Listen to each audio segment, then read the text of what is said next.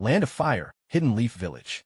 Kakashi slowly regained consciousness, and at once, the heavy stench of blood in the air hit him, making him nauseous and turning his stomach upside down. Why does it smell of blood? Did something happen on my way home from work? No, that can't be right. I remember I was still at the office. I never even had the chance to leave. Confused, Kakashi slowly opened his eyes. The first thing he saw was a man in a kimono who had already committed seppuku, lying right in front of him. Kakashi shot upright, his legs instinctively scrambling backward until his back pressed hard against the corner of the wall. What on earth is going on? He looked around, realizing he was in a room filled with traditional Japanese decor. The man who had frightened him still lay there, motionless on the tatami mat, now stained a deep crimson, his abdomen slashed in a cross. The wound so gruesome, it was hard to bear. Kakashi could hold it no longer and began to retch violently. It was a long while before he felt as if even the bile had left his body. Wiping away his tears, he staggered out of the room and gulped down several deep breaths of fresh air before he started to feel a little better. Where am I? As if answering his question, a flood of unfamiliar memories surged into his mind, years of experience flashing by in an instant. Hatake Kakashi, 5 years old, a new student at the Ninja Academy of Hidden Leaf Village in the Land of Fire, already displaying remarkable talent in the art of ninjutsu. His father was an elite jonin of the Leaf, once a promising candidate for the next Hokage. However, during a confidential mission, he abandoned the objective to save a comrade, causing the interests of the Land of Fire to suffer. Because of this, he was blamed and ostracized by many villagers, eventually unable to bear the pressure and choosing to end his own life.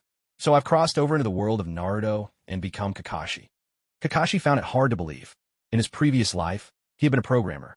He had worked overtime for 3 months straight at a company, pushing himself to the brink to meet a product launch.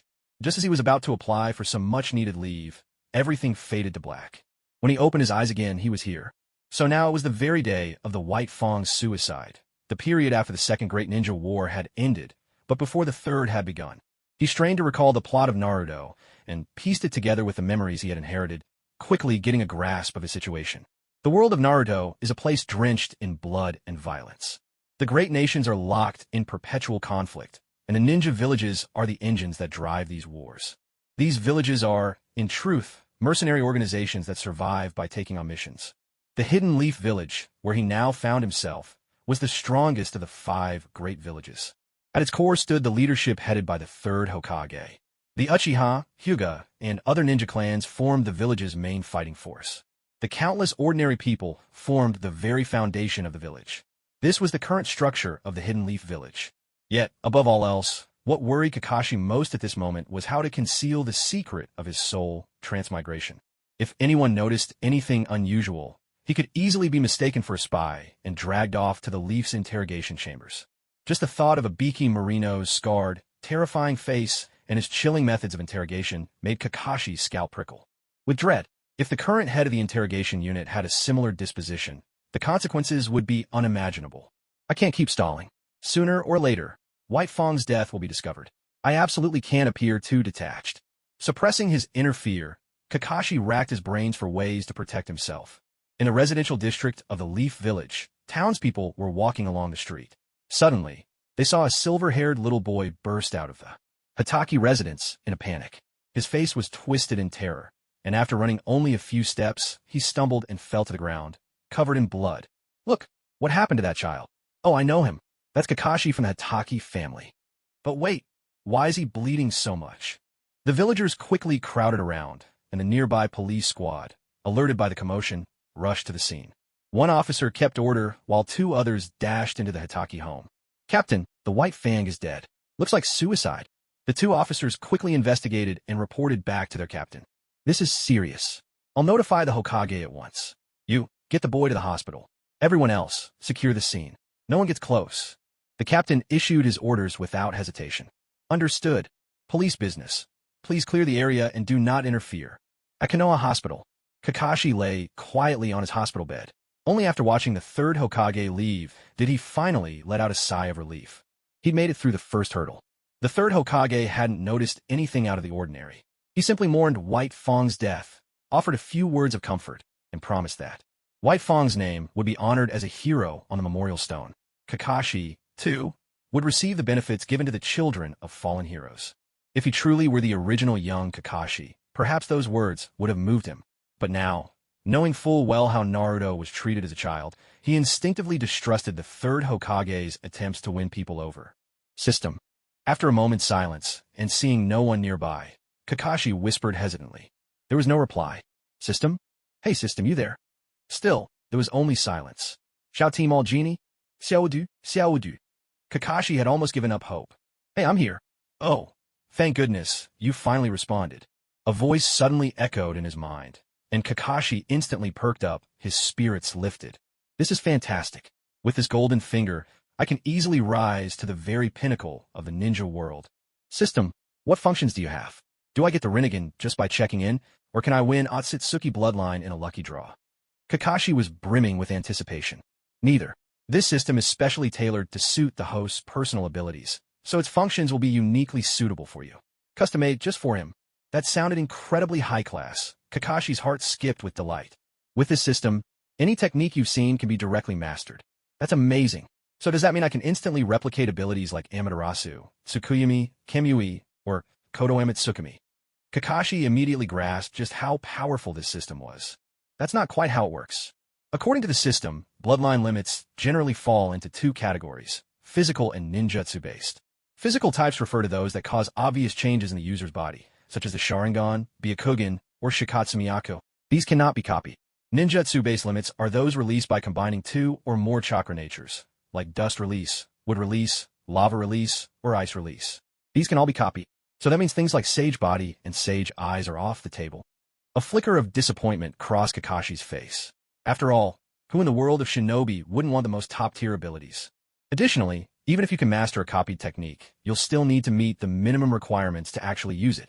For example, your chakra reserves, physical strength, and mental fortitude all have to be improved through your own training. The system elaborated. So basically, compared to before, I just skip over the chakra drain from using the Sharingan. Kakashi couldn't help but feel a little helpless. But the more he thought about it, the less simple things seemed. He remembered reading an opinion online in his previous life. All bloodline limits were impossible to acquire through postnatal learning. Otherwise, the third Hokage, born with mastery over all chakra natures and proficient in all 5 basic elements, should have been able to create a bloodline limit on his own. If it was simply a matter of effort, then Kakashi, who also had mastery over all elements in Sharingan, should have been able to replicate Yamato's would release as well. As for the only exception, how the third Tsuchikage acquired dust release later in life, perhaps it was because he carried a hereditary potential for it, possibly being distantly related to the second Tsuchikage. After all, in the same village, it's not impossible for 3 generations back to have shared the same clan. If that's the case, then with this system, there are truly limitless possibilities ahead. I have one more question. Can bloodline limits I've already mastered be fused together? After pondering for a moment, Kakashi voiced his curiosity. Yes, the host can fuse mastered bloodline limits. If that's the case, doesn't it mean I might have a chance to obtain the Kekiai Mora? Excitement surged through Kakashi's heart once again. Kekiai Mora was a power that Otsutsuki Kagaya only gained after consuming the fruit of the god tree, the ultimate evolution of bloodline abilities. Although the system's functions were limited and couldn't copy innate bloodline traits, leaving him without the most crucial link. But then again, in this world where technological development had taken a strange turn, biotechnology had become exceptionally advanced. As for the reason, one couldn't help but mention the world's scientific madman, Orochimaru. Orochimaru possessed the most cutting-edge technology at the core. Soon, though, the thrill brought by the system faded, and Kakashi felt loneliness and helplessness envelop him once more. He pulled the blanket over his head and curled up quietly, drawing himself into a small ball. He found himself missing home. No matter how busy work got, he always made time to call his family every day. If everything had gone smoothly, if his request for time off had been approved, he should be sitting on a high-speed train heading home right about now. So, in my original world, am I already dead? Kakashi didn't dare follow that line of thought any further. As the only child in the family, he couldn't imagine how his parents, both over 50, would ever accept such news. Kakashi. A young, innocent voice called out, and Kakashi felt someone gently nudge him. He quickly wiped away his tears and pulled the blanket down from his head. A short-haired girl with chestnut-brown hair approached him. Her large, deep brown eyes were filled with concern, her cheeks marked with purple patterns, her expression deeply worried. Rin. Her appearance immediately overlapped with the memories in Kakashi's mind. The Hokage has already sent someone to excuse you from class. When I heard what happened, I sneaked out to check on you. Are you okay? Yeah. Warmth spread through Kakashi's chest as he nodded gently. Seeing Kakashi's pale face and dim eyes, Rin felt a pang of sadness in her heart. She didn't say anything more. Instead, she sat quietly at the bedside, peeled a freshly washed apple into thin slices, and held one up to Kakashi's mouth. Ah! Mimicking an adult, Rin tried to coax a smile from him, and Kakashi played along, opening his mouth. He took a bite, and the crisp, sweet-tart flavor burst across his tongue. It tastes great. You should have some too. After eating a bit of fruit, Kakashi felt his spirits lift just a little. He sat up, propping himself halfway against the headboard. No, I'm not hungry. Rin shook her head gently, her voice soft, and continued offering him the sliced apple. Kakashi didn't refuse her again. He could feel the sincerity in Rin's kindness. This was the first time since arriving in this unfamiliar world that he'd felt such genuine care. Just then, two other young boys entered the hospital room. One wore a pair of goggles, with the Uchiha clan crest on his tracksuit. The other wore a green bodysuit, his distinctive bowl-cut hair and thick eyebrows making him stand out. Sure enough, it was Obito and Guy. Though they arrived a little late, they still managed to make it. Before Kakashi could even greet them, Guy rushed forward and pulled him into a tight embrace. Kakashi. Guy's tears streamed uncontrollably down his face. At first, Kakashi wanted to wriggle free from this sudden hug, but when he heard Guy's sobs, he gradually relaxed. He gently patted Guy's back with his left hand. All right, I'm fine. You don't have to worry about me. Hearing this, Guy released him, stepping back to stand beside Obito, whose expression was complicated. Kakashi, even though your father chose to leave, you still have us. Look at me. I don't have parents either, but I'm living just fine, aren't I? So if there's ever anything. That's enough, really. Kakashi cut off Obito's concerned words with a smile. As expected, he was still as awkward as ever, just like in the original story. It was hard to imagine that someone so kind-hearted, sensitive, and devoted to his friends could ever change so completely because of Rin's death. Don't worry, I'm not that fragile. I'll be all right. Thank you, both of you. Really. Kakashi spoke to them earnestly. That's great. I'd expect nothing less from my destined rival, Kakashi. Just moments ago, Guy had been crying, but now his face broke into a brilliant smile, and he gave Kakashi a big thumbs up. Obito finally seemed relieved, letting out a quiet sigh. Off to the side, Rin quietly turned her head, wiping away tears that had spilled from her swollen eyes. Soon, a nurse entered the room and gently ushered everyone out, explaining that the patient's emotions had been stirred up and he needed to rest in peace and quiet. Because they'd been too loud, Obito and Guy were asked to leave the room. Only Rin insisted on staying behind. She promised not to disturb Kakashi. She only wanted to care for him. The nurse was touched by Rin's gentle, sensible manner. Besides, she knew the patient needed someone by his side, so she agreed to let Rin remain. Rin then asked Obito to explain to her parents that she'd be home late, so they wouldn't worry. It wasn't until around 8 in the evening that Rin's parents, anxious over their daughter's absence, came to the hospital. Only then did Rin reluctantly bid Kakashi goodbye. Perhaps because of Rin's company, Kakashi's restless heart gradually calmed. He slowly realized that he wasn't alone. He still had friends who cared for him. That thought brought him a deep sense of comfort. In truth, Kakashi was already recovering well. He simply wasn't ready to return home yet. He began to think about what he wanted from life going forward. In his past life, he'd been constantly on the move for work, always under pressure and locked in competition. If given a choice, all he wanted was a simple, peaceful life, to be an ordinary ninja, make a modest living. And if he had to name his ultimate dream, it would be to marry a gentle, kind-hearted partner and have a warm, loving family. Unfortunately, as someone who knows the story inside out, Kakashi is well aware that reality is never that simple. In this world, be it the Third Great Ninja War, the Nine-Tails attack on the village, Pain's assault on Konoha, or the Fourth Great Ninja War, ordinary ninja are often nothing more than sacrificial pawns. Although the original Kakashi survived until the very end, everything about the future could now change just because of my presence as this butterfly effect. If I relax my training just because of this, then when I eventually face those deadly situations where survival is almost impossible, my chances of making out alive will be slim to none. Compared to ordinary ninja, elite ninja have a much higher chance of survival. In my memory, aside from a few who were sacrificed for the sake of the story, most elite ninja died in battle because their strength fell short, their personalities were reckless, they lacked crucial information, or they were manipulated or driven to extremes. In my previous life, I'd already developed the habit of preparing backup plans for every kind of unexpected situation. Now, this habit is even more vital because it's a matter of life and death. Since I can't avoid danger entirely, My only hope of survival is to keep improving my strength without pause. Next comes the question of what direction I should take to grow stronger. In the original work, Kakashi's chakra reserves weren't actually that low. The real issue was the transplanted Sharingan, which wasn't originally his and caused severe rejection, leading to constant chakra depletion and leaving him looking perpetually worn out. But now, with the system's help, the full potential of the 3-Tomo Sharingan is no longer so crucial to me. As for the Kamui ability granted by the Mangekyo Sharingan, it's undeniably powerful, but since it's not my original eye, it activates slowly, drains my strength quickly, and repeated use leads to deteriorating eyesight, even blindness in the end. Unless I transplant Hashirama cells to fundamentally solve the chakra consumption problem, I absolutely can't repeat the tragic path of the original storyline.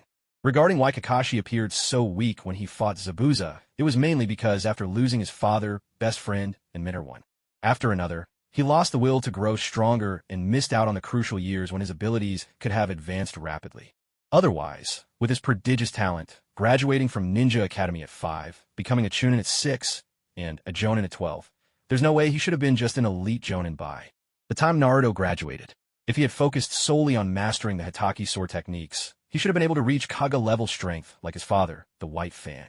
Therefore, I believe my breakthroughs should focus on the following areas: the Hitaki sword style, developing my own version of Chidori, the Flying Thunder God technique, the 8 gates, and Sage Mode.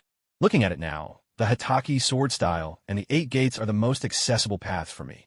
The Flying Thunder God will have to wait until Minato's team is formed, and Sage Mode requires seeking out one of the 3 great sanctuaries for training. As for creating my own Chidori, there's almost no chance of accomplishing that before reaching Jonin level strength. Although the 8 gates technique is the easiest to learn, Guy hasn't mastered it yet, and besides, this taijutsu demands an incredibly high level of physical fitness, something I still can't reach at this stage. In other words, by combining the Hitaki swordsmanship with the 8 gates, what I need most right now is to keep pushing my physical limits, breaking through again and again. Kakashi pondered quietly, lost in thought, until he realized it was already the middle of the night. At dawn, the very first rays of sunlight streamed through the window, casting a gentle glow across the neatly folded bedding and hospital bed. Having not slept the entire night, Kakashi had already returned home, changed into his black clothes, and arrived at the funeral site right on time. Today was indeed the day of Tsukumo Hataki's funeral. As the wooden coffin was slowly lowered into the grave, the 3rd Hokage turned to look at Kakashi. Kakashi only shook his head silently. The 3rd Hokage then raised his left hand, and the ANBU ninja, standing beside him, stepped forward, formed a series of hand seals, and pressed his palms to the earth at the foot of the grave. Earth-style burial. Instantly, the soil on both sides surged inward and gathered at the center, finally shaping itself into a hemispherical burial mound. The 3rd Hokage walked up to the memorial stone, his gaze settling on the freshly carved name, Tsukumo Hataki, and began to recount his life and achievements to those present. There were only a few mourners gathered behind him, all dressed in black, each holding a white flower as a tribute. Kakashi watched quietly, an indescribable sadness welling up inside. After the fusion of souls, he'd inherited a part of the original Kakashi's emotions. The man who had once shaken the ninja world and inspired even the legendary Sannin to awe. Now he existed only as a memory. And Kakashi had now lost the only family he'd ever had. The ceremony ended not long after. The 3rd Hokage, Hiruzen Sarutobi, approached Kakashi. Kakashi, Tsukumo was a hero of the village. Now that he's gone, from this day forward, I will be your family, and everyone in the village will be your family too. Kakashi said nothing in reply. He only stood there in silence. Seeing this, the 3rd Hokage let out a quiet sigh and offered no further words. He understood that Kakashi needed time to accept and process his pain. The funeral went on all day. By evening, Kakashi dragged his weary body back to the Hitaki residence, now truly his own home. A chill hung in the empty rooms.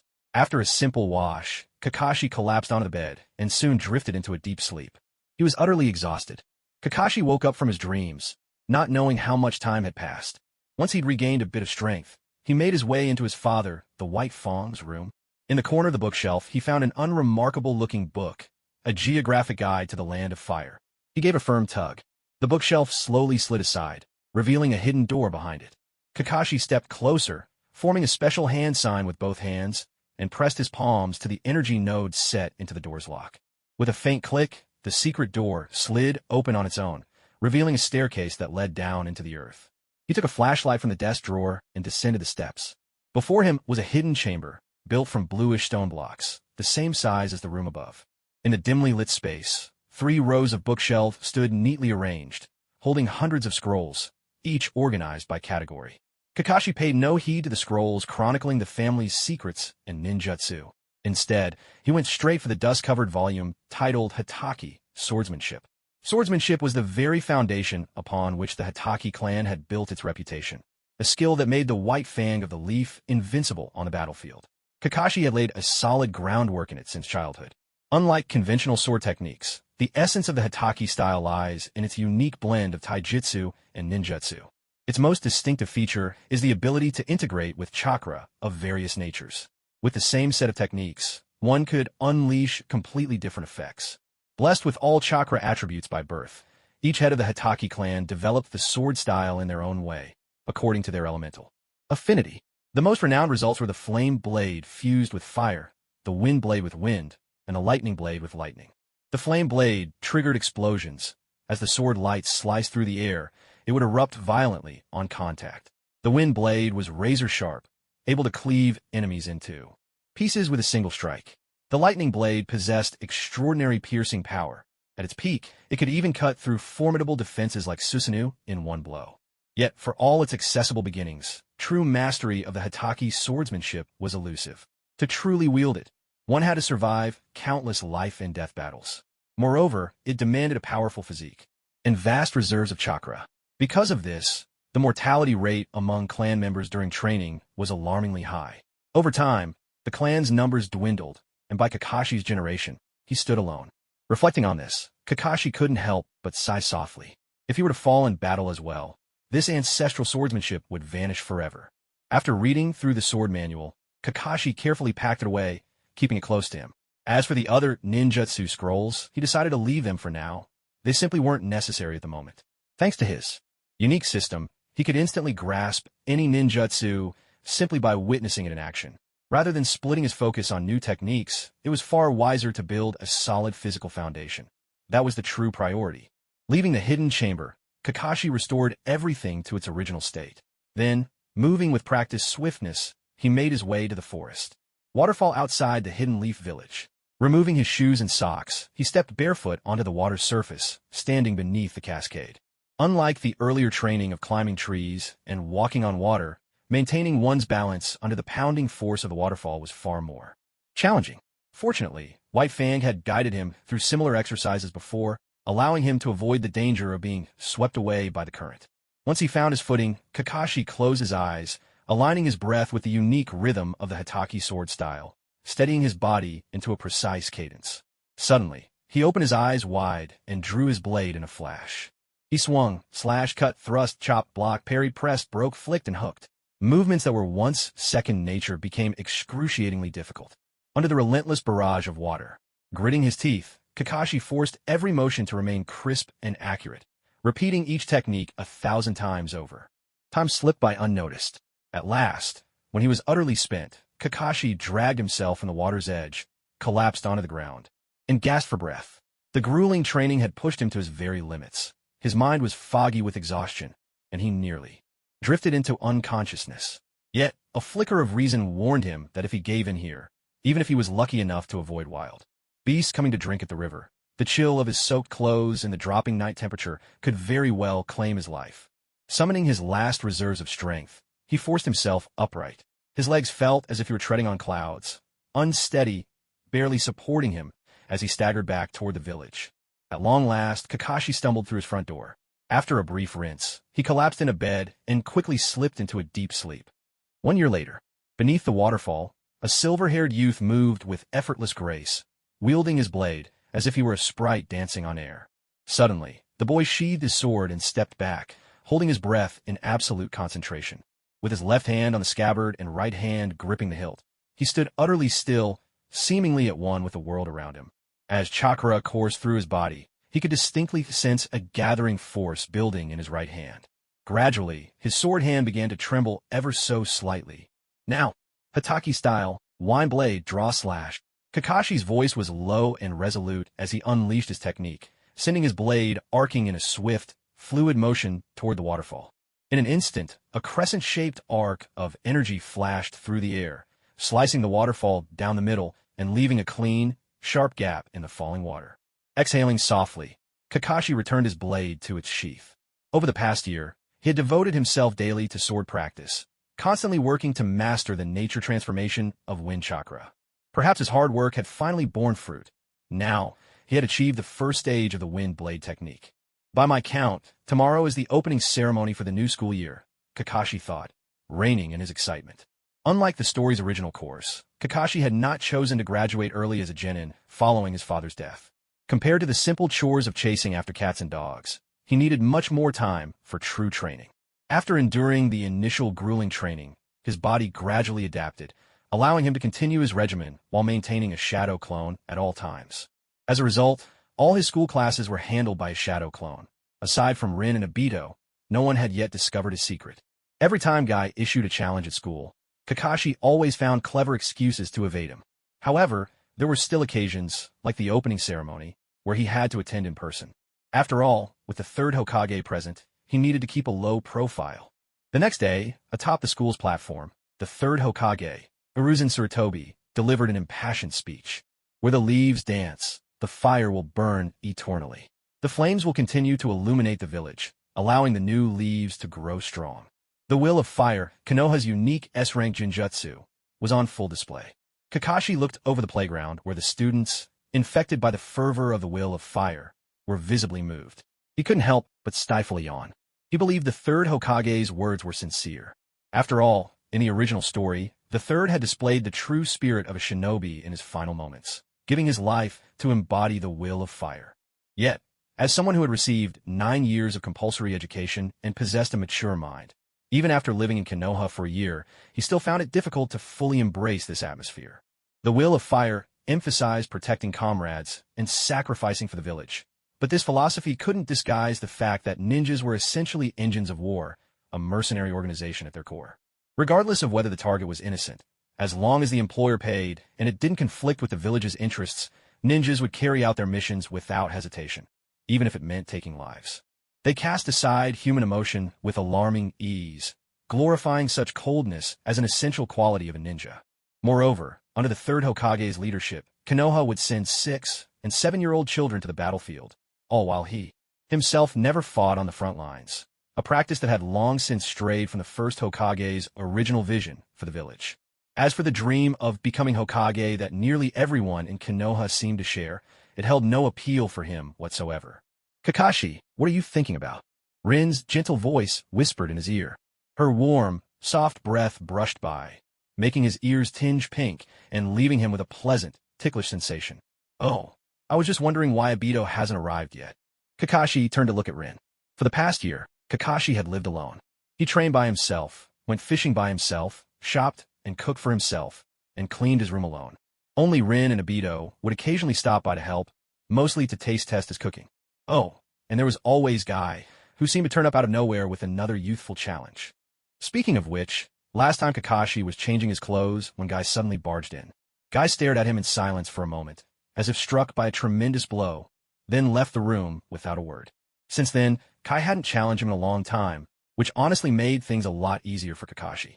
Yeah, but why is Obito late again? Today's the first day of the new school term. Rin frowned, a hint of worry on her face. Who knows? Maybe he's off helping an old lady cross the street again. Let's not wait for him. Looks like the ceremony's about to end anyway. We should get ready to head back. As the third Hokage finished his speech, the students, under their teacher's guidance, began to file out of the hall in an orderly fashion. Most of the students were still excitedly discussing the Will of Fire, as mentioned by the third Hokage. Oh no, oh no, oh no. I absolutely can't be late today. A boy in goggles and a tracksuit came sprinting from afar. Seeing the crowd already dispersing, he gradually slowed down, letting out a disappointed sigh. Kakashi walked past him, hesitated for a moment, then turned back and said, "If you could be late even for the opening ceremony, maybe you should give up on becoming a ninja altogether. You really don't stand a chance." With that, he spread his hands and shrugged, as if to say there was nothing more to be done. "Oomph." The boy spun around, glaring fiercely at Kakashi from behind his goggles. "It's all right." Rin smiled gently, handing the boy a file folder. "Already picked this up for you." "And me? Really?" Obito pointed at himself shyly, struggling to meet the girl's gentle gaze. Of course. As long as you write a report on the Will of Fire as the instructions say, it won't affect your enrollment, just like last year. That's great. Rin, you're amazing. Obito pressed his palms together in gratitude, his face brimming with relief. TCH, if you keep spoiling Obito like this, he's never going to kick his habit of being late. Kakashi looked on, clearly unimpressed. Cut out. You want to fight, you jerk. Oh, what are you going to do about it? What's that supposed to mean? You're the one at fault. Say that again, you idiot Kakashi. Watching Kakashi and Obito bicker, Rin just smiled softly. When they reached the intersection, Kakashi bid them farewell and walked off alone in the direction of his home. I can't believe I let myself argue with a kid like Obito. How pointless. Kakashi rubbed his brow, his mood slowly settling, though he felt a bit annoyed at himself. Maybe this is just a lingering effect from the soul fusion? After walking for a while, Kakashi stopped and looked ahead at a shop on the street. The sign, Ichiraku Ramen, stood out brightly in the evening light. Good evening, Kakashi. What would you like today? He had just walked in and hadn't even sat down when the owner, a kind-faced, cheerful man, greeted him with a warm smile. Good evening, Tuchiya-san. I'll have a large bowl of miso ramen, with extra pork and an egg, please. Thank you. All right, just have a seat. It'll be ready in no time. The ramen shop owner replied with a warm smile. Kakashi, a girl, looking even younger than Kakashi, poked her head out from behind the counter, her eyes bright with excitement as she gazed at him. Her big eyes sparkled with joy. Hey, it's you, I am. Kakashi greeted her kindly, reaching out to gently pat her on the head. Because he visited the shop so often, Kakashi had always been fond of this sweet little girl. He even let her see what he looked like without his mask, a rare privilege. Ayum, the mischievous little girl, stuck out her tongue playfully, her cheeks tinged with a rosy blush. She was always fond of this big brother with a mysterious mask, knowing that beneath it was a remarkably handsome face. About 4 or 5 minutes later, a steaming bowl of miso ramen was set before him. Kakashi pressed his palms together in silent thanks. Let's eat. He had to admit, the slow-cooked chashu pork melted in the mouth, tender and full of flavor, while the rich tonkatsu broth was simply exquisite. Even with all the succulent meat heaped into the bowl, the soup never felt greasy. The aroma of the miso enriched the flavors, adding a deep, satisfying note to every bite. The handmade noodles were wonderfully chewy and springy, a delight with each mouthful. He remembered the first time he came here, curiosity getting the better of him, so he asked Old Man Ichiraku about the recipe. Only then did he learn that this bowl of noodles contained over 30 different ingredients. No wonder Naruto loved it so much. In less than 5 minutes, Kakashi had finished every last strand of noodle. Patting his stomach contentedly, he paid his bill and stepped out of the ramen shop. As he was about to head home, his gaze happened to fall on the izakaya to his left. Seated inside were 3 very familiar figures. In the center sat a female ninja whose long, pale blonde hair cascaded down her back. Her short eyebrows, bright brown eyes, fair skin, and striking figure made her stand out in any crowd. Dressed in a white short-sleeved shirt, her silhouette was unmistakable to Kakashi. She was none other than the granddaughter of the first Hokage, the princess of the Leaf Village, and one of the legendary Sannin, Lady Tsunade, unrivaled among medical ninja. As for the other two, they were naturally the pervy sage, Jiraiya, and the mad scientist, Orochimaru, completing the trio of Sannin. It was odd, though. At this point in time, Tsunade should have already left the village, heartbroken after the loss of her brother and lover. But then again, the timeline in the world of Hokage was always chaotic, with contradictions at every turn. Now that he himself was a variable, the future could no longer be predicted by the original story. Kakashi shook his head slightly, about to continue on his way, when a bold idea suddenly crossed his mind. He hesitated, then lowered the foot he had just lifted, took a deep breath, and mustered his courage as he walked toward the Sannin's table. Lady Tsunade, I want to learn medical ninjutsu from you. Sister, Tsunade raised an eyebrow at the sound of this rather young voice. She glanced down at the thin Kakashi, but didn't put down her cup of sake. Instead, a smile crept onto her face. And where did this little brat come from? Didn't your folks keep an eye on you? An izakaya is no place for kids. Jiraiya burst out laughing as well. Huh, kid, medical ninjutsu isn't something you can handle at your age. Run along home now, and don't wander around at night. Beside them, Orochimaru narrowed his eyes, his gaze lingering on Kakashi's silver hair with piqued interest, licking his lips lightly. Don't underestimate him, someone interjected. He's the son of the White Fang, Kakashi Hitaki. They say he was as strong as a genin when he was just 5. The White Fang's son? Tsunade fell silent for a moment. The White Fang of the Leaf was once a hero whom even the 3 Sannin admired, a figure respected throughout the village. Yet during a confidential mission, he abandoned the operation to save his comrades, leading to devastating losses for the Land of Fire. In the aftermath, the villagers scorned him, and even those he'd saved refused to speak on his behalf. In the end, gossip and condemnation spiraled out of control, and the White Fang ultimately took his own life. "Kakashi, isn't it?" Tsunade asked. "Tell me, why do you want to learn medical ninjutsu?" "Because I want to survive." "To survive?" Tsunade frowned. "Yes, I want to live," Kakashi replied, his voice unwavering. "With my abilities, I could graduate at any time, which means I'll soon face real enemies, maybe even war itself. If I learn medical ninjutsu, it might give me one more chance to stay alive." Kakashi met Tsunade's eyes without flinching. "So, you're saying you only want to learn medical ninjutsu for your own sake?" Tsunade's tone carried a hint of disappointment. "That's a common thought, but when you actually set foot on the battlefield, your squad will have a dedicated medical ninja. You won't need a shoulder. That burden yourself," Tsunade explained. "When I pushed for medical reform, it was so every ninja on the front lines could get help in time. The true duty of a medical ninja is to protect their comrades, not just themselves. So, you don't need to learn medical ninjutsu from me. If you want to improve your chances of survival, work on your own skills. As long as you're stronger than your enemy, you'll live." With that, Tsunade waved her hand, signaling Kakashi to leave. Her refusal was clear. Kakashi lowered his head, turning over Tsunade's words in his mind. "Protecting your comrades, huh? Actually, never mind. If that's how it is, why not just be honest?" Suddenly, he raised his head, his eyes meeting Tsunade's with newfound resolve. "Sister Tsunade, I understand what you mean," Kakashi said. "But what if the medical ninja in the team is also badly injured? Who would help them then? There are always accidents on a battlefield, and I want to be able to protect my comrades as well.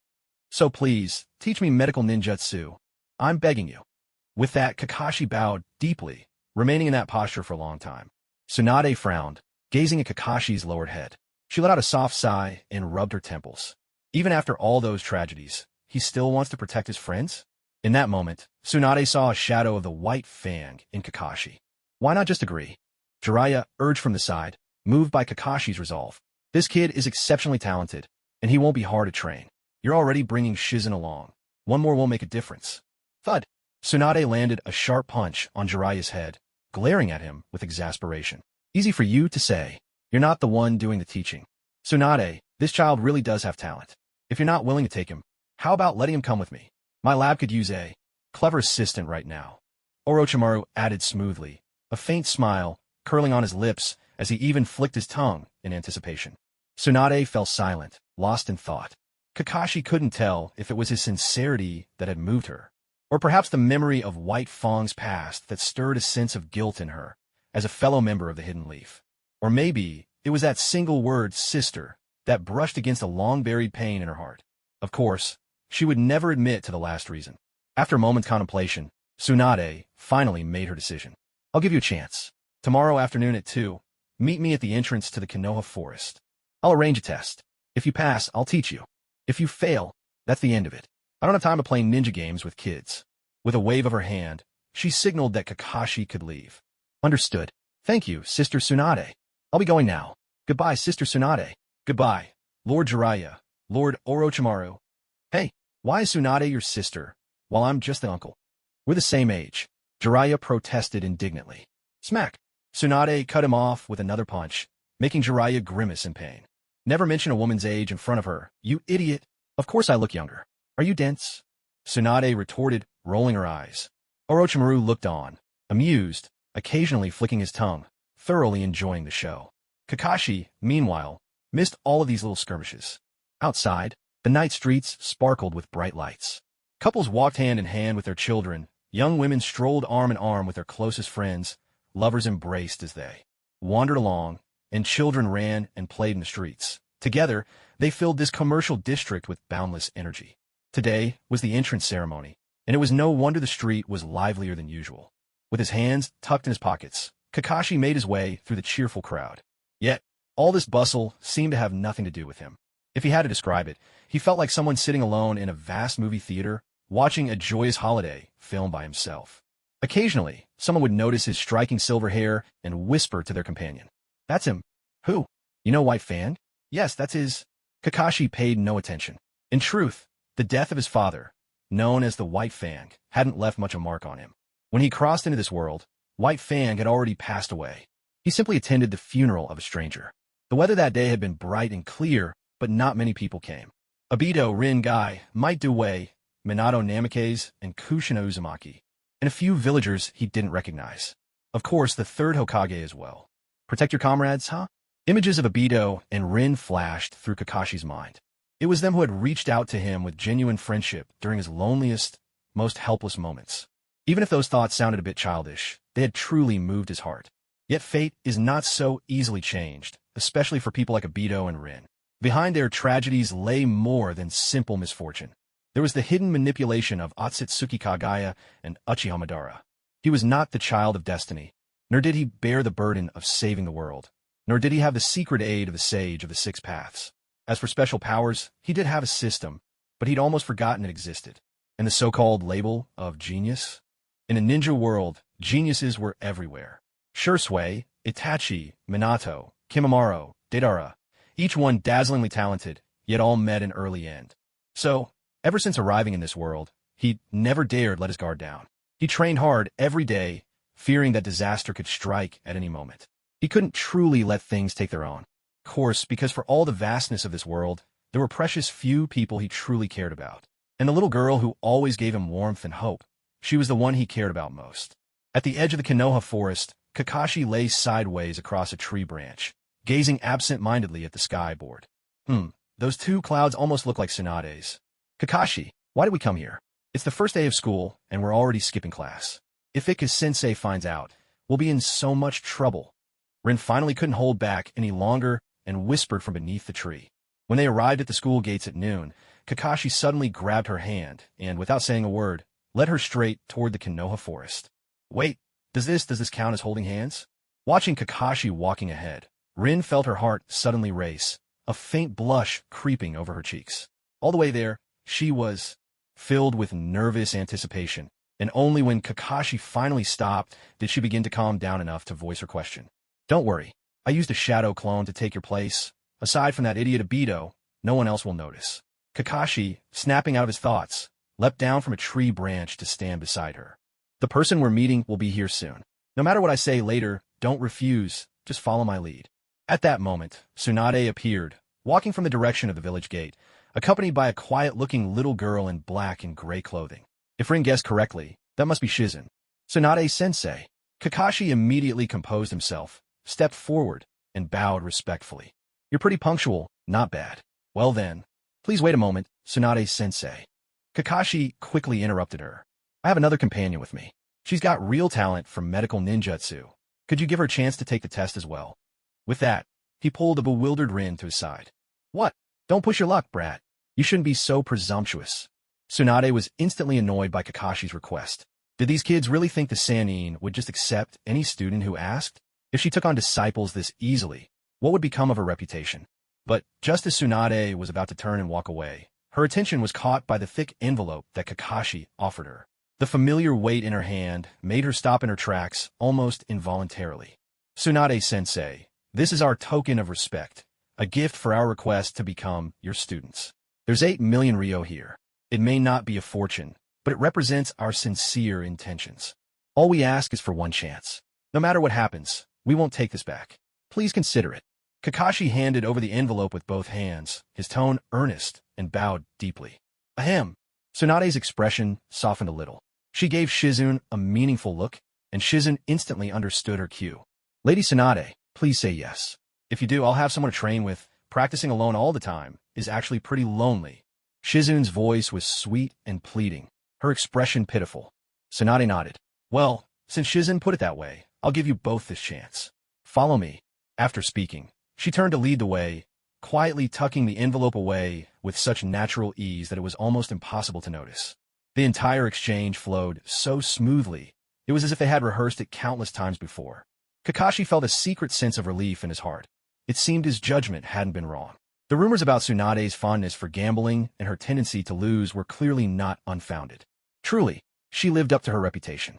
Meanwhile, Rin stood speechless, utterly stunned by what had just transpired. 8 million ryo. Such an enormous sum could last her family several lifetimes. And Kakashi had used that kind of money just for a chance at a test. Rin struggled to comprehend it all, but she remembered Kakashi's earlier warning. She didn't act rashly. Instead, she simply tugged at the hem of Kakashi's cloak and whispered, voice lowered. 8 million Rio. That's just too much. I can't let you spend so much on me. While there's still time, let's get the money back before anything starts. Shoo, this is the legendary Sannin, Lady Tsunade, the most skilled medical ninja in the entire shinobi world. 8 million really isn't that much. There are people who'd give everything they have for a chance like this. Think about it. If the three of us end up on the battlefield together, the better your medical ninjutsu, the greater the chance Obito has to make it out alive. Kakashi spoke softly, reassuring Rin, who was still wavering. But that's enough. This could be our one and only chance to change our fate. Consider the money alone for me. Pay me back when you're grown. And besides, didn't you promise me? This time, you do exactly as I say. Kakashi gently ruffled Rin's hair. Seeing the conflict in her expression, he smiled at her with gentle warmth in his eyes. Rin gradually calmed down, and she lifted her gaze, cautiously taking in their surroundings. Above the forest, branches intertwined and thick leaves blocked out most of the sunlight, letting only a few rays spill through the gaps to dapple the ground.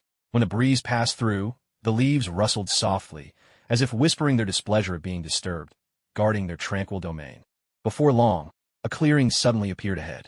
The afternoon sun shone unobstructed onto the grassy field, flooding their view with brightness and opening up the world around them. At that moment, Tsunade and Shizen came to a halt as well, turning to face the two who would follow behind. It's quiet here. We won't be interrupted. Now, I'll teach you the basics of the healing jutsu. Healing jutsu is a fundamental medical technique. Whether for external wounds or internal injuries, it can promote recovery. You must master it within an hour. If you can, it shows you have real talent in this field and will count as passing the first round of the test. Understood, Kakashi replied, his voice firm and resolute. Understood, understood. Rin's voice trembled with a hint of nervousness. Kakashi gave Rin's hand a reassuring squeeze, signaling that she didn't need to worry, that everything would be fine as long as he was there. Feeling the warmth of his palm, Rin's anxious mood gradually eased. Kakashi knew all too well that, although Tsunade called the healing jutsu a basic ninja technique as a B-rank medical ninjutsu, even within the medical corps, not everyone could master it so easily. Considering that both he and Rin were still so young, the difficulty of this assessment was much higher than he'd expected. He had no concerns for himself, but he was still a little uncertain about Rin's innate ability. However, recalling how, in the original story, Rin had calmly performed an eye transplant in the chaos of battle, it was clear she did possess remarkable talent in medical ninjutsu. Lost in thought, Kakashi's hands were already glowing with a soft green light, just like Tsunade's. He's mastered this quickly? Shizun's eyes widened in disbelief, her hand flying to her mouth in astonishment as she watched Kakashi. Rin, seeing this, clenched her fists in excitement, her eyes shining with joy and admiration. No wonder he's Kakashi. I had to work hard too. At that moment, Tsunade's expression shifted ever so slightly. She separated a shadow clone from herself and sent it walking deeper into the forest. Half an hour passed swiftly, and Rin finally succeeded in releasing the healing jutsu. Though she wasn't as fast as Kakashi, her achievement was already outstanding. Well done, Rin. I knew you could do it. Kakashi had been silently observing from the side, and now finally let out a breath of relief. He hadn't spoken earlier, so as not to distract her.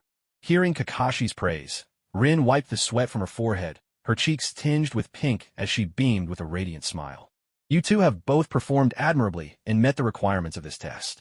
But don't celebrate just yet. The Real Challenge begins now. As Tsunade spoke, she raised the 2 rabbits that her shadow clone had just brought back. See these? One for each of you. From now on, these rabbits represent your wounded comrades. Whoever can keep theirs alive earns the right to continue learning. With that, Tsunade channeled chakra into her palm and swiftly drew a deep cut along each rabbit's belly, one wound even more severe than the other. Once finished, Tsunade immediately turned away, as if unwilling to watch any longer. Rin gasped as blood gushed from the rabbit's wounds, staining their snow white for a vivid red. She clapped a hand over her mouth in shock. Kakashi quickly took the 2 rabbits from the clone's arms. He handed the less injured one to Rin and swiftly examined the other. His pupils contracted sharply. He realized that the rabbit in his hands had a pierced heart. Its life was hanging by a thread. In that moment, an image flashed through his mind. The scene from the original story where he drove his blade straight through Rin's heart. There was no time to dwell on it. He quickly gathered his chakra, his hands glowing with emerald light as he pressed them firmly against the rabbit's belly. No matter what, I have to save it. On the other side, After taking the rabbit, Rin quickly steadied herself and began treatment. 10 minutes passed. Rin was drenched in sweat, her breaths coming in short, ragged bursts. The green light from her hands flickered, sometimes strong, sometimes faint, clearly revealing her exhaustion. It's not enough, Rin shouted silently in her heart, gritting her teeth, forcing herself to squeeze out the last remnants of strength from deep within. Yet, the faint chakra she had left simply wasn't enough to fully heal the rabbit's wounds. With a dull thud, the last trace of energy drained from her body. Rin could no longer hold herself up. She toppled sideways, her forehead striking the ground hard. But even then, her hands refused to leave the rabbit's body. Sister Tsunade, I've managed to stabilize it for now. I'm sorry, but please, I beg you, save it. Rin's voice was frail, barely a whisper, desperation woven into every word. Why? You've already failed, and no matter the outcome, you've lost your chance to become my apprentice. Tsunade looked at Rin in surprise. It doesn't matter. I accept my loss. I just want you to save it, please. Though her voice was weak, Rin's words rang with unwavering resolve. I see. Shizune. Tsunade watched Rin, a thoughtful look in her eyes, then nodded. Yes. Shizune stepped forward, taking over the treatment. Soon, the rabbit, fully recovered, rolled over and nestled itself at Rin's feet. Its ruby eyes, now bright and lively again, gazed up at this gentle human with boundless curiosity. Seeing this, Rin finally let out a long breath of relief, a smile rising to her lips. If winning or losing isn't what matters, then why push yourself so far? Don't you realize that exhausting your chakra like this could cost you your life? Tsunade knelt beside Rin, gently checking her condition as she asked in a soft voice. Winning does matter, especially when Kakashi fought so hard to win me this chance. But compared to a comrade's life, those things are insignificant. Even my own life doesn't compare. Hearing this, Tsunade let out a quiet sigh. You remind me of myself when I was young. I was full of kindness back then, but I understood so little.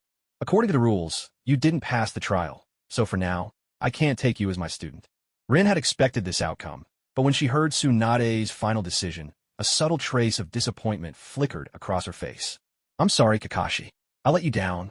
Thinking of all that Kakashi had done and sacrificed for her, Rin's expression grew even more downcast.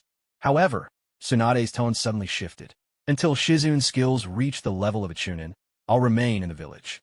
If you want to learn, you can sit in during my lessons with her. Huh, thank you, Sister Tsunade. Rin was stunned for a moment, but then her face broke into a radiant smile. Seeing her reaction, Tsunade couldn't help but smile a little herself. But soon, Rin's gaze shifted to Kakashi. Yes, Kakashi was still in the middle of treatment. Although his chakra reserves had already reached the level of a chunin, the rabbit in front of him showed no signs of improvement. It was barely clinging to life. He hadn't noticed anything that had happened around him just moments before. Right now, only one thought filled his mind. I have to save it. I must succeed. Tsunade also noticed that something was off with Kakashi. She took it as the intense competitiveness of a young genius and didn't pay too much attention. Minutes ticked by. 40 minutes had already passed, far beyond the limits of what any academy student could endure. Yet Kakashi still refused to give up. Unlike the previous rabbit, Tsunade knew perfectly well that this one, with its heart pierced, could only be saved by her own hands. Originally, this rabbit had been set aside for Rin to practice on, since Rin's presence here was unexpected to begin with. At first, Tsunade hadn't intended to give Rin a chance to learn. But Kakashi had chosen, of his own accord, to take on the more severely injured rabbit. Even so, Tsunade had already made up her mind. As long as Kakashi could persist for more than 20 minutes, he would pass the test. After all, with his chakra reserves, 20 minutes would have been enough to heal the other rabbit, so it wasn't against the rules. In the end, she had created the rules herself, and whether or not she took on a disciple depended entirely on her mood. Stop, Kakashi. At your age, being able to keep it alive for 40 minutes already proves your ability. You've passed my test completely. However, Kakashi seemed not to hear her. His face had turned pale, sweat beading on his forehead, and he was muttering unconsciously, I can save it. I have to save it. Kakashi? Kakashi. Realizing something was wrong, Tsunade walked over and grabbed his arm. You can stop now. You've already passed. Forced to stop, Kakashi looked up in a daze. Tsunade frowned, noticing a flicker of fear in his eyes. Suddenly, Kakashi began to sway, then collapsed to the ground in a faint. Seeing this, Tsunade sighed and hoisted Kakashi onto her shoulder. Rin, now too weak to stand, was also carried along. With a puzzled Shizune trailing behind, Tsunade made her way back toward the village. Today's test had gone far beyond anything she had expected. Rin performed quite well. She was naturally kind, gifted, and held a deep respect for life. Precisely the kind of child suited to become a medical ninja. But Kakashi's reaction left Tsunade puzzled. It was just a rabbit. He had already passed the test without issue. So what exactly was he afraid of? And then there was their conversation yesterday. Even though he eventually showed the resolve to protect his comrades, at first he kept giving self-preservation as his reason. This child always seems to keep his true thoughts hidden away. Was it the passing of White Fang that made him so guarded? Ah, children always do give people headaches. Why do I always bring such trouble upon myself? Oh, right, there was that 8 million Ryo apprenticeship fee. At that thought, Tsunade instinctively patted her sleeve, feeling the hefty pouch of coins. A faint smile curled at her lips. Excellent. After sending these two kids home, it was time to check out the new casino. After all, if she didn't try out every gambling house in town, how could she live up to the title of Queen of Gambling? Kakashi. Lin's gentle call drifted to his ears. Kakashi slowly opened his eyes, still groggy, and saw Lin's smiling face above him. Lin, why are you here? This is my house. After you fainted yesterday, Sister Tsunade brought us back. There was no one at your place to take care of you, so... At this point, Lin's cheeks flushed a soft pink, part embarrassment, part happiness. Kakashi glanced around the room. It wasn't large, but it was tidy and inviting. He was lying on a soft, delicate bed with a pink comforter over him. Clearly a girl's room. Last night, I slept with my mom, Lin explained, noticing Kakashi's startled look. She didn't want him to know that she'd actually kept watch by his bedside for a long time. Oh, and Sister Tsunade said she arranged for us to take a short leave from school, so we can focus on training with her. We're meeting at the usual spot at 8:30. Got it. Let's get ready to go, Kakashi replied, moving to get up. Just then, his stomach let out a loud rumble. He rubbed it, looking a bit embarrassed. Lin couldn't help but laugh. My mom left us some breakfast before she went out. Come on, have something to eat first. You'll need your strength for training. After breakfast, the two of them walked out the door together, only to find Obito waiting patiently outside. Kakashi, what are you doing here? Obito asked, looking genuinely surprised. After class yesterday, he realized that the Rin who had walked home with him was actually just a shadow clone. So that morning, Obito waited outside Rin's house, wanting to find out where she had really gone the day before. To his surprise, he saw Kakashi and Rin leave together. Rin took the initiative to explain what had happened yesterday to Obito. We learned that Rin wouldn't be coming to school for a long time and would instead be training with Kakashi every day. Obito felt a pang of disappointment. Although he quickly tried to hide his feelings, Kakashi still noticed. Obito, our training usually finishes a bit later than when school ends. From now on, why don't you come find us in the Konoha forest after your classes? The three of us can walk home together, Kakashi suggested. That's right, Obito. Come meet us. Otherwise, I always feel a little uneasy walking home without you. Rin chimed in warmly, inviting him. Obito coughed twice, pretending not to care, and turned his head away awkwardly. Well, since Rin insists, I suppose I can walk a little farther, he said, but his expression visibly relaxed. By dusk, in the Konoha forest, Tsunade and Shizun had already left, leaving only Kakashi and Rin behind to continue practicing. Suddenly, Kakashi's expression changed. Through his clone, he sensed that Obito was still a kilometer away. Rin, do you trust me? Kakashi looked seriously into her eyes. Of course I do, Rin replied without a moment's hesitation. I'm sorry, Rin. I'll explain everything once this is over. With that, Kakashi gently knocked Rin unconscious with a precise hand strike and carefully laid her on the ground. He then created a shadow clone, splashing it with blood heat, collected from animals earlier. The clone obediently laid down nearby, feigning death, while Kakashi himself used a transformation jutsu to disguise himself as a rogue ninja. He had to hurry, there was still time. As he worked, Kakashi pressed his chakra-charged hands to Rin's heart, sensing and memorizing every detail of her cardiac condition. Meanwhile, Obito, having just calmed his emotions and ready to greet his friends, stumbled upon a terrifying scene. Rin lay unconscious on the ground, while a stranger in ninja garb had both hands pressed to her chest. Nearby, Kakashi was sprawled on the ground, covered in blood, his fate uncertain. Let her go. What have you done to her? Obito shouted furiously, feeling a hot surge of emotion rush to his head as his eyes instantly blazed crimson. Driven by rage, Obito drew his kunai and charged at the enemy with all his might, intent on ending him then and there. Snap! Just as Obito was about to stab with his kunai, his arm was seized in a vice grip by the rogue ninja. In a flash, the enemy's knee slammed into Obito's abdomen, sending him airborne, and with a powerful kick, struck Obito's head. Thud! Obito was hurled like a rag doll, crashing sideways into the tree and hitting the ground with a heavy thud. The searing pain made his whole body tremble, his face contorted in agony, yet those eyes burning with hatred never lost sight of the traitorous ninja. Ha ha, what a wonderful look on your face. Just look at that hatred in your eyes. Let me guess, are they your precious comrades? Or perhaps you have feelings for that little girl? Well then, how about this? I'll kill her first, then you. With a cruel smile, the rogue ninja raised his kunai and drove it mercilessly into Rin's chest. Blood sprayed out in a crimson arc. No, yeah, I'll kill you. In that moment, though completely exhausted, Obito unleashed the last of his strength in a sudden surge. He dashed before the traitor in a flash, his kunai stabbing into the enemy's chest even faster than before. Bang! The stabbed ninja vanished in an instant, dissolving into a puff of white smoke. Obito immediately threw himself in front of Rin, gripping his kunai tightly as he scanned their surroundings with heightened vigilance. He had no idea where the traitor would strike from next. Yet the tears welling up in his eyes and the trembling in his arms betrayed the helplessness and despair he felt at that moment. Kakashi, why did you hit me? Suddenly, Rin, who should have been gravely wounded, pressed a hand to her neck and opened her mouth in a tone of mild complaint. Huh? Obito, what are you doing? Rin, noticing Obito shielding her, looked at him with a puzzled expression. Ahem. Yo, Obito, good evening. Nearby, Kakashi, who should have been lying unconscious, slowly got to his feet, greeting Obito with a wry smile. As it turned out, he had switched places with his clone earlier, and his real self had been pretending to be dead off to the side. In fact, the clue was obvious. The real Kakashi bore no wounds or blood. Thankfully, in his rage, Obito hadn't noticed. What on earth is going on? Obito was utterly bewildered, desperate for an explanation. It's simple, really. I asked Rin to help me put on a little show, Kakashi explained, smiling as he walked over.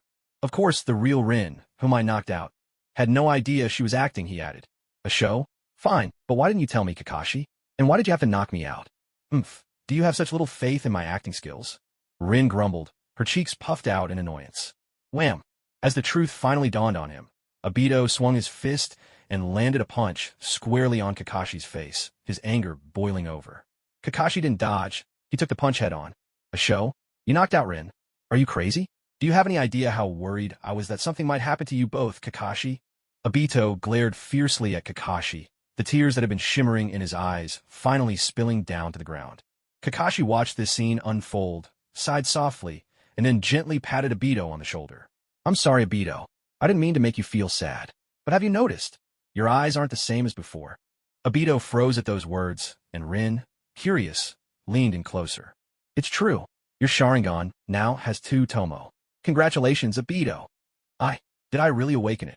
Obito instinctively took 2 steps back, disbelief written all over his face. That's right. Intense emotions, resentment, anger, love, these are the things that awakened the Uchiha's Sharingan. Do you understand now? Awakening the Sharingan had always been Obito's dream. That's why he wore those goggles, carefully applied eye drops every day, always fussing over his eyes, just hoping that one day he'd unlock the Sharingan. The Sharingan was the Uchiha clan's unique bloodline limit, and only a rare few could awaken it.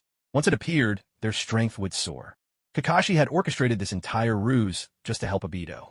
Well, we've achieved today's goal. Come on, let me treat you both to some barbecue. Think of it as an apology and a celebration for Obito's new Sharingan. Yeah, and you still owe me an explanation about what happened after I fainted. What exactly did you do? No problem, I'll tell you everything. Obito, you don't mind, do you? Shut up, you idiot, Kakashi. To celebrate Obito's Sharingan, cheers. 3 glasses of fresh juice clinked together, and the room filled with laughter and joy. Obito downed his juice in one go, sighing with satisfaction. But why do we have to get a private room? Couldn't we just sit out in the main hall? That would have been cheaper. Rin tilted her head, puzzled. Because this room has a soundproof barrier, Kakashi explained, sliding a freshly grilled slice of meat into Rin's bowl. Thank you. Rin looked down at the steaming, fragrant meat, her cheeks turning slightly pink. Seeing this, Obito hurried to imitate Kakashi, using his tongs to place a piece of meat in Rin's bowl as well. Hey, that piece isn't cooked yet. Kakashi shook his head, half exasperated. All right, you too. Let me handle the grilling. Kakashi, go on. Why we need the soundproofing, anyway? Rin snatched the tongs from their hands, flipping the meat on the grill while pressing for an answer. On the grill, the pork belly fat slowly melted, crackling and sending up mouth-watering aromas. The meat sizzled over the charcoal, its rich fragrance filling the air. With the secret marinade, the flavors became even more tempting, making everyone's appetite impossible to resist. Let's eat first. When you're full, I'll tell you everything. Kakashi put on a mysterious air, deliberately keeping them in suspense. Obito pursed his lips in mild annoyance, but his attention was quickly captured by the delicious aroma of grilled meat. As the three of them ate and chatted idly, the atmosphere was light and cheerful. With Rin's gentle encouragement, Obito even mustered up the courage to sing a song. His singing was far from skillful, but it brimmed with heartfelt emotion, prompting Kakashi to roll his eyes in helpless amusement. Rin, however, was thoroughly delighted. She clapped along and cheered for Obito, enlivening the mood and making Obito feel as though he were giving his own private concert. A rosy flush crept across Obito's cheeks, and the more he sang, the more carried away he became. After about 40 minutes, Kakashi noticed that Rin and Obito had nearly finished eating. He pressed his hands together in a familiar gesture. Ninja art, soundproof barrier. A dome-shaped barrier, perceptible only to the one who cast it, spread out from Kakashi's position, enveloping all three of them within its protective confines. With the technique complete, Kakashi paid no mind to the other's surprise and asked directly, Obito, what is your dream? Of course, it's to become Hokage. Why do you ask all of a sudden? Obito replied, confusion written all over his face. And what about you, Rin? Kakashi didn't explain, but instead turned his gaze to Rin, who looked just as bewildered. My dream is simple, Rin answered with a warm smile. I hope to see you and Obito achieve your own dreams. And I wish for a world where we never have to go through war again. Looking at Rin's innocent smile, Kakashi felt a surge of emotion well up inside. Rin, your dream might be the hardest of all to achieve. So Kakashi, what's your dream? Rin asked in turn, her curiosity piqued. Obito leaned in, eager to hear the answer as well. Well, my dream is simple too, Kakashi replied with a gentle smile. When I grow up, I want to be an ordinary ninja, find a kind and lovely wife like Rin, and live a peaceful, happy life. The moment these words left his lips, Rin's cheeks turned a deep shade of red, and she lowered her head in shy embarrassment. Kakashi, Obito started, a note of confusion in his voice. But before Obito could finish, Kakashi's tone grew suddenly serious. Obito, Rin, what I'm about to say next is extremely important. It's so important that if this information were to leak out and reach certain high-ranking members of the village, the consequences could be dire. Are you willing to listen? Seeing Kakashi's abrupt seriousness, Rin and Obito exchanged a glance and nodded without hesitation. Of course, whatever it is, you can tell us. We'll keep your secret no matter what. In that case, Obito, how much do you know about the Uchiha clan? Kakashi fixed his gaze intently on Obito. Of course I know. I'm part of the Uchiha clan myself. Obito replied, thoroughly puzzled. What kind of question is that? Could Kakashi still be woozy from that punch during training? And do you know the true limit of the Sharingan? Kakashi pressed further. Of course, it's the 3 Tomo. As long as a clansman can awaken the 3 Tomo Sharingan, they're sure to reach the level of an elite Jonin someday. That's why we've always been the strongest family in the village. Obito's voice brimmed with pride. Like every member of the Uchiha, he took great pride in his clan. No, the 3 Tomo Sharingan is indeed powerful, but alone isn't enough to uphold the Uchiha's long-standing reputation. Beyond the 3 Tomo, there is still the Mangekyo Sharingan. Mangekyo. Obito looked a little lost. This was the first time he'd heard the term. That's right. Don't be surprised. What I'm about to tell you is highly confidential, a secret never to be leaked outside the clan. So you must remember, never, ever speak of this to anyone. At these words, both Rin and Obito instinctively sat up straight. The Uchiha are born with deep, sensitive emotions. You naturally form strong bonds with those close to you, your family and friends.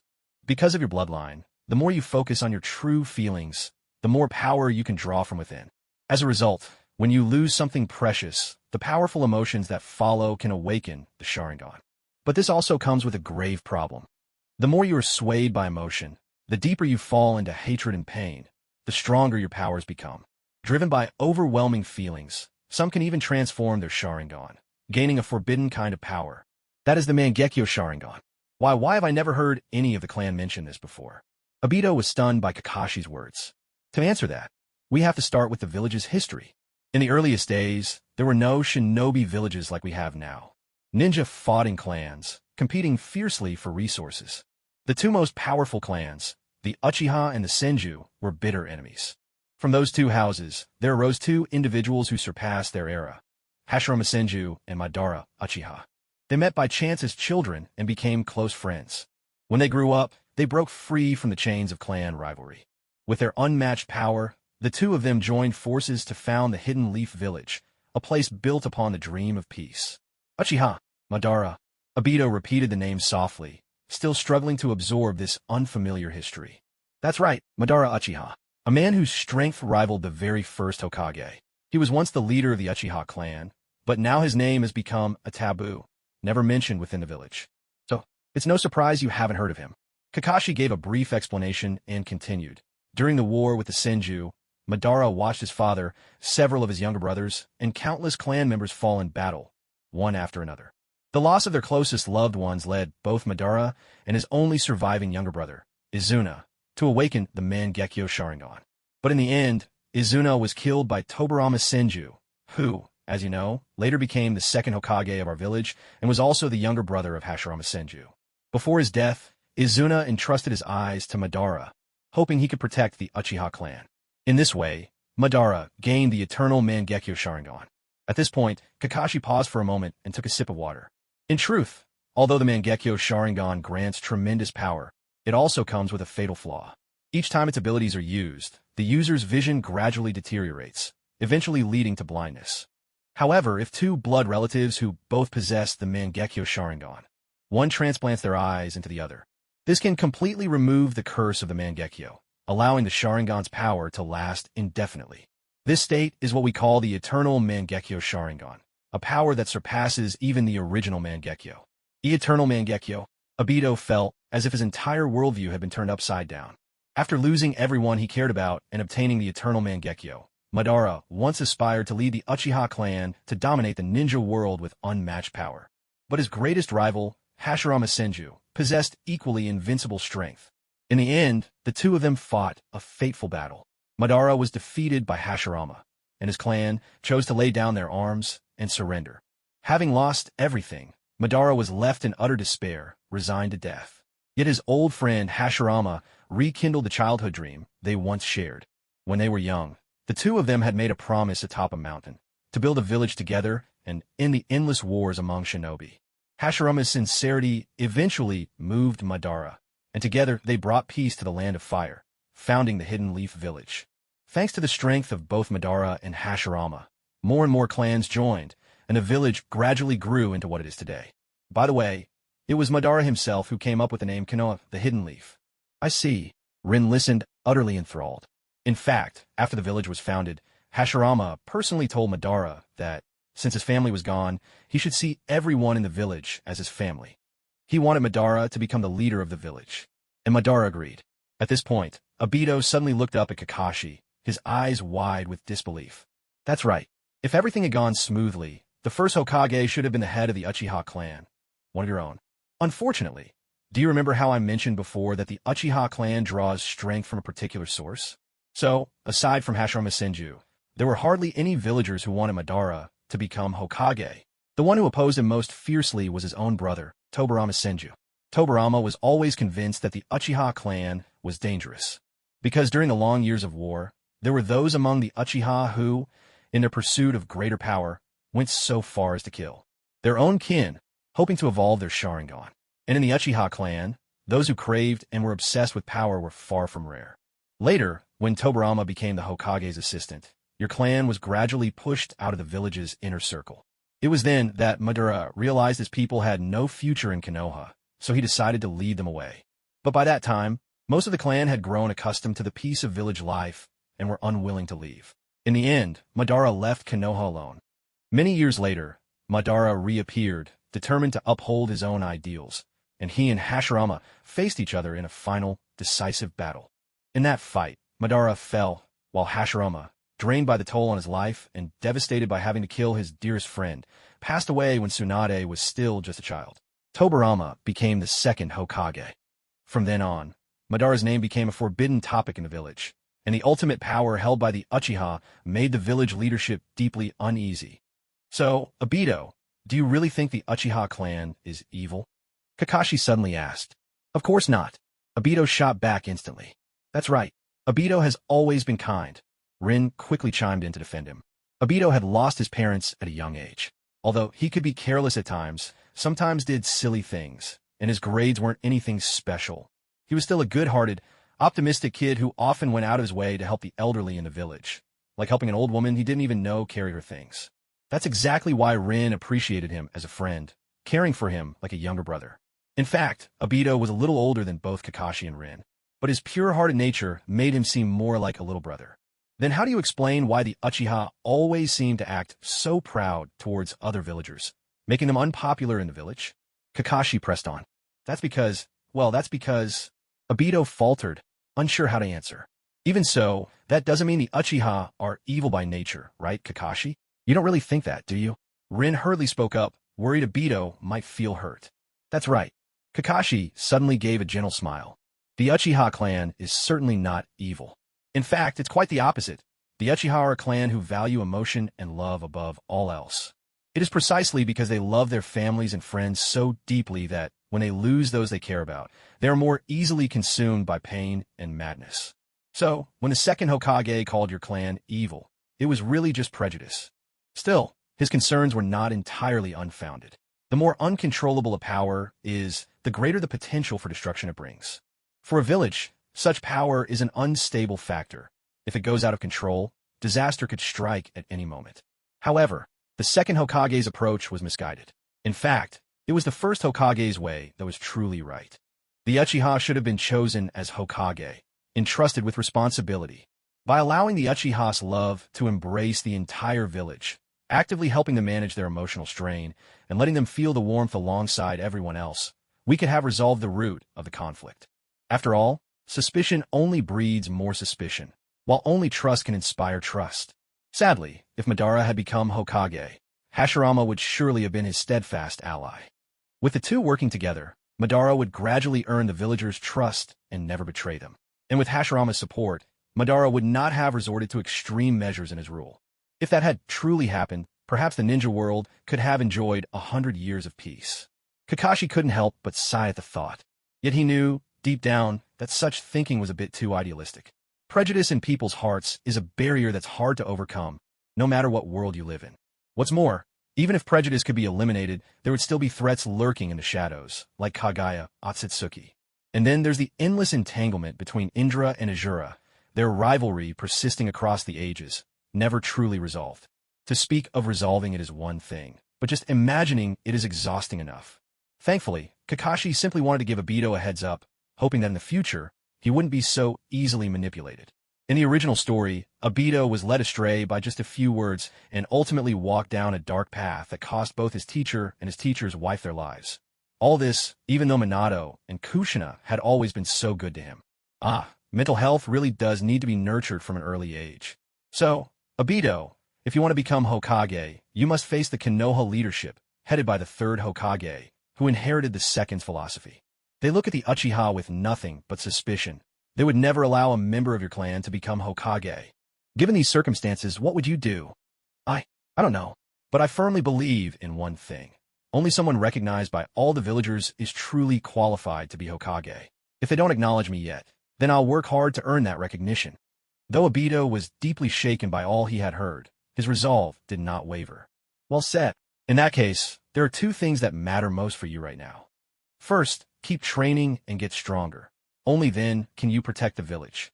Second, take the initiative at the Ninja Academy to make more friends and form new bonds.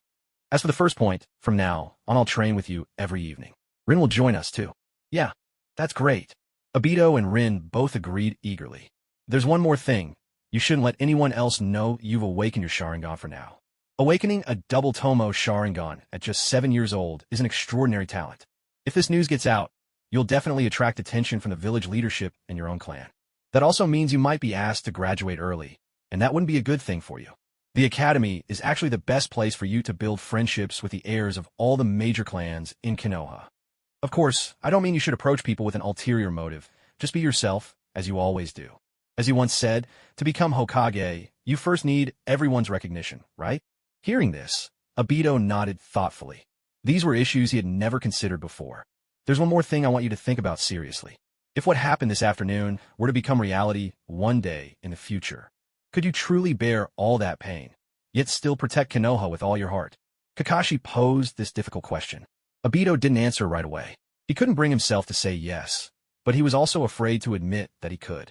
That image, Kakashi and Rin dying before his eyes, was already seared into his memory. He didn't want to dwell on it. That utter despair made him instinctively want to avoid the question. Kakashi didn't press further. He understood exactly how Obito felt in that moment. After all, he had once asked himself the very same question. As a traveler from another world, he'd always felt a lack of true belonging here. If it weren't for Rin, Obito, and Guy, he wouldn't have been able to endure the loneliness. You could say these three were his spiritual pillars in this world. They were what gave his life meaning. If, one day, all three of them were to die in front of him, Kakashi wouldn't destroy the world.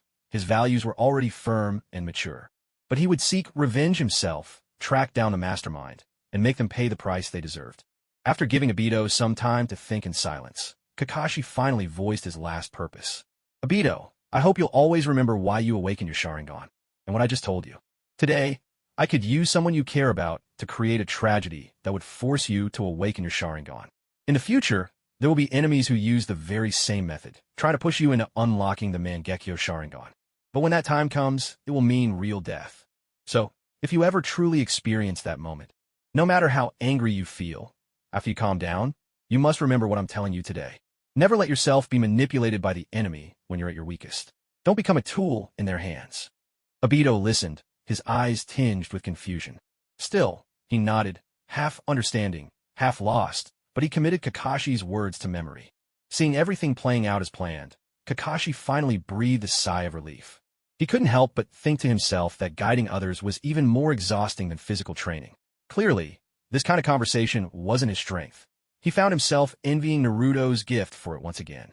All right, Rin, we should make the most of the time while Lady Tsunade is still in the village and learn as much as we can from her.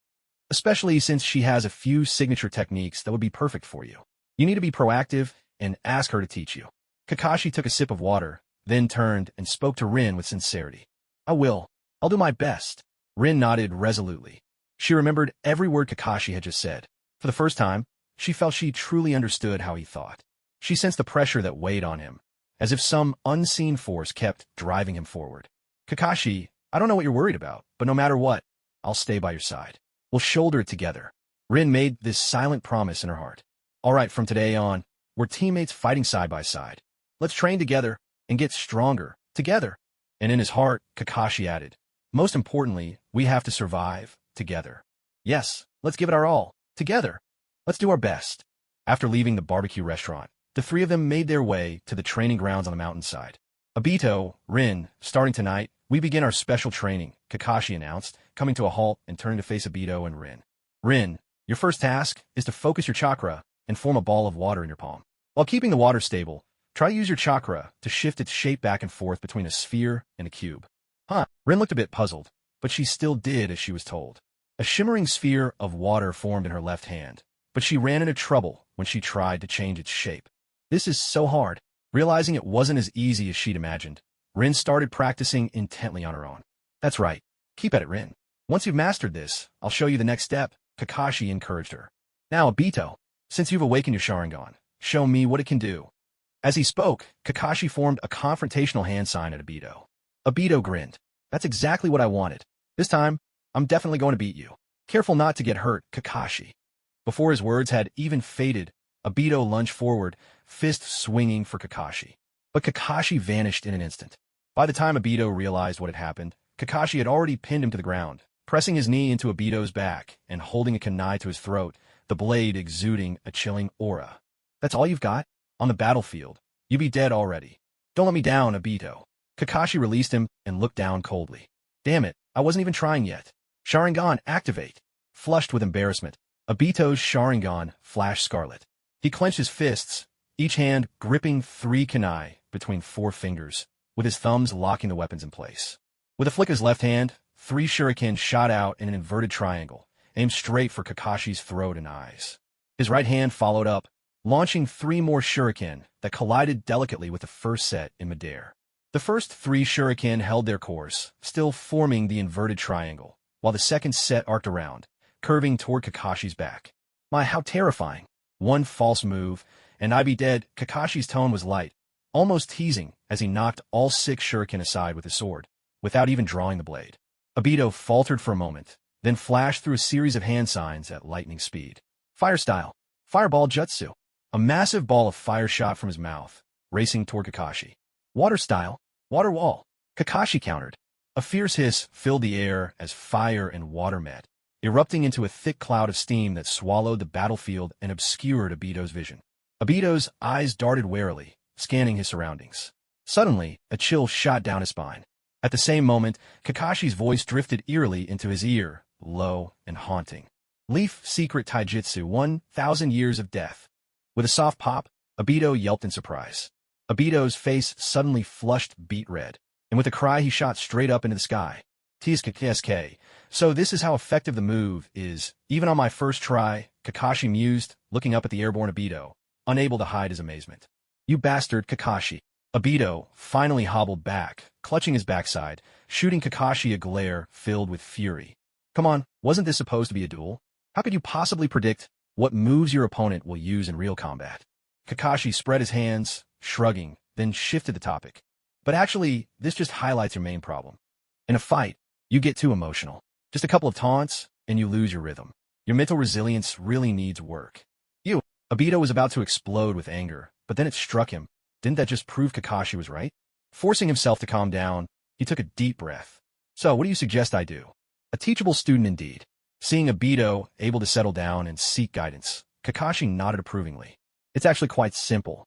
The Sharingan has given you a big boost in power, but a sudden surge like that is never easy to control. You're sorely lacking in real combat experience, and haven't learned to properly harness your own strength. So, from now on, I'm going to spar with you relentlessly. You'd better be ready. No problem. As long as I can get stronger, I'm up for anything. Obito clenched his fists, eyes ablaze with determination. Kakashi, I did it. Just then, Rin, who had been quietly practicing on the sidelines, suddenly ran over in excitement. She held a sphere of water in her hands, which changed shape smoothly between two geometric forms under her careful chakra control. Well done, Rin. I knew you could do it. Kakashi's eyes curved into crescent moons as he smiled at the sight. The moment she heard his praise, Rin's cheeks flushed with two rosy patches, making her look even more adorable. Next, you'll practice controlling two water spheres at once, one in each hand. And when your left hand is forming a sphere, your right must make a cube, and vice versa. Keep switching back and forth until you can do it effortlessly. Kakashi explained the next step for Rin's training. Before Rin could reply, Obito, ever the curious one, jumped in. Kakashi, what's the point of making Rin practice like this? Wouldn't it be faster to just train her in ninjutsu directly? You're not wrong, Kakashi replied without disagreement. Practicing ninjutsu directly does let you boost your strength quickly in the short term. But, Kakashi continued, shifting his tone, that approach slows your progress the further you go. To unleash truly formidable water release jutsu, you need a massive amount of chakra as a foundation. Take the second Hokage, for example.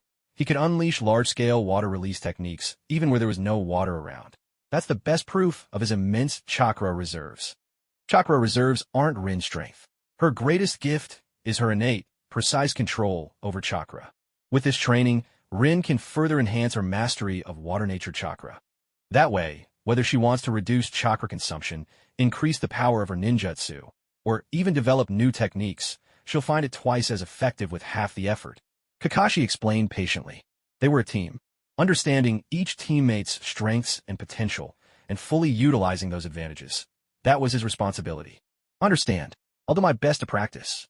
Rin raised her fist, her face brimming with determination. Excellent. Let's continue then. Right now, your situation is the most challenging, Obito. Don't give Rin a reason to look down on you. Knowing Obito's weaknesses, Kakashi found it all too easy to tease him. Hey, don't underestimate me, you jerk, Kakashi. Sure enough, the moment he heard Rin might look down on him, Obito's fighting spirit was ignited, and he launched himself at Kakashi with renewed vigor. Even though he was knocked down again and again without mercy, he gritted his teeth, always getting back up and pressing on. Unnoticed, night had deepened. The full moon hung high, and silence blanketed the world. One by one, lights in the village went dark until only 3 slender figures remained on the training ground, practicing tirelessly. In a cold, shadowy cave, the ancient Uchiha Madara sat upon a stone chair. His withered hands rested atop the scythe he once wielded in his youth, its handle trailing back to the gnarled shell of the god tree, the demonic statue of the outer path. By now, Madara was but a frail old man, surviving only by siphoning vitality from the statue. White Zetsu, you've returned early. Did you discover something? His voice echoed darkly as he gazed at the aloe-like humanoid figure that had just emerged from the earth. Well, Lord Madara, I found an interesting little Uchiha. He awakened his two-tomo Sharingan at just 7 years old. White Zetsu offered a playful bow, his shrill voice echoing in the cavern. Oh, and what sort of character does he have? Seated on the stone bench, Madara's interest was piqued. Unlike the other proud Uchiha, he's a sunny, kind-hearted boy. He often helps old ladies cross the street in the village. Oh, and the most amusing thing, his dream is to become Hokage. At this, White Zetsu couldn't help but grin. Heh. Upon hearing this, Madara scoffed without a hint of mercy. What a naive little soul. He probably doesn't realize that Konoha would never let a member of the Uchiha become Hokage. But that hardly mattered. The day his clan betrayed him, he had already severed those bonds. Still, this boy, perhaps he could be nurtured. After all, his own time was running out. Baiju, keep a close eye on that brat and the people close to him. We may need them later. Madara paused for a moment, then gave his order. Yes, Lord Madara. I can't take it anymore. I give up. At the Konoha Forest training ground, Kakashi lay sprawled on the grass, looking completely defeated, as if all hope had drained from his face. All around him was a chaotic heap of scrolls, each one densely inscribed with sealing formulas. It had been 2.5 years since he became Tsunade's apprentice. During this time, Kakashi had repeatedly demonstrated his monstrous speed of learning. The medical theory was manageable, though still alarmingly fast. It was at least within the realm of genius. But when it came to ninjutsu, or taijutsu, whether it was healing palm technique, body flicker rush, chakra scalpel, or fine extraction technique, even monstrous abilities like monster strength or heavenly foot of pain, as long as Tsunade demonstrated a technique once, Kakashi would master it instantly. This unnatural learning speed shocked even Tsunade, who had seen her share of prodigies. After much consideration, Tsunade resolved to teach him her secret forbidden techniques: creation, rebirth, and strength of 100 seal. But on one condition, Kakashi had to first master the Yin seal. And so, the scene at the beginning unfolded. The sealing formula for the Yin seal is insanely complicated. Kakashi rubbed his temples and complained weakly. When he first received the secret scroll for the Yin seal, he was overjoyed. After all, this was the main reason he had sought Tsunade out as a mentor. But when he opened the scroll and was immediately buried under a mountain of papers covered in intricate sealing symbols, he was plunged into a deep well of self-doubt. Hundreds of sealing formulas. Who knew how long it would take to learn them all? Kakashi felt like he was about to break. The Yin seal was a technique passed down from Mito Uzumaki, the first Hokage's wife. As the culmination of the Uzumaki clan's expertise in sealing arts, this technique had been developed and refined for generations. No wonder it was so complex. But Tsunade told him there was no need to truly understand every nuance. As long as he copied the formulas one by one, using a special rune compression technique to inscribe them on his body according to the rules, it would suffice. That sounded a lot simpler in theory. But for Kakashi, who was used to cheating his way by mastering things instantly, this method forced him to rely entirely on painstaking effort. He even asked Tsunade for a demonstration, but she flatly refused. She claimed this was a necessary trial, an indispensable part of his growth. But from the slightly wicked gleam in her eyes, as she refused him, Kakashi seriously suspected that his own monstrous learning speed had bruised her ego as a fellow genius. That's why he was determined to seize this opportunity and reclaim his master's dignity. Of course, with the goal right before him, Kakashi had no intention of giving up so easily. After lying down for a short rest, he quietly pushed himself back up and began to study the Yin seal's techniques in earnest. He had to admit, the art of condensing runes of their normal size down to something as small as a peanut, while still keeping the structure clear and the function stable, was truly remarkable. This skillful miniaturization not only preserved the seal's power, but also spared him from the unsavory, tattooed troublemaker look. As for the interconnected layering of the sealing formulas, it reminded him of writing code in his previous life. Each function logically built atop another to create a stable system. Indeed, most of these sealing techniques were dedicated to maintaining their own stability, forming a rock-solid framework. Within that framework lay the heart of the Yin seal, its unique essence. It was mainly divided into two parts, storing energy and releasing it. In other words, chakra that wasn't needed right away would be compressed into a dense, solid crystal and stored securely in a specialized sealing space. Only when a moment called for it would the chakra be released. Unleashed in an instant, providing a surge of power on demand. Thankfully, he didn't have to worry about things like high concurrency, high performance, or high availability here. Kakashi couldn't help but grumble inwardly. As he delved deeper, Kakashi made a surprising discovery. This training brought unexpected rewards. Originally, he had planned to wait until he joined Minato's squad before seeking his guidance on sealing arts. Never did he imagine that this single seal would encompass most of the Uzumaki clan's sealing techniques. Take the one he was holding now, for example, the four-symbol seal. It was well known that the power sealing of sealing jutsu reached the very heights of this world. Techniques like the adamantine sealing chains could easily bind the Nine Tails itself. And the Six Paths, Chibaku Tensei, a supreme sealing technique, could even imprison the likes of Kagaya Otsutsuki, the ultimate boss.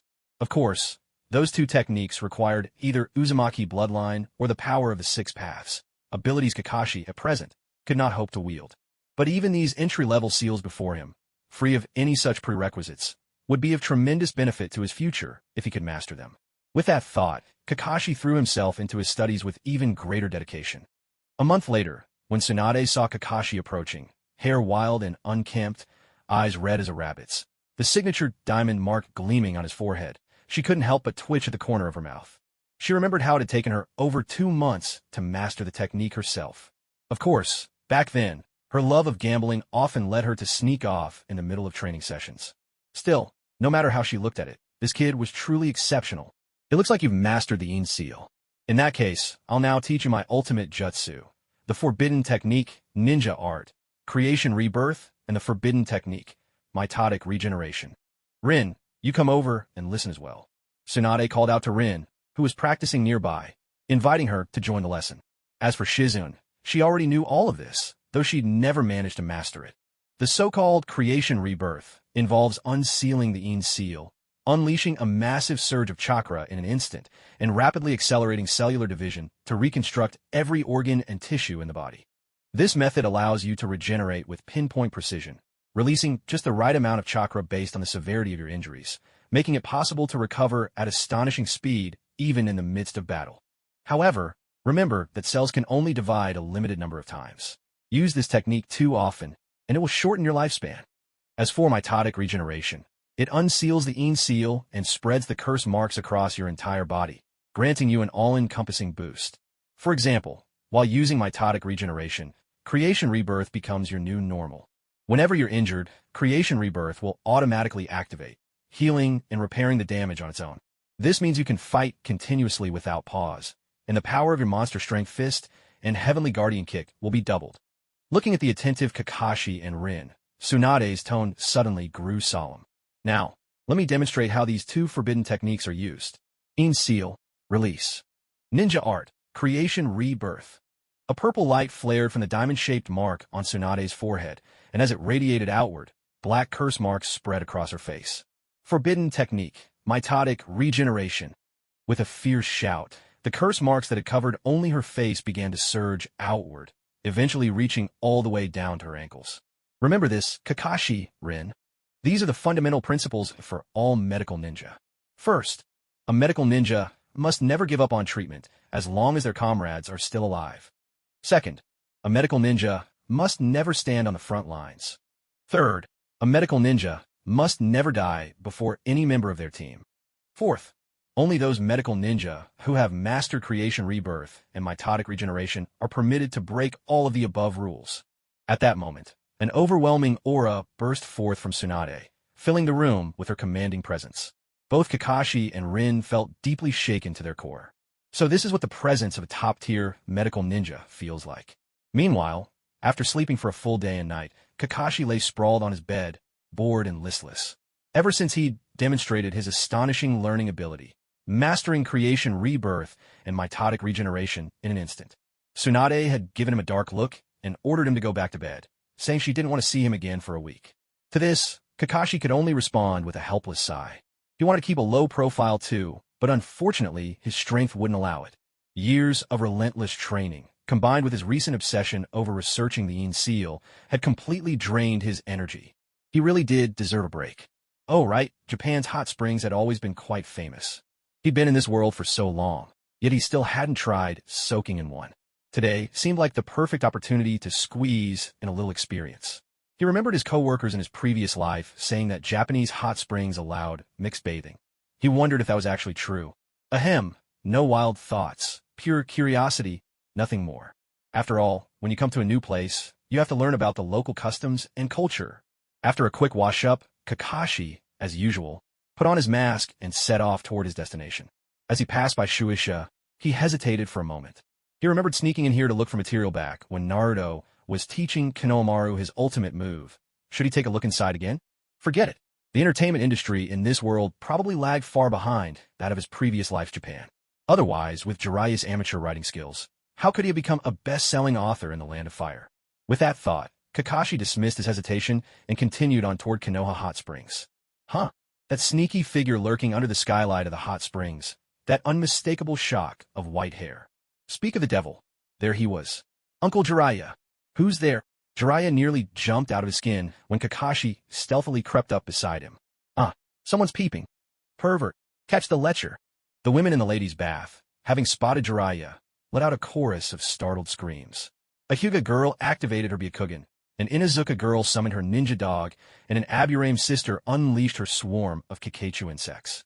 To top it all off, an Akimichi woman warrior burst out of the bath, transformed to the size of a house, and began hunting for the culprit. But the mastermind behind it all had already escaped beyond the village, with a young man in hot pursuit. You little brat, why'd you have to ruin my fun? Once they'd reached a safe distance, Jiraiya shot Kakashi a sour look.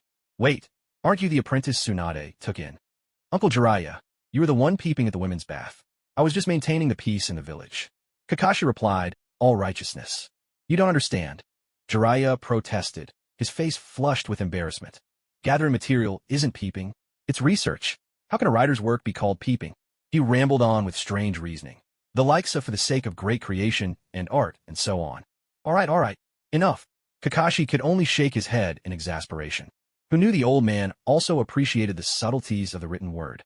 But he hadn't forgotten his own purpose for coming here. Master Jiraiya, you wouldn't want Sister Tsunade to find out about you peeping in the women's bathhouse, would you? At those words, Jiraiya's mouth twitched. If Tsunade ever found out, she'd probably beat him so badly that he wouldn't be able to get out of bed for 3 days. Kakashi, there's no need to bother your teacher with such a trivial matter, is there? Well, I heard her say you're a once-in-a-century genius. It's just that you train too hard and never know how to relax. That's no good, is it? As he spoke, he pulled out a beautifully wrapped book from his pocket. This is the collector's edition of Make Out Paradise, personally autographed by me. People would kill for this, but I'm giving it to you. Young people need to learn to unwind sometimes. Truly worthy of being one of the legendary 3 prohibitions. What a powerful will to survive. Kakashi looked at Jiraiya, who was waggling his eyebrows and wearing an unmistakably lecherous grin, and found himself at a loss for words. Thank you, Uncle Jiraiya. I'll be sure to show this precious book to Sister Tsunade when I get back. We can read it together. Kakashi reached out, his face lighting up in feigned delight. Whoosh. In a blur faster than the eye could follow, Jiraiya snatched the book back. Well, I just remembered this copy has a few flaws. I'll make sure to fix them up and give it to you later. Jiraiya scratched his head, looking a bit embarrassed. Oh, what a shame. I was really hoping Tsunade could read it aloud to me. Kakashi sighed, pretending to be disappointed. Then, changing the subject, he continued. Since that's off the table, could you show me some of your skills instead? I heard from Sister Tsunade that you're a sage. Could you show me what sage techniques look like? He gazed at Jiraiya with eager anticipation. Well, it's not impossible, as long as you promise not to tell Tsunade about today, Jiraiya replied, scratching his head with a resigned tone after seeing Kakashi's burning gaze. I promise I'll keep your secret. Kakashi nodded enthusiastically. In that case, Jiraiya rolled up his right sleeve, bit into his wrist, drew 2 streaks of blood beneath his eyes, then pressed his wrists together and formed a hand seal. Sage mode. Kakashi waited expectantly. And then, nothing happened. So that's it. 5 minutes later, watching Jiraiya still posing in the same stance, Kakashi couldn't help but ask. To enter Sage mode, I need to summon the 2 Great Toad Sages. That takes a bit of time. And while I'm doing this, I can't move my hand apart, Jiraiya explained as if it were the most natural thing in the world. If memory serves, during the Shinobi World War, Minato, who claimed he wasn't very skilled at Sage mode, could enter it almost instantly. Why is it taking Master Jiraiya so long? At last, after 10 minutes. With a loud bang. Kid, why did you summon us to a place like this? It doesn't look like there's any fighting going on. Let's hear what little Jiraiya has to say first, dear. On Jiraiya's shoulders stood two toad sages. On his right, the elder with a pineapple-shaped head and a beard as white as snow had to be Fukasaku. The one with a head of curly purple hair and lips painted the same shade could only be Shima. It's been a while. Sorry to call you both out so suddenly, boss and ma'am. This time, I mainly wanted your help to demonstrate sage techniques for this kid. Jiraiya scratched his head, grinning sheepishly. So that's all? You summoned us out here just to put on a show for this brat? I was in the middle of making dinner at home, you know. Shima sounded clearly annoyed. Come now, dear. Lil Jiraiya must have a good reason for this. But really, you should be able to enter sage mode on your own by now, Lil Jiraiya. Fukasaku smoothed things over with practiced ease. It was clearly not his first time handling this. Ahaha, compared to you two, I'm still way off. So please, lend me your strength. Jiraiya laughed it off. So this is the kid, huh? You seem to think highly of him. Fukasaku cast a meaningful glance at Kakashi. Well, you could say that, I suppose. Jiraiya looked a bit embarrassed. All right, Kakashi, watch closely.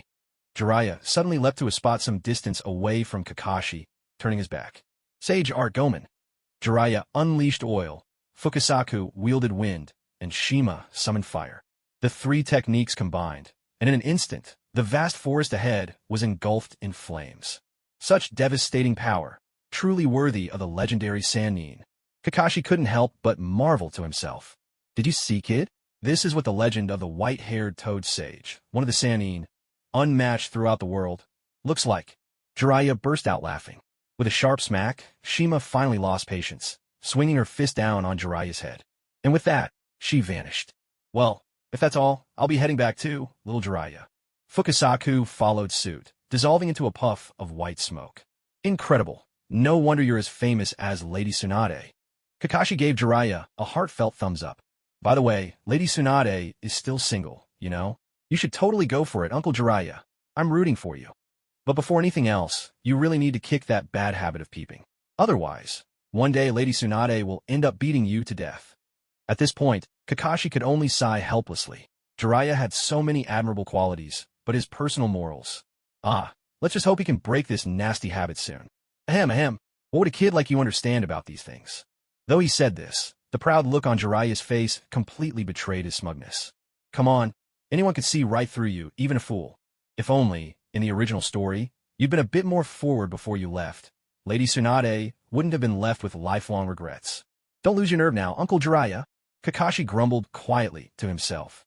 Just then, the immense power unleashed by Sage Jutsu alarmed the Konoha Anbu, and they rushed to the scene. Lord Jiraiya, has there been an enemy infiltration? No, it's just me testing out new jutsu. Nothing to worry about. Jiraiya waved them off with his usual laid-back manner. I see. As expected of Lord Jiraiya. Well, if there's nothing wrong, we'll take our leave. With that, the leading Anbu glanced briefly at Kakashi, then signaled for his two companions to vanish into the shadows. Well then, it's getting late. I still have to head out for some research and inspiration. You'll keep your promise, right, Kakashi? Jiraiya held out his fist in front of Kakashi. Don't worry, Uncle Jiraiya. I never go back on my word. Kakashi bumped his fist against Jiraiya's, a promise between men. The Hokage's office. The third Hokage, clad in his robes, was listening to the Anbu's report. Oh, so, it was Jiraiya testing out the power of a new jutsu? And Kakashi was with him? Yes, Lord Hokage. Alright, I understand. You may go. At his words, the Anbu instantly disappeared from sight. The third exhaled a puff of smoke, reflecting Kakashi. Tsunade tells me he's quite the rare genius. In the past, he sought out Tsunade on his own to become her student, and now he's suddenly appeared by Jiraiya's side. Is he seeking even greater strength? He gazed out the window, his right hand tapping quietly on the sill as he pondered. Back when White Fan died, he'd promised Kakashi he could consider him family. But from that day to this, Kakashi had never once come to him of his own accord. Was it because of his father's death that he harbored resentment toward the village leadership?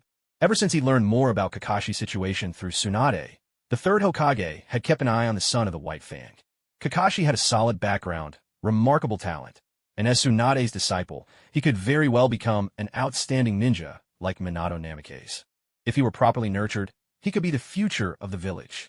But the third still couldn't quite figure out what was truly in Kakashi's heart. Judging from the way he always hides his true abilities in front of teachers and classmates at school, and his relentless pursuit of greater strength, it's clear that the death of White Fang has left a deep scar in his heart. Unless that thorn is removed, it will be difficult for him to truly get along with the current leaders of Konoha. The third Hokage sighed. Kakashi, I hope you won't let me down. Soaking in hot springs, Kakashi had no idea what the third Hokage was thinking. Even if he knew, he would have just shrugged it off. You're overthinking things. His own thoughts were simple. Work hard to become stronger and protect the people he cared about most. Like Rin. And if possible, maybe he could also prevent the deaths of some of his favorite characters from the anime he loved in his previous life. Like Minato and Jiraiya. As for the third Hokage, unfortunately, he just didn't fit into either of those priorities. Maybe the third did his best as Hokage. This was a debate that never seemed to end online in Kakashi's previous world. But the truth was, Kakashi had always disliked Danzo the most. And since the third Hokage often compromised with Danzo, he could hardly earn Kakashi's favor. Still, if he got the chance, Kakashi wouldn't mind learning from the third. The man's mastery of advanced combined ninjutsu was just too appealing. Besides, as the ninjutsu professor, the third Hokage really was an excellent teacher. He had to admit, the hot springs at Konoha bathhouse were truly relaxing. If only there were mixed baths, then everything would be perfect for Kakashi. The deep-seated fatigue he'd been carrying for so long slowly melted away in the gently steaming water. Kakashi closed his eyes without even realizing it, savoring this rare moment of peace. If only every day could be this leisurely. After a long while, refreshed in body and mind, Kakashi left the bathhouse in high spirits. He planned to test out the power of the new Sage Jutsu he'd copied today. An hour later, Kakashi unclasped his hands in resignation and stood up. Although he had grasped the core of the Sage Jutsu, namely, drawing natural energy into his body, and mixing natural energy, physical energy, and spiritual energy in a perfect 1-to-1-to-1 ratio to create Sage Chakra. He soon discovered a problem, perhaps because of the nature of the technique he'd copied. Without the help of the two great Toad Sages, his ability to absorb natural energy from the environment was painfully slow. At this rate, even 3 days of training wouldn't be enough for him to enter Sage mode just once. Did he really have to visit one of the 3 great Sage lands? Kakashi pondered in silence. If that was the case, he'd need to find a way to sign a contract with Lady Tsunade and the Slug. He wondered if she would agree. If only the first Hokage were still around. When it came to mastering Sage mode, the first was truly the pinnacle among all ninja, and his skill with would release. Kakashi wished he could wring out every last drop of the first Hokage's knowledge right now. A strange light flickered in Kakashi's eyes. Leisure time always seems to fly by. After 7 days of vacation, Kakashi returned once again to his usual training ground. Kakashi, Rin, you're here, Tsunade greeted them, nodding slightly as she looked at the two. It had been more than 2 years since she first began teaching them.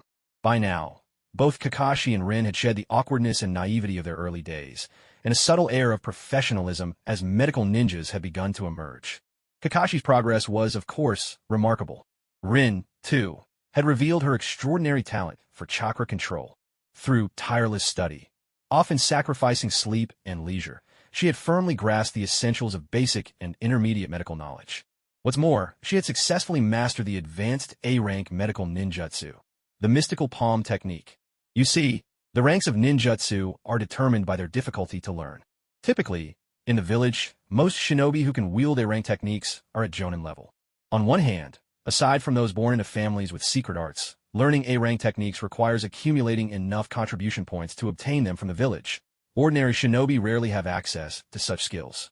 On the other hand, A-rank ninjutsu demands that the learner possess exceptional ability in at least one fundamental area. Take Naruto's signature move, the multi-shadow clone technique, for example. It requires an enormous reserve of chakra. Overusing it can easily drain the user dry and prove fatal. Likewise, the mystical palm technique is so difficult that only a handful of people in the entire medical corps have ever mastered it. This is because it demands an almost superhuman level of chakra control from the practitioner. Rin, however, was gifted with such innate control. For over 2 years, she devoted nearly all her free time to honing her precise manipulation of chakra water spheres. Now, she could suture wounds with one hand while simultaneously controlling 2 separate chakra water spheres, each representing Obito and Kakashi, letting them spar in taijutsu matches on her shoulder. This sophisticated multitasking move, the ability to focus on 3 things at once, had astonished even Tsunade the first time she witnessed it. So, from the very moment Rin mastered the mystical palm technique, Tsunade officially accepted her as a direct disciple. After more than a year of continuous study, you both have acquired the fundamental qualities of a medical ninja, Tsunade said in a firm tone. though her eyes revealed a hint of expectation. Next, I'll be arranging for you to intern at the Konoha Hospital alongside Shizen.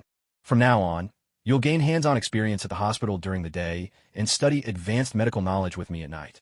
Only by putting knowledge into practice can you become true professionals in the field of medical ninjutsu as soon as possible. Yes, Tsunade-sensei. Kakashi and Rin exchanged glances and replied in perfect unison. Tsunade, about what we discussed before. Are you sure you won't reconsider? Came a raspy voice just then. The experiments haven't been going well. I really need your help. Kakashi looked closely and saw that the newcomer was none other than Orochimaru. An experiment, is it? Kakashi's heart stirred with curiosity. After the Second Great War, Konoha's strength had already been severely depleted. The blow of losing White Fang, another powerhouse on par with the Kage, only made things worse. Driven by the desire to restore the glory of the first Hokage, Konoha finally launched the Wood Release Experiment. At this point, the Wood Release Experiment was a project led by the village's high command, a legitimate undertaking approved by the third Hokage himself. The members of the Senju clan who volunteered for the experiment had all been deeply influenced by the third Hokage's will of fire. With a strong sense of duty, they stepped forward willingly to make the ultimate sacrifice. Unfortunately, the cells of the first Hokage proved far too overwhelming. So far, not a single attempt had succeeded. Each failure ended the same way. The subject's body was devoured by the first Hokage's cells, transforming them, while still alive, into a towering tree. The Wood Release Experiment was, by its very nature, a closely guarded secret. But both Kakashi and Rin were Tsunade's direct disciples, holding significant potential status within the village. Moreover, the two of them possessed a maturity far beyond their years and kept secrets with utmost caution, earning Tsunade's complete trust. So, aside from the first time Orochimaru had come to discuss the matter, when Tsunade had given them a stern reminder about confidentiality. After that, whenever the Wood Release Experiment came up, Tsunade never made a point of sending them away. Orochimaru, I've told you before. For the sake of the village, I won't stand in your way. But I refuse to take part in something as dangerous as experimenting on my own clan. Tsunade's brow was deeply furrowed, her voice thick with disgust. As an exceptional medical ninja, Tsunade was not opposed to human experimentation in principle. On the contrary, she believed that such experiments were a necessary step for medical progress. But only if the safety of the test subjects could be secured as much as possible. Having witnessed firsthand the terrifying might of her granduncle's Wood Release, she had always harbored grave doubts about the experiment. That was not a power meant for mortals to control. And sure enough, one after another, the Senju clansmen, spurred on by the village leadership and a sense of higher purpose, died in vain. It filled her with deep resentment toward the higher-ups, who ignored the dangers and treated human lives as nothing more than expendable resources for their experiments. If you're truly unwilling, perhaps you could let Kakashi serve as my assistant instead. Orochimaru licked his lips, his tone shifting as he glanced at Kakashi, standing nearby. After being turned down so many times, he understood Tsunade's stance all too well. That was why the real reason for his visit this time was actually Kakashi, who had inherited Tsunade's teachings and shown astonishing talent. No way. I would never let Kakashi take part in something so dangerous. Don't even think about it. Tsunade refused, without a second's hesitation. Tsunade-sensei. Actually, I'd like to try it too. Kakashi, who had been quietly listening all along, suddenly spoke up. Kakashi, do you realize what you'll be facing if you get involved in this? Tsunade suddenly fixed her gaze on Kakashi's eyes. She desperately wanted to understand why her disciple would be interested in such a perilous experiment. Could it be that he too believed that sacrificing the villagers for the sake of power was justifiable? Tsunade, since the experiment itself can't be stopped. Kakashi met Tsunade's searching stare without flinching. Maybe I can use the medical skills I've mastered to reduce the deaths of those brave souls who give their lives for the village. Even if I can win them just a sliver more chance at survival, it's worth it. Hearing the sincerity in Kakashi's words, Tsunade fell silent. Even she had to admit, if one wanted to protect the clansmen involved in the experiment, Kakashi's approach was the most practical choice at this stage. Orochimaru, standing nearby, said nothing, but his interest in Kakashi only deepened. After a moment, Tsunade let out a sigh, unable to hide her resignation. Fine. If that's how you feel, I won't stop you. But you must attend the advanced medical jutsu lessons every night and be on time. She paused for a heartbeat. And if you run into any unsolvable problems during the experiments, you can use class time to ask me. With that, Tsunade waved him off, signaling he could go. Yes, Tsunade. Kakashi breathed a sigh of relief. With Tsunade's approval, he could now join the Wood Release experiments openly and come into contact with the cells of the first Hokage. Orochimaru gave a faint smile and turned to leave. Kakashi followed in his wake. Orochimaru, whatever happens, protect him. Tsunade's voice called out from behind. Orochimaru halted for a fraction of a second, but didn't look back. Those familiar words brought back memories of the day Nawaki set off. Back then, he had failed to bring his beloved student home, and Tsunade had lost her younger brother forever. Don't worry, Tsunade. This time, I won't break my promise. Deep beneath the forests of Konoha, in Orochimaru's laboratory. Orochimaru-sama, it's been over 48 hours since the last injection of the first Hokage's cell culture. The subject's pupils are beginning to show slight disintegration. Breathing is rapid, heart rate is climbing, and convulsions have started. Kakashi reported respectfully, while the purple-haired girl beside him took notes in perfect sync. The man standing before them wore a deep blue robe, with a cascade of black hair over his shoulders. Golden, snake-like eyes, purple markings stretching to his nose, skin pale as bone, and jade-shaped earrings tinged with blue. Every detail exuded an alluring, dangerous charm. It was Orochimaru in his youth. His gaze was fixed on the man bound to the operating table. This was the latest subject of the wood release experiment. He's beyond saving. Move him out. Soon, the wood release will corrode and warp him. Orochimaru shook his head slightly, passing a final sentence on the man's fate. This was already the 32nd casualty of the wood release experiments, yet progress was still painfully slow. Although the village leadership remained supportive for now, if the death toll kept rising and crossed a certain threshold, the experiment would doubtless be forcibly shut down. Kakashi, do you have any thoughts? Orochimaru turned to the young man, untying the latest victim. At his words, the girl recording notes nearby pouted and rolled her eyes in secret.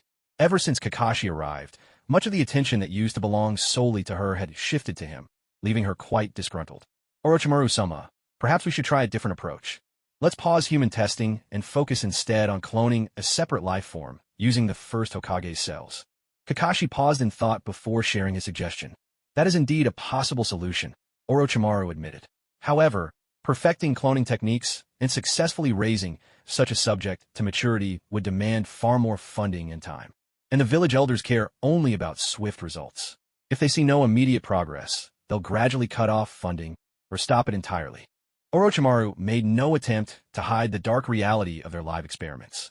It wasn't that he was unwilling, but the higher-ups in the village were simply not prepared to pay such a steep price in time and resources. At this stage, after all, Orochimaru hadn't yet descended into complete madness. He still harbored hopes of becoming Hokage. So if circumstances allowed, he didn't mind adopting a safer method. As a pure devotee of science, what mattered most was keeping the experiment going and achieving results. Cancel the research if there were no short-term breakthroughs? That sounded all too familiar. Kakashi pondered Orochimaru's words. He already knew how things would play out. Until Yamato's abduction, none of the test subjects would survive. But how could he share this information with Orochimaru? He certainly couldn't claim to have seen the future. Orochimaru-sama, during my time with you, I've reviewed all your experiment reports and formed a preliminary conclusion. The failure of the wood release experiments stems from the overwhelming power of the first Hokage cells. Even those of the Senju clan struggle to withstand them. Given that, perhaps we should stop gambling with people's lives and relying on luck. Instead, we could collect villager cells on a large scale and start with in vitro fusion tests. If those tests succeed, we could then attempt in vivo fusion. In this way, once we have enough samples, we can screen for suitable candidates and let the village leadership persuade them to participate. This way, the chances of success can be greatly increased, and your experiment won't be interrupted halfway through. In truth, all this talk about in vitro testing was just a cover. Kakashi simply wanted an excuse to bring Yamato into the picture, so he could put an end to these absurd and cruel human experiments.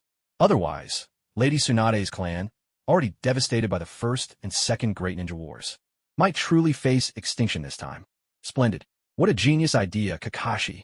But Orochimaru's tone shifted. The major ninja clans are unlikely to agree, especially those with Kekkei Genkai. If we resort to force, and they think the village is plotting to steal their bloodline, not even Lord Sarutobi could bear the consequences. With his keen insight into human nature, Orochimaru immediately saw the hidden danger. No problem, we can start with the orphanage. We'll conduct physical exams under the guise of health checkups, screening for orphans who possess both water and earth affinities. We can then collect cells for in vitro experiments. Of course, the health checks themselves can't just be a pretense. This is something the village should be doing anyway. Besides, Only genuine efforts will avoid suspicion. If nothing is found, we can gradually expand to civilians and clan shinobi until we achieve a village-wide screening. As long as the village leadership promotes it, I believe the villagers will welcome a free health benefit. As for the concerns of the ninja clans, I think that, if the success rate is high, even clan shinobi will find it hard to resist the allure of wood release once they know the truth. Of course, it would never come to that, because Yamato was already in the orphanage. Kakashi added this silently in his heart. Splendid. Kakashi, you've thought of everything. In that case, I'll go speak with Elder Danzo right away. And please, Kakashi, talk with Tsunade as well. The hospital system is under her jurisdiction, and, compared to the village leadership, she trusts you more. Orochimaru was a man of swift action. Once Kakashi nodded, he immediately turned and left. Seeing this, Kakashi also made his way to the director's office at Konoha Hospital. So this is the solution you've come up with? How confident are you? Inside the director's office, Tsunade listened to Kakashi's plan and saw confirmation. If everything goes smoothly, there's a 90% chance of success. Kakashi replied, full of confidence. Are you sure? This is no trivial matter. As the one proposing this, if the plan fails in the end, it could seriously harm your future in the village. Tsunade pressed him further, her brow furrowed. After all these years together, she already regarded Kakashi as a younger brother. Kakashi heard the concern hidden in her words, and warmth welled up in his heart. Don't worry, Lady Tsunade. I truly have confidence in this. And besides, I don't want to see your clansmen make any more needless sacrifices. No wonder this kid insisted on participating in the wood release experiments. He clearly had his own reasons for doing so. Tsunade was moved for a moment, then gave a sweeping, generous gesture with her hand. In that case, go ahead and give it your all. If things really go wrong, I'll back you up. Just then, a rhythmic knocking sounded at the door. Come in. A masked ANBU operative entered the room, bowed, and reported, Lady Tsunade, the Hokage requests that you bring Kakashi to a meeting. Understood. Tell the old man I'll be there right away. Tsunade waved her hand casually. The ANBU bowed again before leaving. Kakashi, let's go. This meeting is probably about your proposal, so be prepared. With those words, Tsunade rose and headed out of the room. Right, I understand. Kakashi followed close behind. He felt quite confident that his plan would be approved. However, this also meant he'd be stepping further into the spotlight, catching the attention of the higher-ups, especially that loathsome shadow of the leaf. Still, his usual low-key behavior was only to avoid unnecessary trouble. When it was time to step forward, he was never one to shy away.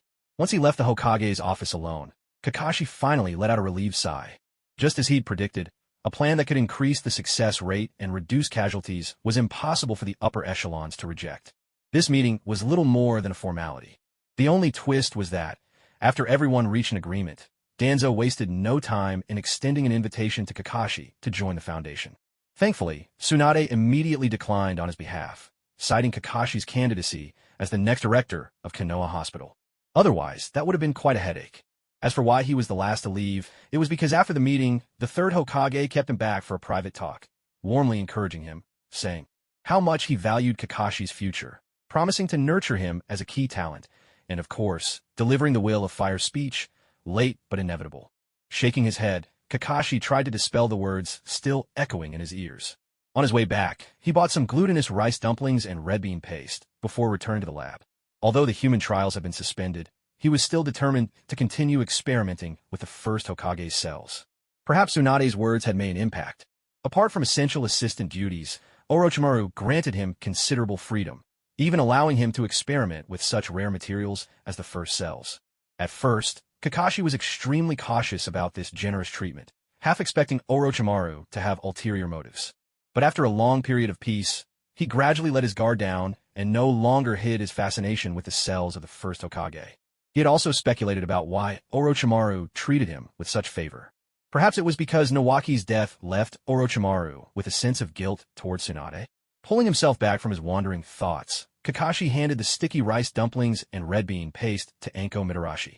Ignoring the young Anko's surprise, he set his mind fully on the experiment at hand. In fact, not even Orochimaru knew that the real reason Kakashi was interested in the first Hokage cells was the body of a sage. As for wood release, it was at best a byproduct. The higher-ups of Konoha were still dreaming that regaining the power of wood release would restore the village to its former glory. But Kakashi knew perfectly well that the strength of wood release came from the strength of the first Hokage himself.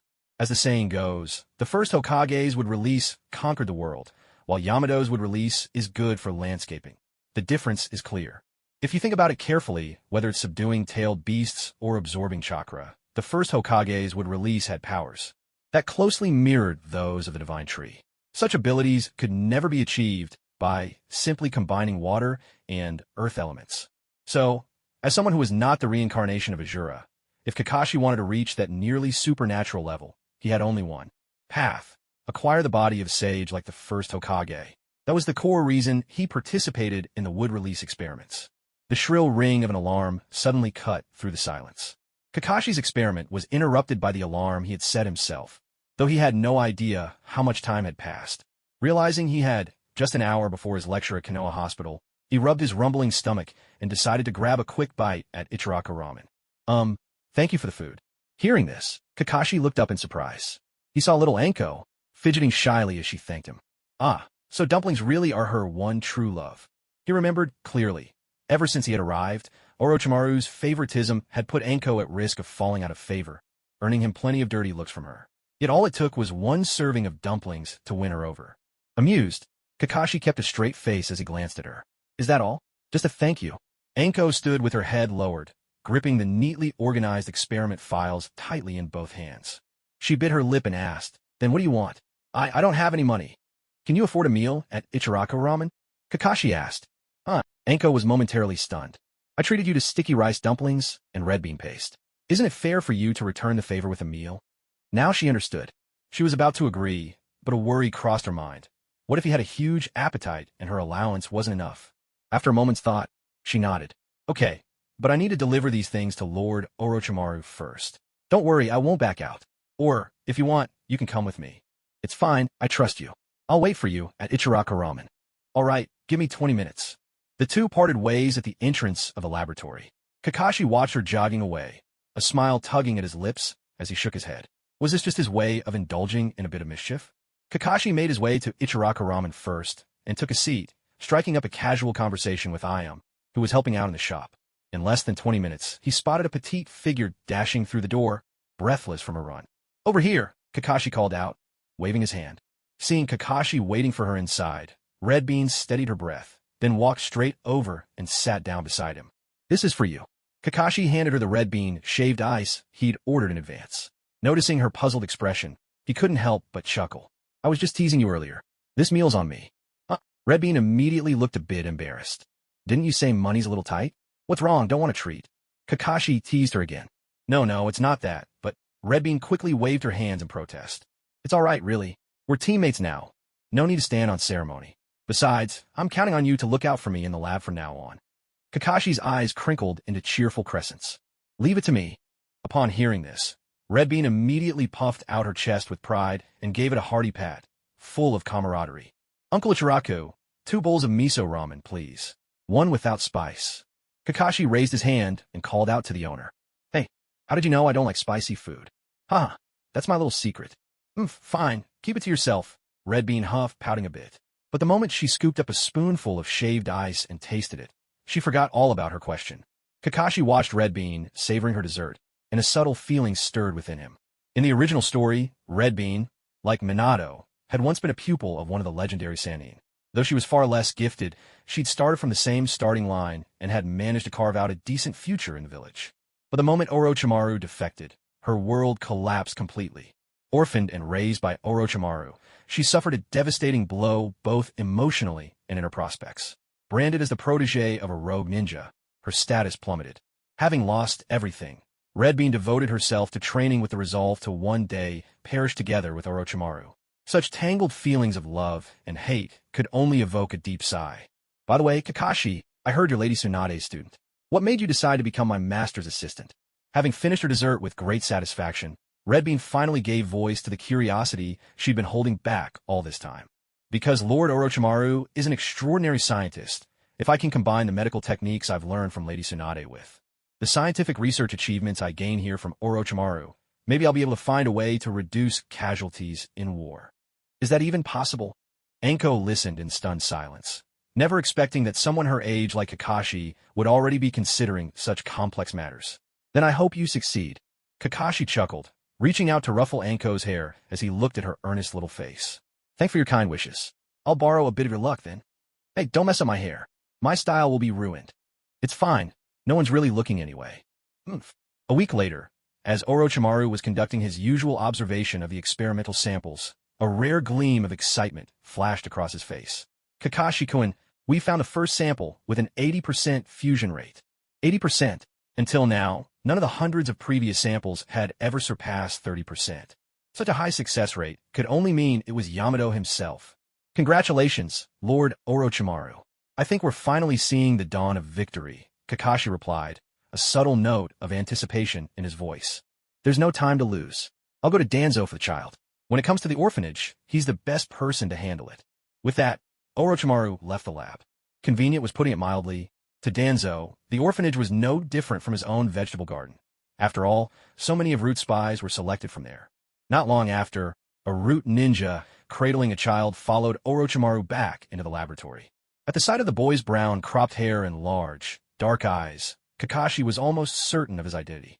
But at this stage, Yamato had not yet been given a name. So, following Orochimaru's example, Kakashi referred to him as number 33. The 33rd would release test subject. From then on, Kakashi's task was to monitor number 33 as he floated in the nutrient solution, recording his vital signs at regular intervals. Test subject 33, after injection with the first Hokage's cell culture, has survived for 1 hour. Breathing is steady, heart rate normal. Test subject 33, after injection with the first Hokage's cell culture, has survived for 24 hours. Breathing is steady, heart rate normal. Test subject 33, after injection with the first Hokage's cell culture, has survived for 48 hours. Subject's pupils are showing slight dissociation. Breathing is rapid, heart rate rising, body beginning to convulse. Hearing Kakashi's report, Orochimaru's eyes narrowed sharply. Could it be that even this most promising test subject was doomed to fail? Kakashi-kun, it seems we're about to fail once again. Orochimaru was ready to give up on number 33. No, Lord Orochimaru, there might still be a chance. Kakashi, number 33 is about to die. I've witnessed this outcome far too many times. There's no hope left. Orochimaru shook his head. He could understand Kakashi's unwillingness to give up. After all, Kakashi was still young. A few more failures would teach him in time. Orochimaru-sama, please, trust me. Don't stop the experiment now. Number 33's physical condition is the most suitable for merging with the first Hokage cells. If my guess is right, this is the critical moment for fusion. As long as he has a strong enough will to survive, there's still a chance he'll pull through. Kakashi was still holding on. If you insist, the experiment can continue until the subject is truly dead. With that, Orochimaru shook his head once more, turned, and walked away. In the cold, sterile lab, only Kakashi remained. At the moment, the condition of the test subject was dire. He could slip away at any second. And yet, this child, standing at death's very edge, fought desperately for 3 more hours, refusing to give in. The entire time, Kakashi was on edge, anxiously hoping he would make it. At last, as the hours dragged on, the subject's breathing gradually steadied, and his heart rate slowly returned to normal levels. Kakashi let out a long breath, all the tension in his body slowly easing away. After all, you can never be too careful. Yamato was undergoing this experiment much earlier than in the original timeline. If anything had happened to him, the blame would fall squarely on Kakashi's shoulders. Enko, yeah, coming. Hurry and tell Orochimaru-sama.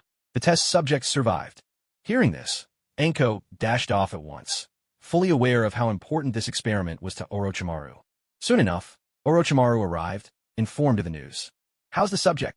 Orochimaru's voice was hoarse, with a depth and peculiar allure, like a cup of strong, steaming coffee.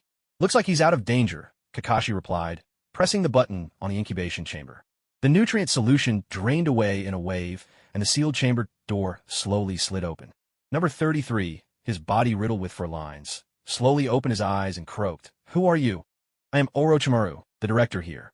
Orochimaru fixed his gaze on number 33, waving his hand. "Take him for a blood test. I want the report on my desk immediately." "Yes, Orochimaru-sama." Kakashi stepped forward, gently comforting the frightened boy, then scooped him up and carried him outside. Soon, after a round of forced cooperation for the blood draw, number 33 understood the situation, and Kakashi finally received the test results he'd been hoping for. Orochimaru-sama, the cellular activity in number 33 is far beyond that of an ordinary person. He possesses an astonishing vitality. I believe we can declare the experiment a success. No rush. Hearing this, Orochimaru licked his lips and began to teach number 33 the method of concentrating chakra. Once he had grasped the basics, Orochimaru produced a seed and placed it in his hand. Try using your own chakra to accelerate the growth of this seed. Now fully aware that the man before him could decide his fate with ease, number 33 obeyed without hesitation. Under the stimulation of his green chakra, the seed quickly sprouted and grew into a small sapling. Kakashi-kun, I think it's safe to declare this experiment a success. Orochimaru was thoroughly satisfied with the outcome. Orochimaru. Just then, an abrupt voice rang out. An old man exuding a menacing presence entered, leaning heavily on his cane. So, this is the successful fusion subject? Hand him over to the Foundation. I will personally oversee his training. Orochimaru frowned at these words. Elder Danzo, I can give him to you, but not yet. I still need him to further refine the wood release experiment, to lower the difficulty of integrating the first Hokage cells. I can allow him to cooperate with your experiments periodically, but for now, he must be placed under my supervision. Danzo's words carried the weight and authority of someone long accustomed to power. Danzo, this child cannot be handed over to you. I will train him myself, and only after that will he join the Yambu. Hiruzen Sarutobi, who had also hurried over, cut down Danzo's plan without a trace of mercy. Hiruzen, this is a weapon with the power to control tailed beasts. The Foundation is the most suitable place for him. Danzo was unwilling to let go. He had tried time and again to turn the Nine-Tails Jinchuriki into a weapon, only to be refused by Hiruzen. Now, with this boy who could suppress the Nine-Tails using wood release, history was repeating itself. A weapon? No, he will not become a cold, unfeeling tool. He will become a leaf shinobi who inherits the will of fire. Sarutobi's tone was calm, but it brooked no argument. Hiruzen, you know as well as I do. Only the Foundation can forge absolute loyalty. Danzo's grip on his cane tightened, his emotions running high. The third Hokage took a slow drag from his pipe, then removed it and spoke unhurriedly. Danzo, I am the Hokage. You. Danzo choked on his words, anger boiling in his chest. 1,000 arguments crowded his mind, but not one could make it past his lips. Always the same. It was always like this, just because he wasn't Hokage. Hiruzen, just you wait. The power of wood release. One day, I'll seize it for myself. When that day comes, you'll see who truly deserves to be Hokage. Hiruzen, you'll regret this. Furious, Danzo swept his robe and left. After so many years alongside Sarutobi, he knew all too well there was no room for negotiation on this matter. After Danzo left, Hiruzen Sarutobi's face softened into a kindly smile as he reached out to gently pat number 33 on the head. So, you're the child chosen by the first Hokage himself? From now on, you'll be my student. I'll teach you personally. Hokage-sama. Number 33 looked up at the third with eyes full of gratitude and awe. Ever since he'd inexplicably arrived in this cold, unfamiliar place, everything that happened left him anxious and uneasy. But now, hearing that such a lofty figure as the Hokage wanted to take him as a disciple, it felt as if his entire world had suddenly brightened. Off to the side, Kakashi watched the scene unfold with a sense of déjà vu, feeling a bit speechless. By the way, I heard you're an orphan and don't have a name. In that case, how about we call you? How about we name him Yamato? Kakashi suddenly spoke up. Oh. Hiruzen turned to Kakashi, a little surprised. Sarutobi-sensei, I was actually going to give up on this child, but it was Kakashi's persistence that saved his life. So, why not go with Kakashi's suggestion? Orochimaru's voice, with its distinctive, magnetic undertone, chimed in. So that's how it is, Hiruzen mused for a moment. Given that connection, from now on, you'll be called Yamato. Okay. Yamato nodded happily, then snuck a glance at the older boy named Kakashi. So he was the one who saved me. All right, Orochimaru, I'll take him for now. If you need him for anything later, I'll have Yamato come and assist you. And by the way, you did an excellent job this time. To achieve results under such pressure is impressive. I'll make sure the finance department increases your research funding. With a satisfied nod, Hiruzen patted Orochimaru on the shoulder, took Yamato by the hand, and led him away. Kakashi-kun, I owe you a great deal for this. As he watched the third leave, Orochimaru turned to Kakashi. You're too kind, Orochimaru-sama. My contribution was minor. You were the real key to the experiment's success. Kakashi replied with humility. Don't underestimate yourself.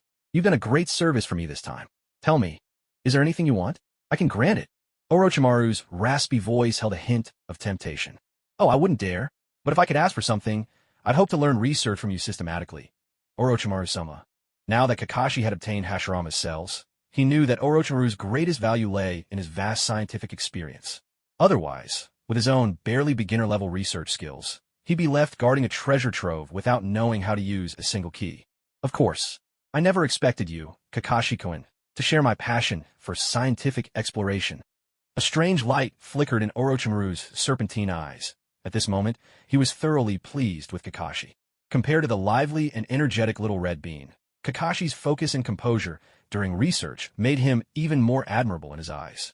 Unfortunately, Tsunade had already seized the initiative. Evening, at the hospital director's office. Kakashi, I heard your wood-release experiment was a success? Tsunade, who was reviewing the trio's assignments, suddenly spoke up. Yes, Sister Tsunade. The first successful wood-release subject was already picked up by Lord Third. He said he wants to take him on as a personal disciple. That old man certainly knows how to play his cards. Tsunade scoffed, her tone tinged with disdain. The deaths of 32 clansmen during the earlier wood-release experiments still weighed heavily on her mind. The Senju clan, already decimated by the previous ninja wars, now consisted only of the elderly, the weak, and the sick. If it hadn't been for her own disciple proposing a safer method, the clan might have been wiped out before the experiments ever succeeded. Kakashi, now that the wood-release experiment has succeeded, you should return to the hospital for your internship, Tsunade continued. After all, no matter how strong his theoretical foundation, without extensive practical experience, he could never become an outstanding medical ninja. Sister Tsunade, I already made an arrangement with Lord Orochimaru to study research with him in a more systematic way, Kakashi replied, scratching his head awkwardly. Oh, don't forget whose disciple you are. Tsunade turned to look at Kakashi, her tone stern. Of course, Sister Tsunade, you are my real teacher, Kakashi responded quickly. I just want to learn Lord Orochimaru's methods and apply them to medical research, that's all. Having lived 2 lives, Kakashi had a keen sense of self-preservation. That's more like it. Tsunade nodded, satisfied with Kakashi's respectful attitude, and decided not to press the matter further. Kakashi breathed a silent sigh of relief. At least he'd made it through this hurdle unscathed. After so much time together, he and Tsunade had developed a sibling-like bond. Tsunade's expectations of him only grew stricter, afraid he might stray from the right path. For both emotional and practical reasons, he always hoped his choices would win her approval. After class, Kakashi, as usual, took Rin out for 3-color dango. Ever since they started attending night classes, sharing a late-night snack had become their little routine. As for Obito, after learning the true state of the Uchiha clan and more than 2 years of Kakashi's guidance, his desire to grow stronger had become even more urgent.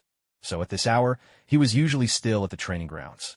Kakashi and Rin always made sure to bring him a packed meal, delivering it to him at the field. By the way, Rin, Kakashi said as they sat in the elegantly decorated dango shop. The cozy atmosphere always reminded him of the dessert shops near his old school. Have you mastered the Een seal Sister Tsunade taught you? Not yet, Rin answered, her mouth full as she held a skewer of 3-color dango. The Een seal technique is just too difficult. If I want to master it, I'll probably need at least another 6 months. It wasn't that Rin lacked talent. It was simply that, for someone not even 10 years old, learning an S-rank technique like the Een seal was far beyond the usual curriculum. I see.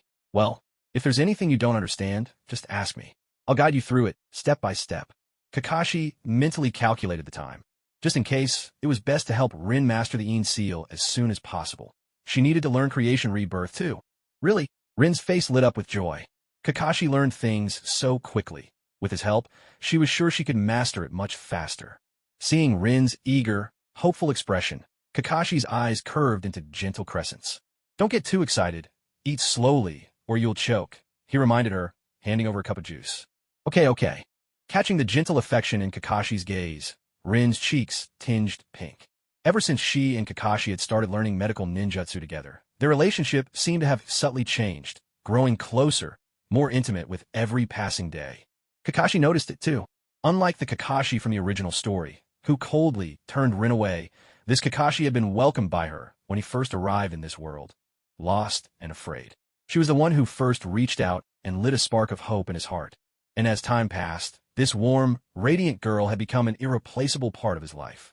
He had even rashly sought out Tsunade as his teacher, all in hopes of finding a way to change Rin's tragic fate. So, of course, he wouldn't deliberately distance himself from Rin's feelings just because he knew Obito liked her, as the original did.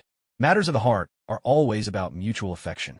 There's no such rule that says the one who loves the most is automatically more worthy of happiness. Besides, in the original story, even after gaining the power of reincarnation, Obito never actually tried to bring Rin back to life. On one hand, under Madara's influence, the still immature Obito had already grown completely disillusioned with the ninja world, so full of death and war. On the other hand, Rin, who liked Kakashi and had willingly sacrificed herself for Konoha, even if revived, would never support Obito's actions or choose to be with him. That's why Obito's ultimate dream was to create a world where Rin existed and loved him, and to force everyone to join his so-called paradise, without ever asking whether they wanted it. Kakashi. Rin waved her small hand in front of his absent-minded face, snapping him back to reality. The shopkeepers finished packing up. We should go find Obito now. Oh right. Pulled from his thoughts, Kakashi stood up and walked with Rin towards the training ground. At the Konoha training grounds, a young boy in athletic was doing sit-ups while hanging upside down from a tree branch, his feet stuck to the wood with chakra. Obito! Rin called out to him with a cheerful wave. Hearing her voice, Obito landed lightly on the ground and walked over to Rin. Here you go, she said, handing him a bundle. Kakashi and I packed these 3 colored dumplings for you. Eat them while they're still warm. Thanks. Obito wiped the sweat from his brow, took the late-night snack from Rin, and happily sat down cross-legged on the ground. All right, time to dig in.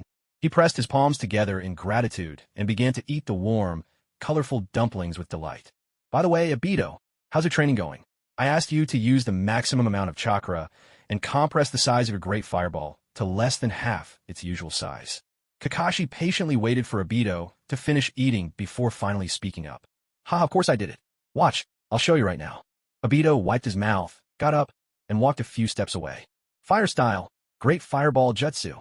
He formed the hand seals, took a deep breath, and then unleashed a tightly packed fireball as tall as a person, casting brilliant light across the darkened training ground. Not bad. Now, your next task is to compress it down to a quarter of its original size. Kakashi nodded approvingly. Even smaller? Compressing it to half was already tough enough. Obito pouted at the thought. Yes. According to my calculations, if you can shrink it to a quarter, the resulting high-temperature explosion will reach the level of a B-rank jutsu. In addition, once you master this technique, you'll also be able to boost the power of the fire style, Phoenix Fire Jutsu, to B-rank, while using less chakra than a standard B-rank fire jutsu. Kakashi explained all this with careful seriousness. He'd verified these conclusions over and over again through relentless personal training. That strong? Obito's eyes sparkled with anticipation. Like Rin, after so much time together, Obito had come to trust Kakashi's judgment without hesitation. After all, up to now, Kakashi had never been wrong. Exactly. The power of a jutsu depends completely on the skill of the user. Part of it is the amount of chakra a person has, but even more important is how well they can control it. For example, remember the Uchiha Elder I mentioned before? His fire style, Majestic Destroyer Flame, could even rival an S-rank jutsu in power. Hearing this, Obito, full of excitement, rushed off to continue his training. Kakashi turned to face Rin. Rin, your control over water nature chakra has already surpassed most water style users. Next, I'm going to teach you a defensive jutsu, water style, water formation wall.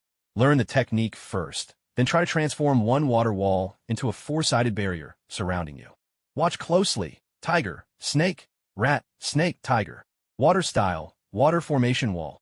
With a swift sequence of hand seals, a shimmering wall of water surged up from the ground in front of Kakashi, shielding both himself and Rin behind its rippling surface. At the moment, I'm mainly focusing on mastering wind and lightning styles. My water style is barely passable and nowhere near your level of control. So, for this training, you'll have to explore it on your own. Don't worry, I'll master it, just you wait. Rin clenched her small fists, brimming with determination. The exercises Kakashi had arranged for her control over water chakra had already benefited her greatly. Once he'd set their training goals, Kakashi moved aside to resume his own work, further developing his lightning-style techniques. As usual, the 3 of them trained deep into the night. This kind of intense routine had long since become second nature to them. The next day, inside Orochimaru's laboratory, fusion rate with the first Hokage's cells, 50%. Kakashi frowned as he read the test results. Thanks to Yamato's existence, Orochimaru had become obsessed with researching Yamato's mutated cells, seeking ways to make the wood-style jutsu easier to acquire. Because of this, his earlier program of screening villagers as test subjects had been put on hold. The data Kakashi now held came from an experiment using his own cells. 50% compatibility. This meant Kakashi's affinity with the first Hokage cells was very low. Even if he somehow succeeded, he'd only barely be able to maintain a fragile balance. Should that balance fail, he'd fall victim to the same disastrous backlash that had claimed so many test subjects before him. Just look at Danzo in the original story. To suppress the violent rejection from Hashirama cells, he'd gone so far as to graft an entire arm of Sharingan onto himself. The end result left his body utterly warped, downright grotesque, even to look at. That was a price Kakashi simply couldn't accept. Unfortunately, it seemed he wouldn't be able to boost his own potential in the short term through this quick and dirty method of self-fusion. He would have to consider an alternative plan. With that thought, Kakashi greeted Orochimaru, then left a shadow clone in the lab, sustained by half his chakra, to continue the experiments, while his true self headed for Lady Tsunade's office. "Lady Tsunade, are you in?" Kakashi knocked on the door. "Kakashi? Come in." Tsunade's lazy voice drifted out from within. Kakashi pushed open the door, just in time to see a red mark lingering on Tsunade's cheek and traces of drool at the corner of her mouth. Well, napping in broad daylight. So this is how the head of the hospital spends her days? Ahem.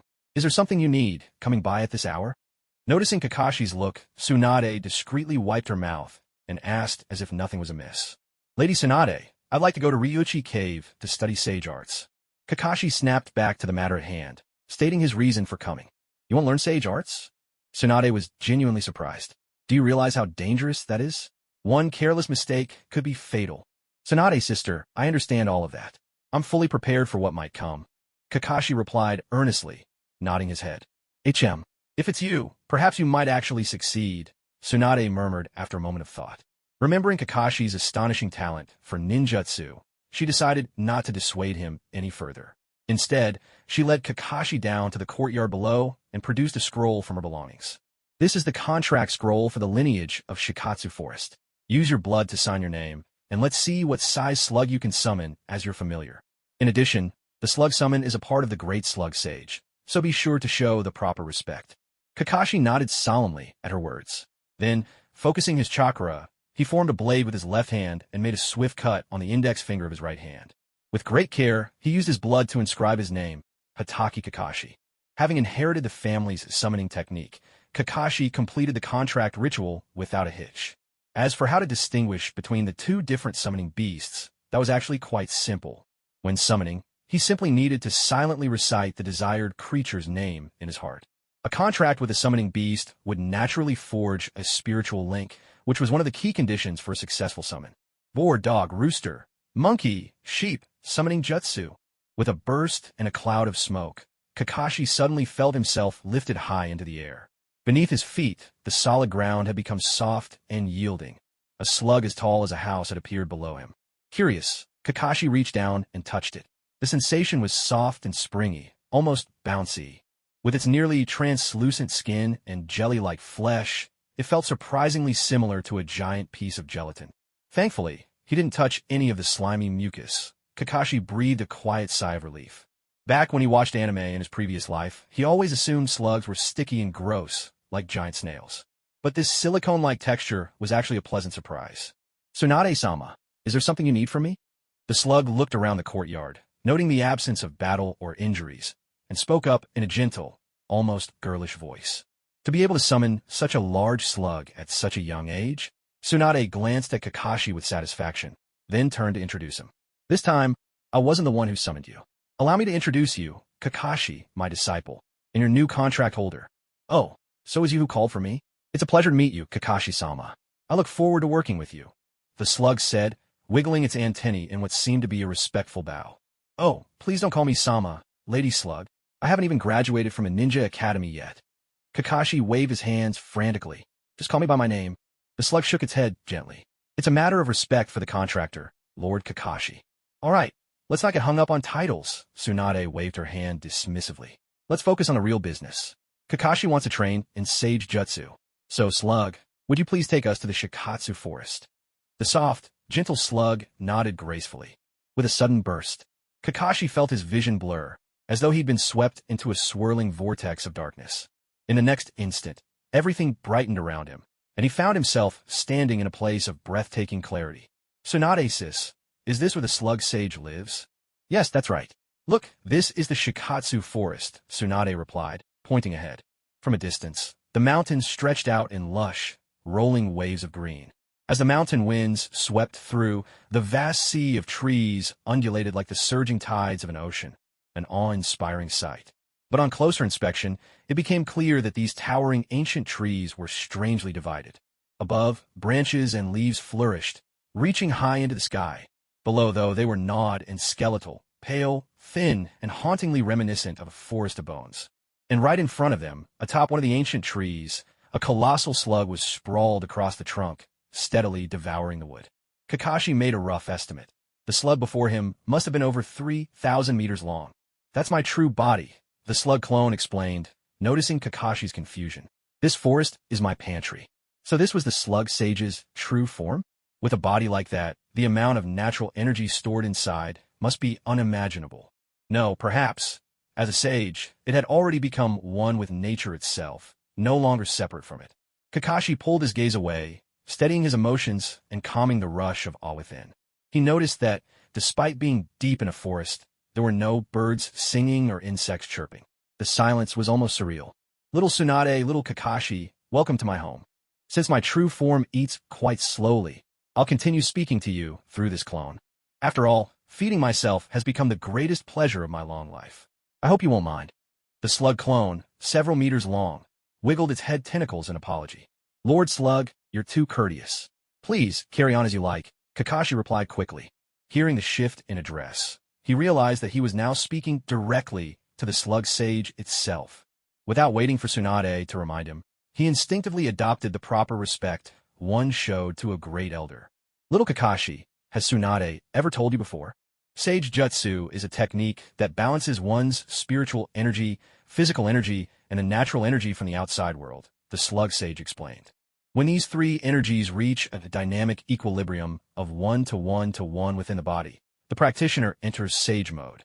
In sage mode, the power of ninjutsu, taijutsu, and genjutsu all increase dramatically. But that's not all. Thanks to the unique qualities of Shikatsu Forest Senjutsu, the practitioner's physical recovery abilities are also greatly enhanced. Upon hearing this, Tsunade couldn't help but ask, is it like my grandfather, Hashirama Senju? Little Hashirama? Yes, he too mastered sage mode here, with me, replied the slug sage, briefly lost in reminiscence. Fortunately, she quickly remembered she still had two guests before her. Hashirama was a bit special, you see. It wasn't that he couldn't access sage mode. Rather, he possessed an extremely rare kind of a body innately closest to that of a sage. He mastered sage arts perfectly in a single day. That kind of talent is truly a rarity in this world. Tsunade said nothing further. Having witnessed her great uncle's power at its peak with her own eyes, she knew well what true might look like. Even as gifted as Kakashi was, it was hard to imagine he might ever reach such a godlike level. Still, deep down, Tsunade couldn't help but feel a glimmer of hope. After all, if nothing else, Kakashi had never lost to anyone when it came to how quickly he learned new techniques. Now, Kakashi, I'll demonstrate the method of absorbing and merging with natural energy. You must focus with your whole heart. Do not let your mind wander. The slug sage's tone suddenly turned grave. The natural energy you draw into your body will be wild and untamed. If you lose control, your body will begin to turn into a slug. If it goes too far, you may become a slug entirely. Wait, has that happened to those who tried before me? Kakashi couldn't help but ask. That's right. With the exception of Hashirama, all those who attempted this training have become one with me. The slug sage confirmed Kakashi's suspicion. What? No wonder, Kakashi thought, he hadn't seen any statues of failed practitioners. He'd assumed, perhaps, only Hashirama had come to train here over the centuries. So, in Mount Myaboku, failure meant turning to stone. In Ryuchi Cave, it meant being eaten by the white snake sage. And here, in the ever-mysterious Shikatsu Forest, failure meant becoming a slug, joining the sage's body. Just picturing himself slowly transforming into a slug sent a shiver down Kakashi's spine. So, Kakashi, if you wish to back out, now's your last chance, the slug sage offered gently, out of sincere care for her contract holder.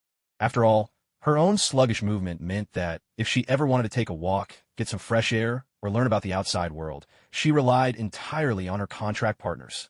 No need. I'm determined to master this. Kakashi answered with unwavering resolve. Sensing his determination, the slug sage said no more. Instead, she demonstrated to Kakashi the fundamental steps for entering Sage Mode. In truth, she had long since become a Sage body. Absorbing natural energy was such a simple matter for her that it had become second nature.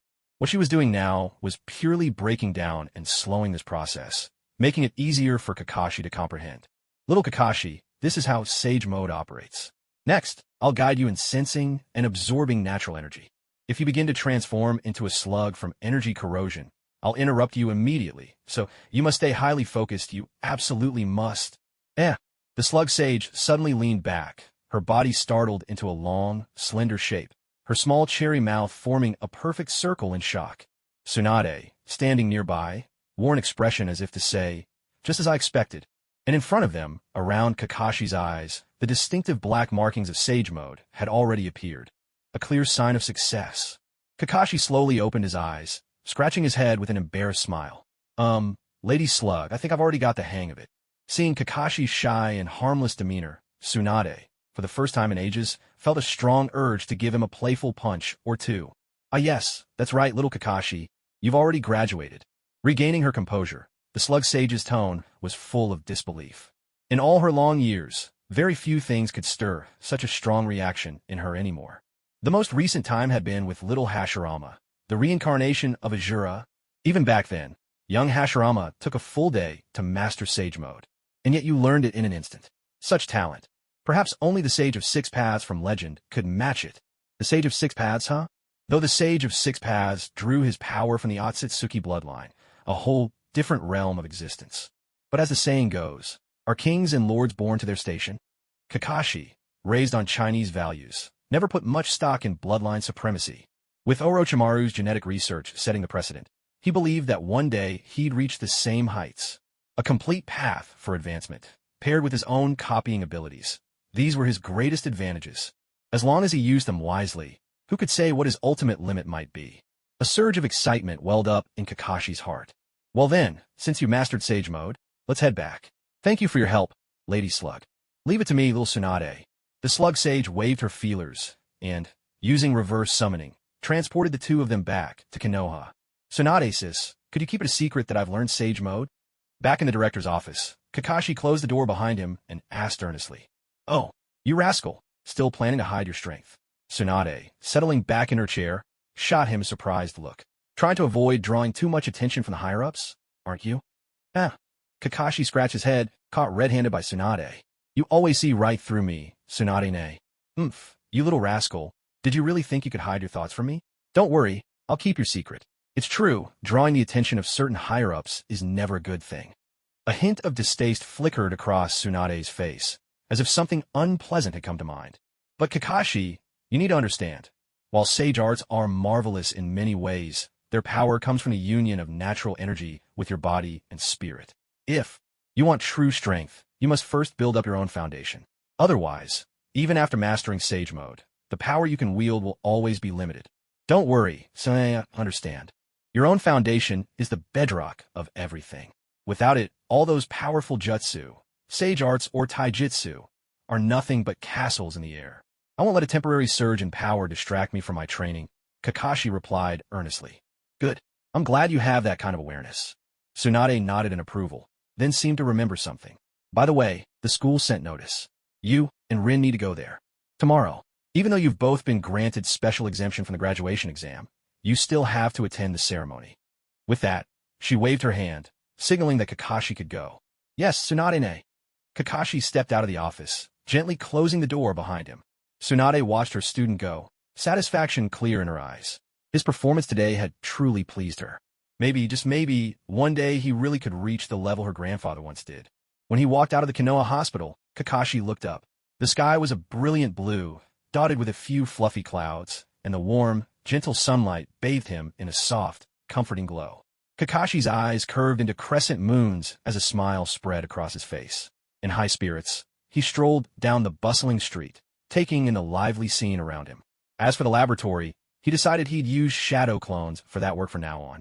After all, shadow clones could transfer memories and experiences, and research didn't require a huge amount of chakra, so a clone could last quite a while. Would anyone see through his scheme? Well, in this world, Not even Kagaya Otsutsuki herself could see through a shadow clone. And even if Orochimaru somehow did find out by accident, given how tolerant he was toward him, it probably wouldn't matter much. It was only the medical classes that he dared not mess around with. Just thinking about Tsunadene's anger sent a chill down his spine. The next day, on the academy's playground, a gentle breeze carried petals of cherry blossoms through the air. The graduation ceremony was already over, and the now empty school grounds held only a lone boy and girl strolling together across the field. I heard, it's 5 centimeters per second. The girl, as if suddenly recalling something, broke the silence with this unexpected line. The speed at which cherry blossom petals fall is 5 centimeters per second. Wow, Rin, you sure know a lot about things like that. The boy looked puzzled, as if he couldn't quite follow. The two continued to walk in silence, as though their brief conversation had never happened at all. Rin seemed especially lively today. Suddenly, she spun around, cupped a tiny, heart-shaped cherry blossom petal in her soft palm, then turned to the boy with a radiant smile. Kakashi, don't you think this looks just like a snowflake? Kakashi thought for a moment, then replied, You're right, it really does. The gentle atmosphere surrounding them made Kakashi think of winter days, holding a warm bowl of sake. Comforting, yet somehow tinged with a complexity he couldn't name. Oh no, oh no, oh no. Just then, Kakashi and Rin spotted Obito outside the schoolyard fence, gasping for breath as he made a desperate dash toward the school gate. Rin and Kakashi exchanged a glance, both a little exasperated. Side by side, they headed for the entrance. Over here, Obito, Rin called out, waving her arm energetically. Obito, seeing Rin, broke into a run, only to trip and fall flat in front of her. Incredible. You managed to be late for both the entrance and graduation ceremonies. The graduation's been over for ages. Rin folded her arms across her chest, scolding him with a hint of annoyance. But I was helping an old lady. Obito picked himself up, head hanging, his voice tinged with grievance. Obito, you sure seem to run into old ladies a lot, don't you? Rin put her hands on her hips, but her tone softened. I know, right? I don't get it. Lately it's just ambush after ambush, Obito muttered, turning his head aside in resignation. Honestly, you're hopeless. You know exactly what you're doing. Rin sighed, then said, Come on, follow me. Kakashi, hands shoved in his pockets, trailed after them, equally helpless. Inside the auditorium, Rin and Obito stood face to face on stage. Rin produced a graduation certificate and presented it to Obito. Graduation certificate, Uchiha Obito. This certifies that you have graduated. From the Hidden Leaf Village Ninja Academy. Rain or shine, you stuck with your training to the end. Here, congratulations on graduating. Rin. Looking at Rin's angelic smile, Obito felt his eyes sting, his voice thick with emotion. He wiped away his tears and accepted the certificate with great care. Thank you, Rin. There may not be a crowd here to witness it, but honestly, I'm happier getting this from you than from the third Hokage himself. So, have you forgotten there's someone else who's been waiting for you this whole time? Kakashi suddenly popped into Obito's view, his tone less than friendly. Oh well. Obito was at a loss for words. Laughing out loud, Rin couldn't help but giggle when she saw this. All right, from now on, we're all genin. You'd better perk up. All right, now that we're genin, we have to do missions in 3-person squads, right? Has the team list been posted? Am I with you, Rin? Suddenly, Rin lowered her head in disappointment. Don't tell me, we didn't end up together? Sorry to disappoint you, but we actually are in the same squad. Rin quickly looked up, her face blossoming into a bright smile. No way. Obito's voice brimmed with delight. Really? Looks like I'll still have to keep an eye on you. Rin put her hands on her hips in mock exasperation. Awesome. This is awesome. Obito spun around, pumping his fists in excitement. Then, as if remembering something, he turned back. Oh, then who's the third member? Why don't you guess? Kakashi suddenly chimed in from the side. TCH, so it's you, huh? Obito pouted, a bit disappointed. He'd been hoping that, now they were in the same squad, he could finally spend more time with Rin than Kakashi. Still, he couldn't deny that he wanted to team up with Kakashi too.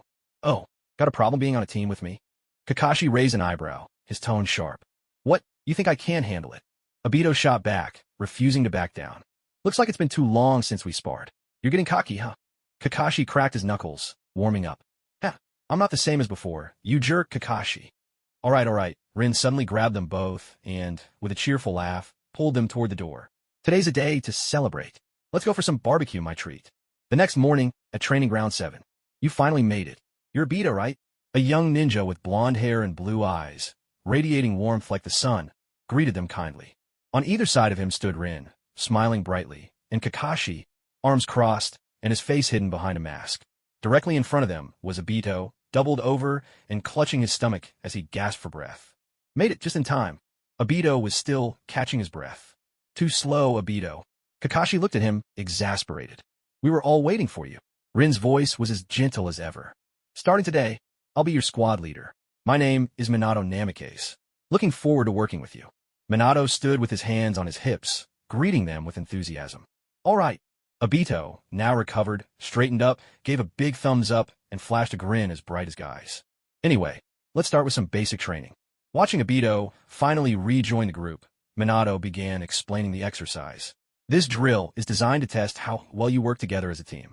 Teamwork. Rin echoed, puzzled. Minato smiled as he pulled two bells, bound with red cords, from his pocket. The content of the exercise? It's these. Just as expected. Unlike Rin and Obito, who were listening intently to the rules, Kakashi was already familiar with his classic bell-snatching mission and had begun devising his strategy. Minato Namikaze, Konoha's elite jonin, and the future fourth Hokage. He possessed reflexes far beyond those of ordinary people, and his mastery of space-time ninjutsu was nothing short of legendary. If he were to get serious, the three of them wouldn't stand a chance. Fortunately, this test was meant only to evaluate the teamwork of rookie genin, so passing it wouldn't be too difficult. Still, since such an opportunity was rare, Kakashi intended to use it to force Minato-sensei to reveal his Flying Thunder God technique. These are the rules. Next, I'll count down from 100 seconds. During this time, you can hide and discuss your strategy. When the countdown ends, the exercise officially begins. As soon as the words left his lips, Kakashi, Obito, and Rin exchanged glances and, in perfect sync, vanished from their spots, slipping into the surrounding forest. This seamless coordination was the result of countless nights spent training together. I'll quickly share the intel I've gathered, Kakashi said, lowering his voice and speaking rapidly. First, the true purpose of this test is teamwork. The so-called rule that those who fail to get a bell will be sent back to the academy for another year is nothing more than a ploy to sow discord. We can ignore it. Second, our opponent is the village's elite jonin, who possesses the S-rank space-time technique, Flying Thunder God. He can instantly move to any location marked with his seal. Think of it as a technique that allows him to move at the speed of light. So, if he gets serious, we don't stand a chance. That's why we have to catch him off guard before he figures out our strategy. That's our only chance. Obito and Rin nodded earnestly at his words. In battle, they'd always trusted Kakashi's judgment without question. After finalizing their plan, the three of them returned to face Minato directly. Oh, you're not going to hide first and look for an opportunity to ambush me? Minato asked, clearly intrigued. Kakashi, standing between the other two, shook his head. You're joking, Minato-sensei. To attempt a sneak attack against an elite jonin like you would be nothing short of suicide. In that case, show me what you've got, Minato replied, his tone serious but his gentle smile unwavering. At that, Kakashi exchanged a glance with Rin and Obito. Now, water style, water formation wall. Fire style, grand fireball jutsu. Wind style, great breakthrough. A wall of water surged up, quickly spreading to encircle Minato on three sides. From the opening at the front, an orange, solid fireball a meter in diameter surged forward on the wind, hurtling straight toward Minato. At the same time, the wall of water stretched out once more, sealing off the only gap completely. A deafening blast erupted. Minato vanished from where he stood, narrowly dodging the blazing fireball. The fireball struck the pooled water, erupting in a massive explosion that engulfed the entire inner side of the water wall. First, he used the water style's shape-shifting nature, turning a defensive jutsu into a means of trapping his opponent. Then he leveraged the synergy between wind and fire, restricting frontal movement while boosting the power of his fire style. And with the fireball already compressed, the stimulation from the water wall triggered an even more violent explosion. What a truly astonishing combination. Minato's voice came from behind, full of admiration. Kakashi felt a chill run down his back, and in the next instant, a powerful kick sent him flying. Kakashi.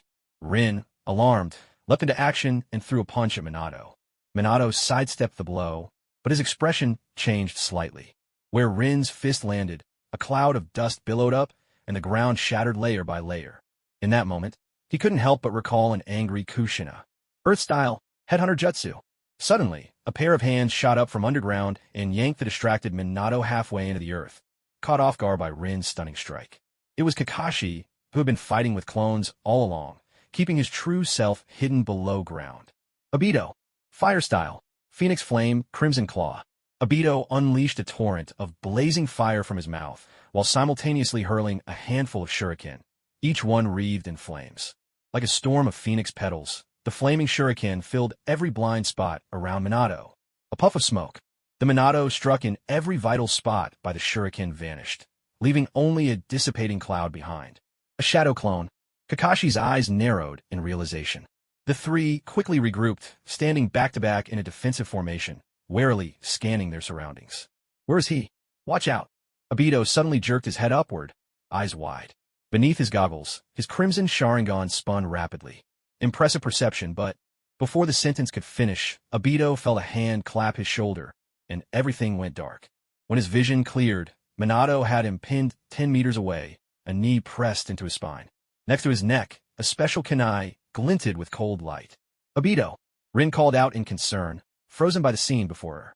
Flying Thunder God, is it? Kakashi thought to himself. The system's successful prompt had told him they'd already achieved their goal. Still too slow. Minato's remaining words drifted through the air. I got a good sense of your abilities now. As you are, you won't be able to complete this mission. However, Minato's tone shifted. I'll give you one more chance. As long as you give him up, I can declare you two the winners right now. That way, you won't have to all go back to the Ninja Academy and repeat the year together. Minato's words brimmed with temptation. No way, we'll never abandon a teammate. Rin refused flatly. Minato's gaze shifted to Kakashi. Seeing this, Kakashi just shrugged. Whatever Rin says, count for me too. Oh, you're not even going to consider it. 3 people having to repeat the year together versus 2 successfully advancing. Seems like an easy choice, doesn't it? And what if this were a real battlefield? If rescuing him means failing the mission, would you still make the same choice? Minato looked at the two with genuine curiosity. A ninja who breaks the rules is called scum. But if a ninja abandons his friend for the sake of the rules, he's worse than scum. Kakashi curled his lip and pointed at Obito, who was pinned to the ground and unable to move. If you're asking this idiot, that's probably what he'd say. Kakashi?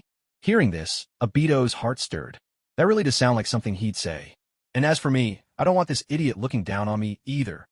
Seal release. With a thunderous shout, Kakashi vanished from where he stood. Minato's eyes narrowed in surprise. The kunai that had been pressed to Obito's neck was instantly raised to guard. It clashed violently with the oncoming blade. A powerful impact rang out. At this moment, Kakashi was relentlessly swinging his own blade. His movements were light and agile, his speed and strength now dozens of times greater than before. Is this the 100 seal technique? Minato, blocking each swing with his kunai, caught sight of the curse mark running from Kakashi's forehead down to his wrist. An incredible thought formed in his mind. He'd once heard Master Jiraiya mention it. Lady Tsunade possessed a forbidden technique called the 100 seal. It could greatly boost all the body's basic abilities, from healing speed to physical power. Shaking his now-numb right arm, Minato shed his previous air of effortless ease. With his left hand, he reached for his ninja pouch and tossed out a dozen shuriken, which instantly turned into a dazzling flash of yellow light. Kakashi's blade slashed through thin air, and suddenly his hair stood on end. He felt sharp pains in a dozen vital points across his body, all at once. Then, a chill grazed his neck. Minato had somehow appeared behind him. His kunai reversed and pressed to Kakashi's throat. Kakashi didn't move again. He knew. If the blows that had struck his vital points just now had been with the blade rather than the handle of the kunai, in that instant, he'd have suffered more than a dozen serious wounds. Even with the 100 seal active, he couldn't have survived it. So this is the true power of the yellow flash. Clearly, he was still far behind. Everything had happened in the blink of an eye. Before Obito and Rin, who had only just been helped to their feet and were still looking for a chance to assist, could even react, everything had already been decided. I lost. Kakashi sheathed his blade, and having recognized the gap in strength, felt no desire to fight on. Since that's the case, Minato glanced at Rin and Obito, who both hung their heads slightly, and gave a gentle chuckle. I hereby announce, you all did excellently. Full marks, you've passed. A heavy silence settled over the area. Minato looked at the three of them in surprise. Where were the questions, the cheers? Shouldn't they be reveling in the joy of this dramatic turnaround? Why weren't they reacting as expected? Hey, come on, give me something to work with here. Minato scratched his head awkwardly, feeling as if he could dig a whole apartment underfoot from embarrassment. A sudden snicker broke the silence. Rin couldn't hold it in any longer. Obito burst out laughing, clutching his stomach. Sensei Minato, truth is, we'd already guessed the purpose of this test, Kakashi explained, speaking up at last. He felt it was only fair to give his superior a little dignity. Then your performance, just now? Minato immediately caught on. Don't worry, even though we'd figured out the point of this exercise ahead of time. Everything we said and did just now came from the heart. Kakashi explained earnestly. He really didn't want them to think it had all been an act. Yes, I believe you. Minato nodded, his bright smile returning. He trusted his earlier judgment. After all, he'd seen how seamlessly they worked together in battle, how genuinely they cared for each other when wounded. I think you already understand, he continued. For a ninja team, the most important thing is teamwork. The strength of a single person is nothing but an illusion. True strength comes from joining everyone's power together.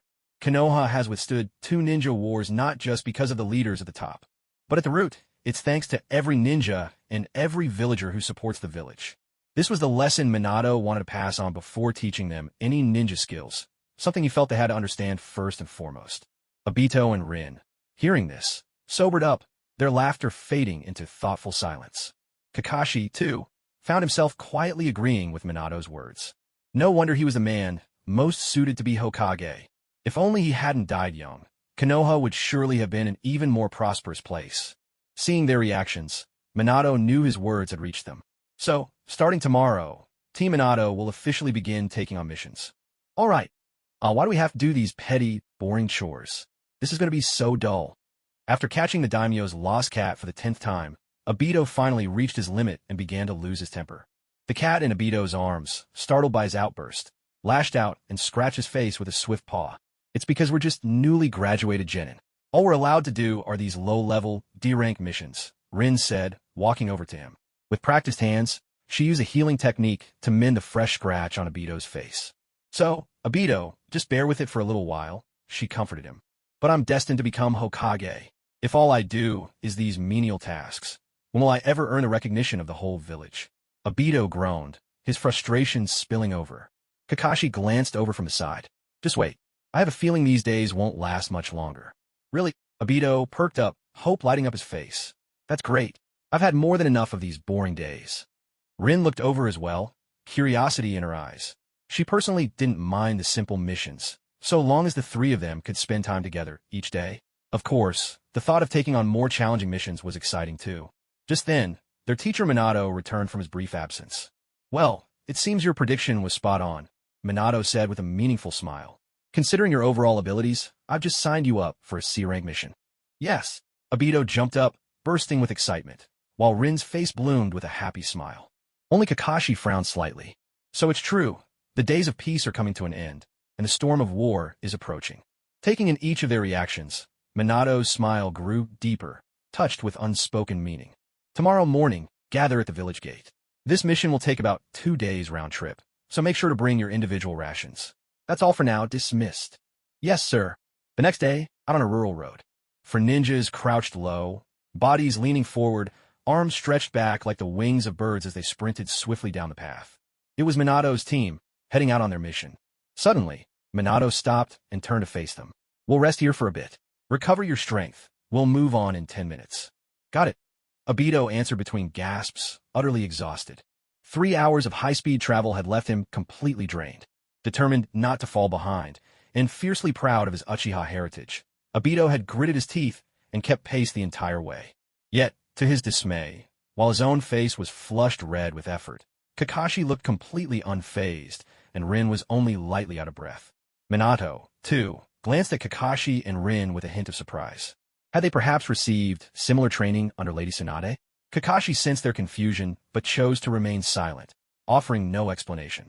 Back in the day, under the pretense that medical ninjas must be able to carry severely wounded soldiers off the battlefield, Tsunade-senpai would have him and Rin haul 60-kilogram stretchers together for long-distance cross-country training every single day. Compared to that, isn't this light travel almost like a vacation? With this thought, they pressed onward at full speed until the sun dipped below the mountains. Suddenly, Minato raised his right hand and came to a stop. 1 more kilometer ahead is the target location. Minato turned and looked at the 3 of them seriously. It's a bandit stronghold, and your mission is simple. Kill every last one of them. What? Rin couldn't help but cover her mouth, letting out a gasp. Minato-sensei, do we really have to kill them? Couldn't we just capture them and hand them over to the local police? Obito's voice was thick with hesitation. For 3 children only 8 or 9 years old, the word killing was utterly foreign and terrifying. No. According to the mission records, this group of bandits has repeatedly raided the surrounding villages, burning, murdering, looting. There's nothing they haven't done. That's why the local villages scraped together money to issue this bounty mission to the village. The requirement is clear. Eliminate them all. Leave none alive. Minato's stern words shattered the last glimmer of hope in the children's hearts. Yet when he heard of those heinous crimes, Obito's anger flared. He was suddenly desperate to wipe out every last bandit himself. For this mission, you'll have to scout the enemy yourselves and do the job with your own hands. I'll only be observing. I won't intervene. So this mission is meant to make us spill blood. Kakashi understood at once what Minato-sensei intended. It was just like in Special Forces training in his previous life, when rookies were made to carry out executions at the firing range themselves. No matter how strong a newcomer was, if they had never taken a life, the battlefield could break them in an instant. Having figured this out, Kakashi's hesitation vanished. Obito, Rin, you two stay here and recover your strength. I'll go scout the enemy. With that, he darted away, leaping through the trees until he vanished from sight. Do you think Kakashi will be all right? Rin couldn't help but worry. Relax. With his skills, a bunch of bandits are nothing. They can't even scratch him. Obito tried to sound unconcerned, but the worry in his eyes betrayed his true feelings. And while the two of them weren't paying attention, Minato, having quietly left behind a shadow clone, disappeared as well. Half an hour later, Kakashi returned from his reconnaissance. I checked out the whole camp. There are about 60 men in total. Each corner of the compound has a single-man watchtower, and there are more than 10 hidden sentries around. Using a finger wreathed in wind chakra, Kakashi sketched a simple map of the stronghold in the dirt. They're just regular bandits. As long as we're careful, they really shouldn't pose much of a threat to us. To prevent anyone from slipping away during the chaos, it's best if we wait until nightfall and launch a surprise attack under the cover of darkness. Obito and Rin nodded in agreement. By now, the sun had already dipped below the horizon, leaving only the last traces of twilight. Night would settle in completely soon. After a brief discussion of their strategy, the three spoke no further. Each of them swallowed a soldier's food pill in silence and waited patiently. An hour later, Kakashi glanced at the sky and stood up. It's time. Let's go. Obito and Rin followed him closely, and the three darted off, their movements nimble as they leapt from branch to branch like shadows in the night. We're here. With a raised hand, Kakashi signaled them a halt. Looking ahead, Obito and Rin saw a noisy mountain stronghold illuminated by the flickering light of campfires. From within, the sounds of dice clattering, cards being slapped, and rowdy shouting drifted out. I'll take out the 4 sentries in the watchtowers first. You two, wait for the right moment to eliminate the perimeter guards. Kakashi waited for Obito and Rin's nod before slipping into the darkness. He moved swiftly, targeting the enemy's blind spots. The lazy sentries never even sensed his approach. A blade flashed across the throat. Each guard was silenced with a hand clamped over mouth and nose, their struggles feeble and fading until all was still. So this is what it feels like to kill. Feeling the warmth of blood trickle over his right hand, Kakashi drew a quiet breath, left a shadow clone to pose as the fallen guard, and swiftly moved on to the next tower. 5 minutes later, all 4 watchtower sentries lay dead, not a soul the wiser. Having watched and waited, Obito and Rin now began their part of the mission. Suddenly, a flare shot into the sky with a loud bang. We're under attack. The mountain bandits, startled, dropped their gambling stakes and scrambled for their weapons, rushing out in a frenzy. What happened? Realizing they'd been exposed, Kakashi quickly regrouped with his teammates. What's going on? He asked. I swear I knocked him out just now. Obito stammered, visibly flustered. Was it because it was his first time killing? Maybe his hand had hesitated, and he didn't finish the job. Kakashi pieced it together and reassured him. It's just a small setback. We'll move to Plan B. Get ready for a frontal assault. With that, the 3 of them stood back to back, forming a defensive formation. By now, the bandits had completely surrounded them. The bandits' ragtag, brightly colored clothes, and odd-shaped weapons clashed starkly with the trio's standardized gear. What's going on? I thought it was the guards coming to check, but it's just 3 little runts? A burly, bald bandit scoffed, his face twisted with menace. His words stirred the crowd, and sneers and mocking laughter broke out. Yeah, what happened to the sentries? Don't tell me they got taken out by kids. That's pathetic. No way, no way. Don't tell me someone actually got killed by these brats. Enough. All of you shut up. At that very moment, A burly man with a menacing glare strode out from the shadows. His eyes were as fierce as a wild stallion's, and in his hand gleamed a massive broadsword. His face was covered in coarse stubble more than half an inch long, and his towering, powerful frame loomed and swayed in the firelight, giving him the appearance of a vengeful spirit. With a single thunderous shout from him, the bandits instantly fell silent. It was clear he was their long-standing and feared leader. Casting a cold, sweeping gaze over the crowd, he turned to the three who were surrounded, forcing a smile that looked entirely out of place on his rugged face. Judging by your attire, you three must be Leaf Village shinobi. I wonder what offense we've committed to provoke you into invading my stronghold and slaughter my men.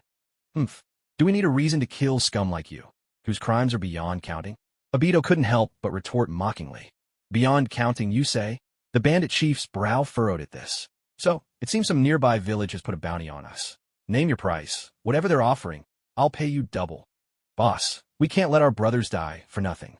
There are only 3 brats here. Just give the word, and we'll hack them to pieces. The bald bandit was instantly enraged at the thought of not only letting them go, but also paying them off. Suddenly, a flash of red streaked through the air. The bald bandit clutched his throat, staring at the chief in shock and disbelief as he collapsed to the ground. The chief cursed under his breath, then raised his head with a jovial grin. He was disrespectful to our honored guests. He deserved to die. Let's get back to business. Name your price, and I'll pay double on the spot. Obito and Rin were caught off guard by the sudden, brutal turn of events. But Kakashi understood. The chief's submissive act wasn't out of fear of the 3 of them. It was fear of retribution from the Leaf Village. It's simple, Kakashi said calmly. Give us the heads of everyone here, and we'll leave immediately. At these words, the chief knew that any hope of peaceful resolution was gone. It seemed their only option was to kill these intruders and flee the land of fire under cover of darkness. What a pity, after finally seizing such a prime stronghold. Kill them. With that thought, the chief's voice grew colder and more sinister. He would make these meddlesome brats pay for disturbing his peace. Earth-style quagmire. Kakashi's hands flashed through a series of seals, then slammed to the ground. In an instant, the charging bandits stumbled as the earth beneath their feet turned to a deep, sucking mire, dragging them down relentlessly. Obito. Right. Fire style. Grand Fireball Jutsu. Obito quickly gathered himself, took a deep breath, and unleashed a massive sphere of fire. Their opponents were ordinary men, so there was no need to compress the fireball, just maximize the range of the attack. A chorus of agonized screams erupted as dozens of bandits caught in the blast desperately tried to beat out the flames consuming them. Use the crossbows. As soon as the order was given, the bandits who couldn't get close quickly unstrapped the crossbows from their backs, took aim at the 3, and rained down a wild barrage of arrows. Water style, water formation wall. Seeing this, Rin swiftly formed hand seals. Instantly, a wall of water over 2 meters high surged up from the ground, encircling the trio and blocking every incoming arrow. Big brother. A GH ghost. Sheltered behind the water wall, the 2 finally realized that Kakashi had already vanished from where he'd stood. Like a phantom in the night, he was reaping the lives of the bandits, swift and relentless. In no time, a heavy silence settled over the scene. Rin dispelled the water wall, only to find every bandit dead. The world around them transformed into a hellish battlefield. And there stood Kakashi, drenched in blood at the center, like a god of death. Kakashi, are you hurt? Rin hurried over, her voice filled with concern. Kakashi shook his head, though his right hand, the one gripping his blade, trembled ever so slightly. His heart was far from calm. Suddenly, the pale-faced Obito at his side couldn't take it anymore. He doubled over and retched violently. Perhaps it was contagious. Seeing that Kakashi was unharmed, Rin clamped a hand over her mouth and ran off, fighting her own nausea. You too. You're still too young, Kakashi said with a weary shake of his head. But then his expression stiffened. In a flash, he darted behind a tree. There was no helping it. Even after living 2 lives, even if the ones he'd killed were ruthless bandits, this was Kakashi's first time personally ending so many human lives. The physical revulsion and discomfort became too much to bear. His thoughts flickered to the original story, the man who once slaughtered his entire clan with his own hands. Such an act, rather than bearing all the darkness alone, looked more like being driven mad by extreme ideology. After all, it was impossible to imagine any carbon-based life form being capable of such a thing. It seemed he'd have to keep a close eye on Obito's state of mind. That clan had always been prone to extremes. In the time that followed, Minato-sensei used the Flying Thunder God technique to teleport them all home. until they reached their doorstep. Not a word was spoken among the three. The silence was almost palpable. Later, in the shower, Kakashi stood naked under the stream, scrubbing his blood-stained hands again and again, as if he could wash away everything that had just happened. Only when the scent of blood finally faded did Kakashi dry himself off and collapse in a bed. Tonight would be a sleepless one. The next morning, Kakashi had just woken up and, still half asleep, was in the bathroom. Suddenly, a shock of bushy brows and wide eyes appeared outside the window, a familiar bowl-cut silhouette. Startled, Kakashi's left hand jerked. "Yo, Kakashi, how about a long-overdue battle of youth?" Guy declared, bursting with competitive spirit, only for his expression to suddenly change mid-sentence. After 3 years, it had returned, the legendary dragon rising its head. And this time, it seemed even more awe-inspiring. Seeing this, Kakashi simply walked outside with a calm air and faced Guy head-on. Kai hesitated for a while, but finally untied his white belt and unzipped his green bodysuit. The two of them brought their heads together, carefully examining the situation. Kakashi thought for a moment, then patted Kai on the shoulder with his left hand, wearing a look of sympathy. In an instant, tears streamed down Kai's face. "Let's have a showdown, Kakashi." Kakashi shook his head. "I refuse." Kai put his bodysuit back on and began to study Kakashi's body with great care. "I heard you just finished a mission, so I came right away. Are you hurt anywhere?" Hearing this, Kakashi felt a warmth in his heart. No wonder he showed up so early. It was out of concern for him. Kai scratched his head, looking a bit puzzled. "Doesn't seem like there's anything wrong. Come on, let's have a youth-fueled duel, Kakashi." "All right." This time, Kakashi didn't refuse. Well then, Kakashi raised his right fist. "Let's do this." Kai, just as excited, raised his own right fist. "Rock, paper." "No, absolutely no rock, paper, scissors. Let's compete in something else." With a serious look, Kai pointed off into the distance at the Hokage Rock. "I've set the finish line up there. Whoever gets there first wins. Got it?" "That's just like you, Kai." Kakashi sounded a bit helpless. "That's the only way to keep the fires of youth burning, Kakashi. You'll accept the challenge, won't you, my eternal rival?" "All right, whatever makes you happy." "Perfect, let's get started. I plan to enjoy every second of this race. Ha ha." As he spoke, Kai picked up a small stone from the ground. "Ready. Engines are running. I'm good to go anytime." Kakashi gave an okay gesture with his hand. With a sharp flick, Kai sent the stone flying, and as soon as it hit the ground, the two of them shot off toward the distant Hokage Rock.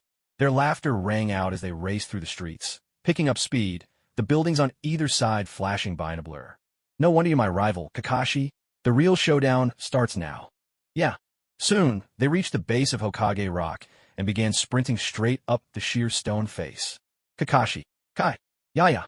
In the end, Kakashi narrowly beat Kai by just a hair. "Huff, huff. Unbelievable. As expected from my rival. You've beaten me again. Next, let's do 10,000 push-ups together." "Kai, yeah. I want to learn the 8 gates from you." Kai turned sharply to look at Kakashi, meeting his earnest gaze. If it were anyone else, he would never agree so easily. But Kakashi, "All right, let's start right now." "Kai, let's grab breakfast first. We've got a tough training schedule ahead of us today." "Ha, you're right. Let's go now and see who gets to the bun shop first." "All right." After breakfast, at Training Ground 7. "Kakashi, I'm going to tell you the secret of the 8 inner gates." "Okay." Kakashi nodded, focusing intently. Standing before the man who had pushed taijutsu to its very limits, who nearly kicked the story to its end, he couldn't help but wonder how Kai usually trained. The 8 inner gates. Its full name is the 8 gates formation. A ninja's chakra flows through the body's meridian system, and there are 8 gates that regulate and restrict this chakra. The gate of opening, rest, life, pain, limit, view, wonder, and death. As you open each gate in turn, your chakra bursts forth and multiplies. If you open all 8 gates at once, you'll gain power beyond imagination. So much so that even a low-ranking ninja could briefly possess 10 times the chakra of a Kage. Of course, the price is your life. Here, Kai paused without realizing it, remembering his father's warning. "Kakashi, to learn this forbidden technique, you must have strict self-control, especially with the last gate. It can only be opened when you're ready to lay down your life to protect what matters most." Kakashi fell silent at Kai's grave words. He knew that what sounded like an ordinary warning was, in fact, the vow Kai and his father had guarded with their lives. The first gate lifts the brain's limitations, opening. After that is the gate of rest, which eases physical fatigue, followed by the gates of life and pain, which increase speed and attack power. By the time you reach the 5th gate, the limit gate, you'll move at the speed of sound, and the force of your movement can even tear up the ground beneath your feet. Beyond that, your physical abilities will grow even stronger with each gate, until you open the gate of death and reach your absolute peak. Of course, for now, I can only open the first gate. That's what I'm going to teach you today. Oh, and if there's anything you didn't quite understand, feel free to ask. Kai looked over at Kakashi as he finished. He remembered how, when his father taught him, he needed to hear these explanations over and over before they sank in. About all down. Let's start training. Kai's eyes filled with tears. Was this the power of a genius? Yes, this is truly the rival of my life. All right then, training begins now. First, let's do 10,000 push-ups. Kakashi and Kai dropped to the ground, pumping out push-ups so fast they became little more than blurs. Next, 5,000 high knee lifts. Okay, and then 10,000 sit-ups.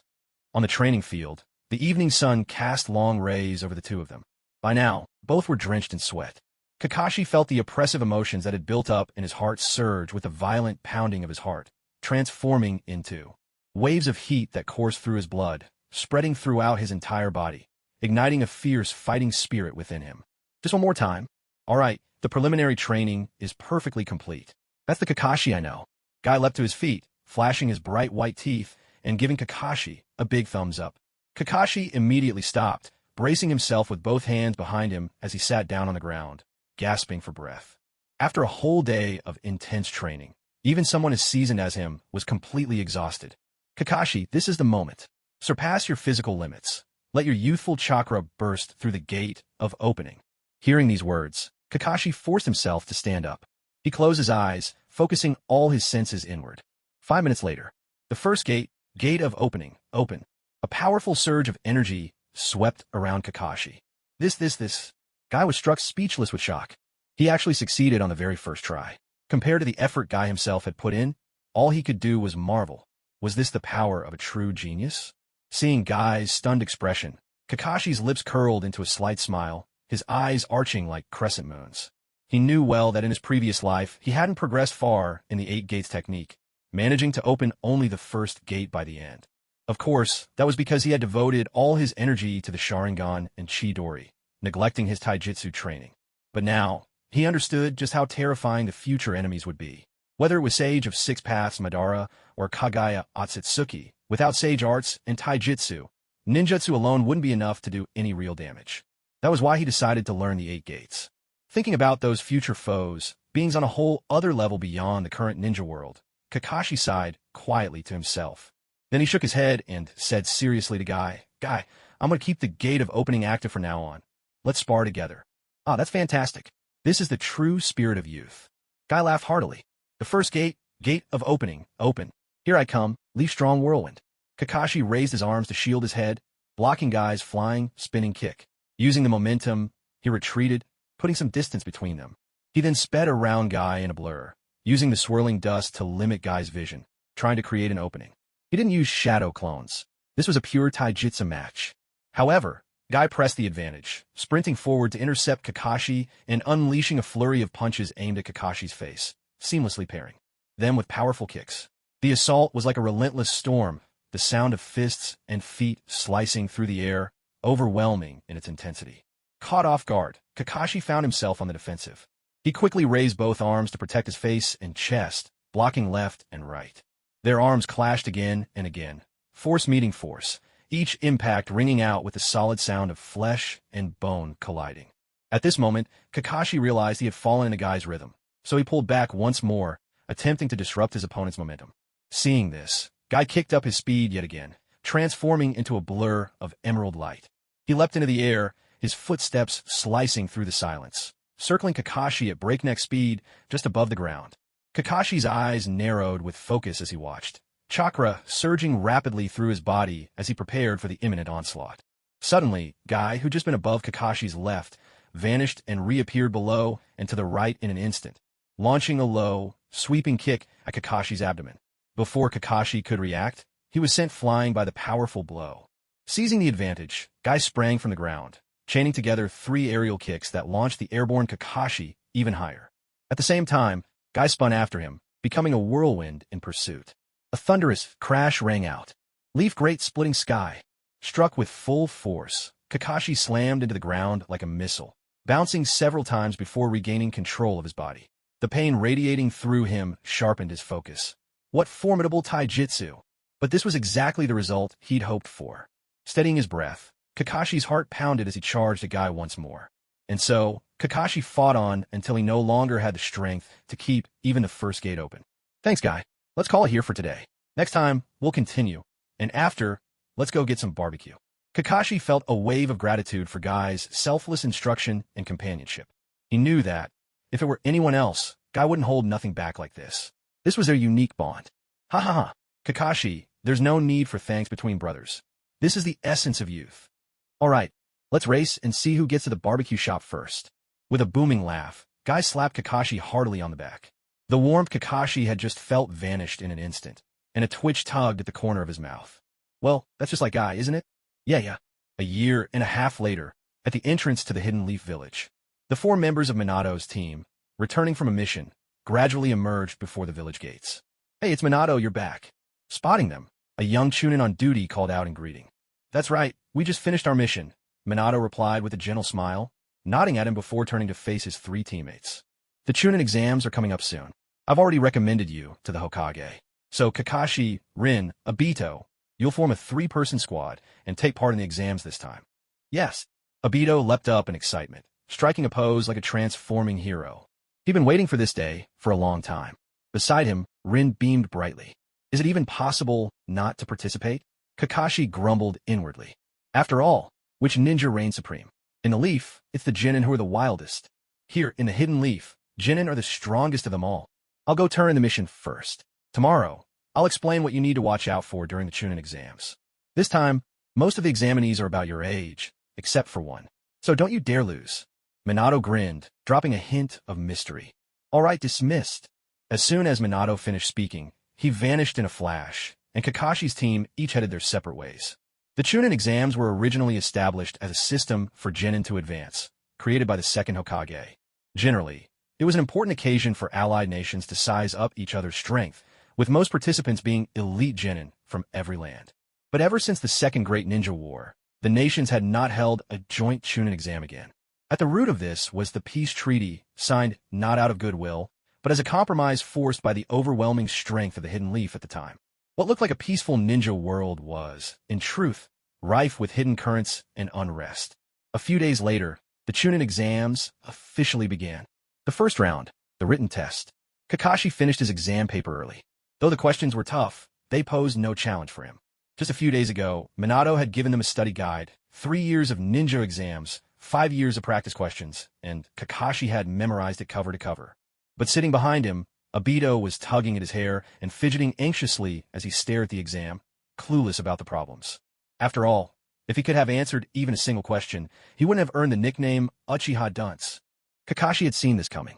So while keeping an eye on the proctors, he discreetly used their agreed-upon hand signals to pass on some hints. In reality, the so-called written test was just a way to assess how well these Genin could share information under surveillance. As long as you were clever about it, passing was possible. As for fooling everyone completely, that was out of the question. The room's cameras watched from every angle, and behind them, the third Hokage observed in secret, a notorious old voyeur. Unfortunately, few Genin were truly skilled.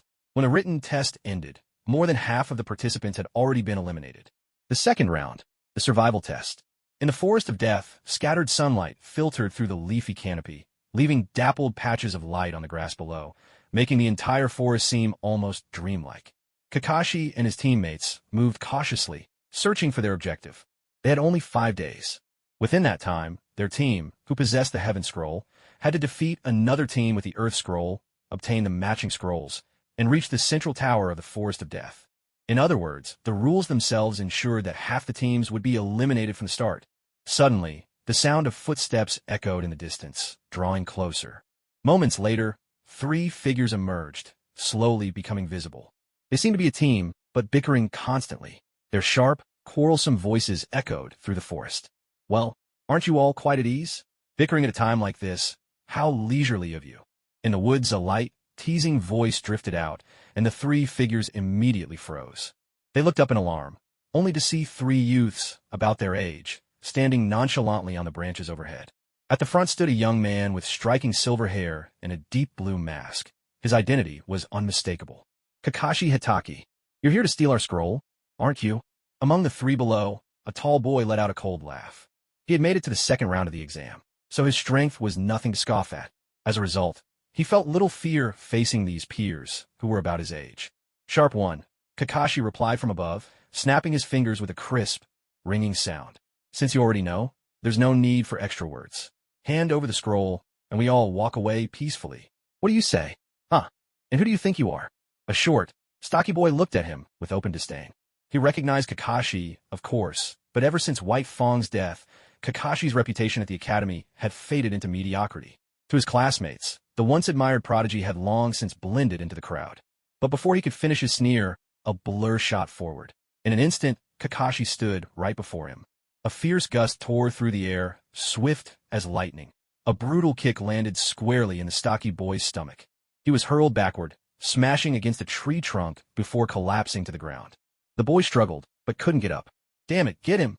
Seeing his friend struck down, the tall boy exploded in fury. But before he could act, he felt a sudden chill against his throat. Kakashi was already upon him, a sharp kunai pressed to his neck.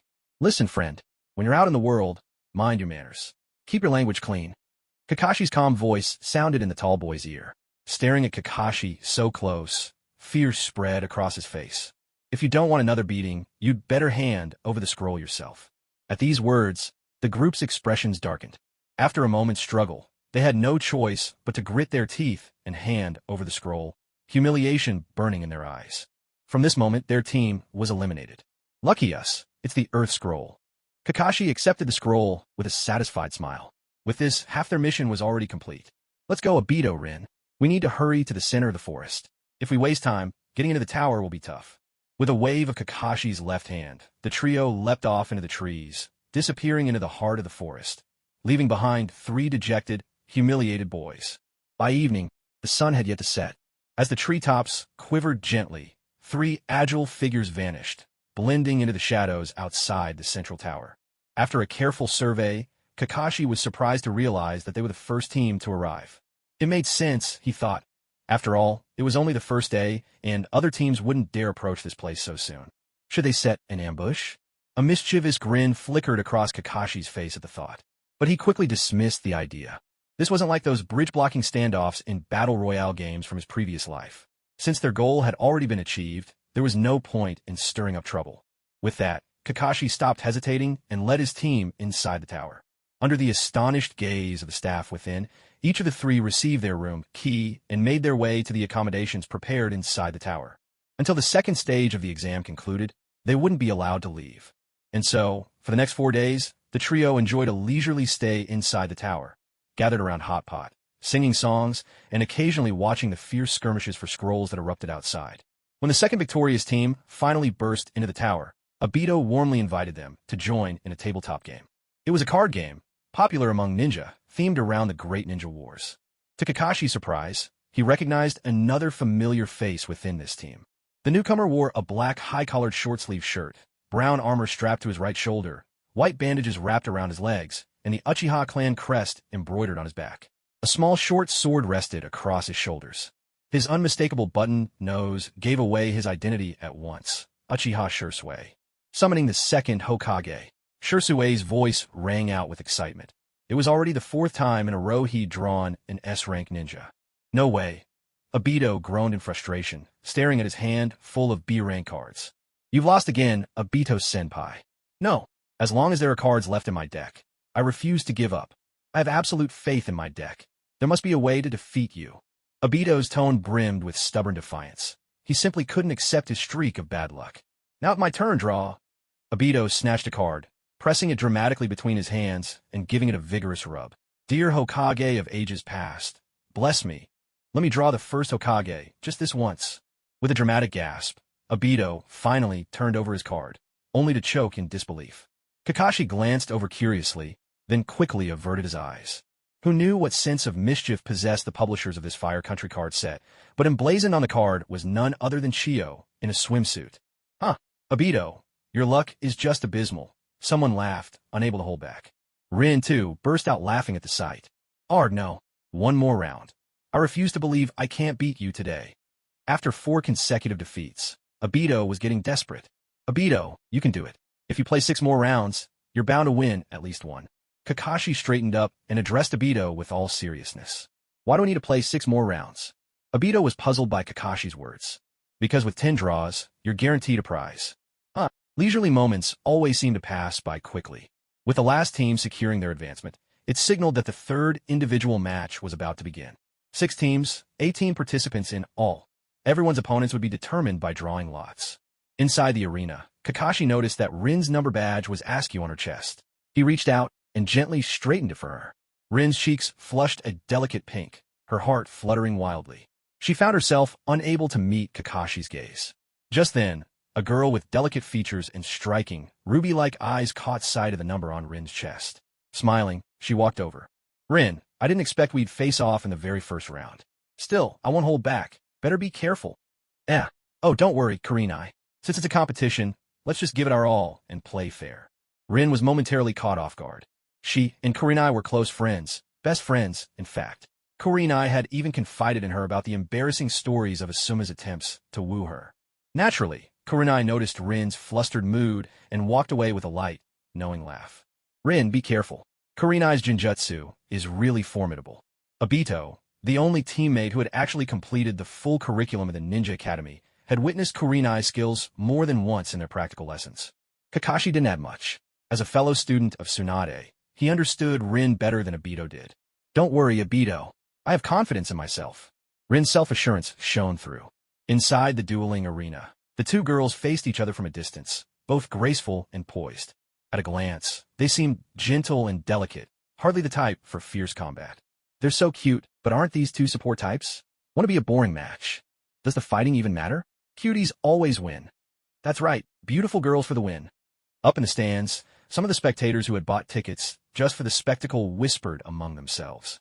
Asuma, what's your take?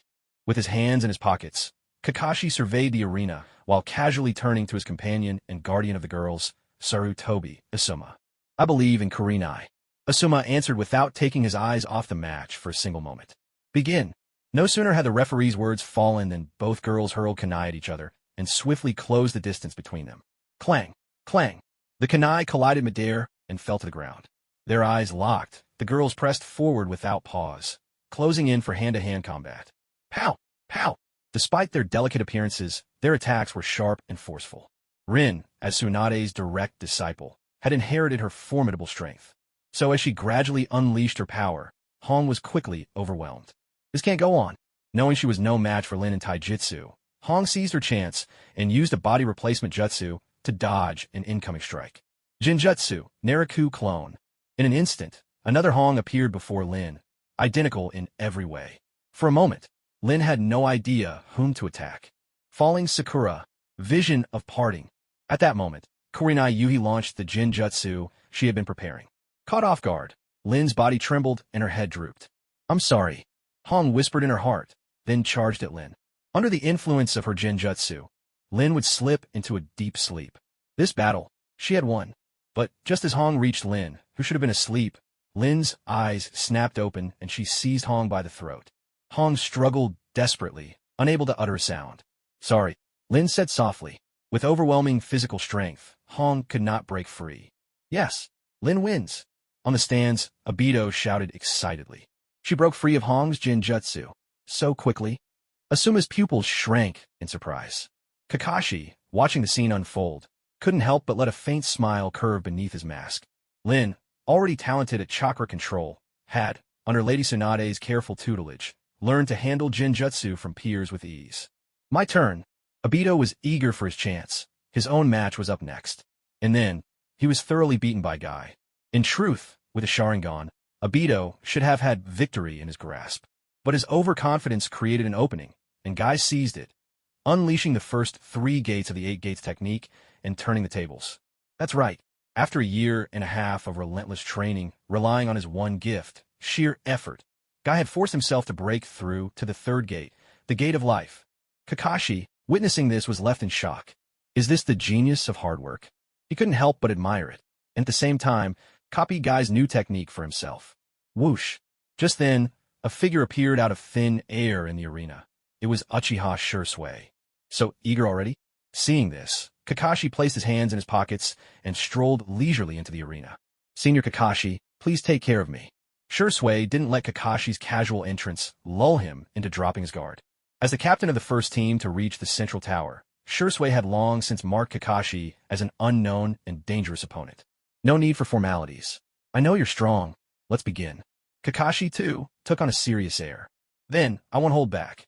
As soon as he finished speaking, Shursui's Sharingan spun to life, the three tomo whirling into place.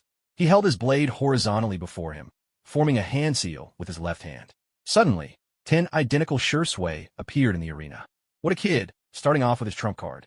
Does he think I'm the boss in a final battle? Kakashi's lips twitched in mild exasperation. Phantom body flicker technique. A signature jutsu Shursui developed himself, combining the power of his Sharingan with his mastery of movement. Unlike ordinary body flicker or clone techniques, this one tapped into the forces of time and space. The 10 figures before him, each was Shursui, and yet none of them truly were. At this moment, Kakashi found himself completely surrounded by his Shursui's afterimages. In the blink of an eye, all the Shijuis drew their blades, a storm of steel flashing toward Kakashi from every direction. Yet Kakashi didn't dodge right away. He placed his left hand on the scabbard, gripping the hilt with his right. His body stilled, as if the encroaching blades simply didn't exist. Hataki style, wind blade, draw slash. Just as every Shursui's blade was about to strike, a blinding arc of light split the air. Centered on Kakashi, the air and his swordsmanship fused into a terrifying whirlwind, surging out like a tempest. In midair, the countless Shijuis froze, then were all hurled away by the force. If it's just swordsmanship, you probably can't beat me. Kakashi flicked his sword in a lazy flourish, his tone calm. As expected of you, Kakashi-senpai. Shursui's expression grew grave. He'd shown his full respect by going all out from the very start. Yet, the speed he prided himself on had been overwhelmed by Kakashi-senpai's sheer force. When that strike was unleashed, Shursui felt as if the entire area around Kakashi was wreathed in wind blades, blanketing every instant movement with relentless coverage. Such mastery over wind nature chakra, perhaps even some of the clan's elite jonin couldn't match it. Still, how many times can senpai use such an absolute defense? With this in mind, Shursui ignored Kakashi's taunts and launched another assault with his flicker technique. This time he was even faster. Clang! Kakashi spun and blocked behind him, parrying a lethal blow. In just a heartbeat, he had already fended off over a dozen killing strikes, his senses heightened by the sage mode he'd gradually mastered. The flurry of exchanges had his nerves strung taut, knowing that even the slightest misstep could spell defeat. If only he didn't have to conceal sage mode and the flying thunder god technique. Kakashi felt a twinge of frustration. If this kept up, it would become a battle of willpower and stamina. Whoever faltered first would lose. He couldn't let the fight drag on any longer. With that thought, Kakashi deliberately left an opening. Shursui, unable to rein in his momentum, drove his blade straight through Kakashi's right chest. Kakashi. From the stands, Rin clapped a hand over her mouth, crying out in shock. Kakashi-senpai, I'm sorry, I didn't mean to. Always kind-hearted, Shursui, seeing he had seriously wounded his senior, hurried to apologize. Chaotic body rush.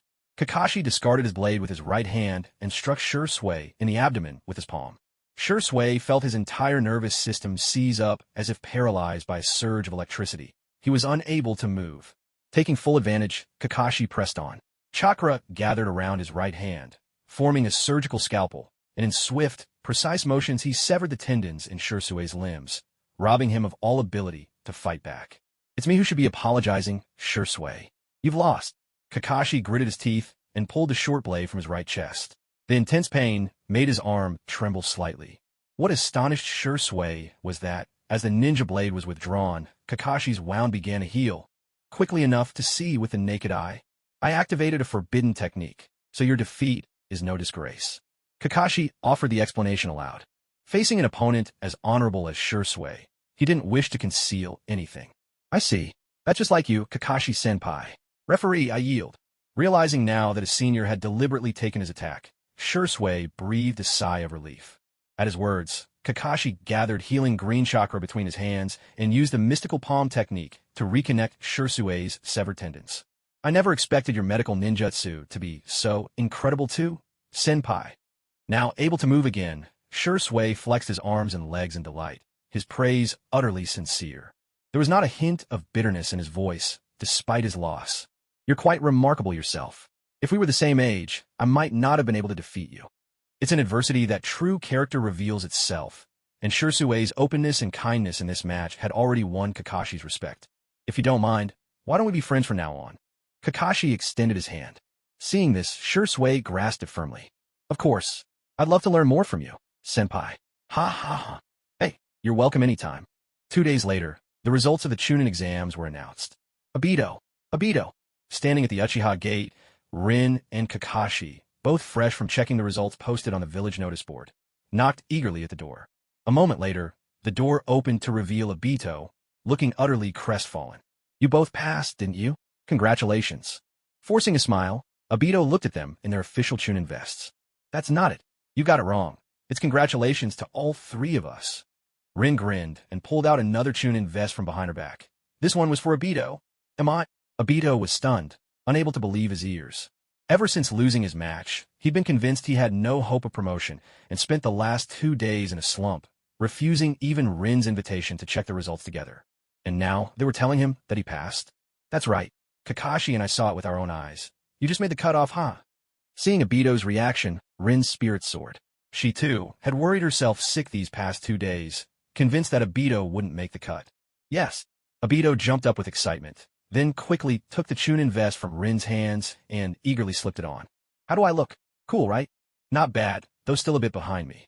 Kakashi suddenly interjected from his side. Rin couldn't help but burst into laughter at his words. TCH. In his good mood, Obito didn't bother arguing with Kakashi. "Oh, by the way, does Minato-sensei know yet? Let's go share the good news with him." He was at the ceremony, but partway through, someone from the Umbu called him away. Rin replied with a smile. Meanwhile, inside a large conference room in the Hokage Tower. At that moment, the room was packed with dozens of people. Seated at the head of the long table was none other than the third Hokage, clad in his Hokage robes and chewing thoughtfully on a pipe. Arrayed before him, apart from the advisory council, were the elite shinobi of Konoha, the pillars of the village. A glance around revealed Orochimaru, Minato Namikaze, Fugaku Uchiha, Hayashi Hyuga, and the heads of other prominent clans. As for Tsunade and Jiraiya, after Shizune was promoted to Chunin, Tsunade had left the village, telling Kakashi and Rin before she departed that if they ever faced trouble, they could seek her out through Katsuyu. Jiraiya had also set off on his own journey soon after. Now, the third Hokage sat at the head of the table, his gaze grave and silent. He slowly drew a file from the stack before him and passed it to Orochimaru at his side. Orochimaru skimmed the contents, a sly glimmer in his eyes. Interesting, but can we be certain this intelligence is reliable? His reaction drew the attention of everyone in the room. As the file passed from hand to hand, each person who read it wore an increasingly serious expression. I know you all doubt the veracity of this report, but the intel has been repeatedly verified by our Umbu agents embedded in the Sand Village. There's no mistake. What's more, Kimogakure has already mobilized on a large scale after learning the same news. It seems they're preparing to make their move. The third Hokage said at last, his words threading through the haze of pipe smoke as he surveyed the room. How could this be? How could the Kage of an entire village simply vanish from his own stronghold? Yeah, it sounds impossible. The room buzzed with anxious whispers. After all, the implications of this message were simply too astonishing. The third Kazekage of Sunagakure, the strongest leader in the history of the Sand, had vanished without a trace. He was renowned as the mightiest Kazekage ever, a shinobi ranked among the top 10 in the entire ninja world. Even the third Hokage, said to be the strongest Hokage in history, couldn't guarantee defeating him one-on-one, let alone making him disappear without a sound. But if he hadn't been abducted, why would the Sand Village mobilize the entire village to search for him, and even provoke an attack from the Cloud Village? It's impossible that the third Kazekage just decided to disappear for fun, right? Could it be that the leader of a whole village is still going through a rebellious phase? That would be far too ridiculous. As for the other one who vanished at the same time, the ninja named Sasori, he was simply overlooked by everyone. Just a boy of 15 or 16, after all. Anyone who suspected him would probably be laughed at as a fool. Only Minato quietly committed the name to memory. Right now, the Sand Village is leaderless, and the Third Raikage is taking advantage of the chaos to invade. If they succeed, we'll be caught. Between two nations and beset on all sides. That's why I intend to send an offer of alliance to the Sand Village and help them through this crisis. The third Hokage spoke gravely. Supporting the sand against the lightning. This was the main topic of today's meeting. Everyone present was a decision-maker from each field of Konoha.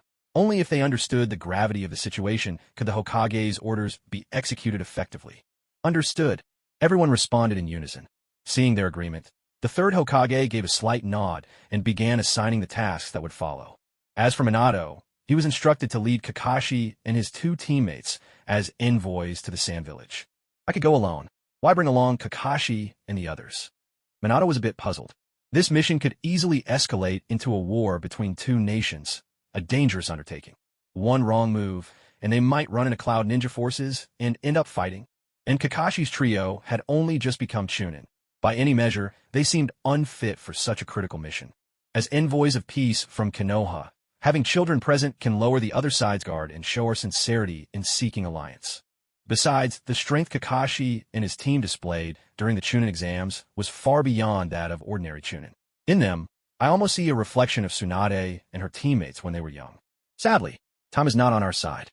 This brief peace is about to end, and we don't have the luxury to let them grow up slowly, Minato. Hearing this, Minato nodded silently. As someone who thought like a Hokage, he fully understood the third's reasoning. And, with his own abilities, he was confident that even if trouble did arise, he could keep the three of them safe. Understand, Lord Hokage. With his mission clear, Minato took his leave. A few hours later, after packing their things, Kakashi and his teammates, thoroughly fussed over by Kushina, set off with Minato on their journey to the Land of Wind. Several days later, Sensei Minato, how much longer until we get there? At the border between the Land of Fire and the Land of Rivers, Obito chewed on a ration pill as he complained during a break. Up ahead lies the Land of Rivers. If all goes smoothly, in 2 days' time, we'll cross it and reach the borders of the Land of Wind. Minato spoke as he kept a vigilant eye on their surroundings. At that moment, they were deep within a dense forest that marked the border region. Hearing this, Obito could only sigh and purse his lips in resignation. Just then, a sudden commotion rustled through the woods to their right as a group of people moved swiftly among the trees. Stay alert. At Minato's command, the three who had been sitting immediately sprang to their feet, quickly taking up defensive positions behind him.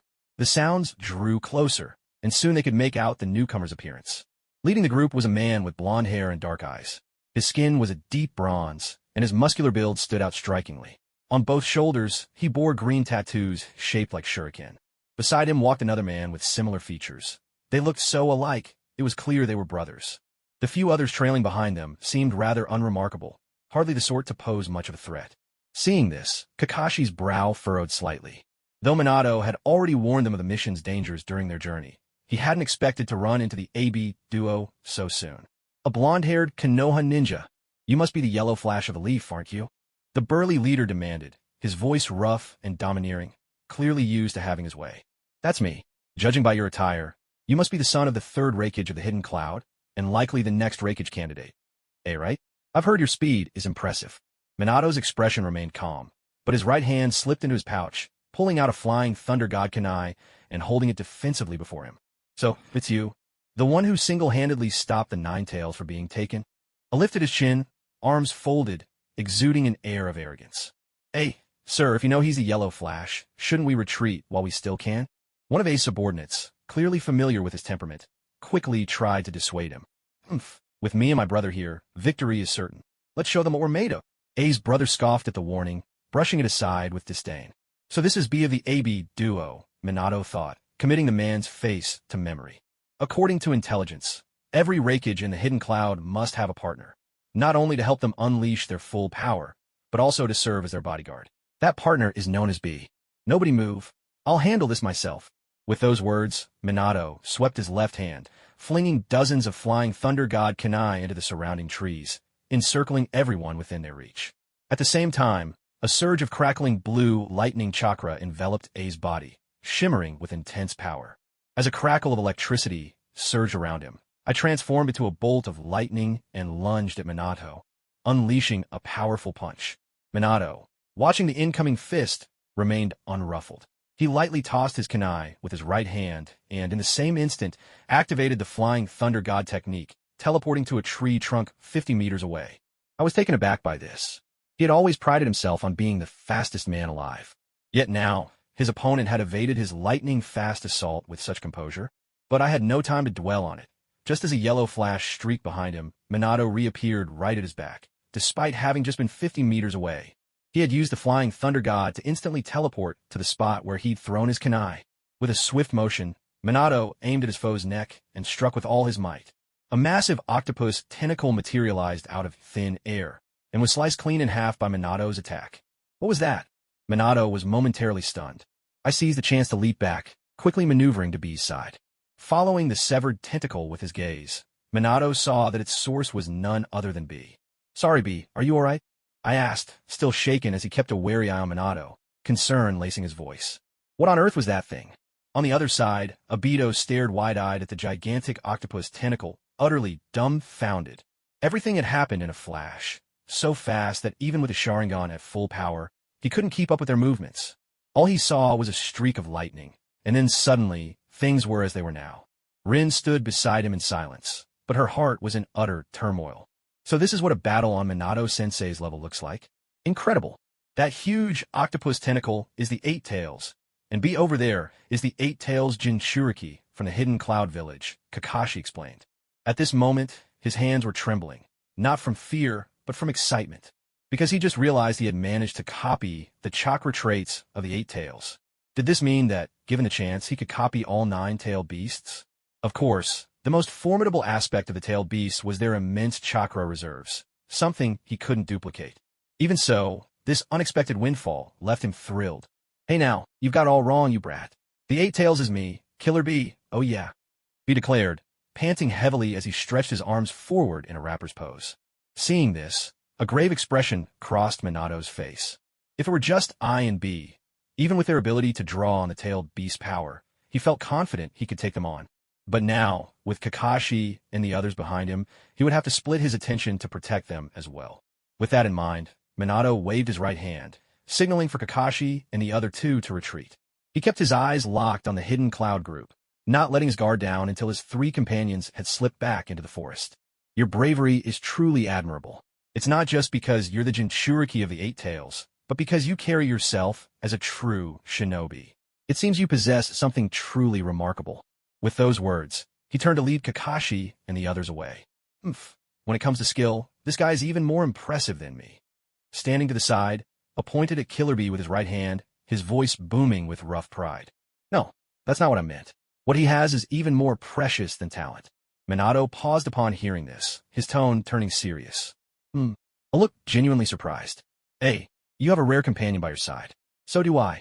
That's why, if you fail to realize soon enough what truly matters most to your little brother, I'm afraid he'll lose himself. Not just as a Jinchuriki, but as a person. If you think you can talk your way out of this with empty words, think again. A's face was full of disbelief, as if to say, do you really think I can't see through your tricks?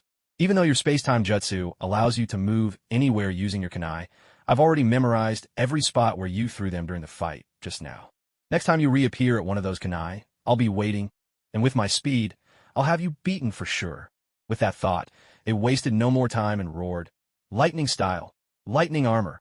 A surge of even greater lightning energy crackled around him. In an instant, he became a blur of electricity, launching himself above Minato, faster than ever. Lariat dance of 1,000 levels. A dazzling bolt of lightning gathered in his right hand as he struck down from midair, his attack as fierce as the god of thunder himself. Jump, Minato! Let's see which kunai you go for this time. As A's attack came crashing down, he watched the kunai scattered around with the corner of his eye. This time, there would be no escape, because I, too, bear many burdens. Seeing us so close, Minato spoke softly, almost to himself. In a split second, to A's utter disbelief, Minato vanished, only to reappear behind Killer Bee. That's why I won't fail. Yamaro hastily raised his right hand, desperate to stop Minato's apparent attempt to strike Bee down. What? There's a space-time formula drawn on the Eight Tails' tail. The nearby Cloud Ninja stared, utterly stunned. The level of this confrontation was far beyond anything he could have imagined. Damn it, did he do that when we helped block my attack earlier? I was filled with regret. If anything happened to Bee because of this, he would never forgive himself. But Killer Bee remained calm. When Minato reappeared behind him, Bee had already sensed it through the power of the Eight Tails. At that moment, he drew the blade from his back, turning it to press against Minato's ribs. I'm prepared for both of us to go down. Why not settle this head on? Wariness and excitement flashed in his eyes. B was eager for the challenge. Even though we're enemies, I admire you. Your moves are the mark of a true ninja assassin. Minato, as always, remained composed and unflustered. Everyone stop right now. Minato, is it? Go ahead. We won't stand in your way any longer. AI hurriedly spoke up to put an end to the conflict. Brother, if we join forces, the outcome is still uncertain. B grumbled, clearly displeased. Fool, you're my brother, but you're also the village's strategic weapon. If anything happens to you, how could I ever answer to the village? Having lost the one-on-one duel, AI was already furious. Hearing B's words only added fuel to the fire. He immediately unleashed a fierce scolding. Why, yes, got it, big brother, I understand. Chastened by his older brother's reprimand, B turned his head away, his confidence visibly deflated. Seeing this, Minato smiled faintly, then in a flash reappeared before Kakashi and the other two. Let's go. With that, he led the three away. He wasn't worried that AI would go back on his word. After two confrontations, Minato had already grasped AI's character, proud, bold, quick-tempered. People like him possess a powerful sense of honor and would never easily break a promise. Besides, the marker he placed on B was still there. If they tried anything, if they attacked Kakashi and the others, they'd face his relentless pursuit. As expected, the AB duo didn't do anything to stop them from beginning to end. They simply watched as Minato's team left, then chose a different path, and pressed on with their own mission. After all, both sides had their own objectives. Neither wanted to stir up further trouble. Land of Wind, Sand Village. Inside the Kazekage Tower, both sides of the long table in the conference room were filled with Sand Village's top officials. Every gaze was fixed on the center of the table, on a scroll stamped with the official seal of the daimyo. It was a letter of censure from the daimyo of the Land of Wind. At the head of the left side of the table sat an elderly woman, her skin wrinkled and her hair streaked with white. Yet, despite her unremarkable appearance, her eyes were piercingly sharp, so much so that no one present dared meet her gaze. A top shinobi village, one of the 5 great nations. Now, not only has our Kazekage vanished under mysterious circumstances, but even the invasion of our country by 10,000 forces from Hidden Cloud went unnoticed until a letter of reproach from the daimyo arrived. What a farce! The old woman's laughter was full of anger, and her words cut through the room with chilling coldness. As her words fell, the already stifling conference room seemed to plunge into an icy abyss. Since the disappearance of the 3rd Kazekage, the entire Sand Village had thrown itself into a frantic search. Yet months had passed with no sign of him, and instead, a massive invasion from the Hidden Cloud had descended upon them. At this moment, the Sand Village stood at the brink of life and death. One wrong move, and everything would be lost. In this moment of crisis, Chiyo, the woman who, during the Second Great War, broke Hanzo the Salamander's deadly poison and drove him back, single-handedly averting disaster for the Sand Village. It was only natural, by virtue of her great achievements, that she now led this crucial meeting. So, even though everyone present was a high-ranking member of the village, faced with Chiyo's scolding, they could only lower their heads and silently accept her rebuke. Sister, please calm down for now. Sensing the heavy, almost suffocating tension in the room, the elderly man sitting across from Chiyo spoke gently.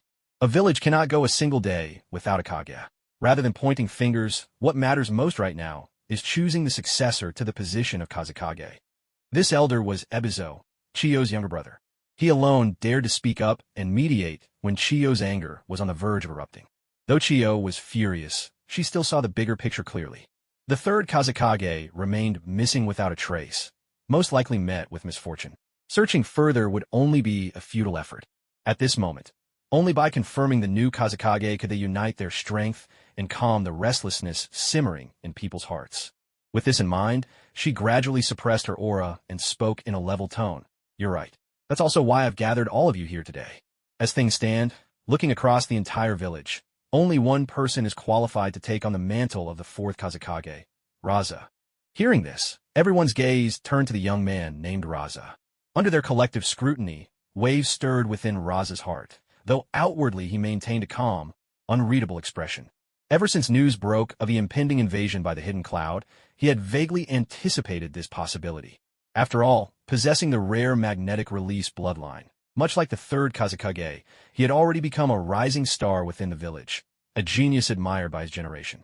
What's more, Raza had dreamed of becoming Kazekage since childhood. Upon discovering his ability to manipulate gold dust, he began venturing deep into the desert to pan for gold, exchanging it for daily necessities and freely sharing them with the villagers who struggled most. This endeavor had caused his popularity in the village to soar. Even the third Kazekage, upon hearing of this, had praised him on multiple occasions, saying he possessed the mindset of a true leader. As expected, those around him now nodded in approval as they looked at Raza. Very well. After this meeting, I'll join the other elders in officially recommending Raza to the feudal lord as the next Kazekage. Seeing everything proceeding smoothly, Chiyo's expression softened at last. Now, let's turn to the matter of countering the Hidden Cloud's invasion. Raza, you will take the lead in this war. Tell us, what are your thoughts?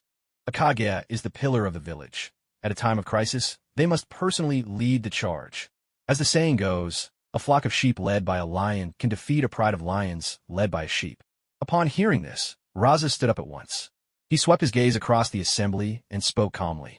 You are all my seniors in both experience and age. If anything I say is mistaken, I welcome your correction. To be honest, all of us here are well aware. If it comes down to sheer force, we are not as strong as the Hidden Cloud. At this, people began whispering among themselves. Some, quick to anger, even shot him furious glares. Even if it were true, showing such immediate defeatism was absolutely not what they wanted to see. But, before anyone could object, Raza suddenly changed his tone. I believe we will win this war. Oh, and why do you say that? Someone couldn't help but ask. It was in fact the chief of the Sand's intelligence division. Because behind us stand our families, our dearest friends, our loved ones, and our comrades. That's why there's no path of retreat for us. Even if we must sacrifice every last soldier, we will fight to the bitter end. At these words, the entire gathering straightened, faces growing solemn. Indeed, the enemy was already at their doorstep. If they didn't stake their very lives on this, what else was left? Surrender and become broken, defeated strays? Well said. The hot-tempered one couldn't help but shout his agreement. Chiyo saw this and nodded in satisfaction. When two armies face off, the spirit of the troops is paramount. With just a few words, Raza had rallied everyone, uniting their will as one rope, proving she hadn't chosen the wrong person. As for strategy and deployments, there was still this group of seasoned veterans. They wouldn't leave everything to the younger generation just yet. Soon, one order after another was issued, and the entire Sand Village swiftly entered the highest state of wartime readiness. Meanwhile, after a long day's journey through the Wind Country's desert, Minato's team finally reached the territory of the Sand Village. Halt! Who are you? At a key choke point, 3 Sand Shinobi, hidden as sentries, suddenly appeared before Minato and his group, raising their voices in challenge. We are envoys from the Hidden Leaf Village. Having learned of your crisis, we have come under orders from the Hokage to form an alliance, to help your village through these troubled times. Minato stopped, his tone calm and courteous. Envoys from the Leaf, here to assist us? The Sand Sentry was clearly taken aback. Weren't the two villages mortal enemies in the last war? And now, with the Cloud attacking, not only was the Leaf not kicking them while they were down, they were actually offering help? Could the Leaf truly be so generous? Suspicion churned in their hearts, but the lead Sand Shinobi spoke with careful politeness. May I ask for your esteemed name, sir? This is a grave matter. I must first report back. After all, the village is under lockdown right now. Without orders from above, no one dares to bring strangers in. I'm Minato Namikaze. It's all right. These are unusual times, and I understand. Minato answered with a friendly smile. Minato Namikaze, the yellow flash of the leaf. The leader of the Sand Sentries was startled, becoming even more respectful. He quickly gave instructions to the other two and then vanished in a blur. Gulp, gulp. Seeing their journey was nearly over, Obito could no longer restrain himself. He downed the last of the water from his canteen in one go. We finally made out alive. Obito wiped his mouth, looking both relieved and a little unsatisfied. Kakashi couldn't help but shake his head at the sight. They hadn't even confirmed the intentions of the enemy leaders, yet already they were letting their guard down. Obito, that guy, is just as careless as ever. Come to think of it, in the original story, Obito only became truly clever after witnessing Rin's death. Well, maybe it's better if he doesn't change. Things are fine, just as they are. Here, you drink it. I'm not thirsty, Rin said with a gentle smile, handing her canteen to Obito. No, Rin, you should drink it yourself. It's been a tough journey for you. Obito quickly declined, waving his hands. There's no need to be so polite, honor guests. This is water we brought ourselves, clean and safe, I assure you. The two Sand Ninja who had stayed behind hurriedly produced their own water flasks and offered them. Thank you. Rin glanced at Minato first, and when she saw he didn't object, she carefully accepted the canteen. But Rin didn't drink from it immediately. Instead, she dropped a small blue pill into the water. After a moment, seeing that the water showed no unusual reaction, she offered an apologetic smile to the Sand Ninja and divided the water among her 3 companions. The Sand Ninja didn't take offense. This kind of basic precaution is standard practice for any shinobi. Everyone understands. If anything, he looked at Rin with curiosity and asked, "Are you a medical ninja?" "Yes, I know a little about it," Rin replied modestly. "That's wonderful." The Sand Ninja sounded a bit envious. It was common knowledge that among the 5 great villages, only Konoha had a relatively large and skilled force of medical ninja. In the resource-scarce Sand Village, medical ninja were a rare and treasured asset. There were so few of them that those who existed were treated with utmost reverence. After all, who could guarantee a life free from illness or injury? On the other hand, the art of poison was known to virtually every family in the village. Sometimes, for certain stubborn ailments, they'd even treat them with poison. They would use an even stronger toxin to overpower the illness, and then take the antidote to detoxify themselves. Well, it does sound scientific in theory. Sadly, the results were often less than ideal. Over time, the illnesses rarely got better, but people's resistance to poison certainly improved. Before long, the captain of the sentry team, who had just left, returned with orders from the village. The 4th Kazekage had summoned them, without delay. The 4th Kazekage? So, Sand Village has already chosen their new Kazekage successor? Minato's mind stirred, and he asked, "May I ask, who is this 4th Kazekage you mentioned?" "Oh, Lord Minato. You could just call me Yura. You might not have heard. Our village's leaders have just announced that Lord Raza will be the 4th Kazekage. In fact, Lord Raza is about your age." The captain leading the way, Yura, answered respectfully.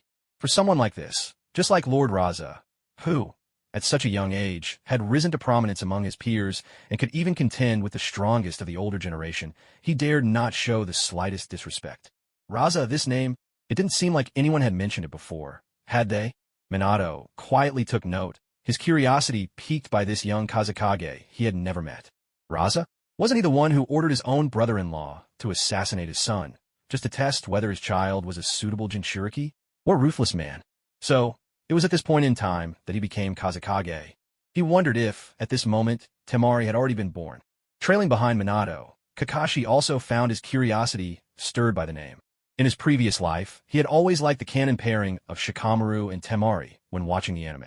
Now, with this rare opportunity to visit Sunagakure, if possible, he would love to catch a glimpse of little Temari. Soon, under Captain Yura's guidance, the 4 of them arrived at the Kazekage's office. "So this is the legendary yellow flash of the leaf, Minato Namikaze? I've heard so much about you. Please have a seat." A young man with short brown hair, dressed in black ninja attire over a mesh undershirt, stood up from the Kazekage seat and strode forward to shake Minato's hand. "You're too kind. You must be the newly appointed Kazekage, Lord Raza. I've long heard of your reputation." With a few polite exchanges, the 2 took their seats. Meanwhile, Kakashi and the other 2 stood quietly by Minato's side. "I've already heard about the purpose of your visit. May I ask how your village intends to proceed with the alliance agreement?" Time was pressing, so Raza dispensed with small talk and went straight to the point. "This is the alliance treaty personally drafted by the Hokage. All the details are here for your review." Minato produced the alliance scroll, which was received by a member of the Sanzanbu and presented to Raza. Raza read through it carefully, word by word. The content, in summary. The leaf would send troops to help the sand resist the advancing forces of the Hidden Cloud. Taking this as an opportunity, both villages would establish a 50-year military alliance. During this period, if either side were invaded by another nation, the other would be obliged to send reinforcements. They would support each other militarily, open economic exchanges, encourage mutual learning among their people, and abolish tariffs. The treaty itself poses no problem. May I ask how many troops your side can send, and how soon they'll arrive? After confirming that the alliance truly offered mutual benefit and no loss to the sand, Raza finally asked the question that mattered most to him. "In addition to myself and my 3 students, there will be 500 elite members of the Uchiha clan. Among them are 100 Jonin and special Jonin, with the rest being Chunin, all personally led by the current head of the Uchiha, Fugaku Uchiha." The Uchiha clan? Even with all his composure, Raza couldn't help but feel a surge of delight. Across the entire ninja world, who hasn't heard of the illustrious Uchiha clan, the most powerful family in Konoha? Though 500 might not sound like many, on the battlefield, every member of the Uchiha clan is worth 10 ordinary shinobi. I had expected Konoha to send only a few hundred civilian shunin at most, never imagining they would be so generous right from the start. No wonder they could stand alone against 4 major forces during the Second Great Ninja War. That's excellent news. There's no time to lose. Let's form our alliance immediately. Raza could barely contain the excitement welling up in his heart. With Konoha's reinforcements on the way, the Sand Village might yet be saved. Though he had already prepared himself to die in battle. If he could live, who would ever choose death? Seeing this, Minato offered a gentle smile. Of course, I have been fully authorized by Lord Hokage for this mission. As soon as you sign these 2 copies of the alliance agreement, with each of us keeping one, I can send our troops to your aid without delay. On hearing this, Raza swiftly signed his name with a flourish and stamped it with the official Kazekage seal. The 2 men exchanged a knowing smile and clasped each other's right hand in a firm handshake. From this moment on, they were allies. There's no time to waste. I'll send word back to my village immediately. As Minato spoke, he sliced open his palm, formed a string of hand seals, and pressed his hands to the ground. With a puff of smoke, a red ninja toad leapt out. Gamako, I have an important document here. Please deliver it to the 3rd Hokage right away. I'm counting on you. Minato carefully hung 1 copy of the alliance agreement around Gamako's neck. Don't worry, Lord Minato. I'll make sure the mission is completed. Gamako replied with earnest determination, then vanished in a swirl of white smoke. Ha! You must all be exhausted after such a long journey. Come, let me show you to your quarters. With everything proceeding smoothly, Raza was in high spirits. After learning the purpose of Minato's visit, he had immediately sought Elder Chiyo's counsel. To his surprise, Elder Chiyo had told him directly, "Now you are the Kazekage. The decision is yours to make." She also declined to appear, citing a personal grudge against Konoha. Raza knew well. Elder Chiyo's son and daughter-in-law had fallen to Konoha's White Fang, and the enmity ran deep between them. Had news of White Fang's death not already reached the Sand Village, and were this not such a dire emergency, Elder Chiyo would never have so easily handed the decision over to him. Even so, that didn't mean she could set aside her hatred. It was merely a compromise forced by the Sand Village's pressing need. In truth, for what he understood of the village's upper echelons. If not for the ferocious advance of the Cloud Village this time, the Elder Council might have even joined with other nations to attack Konoha in order to divert attention from the 3rd Kazekage's disappearance. With all that in mind, Raza found it hard to say more and could only make the decision himself. Fortunately, things went more smoothly than expected, and at last, the anxiety that had weighed on his heart from the very beginning eased. When Raza personally offered to show them the way, Minato had no reason to refuse. Even though the other man now stood as the leader of his own village. After all, they were the same age. As allies, it would seem far too distant to insist on maintaining formalities in private. Besides, Minato couldn't help but feel a bit curious about the man who, at such a young age, had risen to become the Kazekage in a time of crisis. What special qualities did he possess? Before long, under Raza's guidance, Minato and his team arrived at a private apartment reserved for honored guests. Don't be surprised. Just because they were honored guests didn't mean they'd be staying in a palace. This was already the highest standard of hospitality that Sunagakure could offer.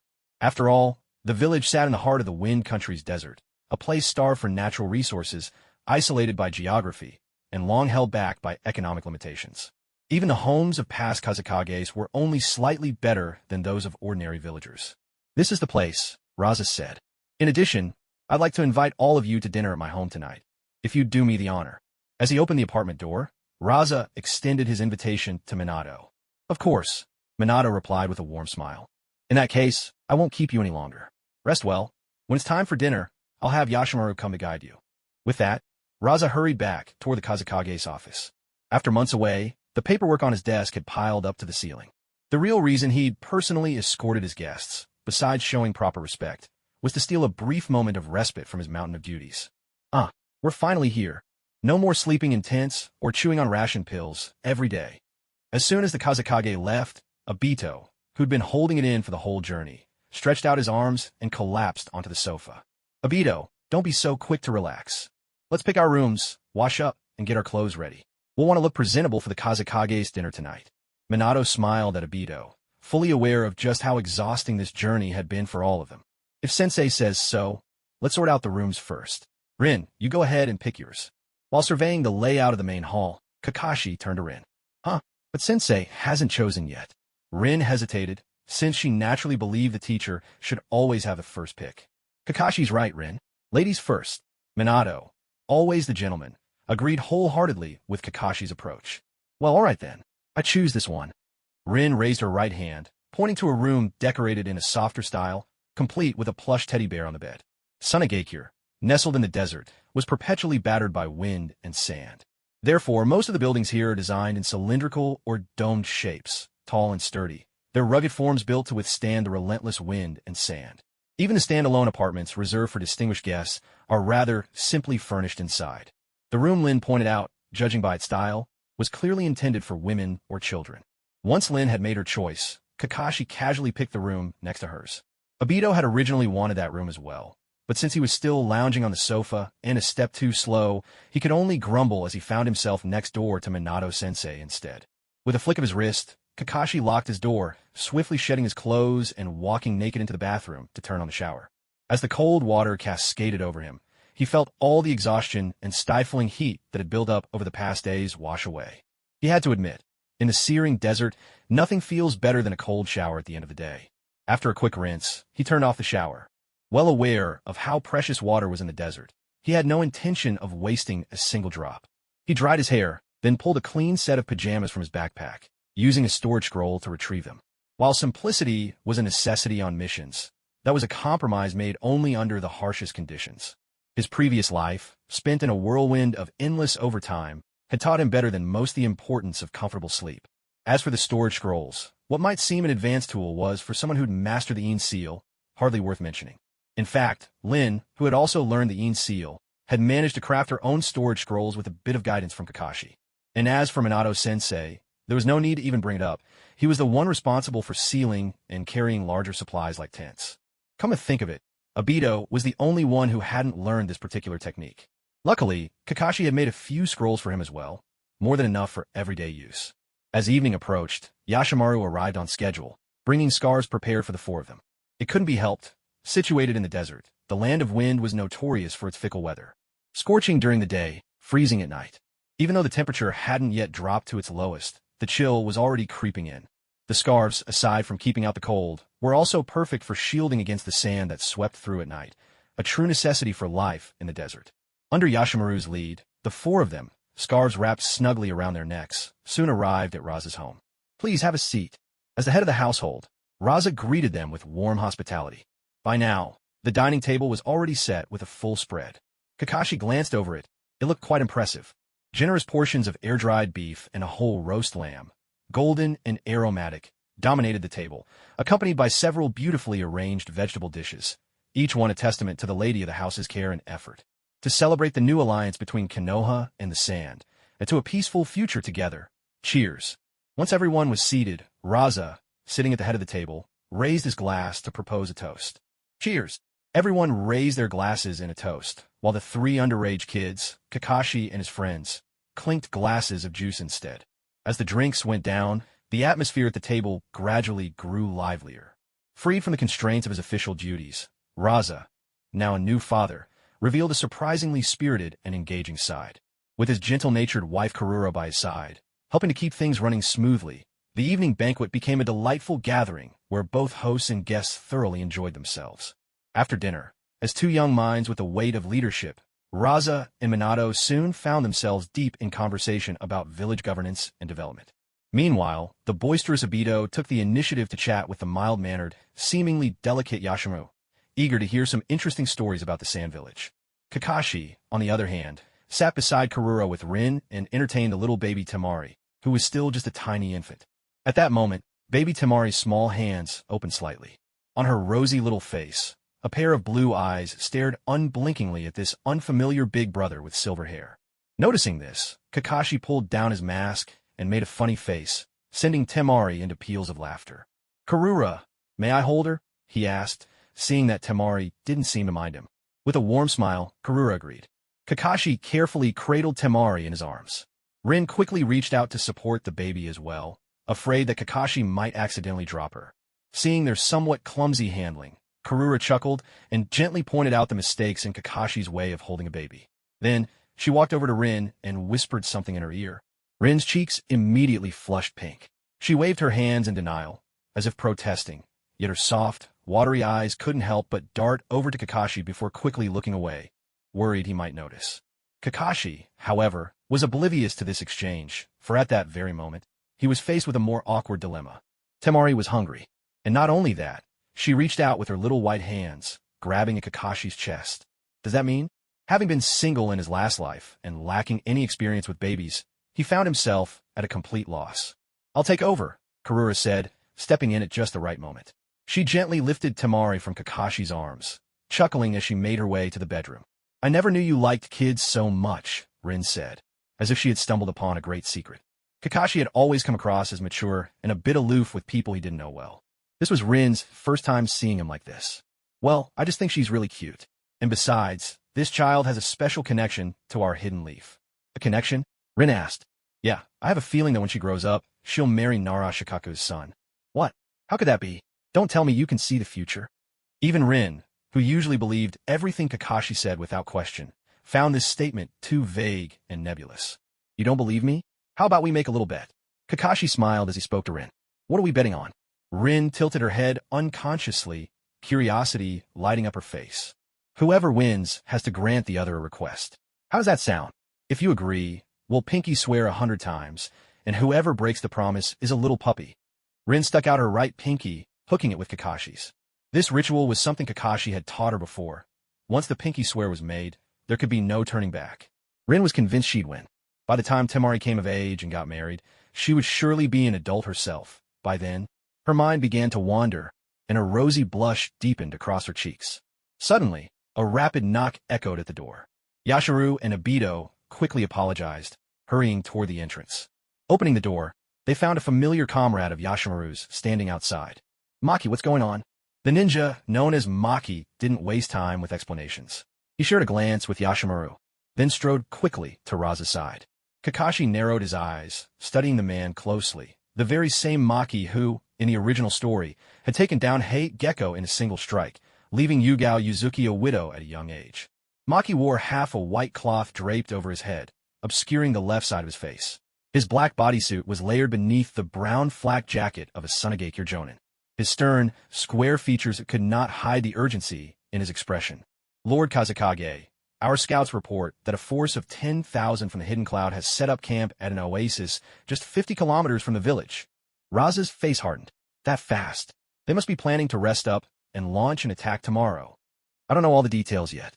The squad captains have already assembled. Please, Lord Kazekage, you should see for yourself." Maki's voice was thick with anxiety.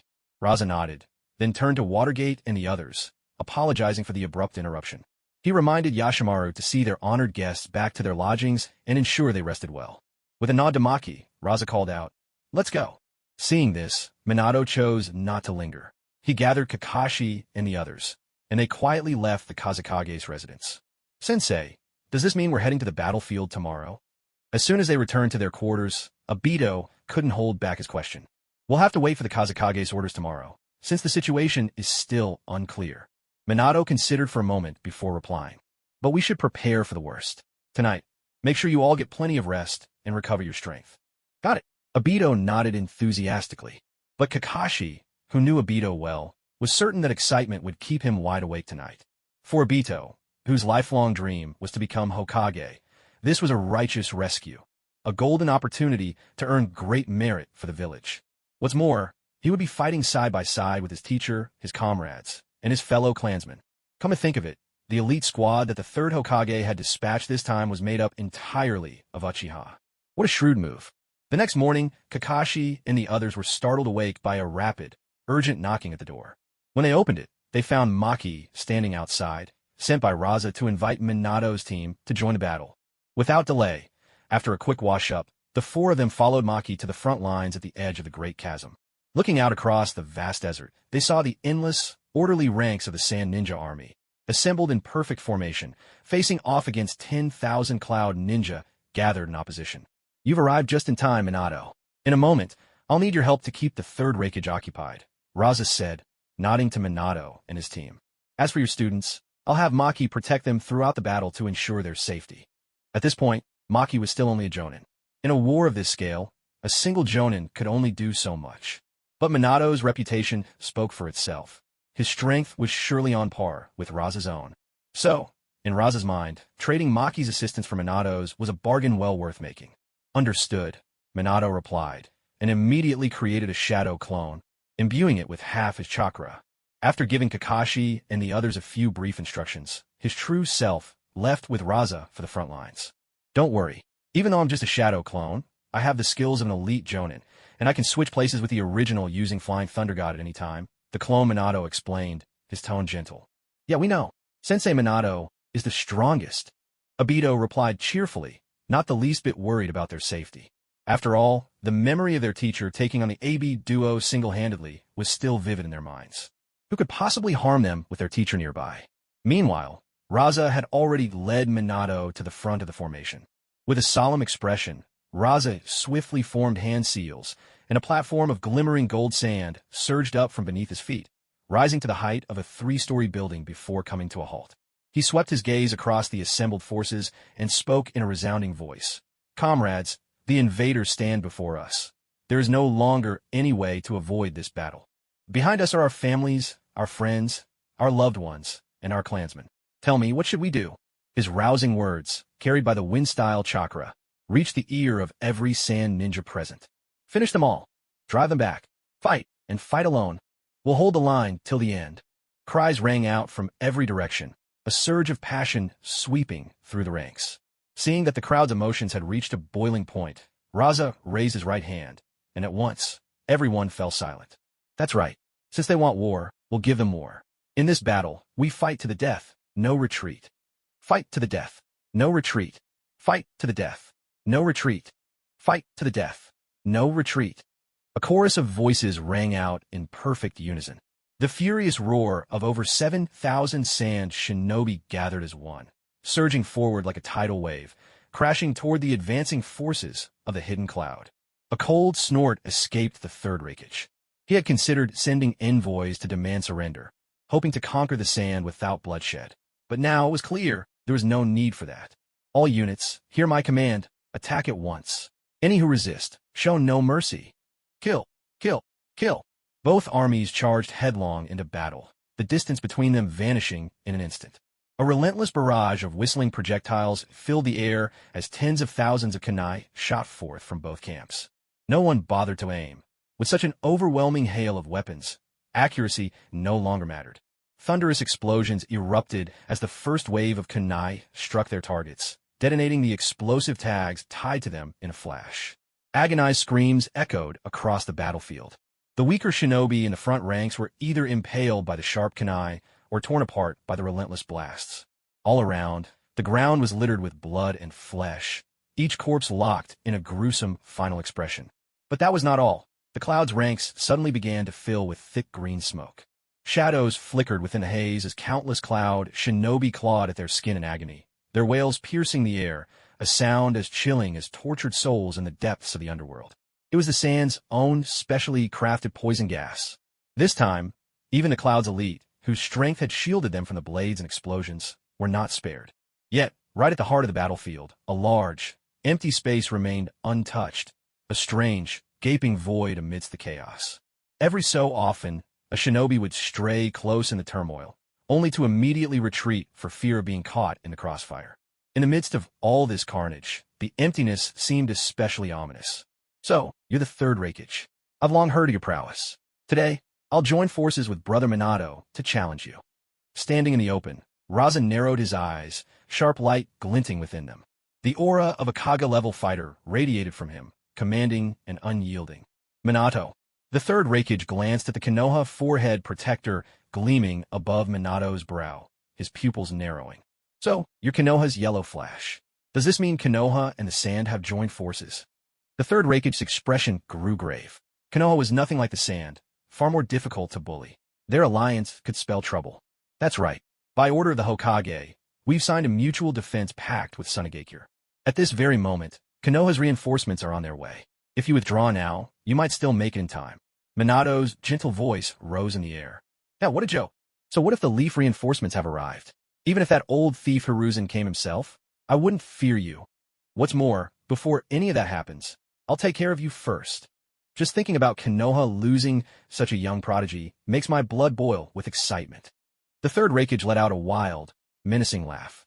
All his life, he had fought countless battles, relying on nothing but sheer audacity. Fear? That was never an option. Minato, enough talk. Let's join forces and let the cloud-hidden village witness the rise of a new Raikage today. Raza seized the opportunity to cut into their exchange. Retreat now? What a ridiculous idea. With himself and Minato working together at the front, and the elite Uchiha forces soon to arrive, he was determined to keep the third Raikage here. Even a clay Buddha can burn with rage. Now the enemy was at their very doorstep. If he just let them walk away, it wasn't just him who'd refuse. Even the 7,000 sand shinobi under his command would never accept it. Seeing this, Minato understood that both sides were now truly fired up. There was no way today's conflict would end peacefully. In that case, forgive us. With these words, he swept both hands through the air. 20 flying thunder god kunai shot into the ground, surrounding the entire battlefield. Lightning release armor, maximum power. Though the third Raikage's words were dismissive, his actions spoke otherwise. He instantly transformed, powering up to his full battle state. His hair stood on end, and his entire body crackled with chakra and lightning. It was the ultimate manifestation of a body driven to its peak by the stimulation of lightning. Magnet release, gold dust imperial funeral. Raza refused to be outdone. With a thunderous shout, gold dust, which he had been secretly gathering, erupted from the sea of sand beneath his feet, forming a massive sphere that trapped the Raikage within. Inside that sphere, countless razor-sharp spears of gold dust shot out from all directions, determined to pierce the Raikage through. Did it work? Raza stared intently at the sphere's surface. He had full confidence in his magnet release bloodline, but after all, his opponent was a Kaga-level legend. At that moment, a thunderous roar erupted from within the sphere. At the same instant, a blinding flash of lightning burst forth. Raza's pupils shrank, goosebumps rising all over his body. Every instinct screamed at him, "Move, or you'll die." Whoosh! Just as Raza was about to command his gold dust to defend himself, he felt a sudden tap on his shoulder, and in the next heartbeat, his surroundings blurred. He found himself 50 meters away from where he just stood. Was this the legendary yellow flash? Thanks, Minato. Raza steadied his nerves, still shaken, and looked gratefully at Minato. If Minato hadn't acted, he'd have never defended himself in time. He would have died for sure. Be careful. He's known as the strongest spear and shield. It said he can fight the Eight Tails to a standstill with his bare hands. Minato warned solemnly. The opponent's lightning body flicker had been faster than he expected. If he hadn't left a flying Thunder God seal on Raza's clothes ahead of time and stayed constantly alert, he might never have managed to snatch Raza away from the third Raikage. Raza, hearing this, nodded gravely. Had he not just experienced it himself, he would have found it hard to believe that the old man before him, with his dark skin, pale yellow hair, and long beard, could possess such formidable physical strength. Yet even so, a lightning-shaped scar now marked the man's chest. What kind of monster could have caused such a wound? Could it have been the Eight Tails? If that were true, then the Eight Tails' power must far surpass the One Tail. Earlier, Minato had mentioned that on the way here, he'd run into the AB combo, and one of them was the Eight Tails Jinchuriki. In response, Raza had summoned Sunegakure's own secret weapon for war, the One Tails Jinchuriki, Bunpuku. At this moment, Bunpuku was fighting alongside Chiyo, Yakura, and other Sand Ninja elites against the AB combo and their formidable allies. Who could say if they'd be able to secure victory? No, he needed to defeat the Raikage quickly and go support them. It's been a long time since I set foot on the battlefield. I suppose it's time to loosen up these old bones. On the other side, Elder Chiyo, locked in a standoff with the AB combo, produced a purple sealing scroll. Could this be Elder Chiyo's secret puppet technique, the 10 Shikamatsu puppets? Bunpuku, with his long beard and crane-like brows, dressed in monk's robes, was stirred by the sight. Everyone knew that apart from their mastery of poisons, the Sand Ninja excelled at puppet techniques. But compared to concocting poisons, building puppets required far more materials. The more powerful the puppet, the higher the cost of its construction. Such expensive outlays were beyond the reach of most Sand Ninja, who lived in poverty. Owning a puppet was little more than a fantasy. Therefore, any Sand Ninja who possessed puppets was either from a wealthy lineage and had inherited them, or had achieved great merit and earned substantial rewards. And at the pinnacle stood Elder Chiyo herself, who possessed the 10 masterpieces crafted by the first puppet master, Monzaemon, and with them had once destroyed an entire city single-handedly. With a dull thud, the seal was lifted, and 10 puppets, clad in white high-collared robes and wearing an array of eerie masks, materialized around Granny Chiyo. Bunpuku gazed at the ominous Chikamatsu-ten, feeling as if the very air around them had grown colder. Bunpuku, according to Raza, the man across from us with several swords on his back, is the Eight Tails Jinchuriki. Leave him to you. With that, Chiyo sent her puppets charging toward A. Her 10 fingers danced, and in a flash, the Chikamatsu-ten surrounded A in a tight formation. So, these little puppets want to cause trouble? Thinking you could hurt the boss is laughable. The two of you should be enjoying retirement, not risking broken bones at your age. Oh well, here we go. At that very moment, a massive octopus tentacle lashed out at the group of 10, threatening to crush all the puppets in its grasp. Young people should learn to respect their elders. Allow this old man to spar with you for a few moves. Funfu said with a kindly smile, though there was nothing gentle about his actions. His right arm gathered chakra, and a gigantic hand of condensed yellow sand seized the octopus tentacle, halting its advance. Yo-Yo looks like the old man isn't so simple after all.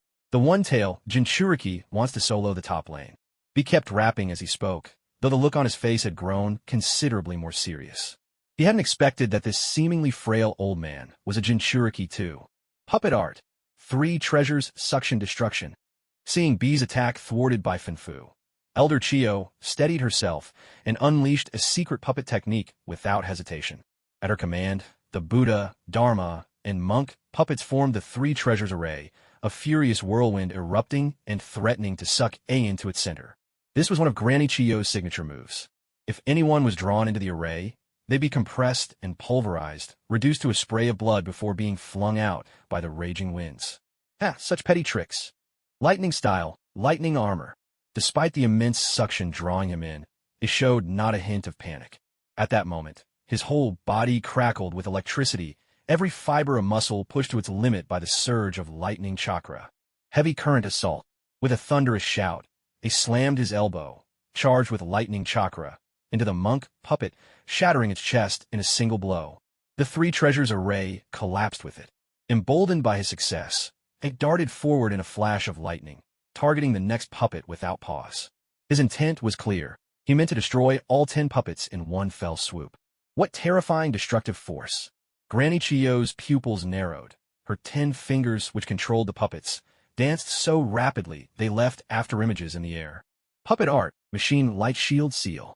With 10 chakra threads flickering, the 10 puppets transformed their chakra into impenetrable shields, forcibly halting A's onslaught.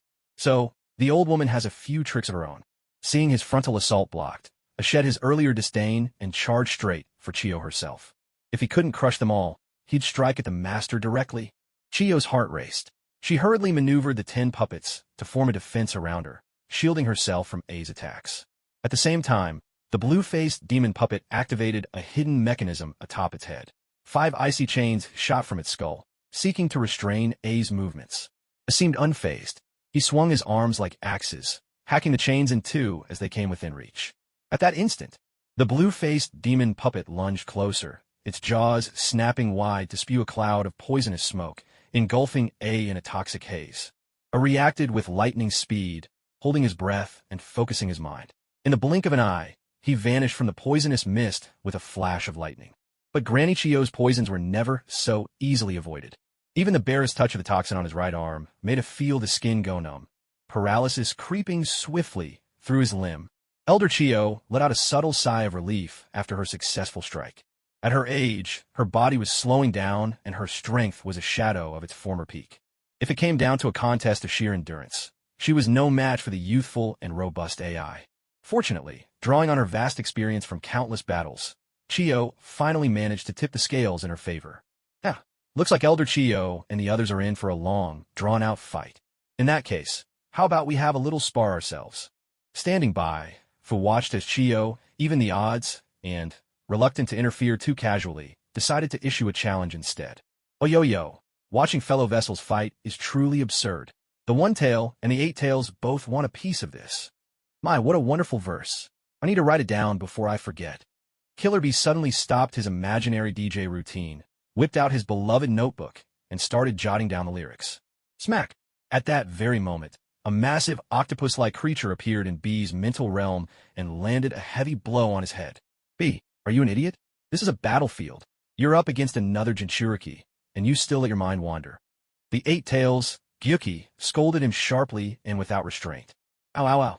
B sucked in a pained breath. The sensations in his mental realm were amplified 100-fold.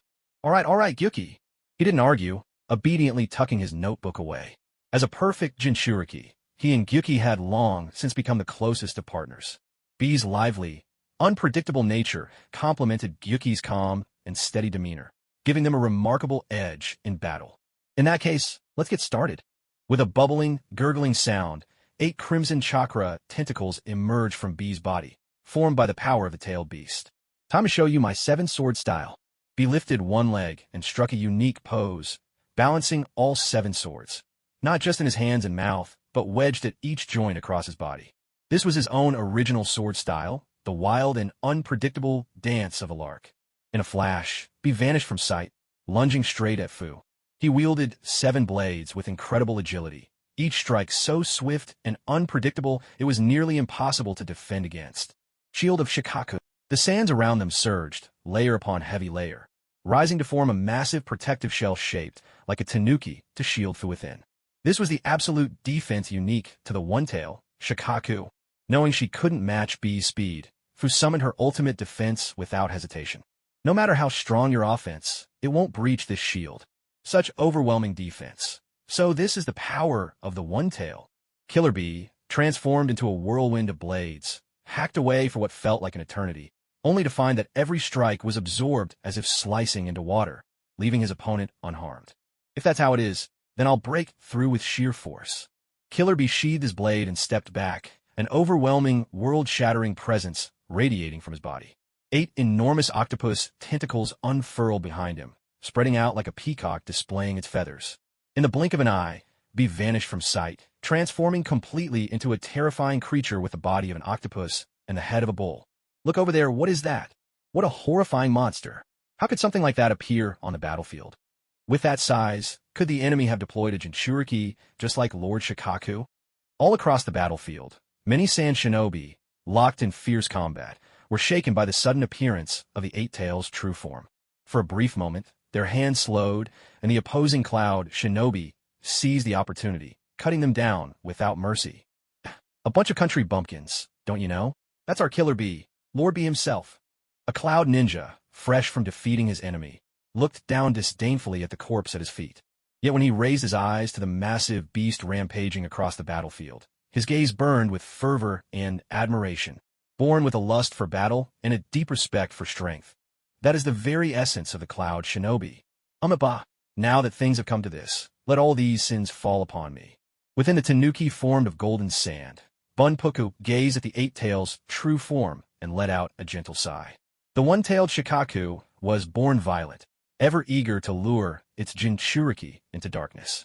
Thus, ever since he became a Jinchuriki, Bunpuku had locked himself away in a cage of his own making, hoping not to add to the bloodshed.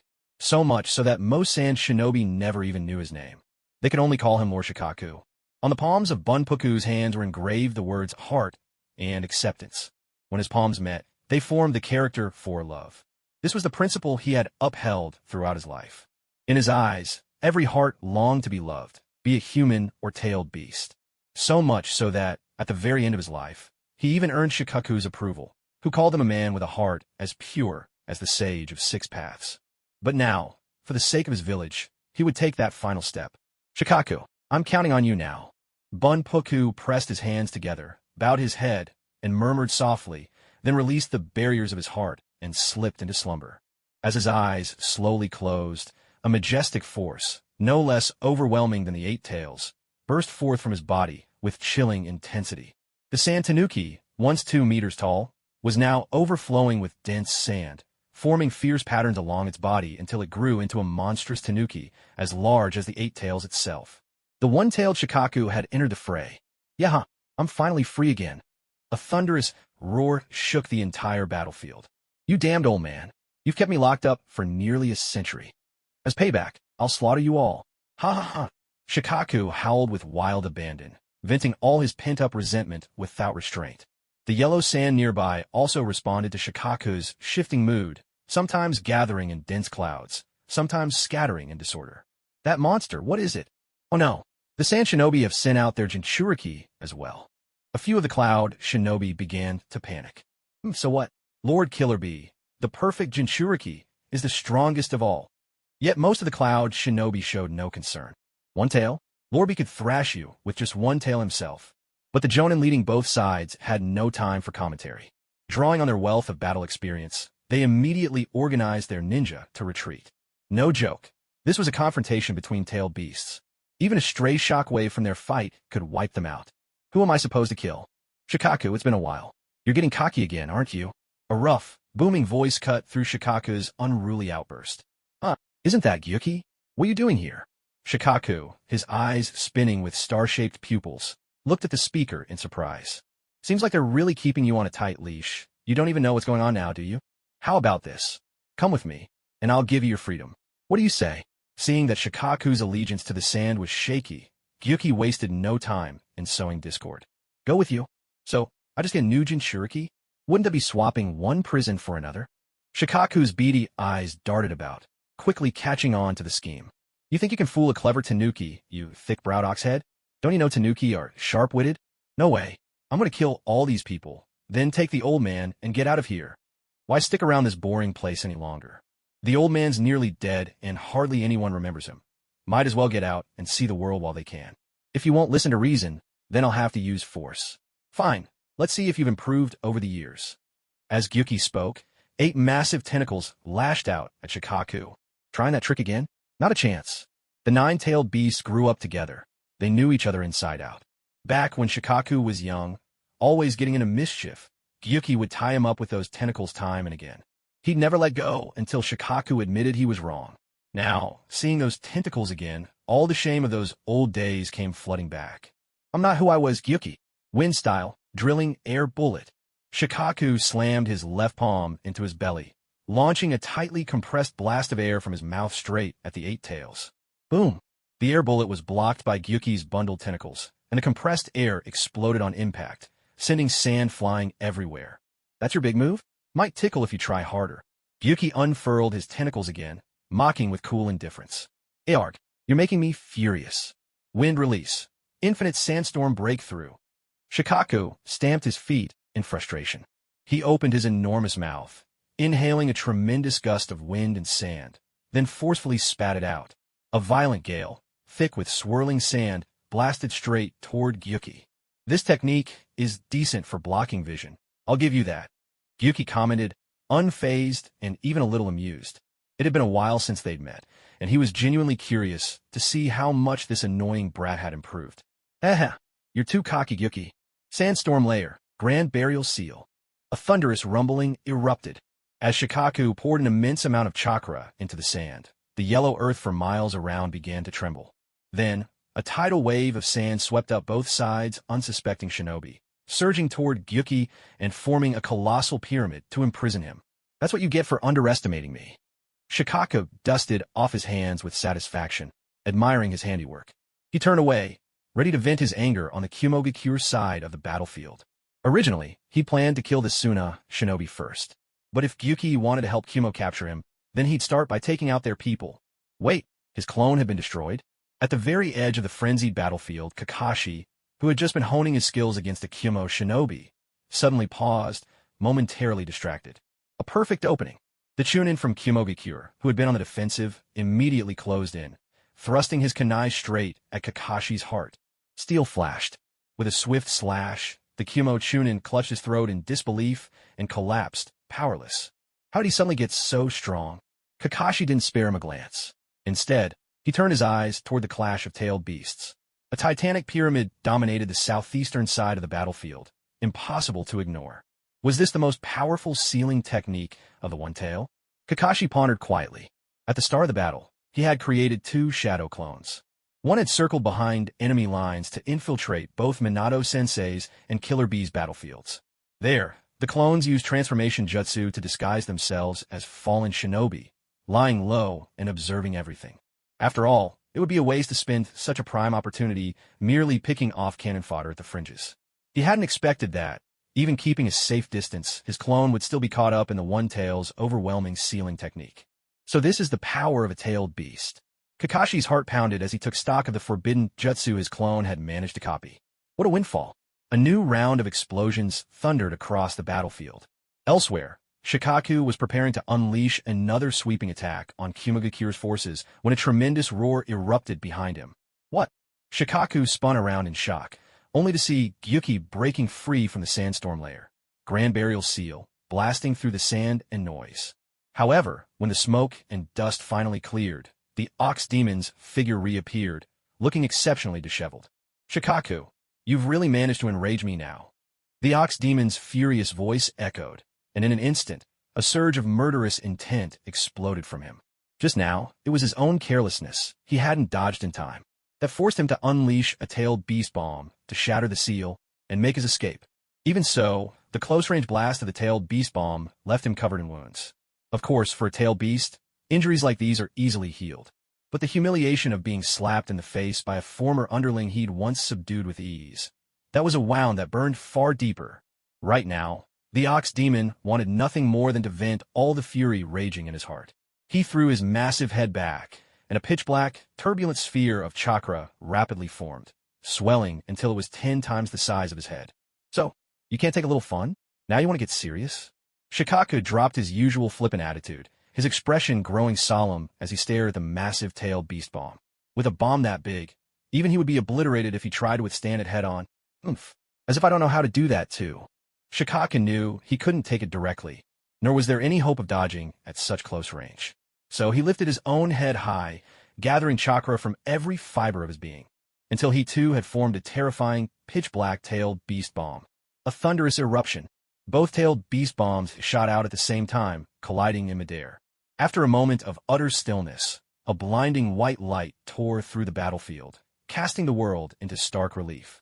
Then the hemisphere-shaped shockwave, terrifying in its sheer force, burst outward from the point of impact, expanding furiously in every direction, as if it would erase everything in its path.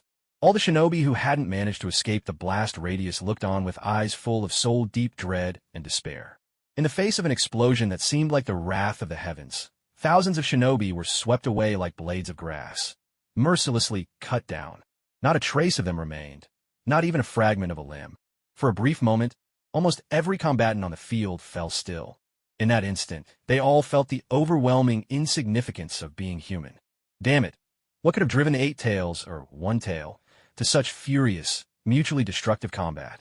Even the 3rd Reikage and 4th Kazekage, locked in fierce battle at the center of the field, broke off and raced toward the towering mushroom cloud. Such a clash. Minato, following close behind, found himself momentarily distracted. If the day ever came when Konoha was beset by enemies on all sides, would Kushina have to unleash the 9 tails like this, locked in desperate struggle? No, I won't allow it. Minato made a silent vow. No matter what battles the future might bring, he would stop their enemies before they ever reached the gates of Konoha. Soon, at the center of the enormous glassy crater, both sides caught sight of Killer Bee and Bunpoku, their tailed beast forms dispelled. At that moment, Bunpoku lay limp in Chiyo's arms, barely clinging to life. On the other side, Bee, who was also lying in A's arms, was not faring any better.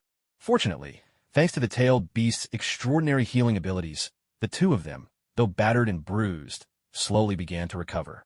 Hurry, get Bee, and Lord Fu, to the medics. The 3rd Reikage and the 4th Kazekage gave the order at the same time. As the Jinchuriki were the most important strategic assets for both villages, nothing could be allowed to happen to them. With no time to waste, A carried Bee, while Chiyo supported Fu, both retreating swiftly in opposite directions. Medical Corps, emergency treatment. Meanwhile, the 3rd Reikage and Raza remained at the scene. After ensuring everything was arranged, their eyes met across the battlefield. So many had been lost, such a price had been paid. This battle could not simply end without consequence. In that moment, both leaders saw the same determination reflected in each other's eyes. Report. Just then, a messenger from the hidden cloud rushed over, dropping to one knee before the 3rd Reikage. Lord Reikage, moments ago, 4 to 500 Leaf shinobi broke into the rear of our camp. Judging by their attire, they're from the Uchiha clan. The Uchiha clan head is leading them personally. They're extremely powerful, and the ANBU assigned to rear defense can't hold them back. What? The 3rd Reikage was stunned. Konoha's reinforcements had arrived so quickly, and at such a critical moment. And the Uchiha clan's power. This was bad. If he had just been sent back for medical care if the line broke, then, in the span of a few seconds, the third Raikage's expression shifted again and again. Damn you, Konoha. He ground his teeth so hard the sound was almost audible, a deep, guttural fury boiling up inside him. Send the order. Every unit is to fall back to the camp and defend against the intruders. Begin immediate withdrawal from the land of wind. As for the sand shinobi on the main front, I'll hold them off myself. What? Lord Raikage, let's handle the rear guard. You should lead the retreat yourself. You're our esteemed Raikage. How could you? The elite cloud shinobi who had been following the Raikage stepped forward to protest. Silence. That's an order. With a thunderous roar, the Raikage's commanding presence swept over them, instantly quelling their objections. As long as I am Raikage, you will obey, always. Yes, sir. Tears welled in the eyes of the elite shinobi as they shouted in unison. They all knew, even with his unmatched strength, the Raikage would be facing thousands of sand shinobi, along with the Kazekage, the Yellow Flash, and other formidable opponents. The odds were grim. The Raikage was trading his life for their chance to escape the battlefield. Lord Raikage, we'll be waiting for your safe return. With that, the elite cloud shinobi hesitated no longer and quickly dispersed in all directions, swearing to spread Lord Raikage's orders throughout the entire army in the shortest possible time. Seeing everyone around him had left, the third Raikage turned his head and once again faced Raza, Minato, and the others. The previous battle isn't over yet. It wasn't satisfying enough. So this time, why don't all of you come at me with your entire army? You may be powerful, but to think you alone can hold back several thousand of my troops, that's far too arrogant. Raza, hearing this, was genuinely angered. Did this Raikage really think he and his Sand Ninja army were made of clay? Minato, on the other hand, was moved. Though they stood on opposite sides, he couldn't help but respect the Raikage's willingness to risk his own life to shield his subordinates. Indeed, it was a sacrifice. Even from Minato's point of view, there was no way the third Raikage could escape their combined assault today. Words are meaningless. Just try to catch up with my speed first. Strongest lightning release armor. With a roar, the third Raikage unleashed his technique, vanishing in a flash of lightning as he charged toward the distant Sand Ninja forces. Damn it! Raza froze for a second. Then his expression changed drastically. The Raikage was abandoning a direct confrontation, choosing instead to dart around and force the Sand Ninja army to turn back. Magnet release. Sand platform. Without time to think, Raza formed hand seals, conjuring a cloud of golden sand beneath his feet, which lifted him into the air to pursue Raikage. He was determined to stop him. But at this moment, the Raikage's speed was simply too great. He darted through the Sand Ninja ranks like a bolt of lightning, mercilessly reaping their lives. Raza couldn't catch up, and, fearing friendly fire, dared not use large-scale jutsu. He could only grit his teeth in frustration, wishing he could tear Raikage apart with his own hands. Don't be afraid. Everyone, attack together. If we can trade our lives for the Raikages, it's worth it. Hurry, block him. Create an opening for Lord Kazekage. After a brief moment of panic, more and more Sand Ninja regained their composure. Under the command of the leading Jonin, they quickly formed ranks, unleashing the same jutsu together to amplify their power. Wind release, Gale Palm. On the left, 500 Chunin joined forces, their compressed winds merging into one. A violent force, like a Category 12 typhoon, swept forth, hurling a barrage of shurikens straight at the Raikage. Wind release, Great Breakthrough. On the right, another 500 Chunin acted in unison. A raging gale, mixed with sand and dust, blasted from their mouths and surged toward the Raikage. Wind release, Vacuum Great Sphere. Meanwhile, 20 Jonin arrived directly in the Raikage's path. In perfect sync, they inhaled, then unleashed basketball-sized blasts of compressed air from their mouths. Watch out! Just as everyone thought the Raikage would have no choice but to retreat under this indiscriminate onslaught and turn back to face the Kazekage, Raza's anxious voice rang out from afar. Too late. With a contemptuous smile, the Raikage's stride did not slow in the slightest. Yet on his raised right hand, immense lightning gathered around his 4 fingers, shining with a brilliance even more dazzling than the armor of lightning release. Hell stab, 4-fingered thrust. A sharp, wet sound sliced through the chaos. A streak of blood flashed by. The Jonin who tried to block him head-on lost his head in an instant. It flew from his shoulders and tumbled to the ground. His eyes, wide and round, were still filled with disbelief. A kill in a single instant. Hey, no way. How is this possible? Is he even human? He must be a monster, right? The Sand Ninjas, who just moments ago had joined the interception with confidence and high spirits, now erupted in panic and shock. A jutsu released by the combined force of over 1,000 ninjas couldn't even leave a scratch on him. No, not even a scratch. It couldn't even slow him down for a moment. Instead, one of their own jonin was instantly killed with a single blow. Damn it! Raza, flying on his sand, finally arrived too late. Seeing the scene before him, his expression grew even darker. He had personally experienced the Raikage's physical defenses and had already warned everyone, but it was no use. And faced with the Raikage's blinding speed, Raza found himself unable to put his own skills to use at all. This can't go on. If you're determined to force my army to retreat, then I'll give you what you want. Pass on my order. All Sand Ninjas are to abandon the pursuit of the remaining Cloud forces and immediately fall back.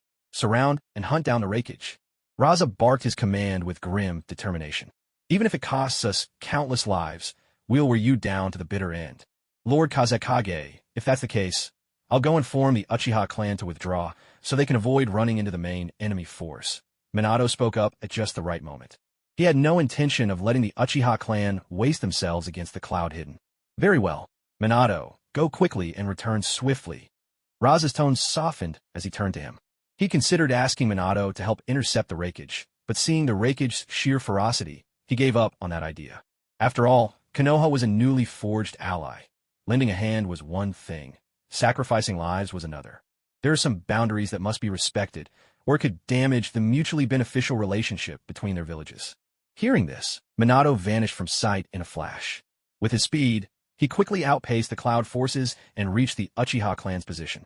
Minato, my friend, Uchiha Fugaku, personally leading his clan in battle, recognized him at once and felt a surge of relief. Thanks to the close friendship between Kushina and Mikoto, he and Minato had always been on good terms. Fugaku, my brother. Minato greeted him with a warm, excited smile. The two strode toward each other, arms open, and exchanged a hearty embrace, one only men could share. Minato, how's the battle at the front? What brings you here now? Fugaku released him from the hug, voicing his lingering concern. I was just about to bring this up. Fourth Kazekage has already issued the order to abandon pursuit of the Hidden Cloud's main force. Brother, you'd better lead your clansmen and follow me out of this area, so we can regroup with the Kazekage. Minato quickly explained his purpose. I see. Thank goodness you arrived in time, little brother. Otherwise, we'd soon be facing the entire Hidden Cloud army alone, wouldn't we? Fugaku immediately grasped the gravity of the situation. He wasn't here to clash head-on with the Cloud. After all, his mission was to provide reinforcements, not to wage a suicidal battle. But since the Cloud is retreating, it must mean they're at a disadvantage. Why isn't the Kazekage pressing the attack? Fugaku still felt puzzled. Brother Fugaku, let's talk as we move. With that, Minato led the Uchiha to skirt around the main force of the Hidden Cloud and hurried toward Raza's position. The third Raikage is truly terrifying. Fugaku drew in a sharp breath. On the way, Minato had already filled him in on the turn of events. He now understood that the third Raikage was about to single-handedly take on the entire Sand Army, a feat bordering on legend. What a pity. Such a mighty warrior. Today, he may well fall here. Minato shook his head with a sigh. Yes, Fugaku replied, understanding Minato's temperament and what weighed on his heart. In that case, why don't we join forces to give him an honorable send-off? Agreed. In truth, neither Fugaku nor Minato harbored any fondness for the Hidden Cloud, who seemed ever eager to provoke conflict wherever they went. But they couldn't help but respect the third Raikage, a man whose resolve and courage had earned him the title of a true shinobi hero. Since it was he who started this war, let his heroic end mark its conclusion. Minato, you're back. On the other side, Raza had been working himself into a frenzy, unable to catch up with the Raikage. Now, seeing Minato lead a group to join him, he immediately soared over on a wave of sand to meet them. This must be the current head of the Uchiha clan. Gentlemen, I need your help to take that man down. At this moment, Raza had no patience for pleasantries. Every second loss could mean another sand shinobi's life. We're with you. Minato and Fugaku exchanged a glance and nodded in agreement. I'll go to intercept him first. The rest of you, follow me at once. With those words, Minato vanished, sprinting straight toward the Raikage ahead in a flash. On the battlefield, those who had already steeled themselves for death suddenly saw a streak of yellow lightning dart toward the unstoppable force that was the Raikage. A gasp of astonishment swept through the ranks. To everyone's amazement, the unstoppable figure who had cut through the Sand Army like they were nothing, never once slowing since his arrival, was finally brought to a halt. That yellow flash, Could it be the legendary Minato Namikaze? He actually stopped that monster single-handedly. Incredible. He's unbelievably strong. With Minato's dramatic entrance, a new hope surged through the hearts of every Sand Shinobi. For the first time, they truly felt what it meant to have the Hidden Leaf as their ally. Truly worthy of being the strongest hidden village, the one that could take on 4 enemies at once during the Second World War. No wonder Minato's so impressive. Fugaku, who was chasing along with Raza, couldn't help but voice his admiration. With such strength, and now serving as an envoy to the Sand Village, could he be the successor to the next Hokage? Raza, seeing this, felt a weight lift from his heart as he secretly speculated to himself. But now is not the time for such concerns. Old Fox, I finally caught you. Magnet release. Spear of gold dust. Raza formed hand signs, and the gold dust swirling around him quickly condensed into long spears, launching a rapid barrage at the Raikage. Hell Stab. 4-fingered assault. The third Raikage was blocking Minato's flying Thunder God Kunai with one hand and had no time to evade. He countered with a deadly strike from his left hand, for fingers thrusting forward, stopping the golden spear in its tracks with sheer force. But soon, the Raikage sensed Minato and Raza's attacks were losing momentum. Now's my chance. Hell Stab. 3-fingered assault. Hell Stab. 2-fingered assault. In a flash, the Raikage seized the opening and struck back. He pierced straight through Minato and Raza's chests in succession. Wait, something feels off. The sensation of stabbing into their chests, the sound of bones shattering, the blood splattering all over him. Everything felt so real. But his opponents shouldn't be this weak. Doubts swirled in the Raikage's mind. Just as he was about to unravel the source of this growing unease, a thunderous roar echoed from the horizon. Magnet release. Grand burial of gold dust. Before he could react, he felt the ground beneath him give way. An overwhelming wave of gold dust surged up, enveloping him completely. It was Raza's most powerful bloodline technique. At that moment, Raza, eyes blazing with murderous intent, stared at the gold dust restraining the Raikage. Slowly, he raised his right hand, a cruel smile tugging at his lips. D. Raza clenched his right hand tight. Boom, boom, boom. The gold dust responded to his fury, compressing violently and erupting with a deafening explosion. Fugaku, watching from the side, deactivated his 3-tomo Sharingan, his eyes returning to normal. It was his Jinjutsu just now that created the opening for Raza to unleash his forbidden technique. Yet Minato remained on guard. For some reason, he felt the Raikage wouldn't fall so easily. Ha! Marvelous, absolutely marvelous. A wild, arrogant laugh suddenly rang out, causing all three to tense instantly. As the smoke and dust cleared, an old man stood tall in the center of the crater, covered in wounds, his once white beard now stained with blood. Were it not for the blood coating his body, the labored breaths escaping his lips, and the faded glow of his lightning release armor, the three might have thought he was completely unharmed. You little brat from the Sand Village, that was a powerful move. It's been ages since I've had such an exhilarating fight. This is great. As for the young Uchiha, you actually managed to catch me off guard. Not bad at all. The Raikage gave his remarks one by one. And you, being able to keep up with my speed? Now that's interesting. The Raikage turned to look at Minato. If I'm not mistaken, that old fox Sarutobi must be grooming you as the next Hokage successor, right? Konoha truly is brimming with talent. As he spoke, a hint of melancholy crept into the Raikage's voice. All along, the Land of Fire had been the most resource-rich, pleasant, and economically prosperous among the 5 great nations. But why? All villages are shinobi villages. Why is it that Konoha alone gets to enjoy such favorable conditions for survival and growth? That's why the Raikage had always dreamed of outpacing Konoha in development, outmatching them in strength, and ultimately seizing their land. Yet, during the Second Great War, Konoha's overwhelming power had dealt him a harsh blow. 1 against 4, and still they held the advantage. Such comprehensive might. It was enough to drive the other 4 nations to despair. But he refused to accept it. After the war, he concealed his strength, bided his time, and finally waited for the perfect moment, when the Sand Village was left leaderless. If he could bring them down, he could then attack Konoha from both sides. And if he joined forces with the other 2 nations, how could their grand ambition possibly fail? As for whether the other 2 villages would agree to cooperate, that didn't trouble him at all. Any village with even a shred of ambition has its eyes on the Land of Fire, that juicy prize. But then, all these grand dreams were shattered the moment Konoha's reinforcements arrived. In this battle, the Cloud Village suffered heavy losses.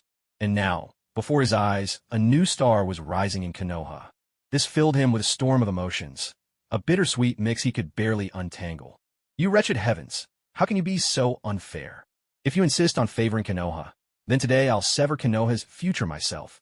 With a roar, an overwhelming and domineering aura erupted from the third Reikage, radiating a faint sense of destruction. This was the forbidden technique, said to be used only once in a lifetime by each Reikage. Casting aside all restraints, he overloaded his cells with lightning, gaining for a brief moment strength beyond all limits. The price: his body would be destroyed, never to perform as a ninja again. Hell stab, four-fingered spear. Minato saw a flash before his eyes.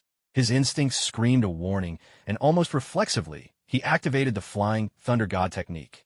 Hell stab, three-fingered spear. Hell stab, two-fingered spear. Seeing his attack fail, the third Reikage pressed on relentlessly, launching a flurry of deadly thrusts, determined to finish the job. But Minato's Flying Thunder God was simply too fast. Even having broken all limits, the third Reikage struggled to land a blow against this near-hacked space-time ninjutsu. This can't go on. Once the forbidden technique was activated, the time left for the Reikage could only be measured in minutes. Hell stab, one-fingered assault. With grim determination, the Reikage ignited all the remaining chakra in his body, unleashing a burst of speed he had never achieved before as he charged straight at Minato. In that instant, he was moving as fast as if he had teleported. No, there's a limit to human reaction time, and even the Flying Thunder God technique requires a split-second interval between uses. At this distance, at this speed, there was no way to dodge. A wet, sickening sound echoed through the air. A body pierced through. The Reikage looked down in shock. The person impaled on his arm, right through the right side of their chest, was a silver-haired kid wearing a Leaf Village forehead protector. In that critical moment, Kakashi had used the Flying Thunder God technique to place himself in front of Minato and take the blow. That's right. During the days they spent on missions together, Kakashi had pretended to ask Minato for advice on how to master the Flying Thunder God, cleverly revealing that he had learned the technique himself. Minato, in turn, always carried a special kunai, one that Kakashi had given him. No one could have predicted that this token of gratitude would prove its worth at such a moment. Where did this brat come from? The Reikage was unfazed. He was about to fling Kakashi aside without a second thought, not even bothering to finish him off. At this final moment, his only goal was to kill Minato. Seal. But before he could react, the gravely wounded Kakashi struck, slamming a sealing jutsu into the Reikage's left chest and instantly locking down his chakra flow. Before the Reikage could recover, Kakashi kicked off his chest, using the recoil to wrench himself free from the arm that had impaled him. Now, the Reikage could think of nothing else. He felt his chakra seize up, the lightning release armor flickering out. Flying Thunder God slash. In a flash, a figure darted past him. The third Reikage looked down in stunned disbelief at his own chest. Seizing the opportunity, Minato's attack pierced directly through the Reikage's heart. He never imagined it would end like this. Hey, the village is yours now. Your old man has to go on ahead. As his heart ceased to send blood through his body, the third Reikage's life slipped away, his presence fading forever. Kakashi, Rin, who had been racing to the scene, suddenly unleashed her full power and dashed over. And Minato, who had just finished off the Reikage, didn't spare him a backward glance. He instantly teleported to Kakashi's side. Rin, how is he? Minato, who had always seemed so bright, confident, and composed, now showed rare anxiety. If Kakashi hadn't risked his life just now, Minato would have been gravely wounded at best, or perhaps even killed on the spot. Lin was overwhelmed with worry and didn't have time to respond. Instead, she swiftly tore open Kakashi's shirt to examine his injuries. When she saw the gruesome, gaping wound on the right side of Kakashi's chest, with his internal organs partially exposed, Lin felt as if her heart was being wrenched apart. She forced herself to take a deep breath, pushing down the panic that threatened to overtake her. Gathering all her strength, she channeled her healing palm technique to help mend his wound. A sharp gasp escaped Kakashi. He coughed, blood flecking his lips. Cough. Don't worry, I'm fine, he managed. Seeing Lin's tear-filled eyes and the deep concern etched on her face, Kakashi tried to reassure her. But as soon as he opened his mouth, with his right lung shredded, every breath felt like razor blades slicing through his nerves. Lin, who had been desperately holding herself together, could no longer contain her emotions when she saw the bloody froth at Kakashi's lips and his forced, fragile smile. Tears welled up and streamed down her cheeks, sparkling and clear. Why you don't cry? I really am okay, Kakashi said, his voice trembling. Don't forget, I still have a ninja art, creation rebirth. Seeing that his attempt at comfort only made Lin break down in tears, Kakashi panicked. Everything had happened too fast. Relying on the forbidden jutsu he possessed, he had instinctively thrown himself in harm's way, not even pausing to activate the strength of 100 seal. In truth, he'd been lucky. Had the raikage strike pierced his head instead, he'd have met his end on the spot. Only now, as the danger passed, did the fear catch up with him, making his hands move slower than usual as he activated the forbidden jutsu to heal himself. But with Lin in such a state, how could he dare delay any longer? He immediately released the Een seal. As the seal's markings spread across Kakashi's handsome face, the wound on his chest began to close up, healing almost visibly before Lin's eyes. Before long, Kakashi was completely restored. "See? I told you I'm fine," Kakashi said, feigning a light-hearted tone. But Lin ignored his words, thoroughly checking Kakashi from head to toe, inside and out, leaving no part unexamined. Then, to Kakashi's astonishment, Lin suddenly threw herself into his arms and broke down, sobbing uncontrollably. "You idiot! Idiot! Idiot!" she cried. "Why do you always have to play the hero? That was the raikage. Do you understand? What if you died right there? Do you know how terrified I was for you? I.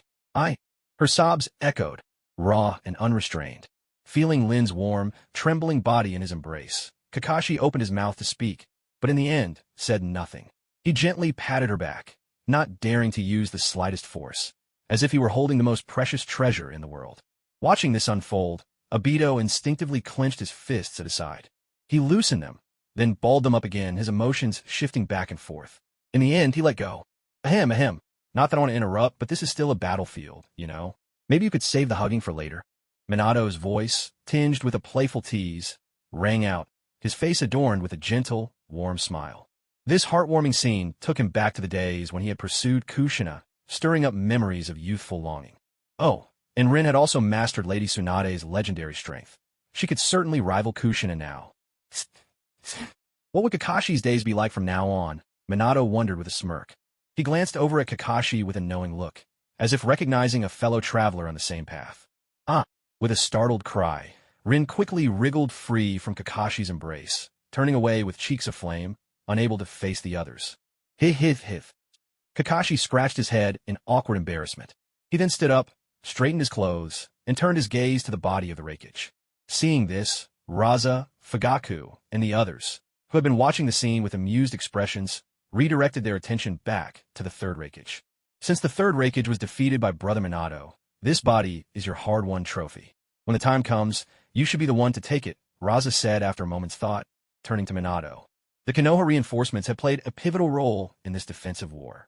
Without Minato's intervention, who knows how many more sand shinobi would have fallen to the old raikage hand. So, by both sentiment and reason, the decision rightfully belonged to Minato. Besides, the corpse of a Kage was a trove of secrets, but claiming it meant bearing the wrath of the hidden cloud. Though Sand had won this battle, it was a costly victory. If he could help it, Raza had no wish to see another conflict with the hidden cloud erupt anytime soon. Minato nodded slightly, accepting the responsibility without protest. He took out a sealing scroll and stored the raikage body away. With the matter settled, Minato prepared to take his leave. Despite Raza's repeated invitations to stay, Minato politely declined, and so Raza personally escorted him and his companions on their way. Kakashi-senpai, Obito-senpai, Sister Rin, it's been a while.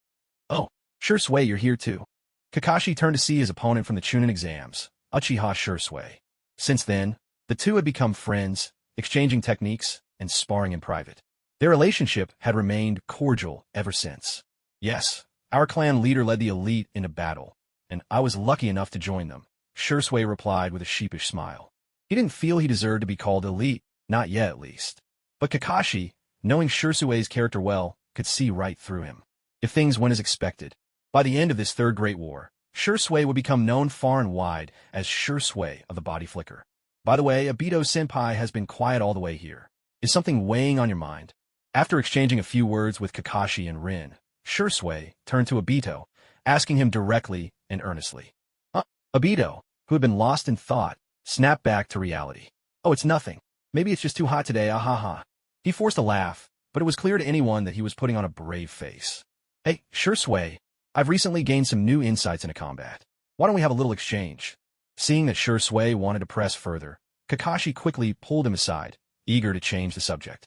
As someone involved, Kakashi understood all too well why Obito had suddenly become so dispirited. And precisely because he was involved, he felt he was the least suitable person to offer comfort. He could only hope that Obito would work through things on his own, in his own time. After all, when it comes to matters of the heart, mutual affection is what truly matters. He remembered how, in the original story, once Obito realized Rin's feelings for Kakashi, he ultimately chose to let go.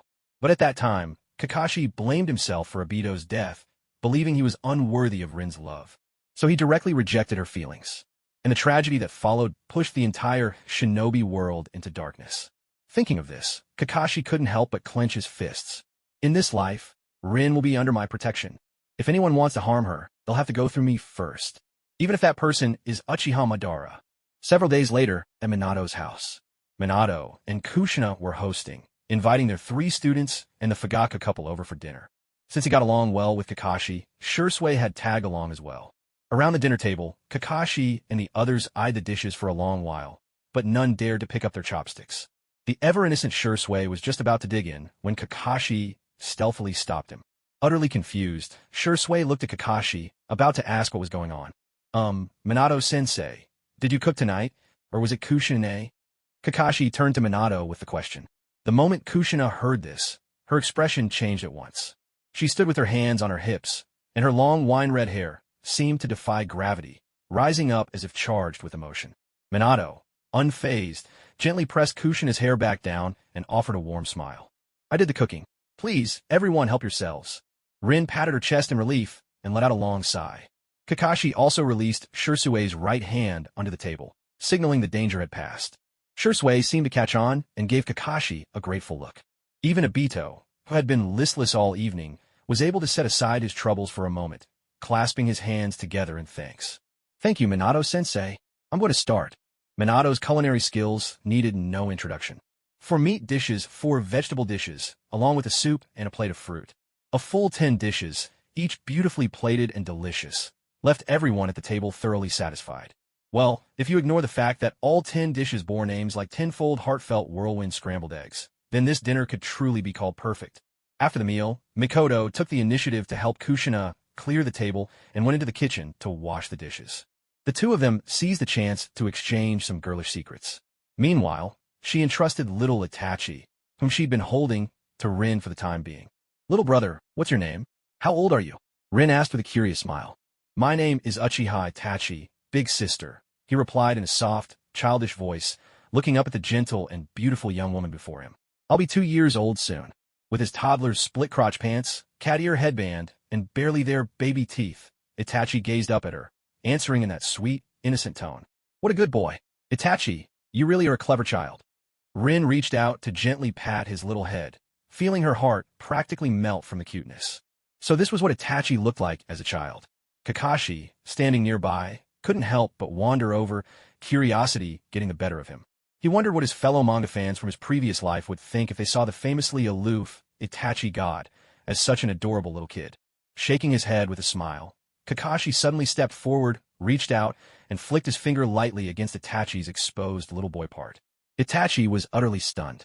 Big brother, what are you doing? He asked, his milky voice tinged with grievance.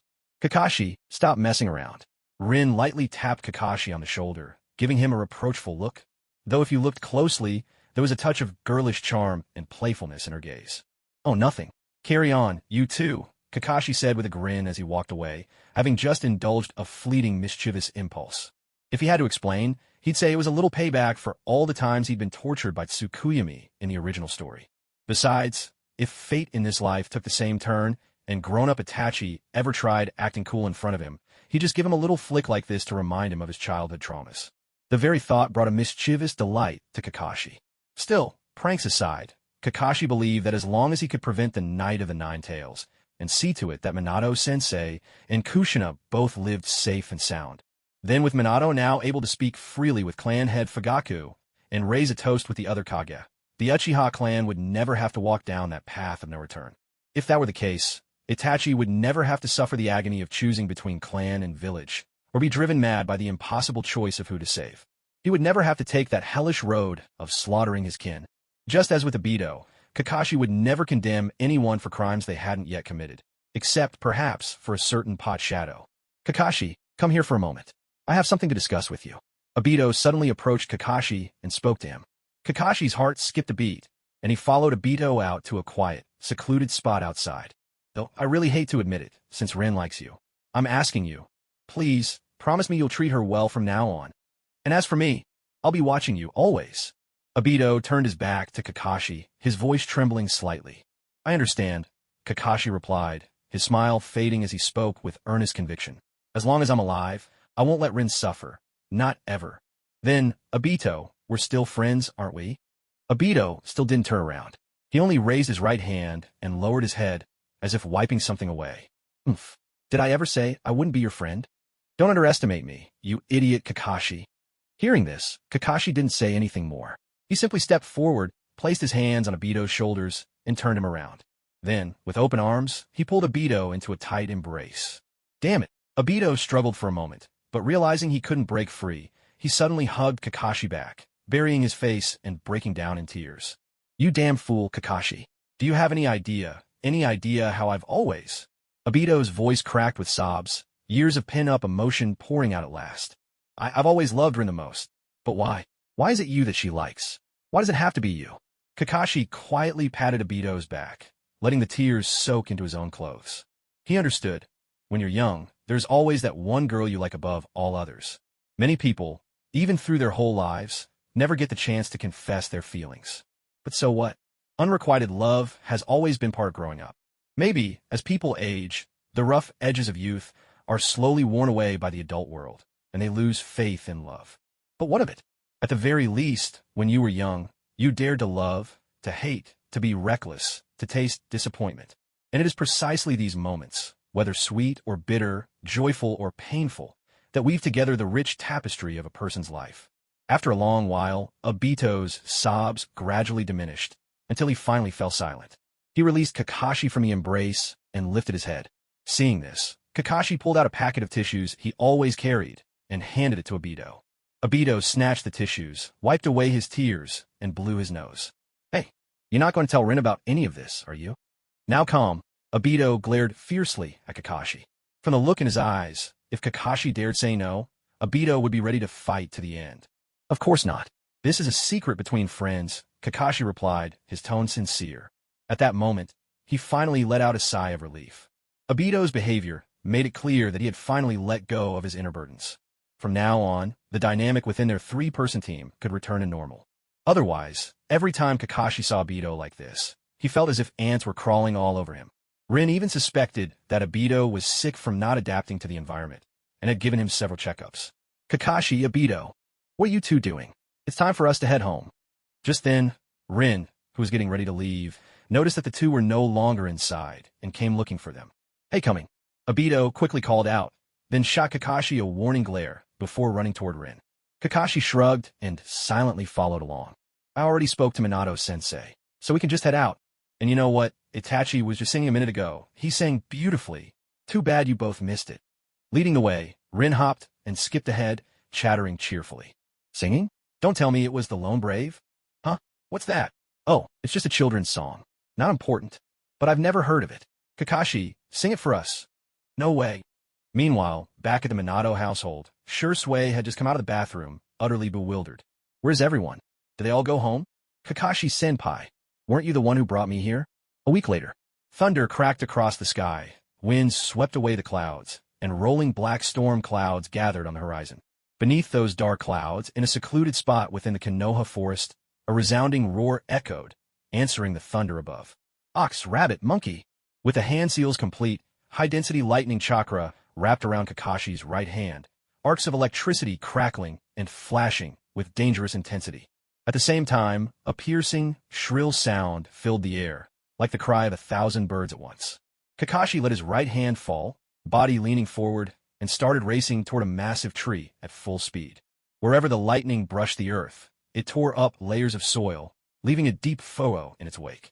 Nearing the tree, Kakashi drove his right arm forward and, with a powerful strike, pierced the trunk straight through. With a splintering crash, the tree, unable to withstand the blow, toppled over, raising a cloud of dust. Kakashi withdrew the chakra from his right hand and formed a one-handed seal. A simple C-rank wind release. Gale palm scattered the dust before him. So, this is the attack power of Chidori. By channeling a powerful, high-voltage current, it pierces straight through the target in an instant, causing massive damage. Kakashi examined the high-temperature, charred edges of the cut trunk, analyzing the results. Ever since he had copied the third Raikage's lightning-released jutsu on the battlefield, Kakashi had been determined to create his own move, Chidori. As expected, with the Raikage's signature techniques as his foundation, his mastery over lightning chakra grew at a phenomenal pace. In just a week, he successfully developed the Chidori. Of course, at this stage, the Chidori was still quite rudimentary, only suitable for close-quarters combat. He had to rely on high-speed charges to boost its destructive power. That's why, in the original story, Kakashi was only able to unleash the true might of the Chidori after gaining the Sharingan, with its extraordinary dynamic vision to track enemy movements at high speeds. However, this wasn't much of an issue for Kakashi now. On one hand, with the creation rebirth technique, he no longer feared trading injuries with his opponents. On the other, thanks to mastering the lightning release armor, his own defenses had grown tremendously. Just then, a bolt of lightning tore through the sky, striking straight for the large tree in front of Kakashi. Kakashi's senses sharpened. Instantly, he activated the lightning release armor, gathering Chidori in his right hand once again. The heavens seemed to roar with fury at this defiance. In moments, storm clouds surged overhead, thunder rolling endlessly. Electric flashes danced along the edges of the dark clouds, turning the world tense and foreboding as fierce winds howled all around. A sudden crack, another bolt of lightning crashed down, this time headed straight for Kakashi. Perfect timing. With a thunderous shout, Kakashi leapt into the air, directly confronting the lightning and cleaving it apart with his palm. Mere lightning dares to show off in my presence. Landing lightly, Kakashi swept his left arm behind his back, striking the pose of a master unconcerned by any foe. But even as the last word left his lips, a barrage of lightning bolts followed, one after another, relentless, as though determined to hunt him down. Are you kidding me? All I did was show off a little. Do I really deserve this? Kakashi hastily dodged with his lightning body flicker, weaving between the bolts as if dancing on the edge of a blade, each move fraught with danger. Still, it was a perfect way to practice his movement techniques. What started as a whim, a reenactment of the iconic Raikiri scene, made Kakashi abandon his plan to dispel the lightning clone, choosing instead to hone his body and sharpen his reflexes. After an hour of this exhausting training, Kakashi finally came to a halt, the lightning release armor fading from his body. A moment later, he used Flying Thunder God to teleport himself back to his room. Second Hokage, you really were a genius. Unable to hold back his admiration, Kakashi skillfully undressed and made his way to the shower. Water cascaded down, filling the misty bathroom. Eyes closed, Kakashi began replaying the training session in his mind. Meanwhile, at the Namikaze household. What are you thinking about, Minato? Kushina watched as Minato sat deep in thought on the lounge chair and quietly walked behind him, gently massaging his temples with a loving touch. I've been wondering if it's possible to imitate the principle behind the tailed beast ball and develop a powerful new ninjutsu. Minato lifted his head, gently caressing Kushina's delicate hand as he spoke softly. Oh, what made you suddenly think of creating something like that? Kushina looked at him, a little puzzled. This time, when I fought the Raikage, I realized I couldn't break through his strongest lightning release armor at all. In the end, it was Kakashi who risked his life to shield me from the Raikage's killing blow, and then used sealing techniques to break through his defenses. That's what gave me the opening I needed to finally defeat him. Minato explained, his tone serious. What? So, Kakashi actually saved your life on the battlefield? Why didn't you tell me sooner? I should thank him in person. Kushina, completely ignoring Minato's reason for researching new jutsu, was now wholly preoccupied with the fact that Kakashi had saved her husband's life. These past few days, I've been caught up in the details of the Konoha-san alliance, so I just hadn't had a chance to tell you. Seeing Kushina's reaction, Minato couldn't help but let out a soft, helpless laugh. The truth was, he wanted to wait before telling her, mostly because he didn't want her to worry. No, I have to cook a special meal for Kakashi myself once this rain lets up. Already, Kushina was brimming with ideas, calculating just how many expensive ingredients she'd need to buy for the occasion. Ahem. Actually, I think Kakashi would rather improve his skills than get treated to a meal. So wouldn't it be better if I finished developing this new jutsu and taught it to him? I think he'd like that even more. Minato hurried to interrupt Kushina's dangerous idea. He was joking, of course. If she actually cooked, it wouldn't be gratitude at all, but more like punishing a benefactor. Was it because he always finished her cooking and praised her skills that Kushina had gotten the wrong impression? Minato couldn't help but reflect on his own actions. You're right, Kakashi's always been obsessed with getting stronger. Kushina nodded thoughtfully. She knew Minato's 3 students quite well. In that case, why don't you tell me your idea? Maybe I can help. As a member of the Uzumaki clan and the Nine-Tails Jinchuriki, Kushina's mastery of jutsu was exceptional. Even Minato had learned sealing techniques from her. I've studied it carefully. The way the tailed beast ball works is by shaping chakra, compressing it, then releasing it all at once. I'm wondering if I could use that principle to develop a tailed beast ball that can be performed even by non-Jinchuriki. And most importantly, this jutsu wouldn't require any hand seals. Seeing that he'd successfully steered Kushina away from her dangerous idea, Minato eagerly shared his plan. Is that really possible? Kushina was taken aback by Minato's bold idea. She certainly trusted in Minato's talent. But as a Jinchuriki of the Nine Tails, Kushina knew all too well what kind of jutsu the tailed beast ball was. That was an S-rank technique that even a Jinchuriki could only use after fully transforming into their tailed beast form. What's more, Minato wanted to develop it as a technique without hand seals. As long as I have a little time, I'm sure I can do it. Minato, however, was brimming with confidence. Seeing Minato's unwavering faith in himself, Kushina's gaze softened even more. It was this sunny confidence of his that she loved most. As if sensing the tenderness in her eyes, Minato suddenly tightened his arms and pulled Kushina into his embrace. I think I might have an idea. How about we give it a try, just the 2 of us? Kushina seemed to catch his meaning. She bit her lip gently, her eyes full of affection as she looked at Minato. At the same time, she reinforced the seal on the 9 tails within her. The night passed quietly.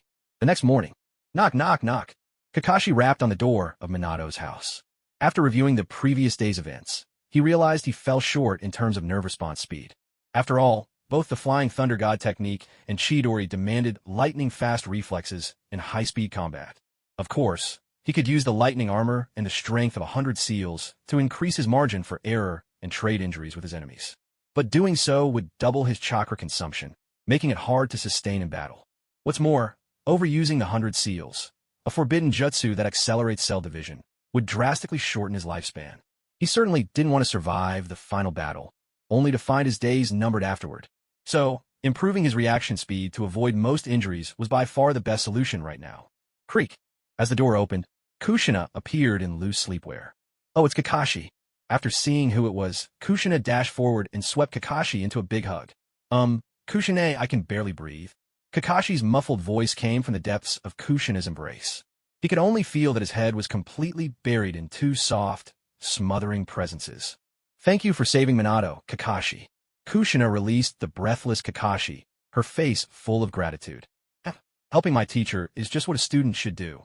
Kakashi scratched his head and smiled a little sheepishly. Come in quickly. Oh, by the way, Minato said he's working on a powerful jutsu with no hand seals. He plans to teach it to you as a thank you gift. Minato, guess who's here? Kushina pulled Kakashi inside as she called out toward the bedroom. Oh, it's Kakashi. Come in and have a seat.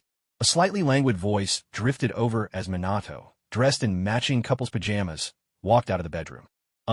Did I come at a bad time? Should I maybe come back later this afternoon? Kakashi glanced at the radiant Kushina and the somewhat weary Minato, and seemed to grasp the situation. Of course not. Kushina shot Minato a look. Come on in and have a seat. I'll go whip up something for you to eat. No, wait. Both Minato and Kakashi called out in unison to stop her. The 2 exchanged a quick glance, then shared an awkward smile. How about this?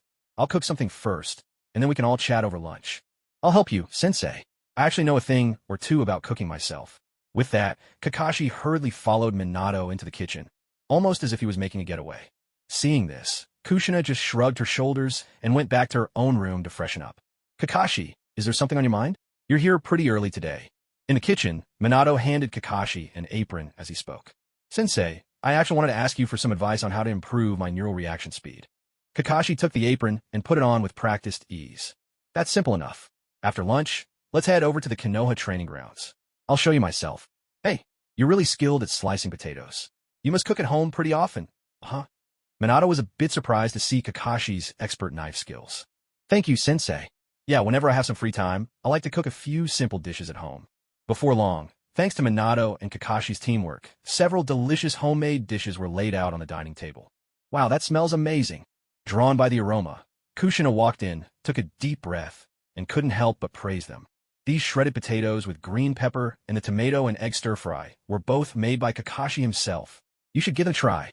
Seeing Kushina's eager expression, Minato reached over and playfully tapped her nose, then handed her a bowl and chopsticks with a smile. Yosh, time to dig in. Kushina grabbed her chopsticks and started tasting the food without delay. Not bad at all, Kakashi. Homestyle cooking is the real test of chef skills, and you're certainly on par with Minato. Having grown accustomed to Minato's excellent cooking, even Kushina couldn't help but compliment Kakashi. Hith hith. Kakashi scratched his head sheepishly. It was a simple breakfast, but the three enjoyed it with warmth and laughter. After the meal, at the 7th training ground of Konoha, Minato formed a series of hand signs and used the shadow clone jutsu to set up traps all over the area. Put this on. Minato pulled out a frog-shaped blindfold and handed it to Kakashi. Sensei, what exactly are we doing here? Kakashi resisted the urge to complain about the blindfold, put it on, and asked with a puzzled look. Human vision has its limits. Once a movement is captured by the eye, it's transmitted to the brain and transformed into a visual image. Only then can we analyze and judge based on what we see. This process, though incredibly brief, can become the decisive factor in a clash between top-level fighters. What's more, there are countless ways to deceive the eye. That's why only by depriving yourself of sight can you truly amplify your other senses, sharpening your instinctive reactions to danger, what people call the sixth sense. Next, I'll attack you with kunai from all kinds of directions. Your task is to dodge as best you can. Minato revealed his intentions. These were lessons distilled from his own hard-earned experience. After all, as the man who developed the second stage of Flying Thunder God, renowned as the fastest ninja in the world, Minato's achievements were never just a matter of talent. Behind the scenes, he worked as hard as anyone, rivaling even Might Dewey, famed as Konoha's most relentless striver. Understood. For the next month, Kakashi was battered and bruised by Minato every day, often coming within a hair's breadth of being struck in a vital spot. Yet Kakashi didn't mind in the least. In fact, to accelerate his progress, he kept his eyes covered even outside of training, living like a blind man. The first time Rin saw him like this, she was so startled she thought something had happened to his eyes. Of course, that frog mask had long since been replaced by a strip of black cloth. After a month, the results of his training finally began to show. To Kakashi's amazement, when kunai came flying at him again, he could clearly sense the movement of air they stirred, allowing him to pinpoint their location. From that day on, no matter how much Minato increased the speed or number of kunai, Kakashi could dodge them all with ease. 2 months later, at the 7th training ground deep in the forest, swish! A figure darted swiftly through the dense woods, weaving between a barrage of cleverly aimed projectiles. Kakashi, still blindfolded, leapt through the trees as if his sight had never been taken away. Suddenly, kunai shot toward him from the left, right, and rear all at once. And right in his path stood a massive tree, blocking any way forward. 2 months before, without his sight, he would surely have crashed into it while trying to evade the weapons. But now, just as the giant tree loomed close, Kakashi lifted his right foot, pressed it against the trunk, and thud, thud, thud, ran nimbly up to the higher branches, escaping danger with ease. However, just as he bent like a swallow, skimming water, ready to leap from twig to twig, Minato's carefully laid trap was triggered. 6 rows of sharpened wooden stakes came whistling down from above, slicing through the air with a menacing rush. Kakashi's ears twitched slightly. With a swift side leap, he spun his body to dodge the attack. Without missing a beat, he continued forward, as if nothing had just happened. Kakashi wove through the flying kunai, constantly evading as he advanced. He did not stop until he landed steadily at the edge of the training field, where he finally removed the black cloth covering his eyes. Not bad. Your performance has already met my expectations. Minato, who had followed closely behind, now halted in front of him, nodding with satisfaction. This student of his, whether in terms of talent or dedication, was every bit as impressive as he himself had once been. If Kakashi continued to progress like this, there was no doubt that one day he would reach, or perhaps even surpass, the legendary White Fang. Oh, by the way, Sensei, Kakashi suddenly spoke up. Last time I heard Kushina mention that you're developing a jutsu without hand signs. Could you show me? He was genuinely curious about the Rasengan, the very technique that Naruto would master in mere days in the original story. Why had Sensei Minato spent 3 whole years on it? Oh, that, Minato replied with a sheepish grin. I haven't quite finished it yet. Still, since Kakashi had asked, he raised his right hand and briefly demonstrated the progress he'd made so far. Sensei, are you forcefully compressing chakra into a sphere? A chakra is sphere formed by forced compression. The internal structure must be unstable, right? If it explodes, wouldn't you risk injuring yourself as well? Just from watching the swirling sphere in Minato's palm, Kakashi could tell his teacher had hit a roadblock. In the original story, Minato's inspiration for the Rasengan had come from the tailed beast ball. And the tailed beast ball, in essence, was the result of a tailed beast compressing an immense amount of chakra to its very limit before firing it off, unleashing a force not unlike a nuclear explosion. But for an ordinary human, neither the volume of chakra nor the level of compression could ever match what a tailed beast was capable of. After all, a tailed beast itself was nothing but a massive, living mass of chakra. Haha, you're absolutely right, Minato admitted, dispersing the unstable chakra sphere and scratching his head, looking a bit sheepish and absent-minded. He'd been running tests for some time now, but he quickly discovered that if he tried to compress chakra to its limits and detonate it up close, just as Kakashi had pointed out, the danger would be too great. If he tried throwing the chakra sphere like a tailed beast would, once it left his hand, it became unstable during flight. Chakra would leak out, drastically reducing its power and making it difficult to hit the target. Yet if he reduced the amount of chakra for the sake of stability, it would defeat the very purpose of developing this technique. After all, what he lacked most at the moment was a powerful jutsu that could pair with the Flying Thunder God technique. How about this, Sensei? Why not try spinning the chakra in the same direction it naturally rotates within the body? That way, you might be able to create a stable, dynamic balance. Kakashi sees the opportunity to share the method that, in the original story, Jiraiya had used to teach Naruto. That's right. How did I not think of that? Kakashi, you're a genius. Minato's eyes lit up with understanding at Kakashi's words. He immediately set to work, eager to give it a try. 3 minutes later, the very first Rasengan in history was born. With a flash, Minato appeared beside a large tree in an instant. He pressed the Rasengan against the trunk with his palm. To his surprise, the expected explosion did not occur. Instead, the Rasengan bored straight through the wood, even penetrating the trunk, and left a massive hollow at the heart of the tree. That kind of power, there was no doubt about it. This was the Rasengan. Kakashi watched and nodded to himself in approval. As expected, this kind of development speed was exactly what suited Minato-sensei's talent. In the original story, it must have taken so long because the research had gone off track. The Rasengan represented the pinnacle of chakra shape transformation, something Minato-sensei had already mastered.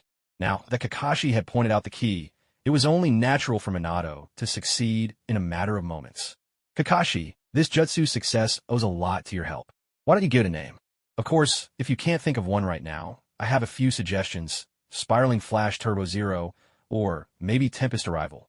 Minato-sensei, clearly excited, offered up his own naming ideas. After all, naming techniques was one of his greatest passions. Ahem, well, how about just calling it the Rasengan? Kakashi quickly interrupted Minato-sensei's wandering imagination. He wasn't joking. Such abstract and tongue-twisting names would be impossible to shout out in the middle of a fight. By the time you finished, the battle would be over. Rasengan, huh? That's actually a pretty good name. Although I still think Minato-sensei still seemed a bit reluctant to let go of his ideas. Minato-sensei, I actually just finished developing a new jutsu myself. Would you mind taking a look? Seeing his opening, Kakashi hurriedly played his trump card, Distraction. This trick always worked like a charm on a Beto. Oh, in that case, I'd really like to see it. Sure enough, Kakashi's words piqued Minato's interest, and he no longer dwelled on the naming issue. Ox, rabbit, monkey. Kakashi formed a series of hand signs, and in the next moment, an arc of electricity crackled into existence at his right hand. Chidori. With a powerful shout, the arc of electricity flared, growing tenfold, as thousands of birds seemed to cry out in unison, radiating dazzling light. What is this? Minato's pupils contracted in astonishment. Even though he had been expecting something impressive, Kakashi's new jutsu still far surpassed his imagination. Staring at the dangerous, cold light in Kakashi's right hand, Minato was certain this was a ninjutsu every bit as strong as the Rasengan. Kakashi, you developed this all on your own? How long did it take you? Minato could hardly believe it. Yeah, I was just messing around with it. Took me about a week or so. Kakashi shrugged his shoulders and replied with a smile. Surprise face. Minato was at a loss for words. He had spent 2 whole months developing the Rasengan, from the initial idea to now, and only managed to break through thanks to Kakashi's reminder. But looking at Kakashi, another A-rank jutsu, and it only took him a week. Who's the real teacher here? Still, the more outstanding his student was, the better it reflected on his own teaching. didn't it? Yes, that's right. With his naturally optimistic disposition, Minato quickly recovered from shock. No wonder you want to practice reaction speed with me. It was for this technique, after all. By now, he had figured out the whole story. I was actually planning to teach you the Rasengan, so you could use it alongside the Flying Thunder God just like I do. But now, it seems you've already forged your own path. Maybe it won't be long before you surpass me. Minato couldn't help but sigh in admiration. Minato-sensei? Actually, I've already learned the Rasengan as well. Kakashi spoke up, raising his left hand. In his palm appeared a Rasengan identical to the one Minato had just demonstrated. What? You already learned it? Minato was momentarily stunned. Over the years, he had seen countless prodigies, and many gifted young men have fallen just short of his own achievements. But none of them, no matter how brilliant, had ever possessed such an extraordinary talent for ninjutsu. With this kind of monstrous aptitude, perhaps I really will raise a future Hokage with my own hands. Minato-sensei? Minato-sensei? Oh, sorry, I drifted off for a moment. Minato came back to his senses, and now there was a look of eager anticipation in his eyes as he gazed at Kakashi. Minato-sensei, I was hoping to try combining the Chidori and the Rasengan. Do you have any advice for me? Kakashi had the feeling Minato-sensei's gaze had suddenly become a bit more intense, but he didn't think much of it and went on with his question. Fusion, huh? Minato pondered for a moment. Rasengan is already the pinnacle of chakra-shaped transformation, and your Chidori appears to be the ultimate expression of lightning nature, chakra transformation. Both techniques are A-rank, exceptionally advanced ninjutsu. If you could truly combine them, you'd be stepping up to an S-rank ultimate jutsu. But the level of difficulty increases several-fold. Even I can't guarantee success. That's why I don't recommend you try just yet. Developing a secret ultimate technique can be extremely dangerous. If you really must attempt it, I have only one condition. I have to be there in person. Hearing Minato's serious words, warmth filled Kakashi's heart. Behind that seemingly stern tone lay a deep and genuine concern. Yes, the light rising high above Lulan. A heart overwhelmed with countless emotions. The dragon vein that must be protected. A blade of steel piercing upward, gazing at the sky. Sand and storm, surging together. A radiant sun in resplendent contest. Flowers dancing in gorgeous bloom. Curled up in the ruins, a blonde-haired boy stirred as the melodious singing reached his ears. He rolled over onto his back and, blinking, slowly opened his bright, sky-blue eyes. Taking in the unfamiliar surroundings, confusion flickered across his face. But soon, the slightly sorrowful melody drew him in, and he rose, heading toward the source of the song. There he saw a striking young girl with deep crimson hair, dressed in a long-sleeved pink top, black shorts, and long black stockings. She sat atop a massive stone amid the wreckage, singing her mournful tune. If one looked closely, 2 trails of tears could be seen streaming down her face, though what sorrow haunted her remained a mystery. Hey, where's this place? At last spotting another living soul, the boy couldn't wait and called out eagerly. Startled by his voice, the girl glanced his way, then leapt down from the boulder and dashed toward an exit hidden within the ruins. Wait, hold on. The boy hurried after her, only to find 2 oddly shaped puppets blocking the exit. What are these things? Before he could ponder further, the puppets raised their arms from beneath their dark cloaks. Brilliant purple light danced at their fingertips, and a volley of kunai shot out in a flash. The boy sprang back, dodging the attack just in time. When he tried to give chase again, a mechanism triggered at the exit. A trio of heavy stone doors crashed down, sealing his way.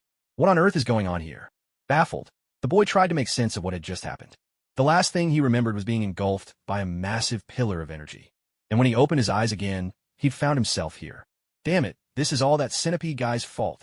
But as a skilled ninja, even in such unfamiliar surroundings, he didn't let panic take over.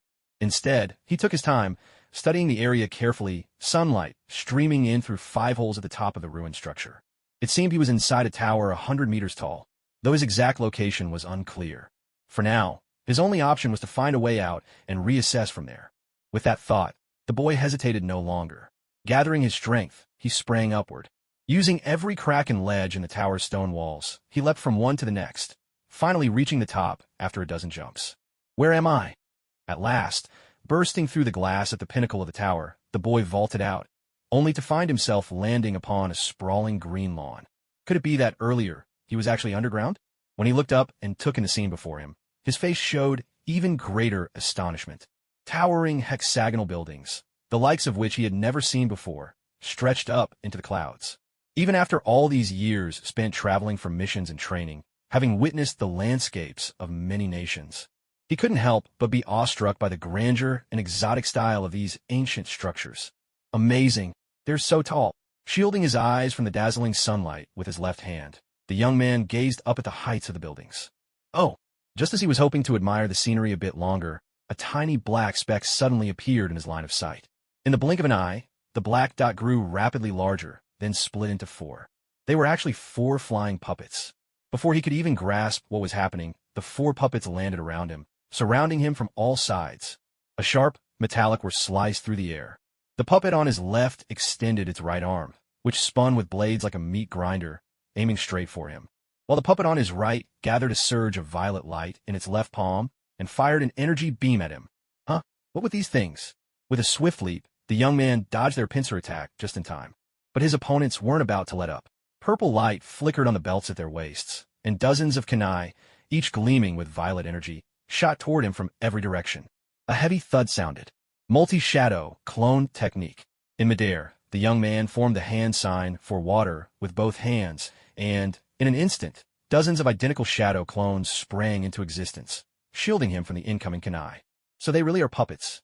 Using chakra to grip a stone beam suspended in the air, he hung upside down, carefully observing the battlefield. He soon noticed something crucial. Each of the 4 puppets was connected at the back by chakra threads. Now that he'd uncovered the source of their power, the young man immediately pulled out the special flying thunder god kunai his father had made for him. Channeling chakra into his right hand, the metal kunai glowed with a brilliant blue light.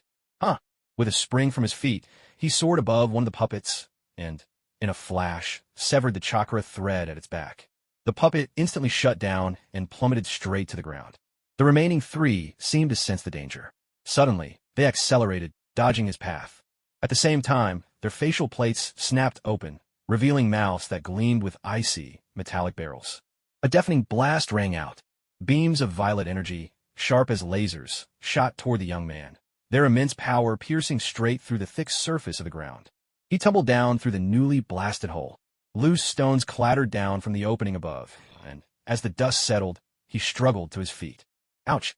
That hurts! His combat suit was now in tatters, and a deep, bloody gash above his left knee revealed bone beneath. The wound was severe. Wait, they're coming again. A shadow fell overhead. The 3 puppets descended from above, closing in on him once more. The cold, mechanical eyes locked onto the boy, and a hail of kunai shot out once more in a dense, deadly barrage. At that perilous moment, a blond youth wearing a mask appeared in a flash, swept the boy into his arms, and vanished instantly from his spot. Partial expansion jutsu. On the other side, a burly man with waist-length, deep crimson hair suddenly extended his massive right arm, which swelled dozens of times in size, and slammed one of the puppets against the wall, crushing it completely. Ninja art. Insect sphere.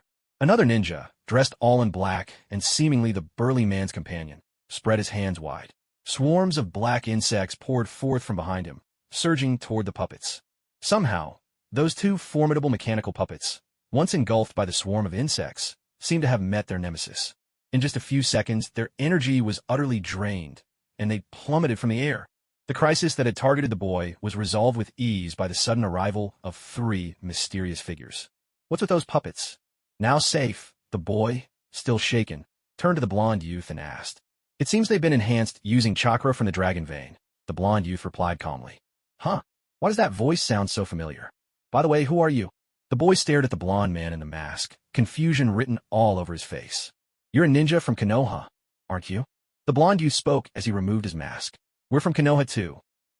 Dad. The boy's eyes went wide with shock as he recognized the handsome, youthful face beneath the mask. What in the world was going on?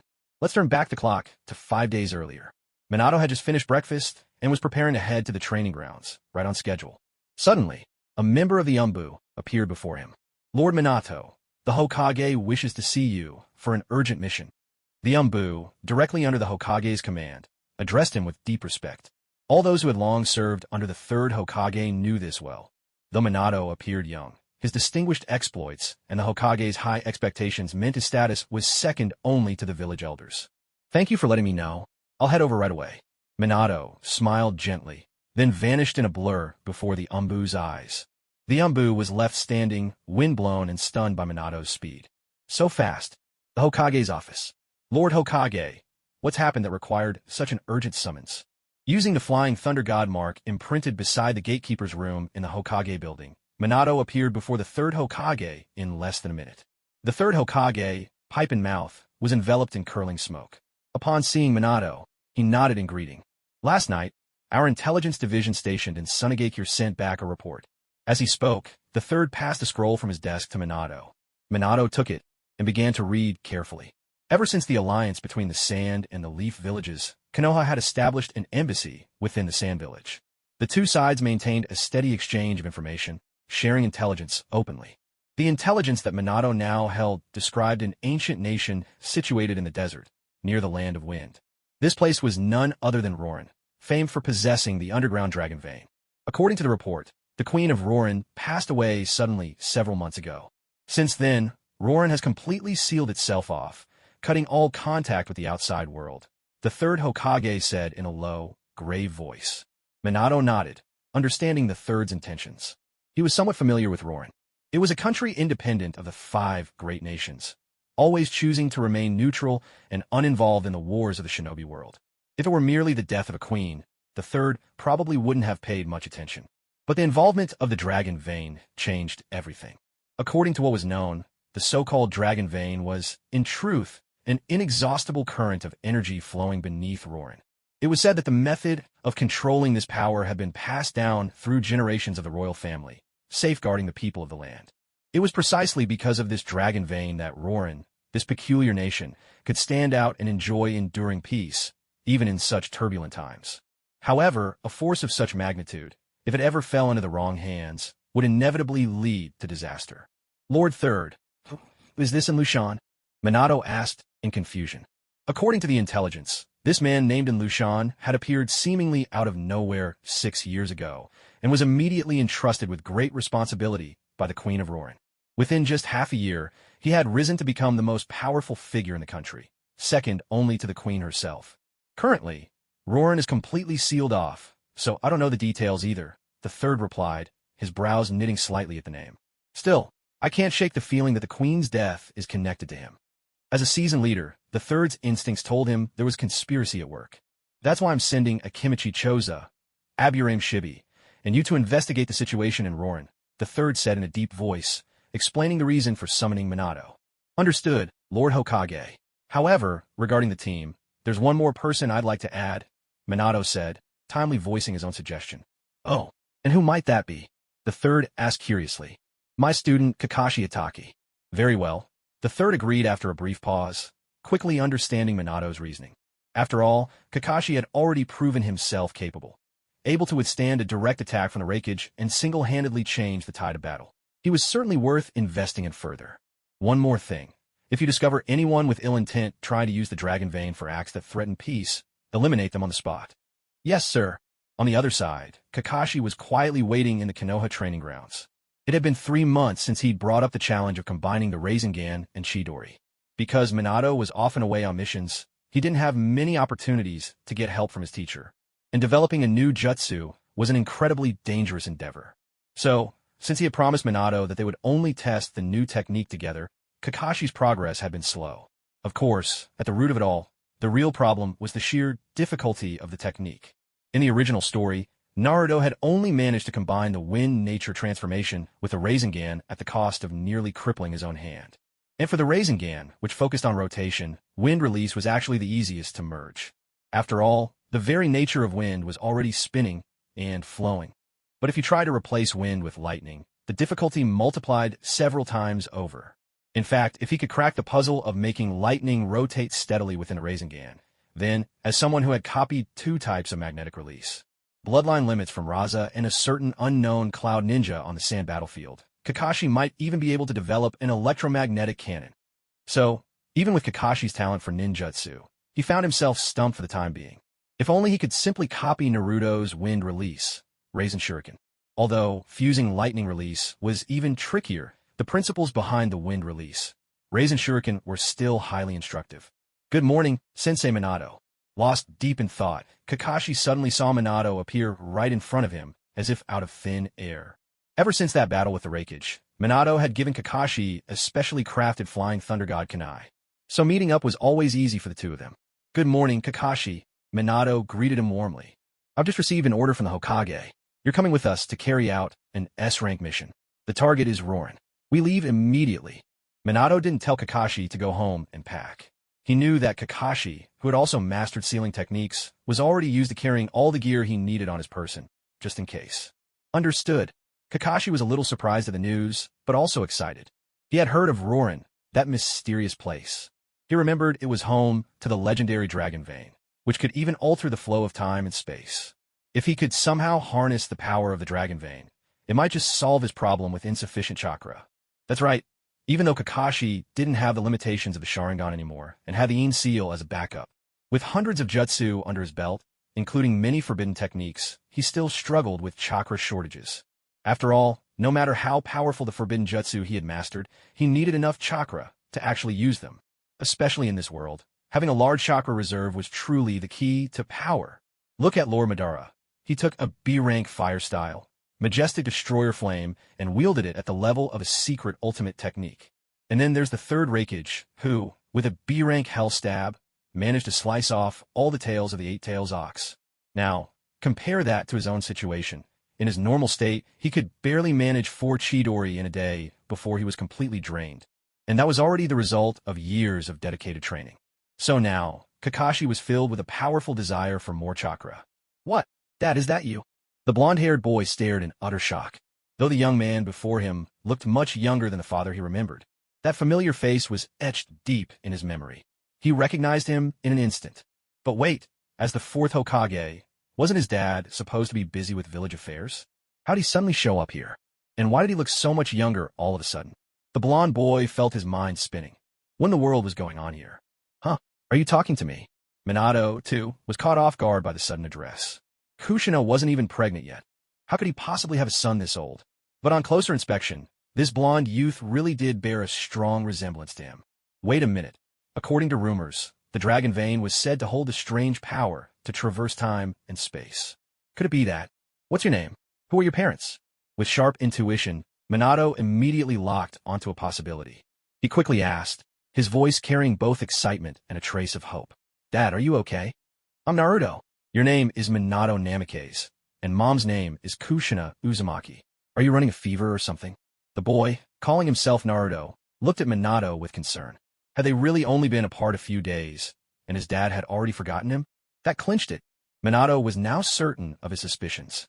"Naruto, if I'm not mistaken, you must have traveled here from the future, using the dragon vein." Minato gazed at Naruto, his eyes full of tenderness. His son, he'd grown so much. Maybe when this mission was over, he and Kushina should try for another child after all. So I've actually come back to the past. No wonder you look so young, Dad. If that's true, then this must be the old Rorin.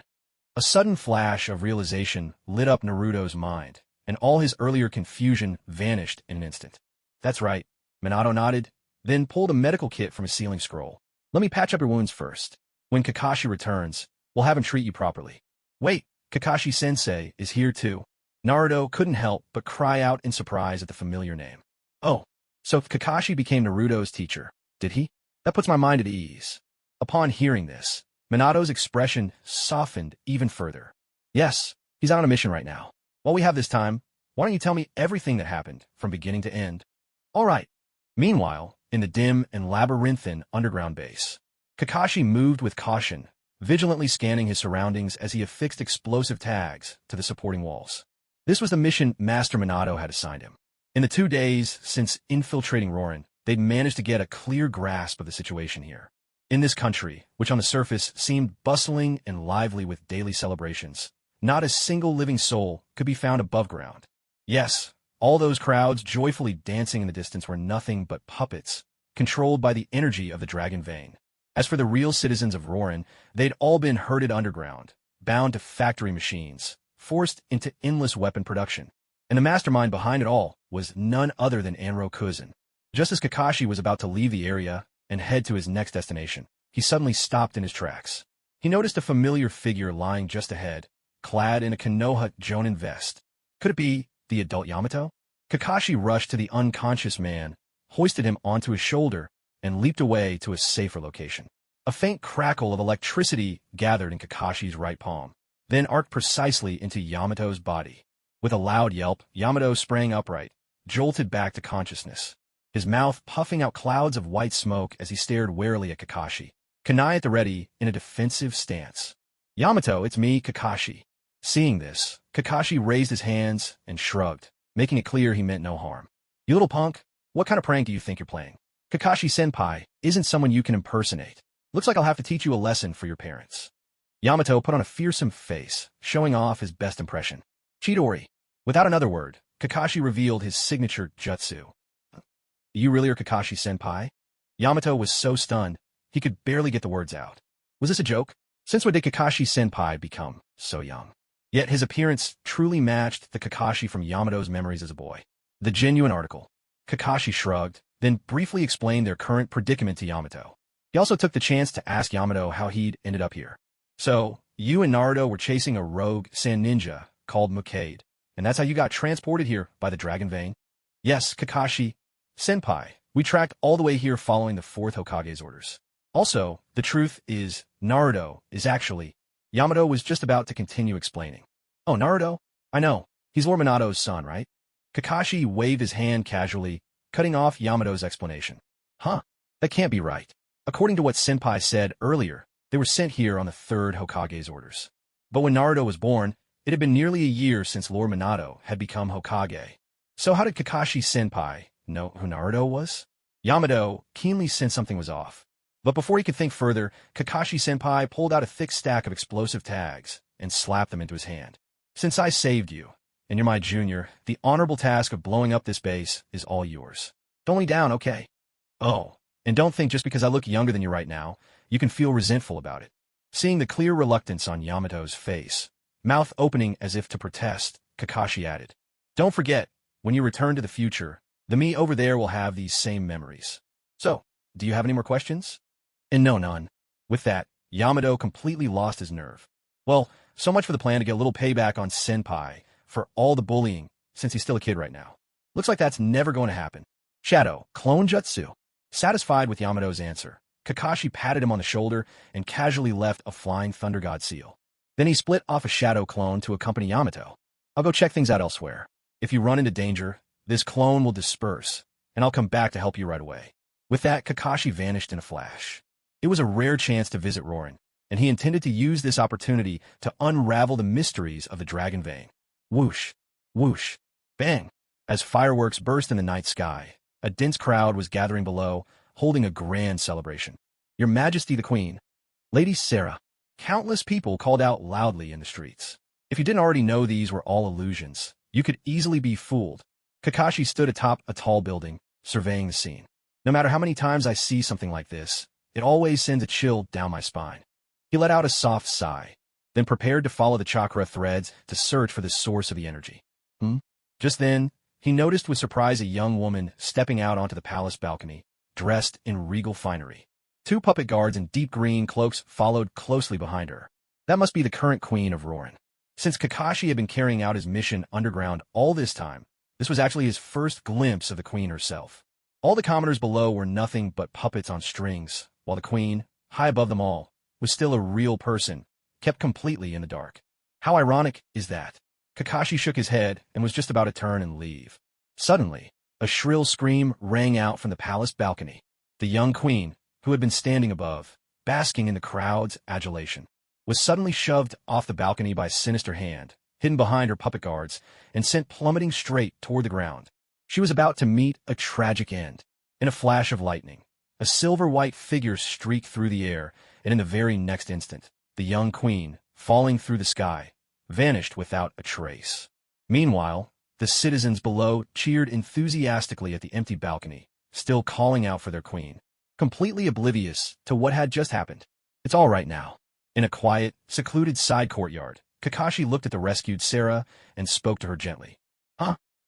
Sarah stared in shock at the unfamiliar young man holding her, and before she knew it, her hand flew up, ready to slap him. "Oh, there's no need to thank me," Kakashi said lightly, tossing Sarah aside without a second thought. "Ow, that hurts." "You insolent scoundrel. Who are you, anyway?" landing hard on her backside. Tears welled up in Sarah's eyes from the pain. She rubbed her sore spot furiously, glaring daggers at Kakashi. Just a passerby. Don't get the wrong idea. I'm soft-hearted, you know. I'd even stop to help a stray dog by the roadside. Kakashi shrugged, not wanting her to think he was some kind of villain. Well, I suppose I should at least thank you then. Thank you. Sarah seemed to realize what had happened and offered Kakashi a genuine thank you. But what's this about helping stray dogs? I'm the queen, you know. Oh. Kakashi rolled his dead fish eyes, responding coolly. Hey, what's that supposed to mean? Sarah was immediately incensed by his dismissive attitude. It means we're just strangers crossing paths. There's no need to linger. Let's leave it at that. With that, Kakashi turned to go. He had no interest in playing house with a princess blinded by a fairy tale someone else had spun so carefully. Oh, and since you've been pushed off the balcony, it means whoever's behind this has decided you're no longer useful. If I were you, I'd take a good look at that lively crowd. Even if you're doomed, you should at least know the truth. Just then, as Kakashi prepared to leave, 3 masked figures appeared before him in a blur. You didn't keep your promise.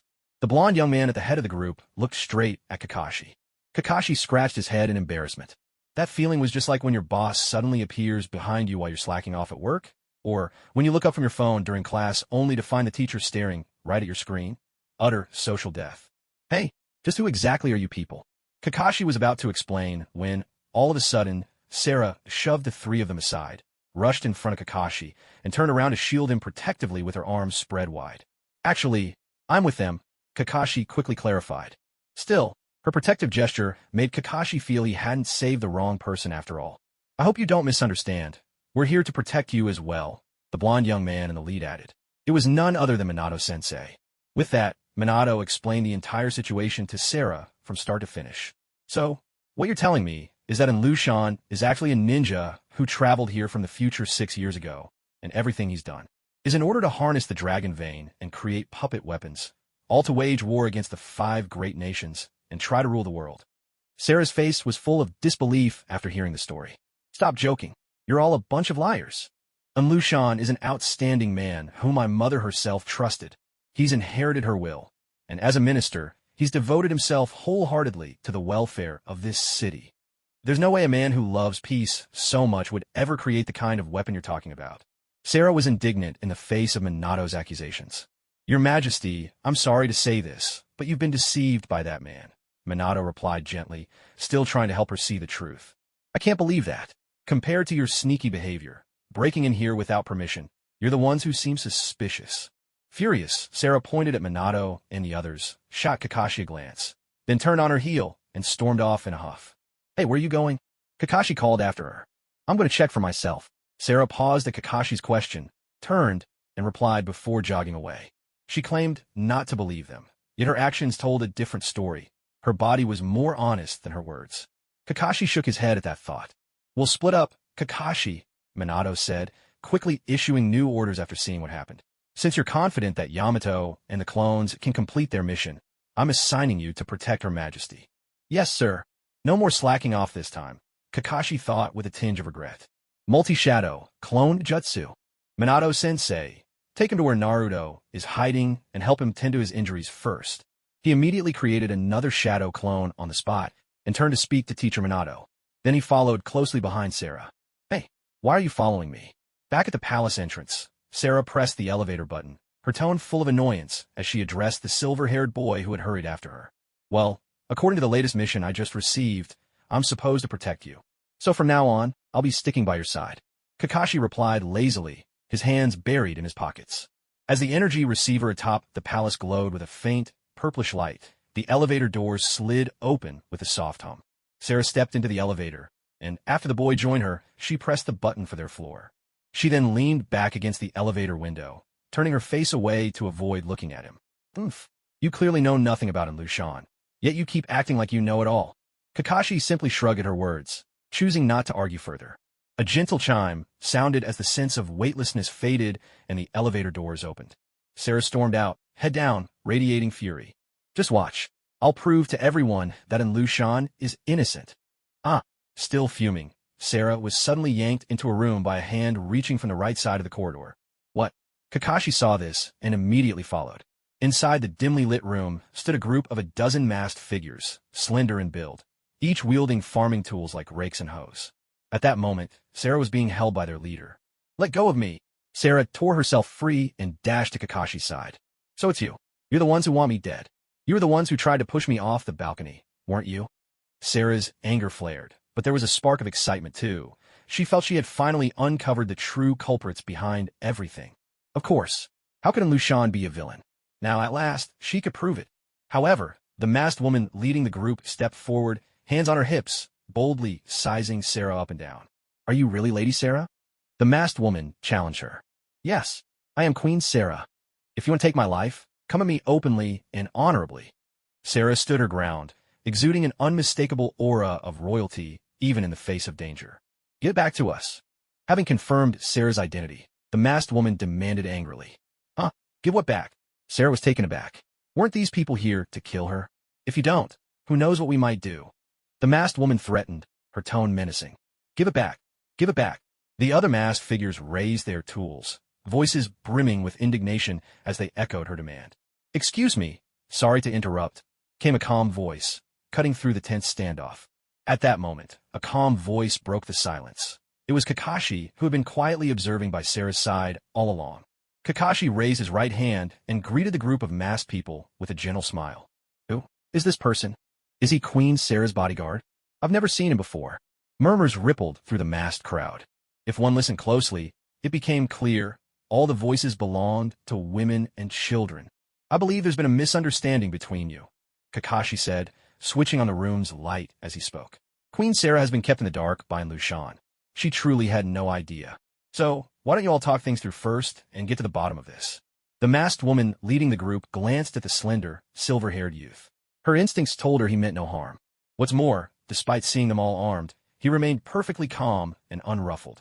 Unlike Queen Sarah, who appeared imposing at first glance, but whose slightly rigid posture betrayed her inner anxiety.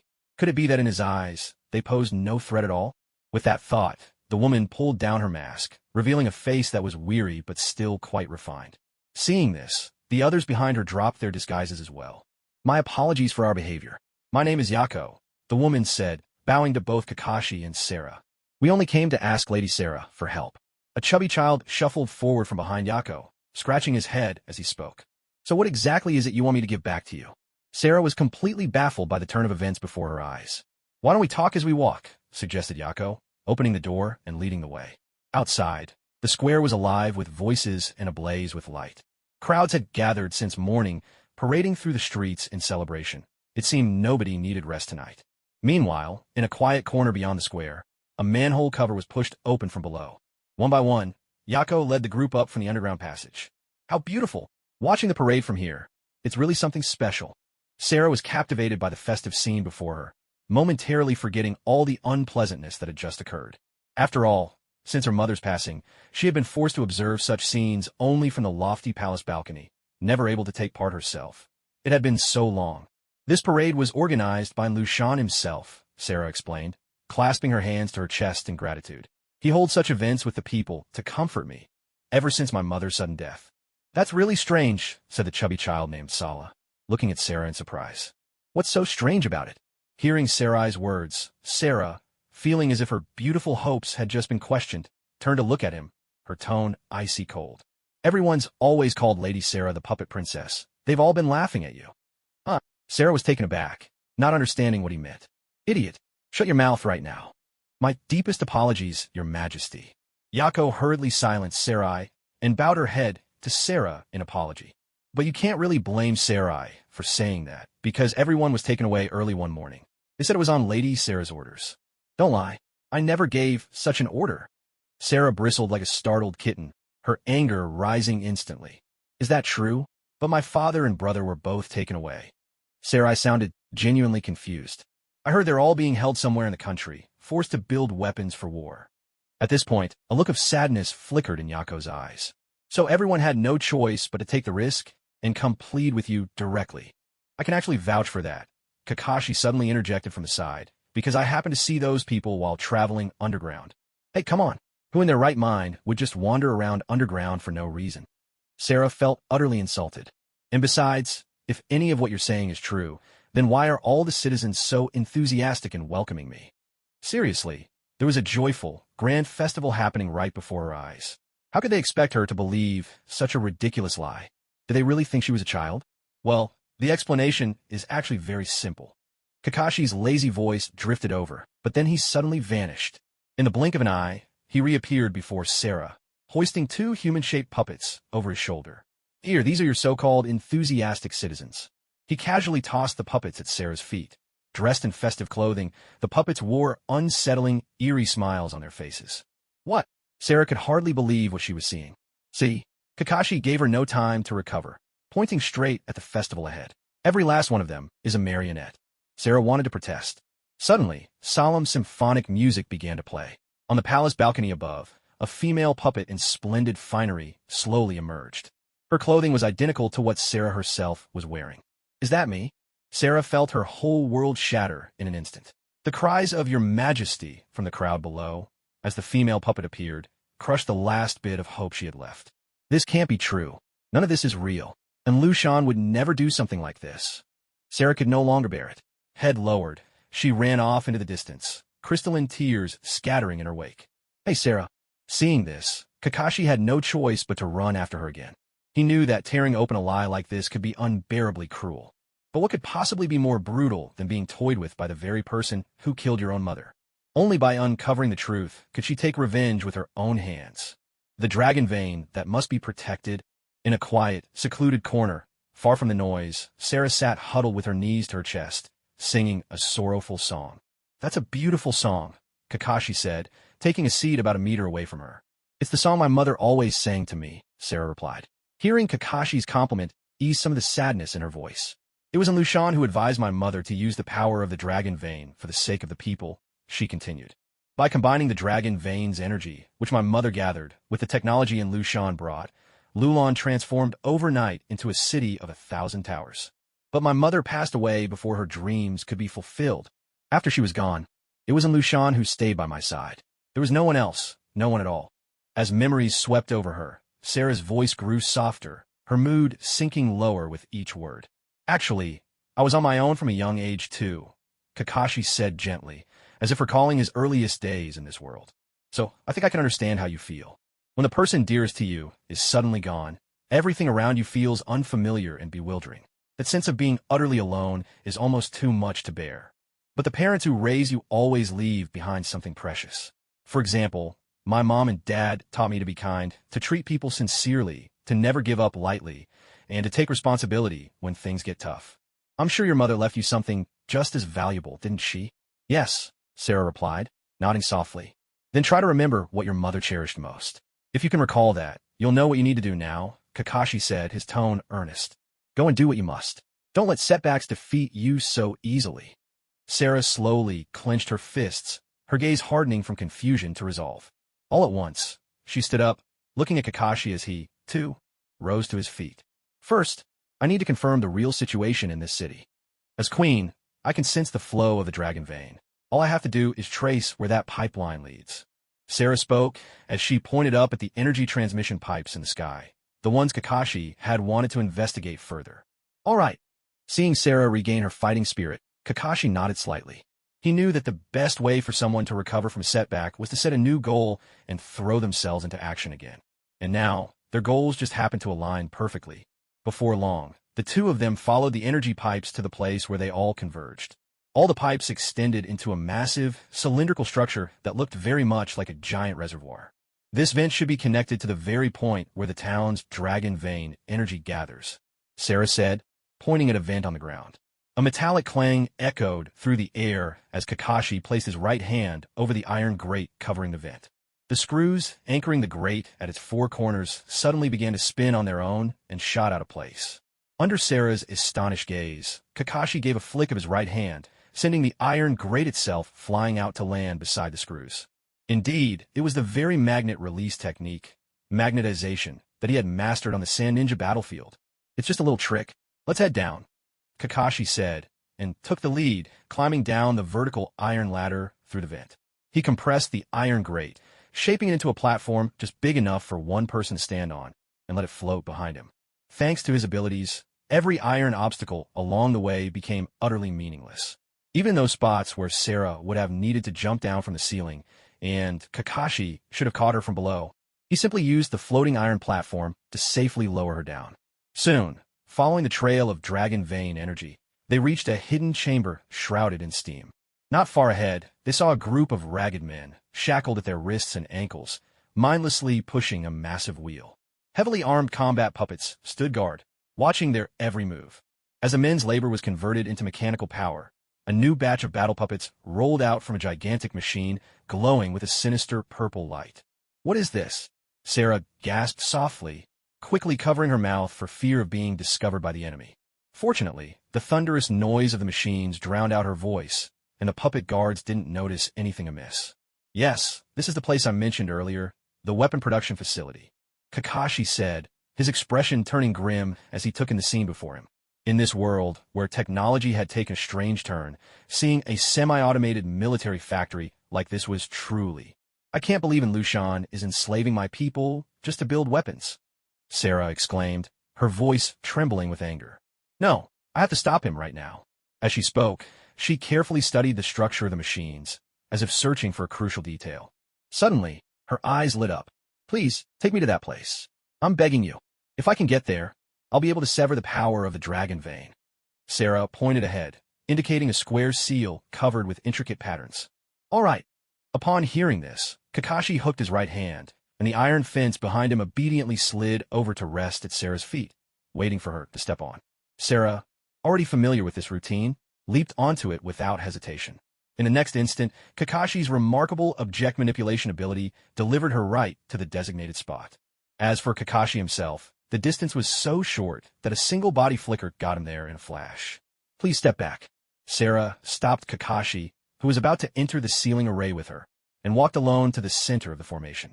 She then knelt, bringing her hands together before her chest in a gesture of prayer. "In the name of the Queen, I command you, sever the torrent of the dragon vein. Restrain your power." As soon as she finished speaking, a sphere of violet radiance ignited at the heart of the ceiling formation. Sarah's hands, once pressed together, spread apart and moved flat, pressing the orb of light downward. "By royal decree, obey." Ripples of purple light surged out from the center of the glowing sphere, spreading swiftly through the entire formation, illuminating it in a brilliant glow. Only then did Kakashi realize, with a jolt of surprise, that the luminous sphere beneath Sarah's hands was actually a violet energy eye. As the eye slowly closed, the entire ceiling formation contracted toward its center and vanished without a trace. A faint hiss echoed through the chamber. At the same time, the massive machinery filling the sealed space lost its power source and went dead on the spot. "Phew, that's it. I've completely cut off the dragon vein's energy flow into the factory." Yet, just as Sarah breathed a sigh of relief, countless threads of violet energy suddenly rained down from the skies above, linking themselves to a legion of freshly forged puppet soldiers. Simultaneously, every puppet connected by the energy threads had their eyes glow with a haunting violet light. "Tap, tap, tap. Your Majesty, what brings you to a place like this?"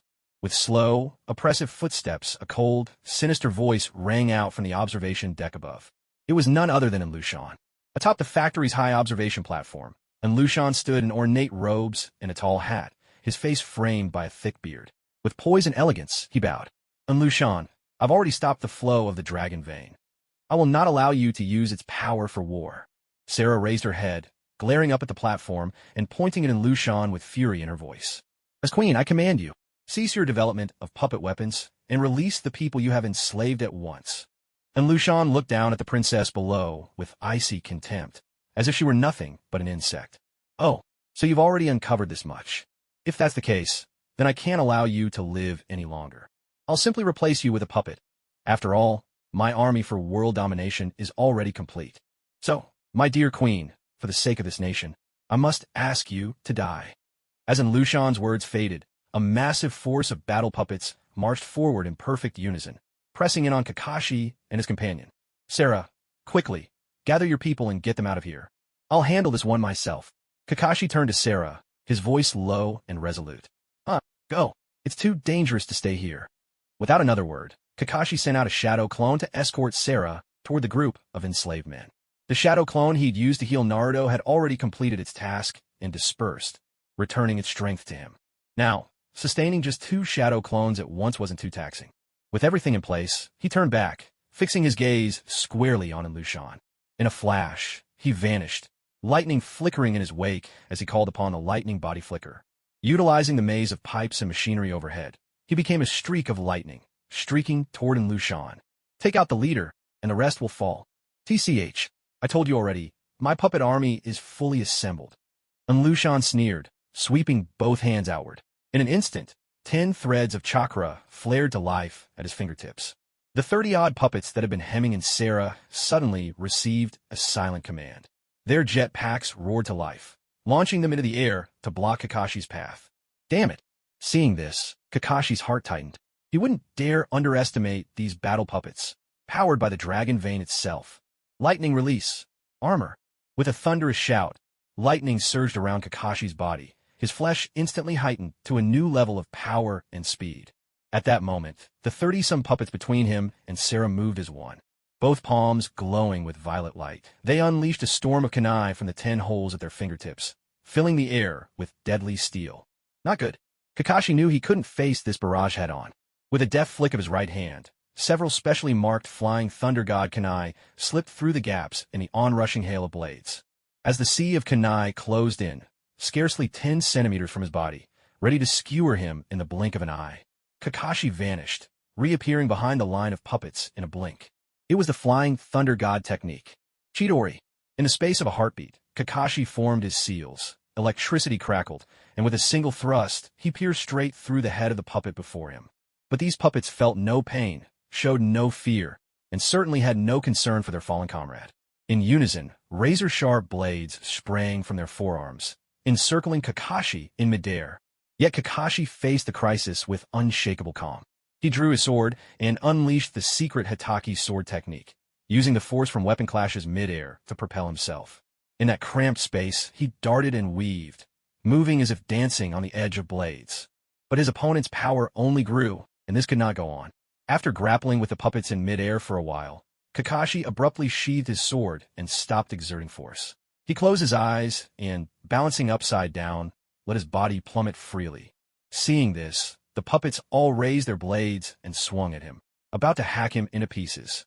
Hitaki sword style, thunderbolt flash, sixfold. Before the words had fully left his lips, Kakashi's eyes snapped open, crackling with lightning. His whole body became a zigzagging bolt of chained lightning, darting between the puppets in a split second.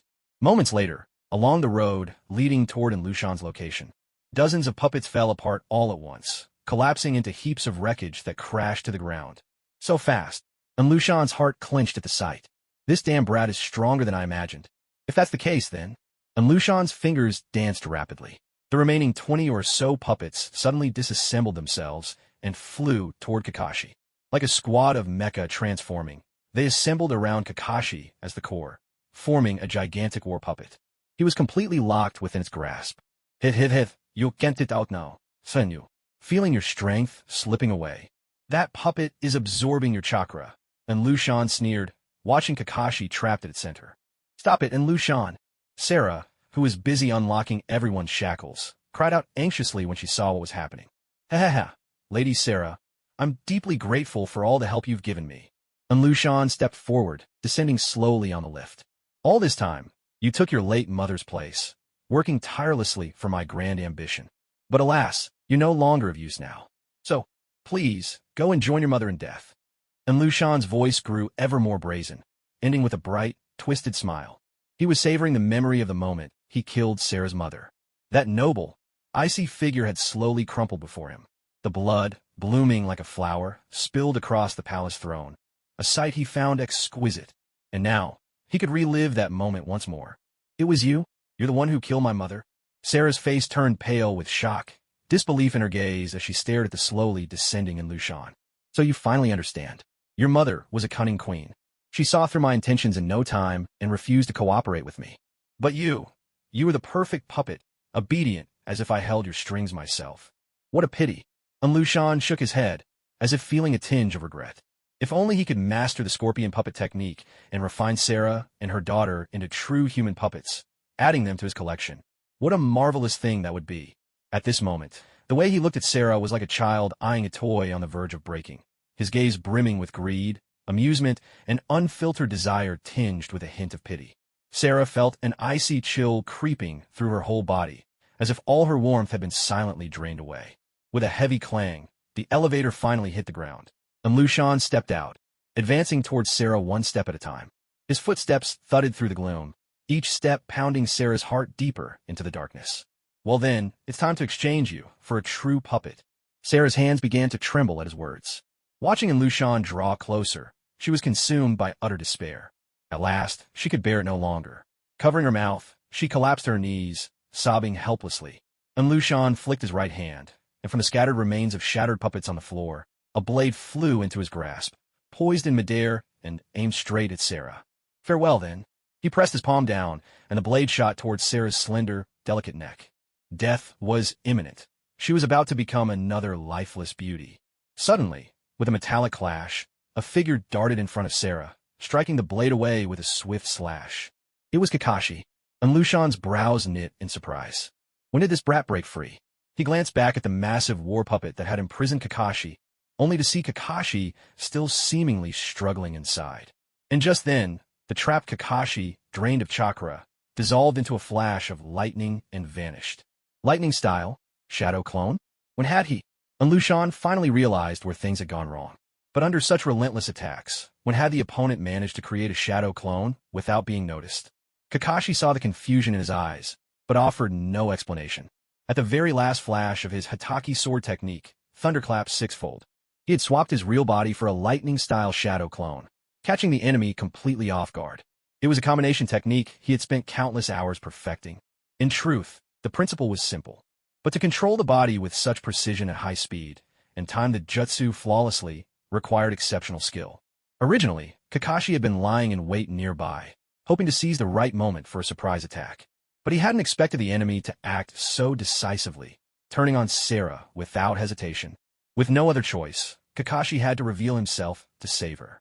Now, the battle had reset to its starting point. Kakashi. Sarah stared at Kakashi, who shielded her, her face full of stunned disbelief. Just a moment ago, she had already steeled herself for death. Who could have imagined fate would take such a sudden turn? Hey, standing before you is the man who killed your mother. Can you really not handle a few words of mockery from him? Kakashi kept a wary eye on Lushan as he spoke to Sarah behind him. Remember, you are the queen. Think of your people. Think of your mother. What you should do now is protect your subjects and avenge your mother. There was both sorrow and frustration in Kakashi's voice, sorrow at her plight and anger at her lack of resolve. Sarah was stunned for a moment. Then she clenched her teeth, swiftly wiped away her tears, and pushed herself to her feet. I'll go rescue them right away. What about you? Can you hold out? Nope, I really can't. Huh, then why are you still? Sarah was baffled. If Kakashi knew he couldn't defeat Lushan, why didn't he seize the chance to escape earlier? Why was he still standing in front of her, shielding her? Protecting you is the mission Lord Minato gave me. If I gave up so easily, I'd never live down all the times I slacked off before. Kakashi shrugged, replying nonchalantly. What? Sarah was completely bewildered. That was nothing like the answer she'd expected. At a time like this, he was still thinking about the time he'd saved her by slacking off and gotten caught. I really can't handle this alone. But who said I'm alone now? Boom. Just as Kakashi finished speaking, a giant arm smashed through the factory wall with a thunderous punch. A passageway was blasted open. As the smoke cleared, four ninja wearing Leaf Village headbands appeared before them. It was Minato and his team. In truth, just moments ago, because Minato carried the special kunai Kakashi had given him. Kakashi could sense Minato and the others rapidly approaching. That's why he was talking, to buy time. Kakashi. Minato nodded to him ever so slightly. Kakashi-sensei. Naruto dashed over from behind, circling Kakashi with excitement, looking him up and down in awe. That's so weird. I know I just saw your shadow clone, but you're actually shorter than me, Kakashi-sensei. Thud. Kakashi smacked Naruto on the head with his fist. Don't you know you're supposed to respect your teacher? From what the clone had told him, he already knew that in the future, he would become Naruto's teacher. So at this moment, he was scolding Naruto with complete confidence. Ouch! Naruto clutched his head in pain, but he wasn't mad at all. Even though this Kakashi was much smaller than the teacher he knew as an adult, Naruto still instinctively felt close to him. So, this isn't Lushan?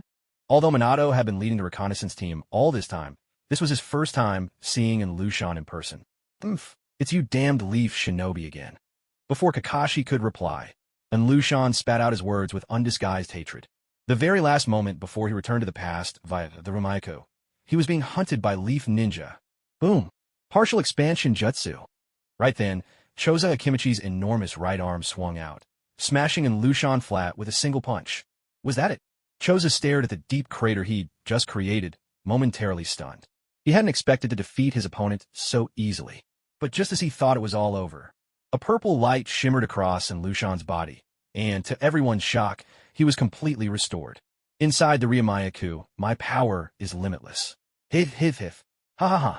And Lushan laughed with utter disdain. At the same time, a horde of battle puppets began converging on their position. Suddenly, Lushan whipped off his cloak and wrapped it around himself. Then a monstrous six-legged spider with a human head, over 30 meters long, rose up from nowhere. Behold, this is my ultimate form. And Lushan's voice thundered from that massive, grotesque head. What on earth? What kind of demonic human face spider is this? Uncle, your sense of aesthetics is seriously questionable. Kakashi couldn't help but complain inwardly. Both are puppet masters, but look at Sasori. He made himself so handsome. How could people from the same village turn out so differently? Jokes aside, though, ugly or not, the sense of threat coming from Lushan was very real. Kakashi didn't let his guard down for a second. Well then, why don't you all join Sarah and get buried here together? And Lushan laughed wildly. With that, his gigantic forelegs split and reformed into two razor-sharp blades, slashing toward Kakashi and the others. In a flash, Kakashi whisked Sarah to a relatively safe spot, then rejoined Minato's group. Minato-sensei, it's been a while since we fought side by side. It has, Minato replied with a gentle smile. The last time was when the Sand Ninja fought the Raikage. You taught me, and now I teach Naruto. This time, the three generations are joining forces against a common enemy. Kakashi sighed with a touch of sentiment. Huh, why am I suddenly 2 generations shorter than my dad? Naruto's quick mind instantly caught the flaw in the logic. Ha ha, all right, let's have an all-out battle today. Minato, stirred by Kakashi's words, let his tone grow bold and spirited. Hey, don't forget about me. Choza interjected, slightly disgruntled. Why is it that I always get left out? Shino Aburame crouched to the side, muttering under his breath. Ah, yes, you too. Well then, let's all go together. Right. Shadow, clone jutsu. Eager to show off the results of his training in front of his young father and his teacher, Naruto was the first to spring into action. With the help of his shadow clones, he swiftly formed a swirling blue ball of chakra in his right hand, about the size of his palm. Rasengan. Naruto leapt high, soaring above in Lushan's head, and, with a powerful swing, slammed the ball down. A crackling, explosive roar echoed as the Rasengan, smaller than in Lushan's eyeball, erupted with tremendous spinning force the moment it made contact. Amazingly, the mighty puppet's massive body was smashed straight into the thick wall. Hey, did you see that, Dad? Kakashi-sensei. I've gotten really strong, you know. Naruto pointed at Lushan with one hand, excitement written all over his face as he turned to look at Minato and the others. Don't lower your guard, Naruto. This opponent is far from ordinary. Minato, eyes locked on Lushan's position, warned Naruto in a grave tone. With a squeal and a loud crash, the enormous puppet, which had been motionless, suddenly twisted its limbs. Falling from the deep crater in the wall, it crashed back down to the floor. You really thought that would be enough to defeat me? Came a chilling, sinister voice. As it spoke, the puppet, sprawled face down, snapped its distorted head back into place with an unnerving motion. At the same time, countless chakra threads shot out from its body in all directions. They gathered up the giant mecha that had trapped Kakashi earlier and all the scattered debris, pulling everything together. In moments, these parts reassembled into an enormous spider, over 50 meters tall. Choza, Minato called, spinning around. Leave it to me. Partial expansion jutsu.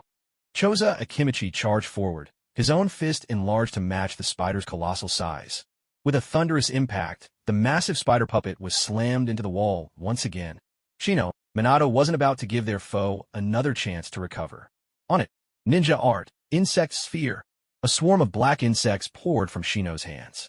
He clapped his palms together, and the dense swarm, drawn as if by the scent of prey, surged toward the spider's body in a frenzied tide.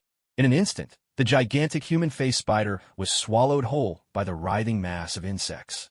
What? And Lushan cried out in shock. His vision was ripped away, and the chakra he'd been brimming with was swiftly drained. Ah! And Lushan screamed in agony as his strength deserted him, and he crashed down, powerless. His immense weight smashed through the floor, sending him plummeting to the level below. Did we do it? Minato and the others gathered around, standing at the edge of the enormous crater, peering down. Yet, from within the swirling dust below, countless chakra threads shot out once more. It was exactly the same as before. Again? Seriously? Even Naruto, who was always so cheerful and optimistic, was left speechless by the scene before him. Will this ever end? Let me show you the true power of the ultimate puppet weapon I've created. And Lushan's voice rang out once again, heavy and oppressive this time, pressing down on everyone. Hiss! Scalding steam erupted from the pit, billowing out like the warning sign of a looming volcanic explosion. Boom! A colossal puppet, shaped like a scorpion and towering 100 meters tall, burst forth from the earth, tearing through the ground and returning to stand before Minato and his companions. Meanwhile, Sarah, who had just managed to free the captives from their shackles, led everyone back to the surface. Sarah, spotting the queen, and Lushan, now in his giant scorpion form, ignored Minato and the others entirely and charged straight toward her. Ah, what kind of monster is that? There's no way we can escape. We're doomed. The rescued people, barely free from one danger, now found themselves staring up at the terrifying puppet that shook the very ground with its movements. Despair swept through the crowd. Many collapsed to the ground, paralyzed with fear, unable to control themselves as yellow liquid trickled down their legs. Everyone, please don't give up. Sarah, witnessing their panic, raised her voice in a desperate plea. It's hopeless. A man near Sarah, a metal collar still clasped around his neck, shook his head in utter defeat. At that moment, he even thought he'd have been better off staying in the factory. At least he'd still be alive. No, there's still hope. Look behind you. The reinforcements from the Leaf Village are still fighting. How can you give up now? In that instant, Sarah finally understood the attitude Kakashi showed when she herself had lost the will to live. She pitied their misfortune, but was angry at their lack of resolve. But how could anyone possibly stand against a monster like that? Exactly. In the end, we'll just die anyway. If you ask me, we'd be better off staying quietly in the factory. Maybe, when Lord Lushan finishes his army, he'll show us mercy and let us go. Right. If we make him any angrier now, we'll all be finished. Maybe we should beg Lord Lushan for forgiveness when he gets here? Yeah, didn't he just call out Queen Sarah's name? Maybe we could. Enough. All of you shut up. Just then, Yako arrived with a group of women and children. Listen to yourselves. Do you even hear what you're saying?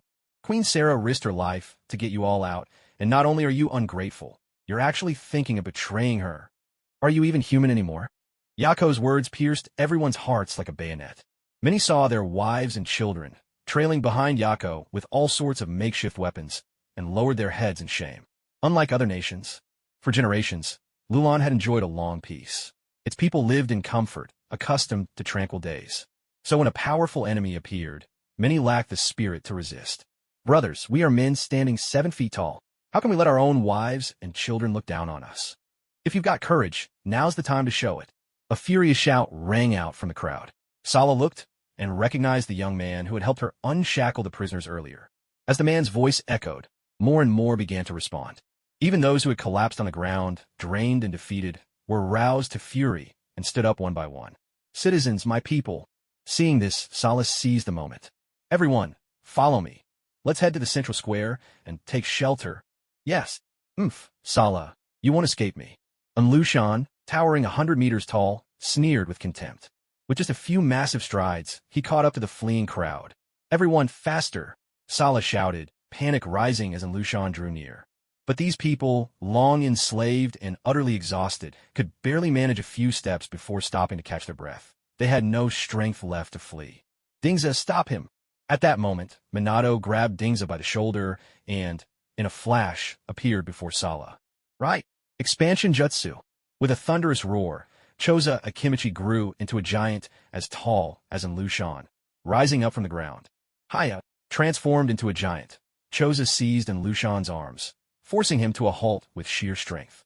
Cursed Leaf Ninja, always ruining my plans. And Lushan bellowed in fury, seeing himself thwarted yet again. Suddenly, he opened his monstrous, twisted maw to reveal a massive cannon barrel inside. A sinister crackle filled the air as purplish sparks danced around the cannon's mouth, gathering swiftly at its tip. Then, a barrage of energy blasts roared forth in rapid succession, the power of the dragon vein unleashed. Damn it! Caught at point-blank range, Choza had no way to dodge. He took the full brunt of the attack, battered back into his normal form. With a flash, Minato rushed in, whisking the battered and wounded Choza away from the ruins of battle.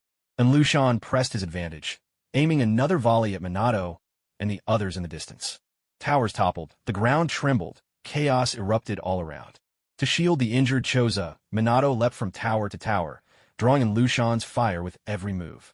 Shadow Clone, Shuriken, Jutsu.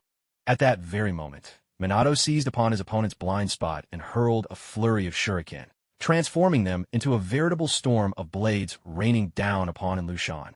A thunderous rumble echoed out. Countless shuriken struck in Lushan's massive body, kicking up a billowing cloud of smoke and dust. Still not ready to give up? I've told you already, within the range of the dragon vein, my energy is limitless.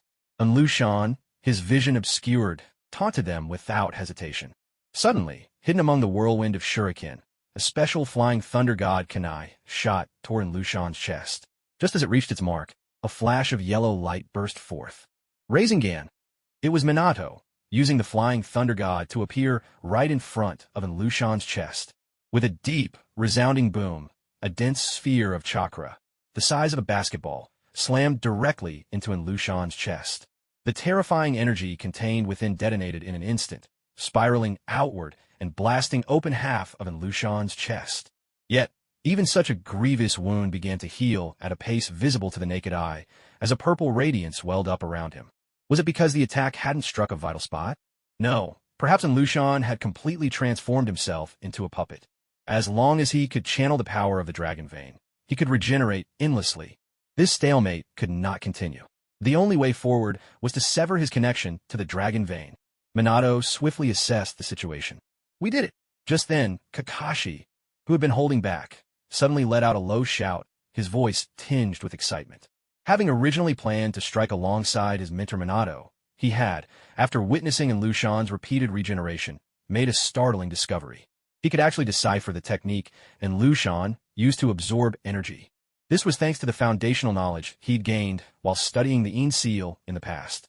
Of course, the principle behind this technique wasn't actually complex. In fact, Minato, a master of sealing jutsu, had seen through it even earlier. However, due to the difference between the chakra nature of the human body and the energy of the dragon vein energy could not be directly absorbed and used by a human body. This was precisely why Lushan had abandoned his humanity and remade himself as a puppet. Only in this form could he harness the dragon vein as a power source. But Kakashi was different. Thanks to his unique system, he had copied the properties of the dragon vein's energy at the very start of the battle. This meant he already possessed the fundamental requirements to utilize the dragon vein's power himself. Not only that, since the seal itself was built from a multitude of sealing techniques, the Uzumaki clan's experts, anticipating the need for future upgrades, had deliberately left expansion interfaces in the original design. Thus, Kakashi chose to modify the seal on the battlefield, extending its capabilities. He added a technique that would allow him to receive the power of the dragon vein. In this way, he became just like Lushan, capable of drawing upon limitless energy within the range of the dragon vein. Seal release. Multi-shadow, clone jutsu. Bang, bang, bang. As Kakashi's hands flashed through a rapid series of hand seals, 10 shadow clones appeared at once. Lightning release armor. Chidori. All 10 clones formed hand seals in perfect unison. Each clone's body crackled with electricity, their right hands blazing with dazzling arcs of lightning. Disiash, Disiash, Disiash. I've never fought such a well-supplied battle in my life. Kakashi couldn't help but sigh as he sensed the nearly overflowing energy in the seal's storage, which had once been drained to heal the wounds inflicted by the Reikage. All right, everyone, let's go. Take him down. Yeah. All 10 clones shouted in response. Then, in a simultaneous burst, they all unleashed lightning body flicker, surging toward Lushan. Courting death. Lushan roared, swinging his massive arms to slash at the oncoming clones. Crackle. Dozens of streaks of lightning zipped by at incredible speed, weaving effortlessly through the gaps between those giant arms. Each Chidori-charged hand drove straight into the puppet's eyes, the back of its head, and every key joint. Lushan staggered, only to start regenerating his body once again. But the clones, now also empowered by the dragon vein's energy, had entered an endless cycle of destruction. The moment he recovered, they struck again. As soon as he healed, they shattered him once more. "Ar, you damn fleas!" Lushan was shaking with rage, clenching his teeth as fury blazed in his eyes. What's this? Minato was stunned by the sight. As Kakashi's teacher, he knew all too well the extent of his student's ability. Normally, Kakashi's limited chakra meant he could barely use Chidori 4 times a day before collapsing. But now, not only had he summoned this many shadow clones at once, every single one was cloaked in lightning release armor, wielding Chidori. And even more outrageous, despite the massive chakra drain, Kakashi himself looked full of energy, not even remotely close to exhaustion. Where was the usual sign of chakra depletion? Whoa, Kakashi-sensei, was this awesome when he was a kid? Unbelievable. Naruto was instantly fired up, seeing Kakashi use his signature group battle tactic. Alright, then I'm joining in too. Multi-Shadow, Clone Jutsu, Rasengan. Over 30 Narutos, brimming with fighting spirit, all formed Rasengan and charged together. Boom, boom, boom. This time, even Lushan's regeneration was starting to fall behind. Kakashi, completely lost in the thrill of unlimited firepower, caught sight of the swarm of Narutos and couldn't help but twitch at the corner of his mouth. Unbelievable. Even with my infinite chakra, Naruto's standard form still seems more overwhelming. Is this the legendary difference between chakra and chakratin? Just another day being envious of Naruto. Still, Naruto's clones couldn't maintain their assault forever. After one wave of Rasengan attacks, they began to vanish one by one. Naruto, use the Rasen Shuriken. At that moment, Kakashi's voice rang out. How did you know I could use wind style? Rasen Shuriken, Kakashi-sensei? Come to think of it, you're the one who taught me this move. Did you already invent it at this point in time? Naruto was stunned on the spot. Kakashi-sensei is so young right now. Such talent, it's truly terrifying. Kakashi was taken aback by these words. I taught you wind style, Rasen Shuriken. I was planning to copy it from you. Well, this is a straight-up time paradox. As for how I know about it, of course, he wasn't about to tell Naruto the truth, that he'd seen the movie. Fortunately, Naruto didn't dwell on the question for long. Instead, he split off 2 shadow clones again and began forming a sphere in his hands. Only this time, the sphere was a bit different. A low, vibrating hum filled the air, intensifying as wind chakra was infused into the Rasengan, causing its shape to change rapidly. The Rasengan in Naruto's hand spun faster and faster, until it took on the shape of a shuriken. At the same time, a sharp, piercing wind could be heard slicing through the air. Wind style, Rasen Shuriken. Naruto hurled the fully formed Rasen Shuriken straight at Lushan. Seeing this, Kakashi hurriedly withdrew with his clones, putting a full 100 meters between themselves and the blast zone. A tremendous explosion shook the air. An immense surge of chakra erupted outward from Lushan, forming a colossal storm. A huge sphere materialized, made entirely from wind chakra, with a radius of 40 or 50 meters. Centered on Lushan's chest, the sphere engulfed most of his massive frame. Countless razor-thin wind blades tore rapidly through everything inside the sphere. How powerful! Kakashi watched, eyes wide, not daring to blink. From this moment on, he had truly mastered the wind style. Rasen Shuriken. Kakashi. Just as Kakashi was feeling elated about wielding the Rasen Shuriken, he suddenly heard Minato-sensei calling him. Oh! Kakashi turned in response, and, in a blink, appeared by Minato's side. Did you just use the power of the Dragon Vein? Minato, quick to notice the mysterious connection between Kakashi and the Dragon Vein, asked in astonishment. Now I can use the Dragon Vein's energy limitlessly, just like in Lushan. Kakashi scratched his head, a little embarrassed. So it's true. This makes things much easier. Delight sparked in Minato's heart. Right now, he had no time to probe the unique changes in Kakashi. Dealing with Lushan once and for all was the top priority. Kakashi, this isn't going to work. We can't keep dragging this out. We have to cut off the Dragon Vein's power source. Since Lushan is so determined to kill Sarah, that must mean she knows how to cut off the energy supply from the Dragon Vein. So, you'll leave these 10 clones here to hold them off with us, and then go find Sarah. Cut the power as soon as you can. Minato kept his eyes locked on Lushan's regenerating body, calmly analyzing the situation. Understood. Without hesitation, Kakashi used his body flicker technique and sped off in the direction of Sarah. He knew full well that, even with his own seemingly unlimited energy, he couldn't keep this up against Lushan forever. After all, he was still flesh and blood. His energy might be inexhaustible, but his body could still tire out. Sarah. What brings you here? Sarah looked at Kakashi, who had suddenly appeared at her side, surprise lighting up her face. Can you sever the connection between the dragon vein and Lushan? Knowing time was of the essence, Kakashi got straight to the point. No problem. As long as I can get close to the core of the dragon vein, I can do it. Sarah understood the urgency of the situation and agreed without hesitation. Good. Make the arrangements. Pass the task of leading the people to safety to Yako. I'll take you there myself, flying. Kakashi spoke plainly and directly. All right, Yako, I'm counting on you. Sarah turned to look at Yako, who stood close by. Leave it to me, your majesty. I won't let you down. Yako, having overheard their conversation, nodded solemnly and gave her word. Magnet release. Magnetization technique. Taking the opportunity, Kakashi gathered several iron doors, pressing his right hand to infuse them with magnetic force. With quick work, he assembled them into a small, flat boat. Sarah, let's go. Sarah, clearly familiar with this method, gave a graceful hop and settled herself securely in the boat. Kakashi raised his right hand, and the iron boat slowly lifted off, hovering in midair. Kakashi himself stood atop a separate iron door, gliding beside the boat. Hold on tight. You'll be my guide. Point the way. Let's move. With that command, the makeshift craft responded as if obeying his will. Before the amazed eyes of those around, the two of them soared into the sky, flying above the ground. Guided by Sarah, they quickly reached the central tower that led to the core of the dragon vein. A thunderous crash. Inside the dark and cavernous central tower, Kakashi and Sarah hurried down a spiral staircase. Suddenly, the upper wall was smashed open by an immense force. Kakashi spun around, eyes narrowing. There, bursting through the rubble, and Lushan, now in his giant scorpion form, came barreling toward them along the walls. Sarah. The deafening roar left Kakashi speechless. Obstacles at every turn, always on their heels. What is he, some kind of obsessed stalker? Does he really need to be this persistent? Thankfully, Minato and the others arrived just in time to block in Lushan's pursuit once again.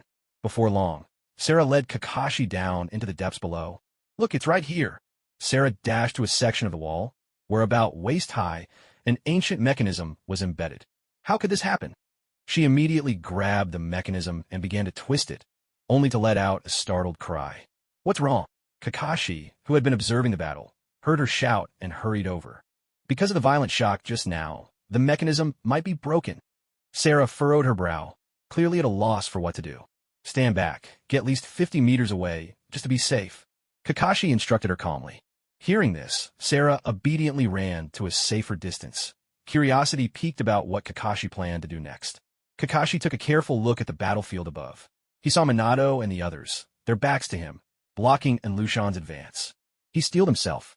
Under Sarah's astonished gaze, Kakashi's right arm suddenly swelled with explosive power.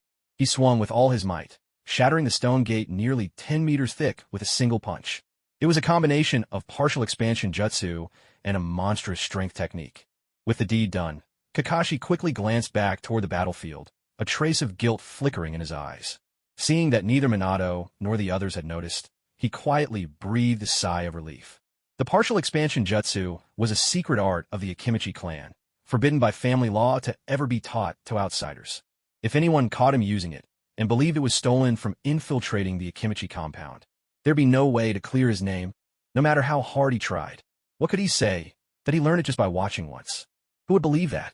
Even if they did, what if the Akimichi clan's chief insisted the family secret must never be passed on to outsiders, and demanded that he marry into the Akimichi clan? Then he'd have no choice but to run away with Rin. Wait a minute. Now that he thought about it, that actually sounded rather romantic. Sadly, if this were his previous life, he could have done exactly that. But in this world, defecting from the village was no simple matter. Never mind Konoha's relentless pursuit. Even if he somehow evaded them and found some secluded place to live quietly with Rin, one day, he might look up to see a blood-red full moon glowing in the sky. And then, he and Rin would be wrapped up like mummies, turned into mindless white zetsu. Just the thought sent chills down his spine. Sarah, what you just saw, keep it a secret from me. Don't tell a single soul. Kakashi's voice grew serious as he turned to Sarah with a solemn request. Okay. Sarah blinked in surprise, then quickly nodded in agreement. Now hurry. Cut off the dragon vein's energy supply. I need to get back to the fight. Kakashi noticed his shadow clones had already lost 5. At this rate, with such relentless attrition, the pressure on Minato-sensei and the others would only grow. All right, take care of yourself. With those words, Sarah turned and rushed off toward the heart of the dragon vein. She understood that what she was about to do would determine the outcome of this battle. Dragon Vein, magnificent dragon fire. With a furious roar, countless streams of purple light once again converged on the barrel of the cannon in Lushan's mouth. But this time was different. A terrifying pillar of purple energy erupted from his mouth. A blast far more powerful than the chain cannon fire that had previously wounded Choji Akimichi. The relentless column of fire swept across the area with the turn of Lushan's massive head, reducing everything nearby to ashes. Kakashi's remaining 5 clones, along with the swarms of Naruto's shadow clones, were all wiped out in the scorching heat. What an immense amount of chakra! Naruto, now the only one left, slumped to the ground, exhausted, and couldn't help but sigh in frustration. Even he, after creating shadow clone after shadow clone, began to feel the accumulated fatigue returning to his body as each clone vanished. He was starting to reach his limit. Kakashi, too, staggered as he landed. It was his first time splitting into 10 shadow clones at once. When the clones disappeared, the sudden wave of exhaustion crashed over him all at once. Fortunately, his regular physical training paid off. He could still withstand it, even at this level. Damn brat with the yellow hair. Didn't you have tons of chakra? Come on, keep going if you can. And Lushan was truly enraged now. It was this yellow-haired kid who had relentlessly hunted him all the way here, never letting up. If you won't make a move, then just die. Naruto's eyes widened in shock at those words. At that moment, purple light gathered once again at the end of the cannon in Lushan's mouth. A massive ball of energy, several meters across, shot straight toward Naruto. Naruto sprang to his feet, desperate to get out of the blast zone. Boom! The purple energy sphere slammed into the ground, erupting into a violent explosion that sent tremors through the earth. Although Naruto dodged the direct hit, the shockwave from the blast rippled outward in every direction, and in his exhausted state, he simply couldn't get away in time. In the nick of time, Minato appeared in a flash before Naruto, whisking him away from the blast zone. Naruto, are you all right? Minato hooked Naruto's right arm over his own shoulders, helping him conserve his strength. Yeah, I'm fine, Dad. It's just that I used up too much chakra, that's all. Hearing Minato's concern, Naruto instantly put on his usual optimistic grin and flashed a bright smile at his father. That's my son. Minato looked at Naruto, his eyes full of gentle affection. Then he steadied Naruto, so they stood face to face. All right, stick out your right hand and use Rasengan. I'll help you. Huh? Oh, okay. Naruto blinked in surprise, but obediently stretched out his right hand. Minato swiftly worked his hands over Naruto's open palm, and in an instant, a blue Rasengan swirled to life in Naruto's grasp. Next, Minato brought his own hands together, palms facing each other but not touching, and conjured an azure Rasengan, identical in size to Naruto's. As Minato slowly parted his hands, the blue Rasengan began to expand steadily. At the same time, the Rasengan in Naruto's palms seemed to sense a connection, growing larger in tandem. Dad, what's going on? Naruto was momentarily at a loss, unable to grasp the scene before him. When chakra of similar nature comes close, it resonates with each other. When the two merge, that's when we unleash the most powerful Rasengan. Minato smiled gently, excitement shining on his face. This would be the very first time he and his son joined forces to unleash the jutsu he'd invented himself. When the azure Rasengan had swelled to a certain size, Minato nudged it forward, guiding it toward the blue Rasengan. The two differently colored Rasengans, drawn together by their similar natures, merged in an instant, swirling into one. Around them, a storm of blue and green spiraled outward, forming a raging tornado. What is this?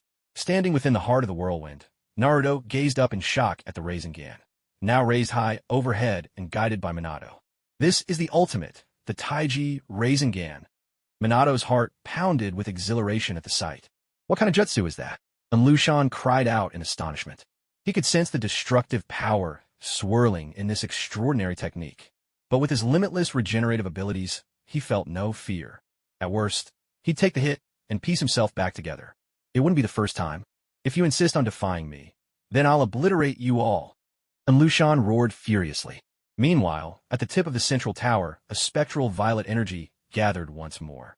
It took the form of black lightning, crashing down with a violent crack upon Lushan's massive body. His colossal form, towering 100 meters high, was bathed in that eerie purple glow. Energy surged from within him, as if he'd reached some overclocked state. This time, I'll show you my strongest technique. Fully charged, and Lushan threw his arms wide. A massive cannon, never before used, emerged from his abdomen, gathering a terrifying ghostly light. Dragon Vein, Super Dragon Flame Jutsu. But just as the enormous beam was about to strike Minato and Naruto, the two vanished from sight once again. What? Lushan whirled around. He saw Minato had entrusted the Taiji Rasengan entirely to Naruto, and had leapt high, charging straight at Lushan. Shadow Clone, Shuriken Barrage. Dozens of glowing shuriken shot forth, splitting into hundreds in midair, each striking in Lushan's chest with pinpoint accuracy and exploding in quick succession. Elsewhere, Sarah had reached the heart of the Dragon Vein seal. There, she performed a secret technique, cutting off the energy supply from the Dragon Vein. Ha ha ha, your struggles are nothing but futile. Super Speed Regeneration Technique. Lushan spoke with disdain, completely unfazed as he cast the regeneration spell. For him, fixing such a minor injury should have taken just 3 seconds. However, 3 seconds passed, and the wound on his chest showed not the slightest sign of healing. For a moment, an awkward silence filled the air. Damn it, that wretched Sarah. Lushan finally realized something was amiss. Naruto, now's your chance. With a sharp cry, Minato swiftly pulled back from the battlefield, making way for Naruto. All right, here I go. Yeah. Seeing his opening, Naruto raised his Taiji Rasengan and charged straight at Lushan. Don't even think about it. For the first time, Lushan felt a surge of unprecedented fury. He understood now. If he didn't stop his opponent here, he would die. With a furious roar, countless kunai shot out from both of his arms, hurtling toward Naruto. Yet the raging whirlwind enveloping Naruto deflected every last blade with ease. Dragon Vein, Supreme Fire Dragon Jutsu. Realizing that ordinary attacks were useless, Lushan gathered every bit of energy he had left and unleashed his ultimate move once more. Naruto, still cloaked in the tornado, was undaunted. He leapt into the air, meeting that fearsome pillar of violet energy head-on. Taiji Rasengan. Gra. In less than a second, the immense pillar of violet energy shattered before the combat whirlwind of the Taiji Rasengan. You little brat. Lushan threw a desperate punch, making one last attempt to resist. But in front of Naruto, wielding the Taiji Rasengan, the once impenetrable puppet armor tore like paper, completely defenseless. What? AR. When the devastating, spiraling force of the Taiji Rasengan pierced his core, Lushan let out a howl of despair. Curse Kano, this world was supposed to move as I commanded, but you've ruined my plans again and again. I won't die in vain. I'll destroy the Dragon Vein with my own hands. You're all coming down with me. With only a sliver of energy remaining, Lushan staggered and dragged his broken body to the heart of the Dragon Vein, a secret chamber. Inside, a bottomless pit churned with thick, liquid-like Dragon Vein energy. At the very center stood an altar, its four corners carved with statues of goddesses, and its surface inscribed with intricate magical patterns. A single stone bridge led from the chamber's entrance to the altar. There, standing atop the altar, the very core where the Dragon Vein's energy was controlled, was Sarah. Lushan, stumbling and swaying, cast Sarah one last look. Then he hurled himself into the swirling pit of Dragon Vein energy, detonating his own body. A thunderous explosion rocked the chamber. The explosion shattered the balance of the Dragon Vein's energy in an instant. A crackling sound filled the air. The once stable energy of the Dragon Vein now spiraled into chaos, becoming wild and uncontrollable. Oh no, the Dragon Vein is about to run amok. Minato quickly rushed to the edge of the deep pit, checking what was happening below. At the same time, cracks began to spread across the altar beneath Sarah's feet. Startled, Sarah's heart skipped a beat, and she dashed outward along the stone bridge. But the bridge collapsed so rapidly that after just a few steps, it broke apart completely. Sarah plunged down with it. As she plummeted through the air, Sarah cried out in alarm. With a thud, she landed hard on what felt like an iron plate. Ouch! Sarah rubbed her sore backside, on the verge of tears from the pain. But as she looked around and realized where she had fallen, her anxious heart finally settled. It was the very same iron ship that had carried her here before. Kakashi, standing at the doorway, saw that she was safe and gave a gentle tug with his right hand. The iron ship, suspended in midair, swiftly soared out of the secret chamber. Thank you. Once they reached the shore, Sarah hopped off the iron ship and offered Kakashi a quiet word of gratitude. No problem. Kakashi replied, casually, though his attention was entirely focused on the surging energy of the Dragon Vein. If they couldn't calm the rampaging power in time, the entire city of Rorin would be swallowed whole. The few of them could escape using the Flying Thunder God technique. But the people of Rorin would be left with no choice but to perish along with their city. With that thought, Kakashi made a snap decision. Minato-sensei, hurry and get on. I'll take you there. As he spoke, he brought the iron ship to Minato's side. With style. At that moment, a familiar voice rang out. A wooden bridge, 3 meters wide, suddenly rose up from behind, spanning the pit and connecting to the altar. Captain Yamato. Seeing this, Naruto waved excitedly to Yamato. Ever since arriving here, he and Captain Yamato had been separated. Now, finally seeing him safe and sound, Naruto felt a wave of relief. Meanwhile, Kakashi also jumped onto the wooden bridge. Truly, Konoha's #1 builder. Clearing paths through mountains, throwing bridges over water, nothing was beyond him. Anyone could tell he was a top student in civil engineering. Admiring the solid and sturdy bridge beneath his feet, Kakashi marveled inwardly, but his steps never slowed. Following closely behind Minato, he leapt a few times and reached the central altar. I'm going to seal the dragon vein now. Don't come too close, just in case you get caught in the backlash. With a brief warning, Minato drew his Flying Thunder God kunai and strode to the center of the altar. Before him stood a closed, dome-shaped object resembling a giant eyelid. Sealed. Minato formed a hand sign with his left hand, raised the kunai high in his right, and drove it down with force. As the kunai pierced the seam at the center of the dome, a brilliant blue light suddenly burst forth. Immediately afterward, the intricate square sigils etched onto the altar erupted in a dazzling radiance. At the same time, the dragon vein energy within the deep pits surrounding them began to emit a blue-green glow. Like the tide receding from the shore, the light slowly withdrew deeper into the earth. With that, the dragon vein's power was thoroughly sealed away. The catastrophic threat looming over the city of Lulon had at last been completely lifted. Huh? What's happening to me? Naruto stared in surprise at the blue aura suddenly shining from his body. The jutsu has restored itself. Time is flowing along its rightful path again. It looks like you'll soon be returning to your own era, Minato explained gently, his gaze toward Naruto, filled with both anticipation and reluctant affection. Kakashi, you completed your mission splendidly as well. Well done. Earlier, the many battle puppets that had been ordered to attack en masse were all trapped inside the base, unable to join the fray, thanks to Kakashi's shadow clone and Yamato blowing up the entire complex with a barrage of explosive tags. This had eased much of the pressure on their side. Minato was quite pleased with this outcome. Hith hith. At Minato's praise, Kakashi scratched his head sheepishly, then pointed at Yamato. Actually, it's mostly thanks to this with style kid I picked up along the way. He's pretty reliable, helped me out a lot. Well, except his brain's a little slow. With that, Kakashi struck the pose of a seasoned senior critiquing his junior. Thud. Unable to hold back any longer, Yamato finally let loose and landed a solid punch on Kakashi's head. Putting up with Kakashi's teasing in his own time had been bad enough, but to put up with it even after traveling to the past, enough was enough. Kakashi blinked in surprise. He hadn't expected Yamato to actually strike him. Looks like his future self must have bossed Yamato around quite a bit. Oh well, he wasn't one to bear grudges. He'd chalk it up to letting Yamato blow off some steam, better than him bottling it up. Maybe from now on, whenever they teamed up, he'd just let Yamato handle the bill. TSK, I really am too generous for my own good. Meanwhile, when Yamato saw that Kakashi didn't retaliate after taking a punch, instead, wearing an oddly contemplative expression, a sudden sense of foreboding crept over him. He quickly shook his head, as if to dispel the ominous feeling. No, it must be my imagination. There's no way Kakashi-senpai would hold a grudge, right? Probably not, maybe, but he didn't dwell on it for long. Instead, he walked straight up to Minato and bowed deeply. It's truly been an honor to meet you here, sir. I'm sorry, but it's time to say goodbye, Minato replied warmly, returning the gesture. Dad, then we'll see you in the future, yeah? Naruto stepped forward and threw his arms around Minato.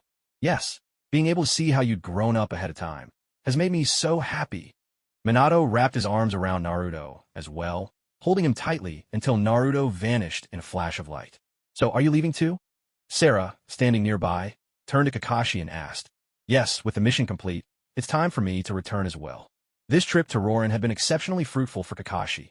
Not only had he used the power of the Dragon Vein to restore his depleted Ine Seal, but he'd also successfully copied Naruto's wind style, Rasen Shuriken. He couldn't have asked for more. How can it be so soon? We've only just met. Sarah's voice carried a hint of disappointment. Ever since her mother's death, she'd been alone for so long. It had taken so much to finally find a trustworthy friend. And now, so quickly, they were about to part ways. Sarah, haven't you already accomplished what you set out to do?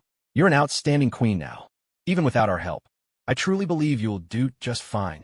Kakashi saw the sadness in her eyes and offered words of encouragement. After fighting side by side through so many trials, he'd come to respect this temporary ally. Will you ever come back? Sarah's spirits brightened at the thought, her voice tinged with hope. I promise I will. And if I get the chance, I'll bring my friend with me. Her name's Rin. She's a girl too. I think the two of you would get along wonderfully. At the mention of Rin's name, a gentle warmth flickered in Kakashi's eyes. Rin? Is she your girlfriend? Sarah caught the subtle change in Kakashi's expression right away. Oh, not just yet, he laughed a bit awkwardly. But maybe soon. Kakashi scratched his head, as if suddenly remembering something, and added, well then, I'll be looking forward to meeting the girl who can capture your heart. Sarah teased him with a mischievous grin, though a fleeting sadness passed through her eyes. But soon she let it go. To keep from altering history, it's best if we all forget what happened here. I've already prepared a jutsu to erase our memories, if that's all right. Just then, Minato spoke up. Kakashi nodded in agreement. Sarah opened her mouth to say something, but in the end, left her words unsaid. Then release. Minato knelt on one knee and pressed his right hand to the ground. A black sealing sigil spread out, enveloping everyone present. In an instant, their memories were sealed away. 5 days later, at the Hokage's office in the Hidden Leaf Village. Lord Hokage, here is a report from our mission. Minato bowed respectfully to the third Hokage behind the desk, handing over a file detailing the investigation into the Rorin incident. The report focused on the causes and consequences of what happened in Rorin and highlighted the roles played by Kakashi and the others. As for anything involving Naruto or Yamato, there was not a word. Even Minato himself couldn't remember if these two had ever visited before. Well done. You've performed admirably and lived up to my expectations, said the third Hokage as he took the report, studied it carefully, and nodded in approval. For a long time, he had been torn between Minato and Orochimaru when it came to selecting the next Hokage. Orochimaru was, without a doubt, the most gifted of his students, originally the one he favored most as his successor. However, ever since the end of the Second Great Ninja War, he had sensed a chilling shift in his beloved pupil. Orochimaru's presence had grown colder, his attitude toward life increasingly detached. Their relationship as teacher and student had grown ever more distant. In the third's eyes, a Hokage must always lead from the front, worry for the village before sharing in its joy, and place the people's safety above all else. Yet Orochimaru, who seemed indifferent to the lives of the villagers, had gradually strayed from the will of fire, the very thing he valued most. This reminded him of his old companion, Danzo. Perhaps, rather than inheriting the title of Hokage, Orochimaru, who was drawing closer to Danzo, was better suited to lead the foundation. Minato, on the other hand, was equally talented and powerful. More importantly, even back in his days at the Ninja Academy, he had shown the mindset of a true leader, always considering the bigger picture. Whether in daily life or on missions, Minato consistently demonstrated great warmth toward villagers and comrades alike, a shining example of the will of fire. What's more, Minato always treated him with deep respect. The lessons he'd imparted over the years, Minato had absorbed them all. If Minato were to become Hokage, the third believed he could retire with peace of mind and still contribute his wisdom to the village. After all, Konoha's growth would continue to depend on his guidance. Even if he stepped back from the front lines, he could still serve as an elder, dedicating himself to the village's future. Hokage-sama. Minato, who had been waiting quietly by his side, softly prompted him when he noticed the third lost in thought. Oh, must be old age. I get distracted so easily these days. Minato, is there something else you'd like to discuss? The third's train of thought had been interrupted by Minato, but as he looked at him, his satisfaction only grew. Yes, Third Lord. Considering Kakashi's outstanding performance on missions over time, as well as the strength and sharp combat instinct he's displayed in battle, I'd like to formally request your approval for Kakashi's promotion to Jonin. Minato spoke earnestly, revealing the purpose of his visit. In Konoha, those seeking to advance directly from Chunin to Jonin needed more than just formidable strength and meritorious service. A recommendation from an existing Jonin of the village was essential. After all, at the Jonin level, skill was only part of the equation. Recognition from one's seniors was just as important. Otherwise, if a powerful but morally corrupt individual were to serve as the team's Jonin leader, it could very well sow the seeds of disaster for the village's future. Kakashi, yes, that's fine. Write a letter of recommendation, and have Kakashi fill out an application form. I'll personally see to the process. After a brief moment of thought, The third Hokage agreed to Minato's suggestion. Yes, Lord Hokage. I'll handle it right away. Minato replied respectfully, with a hint of joy in his voice. All right, you may go. At these words, Minato left the Hokage's office. After gently closing the door behind him, he used the Flying Thunder God technique to arrive directly at the Konoha training grounds. He knew that at this hour, unless there was a mission, Kakashi would definitely be training. Meanwhile, in the Konoha training grounds, Kakashi stared at the vivid blue Rasengan in his hand, a look of helplessness on his face. After returning from the Lulon expedition, he'd suddenly discovered a system notification. Wind release. Rasen Shuriken successfully copied. Though briefly surprised, his deep familiarity with the story let him quickly deduce where the technique had come from. What an unexpected windfall. For the longest time, he'd been troubled by the challenge of combining Chidori and Rasengan, and had long wished to study the underlying principles of the wind release, Rasen Shuriken. After a night spent in restless excitement, Kakashi arrived at the training ground at dawn, eager to savor every nuance of this breakthrough. However, just as he enthusiastically formed a Rasengan, intending to evolve it into a wind release, Rasen Shuriken, and personally experienced the transformation, he encountered an embarrassing problem. That is, without releasing the Yin Seal. Even if he drained every last drop of chakra, he still couldn't unleash the wind release. Rasen Shuriken. In hindsight, it made sense. In the original story, even Naruto, during Pain's assault on the village, could only use the technique twice, despite having mastered Sage Mode. Considering Naruto's immense reserves of chakra and the tenfold strength boost from Sage Mode, Kakashi realized that, for now, there was little chance he'd be able to perform this move himself.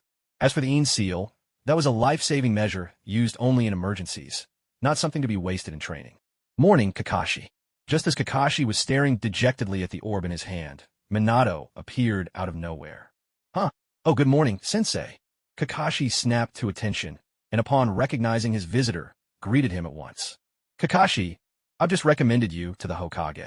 All you need to do is fill out a Jonin promotion application, and you'll be eligible for advancement. Minato got straight to the point. Huh? I'm being promoted to Jonin already.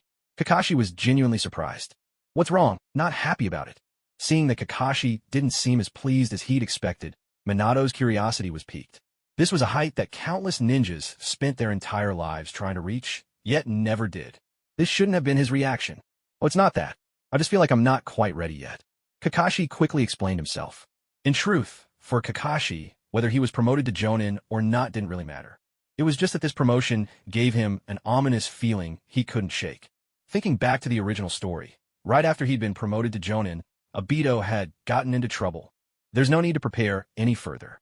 Your consistent performance has already been exceptional, more than enough to meet the Jonin standard. Minato smiled warmly. This kid, he's unexpectedly humble. Most people would have their heads in the clouds if they had the chance to be promoted to Jonin at such a young age. For Kakashi to have such a grounded attitude, it truly was rare. With this in mind, Minato felt even more satisfied with Kakashi. In fact, aside from Kakashi already meeting the Jonin standard, another reason for this recommendation was that Minato wanted to repay the debt he owed Kakashi for saving his life. The Rasengan he'd planned to teach him, Kakashi had already mastered it before Minato could even start. After thinking it over, Minato realized the best he could do was look after Kakashi as much as possible in daily life. Of course, only so long as it didn't violate his principles. Public is public, private is private. Minato had always kept that distinction clear. That afternoon, with his application form filled out, Kakashi followed Minato to the Hokage's office. Lord Hokage, I brought Kakashi. Kakashi, come here. Pay your respects to the Lord Hokage. After bowing to the third Hokage himself, Minato turned to remind Kakashi behind him. Good day, Lord Hokage. Kakashi bowed deeply in greeting, his demeanor impeccably respectful. He seemed every bit the model child. Now, what a polite young man. The third Hokage looked at Kakashi, a kindly smile on his face. Kakashi, in fact, ever since our last meeting, I've been keeping an eye on your progress. Judging by your performance on the battlefield, you're just like Tsukumo, a ninja who's inherited the will of fire. I imagine, even Tsukumo, watching over you from the afterlife, would be proud to see how strong you've become. At this, Hiruzen Tsurutobi seemed to be lost in memories, his gaze growing wistful. Tsukumo Hatake, what a fine subordinate he'd been. So capable, so loyal. It was such a pity. Thank you for your praise, Lord Hokage. In the future, I'll strive to be like my father, dedicating myself wholeheartedly to you and to the village, unto my last breath. Kakashi put on a look of startled humility and, with perfect seriousness, spouted utter nonsense. His voice was so full of emotion, his eyes so sincere, he nearly convinced himself. Now that's what you call true acting. To dedicate oneself completely unto death. The third Hokage repeated the words twice, his eyes growing brighter with each recitation. Wasn't this exactly the will of fire he had always championed within the village? Ha ha, excellent. As expected of Tsukumo's son. Listening to Kakashi's sincere words and meeting his clear, shining gaze. All the doubts the third Hokage once harbored, doubts that arose because Kakashi had never sought him out on his own, vanished without a trace. Yes, of course. Kakashi must have been trapped in the shadow of White Fang's death all along. That's why he wrapped himself in layers of thick armor, always cautious and vigilant. But now, under Minato's patient guidance, Minato, too, a bearer of the will of fire, it seemed those knots had finally unraveled. Kakashi's heart was opening up to the village and to himself. With this thought, the third Hokage looked at Kakashi with even greater satisfaction. It's enough that you have this resolve. Wherever the leaves dance, the fire lives on. The flames will continue to illuminate the village, nurturing the growth of new leaves. And you, Kakashi, are one of Konoha's new shoots. You must grow strong and tall. As for sacrificing oneself for the village, well, that's a task best left to old men like me. The third Hokage chuckled, his tone brimming with heroic spirit. Kakashi couldn't help but want to applaud him then and there. If memory served, in the original story, Hiruzen Sarutobi never set foot on the battlefield again after becoming Hokage. Of course, one could argue the Hokage's duty was to remain at headquarters, overseeing strategy and deployments. But then, there was the third Raikage before him, who covered his soldiers' retreat and held back 10,000 foes single-handedly. Speaking of the five Kage, if you set aside Yugura, who died in humiliation under the control of the Sharingan, and the two Kazekage assassinated by Sasori and Orochimaru, it was only Hiruzen Sarutobi who sat securely and unyielding upon his throne. Power, once held too long, can lend itself to achieving goals through politics and intrigue. But it also dulls the edge, erodes one's fighting spirit, and breeds caution and weakness. Otherwise, in the original story, when Kumogakure came under the guise of peace talks, and their so-called envoys kidnapped Hinata right in Konoha, lusting after the Hyuga's bloodline, would Hiruzen have tried to smooth things over by hinting that the Hyuga clan should hand over the culprit who killed the Cloud Envoy, just to placate Kumogakure's rage? That choice forced Hizashi to die in his brother's place, leaving Neji fatherless as a child. Of course, even as Kakashi grumbled inwardly, he kept up his outward performance flawlessly. I, Kakashi, will never betray your expectations. Good. By the way, I suppose Minato has already told you about your promotion to Jonin? Hiruzen Sarutobi spoke as he rose from his seat. Yes, Lord Hokage, Kakashi replied respectfully. Then come with me. As is customary, for someone as young as you to be promoted to Jonin, you must first pass a practical test. This is mainly to ensure you quickly earn the recognition of the other Jonin. After all, most of the missions you've participated in are classified. Only a select few are aware of them, and it wouldn't be appropriate to publicize your achievements. Speaking, Hiruzen Sarutobi stepped out of the Hokage's office. Minato and Kakashi exchanged a glance and followed close behind. In no time, the three of them arrived at Konoha's training ground number 1. This was the training site reserved for the Hokage's personal ANBU unit, and it was not open to the public. At that moment, Danzo and the two Hokage advisors were already waiting at the site. Kakashi, these two are the Hokage's advisors, Lord Hamura Mitokado and Lady Koharu Yudate. And this gentleman is Danzo Shimura, head of the Foundation. Once they approached, Minato introduced each of them to Kakashi. Having spent so much time on missions outside the village, Minato was unaware that Kakashi had already met all the prominent members of Konoha's F4. Hearing the introductions, Kakashi displayed proper respect and bowed deeply to the three elders. Hamura and Koharu nodded slightly, visibly pleased with Kakashi's courteous demeanor. Danzo, however, remained stone-faced. He couldn't bring himself to like the boy who had once declined to join his foundation. Of course, it hadn't been Kakashi himself who had turned down his offer, but rather Lady Tsunade, who spoke on his behalf. Still, when Danzo later extended a personal invitation, Kakashi neither acted flattered nor rushed forward to express eagerness to join. In Danzo's eyes, this was nothing short of disrespect. That's enough. Let's not waste any more time, Danzo said coldly, his voice dripping with impatience. Hiruzen, familiar with his old comrade's temperament, could only shake his head helplessly. With a wave of his right hand, he summoned a man in ANBU attire, wearing a cat-faced mask, who stepped forward from the shadows. This man is one of ANBU's elite. As long as you can hold your own against him for half an hour, you'll pass the test. However, since this is a Jonin-level assessment, he will be coming at you with his full strength. I understand, Lord Hokage, Kakashi replied with utmost seriousness, nodding his head. Hiruzen and Minato then ascended to the observation platform, joining the other 3 elders to watch side by side. The rest of the ANBU members withdrew from the field, watching from a distance, leaving only one behind to act as the referee. Very well, let's begin. Hiruzen instructed the masked ANBU referee. Yes, Lord Hokage. Combat, the referee called out, leaping backward to avoid being caught in the crossfire.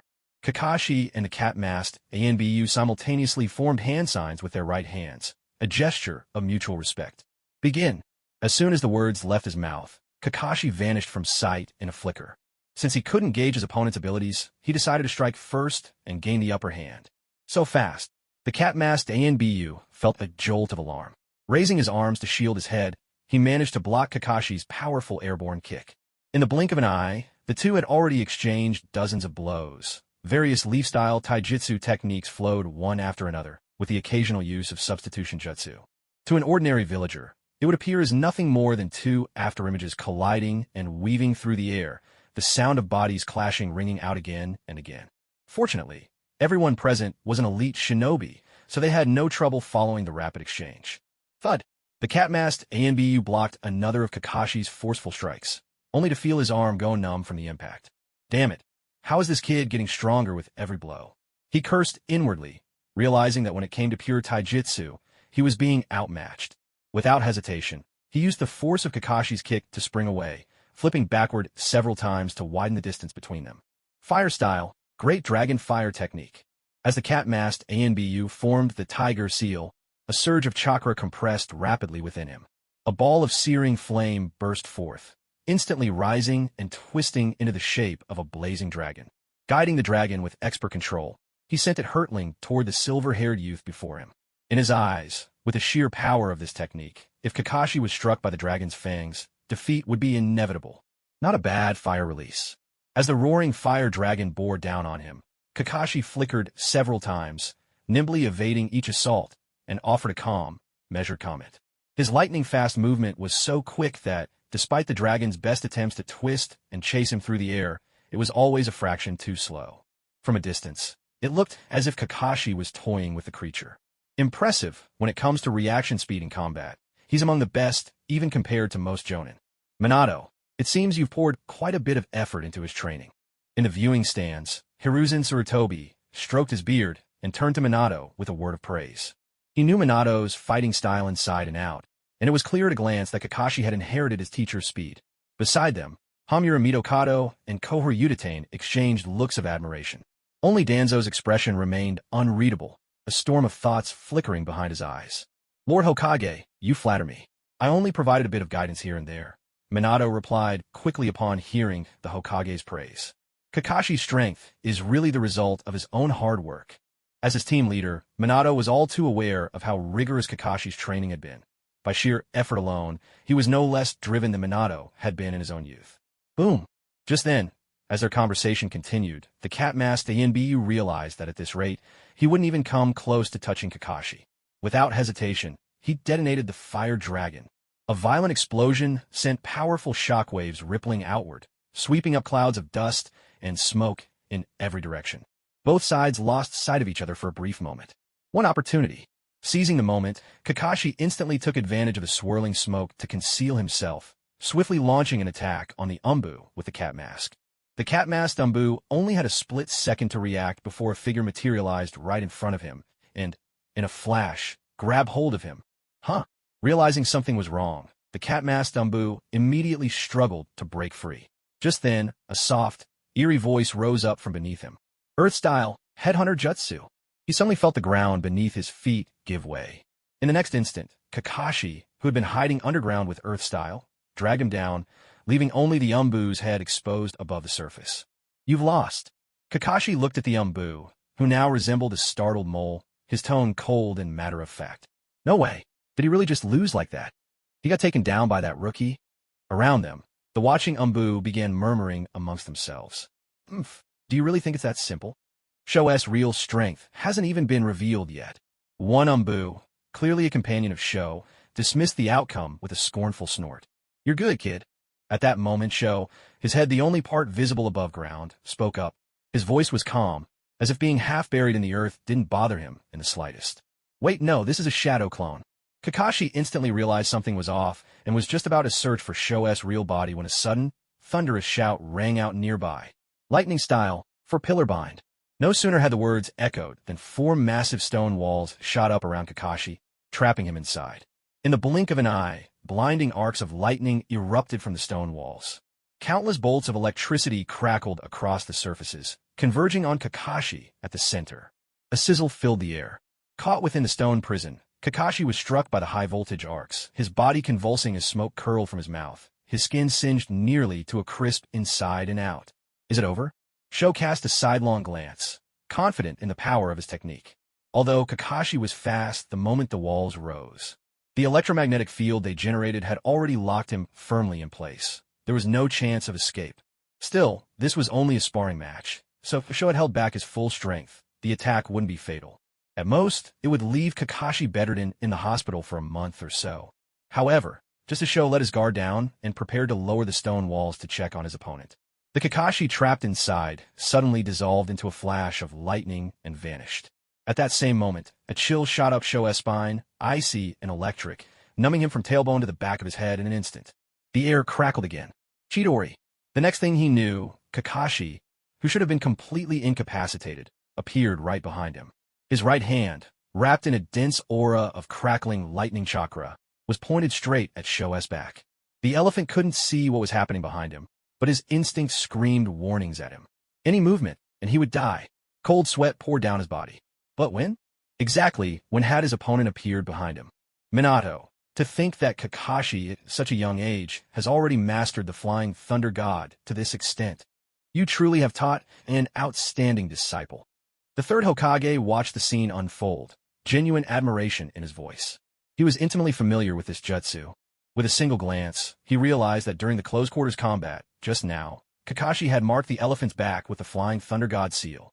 This moment, so strikingly familiar, had played out countless times in the battles of his own teacher, the second Hokage, Lord Tobirama. Looking at Kakashi's slender figure and that head of silver hair, the third Hokage couldn't help but recall the back that had stood protectively before them time and time again. The man who lured away formidable enemies alone, so the others could retreat. The elder who, in a moment of crisis, entrusted the title of Hokage to him. The same silver hair, the same flying thunder god technique. For a moment, the third Hokage's eyes grew misty. How is this possible? With the elephant's strength, he actually lost? Hey, no way, right? I must be under a jinjutsu. Someone help me snap out of it. Whack. Ouch. Hey, what was that for? Helping you break free from the jinjutsu. No need to thank me. On the other side, many Umbu, who had been convinced of the elephant's inevitable victory, began to whisper among themselves, unwilling to accept the outcome. The elephant lost? Unbelievable. I lost. I have to admit, you're strong. I lost fair and square. Standing in the arena, the elephant shrugged, a hint of resignation in his manner, but still taking it in stride. Kakashi remained silent, the Chidori still crackling with menace in his hand. You really are cautious. Referee, I surrender. Understanding Kakashi's intentions, the elephant twitched his lips, resigning himself to defeat. Thank you for the match, senior. Kakashi looked to the referee, and only when the referee raised his hand to signal the match's end did he finally disperse the Chidori. Even in that brief moment, a significant portion of his chakra had been spent.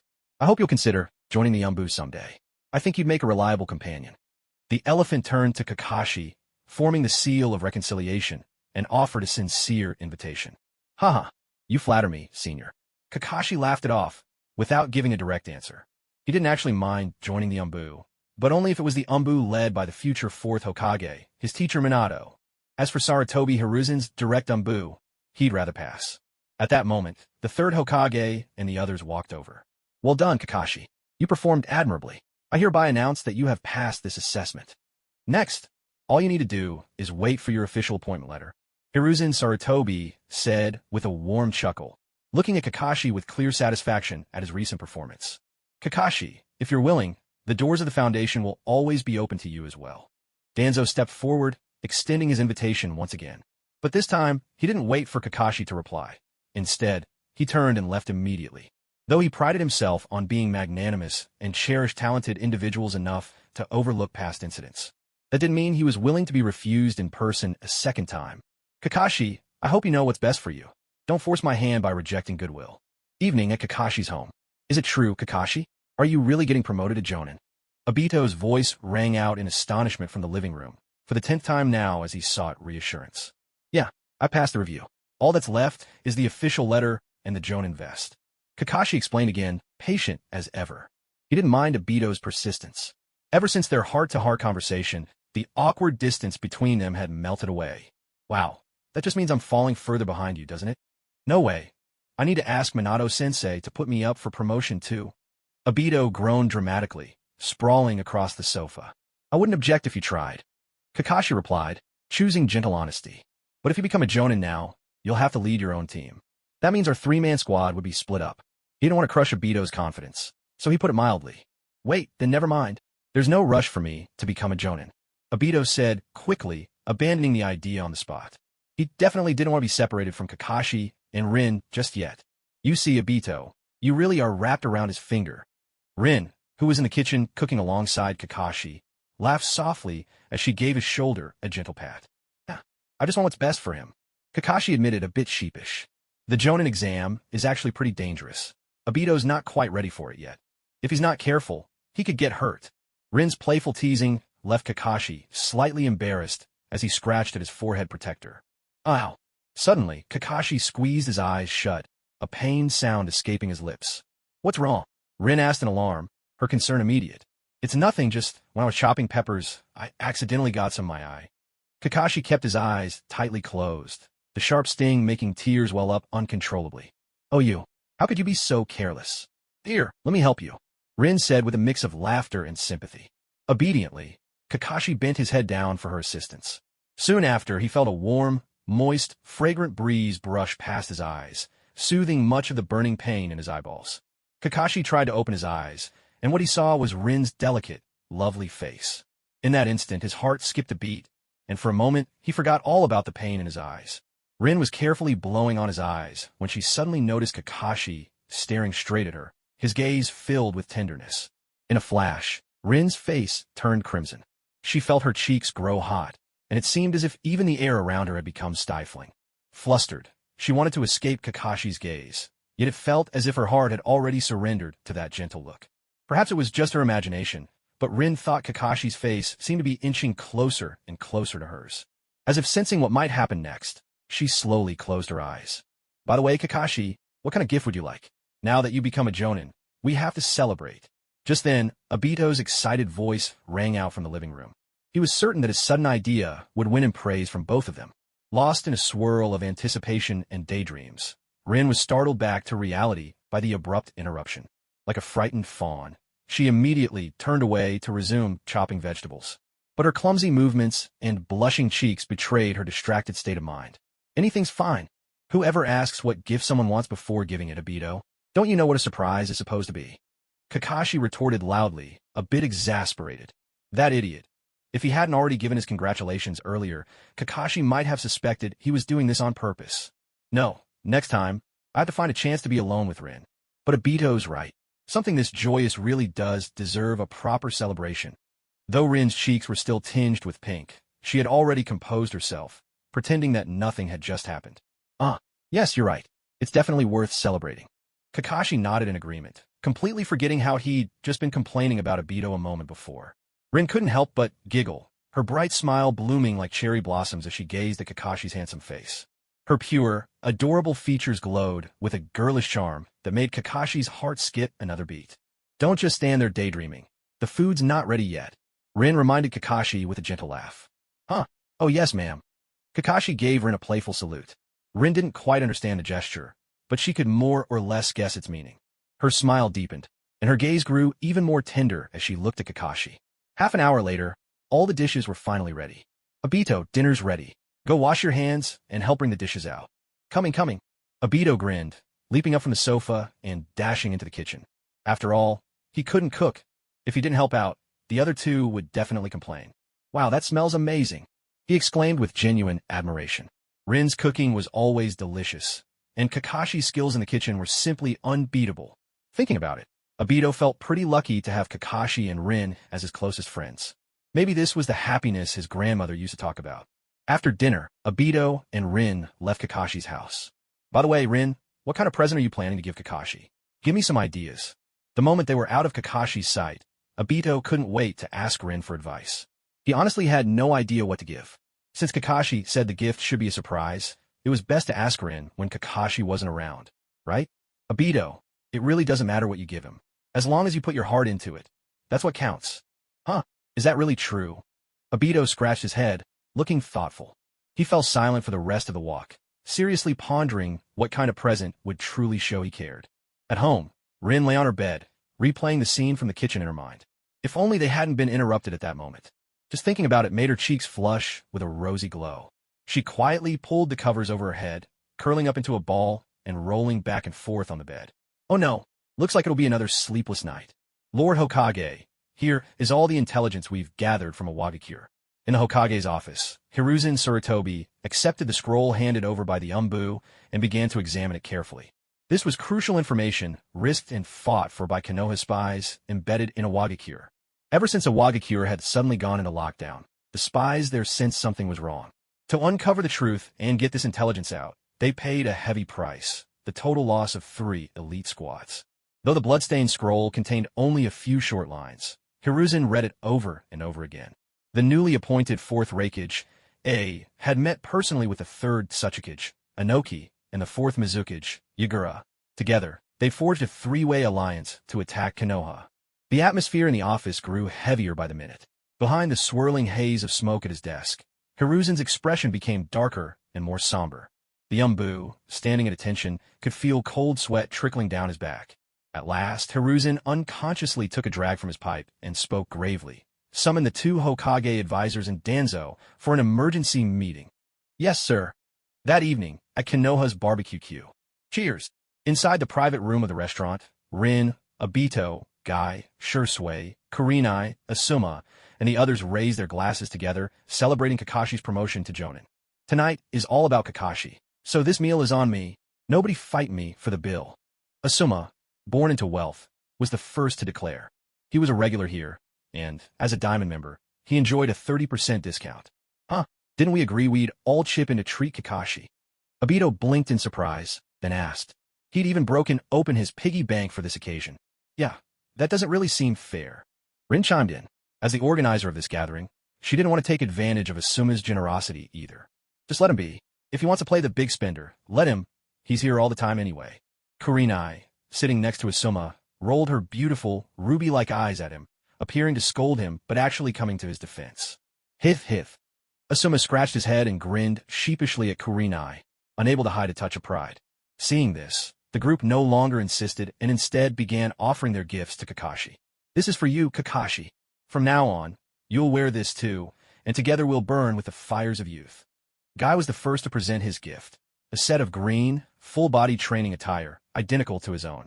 Kakashi accepted it politely, though the twitch at the corner of his eye betrayed his true feelings. Such an outrageous style. Sorry, but there's no way I'll ever wear this in my lifetime. Senpai, this is my family's secret ninjutsu. The backup scroll for the fire style, Dragon Flame Jutsu. I hope you'll find it useful. This was from Shursui. Wow, a B-rank fire release technique. Shursui really didn't hold back. Yes, this is the kind of friend you want. He actually gives away good stuff. Unfortunately, I just copied this move from Elephant, but it'll be perfect for Obito to use. Kakashi, these are custom-made kunai from the land of craftsmen, with a small amount of chakra-conducting metal mixed in. I thought, since you need Flying Thunder God kunai, you'd definitely get good use out of them. Asuma chimed in too, a note of pride in his voice. Chakra-conducting metal was really just a general term. Put simply, it referred to special metals that could receive chakra, amplifying its effects, and thereby greatly enhancing the power of ninjutsu. Not only that, but these metals often had other abilities as well. Some could repair themselves by absorbing blood, while others could actively drain an opponent's chakra, weakening them. Throughout history, legendary craftsmen had used these metals to forge all sorts of famous, formidable weapons. Like Tobirama Senju's Thunder God Sword, or the 7 ninja swords of the mist. Naturally, this had driven the price of such metals to absurd, almost unimaginable heights. No wonder. He was the son of the 3rd Hokage, after all. He certainly knew how to make a splash. Immediately afterward, the others also presented their carefully chosen gifts one after another. Kakashi accepted each present with genuine gratitude. Only Obito hadn't prepared his gift yet, so he promised to deliver it in a few days. As for Rin's heartfelt medical kit, she had already given it to him in private when they were alone together. Right now, it was fastened securely to Kakashi's waist. Soon, the barbecue feast brought joy to every guest, and the cheerful atmosphere even drew the attention of Choza Kimichi, the owner of Barbecue Q. When he learned that the gathering was to celebrate Kakashi's successful promotion to Jonin, Choza, who had once gone on missions with Kakashi, waved his hand with hearty generosity and declared the meal on the house. This not only saved Asuma a considerable expense, but also sent the mood in the private room soaring to new heights.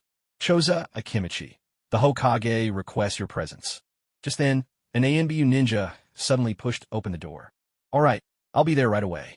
I'll head out first. You all enjoy yourselves, eat and drink to your heart's content, and have a great time. With that, Choza nodded, exchanged a few cheerful words with Kakashi and the others, and hurriedly left. Seeing this, Kakashi furrowed his brow ever so slightly. He had just been promoted to Jonin, and now the head of the Akimichi clan was being summoned by the Hokage. Could this really be just a coincidence? Still, he didn't let his doubts show. He waited until everyone had eaten and drunk their fill, and the group gradually dispersed. Then, he first escorted Rin home, and afterwards strolled alone through the village, quietly observing any unusual activity. It didn't take long for him to notice that every shop run by ninja along the main commercial street had closed early for the night. From the compounds of the Uchiha, Hyuga, and the Ino Shikacho clans, he could hear the distant sounds of people gathering. Just as he suspected, Kakashi didn't venture inside their territories. His reconnaissance from the outskirts was enough to confirm his suspicions. War was about to begin again. Late that night, in the Hokage's council chamber, 3 elders of Konoha, each holding great power and prestige, knelt on the floor around a large map spread before them. By now, Konoha had been fighting on 3 fronts against a Wagakure, Kimogakure, and Kirigakure for over a month. Fortunately, at the onset of war, Hiruzen Sarutobi had dispatched Minato to Sunagakure, inviting the Sand Ninja to join the conflict. Thanks to Sunagakure's intervention stopping Kimogakure, Konoha was spared from being overwhelmed and ground down by 3 simultaneous fronts. To show their sincerity to their allies. On the Sand front, the 3rd Hokage had sent Orochimaru, leading his own loyal forces to support them first. On the Mist front, Fugaku Uchiha took the lead, commanding the Uchiha clan into battle. As for the battlefield at Kusagakure, where the Iwagakure army was massed, Hayashi Hyuga led the Hyuga branch family, various smaller clans, and many civilian shinobi to withstand the assault. Because of this, the fighting against Iwnin had become exceptionally fierce. According to the analysis from the Intelligence Division, this is precisely the key location where the enemy maintains their logistic support. Mitokado Hamura spoke as he tapped his finger on the map. The Canopy Bridge, is it?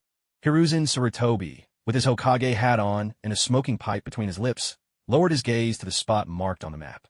We must devise an operation to destroy this place immediately. Kohar Yuditane, standing nearby, quickly added her opinion. Hiruzen Sarutobi nodded. The fighting is escalating by the day. At this point, we can only send a small team of elite shinobi for this mission. Order Jonin Minato Namikaze, along with Kakashi Hitaki, Obito Uchiha, and Rin Noera to form a 4-man squad. Upon hearing this, Mitokado Hamura couldn't help but murmur, well, the yellow flash goes without saying, but aren't the others a bit too young? There's no time to hesitate. The situation is urgent. We have no other choice. Besides, we've all seen Kakashi's strength with our own eyes, haven't we? Kohar Yuditane was clearly in favor of Hiruzen Sarutobi's plan. If that's the case, then let's notify Minato's team to begin the mission at once. Early the next morning, somewhere in the forests of Konoha. Damn it!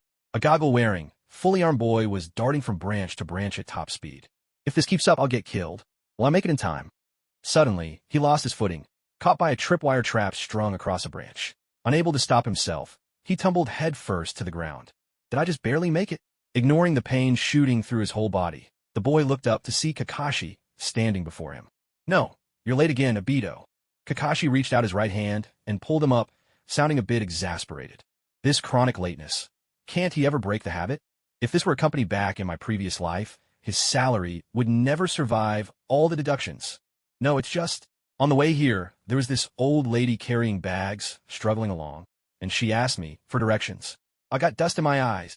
Obito, hoisted up by Kakashi, slid his goggles aside and took out some eye drops, carefully applying them. Ever since he awakened his Sharingan, he'd grown even more protective of the eyes that had finally freed him from being the team's underdog. All right, Obito was only trying to help an old lady, right? Minato, dressed in his green Jonin combat uniform and sitting cross-legged on a rock, turned with a gentle smile. I even help her carry her luggage. Obito replied, his eyes still glistening with tears. Good, then let's get moving. Minato stood up and led the three forward. Also, since Kakashi is now a Jonin as well, to improve our efficiency, the village has decided that Kakashi's team and I will operate separately for this mission. After all, the Leaf Village is currently facing a serious shortage of combat power. As Minato led the way, he explained the situation. We'll split up, so that means... Obito looked at Minato in surprise. That's right.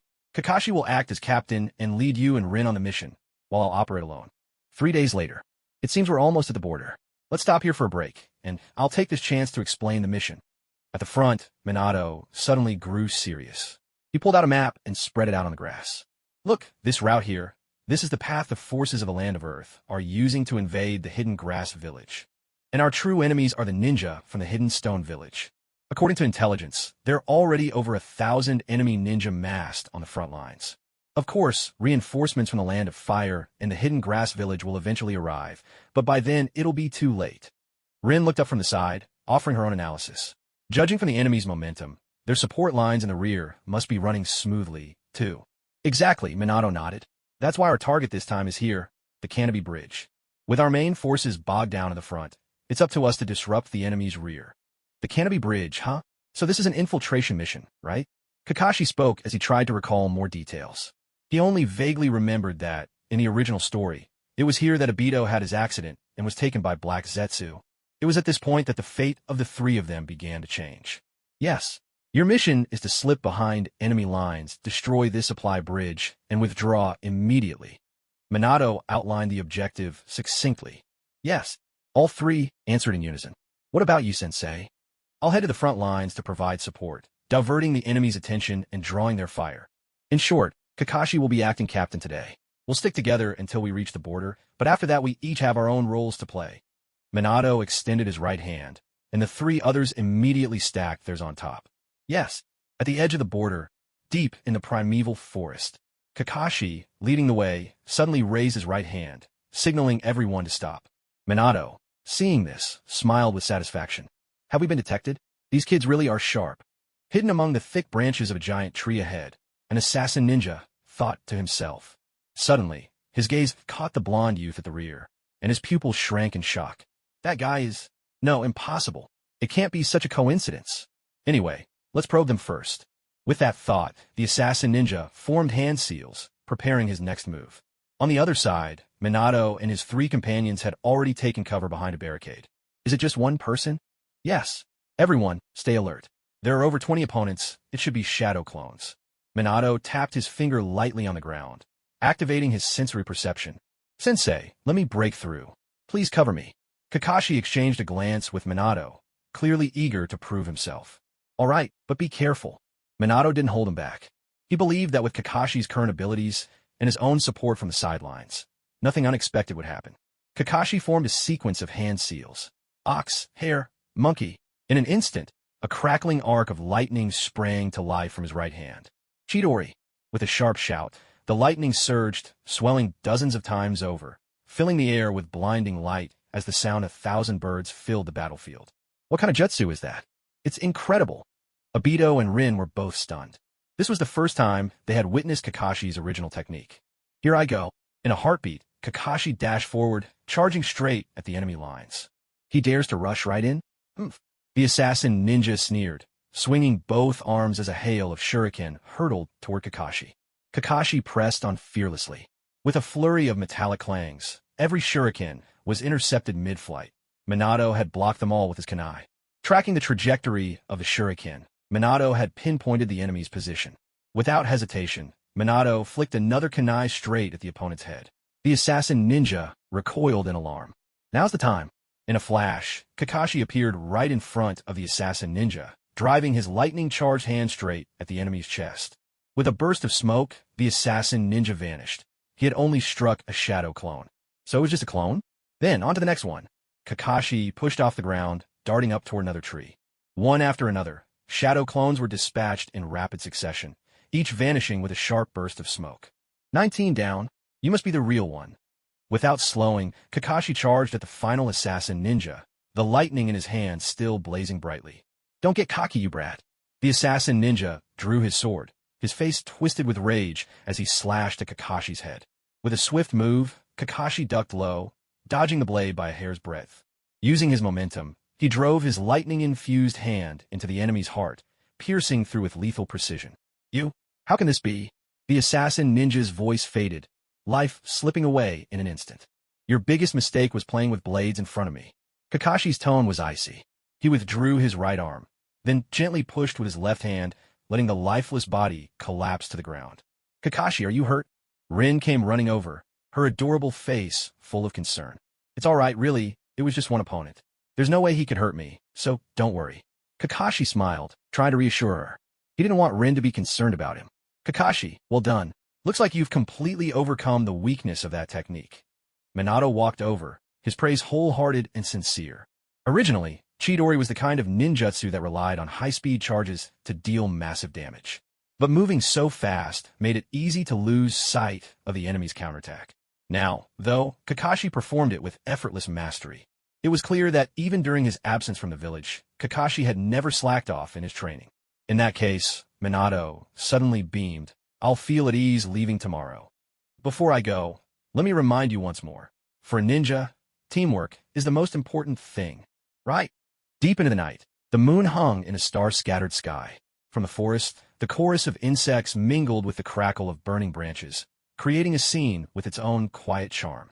On a vantage point above the camp, Minato sat cross-legged, keeping watch for the night. Suddenly, footsteps sounded behind him. He looked back to see Obito approaching, his expression troubled.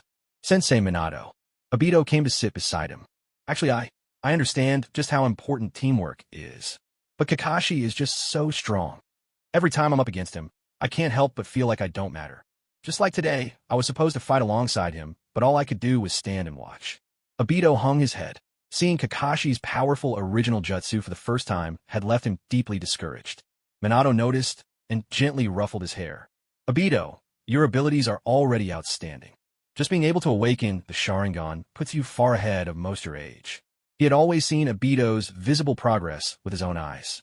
Though Obito could be a bit slow-witted when it came to hard work and talent, he was among the very best of his peers. It's just that Kakashi's gifts have surpassed what we normally call genius. And since you're always with him, it's only natural to compare yourselves and feel this way. But from another angle, isn't it because you see him as your rival that you keep pushing your own limits, growing stronger than anyone else?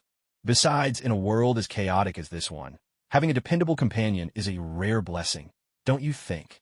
And with your awakened Sharingan, you have strengths Kakashi can't match. The road ahead is long. As long as you don't give up, anything is possible. Yeah. Obito nodded firmly. Minato's words swept away the fog in his heart, leaving Obito with a sense of sudden clarity. That's right. I am an Uchiha who awakened the dual Tomo Sharingan at just 7 years old. As long as I can evolve to 3 Tomos soon, I'll reach the strength of a Jonin too. Besides, Kakashi once told him that above the 3 Tomo, there was still the Mangekyo. Kakashi, no matter how hard it gets, I swear I'll catch up to you. The next morning, deep within the bamboo forest, we'll split up here and proceed in 2 teams. Everyone do your best. Minato stopped, intending for them to part ways at this spot. The enemies we fought yesterday were just lone scouts. From now on, we'll be facing full squads. You must stay alert. Yes. In an instant, the 4 split up and headed out in 2 groups. Minato's speed was beyond question, and the 3 members of Kakashi's squad also launched forward at full tilt, racing toward their objective. Along the way, the trio encountered several ambushes, but each time Kakashi's keen perception allowed them to spot the danger in advance and turn the tables on their attackers. By dusk, after a day spent rushing and fighting, the 3 gradually slowed their pace, continuing on foot through the shadowy depths of the forest. Kakashi, I'll admit, your skills really are impressive. But we're a team, after all. You have to let me take a shot sometimes. After surviving a few close calls together, Obito's nerves had finally eased, and now he was itching to prove himself, no longer content to just watch from the sidelines. Well, I don't mind. I just wanted to get things over with quickly earlier, that's all. Kakashi, walking ahead, kept his eyes sharp despite his usual laid-back tone. Since you insist, next time I'll wait for you before making a move. Watch out. Even as the words left his mouth, a volley of sharpened bamboo stakes came crashing down from above. At the same time, a short, wiry Iwagakure ninja burst from hiding, hurling shuriken that sliced through the air toward them. Fire style, great fireball jutsu. A massive ball of flame erupted from Obito's mouth, incinerating the falling bamboo. Well done, Obito. As a reward, I'll leave this one to you. Stay sharp. Kakashi deflected every shuriken, not stingy with his praise as the squad leader. Don't worry, Captain. If only I'd had the chance to fight sooner. Obito clenched his fists, his knuckles cracking with anticipation. After holding back for so long, he finally had his chance. Kakashi couldn't help but smile knowingly. This kid, give him a little encouragement, and he shines. With me keeping watch from the sidelines, that IWNeen won't be able to pull any tricks. This will be good real combat experience for Obito. Ninja art, camouflage concealment jutsu. Beyond the trio's line of sight, another Iwagakure ninja with a twisted face quietly formed hand seals, slipping into the shadows. His figure slowly faded away, blending seamlessly into the surroundings. Suddenly, a startled cry from Rin erupted behind them. Both of them were taken aback and spun around quickly. A menacing-looking IWNeen stood behind them, holding the unconscious Rin, felled by a sneak attack, in one hand. With chilling indifference, he said, "We're taking this one with us." With those words, he tossed a smoke bomb to the ground. In the next instant, he and the short, wiry IWNeen who had rushed over vanished without a trace. Damn it! Obito, seeing this, instantly tried to pursue, but Kakashi intercepted him with a single outstretched arm. "Kakashi, why are you stopping me?" Obito demanded urgently, his heart in chaos. "Rin is a medical ninja. If the enemy went to such lengths to kidnap her, they're surely after our battle plans. So Rin will definitely be kept alive as a hostage and interrogated at their temporary base. I've marked Rin with my Flying Thunder God seal. Since they dare to lay a hand on her, we'll wipe them out to the last man." Kakashi's voice was icy cold, radiating a fierce, murderous intent. Right. Obito, hearing this, said nothing more. He knew Kakashi would never ignore Rin's safety. If Kakashi acted this way, he must be absolutely confident. Let's go. If we move now, they won't notice anyone tailing them. With that, Kakashi leapt forward, darting swiftly among the tree trunks, with Obito close behind. About an hour later. There, I found it. Kakashi came to a halt. Looking ahead, they saw a cave more than 10 meters tall, nestled beneath the mountain's flank. Phew! Stay calm. We will save Rin, no matter what. Beside him, Obito took a deep breath, then slapped his cheeks with both hands, making a sharp, smacking sound. Just stay hidden. Kakashi's brows furrowed slightly. Such noise, in this silence, was like a beacon in the dead of night. Inside the cave, Rin was bound to a wooden stake.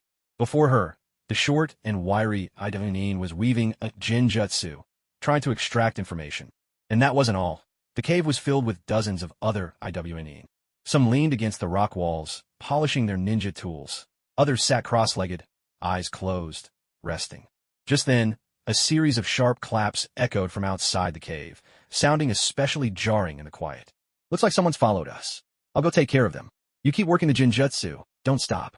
With that, the speaker formed a quick series of hand seals and melted into the environment, disappearing from sight.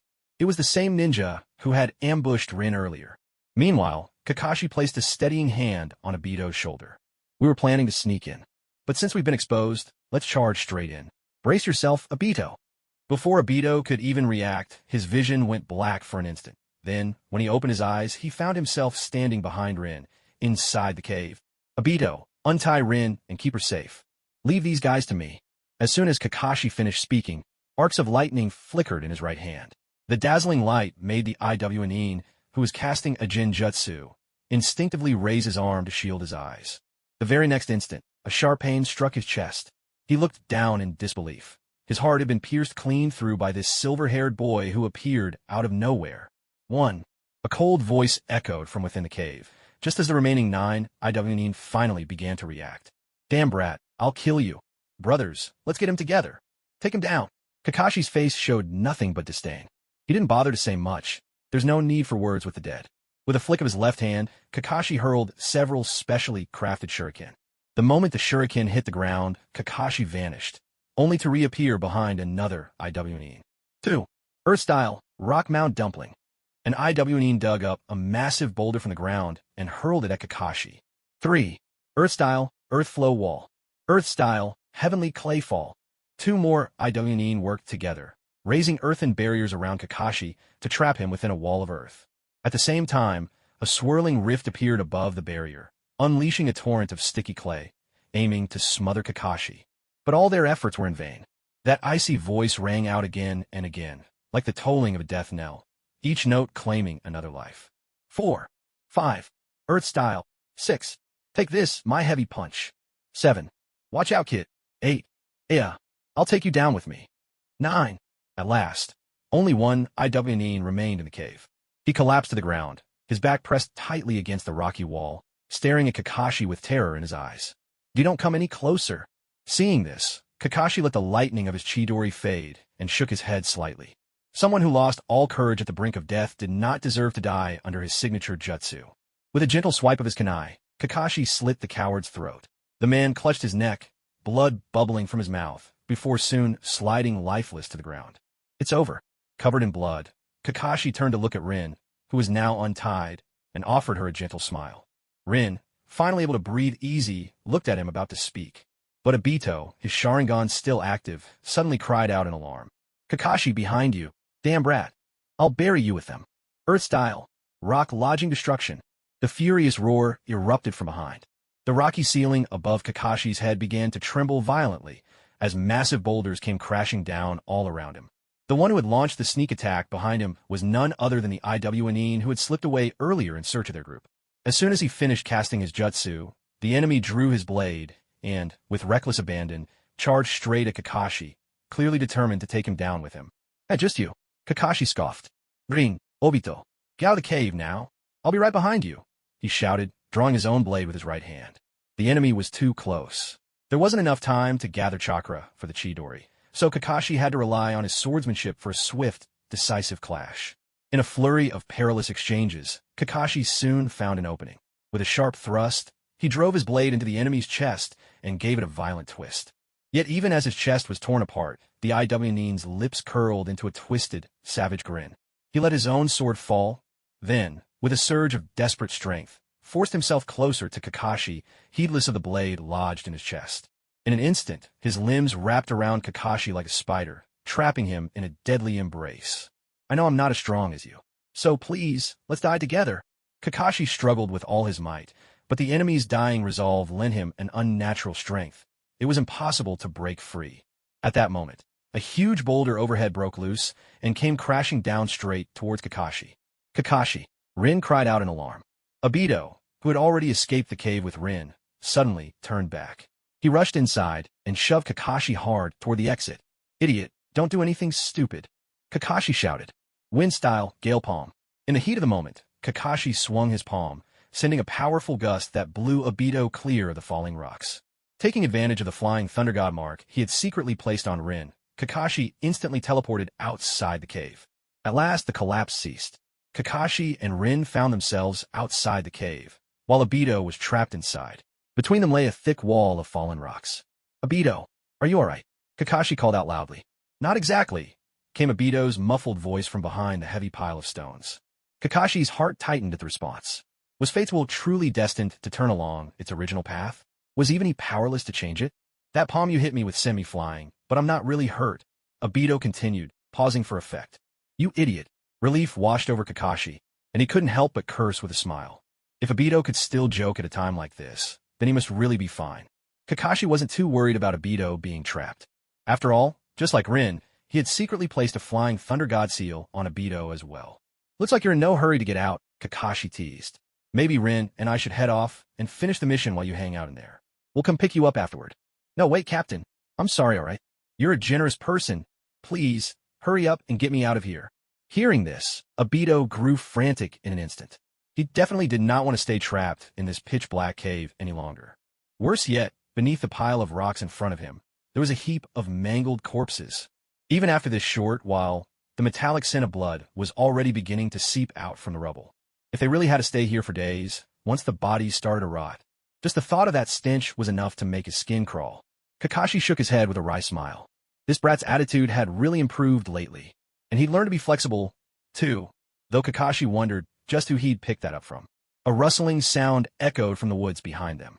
Just as Kakashi was preparing to pull Obito free, his expression shifted, and he spun around sharply. A massive group of Awagakure ninja emerged from the dense forest. At a glance, there had to be more than 100 of them. Kakashi. Rin looked to him nervously. A lineup like this was beyond anything she'd imagined. Don't worry, Rin. As long as I'm here, there's no way they'll keep us trapped. Kakashi's voice was gentle as he reassured her, but his eyes stayed fixed on the enemy, watching every move. Something felt off about all this. This was such a remote place. By all rights, the enemies they'd fought earlier should have been the only ones guarding this outpost. So where did this fresh wave of over 100 IWAnin come from? Could it be they'd run into a reinforcements unit heading for the front lines? Attack! Before Kakashi could puzzle it out, the enemy drew their kunai as one and charged forward. Wait, why would so many of them rush in for hand-to-hand combat, instead of combining their Earth-style jutsu? The power of coordinated ninjutsu was way greater than a chaotic brawl. The sense of wrongness in Kakashi's mind only deepened. But if they insisted on throwing away their lives, he had no reason to hold back. Kakashi stepped in front of Rin, releasing the seal on his forehead. He pressed his hands together, and strange markings spread across his face. He'd entered Sage mode. Sage Art. Majestic Fire Annihilation. A roaring sea of flame erupted, engulfing the entire crowd of IWAnin in an instant. Kakashi had always been fascinated by Madara's legendary fire jutsu. After studying Jiraiya's Sage Art, 5 Right Gates as a reference, and refining it through countless trials of his own, he'd finally managed to merge Sage Mode with Majestic Fire Annihilation, achieving results far beyond the ordinary. And this was his first time unleashing it against living foes. Though its power still fell short of Madara's, it already surpassed anything a standard Barrank Jutsu could achieve. As expected, with the tenfold boost of Sage Mode, not a single IWAnin survived the inferno. But something was off. Their anguished screams echoed through the flames, yet there was nothing truly pitiful about them. If you listened closely, their cries sounded exaggerated, almost as if they felt no pain at all. I'm dying. I still don't understand what it means to feel the urge to go to the bathroom. Not good. Kakashi finally realized what was wrong. The enemy wasn't an IWAnin at all. It was a white Zetsu, transformed to look like one using shape-shifting techniques. That meant their true target could only be Obito. Kakashi hurriedly tried to sense the mark he'd placed on Obito. To his shock, in just that brief moment, Obito was already more than 100 miles away, still moving at full speed. He'd miscalculated. He had thought that once they avoided Obito's fate of being crushed by falling rocks, things would turn for the better. But to his dismay, Black Zetsu had still managed to take Obito away. He used to believe Obito was just one candidate among many for Uchiha Madara's schemes. In the end, it was only by a twist of fate, Obito's severe injuries, that he'd become the most useful pawn. Now, however, it was clear that the enemy had set their sights on Obito for a long time. Even without his injuries, they would have taken him by force. Thinking back carefully, perhaps even Obito's original grievous injuries in the story were part of Madara's meticulous design. But Kakashi had been preparing for this day for a long while. Since Madara was so obsessed with Obito, Kakashi had no choice but to switch to his backup plan and match Madara in a contest of wits and deception. After all, as long as Madara lived, Kakashi would never know peace. Kakashi-rin, are you two all right? Where's Obito? A yellow flash lit up the scene. Minato-sensei had finally arrived, after rescuing his comrades on the front lines and achieving a staggering 50 kills. Minato-sensei, what brings you here? The enemy's been completely wiped out by Kakashi. Obito is still trapped inside. Rin, shaken from the shock of the devastating fire release, turned to Minato, who had appeared out of nowhere, her face full of astonishment. Kakashi did all of this by himself? Minato was taken aback. The moment he appeared, he quickly assessed the situation. There were charred corpses everywhere. At a glance, at least 100. He hadn't expected that Kakashi, who had only just become a jonin, would achieve 100 kills on the battlefield. Truly, Kakashi was the student he had the highest hopes for. Kakashi, excellent work. When this mission is over, I'll make sure you're properly commended.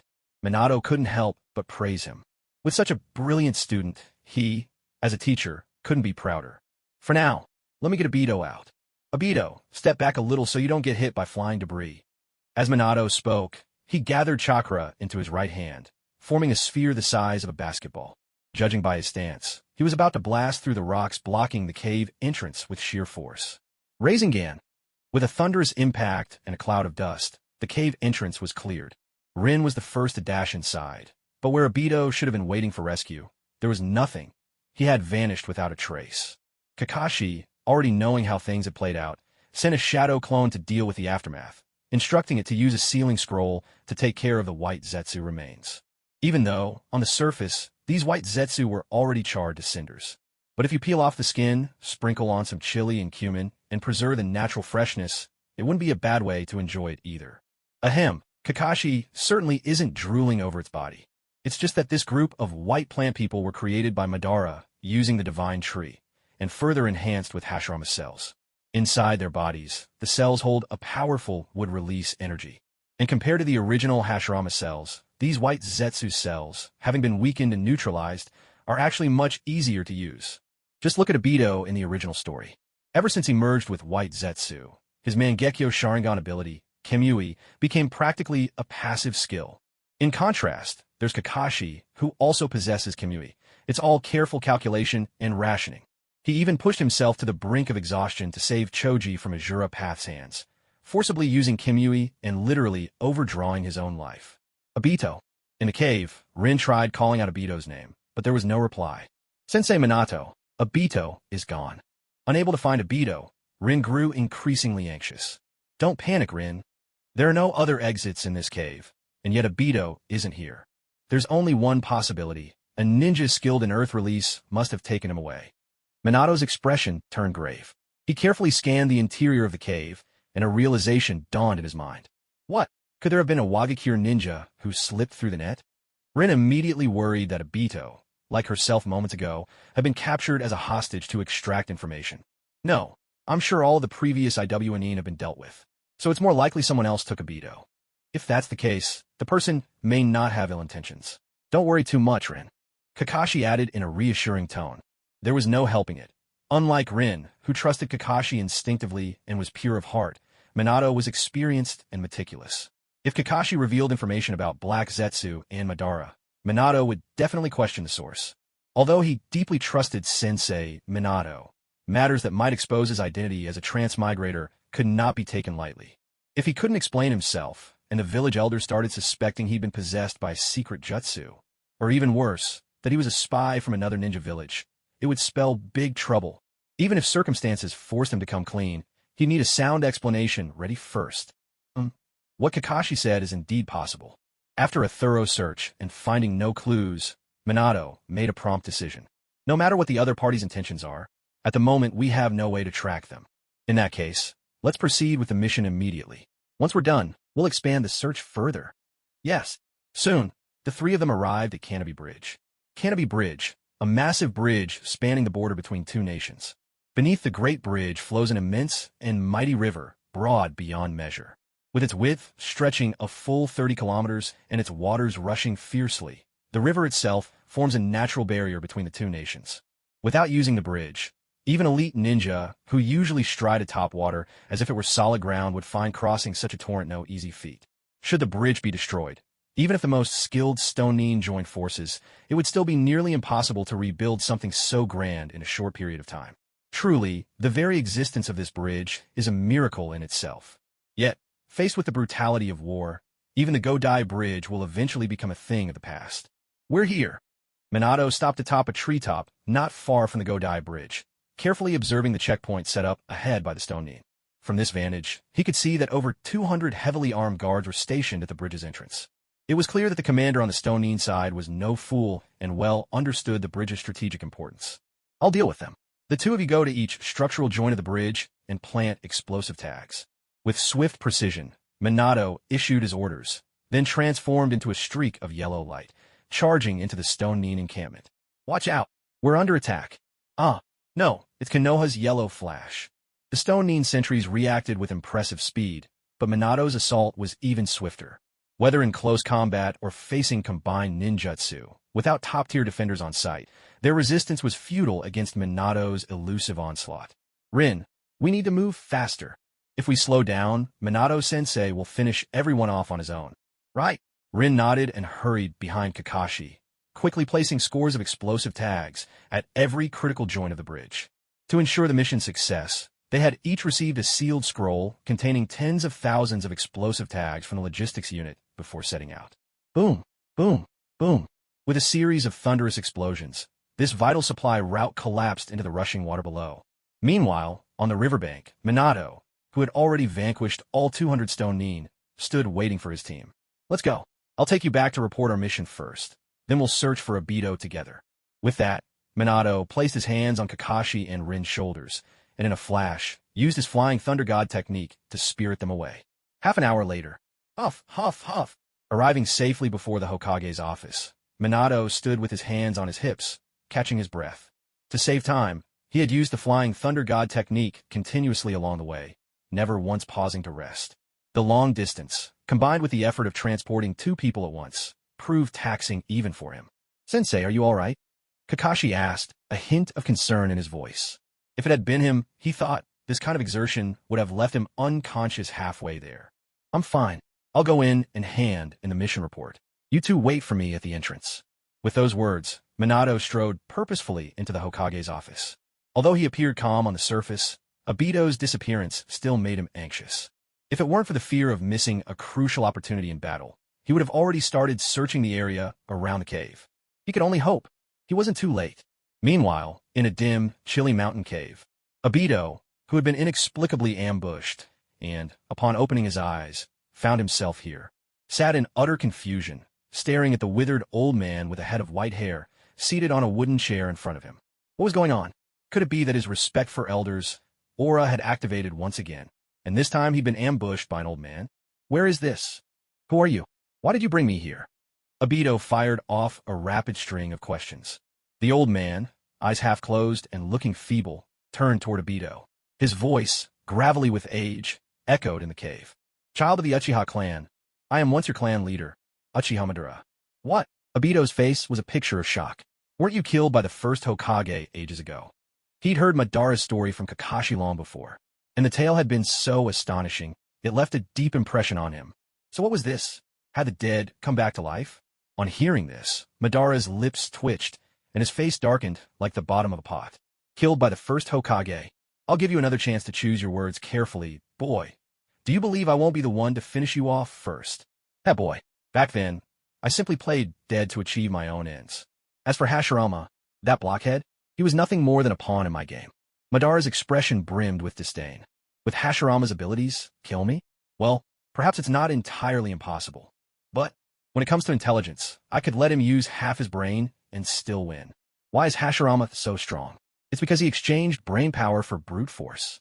Otherwise, how could anyone be naive enough to think dividing up the tailed beasts among the villages and bowing to everyone would achieve world peace? Childish. The thought that his intelligence so utterly outclassed Hashirama's brought Madara instant satisfaction. Now, the reason I brought you here is that, after observing for a long time, I've found that among the current Uchiha, only you are truly worthy of inheriting my power and ideals. As for the others, they're nothing but short-sighted ants. Though Madara was still annoyed by Obito's earlier words, he offered this explanation. Really? I don't buy it. Obito shook his head, a look of deep suspicion on his face. If Kakashi said Madara was dead, then Madara had to be dead. This old man in front of him was just trying to use Madara's name to trick him. What a joke. Did he really think Uchiha Obito could be fooled so easily? Let them say he was slow all they wanted. Most of the time, he was sharp as a tack, just as Obito was smugly convinced he'd seen through the charade. The old man before him, with his snowy white hair and seemingly harmless demeanor, suddenly had a startling change in his eyes. Light and shadow reversed. A torrent of ocular power burst forth, roaring in the air. A flash of pure, blood-red brilliance blossomed in Madara's pupils. "Three Tomo, the Sharingan. Are you really an elder of my clan?" Now Obito could not help but believe. An identity could be faked, but the Sharingan could never lie. Only members of the Uchiha clan could awaken the Sharingan. "Heck kid, do you believe me now?" Madara looked into Obito's stunned eyes, satisfied with the awe he had inspired. "Perhaps you really are Elder Madara. After all, besides you, no one from our clan has ever left the village." Obito mumbled under his breath. "But, I'm sorry, Elder Madara. Though I'm grateful to be chosen by someone as powerful as you, I have to leave now. My mission isn't done. Kakashi and Rin are still waiting for me." Obito took a moment to steady his shaken nerves and replied earnestly. In his heart, he knew Madara's offer was tempting. After all, as Kakashi had said, the man before him was once the mightiest of all Uchihas. He'd stood shoulder to shoulder with the first Hokage, a man revered as a god, and nearly became the very first Hokage himself. But Kakashi and Rin were waiting for him. He didn't want them to worry. But according to the other white Zetsus who reported back, your companions haven't gone looking for you at all. Nearby, the white, human-shaped creature who had brought Obito here from hundreds of miles away with Earth release suddenly spoke up. On the contrary, they left right away. Led by that sparkling, glittering man, they blew up the Canopy Bridge. And, while you were trapped in that cave, that Kakashi fellow single-handedly wiped out several hundred of Wagakure Chunin. So, it seems, they don't really need you, do they? Kakashi took down 100 men by himself? Obito fell silent at these words. He'd always known there was quite a gap between him and Kakashi. But after Minato-sensei's encouragement, he had rebuilt his confidence. If he kept working hard, he would catch up to Kakashi's shadow one day. Yet now, the words from this white creature struck him like a blow to the head. Such dazzling achievements. Most elite jonin couldn't even dream of such feats. Did he really have any chance of catching up? A heavy sense of helplessness descended on Obito's heart. That kid, struck down so soon. Madara, an expert in human nature, instantly sensed the gloom inside Obito. Become my apprentice. I'll teach you everything I know. Not just the Uchiha clan's fire release, but even the legendary Inyang release arts once mastered by the Sage of Six Paths. I can even help you master the strongest power hidden within the Sharingan. When that time comes, let alone a mere 100 Chunin, even the Kage of the 5 great ninja villages will fall before you as easily as slaughtering cattle. As Madara's words rang out, a wave of overwhelming energy surged from him. He couldn't help but recall those glorious years when he and Hashirama stood unrivaled in the world. Not only the Kage, even the Nine Tails to him at his peak was nothing more than an oversized plaything. But Madara's words seemed to carry a strange, irresistible magic, continually tempting the wavering heart of Obito. The mission is already over.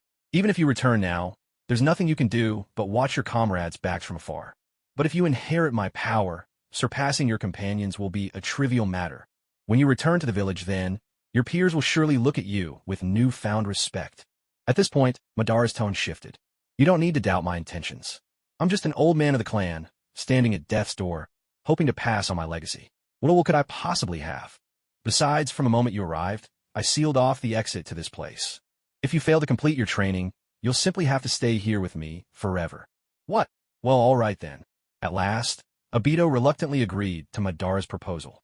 But we need to set some ground rules. Once I've learned everything, I'm heading back immediately. Obito made up his mind. Since he couldn't leave now, he might as well master these skills and hurry back. He didn't want Kakashi and Rin to keep worrying about him. And maybe he could even give them a pleasant surprise. Hokage Tower, Strategy Conference Room. At the front of the meeting room, a map of the ninja world was prominently displayed.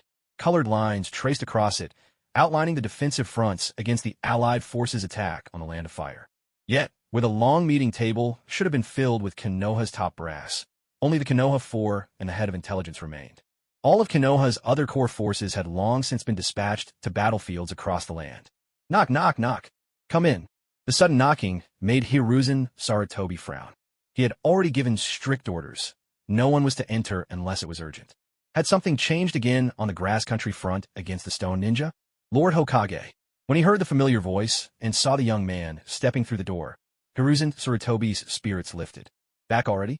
Could it be that Canopy Bridge has fallen? I did not fail you.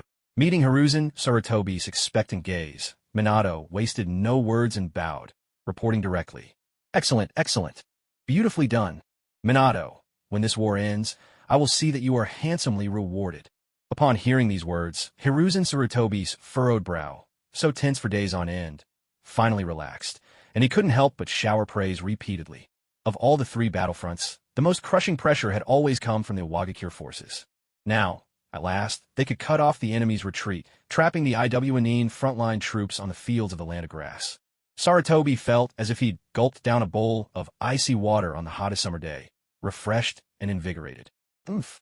Anoki, you old fox. This time, you'll end up losing more than you bargained for.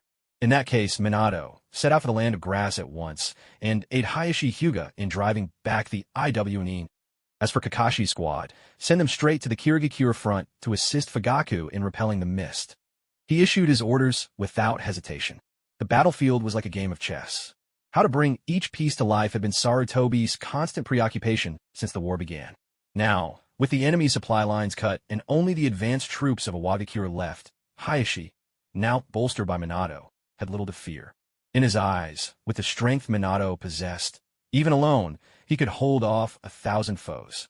But the Mist Nin, arriving by sea, were unbound by terrain and had fielded their elite forces in full. If Fugaku and the Uchiha clan had to face them alone, the pressure would be immense. At its core, this war was nothing more than the fourth Raikage igniting the flames of vengeance. If they could just repel both the mist and the stone, then no matter how stubbornly the cloud held on, they'd be fighting alone, forced to retreat in disgrace. And looking over all of Konoha, only Minato could rely on the Flying Thunder God technique to dart swiftly between distant battlefields. That made Minato the living piece on Sarutobi's board. First, Minato would help Hayashi secure victory over the Nin, then immediately rush to the Mist Front to help Fugaku claim another win. If all went well, the crown of this great ninja war would once again rest on Konoha's brow. Lord Hokage, there's one more matter I must report. Minato's brows knit slightly. Obito still hasn't been found. If I rush to the mission now... Oh, speak freely, Sarutobi replied. Is there some unexpected twist I haven't foreseen? Seeing the heaviness in Minato's expression, with no hint of satisfaction at a job well done or excitement from his praise, Sarutobi's heart sank. It's like this, Lord Hokage. During the mission, Kakashi's team was ambushed by several hundred Iwnin. Though Kakashi defeated all the attackers, Obito vanished under strange circumstances.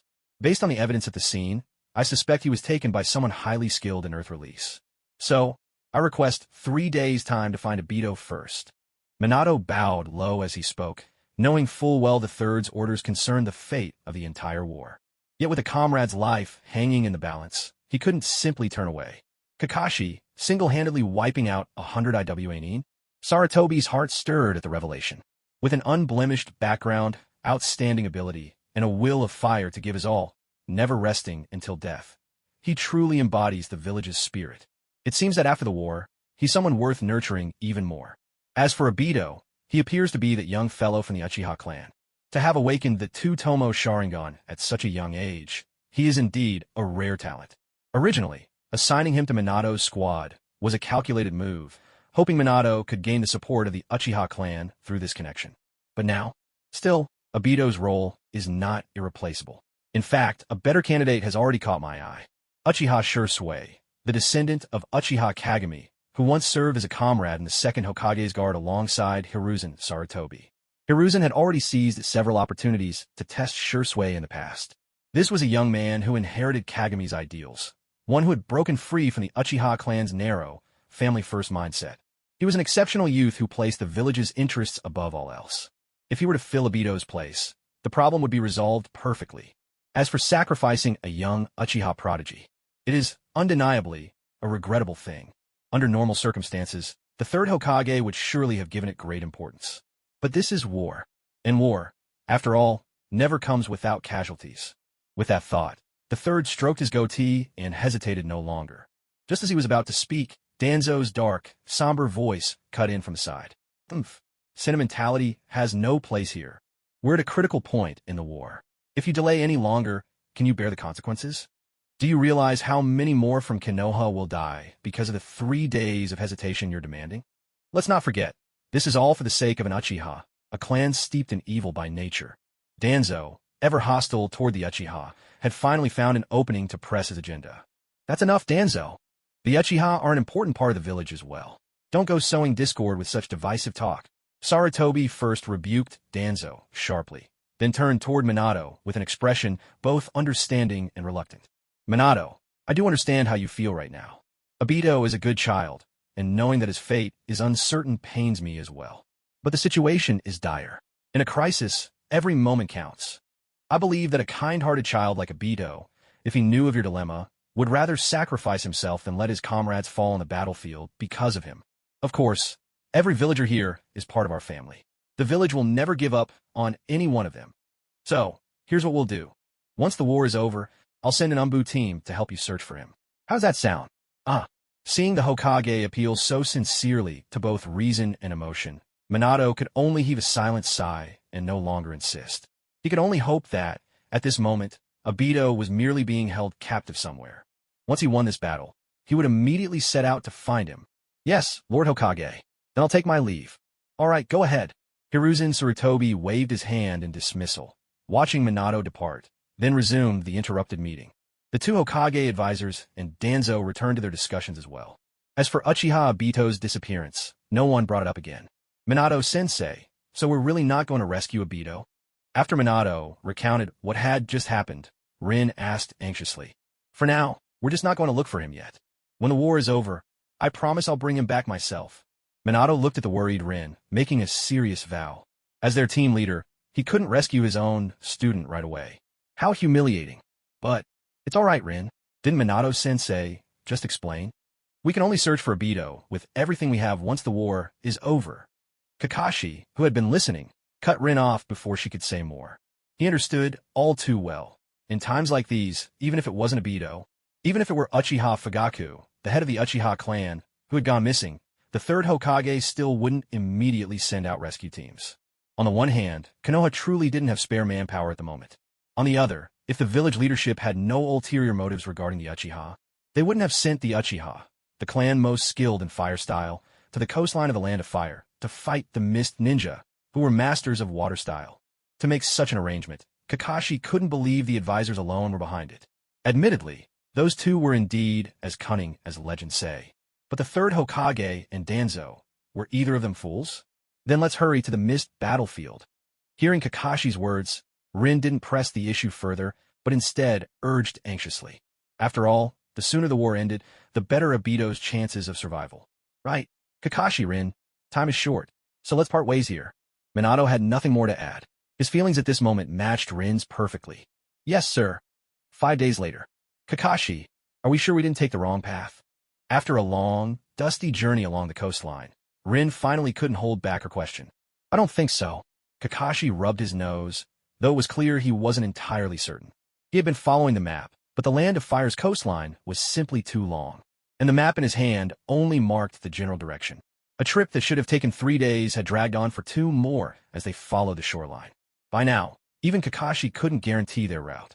Kakashi. Just as Kakashi was about to pull out his map to reorient himself, a familiar voice called out from the distance. Kakashi squinted to see more clearly.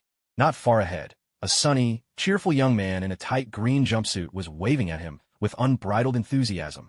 It was Mike Guy. Guy, what are you doing here? Kakashi couldn't help but show a hint of surprise. Of course, I'm patrolling the coastline. Guy jogged over and threw an arm around Kakashi's neck in a boisterous hug. Kakashi, you're here to help out too, right? In that case, let's have a passionate contest of youthful energy.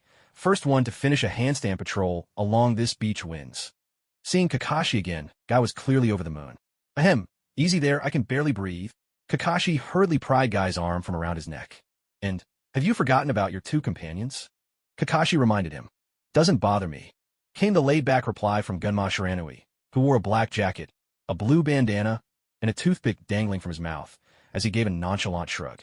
Next to him, Ebisu, thin, wearing sunglasses and exuding a casual, unserious air, shook his head as well. He even pulled a pocket-sized comic book from his coat, clearly intending to snatch a brief moment of leisure. Kakashi couldn't help but twitch at the corner of his eye. It seemed that, as teammates, they were all too familiar with Guy's personality. Kakashi, I didn't know Ebisu was so studious. Standing beside Kakashi, Rin whispered as she noticed Ebisu pulling out a meticulously wrapped book. Yeah, truly a future elite tutor in the making. Kakashi commented with a phrase that went over Rin's head, then wandered over to take a peek at the book's contents out of curiosity. Oh my, every page was pixelated beyond recognition. The kind of book that would be banned just for reading a single line. Utterly absorbed in his study, Ebisu was completely engrossed in his sea of poses and didn't notice as a shadow fell across the page. Looking up, he found Kakashi peering over his shoulder. Unruffled, Ebisu adjusted his sunglasses with a practiced hand and flashed Kakashi a sly, knowing grin. At that moment, Rin, her curiosity piqued as well, edged closer, craning her neck to see what kind of studying was going on. Kakashi quickly stepped forward, positioning himself between Rin and the book. Ahem, by the way, do you happen to know where the Uchiha outpost is? Would you mind showing us the way? Yes. We've been searching for ages. We're starting to wonder if we took a wrong turn. Rin, distracted by Kakashi's abrupt change of topic, quickly set aside her curiosity. So, you're headed to the front lines? Don't worry, just leave it to us. Upon hearing this, Guy thumped his chest with conviction. They were out here patrolling the coastline, after all, precisely because they'd been assigned a mission from the front lines. That's wonderful. Thank you so much, Guy. Rin's face lit up with a bright smile at his words. After all the trouble along the way, they were finally on track to their destination. She was eager to finish this mission quickly, and then set out with Kakashi to look for Obito. Oh, so you know the location of the Leaf's outpost? Then I'll trouble you to lead the way. At that moment, a sinister voice suddenly sounded. Kakashi's heart skipped a beat, and he quickly turned to look toward the sea, where the voice had come from. A man wearing a Mist Village forehead protector, his cheek marked with a long scar, suddenly surfaced from beneath the water. His mouth stretched open in a grotesque, unnerving grin. But Kakashi's attention wasn't on the man's face. It was fixed on the massive executioner's blade clutched in his hands. The 7 ninja swordsmen of the mist. You're Jizo Biwa. Kakashi couldn't help but cry out in shock. Oh, I didn't expect our reputation to have spread this far. Even a brat from the Leaf recognizes us. That kid, since you know our names, I'll make sure to leave your body in one piece. Just then, another mocking voice rang out from the water. Another figure emerged, this one lugging the great sword Samahata on his back, with wild orange hair falling to his shoulders and 2 little tufts tied atop his head. He was burly, almost bloated in appearance. Damn, it was Fuguki Suikazan. Kakashi's nerves tensed. For them to appear here, right beside Guy, at this very moment. Could it mean? Sure enough, before Kakashi could suppress his unease, 5 more figures surfaced.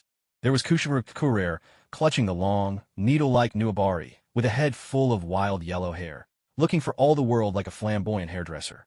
Jainin Akabino, with a rugged face and a dashing little mustache, hefting the massive hammer-like Kabutawari over his shoulder. Jinpachi Minashi, wearing an eye patch over one eye and carrying the explosive blade Shibuki, striking a look reminiscent of Kakashi himself. Raiga Kurisuki, wielding the dual swords Kiba, his eyes wide and fierce, lips thick and curled in a wicked grin.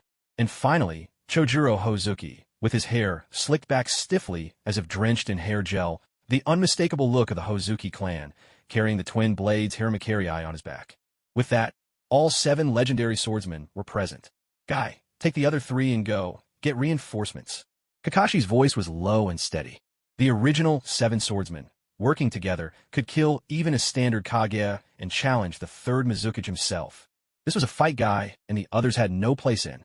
Kakashi, I won't leave you behind. No, I'm staying with you. Guy and Rin answered in unison, their voices resolute. Be good, listen to me. You know I can get out of this on my own. Kakashi gently stroked Rin's head, his touch gentle, then turned to look at Guy. Guy, this battle isn't one you can intervene in right now. I'm entrusting Rin to you. Keep her safe. But Guy sounded unwilling, clearly frustrated. Faced with such a formidable enemy, he didn't want to abandon his closest friend. Ninja Rule 36. In emergencies, Chunin must obey orders from Jonin without question. Guy, as a Jonin of the Hidden Leaf, I'm ordering you now. Follow my command. Kakashi's firm and resonant words struck something deep inside Guy. All right. Clenching his fists, Guy squeezed out a response through gritted teeth, then added quickly, You have to come back. Don't worry. I will.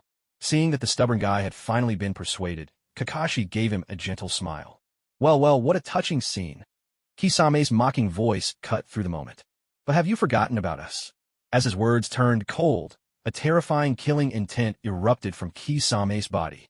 Under the weight of this murderous aura, Gunma and Ebisu froze in place, as if locked in ice, unable to move. By contrast, Rin, trained as a medical ninja, and Guy, hardened by relentless discipline and sheer willpower, managed far better.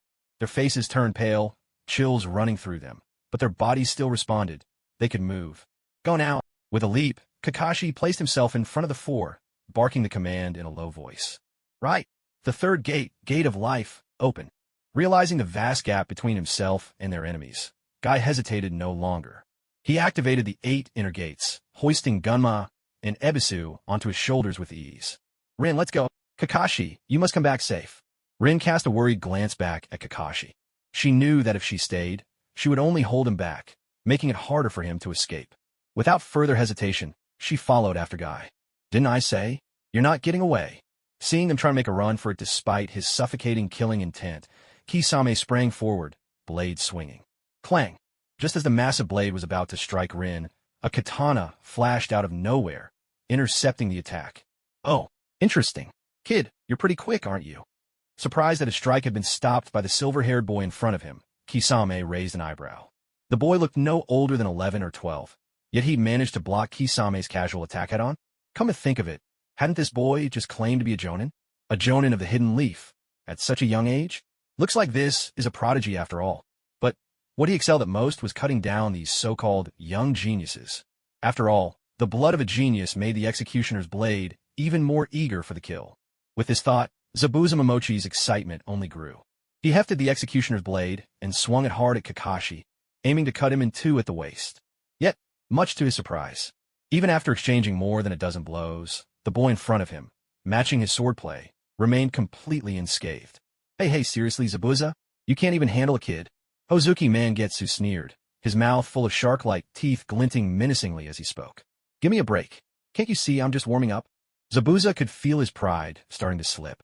This damn brat, he actually has some real skill. Enough playing around. We have more important things to do. The leader, Kisame Hashigaki, frowned with growing impatience. Their mission this time was to coordinate with the frontline Mist Ninja and launch a surprise attack on the Leaf's defenses amid the chaos. They didn't have the time to waste playing games with a few kids. Fine, I get it. Kid, I have to admit, your swordsmanship isn't half bad. But this is where it ends. With that, Zabuza formed a hand seal in front of his chest. Ninjutsu. Hidden mist technique. Thick, swirling mist spread from Zabuza, quickly enveloping the land for miles around. Within this dense fog, only mist shinobi could clearly sense the presence of their enemies.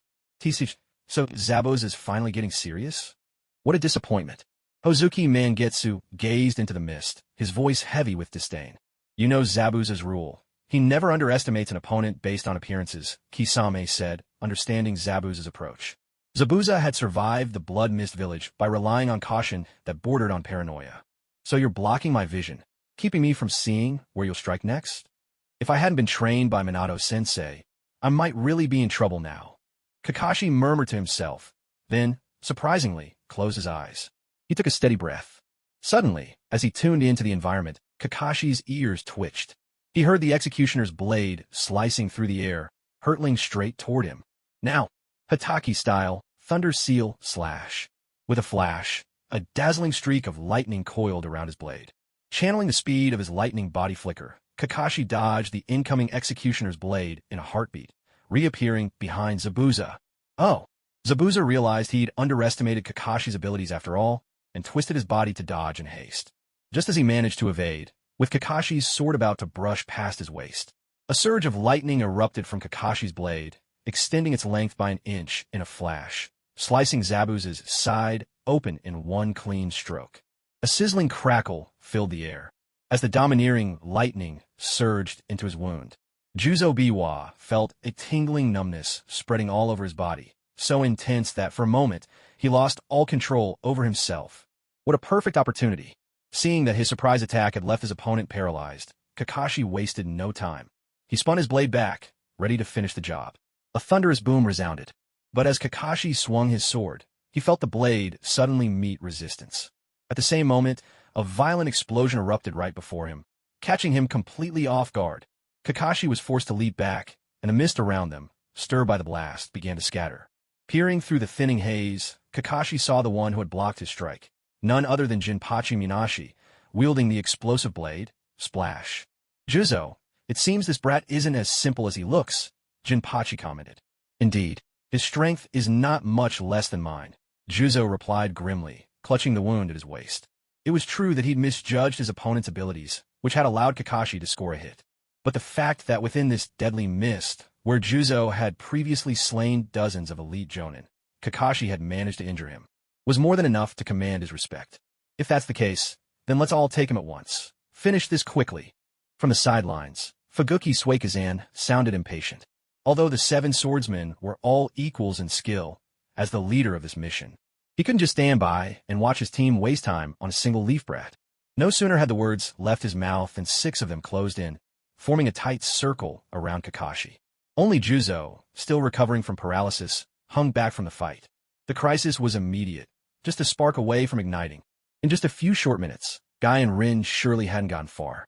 If he chose to retreat now, Kakashi could easily escape himself, but Rin and the others would be caught in no time. It seemed he had no choice but to fight with everything he had. Kakashi sighed inwardly, resigned to his fate. That move just now, the sealed lightning slash, was a technique born from fusing Chidori's current with the Hatake sword style. If it landed, the lightning-charged chakra would rampage along the enemy's meridians, paralyzing their body and exposing an opening. But such power came at high price. That single blow had already consumed a third of Kakashi's normal chakra reserves. He'd originally planned to use his knowledge advantage to take out one of them by surprise. Now he realized he'd been too optimistic. If that was how it was going to be. In a flurry of motion, a dozen flying thunder god kunai shot out in all directions. 8 gates technique. Third gate. Gate of life, open. A surge of green steam erupted from Kakashi's body, and he felt his chakra multiply several-fold.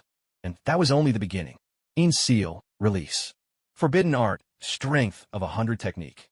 As the blue-violet diamond mark on his forehead dissolved into runes covering his body, the wounds from the explosive blade that had torn him apart only moments before healed rapidly, leaving him whole again. But it still wasn't enough. Facing the 7 ninja swordsmen of the mist, a group so powerful that even ordinary jonin fall to them with ease, and even the 5 Kaguya would not dare underestimate them when alone, Kakashi decided it was time to unleash his strongest form. Sage mode, activate. Lightning release armor. In an instant, lightning crackled and danced across his entire body. Chakra molded into a suit of armor enveloped him, runes as black as ink crisscrossed his skin, and sage markings appeared on his forehead and around his eyes. This transformed Kakashi now stood before the 7 swordsmen. What is this? The 7, whose faces had previously worn expressions of mocking contempt, like wildcats toying with a mouse, or cold indifference, like vipers, staring at carrion, were suddenly struck sober. The aura radiating from Kakashi's slender frame was now more intense than any of their own. So this is what my full strength feels like. For the first time, utterly unshackled and fighting at his absolute limit, Kakashi felt a heady rush, an illusion that his power was boundless. Smack! He slapped himself hard, forcing himself to regain focus. A life-and-death battle lay just ahead. The slightest distraction could mean death. Kid, I didn't expect you to actually. The leader, Fuguki Suikazan, had just begun to speak when, in a flash of lightning, Kakashi vanished from sight. Hatake sword style, thunderclap flash, 6-fold. With a fierce shout, Kakashi, transformed into living lightning, darted among the 6 enemies in a zigzagging, lightning-fast pattern. The clash of blades rang out in a staccato rhythm. If it's a fight, then let's fight. Who needs all this pointless chatter? Doesn't everyone know that villains always die because they talk too much? That's the universal law. Yet, Kakashi's pride, the Hatake sword style, failed to yield the result he wanted. All 7 were masters of the blade, even though Kakashi's speed blurred beyond the limits of sight. The 7 swordsmen's instincts, honed through years of life on the edge, enabled them to block his strikes aimed at their vital points. Damn brat. Boom, boom, boom. Jinin Akabino, as hot-tempered as a wildfire, slammed the blast sword, now plastered with explosive tags, into the ground with a furious roar. An explosive shockwave surged from his position, barreling straight toward Kakashi.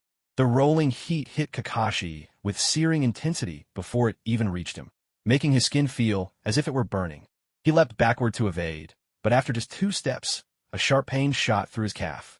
Glancing down, he saw that a wire, strung without his notice, had sliced deep into his leg, severing muscle and tendon. The long sword, needle?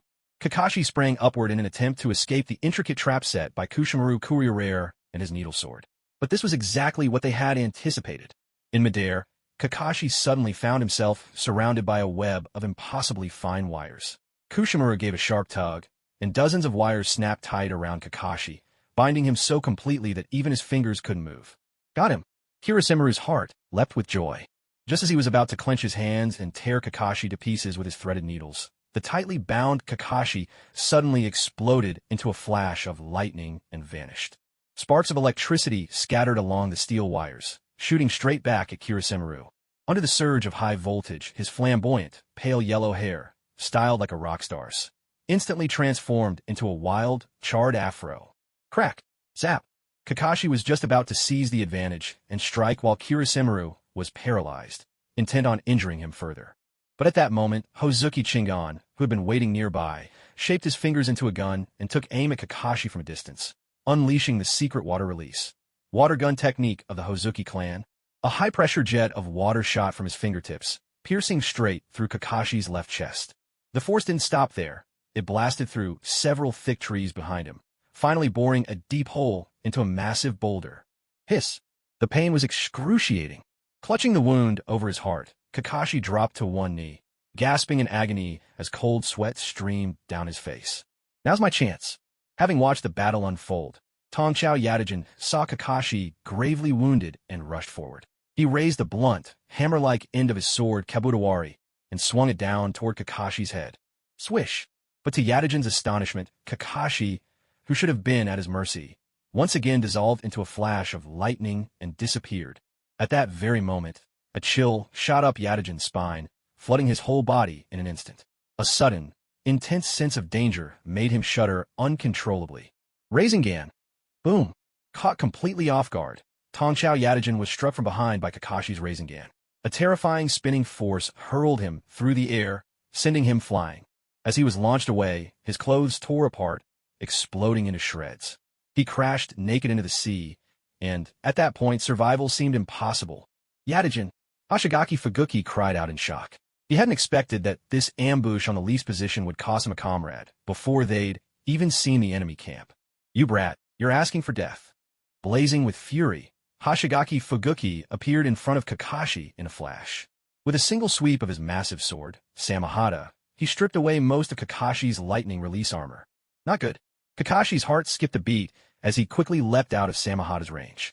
Right now, he was like a dancer on a razor's edge, relying on his extraordinary healing ability and the deft use of lightning clone techniques to wage psychological warfare against his foes. In truth, his apparent agony from being pierced through the heart just now had been the deliberate ruse of a lightning clone. It was all a ploy to lure out the enemy's techniques and force them to reveal their weaknesses. As for the real Kakashi, he had long since used Earth Release to hide underground, waiting for the perfect moment to strike. But the key to all of this was the abundant chakra he currently possessed to support such tactics. Unfortunately, Samahata, with its ability to absorb and devour chakra, was his natural nemesis. Just now, Samahata had devoured enough chakra for him to unleash a full Chidori. If this battle continued like this, even if he managed to avoid making any mistakes, the sheer amount of chakra he would need to expend was enormous. Kakashi's heart sank to the bottom. But for Rinnegai, he couldn't retreat. Not yet. He had no idea how far away the Uchiha forces were. He could only hope that reinforcements would arrive in time. Ninja art, Needles Sunban. Zabuza Momochi's relentless assault showed no mercy. With a thunderous shout, his orange hair defied gravity, every strand pointing straight at Kakashi. Strengthened by chakra, those long locks turned into thousands of hardened needles, launching at Kakashi like a deadly rain of steel. Faced with such an overwhelming, indiscriminate attack, Kakashi decided not to dodge anymore. He channeled a massive surge of Sage Chakra into his lightning release armor, forcing its defensive power to an extraordinary level. In truth, lightning release armor, as a B-rank support jutsu, was designed primarily to vitalize the body, boosting speed and the force of taijutsu. Its capacity to enhance defense was limited. This much was evident from the Raikage's own use of the technique. As for the third Raikage's lightning release armor, it was clear that only after decades of relentless training, stimulating his body with lightning release again and again, had he managed to push past his physical limits, achieving a monstrous transformation. Throughout the history of the shinobi world, he alone had accomplished such a feat. So, for Kakashi, the standard lightning release armor simply didn't offer enough defense for a high-level confrontation like this. Normally, infusing Sage Chakra into a regular jutsu, elevating it from an ordinary technique to a sage art, required countless trials and errors. But Kakashi already possessed experience with a sage art, great fire annihilation, and he was exceptionally skilled with lightning release. At this desperate crossroads between life and death, he succeeded in upgrading lightning release armor in a single attempt. From this moment on, the lightning release armor he activated in Sage mode could rightfully be called Sage Art. Lightning release armor. Yet, Kakashi felt no thrill of victory. Wielding the great blade Samahata, Zabuza was far too dangerous an opponent. If he couldn't outlast him in a battle of resources, then he had to seize the moment, attack while Zabuza was occupied with his hair jutsu, unable to swing Samahata. With this realization, Kakashi hesitated no longer. Lightning crackled in his right hand as he charged straight through the storm of Sunban, using lightning body flicker to launch a fierce assault right in front of Zabuza. Chidori, you've fallen for it, brat. Ninja art, Sunban shield. Watching Kakashi rush straight at him, Zabuza grinned savagely. With a flick of his head, those hardened strands of hair, which had been aimed at Kakashi, suddenly merged together, forming a shield of steel just half a meter in front of him. The scene unfolded so suddenly that Kakashi had no time to change direction. He decided to take advantage of Chidori's powerful piercing force, smashing straight through the wall of Sunban needles. But his movement was halted by the impact, and he came to an abrupt stop. Kakashi's heart sank. A strong sense of unease made him instantly withdraw his right arm, ready to flash away from his current position. Long blade ninja art. Execution array. Just then, Kurosame Tsumu, who had already recovered from being paralyzed, seized the opportunity with sharp precision.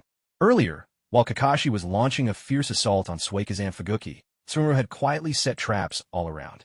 Now, as Kakashi tried to retreat, he suddenly realized that countless steel wires had already sealed off every possible escape route. The sky and all sides were blocked. If that's the case, then Earth-style? Assessing the situation, Kakashi intended to use an Earth-style jutsu to escape the encirclement.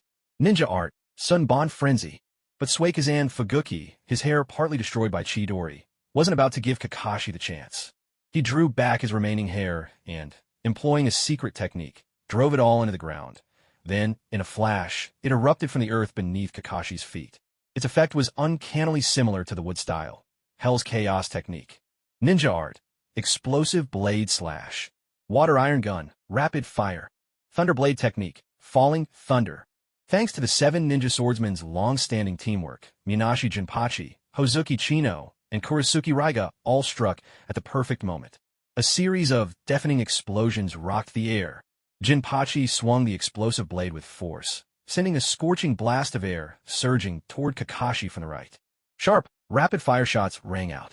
Chino formed his hands into the shape of guns, firing a barrage of water-iron bullets from Kakashi's left with the speed and relentlessness of submachine gun. A rolling peal of thunder split the air. Meanwhile, Raiga, who had remained on the sidelines until now, suddenly pointed his thunderblade skyward. A brilliant bolt of lightning crashed down from the clear sky above Kakashi's head. A true bolt from the blue. At this moment, Kakashi had nowhere to go. No escape above or below. Fortunately, he still had Flying Thunder God. Damn it, I'm just a regular jonin. Do they really need to go this far? Can't handle fair fight, huh? Seeing the space around him completely sealed off, Kakashi was left speechless. With a lineup like this, they could easily take down even a Kaga-level opponent. If that's how it is, Kakashi immediately prepared to use the Flying Thunder God mark he'd placed earlier to escape the attack range. He had deliberately avoided using Flying Thunder God too easily during the fight, hoping to use the advantage of surprise. He only needed the right moment to catch them off guard and take down another foe. 7th gate, Gate of Shock, open. Daytime Tiger. Suddenly, a thunderous shout erupted from behind, and Kakashi, startled, whirled around. Only one figure, clad in a green bodysuit and radiating blue steam, raised his hands into the signature stance of the Day Tiger technique. 2 streams of blue energy gathered between his fingers. At the same time, a white tiger formed from compressed air surged forth from his palms. With a speed several times faster than sound and a force that could tear through anything, it roared, obliterating every attack and trap in its path. In the next instant, the Day Tiger shot past Kakashi, smashing through the blockade of the 5 enemies and carving out an escape route for him. It could only be Konoha's eternal genin, Might Do Way. In a flash, seizing the opportunity in the blink of an eye, Kakashi uses lightning body flicker to break through the encirclement and land beside Might Do Way. Uncle Dewey, what brings you here? Kakashi asked in surprise and delight. I ran into a guy while patrolling the coastline just now. He told me what happened, so I rushed over immediately. Might Do Way answered, his gaze solemn as he faced the 6 opponents, yet his voice brimmed with the vigor of youth. Thank you, Kakashi. Because you risked your life to hold them back, you gave Guy the chance to escape. Might Dewey's gratitude was heartfelt. Guy's my brother. Of course I'd do it. Kakashi replied, scratching his nose a bit sheepishly. Besides, Uncle Dewey, you just saved my life too. I'd say we're even. No, a favor is a favor. Uncle Dewey has only one son. Dewey spoke with sincerity. By saving him, you become a benefactor to our whole family. Simple and steadfast, Dewey would never consider such a debt easily repaid. But before we talk about that, Dewey's tone suddenly shifted. We have to drive these enemies back. Normally mild-mannered, so often looked down upon by his fellow villagers that he could only respond with a smile. Dewey now spoke with a hint of anger in his voice. It was these bastards before him who had nearly killed Guy, and the friend Guy treasured most. Kakashi, step back. Leave them to your uncle. Before the words had even faded, Uncle Dewey vanished from Kakashi's sight. His blue steaming figure spanned hundreds of meters in a heartbeat, appearing right before Jinin Akabino. With a single punch, the air thundered and even seemed to warp under the force. Caught completely off guard, Jinin Akabino took Dewey's punch square in the chest. His sternum shattered in an instant. A mouthful of blood spurted out as his body was hurled by the tremendous force, crashing into the ground 100 meters away. A massive crater appeared where he landed, and Jinin Akabino, embedded deep within, was barely breathing, his life quickly slipping away. So fast, Fuguki Suikazan was stunned, but before he could even launch an attack, Dewey stamped his foot, the ground split apart, and a fierce wind whipped up out of nowhere. In the very next instant, Dai appeared behind Kurosame Kushimaru and delivered a powerful kick, bursting Kushimaru's head in a spray of gore. Within 3 seconds, with just a punch and a kick, 2 members of the 7 ninja swordsmen had already fallen. This is bad. Retreat now. Standing at the front, Jinin Akabino could no longer hold his composure. He urgently signaled to the remaining 4 to pull back. Are you kidding me? In less than 3 seconds, they'd already lost 2 of their own. If they stayed any longer, wouldn't that mean total annihilation? Yet, Akabino's call for retreat fell on deaf ears. He whipped around, only to find the other 3 had already bolted toward the shore, desperate to escape. Cowards, the lot of them. Cursing inwardly, Akabino gathered his strength and prepared to dash away as well. A sizzling sound split the air. He looked down in disbelief at his chest, where an arm wreathed in crackling lightning had pierced straight through his heart. Weren't you just enjoying yourself, leading a gang to come after me? An icy voice came from behind him. When did you? Akabino's voice trembled with disbelief and growing weakness. How could the enemy have appeared here instantly, when just moments ago he was hundreds of meters away? Oh, blame your luck. You just happened to run right where I threw my flying thunder god kunai. Since his foe was doomed anyway, Kakashi didn't mind letting him die with some clarity. Flying thunder god? Isn't that the yellow flashes? That's right, the yellow flash was my teacher. So that's how it is. Akabino's voice faded away, his eyes slipping shut as all life left him. Kakashi looked forward. In the brief chaos, Suijitsu Hozuki, the one who could liquefy himself into a water giant, had also met his end at Uncle Dai's hands after a brief struggle. Talk about bad luck. Had he managed to run just another kilometer ahead, he could have plunged into the sea and escaped by liquefying himself. With the secret Hozuki technique, even Uncle Dai would have had a hard time stopping him. But fate was cruel. Just as he reached the beach, Uncle Dai caught up. Against Dai's terrifying attacks that could burn even the air, Hozuki's liquefied giant form was utterly powerless. In the end, even his head was completely vaporized. Still, Hozuki had always been the trickiest among the 7 swordsmen. Even so, the delay he caused gave the last 2, Juzo Biwa and Raiga Kurisuki, enough time to flee far into the distance. Uncle Dai, don't chase them. Guy is still waiting for you. Kakashi quickly called out to Dai, who was already standing at the water's edge, poised to give chase. The side effects of the 8 gates technique were severe. After killing 3 enemies in a row, Uncle Dai was already at his limit. If he pressed on, there was no telling if he could bring down the last 2, but Dai himself would surely perish in the sea. At the mention of Guy's name, Uncle Dai paused mid-step. Afterward, the blue steam that had enveloped his body faded away. He swayed unsteadily for a moment, then collapsed into the sea. Damn it! Seeing this, Kakashi rushed over without hesitation and dove headfirst into the water, pulling Uncle Dai back to the shore. Summoning Jutsu. With a whoosh, a slug 2 meters long appeared before Kakashi. Kakashi-sama, what's the situation? The slug looked around curiously. All along the shore, the ground was scarred and uneven, with several bodies lying motionless.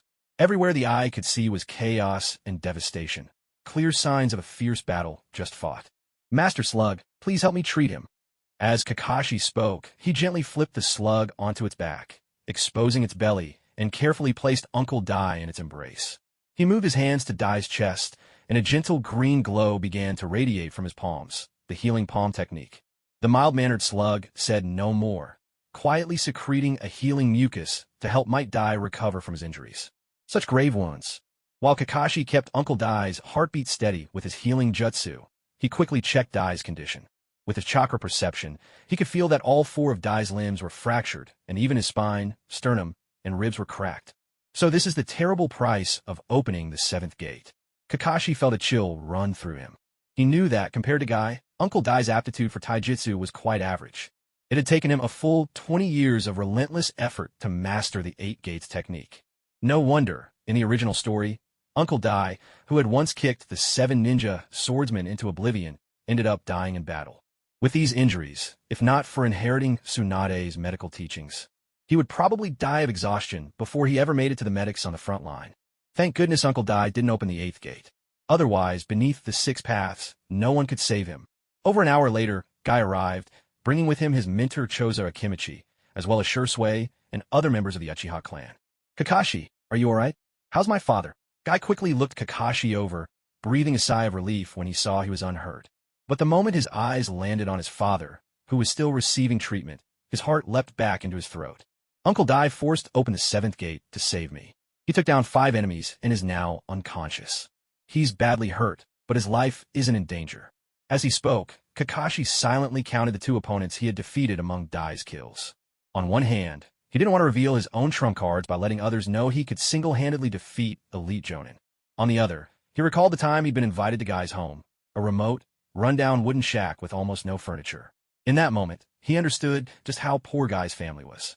With injuries like this, even if Uncle Dai survived, his days as a ninja were likely over. If he could claim the bounty on 5 elite Jonin and retire honorably as the hero who single-handedly foiled the enemy's plot, then surely Guy's days ahead would be much easier. Of course, military merit was never something Kakashi cared much about. As for the bounty, well, he had to admit he did rather like money. Still, the inheritance left by White Fang was more than enough for now. He wasn't exactly strapped for cash at the moment. What? Might Due actually took down 5 elite Jonin all by himself, and from the legendary 7 ninja swordsmen, no less? How could that even be possible? Just as expected, Kakashi's words caused an uproar among the Uchiha clansmen who had come with Shursui. Such an astonishing feat. It was daunting even for their own elite Jonin, awakened to the 3-tomo Sharingan. They wouldn't dare claim they could pull it off. And Might Due, he was just a lowly genin, someone who normally scraped by catching stray cats and dogs, shunned so thoroughly that no one wanted to partner with him. No, if he opened the 7th gate of the 8 gates formation, then it might just be possible. It was then that Choza Akimichi spoke up in a solemn tone. As the heir of a clan directly loyal to the Hokage, he knew a great many secrets outsiders were unaware of. Among them, the so-called most powerful taijutsu of all, the 8 gates formation. With Choza's words, the others fell silent, doubts dispelled. These young Uchiha all understood Choza's position, so none would question what he said. Now, every gaze that fell upon Might Due was filled with respect and a quiet awe. That's right, every Uchiha prided themselves on belonging to the most powerful bloodline clan. But to people who revered strength by nature, a grassroots hero like Might Due, someone who created miracles on the battlefield and protected his comrades through sheer effort, could inspire genuine, heartfelt respect all the same. It was easy to imagine that someday, when they each had families and children of their own, they'd invoke Might Due's example whenever their kids slacked off. Look at what that man achieved, without noble birth or special bloodline. And you, with your exalted heritage, how can you justify being lazy? By the way, Guy, where's Rin? I don't see her. At that moment, Kakashi spoke up with a question.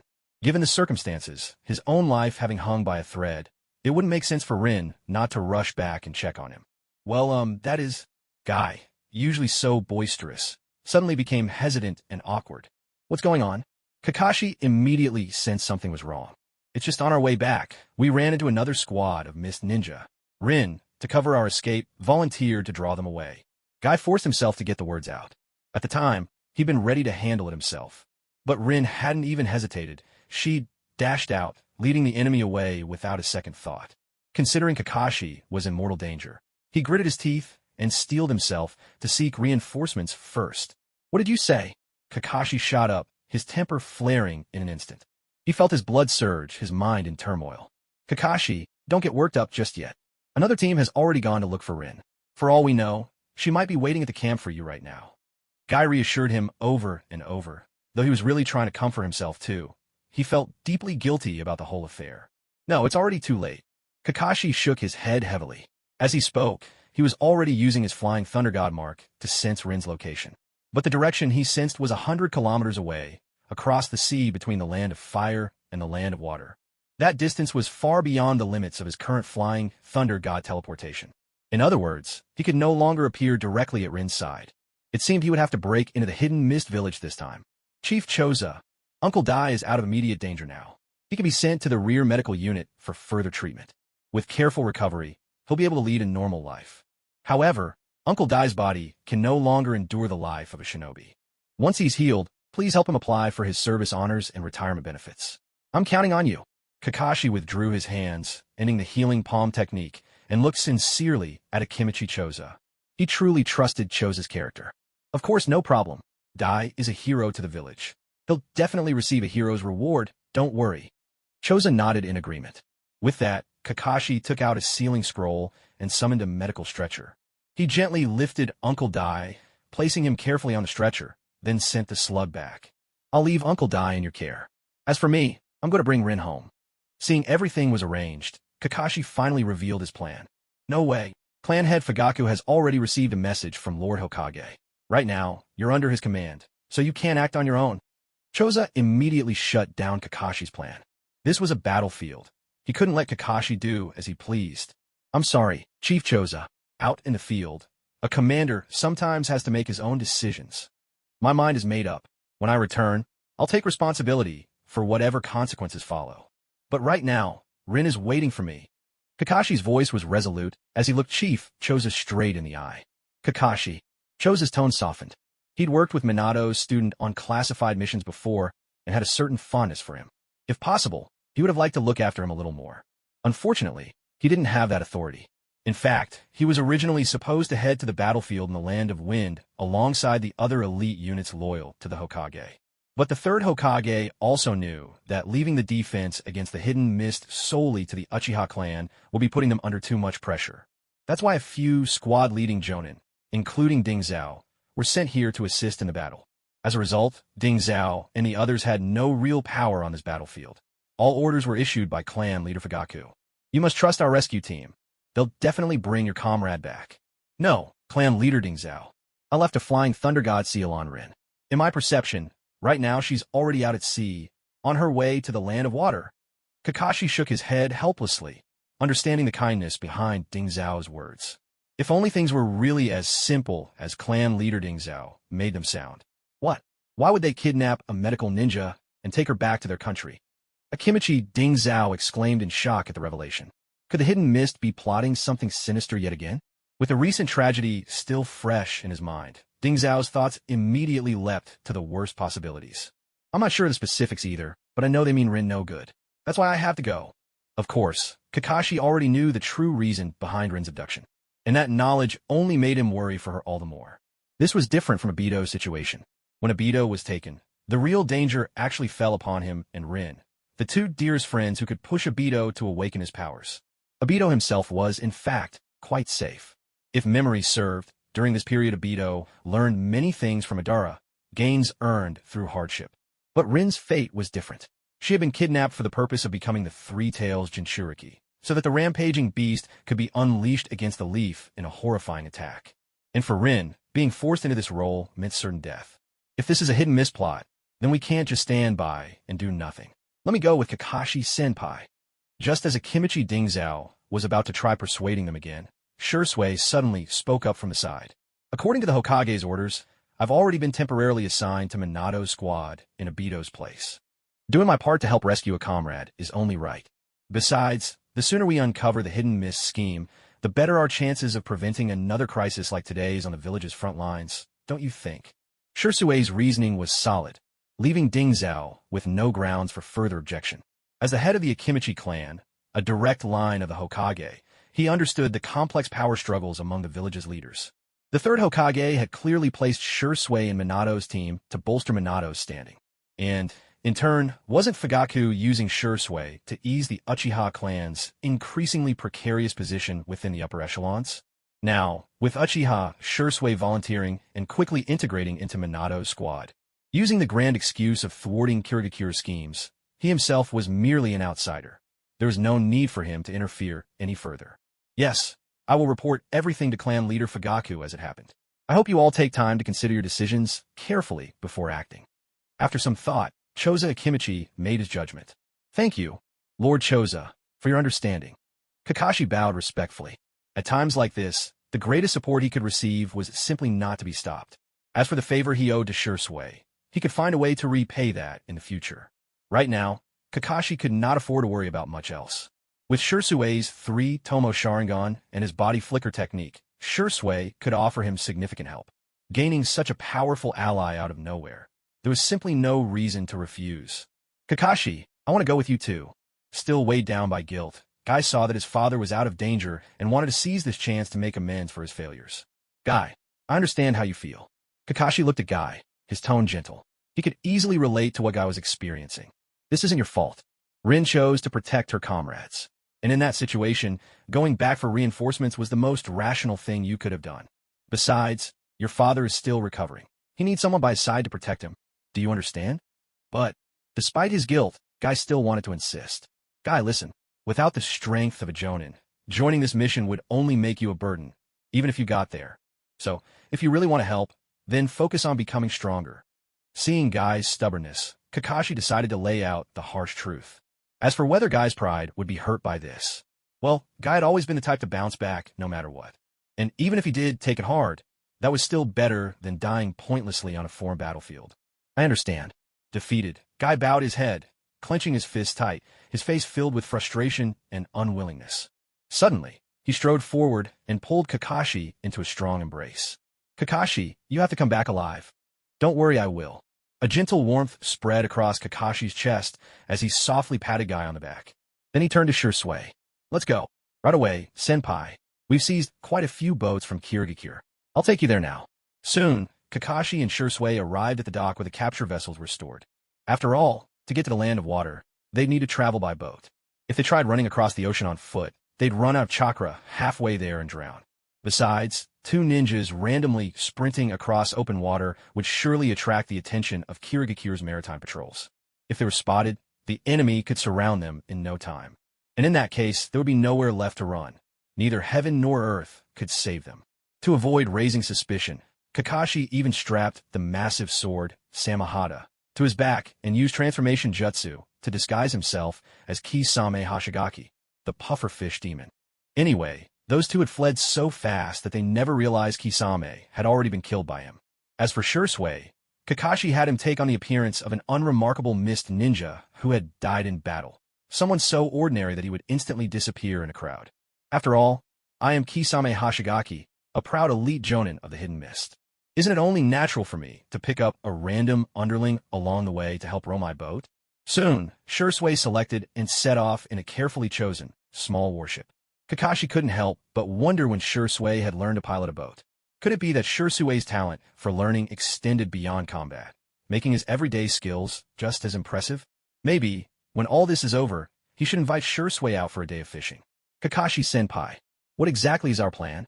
As the warship sped across the open sea, Shursui voiced his question. We need to infiltrate the Hidden Mist village and reach Rin's location, Kakashi replied. So unless absolutely necessary, do not reveal your identity.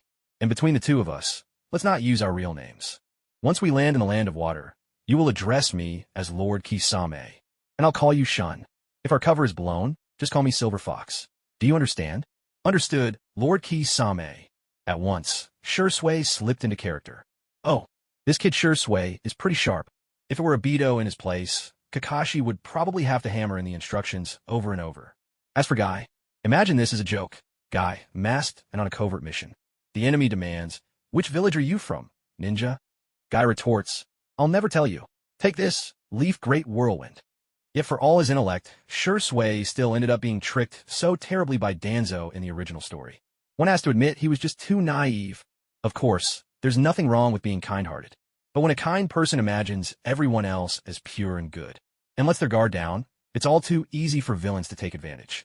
Maybe once Rin is rescued, Kakashi should spend more time with Shursui to keep him from walking the same doomed path under Danzo's shadow. With the biting sea wind whipping around him, Kakashi gazed into the endless expanse of ocean before him, gradually sinking into thought. Lord Kisame, we've reached the shore. Huh? Oh, good work, Shun. Kakashi snapped back to reality and replied. During their sea journey, they'd encountered several mist patrols. But as soon as the patrols saw Lord Kisame Hashigaki, they greeted him with respect and immediately let the ship pass. As for whether he might be an imposter, you must be joking. There's no way the legendary blade, Samahata, could be faked. It's not as if Lord Hashigaki Kisame has been killed, right? Do you really think the 7 ninja swordsmen of the mist are that easy to take down? Besides, they had run into 2 other lords earlier. It was said they had urgent business to report to the Mizukage, so they hurried back. That's why it never crossed their minds, not in their wildest dreams. The mighty 7 ninja swordsmen of the mist, driven to the brink by a mere Konoha genin, losing their armor and fleeing in panic. Let's go. With those words, Kakashi stepped forward, setting foot on the land of water. Rin, wait for me. The forest blurred beneath their feet, the world rushing past as time slipped away with every leap. From sunrise to sunset, and then from sunset to sunrise again. Kakashi and Shursui scarcely paused on their journey, racing toward Kirigakure at their fastest pace. At last, as dusk fell on the 3rd day, the 2 finally arrived before the gates of Kirigakure. It's worth noting, the land of water is remote, surrounded on all sides by the sea. Kirigakure itself lies deep within, nestled on the largest island at the country's heart. Thanks to this unique geography and the bloody mist policy enforced since the reign of the 3rd Mizukage, Kirigakure has remained closed off for years, with very little information leaking out. Even the infamous root spies, said to be everywhere, know next to nothing about what really goes on inside the village. Yet Kirigakure's strength is beyond doubt. At this moment in time, Kirigakure has not yet fallen under the control of Obito, who, in the original story, plunged the village into bloody chaos with his twisted policies. The so-called bloody mist policy, while undeniably harsh and cruel compared to other nations, has, in its own way, forged generation after generation of elite mist shinobi. After all, the Mizukage is no fool. His purpose in enforcing the bloody mist policy is to sift out only the strongest and raise the village's military power. Those senseless slaughters of clans with Kekkei Genkai, the vicious bloodbaths within the village, those stemmed purely from Obito's thirst for revenge. But because of all this, Kakashi and Shursui now faced a Kirigakure still at the height of its might. One wrong move, and this could be their burial ground. Shun, this mission may be a brush with death. Are you afraid? Standing at the entrance to the village, Kakashi spoke suddenly. Why should I be afraid? Shursui was momentarily stunned by the question, then gave his signature, honest grin. Good, that's the Shun I know, always fearless. Don't worry, as long as I'm here, not even the whole mist village can hold us. Kakashi grinned, giving Shursui a reassuring pat on the shoulder. A subtle but powerful aura flickered from Kakashi, making Shursui's heart race. Has Kakashi-senpai grown even stronger since I last saw him? Lord Hashigaki, you're back. Just then, an enthusiastic voice interrupted Shursui's thoughts. Shursui glanced at the newcomer. It was one of the Kirigakure gate guards. Kakashi gave a slight nod, offering no further explanation. The guard took no offense, seemingly used to Kakashi's reserved manner, and remained as courteous as ever. Just as expected, during the earlier battle, Kakashi had already noticed that Hashigaki Kisame was a man of deep cunning. With that sort of strength and status, it was only natural for someone like him to maintain a distant attitude toward ordinary guards like these. Having sorted out his thoughts, Kakashi walked straight into the village, paying no mind to the guard's continued attentiveness. Shursui followed close behind. As he passed the guard, he made a subtle gesture with his mouth toward Kakashi's back, putting on the look of a conscript who'd been dragged along against his will, unhappy but too intimidated to protest. The guards instantly empathized with his performance. Kakashi didn't look back, but he could sense the shift in mood and had a good idea of what Shursui was doing. He couldn't help but feel a surge of appreciation. It's the little things that determine success or failure. With such a reliable teammate by his side, Kakashi felt reassured. They wouldn't give themselves away so easily. Heavy clouds loomed overhead, and a fine, steady drizzle fell like countless threads onto the streets of Kirigakure, soaking the ground. Kakashi stepped into the street, taking in the mysterious village at close range for the first time. Mist curled along the roads, lending the village an ethereal, dreamlike quality. As his gaze swept the scene, he could make out only a handful of buildings through the fog. Years of perpetual mist had left the air damp, and thick moss clung to the outer walls of every house. Compared to the gentle warmth of Konoha or the blazing atmosphere of Sunagakure, Kirigakure's architecture seemed especially gloomy. Kakashi took in his surroundings with care. He noticed that the streets were nearly deserted. The few people he saw hurried along, and there was hardly a civilian who paused to chat or linger by the roadside. "Shun, come with me," Kakashi said after a brief moment of thought, then headed directly toward Rin, guided by the flying thunder god seal. Cautious as ever, his brow was tightly knit, his expression grave, allowing himself to blend seamlessly into this stifling, oppressive environment. Roughly 2 hours later, at the far edge of the village, Kakashi arrived at a building perched on an island in the center of a lake, shrouded in mist. The structure loomed in and out of the fog, eerie and forbidding, like a phantom in a nightmare. Kakashi sniffed the air, catching the faint tang of blood. The feeling, paired with the chillingly pale facade of the building, was straight out of a horror film, a deathly hospital lurking in the shadows. And Rin was being held in a place like this. At the thought of Rin's predicament, a surge of nameless fury ignited in Kakashi's heart. If anything happens to Rin, I'll make sure the entire upper echelon of the Hidden Mist Village pays with their lives. "Shun, we're approaching the target location. Stay sharp and be ready to fight at any moment," Kakashi instructed the figure behind him. "Understood, Lord Hoshigaki," Shursui replied with a slight nod, not pressing for further details. Sensitive as ever, he could clearly sense the murderous intent seeping from Kakashi's words. Soon, chakra gathered beneath their feet, and the two strode across the water, arriving at the building in the center of the lake. "Lord Hoshigaki, what brings you here?" A bald man in a white coat came out to greet them. His eyes were so tightly squinted that they looked like mere slits. "By direct order of the Mizukage, I'm here to check if you've completed your task with the girl from Konoha," Kakashi replied coldly. The bald man bowed respectfully, then plastered a sycophantic smile across his face. "Please assure the Mizukage, that girl possesses a natural water affinity," he said obsequiously, "and her body appears to have been enhanced with secret techniques, making her an ideal vessel. As a result, the process of infusing her with the Three Tails was remarkably smooth.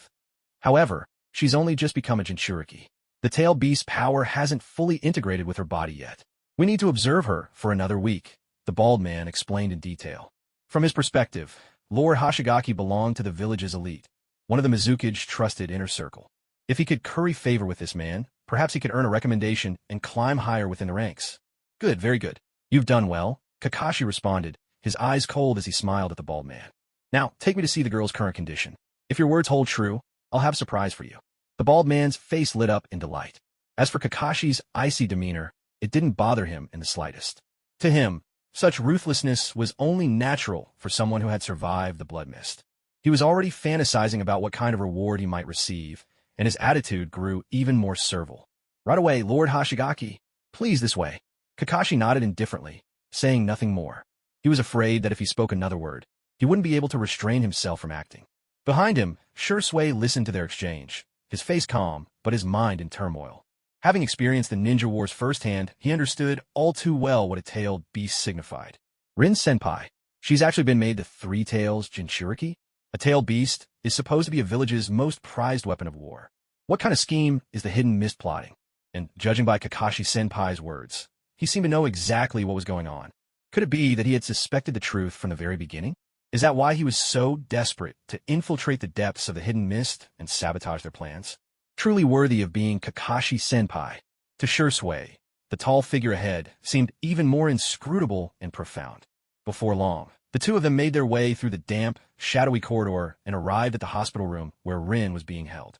Kakashi strode forward, pushing aside several lab-coated researchers clustered around the bedside. There lay Rin, her complexion deathly pale, utterly drained of color, bound tightly to the bed by multiple ropes, her arms pierced with 4 lines. At the sight, Kakashi drew in a deep, steadying breath. He raised his slightly trembling left hand and gently stroked Rin's icy, unyielding cheek. If not for the monitor beside the bed, its wavering lines charting her faint heartbeat, and the occasional flicker of pain on her face proving she was still alive, Kakashi might have believed he was looking at Rin's corpse. Lord Hoshigaki, one of the researchers, jostled aside by Kakashi, scowled and was about to protest. But when he recognized who had arrived, his face instantly broke into a fawning smile. He bowed low in greeting. In the Mist Village, strength was everything. As one of the 7 ninja swordsmen, Hoshigaki was not someone these researchers dared to offend. How did she end up like this? Kakashi's voice trembled with barely suppressed fury. "Allow me to explain, Lord Hoshigaki," the lead researcher hurried to say. "This vessel is already considered one of our most successful. Had it been a previous subject, they would have perished long ago. But this one has survived the most critical stage. As long as nothing unexpected happens, she will certainly fulfill the higher-ups' plan for the village. He rushed to clarify, assuming Hoshigaki-sama was dissatisfied with the vessel's current unstable state. Oh, Kakashi forced down his anger, feigning curiosity. And where did you get the previous vessels? How were they dealt with? Ha, my lord, surely you already know the answer, the researcher replied with a sycophantic chuckle. They were captured from the front lines, from the battlefields against Konoha. As for those who failed, well, they were thrown into the lake to feed the fish. But before they were disposed of, if any of them happened to be attractive young women, the bald man beside him couldn't help but interject, a lecherous grin spreading across his face. In his mind, no matter how fearsome a ninja might be, they were still men at heart, especially a ruthless warrior like Hoshigaki. If Lord Hoshigaki had any particular desires, and he could help arrange it, wouldn't that be a way to curry favor with someone so powerful? He still remembered the surprise the Lord had mentioned earlier. As for whether this might offend the Lord, he wasn't the least bit concerned. He only ever touched those who had already failed, the rejects. He would never lay a hand on a successful vessel like the one before him, who met the mission's requirements. After all, he wasn't foolish enough to let his own petty vices jeopardize the village's grand designs. Even the tailed beast sealing ritual for the vessel, along with her daily care, was entrusted entirely to a team of female medical ninja. This was all to prevent the vessel from realizing her own plight and giving in to despair, which would jeopardize their mission. At these words, the other researchers broke into lewd, lascivious grins. Years of working in such a stifling environment had left them all in need of some kind of release. So, if she hadn't survived by sheer luck, you'd have drowned her in the lake by now, feeding her to the fish with not even a bone left behind. Isn't that right? Suppressing a murderous rage, Kakashi forced himself to ask one final question. As for the unspoken insinuations in their words, he dared not let his thoughts go there. But of course, these vessels, once one is ruined, it's easy enough to snatch another from the battlefield. There's always more where that came from. In fact, we owe it all to heroes like yourself, my lord.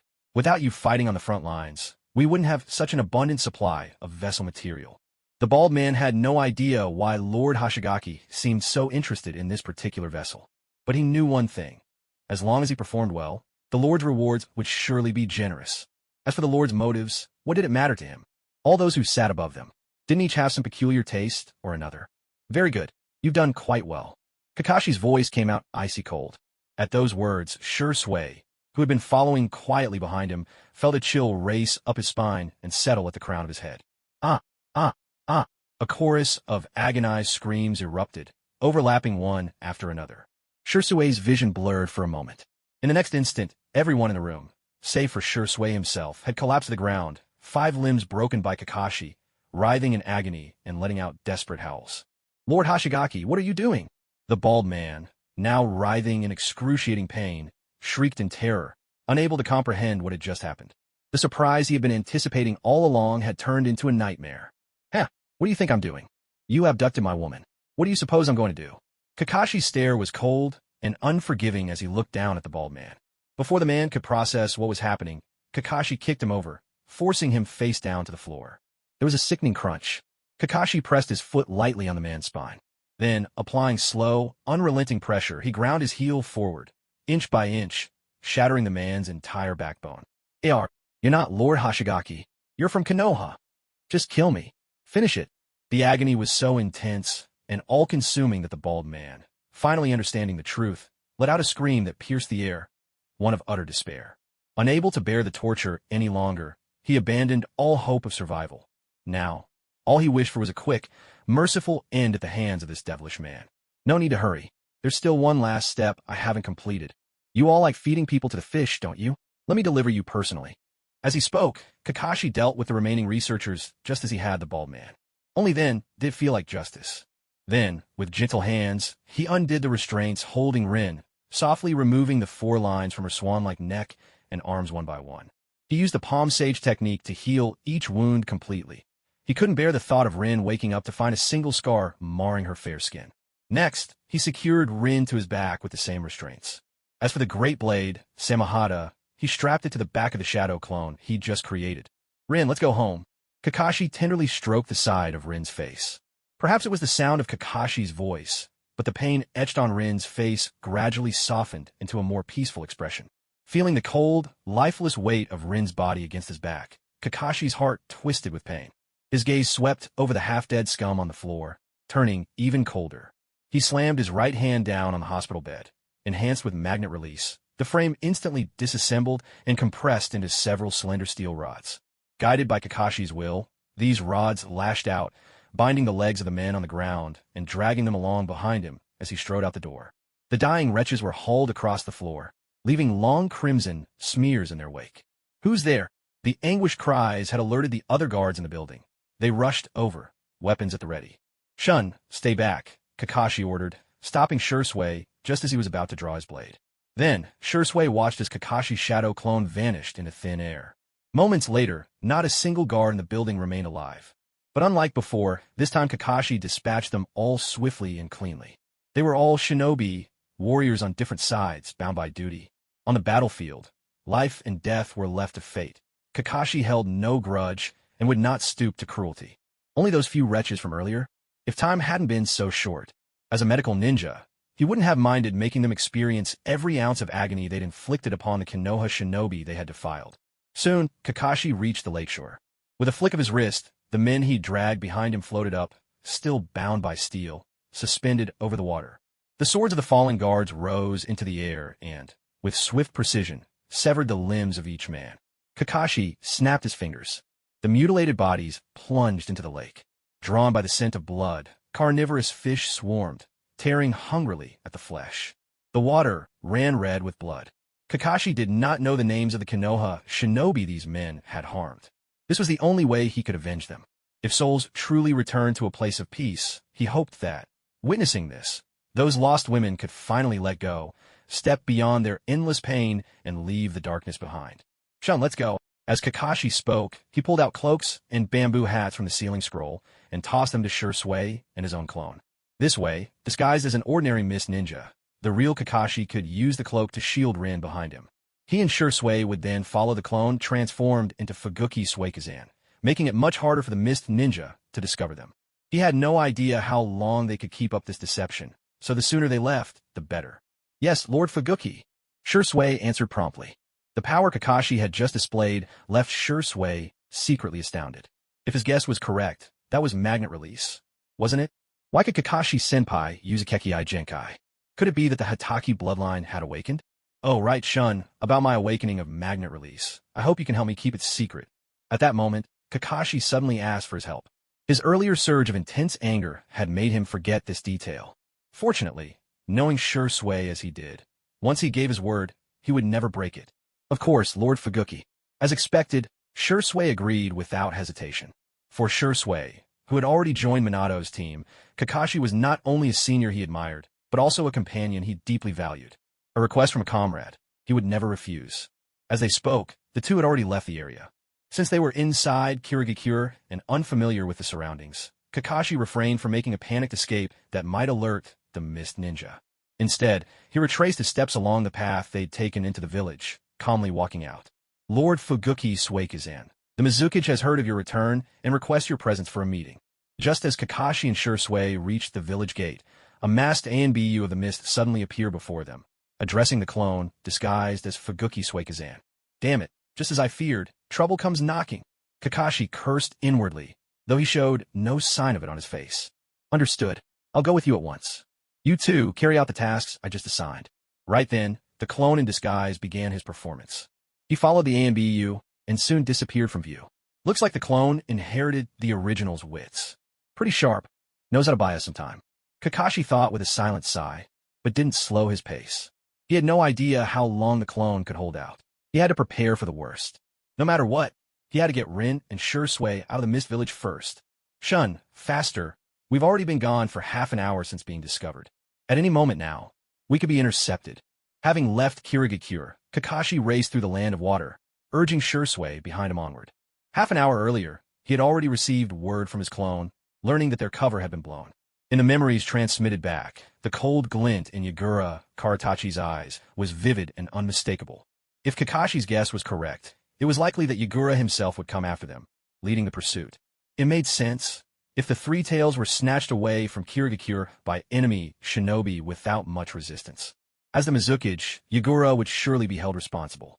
Well, since you've both come all the way to Kirigakure, why leave in such a hurry? If word got out to the other villages, wouldn't they think our hospitality leaves much to be desired? Before Shursui could answer, a light, almost playful chuckle sounded from up ahead. Kakashi's heart skipped a beat. He stopped in his tracks, eyes narrowing as he peered forward. There, standing in the path before him, was a striking youth with green hair and violet eyes, a scar like a stitched wound beneath his left eye. His voice was clear and bright, echoing with the innocence of a child, as he played idly with a green flower atop his staff. Had it not been for the murderous intent simmering in those pinkish-purple eyes, one might have mistaken him for a charming, hospitable boy. To think I'd run into the fourth Mizukage himself here, what an unexpected honor. Kakashi replied with calm composure, his gaze sharp and wary as he surveyed his surroundings. No need to look around, Yagura said, catching on to Kakashi's caution with a soft laugh. I found your companions too slow, so I came after you myself. He wore an innocent expression, almost harmless, as he explained. Kakashi fixed Yagura with a long, searching look. He knew that unless he made it past this formidable obstacle, they would never escape today. Shun, take Rin and go ahead. I'll hold him off. Without hesitation, Kakashi gently lifted Rin from his back and handed her to Shursui. No, Silver Fox Senpai, you go. I'll stay and hold him off for you. Shursui shook his head without a second thought. How could he abandon his comrade at a time like this? Kakashi understood Shursui's nature. He leaned in, quickly whispering a few words, then pressed a flying thunder god kunai into Shursui's hand. But Shursui started to protest, only for Kakashi to silence him with a look. We're comrades, so please, trust me. All right. Realizing Kakashi had made up his mind, Shursui said no more. He lifted Rin onto his back and turned to leave in another direction. With a sudden rush, Yagura leapt forward, swinging his staff at Shursui with deadly force. Steel met steel as Kakashi drew his blade, intercepting Yagura's weapon with a powerful clash. Seizing the opportunity, Shursui hurried away with Rin. Why bother? I've already ordered the borders of the land of water sealed. He won't get far. The childlike Yagura made no move to pursue. Instead, with the heavy tone and weary resignation of an adult, he spoke words that felt oddly out of place coming from someone so young. That won't be necessary, Mizukage, Kakashi answered coolly. So, you must be in your late 20s or 30s by now, right? Kakashi suddenly changed the subject, asking a question that left Yagura momentarily stunned. HM, how did you figure that out? Because he looked so much like a child, Yagura had always hated it when people treated him like a kid. But now, hearing Kakashi ask this, he found he didn't mind at all. Could it be that someone had finally noticed the aura of a mature man about him?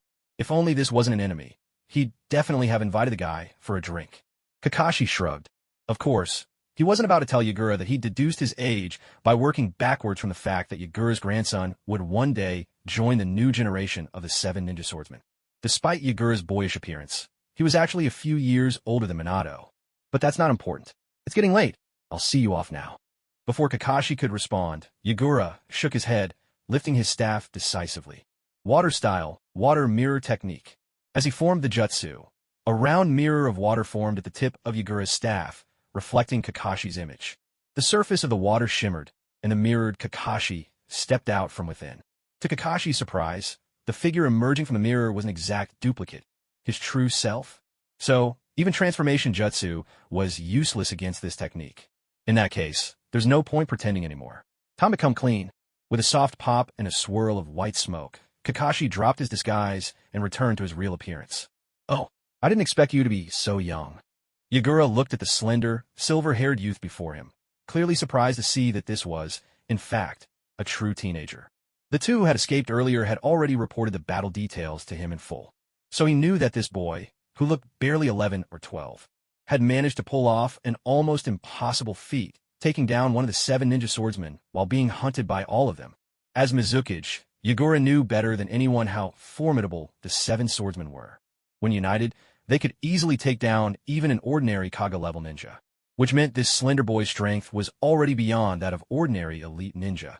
He'd stepped into the domain of the Kage, a Kaga-level ninja at 11 or 12. Even if it was only just at the threshold, that was simply outrageous. Genius wasn't a strong enough word for this. If a monster like this was allowed to mature, he'd become a true menace. With that realization, Yagura hesitated no longer. He was ready to join forces with Mirror Kakashi and finish Kakashi off, right here. What? Summoning a mirror image was bad enough, but you're actually going to fight side by side with your own clone? You're the Mizukage, a leader of one of the 5 great villages. Isn't this a little unsporting? Seeing Yagura and his mirror image rushing at him in tandem, Kakashi was utterly speechless. I'm just a regular new jonin. What happened to the dignity of the strong? If that's how it's going to be. Third gate, Gate of Life, open. Shadow Seal, release. Forbidden Jutsu, creation rebirth. Sage mode, activate. Lightning release armor. Kakashi, without hesitation, unleashed his most powerful form. Once again, his entire body crackled with electricity, black runes spread across his skin, and sage marks appeared on his forehead and around his eyes. This was different from fighting the 7 ninja swordsmen. Back then, the battle took place on Konoha's home turf. Konoha's reinforcements weren't far away, so all he needed to do was tangle with the enemy and buy enough time. It would have been best to defeat them, but if not, it didn't matter much. That's why he paid extra attention to his own safety during that fight. If Uncle Dai hadn't descended like a godsend at the time, Kakashi would definitely have used the Flying Thunder God marks to wage a hit-and-run battle. He would have taken the advance when the enemy retreats, harass when they hold, attack when they tire, pursue when they flee, tradition to its limit. But this time, deep within the land of water, he and Sure Sway were utterly isolated. Unless they forced Yagura to retreat, there was no way they could escape. Come to think of it, he really ought to thank Uncle Dai for showing up so forcefully and saving him a lot of chakra. Otherwise, this tough battle might have been impossible. Wish, wish, wish. With a swift motion of his right hand, Kakashi sent dozens of Flying Thunder God kunai whistling in all directions. At the same moment, he vanished, using the Flying Thunder God technique to reappear right behind Yagura. Water style, water mirror jutsu. In Yagura's stunned gaze, a circular water mirror formed in front of Kakashi, reflecting Yagura's own image. Then, the mirrored Yagura stepped out of the glassy surface and launched an attack on the original. What's going on? Yagura stared, confused at the staff charging straight at him. The water mirror jutsu was a secret technique he had developed on his own. It could create a clone identical to the enemy, capable of using the same ninjutsu, even with identical power. Not to mention foreign ninja. No one in the Hidden Mist had ever mastered this jutsu. Yet now, a boy from Konoha had somehow used it against him, and Yagura felt completely unsettled. How on earth had he learned it? Could the secret have leaked? No, he had never taught it to anyone, not even his own son. Could the boy have mastered it just by watching? Impossible. Absolutely impossible. Yagura racked his brain, unable to unravel the mystery, but his hands never stopped moving. As a creator of this jutsu, he knew just how troublesome a mirror clone could be. Fortunately, the clone's strength depended on the caster's power. When it came to facing his own mirror image, surely he could resolve it faster. And then, meanwhile, Kakashi was equally exasperated. For the first time, he realized just how troublesome he himself could be, and how frustrating it must have been for his enemies to face him. Chidori versus Chidori? A sharp crack. The two attacks canceled each other perfectly. Rasengan against Rasengan? An explosive clash thundered through the air. The smoke and dust cleared, but everything remained the same. What was even more outrageous was that his opponent had copied even his most powerful mode. After just a dozen or so exchanges, Kakashi noticed that his opponent had never used the Flying Thunder God technique. Logically speaking, if he could activate Sage mode, there was no reason he wouldn't be able to use Flying Thunder God as well. Unless, a thought flashed through Kakashi's mind, and he immediately guessed at a possible explanation. To use Flying Thunder God in battle, the key, besides leaving a special mark on the target, was utilizing the Flying Thunder God kunai for movement. And when Yagura copied him, he hadn't been holding the kunai, but when he copied Yagura, the other guy had been holding a staff. In other words, the mirror technique couldn't replicate items that weren't present during the copying. Not only that, all the jutsu his opponent copied could be learned later. They weren't restricted by bloodline. This meant that his opponent couldn't copy Kekkai Genkai. Most importantly, the mirror clone always mimicked his techniques. Whatever he used, the clone would use as well. This meant the mirror clone only had basic combat instincts, no tactical awareness, and its attacks relied entirely on mimicry.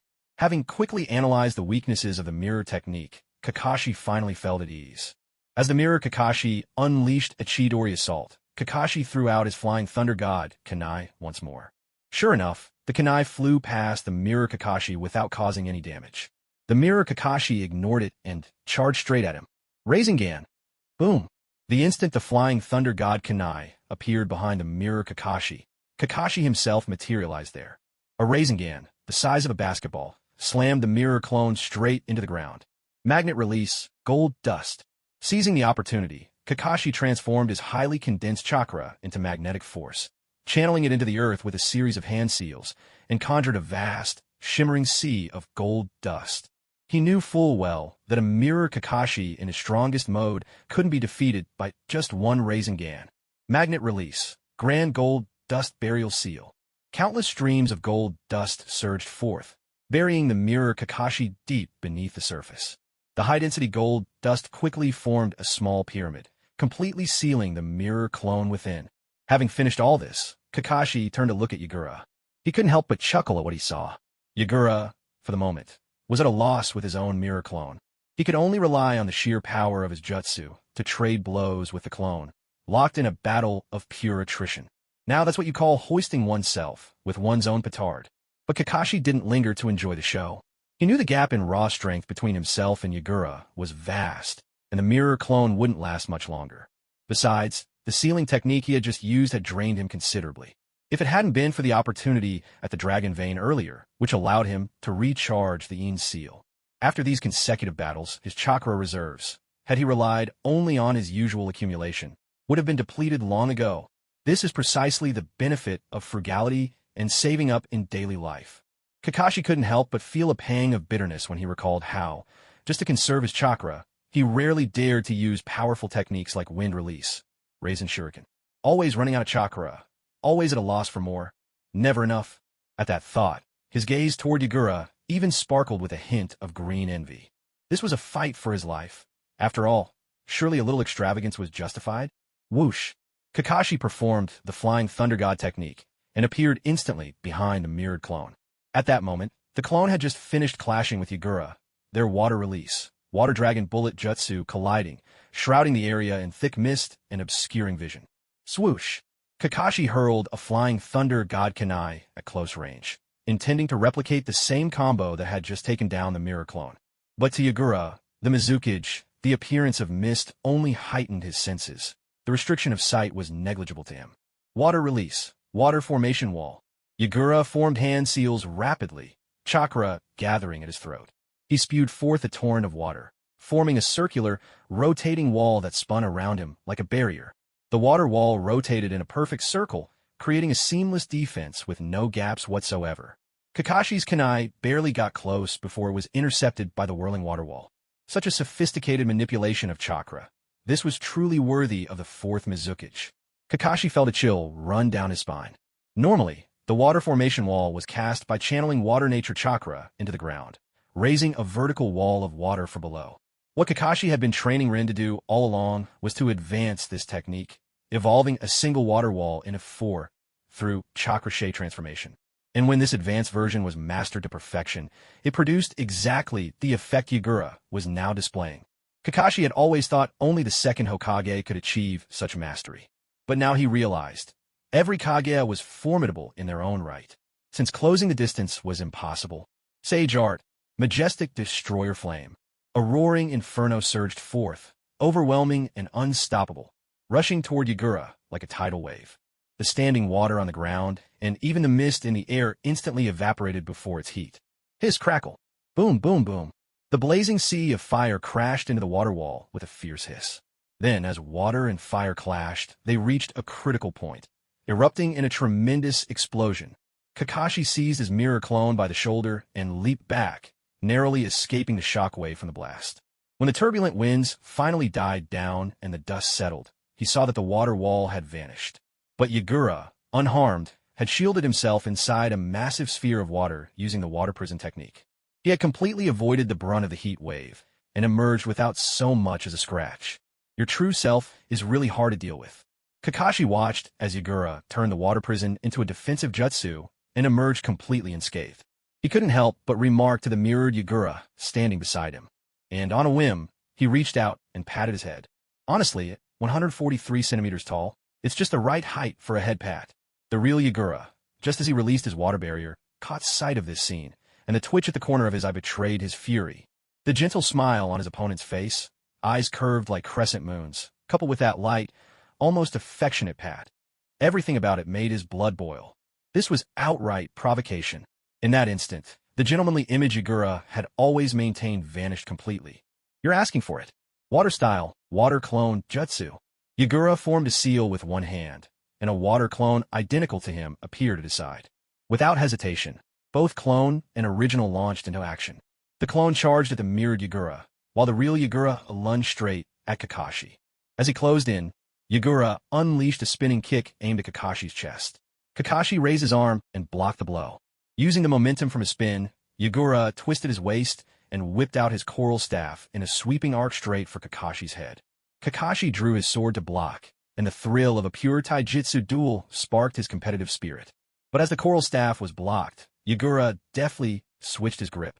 With a flourish, the coral staff conjured a violently swirling circle of water seemingly out of nowhere. Is this a combination of ninjutsu and taijutsu? Kakashi's instinct screamed caution, and he leapt back, flipping through the air to escape the incoming attack range. But Yagura pressed his advantage, leaping high, and then slammed the coral staff down onto the ground with tremendous force. Coral Ascension Strike. With a thunderous shout, coral erupted from where the staff struck, rising in massive, ever-growing steps, surging toward Kakashi as he tumbled midair. What kind of technique is this? Suspended in the air, Kakashi eyed the rapidly spreading coral below, his guard up. In a flash, Flying Thunder God. Kakashi's form flickered, vanishing as he used a previously placed marker to escape the reach of the coral sea. He had no intention of testing an unknown technique on his own body. However, the mirrored Yagura nearby wasn't so lucky. In the midst of battling the water clone, he was caught off guard by the erupting coral. Before his eyes, coral sprouted from his own body at a speed visible to the naked eye. The mirrored Yagura immediately lost all ability to move, and the water clone smashed his head with a single swing of the coral staff. What a bizarre technique. Kakashi's wariness deepened. After all, the unknown is always the most dangerous. Suddenly, Yagura's mirrored clone and the real Yagura both used water flickers simultaneously. They appeared at Kakashi's sides, moving in perfect pincer formation. Coral Palm. Both Yagura clones struck out with their right palms at the same time, aiming straight for Kakashi's chest and back. Bang! Kakashi was struck squarely by the two Yaguras at once. A swath of coral burst forth from his body, quickly enveloping him and forming a strange coral sculpture. Got him! Yagura felt a rush of delight in his heart. Anyone caught by this technique would have no choice but to surrender. A crackling sound filled the air. But at that very moment, when Kakashi should have been rendered completely immobile, his figure suddenly dissolved into a burst of lightning.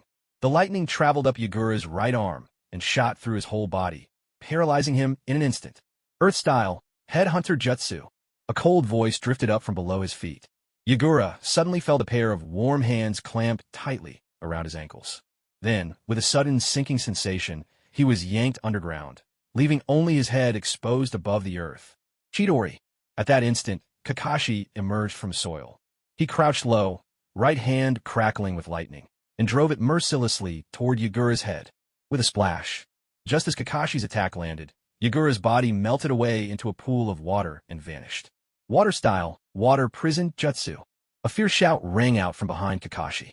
In the next moment, a sphere of water formed by chakra wrapped around him, trapping him inside.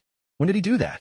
Kakashi immediately held his breath, analyzing the situation from within the water prison. Suddenly, a flash of inspiration lit up his mind, and he understood what had happened. During the heat of battle, when he'd submerged underground and lost sight of Yagura, Yagura had used a substitution jutsu to swap places with his own water clone. What terrifying combat instincts! Kakashi marveled inwardly. Even when assured of victory, Yagura never let his guard down. Is this the true terror of a Kaga-level opponent? Water style, 5 feeding sharks. Yagura, having gained the upper hand, didn't pause for a moment. With a single palm slap against the water prison, he instantly conjured 5 shark-shaped water bullets with his chakra. The 5 ferocious sharks lunged at Kakashi, ready to tear him to shreds. Within the water, Kakashi unleashed taijutsu, shattering the frenzied sharks one after another. But each shark he destroyed instantly regenerated and attacked again. As long as Yagura's hand remained on the water surface, the sharks could be reborn endlessly. What impressive jutsu! Kakashi sighed inwardly. He remembered this was Kisame's signature move. He hadn't expected Yagura to use it too. But then again, Yagura was the Mizukage. Perhaps in the original story, this was the very technique he taught to Kisame while under Obito's control. Still, did Yagura really think a mere water prison could keep him trapped? That was rather insulting. True, The water prison could restrain the body, making escape impossible. But could it restrain space itself? Swish!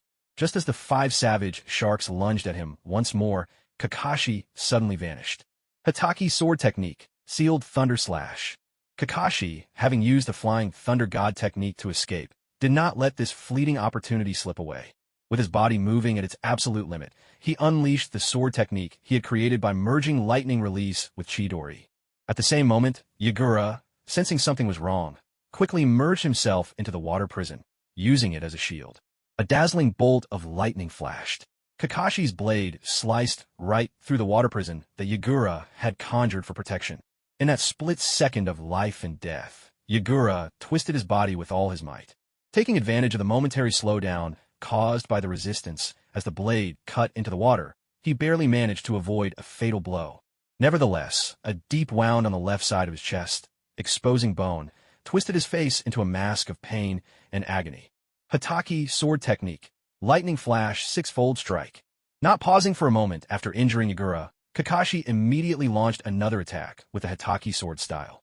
His body zigzagged like a flash of lightning as he charged at Yagura once more. Water style, water formation wall. This time, Yagura formed only one hand seal. His technique was several times faster than before. Not only that, but the water formation wall was now an astounding 15 meters thick, and within its swirling currents, 5 fierce, shark-shaped water bullets darted menacingly. It was a composite jutsu, a fusion of water formation wall and 5 feeding sharks. But perhaps due to the strain of forcing the hand seals, as the towering 10-meter-thick wall of water spun in a circle around him, shielding Yagura inside. He couldn't help but spit out a mouthful of blood. Even so, faced with the rotating, solid wall of water, Kakashi was inevitably slowed down. He didn't try to force his way through, knowing that a reckless charge at such a thick barrier would likely put him at a disadvantage, just as he'd been trapped by the water prison moments earlier. Yagura Karatachi, to have developed water style to this level. In all my battles, I can honestly call you the strongest. Kakashi, moved by the moment, called out to Yagura. Having barely survived a deadly blow, Yagura was just catching his breath when he heard this, and coughed up another mouthful of blood. You can honestly call me the strongest? Curse you, brat from the leaf. Who do you think you are? A surge of anger flared in Yagura's chest. To him, the patronizing encouragement of a senior to a junior was almost as humiliating as that head-patting move from before. Huh? Did I say something wrong? Why does he look so thrilled? Seeing Yagura's round face flush with excitement and the dramatic spray of blood, Kakashi couldn't help but silently remark to himself. Maybe, as the leader of a village, it's been ages since he's heard such heartfelt praise? Yes, that must be it. Being the Mizukage really is a pitiful job. Kakashi shook his head and looked at Yagura with eyes full of sympathy. Seeing this, Yagura's anger only grew. Don't you dare look at me with those pitying eyes, you hear me? Damn brat, today I'll kill you for sure. Yagura could no longer contain himself. Since the day he was born, he had never suffered such humiliation. Roaring with fury, he raised his right hand and formed a seal with a single hand. Water style, great waterfall technique.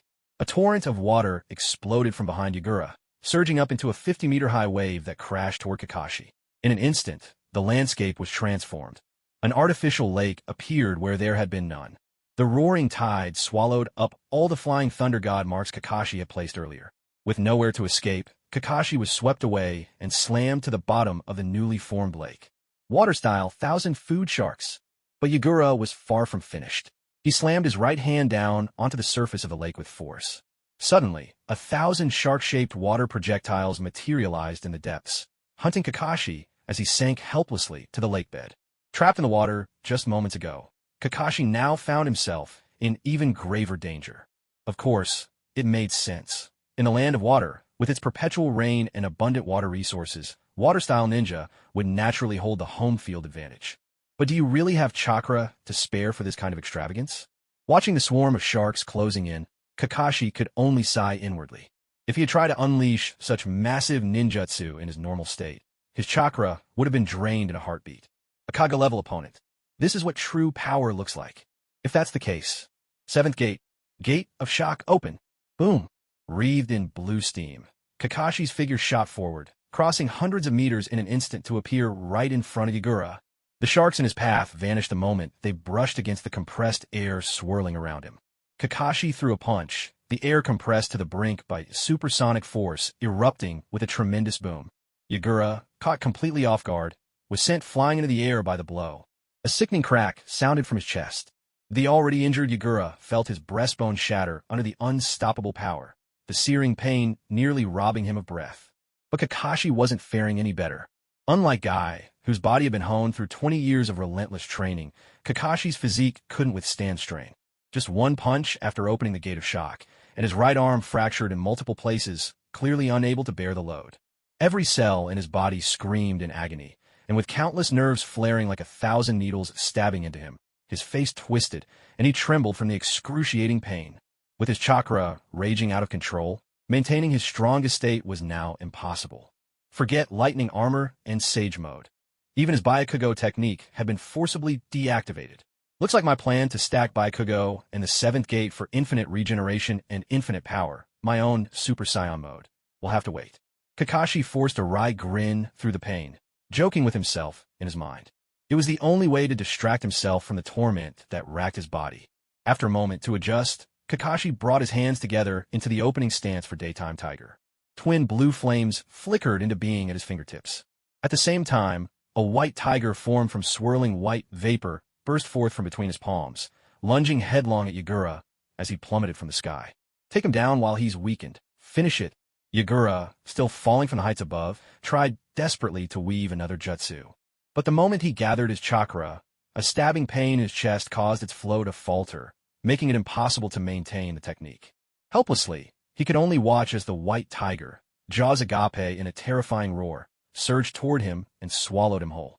A sickening rip sounded. In the instant the white tiger devoured him, Yagura's veins exploded all at once, flaring like fireworks in the night, bursting spectacularly as his body scattered through the air. Amid the drifting haze of blood, a figure, drenched, battered, and barely human, tumbled helplessly into the lake below. The lake itself, conjured from the mist by chakra, began to slowly recede, and the thousands of summoned sharks faded into nothingness. With a heavy splash, Kakashi, his capillaries ruptured throughout his body, could hold out no longer and plunged into the lake as well. The strain of the 8 gates was too much to sustain. The technique unraveled on its own. Just before his consciousness slipped away, he forced himself to cast Creation Rebirth, summoning the last reserves of his will. With his fading senses, he reached out across a 20-kilometer distance, locking onto Shursue's chakra, and with every ounce of strength, activated Flying Thunder God, vanishing from the scene. A flurry of footsteps echoed. At that moment, more than a dozen masked ANBU from the hidden mist appeared one after another, flitting among the branches surrounding the devastated battlefield. Is this really where Lord Mizukage fought? With destruction like this, just what kind of opponent was Lord Mizukage up against? Could it be the 3rd Hokage himself has infiltrated the land of water? These were the ANBU Yagura had scorned for their sluggishness, left far behind in his wake. Drawn by the thunderous noise, they finally arrived on the scene. Staring at the landscape, warped and shattered by overwhelming jutsu, each of them couldn't help but gasp in shock. But wait, where's Lord Mizukage? At the question, the ANBU began scanning the area, searching for any sign of their leader. Did Lord Mizukage unleash such titanic power and still fail to capture the enemy? Did he pursue them further? With a battle of this intensity, should we even try to follow? This is already far beyond what we can handle. While the group was at a loss, the lake finally dried up completely. Look there, that's Lord Mizukage. A sharp-eyed ANBU cried out, pointing urgently. All eyes followed his outstretched arm, and there, at the bottom of the drained lake, lay the Mizukage, battered, broken, and silent. In a flash, they all darted down to encircle him. One among them, skilled in medical ninjutsu, reached out with a trembling right hand to check the Mizukage's breath. Nothing. Quickly, she pressed her hands to his chest and began channeling healing chakra, urgently searching for any sign of life within. A faint, anxious drip echoed in the silence. A single tear slipped from her masked face, and the green glow around her hands faded away. What's wrong? Lady Mizukage is so badly wounded. Why did you stop the treatment? A sense of dread swept through the crowd. Some of the more hot-tempered ANBU grew desperate and urged her on. Water Shadow. Lady Mizukage, she's already dead? The medical ninja, kneeling by her side, choked out the words, grief thick in every syllable. What? No, that can't be. You're lying.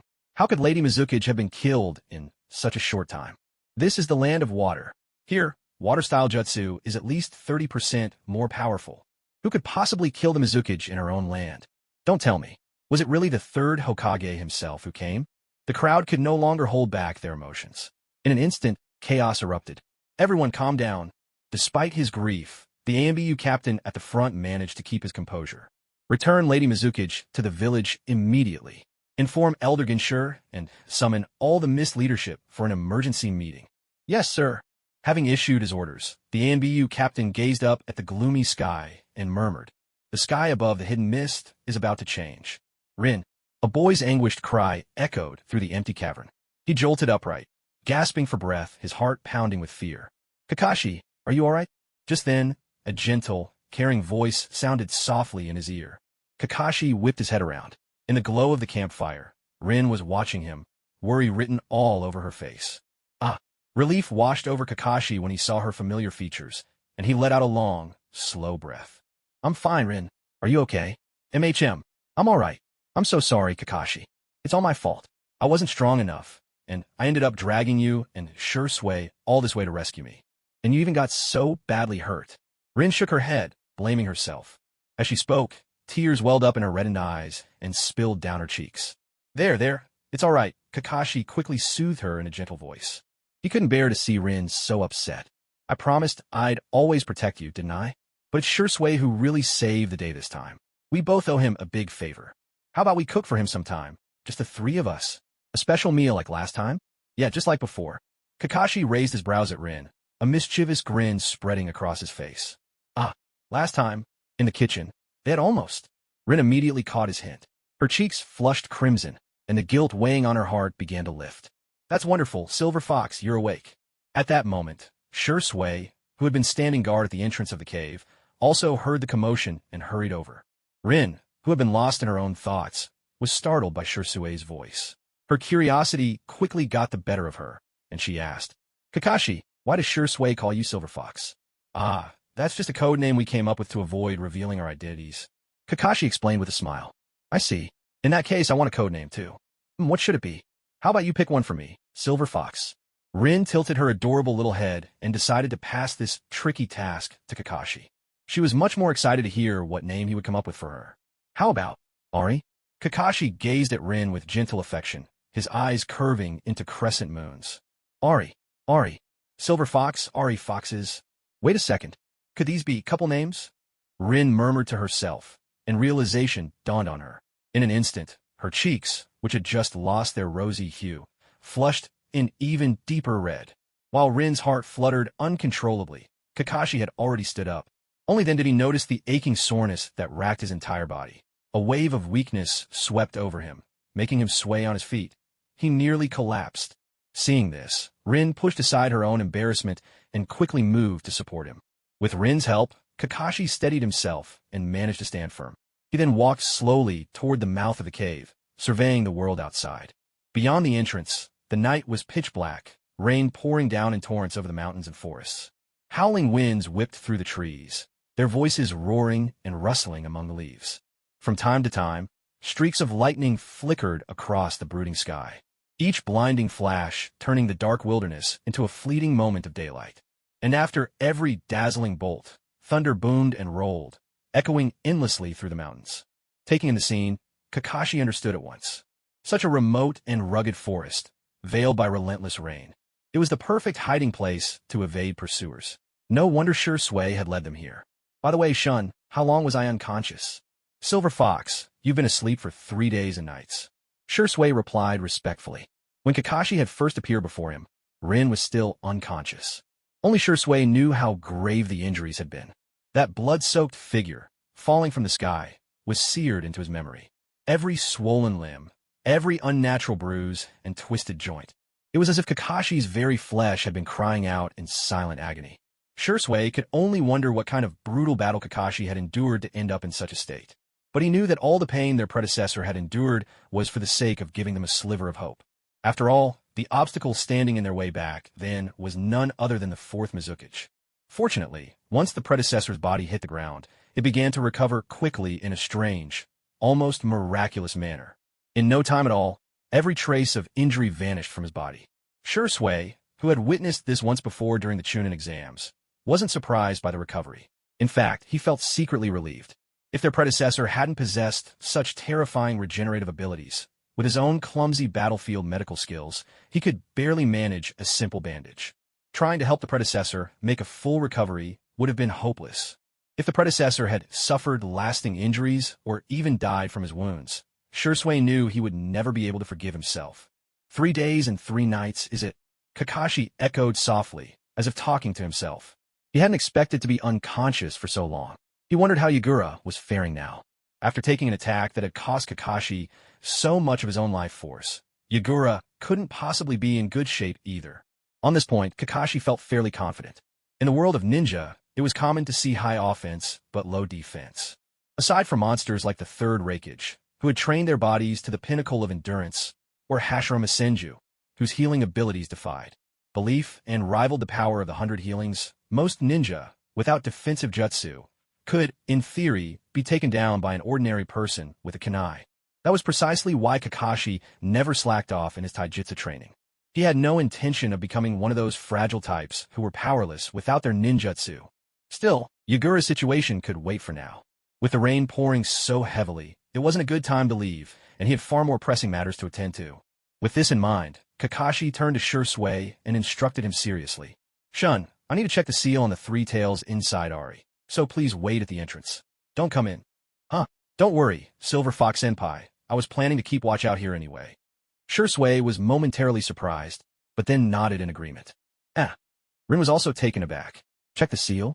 What seal? Since Kakashi had rescued her while she was unconscious, she wasn't aware of the specifics of her own condition. All she knew was that, for some reason, there was now a giant turtle inside her belly.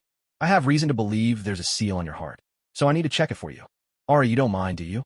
Kakashi addressed Rin gravely. He still remembered how, in the original story, Rin had a seal placed on her heart, which prevented her from ending her own life, forcing her to leap into Kakashi's Chidori, seeking only death. But Rin didn't answer right away. Instead, she pressed her index fingers together in front of her chest, her head lowered, caught in a tangle of hesitation. The heart. That's right over the chest, isn't it? If you were to just go ahead and check directly, wouldn't that be... Well, if it's Kakashi, maybe it's not entirely impossible.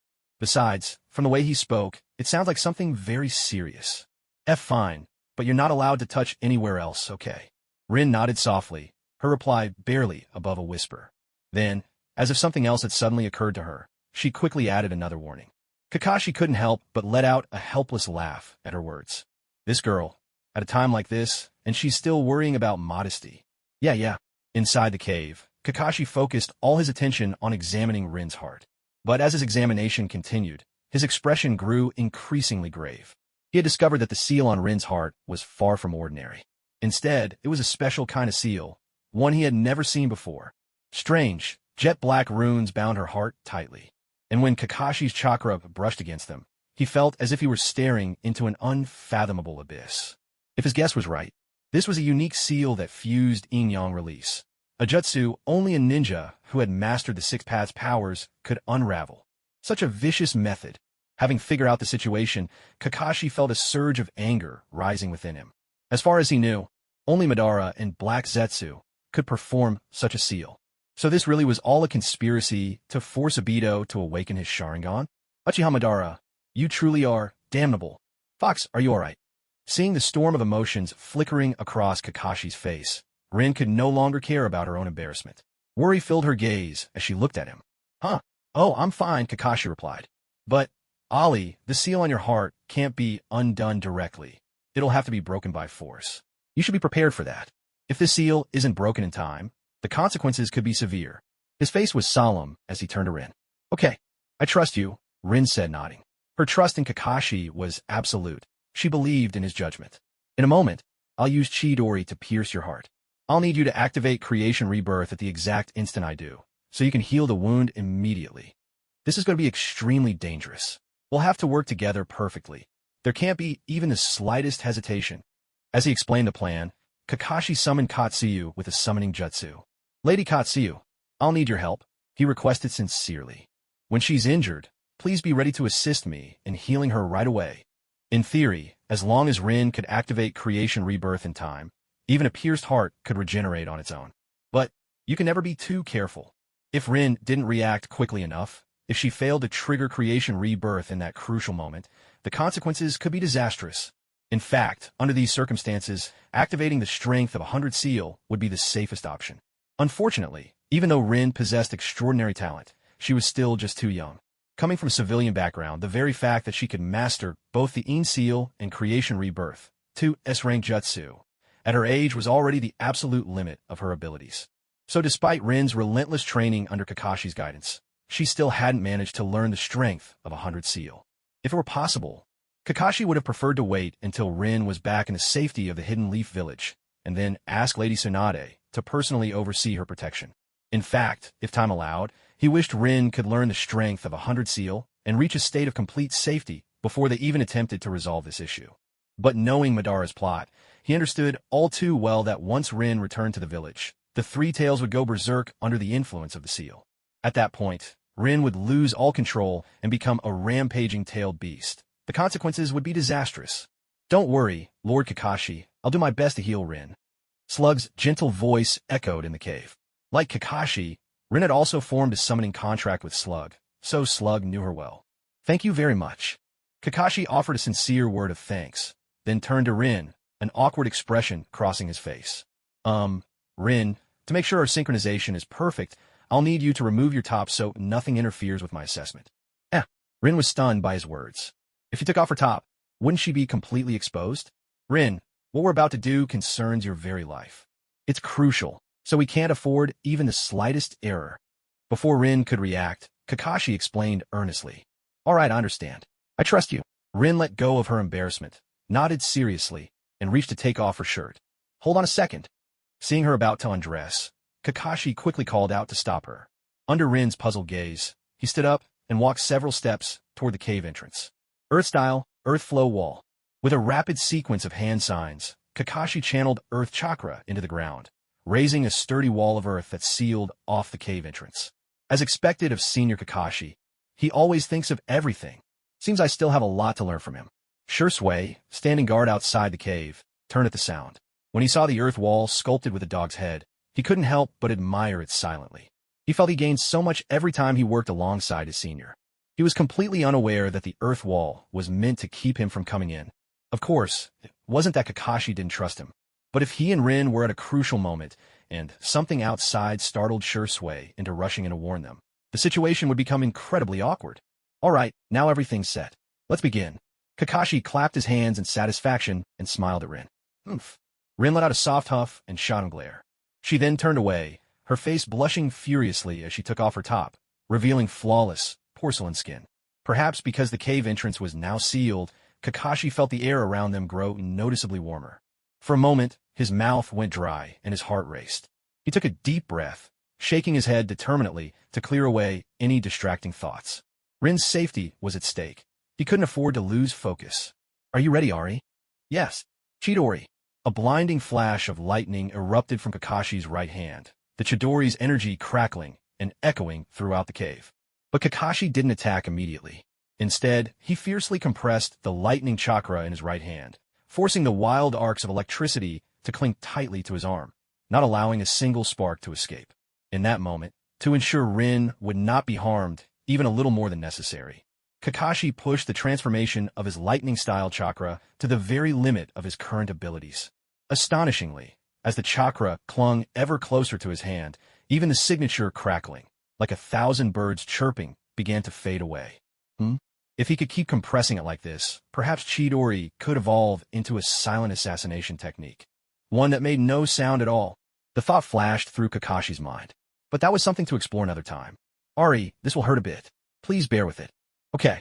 Hearing this, Rin turned back, her hands clenched so tightly that her palms were slick with sweat. Everything depended on this one moment. "Now!" With a shout, Kakashi drove his hand forward. With a final surge of energy, he pierced Rin's heart with a single blow. Ninja art, creation rebirth. At the very instant her heart was pierced, Rin simultaneously broke the blue-violet seal on her forehead. Dark markings instantly appeared, spreading across her brow. And in that same moment, the wound at her chest began to heal. A warm gush of blood spattered across Kakashi as he quickly withdrew his arm. Lady Katsu, I'm here. Kakashi called out for Katsu, all while channeling the mystical palm technique to help heal Rin's injury. Katsu slid over and attached herself to Rin's back. With the power of threefold healing, in just 1 minute the wound that should have been fatal was completely healed. You should change into something clean. This outfit's all stained. Seeing the wound on Rin's chest close up completely, Kakashi turned away, no longer looking at her. Rin's face was crimson, her voice barely louder than a whisper. I am done. 3 minutes later, after retrieving a fresh set of clothes from a ceiling scroll and changing, Rin spoke up. You should change too. My blood's all over your clothes. Yeah, I'll change right away. And no peeking, okay. Kakashi chuckled softly and teased Rin. I wouldn't peek at all. At his words, Rin instantly covered her eyes with both hands, yet she didn't turn away. Kakashi couldn't help but laugh, watching the mischievous glint in Rin's eyes peeking through her fingers, but he chose not to expose her. After all, he was just changing into a different outfit. If she insisted on sneaking a look, he wouldn't lose anything. The pitch-black rainy night slowly passed amid crashing thunder and flashing lightning. Outside the cave, the mountain forest was ruthlessly battered all night long by the relentless storm. When darkness finally faded, a round sun slowly rose from the seam between earth and sky in the east. In an instant, the entire forest revealed its muddy, battered state, left limp and worn by the wild night. Fortunately, as the gentle warmth of morning sunlight caressed the land, it brought a hint of vitality and renewal to the forest that had endured a night of torment. Arishan, let's go. Having recovered most of his strength after a night's rest, Kakashi stepped out of the cave and took a deep breath of the crisp, fresh air filling the woods. Before leaving, he had already etched a flying thunder god seal inside the cave. What a shame. If not for this time of war, with Mist-Neen trackers in pursuit, he would surely have stayed here with Rin for a few days, to truly savor the secluded life of a hermit, far from the noise and chaos of the world. Oh, right, provided Shursui went back first. After all, such a spacious cave is only just right for two. Before long, Kakashi led Rin and Shursui leaping swiftly through the dense forest, heading toward the border where the land of water and the land of fire met. The three of them pressed forward at high speed, pausing only occasionally to eat soldier pills and restore their strength, speaking very little along the way. Stay hidden. Suddenly, as he scouted ahead, Kakashi raised a hand to signal caution. Rin and Shursui instantly understood, splitting up and blending into the foliage using their camouflage techniques. Above them, several small, swift shapes darted through the open sky, scouting swifts. Swifts were favorite summoning beasts of Mist Pursuit-Neen, small-bodied, quick, and with black feathers that shrugged off the rain. Their hawk-sharp eyes swept the forest below with keen vigilance. But this stretch of woodland was vast beyond measure. The rolling waves of green, stirred by the mountain wind, concealed many secrets deep within the forest. So, after circling overhead a few times, the swifts soon flitted off toward their next target. All clear. 5 minutes later, once he was sure the swifts had flown far away, Kakashi sprang from the cover of leaves and returned to the branches, signaling Rin and Shursui to move on. The swift patrols are growing ever more frequent, he thought, as he raced and leapt through the woods, quietly analyzing the patterns of their search. From the moment he spotted the first wave of swifts, he began keeping track of the intervals between their appearances. What started as once every hour had now become once every 20 minutes. It was obvious that the number of Mist Village's pursuit squads had at least tripled. Not only that, but the Swift's search pattern had shifted from just behind them to all four directions. This meant that the Mist Village's pursuing ninjas were gradually tightening their search net, forming an encirclement around the three of them. Logically, Yagura should have been gravely injured and unconscious after taking his daytime tiger head on. In a village like the Mist, fractured and full of rival factions, why hadn't anyone seized the chance to grab power or launch a political struggle? Instead, they'd managed to coordinate the pursuit squads in such a short time. Unless that man had taken matters into his own hands. A thought flashed through Kakashi's mind. Suddenly, he remembered the Mist Village elder from the original story, a man with power and authority equal to the Mizukage, and in later years, the mastermind who supported Mei Terumi in ascending to the position of 5th Mizukage. The Mist's brilliant tactician, Genma. If he were in charge of deploying troops and giving orders, with his terrifying influence, he might actually be able to unite all of the Mist's bloodline clans into one force. Shursui, were there any secret technique or bloodline clans fighting you on the front line? At that moment, Kakashi suddenly turned to ask Shursui. Yes, the Mist ninja attacking the front lines were led by the secret technique clan, the Hozuki. Shursui answered quickly. So the Hozuki clan had already moved to the front lines. Kakashi breathed a silent sigh of relief. This clan possessed a remarkable ability to liquefy their bodies, using water to greatly enhance their strength. Their most iconic warrior was the second Mizukage himself, the man with the little mustache. If they'd run into this clan here in the Land of Water, things would have gotten very tricky. Wait, besides the Hozuki, who else did the mist have? 10-finger bone bullets. A sudden barrage of whistling projectiles tore through the air from ahead. Earth-style, earth flow wall. Reacting instantly, Kakashi flashed through a sequence of hand signs. Channeling earth chakra into the ground, he raised 4 thick earthen walls, sheltering Rin and Shursui within. Thud, thud, thud. Hard as iron, the white finger bones punched through 5 meters of solid earth like bullets. Fortunately, the walls had absorbed enough force that the projectiles lost momentum and clattered harmlessly to the ground at Kakashi's feet. What incredible piercing power! Kakashi's heart tightened at the sight. This way of attacking, using the bones of all 10 fingers as weapons. Could it be the most reckless, battle-hungry clan of all, the Kagaya? As Kakashi dispelled the earthen walls, he saw over 200 ninjas before them, each one with a head of white hair and deathly pale skin. At last, we found you. Lord Gunma's orders were clear. Everyone except the girl is to be executed on sight. People of our clan, for the supreme glory of the Kagaya, fight. A rough, booming voice rang out. At the front, a middle-aged man raised his arm high and shouted, his face flushed with excitement. Yes, yes, yes. The other Kagaya clan members roared in response, each of their eyes gleaming with a bloodthirsty light. At the same time, a white bone began to grow from the palms of their hands, lengthening until it snapped free, forming a sharp bone blade. Damn it, it really is this pack of lunatics. Ollie, Shun, be careful. These maniacs live only for battle. They won't stop unless you take them down completely. And every bone in their bodies can be turned into a weapon. Their offense and defense are both terrifying. Kakashi quickly warned the teammates behind him. If there was any enemy in the hidden mist he least wished to encounter, besides the Hozuki clan, who had the advantage of terrain, it would be these mindless madmen. There was nothing for it. Any other ninja, if faced with his lightning-fast assault, would think twice about their own strength and hesitate to give chase. But only this lot, who seemed to share half a brain between the entire clan, would charge at the world without fear of death. If not for this trait, the Kagaya in the original story wouldn't have been crazy enough to openly rebel, only to be wiped out in the end. Of course, none of these Kagaya had a rare, perfect awakening like Kimimaro. In a straight fight, Kakashi wasn't truly afraid of them. But if he got bogged down against their relentless attacks and reinforcements arrived from other directions, things would get messy fast. All clan members, form up. Ice release, secret art. Demonic mirroring ice crystals formation. Just then, another commanding voice rang out. As the words fell, the moisture in the air quickly condensed, and smooth, glimmering ice mirrors rose all around them. The huge dome formed by the ice mirrors enclosed Kakashi's trio and all the Kagaya within it. In the blink of an eye, dozens of figures slipped into the mirrors, moving like phantoms. Their reflections flickered from one mirror to the next, surrounding their targets from every direction. Byakuya Saikyu, don't interfere with our feast of slaughter. The Kagaya clan leader's face twisted with displeasure as he saw outsiders intrude upon their battlefield. My apologies, clan leader Take Torai, Ryogu. By the command of Master Genshur, we are to kill the murderer of the Mizukage at any cost. The man called Byakuya Saikyu replied coldly. Compared to the Kagaya, these ninja from one of the Mist's subordinate villages were weaker. But as a fellow bloodline clan, he too had his own pride. Still, Saikyu, who also found the Kagaya distasteful, chose to stand and watch for now. He would wait until the Kagaya had worn down their enemies, then make his move. As for the magic mirror ice crystal formation that's been activated now, it's merely a precaution to prevent the enemy from escaping midway. After all, when facing the murderer who killed the Water Shadow, you can't afford to let your guard down.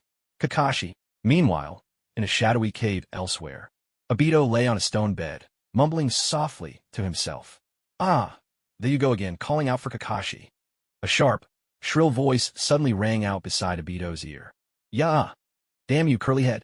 Are you eavesdropping on me again? Obito glared furiously at the white, human-shaped creature that had popped up from ground. This nosy voyeur, every time Obito muttered in his sleep or talked to himself, it would sneak up and listen. How infuriating. No, it's just that you kept whispering Kakashi, Kakashi, so I wanted to know what's on your mind. Curly Head replied cheerfully. I have to say, the emotions between humans are really fascinating. Not like me. All I want is to understand the true meaning of the urge to go. And with that, Curly Head burst into laughter, planting its hands on its hips with glee. AR, Curly Head, you weirdo with that swirly-faced artificial body. Will you quit bringing up such disgusting toilet stuff, you freak? Obito roared, thoroughly exasperated. This bizarre creature seemed obsessed with bodily functions, studying them at every opportunity. It talked about it when Obito was eating, and more than once, when Obito snuck off to some secluded corner of the cave to relieve himself. Just as he'd squatted down with his pants around his ankles, that swirly face would suddenly appear from underneath, staring up at him with eager anticipation. Obito would yank his pants up and bolt, the overwhelming urge completely stifled. He'd even ended up constipated for days because of it. Gomenasai. Sorry. Curly Head snapped its feet together and saluted playfully in apology. Obito could only sigh in resignation. He knew all too well. No matter how many times this weirdo apologized, it would definitely do it again next time. It's been a while since I came here. Thinking back, when I first saw you, I was really startled. All you white puppets were created by Elder Madara, using the ghetto statue, right? Obito tried to strike up a normal conversation. To us, you're the puppet. You're the human. But you let Madara transform you, and now you have the same cells as us. Curly Head retorted immediately. TCH, what do you know? Elder Madara said, by implanting your cells, I'd be able to overcome the Mangekyo Sharingan's limitations. Obito replied dismissively, though he still hadn't awakened the Mangekyo yet. However, the tangible improvement in his body's ability to heal, as well as the fact that he had successfully mastered the legendary wood release, a bloodline technique said to be exclusive to the first Hokage, made him trust Madara's words completely. Over this period, as he spent more time with Madara, he gradually let down his guard. After all, they were the same clan, and Madara had once been the clan leader. What Madara was passing on were powerful jutsu that Obito could never have learned otherwise. Obito had pondered Madara's motives over and over. From his perspective, there was no way Madara would want to harm him. After all, there wasn't much about him worth targeting. Still, Madara's constant talk of severing all ties of fate and creating a peaceful, beautiful world left Obito perplexed. All it would take was to cast the infinite Tsukuyami, and then all ugliness could be cast aside, creating a perfect dream for everyone. A world free of conflict. Was that really something a human could accomplish? Obito doubted it. Besides, while there was much pain in this world, there were precious things as well. Just like Kakashi and Rin. So long as the two of them were around, Obito felt there was still hope for this world. At least, that's how it was for him. So, kind-hearted Obito had always regarded Madara's words as the ramblings of an old man. After all, Madara's age had long since surpassed normal human limits, and he was surviving only by relying on the demonic statue of the outer path and his unwavering belief in creating a beautiful dream. Obito couldn't bring himself to shatter that final glimmer of hope for him. Still, Madara's dream was doomed to remain just that, a dream. Because, according to Madara, to cast infinite Tsukuyami would require gathering all the tailed beasts. And once a Jinchuriki is separated from their tailed beast, they die on the spot. As a member of Minato's team, Obito had heard from Kakashi that Kushina was the current Nine-Tails Jinchuriki. So, if he were to collect the tailed beasts, wouldn't that mean sending Kushina to her death? No way. Absolutely not. I, Obito, would sooner spend my whole life trapped here, even spend every day with these weird white Zetsus talking about bowel movements, than do such a thing. Obito steeled his resolve. When he finished his training and returned to the village, he would tell Master Minato everything that had happened here. And why? Because, sorry, but I'm a Leaf Village ninja. Something's happened. Something big. Just then, another white Zetsu popped up, shouting as if something urgent had occurred. Our comrades in the Land of Water sent word. Kakashi and Rin, the friend you're always thinking about, have been surrounded by a huge group of hidden mist ninja. The white Zetsu couldn't wait to deliver the news to Obito. What? Obito was stunned, his face draining of color. Kakashi and Rin. Why are they in the Land of Water? Isn't that the stronghold of the hidden mist village? No, Master Madara, I have to go save him right now. Obito rushed to Madara's side, barely stopping to greet him before turning to leave. Even though the cave was now completely sealed off by Madara, with his current strength, breaking out by force would be no problem at all. He hadn't done so before, because he didn't want to upset his mentor. But now, he couldn't afford to care about that anymore. You may go, but with your speed alone, by the time you reach the Land of Water, the battle will already be over. Madara didn't object. Instead, he went straight to the heart of the matter. What? Then what am I supposed to do? Obito grew even more anxious as soon as he heard this. How about this? Let Ah-Fei take you there. With Ah-Fei's Earth-style speed, you can tunnel straight under the sea and reach them in no time. Madara paused in thought, then offered his solution. That's right, what a great idea. Obito clapped his hands together, excitement lighting up his face. Though he found Spiral Zetsu's chatter annoying, he had to admit, nobody could match his Earth-style speed. Then there's no time to lose. Let's go. Obito called out to Spiral Zetsu and made to leave at once. Obito. Just then, Madara suddenly called out, his voice echoing sharply. Huh? Obito looked up puzzled. The world seemed to turn upside down as a surge of overwhelming ocular power roared forth. A piercing crimson light burst from Madara's eyes. Within his mentor's gaze, the three Tomo spun faster and faster, a storm of power swirling in his pupils. Obito, what are you standing around for? Go save your friend. In a daze, Obito heard Madara's words. Huh, all right. Spiral Zetsu, let's move. Ari, make sure you stay safe out there. Kakashi spoke earnestly, his concern evident. Even so, still not at ease, he created a shadow clone to stay by Rin's side and protect her. Don't worry, Fox. I'll take care of myself. You don't need to worry about me. Rin nodded firmly.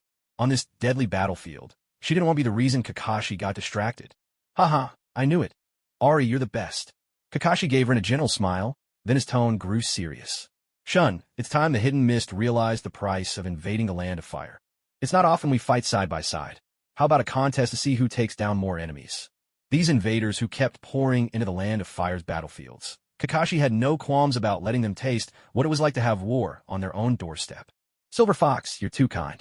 There's no way I can match you. But since you've thrown down the gauntlet, I'll do my best to keep up. Shursui replied humbly, slowly drawing the ninja blade from his back and fixing his gaze ahead. Although he was well aware that there was still a considerable gap between his own abilities and those of Senior Kakashi. As a prodigy of the Uchiha clan, he possessed a pride that was uniquely his own. Haha, since that's the case, let the match begin. In a blink, as soon as Kakashi's words fell, Shursui appeared right in front of a member of the Kagaya clan. The blade in his hand glinted with a cold, biting light, dazzling his opponent's eyes. And with a swift motion, he drew the blade toward the enemy's neck, its edge slicing through the air with a deadly, piercing hiss. Yet, to Shursui's surprise, the razor-sharp blade left only a shallow mark on his foe's pale neck. At the same moment, the opportunity was seized, for members of the Kagaya clan, each wearing a twisted grin, lunged forward, thrusting their bone blades at Shursui. Shursui immediately stepped back, the four attackers stabbing at empty air. Seizing the chance, he flung 8 kunai toward their feet. Unfortunately, the kunai still could not pierce through. So this is the defensive power that Senior Kakashi spoke of. Truly astonishing. With his first attack thwarted, Shursui quickly analyzed his opponent's abilities, searching for a way to break through. If their flesh was protected by a hard layer of bone, then what about their eyes? A spark of inspiration flashed through Shursui's mind. His hands moved in a blur, crossing before his chest, and over 20 shuriken once again whirled through the air toward the four foes. Confident in their own defenses, the four barely bothered to defend themselves. Instead, they charged straight at Shursui, prepared to hack him to pieces in a frenzy of blades. But just as the first wave of shurikens struck their chests and bounced harmlessly away, Shursui unleashed another volley. 8 more shuriken whistled through the air, twice as fast as before. These 8 shuriken, arriving just after the first, collided sharply with 8 of the earlier ones. The struck shuriken changed trajectory in midair, arcing like the petals of spider lily, brilliant and bewitching, as they shot directly for the enemy's eyes. A sickening squelch followed. My eyes! Caught off guard, all 4 were stabbed through the eyes, their screams echoing in agony, before they could even shield their blinded eyes.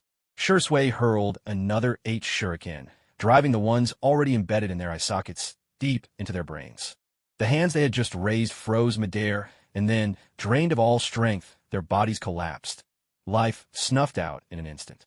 Seeing his strike had landed, Shursui knew any remaining enemies would be on guard.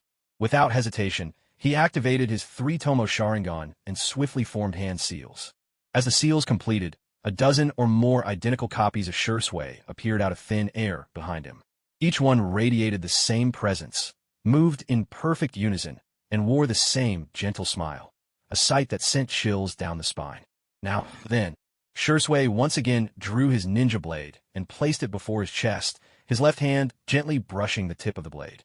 Uchiha style, Shun, allow me to demonstrate. Magnificent! Kakashi, who hadn't immediately charged into the enemy ranks, couldn't help but exclaim in admiration at this sight. In the blink of an eye, he had analyzed the enemy's weak points and, with exquisite shuriken technique, dispatched 4 opponents instantly. Such superb combat skills. No wonder Shursui the Teleporter had earned his fearsome reputation on the battlefield. As for Shursui revealing his family name, it didn't bother Kakashi at all. After all, once the 3-tomo Sharingan appeared, there was no point in hiding any longer. In contrast to Kakashi, Teitori Suzumiya's face turned shade of green with rage as he witnessed the scene. 3 seconds, just 3 seconds. He had already lost 4 clan members. Such terrifying battle instincts, combined with the Uchiha bloodline, famed as the most powerful Kekkai Genkai. It seemed clear now. This must be the true culprit behind the Mizuki's death. Though the opponent looked rather short, and, among the 3, appeared to be the youngest. But who's to say he wasn't, like the Mizuki himself, a deceptively youthful prodigy? As for the masked, silver-haired youth opposite them, aside from being a little taller and rather handsome, did he really have anything special about him? With this thought, Teitori Suzumiya hesitated no longer. With a sweeping gesture, he gathered the majority of his clansmen and charged toward Shursui.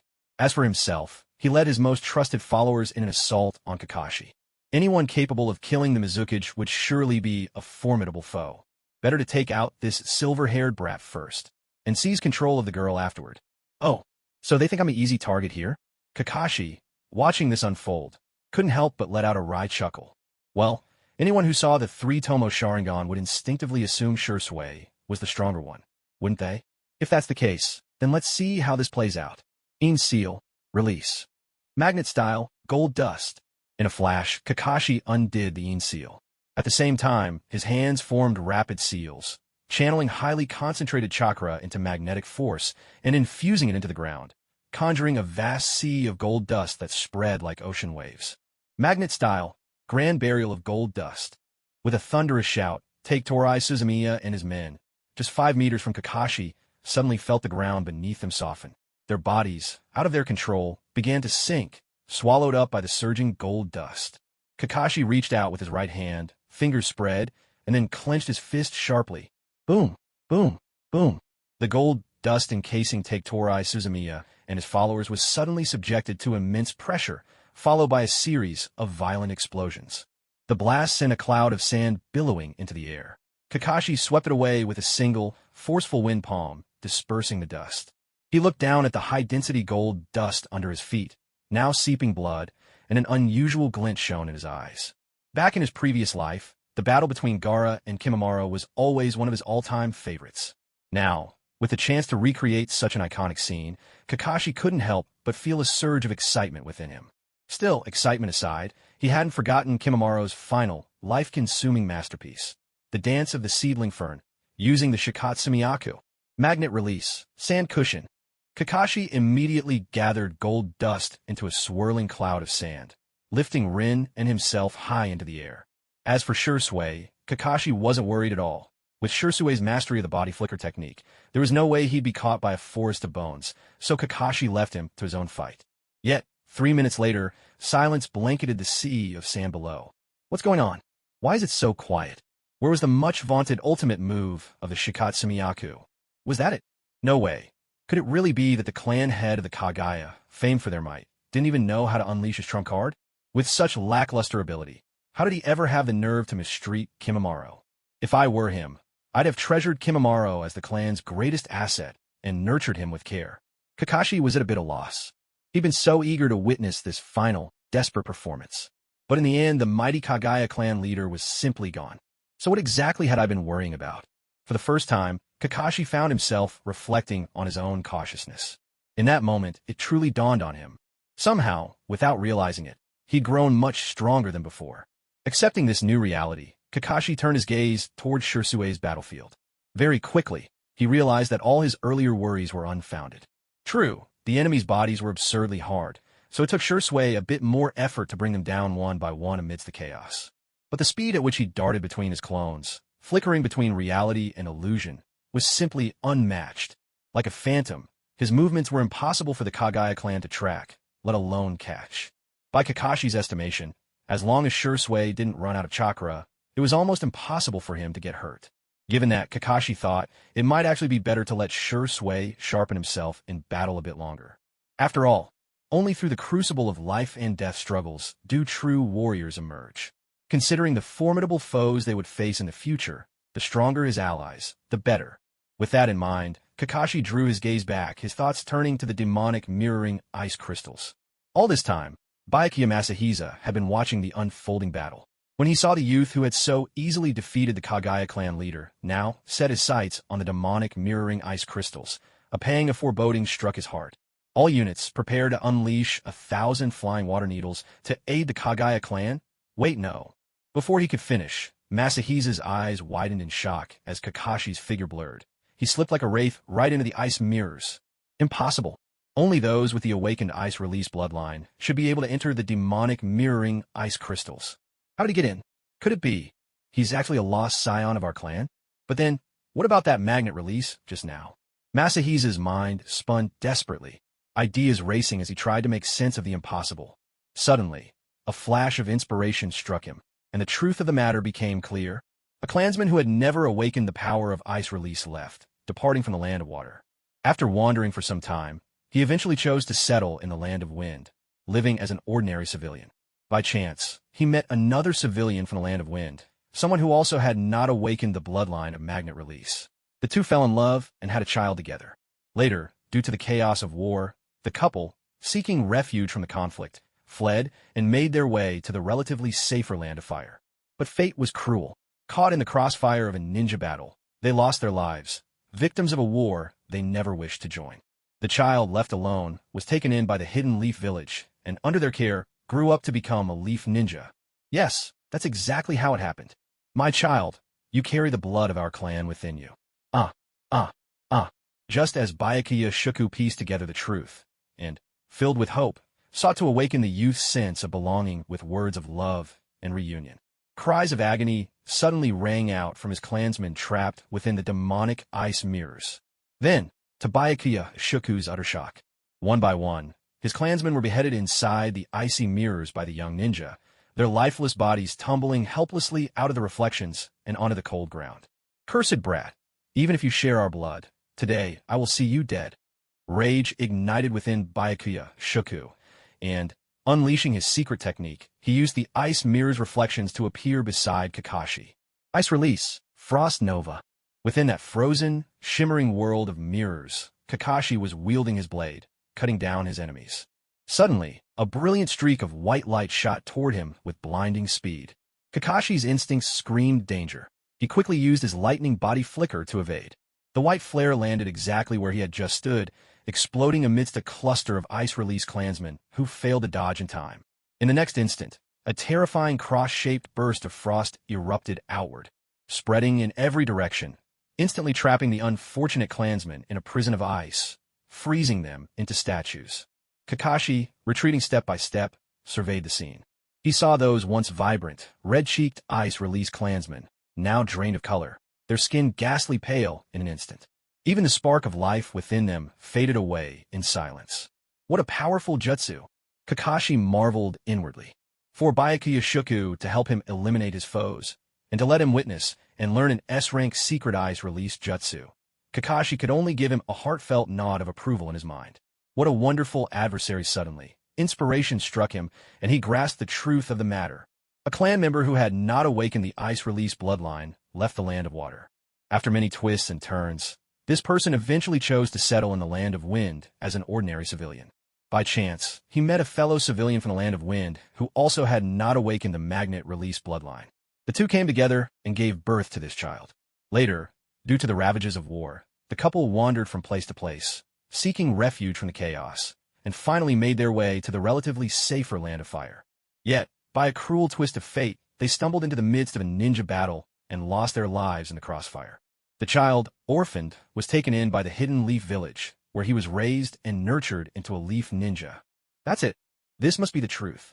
My child, you are in fact of our clan's blood.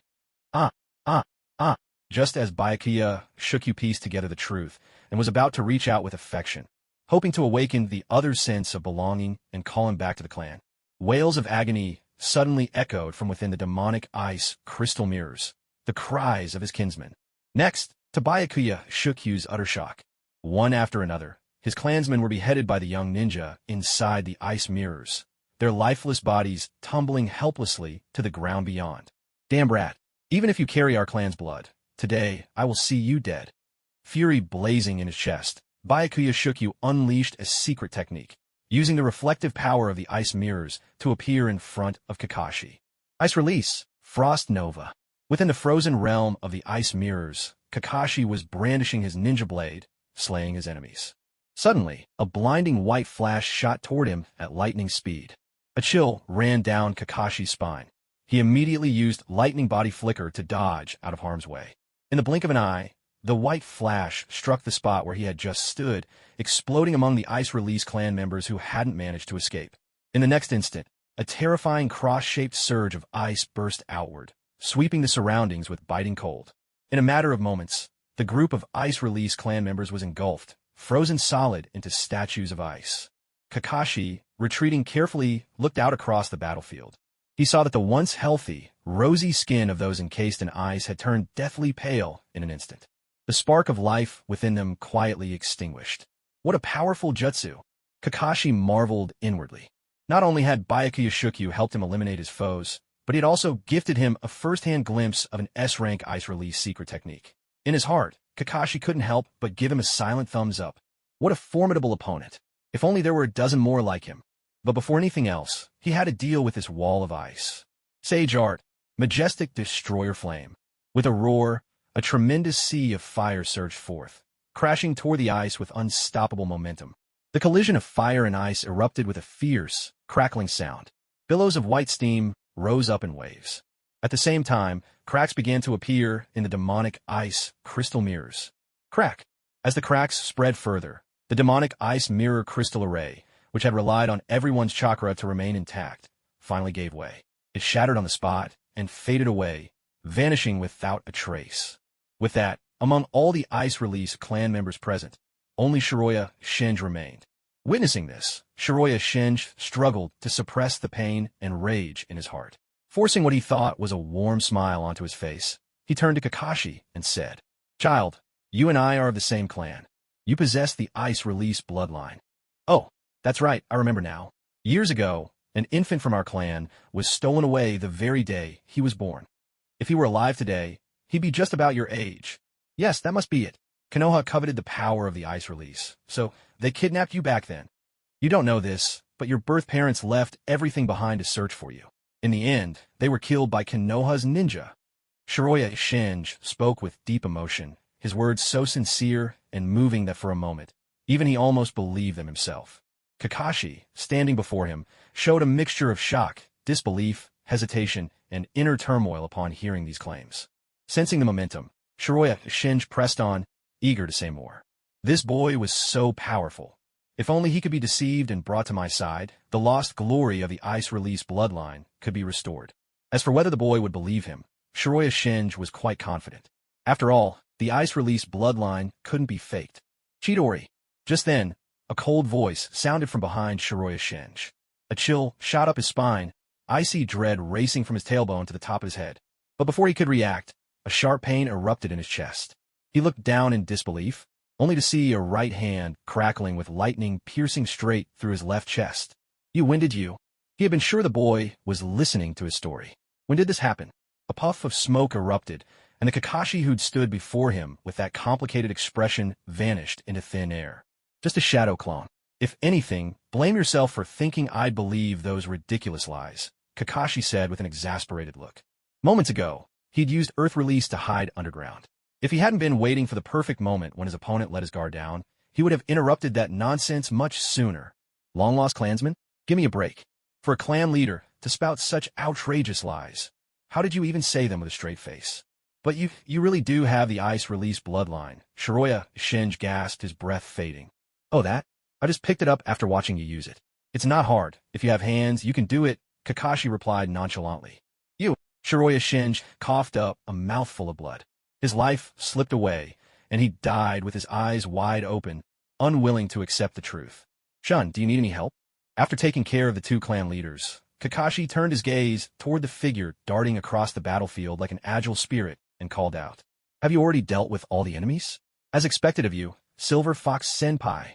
In a flash, Sure Sway withdrew from the fray. He glanced back at Kakashi's position, instantly grasping the situation. So it's all over on your side as well. Looks like it's time for me to go all out. A look of admiration appeared on Shirsue's face. During the earlier fight, in order to conserve chakra, he had relied on his body flicker technique to move unpredictably among the enemy ranks, skillfully dispatching his foes. Though it was risky, this approach allowed him to last much longer in combat. But now that Kakashi-senpai had finished on his end, it was no longer appropriate for Shirsue to hold back. With his mind made up, he formed a seal with his left hand and gave a light downward sweep with his right, brandishing his shinobi blade. Instantly, fierce flames coiled around the blade, writhing wildly in the howling wind. Just the sight of it was enough to strike fear into one's heart. This move was none other than Uchiha style, Sword Lee Blaze, a complex jutsu that fused both fire and wind release. Since his senior was making a move, Shirsue resolved to unleash this technique and cut down as many enemies as possible. Uchiha style, Solar Halo Dance. In perfect unison, Shirsue and 11 of his afterimages surged forward, brandishing blazing streams of fire toward the 60-plus enemies remaining ahead. On the other side, the Kagaya clan members were momentarily blinded by the dazzling, halo-like brilliance of the flames, their vision consumed by a searing white light. Realizing they had no time to evade, the Kagaya quickly formed a hard bone membrane beneath their skin in a desperate attempt to defend themselves. Some, under the extreme pressure of life and death, even awakened their battle instincts in that very instant. Their bones erupted from their bodies, becoming even more durable and resilient. This was none other than the dance of the camellia, the dead bone pulse technique. Yet, determined to strike down as many foes as possible in a short burst, Shirsue decisively avoided those few ninja whose defenses looked nearly impenetrable. The 12 figures leapt into the air, moving as one, and unleashed 3 searing arcs of flame each, raining fiery destruction upon the chosen, lucky ones below. Before they could react, 12 were struck by the flames. The intense heat surged into their bodies, rampaging inside like wild stallions. Crippled by the devastating blow, those 12 lost all ability to maintain their defenses. In the next instant, Shirsue's ghostly silhouette flickered past them, finishing each off with swift precision. This braised ribs technique isn't bad at all. Watching the scene unfold, Kakashi nodded in approval, offering his senior's critique with a touch of humor. Just as he was about to step in and bring this destined victory to a close, eager to lead Rin and Shirsue away as soon as possible, he suddenly sensed one of his flying thunder god seals had appeared 100 miles away and was now racing toward him at an unimaginable speed. Could that speed be Obito? A silent alarm rang in Kakashi's mind. To move that fast, Obito must be borrowing the power of White Zetsu, which meant that his appearance was very likely part of a plan set by Madara.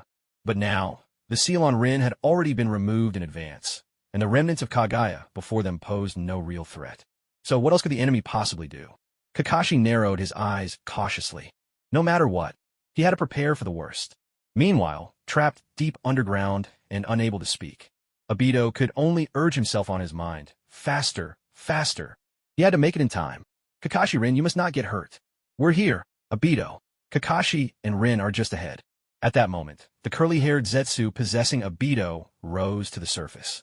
He released Obito from his possession and addressed him directly. To avoid suspicion, he had no intention of accompanying Obito any further. Thanks, Curly. Obito replied hurriedly. Then, with a leap, dashed forward, so focused that he didn't even notice Curly wasn't following him. Kakashi, Rin, I'm here to save you. Before Obito could finish his anxious declaration, he saw Kakashi standing there, hands in his pockets, occasionally nodding approvingly, the very picture of a senior advising his juniors, while Rin stood safely by his side. Following Kakashi's gaze, Obito finally noticed Shirsue, who had somehow appeared here, battling a group of bone-armored mist ninja. With his current abilities, Obito could easily tell that, though Shirsue seemed in peril, he was actually in complete control of the situation. Perfectly safe. So, where was the life-or-death crisis he'd expected? For a moment, Obito was at a loss. But seeing his friends unharmed, the anxiety that had gripped his heart finally eased. Now that he no longer had to worry, a faint sense of disappointment crept in. What if Kakashi had really been at death's door just now? If he had burst onto the scene with a fierce shout, saving them in the nick of time, how would Kakashi and Rin look at him then? Ahem, thinking about it, that actually sounded pretty good. Obito. Rin's delighted voice snapped him out of his thoughts. The next moment, Rin appeared before him and threw her arms around him in a tight embrace. I'm so glad you're back. I thought you might have. As she spoke, Rin's eyes filled with tears. Welcome back, Obito. Once Rin let go and turned away to wipe her eyes, Kakashi stepped forward too, wrapping Obito in a strong hug. Yeah. At that moment, Obito's eyes grew misty as well. He opened his mouth, feeling as though 1,000 words were pressing at his heart. But in the end, all he managed was a simple reply. Obito, where did you run off to? Both the fox and I were worried sick about you. Rin, her tears freshly wiped away, turned to Obito and voiced her complaint, though her face couldn't hide her overwhelming joy. Well, that's a long story. I'll tell you both all about it later.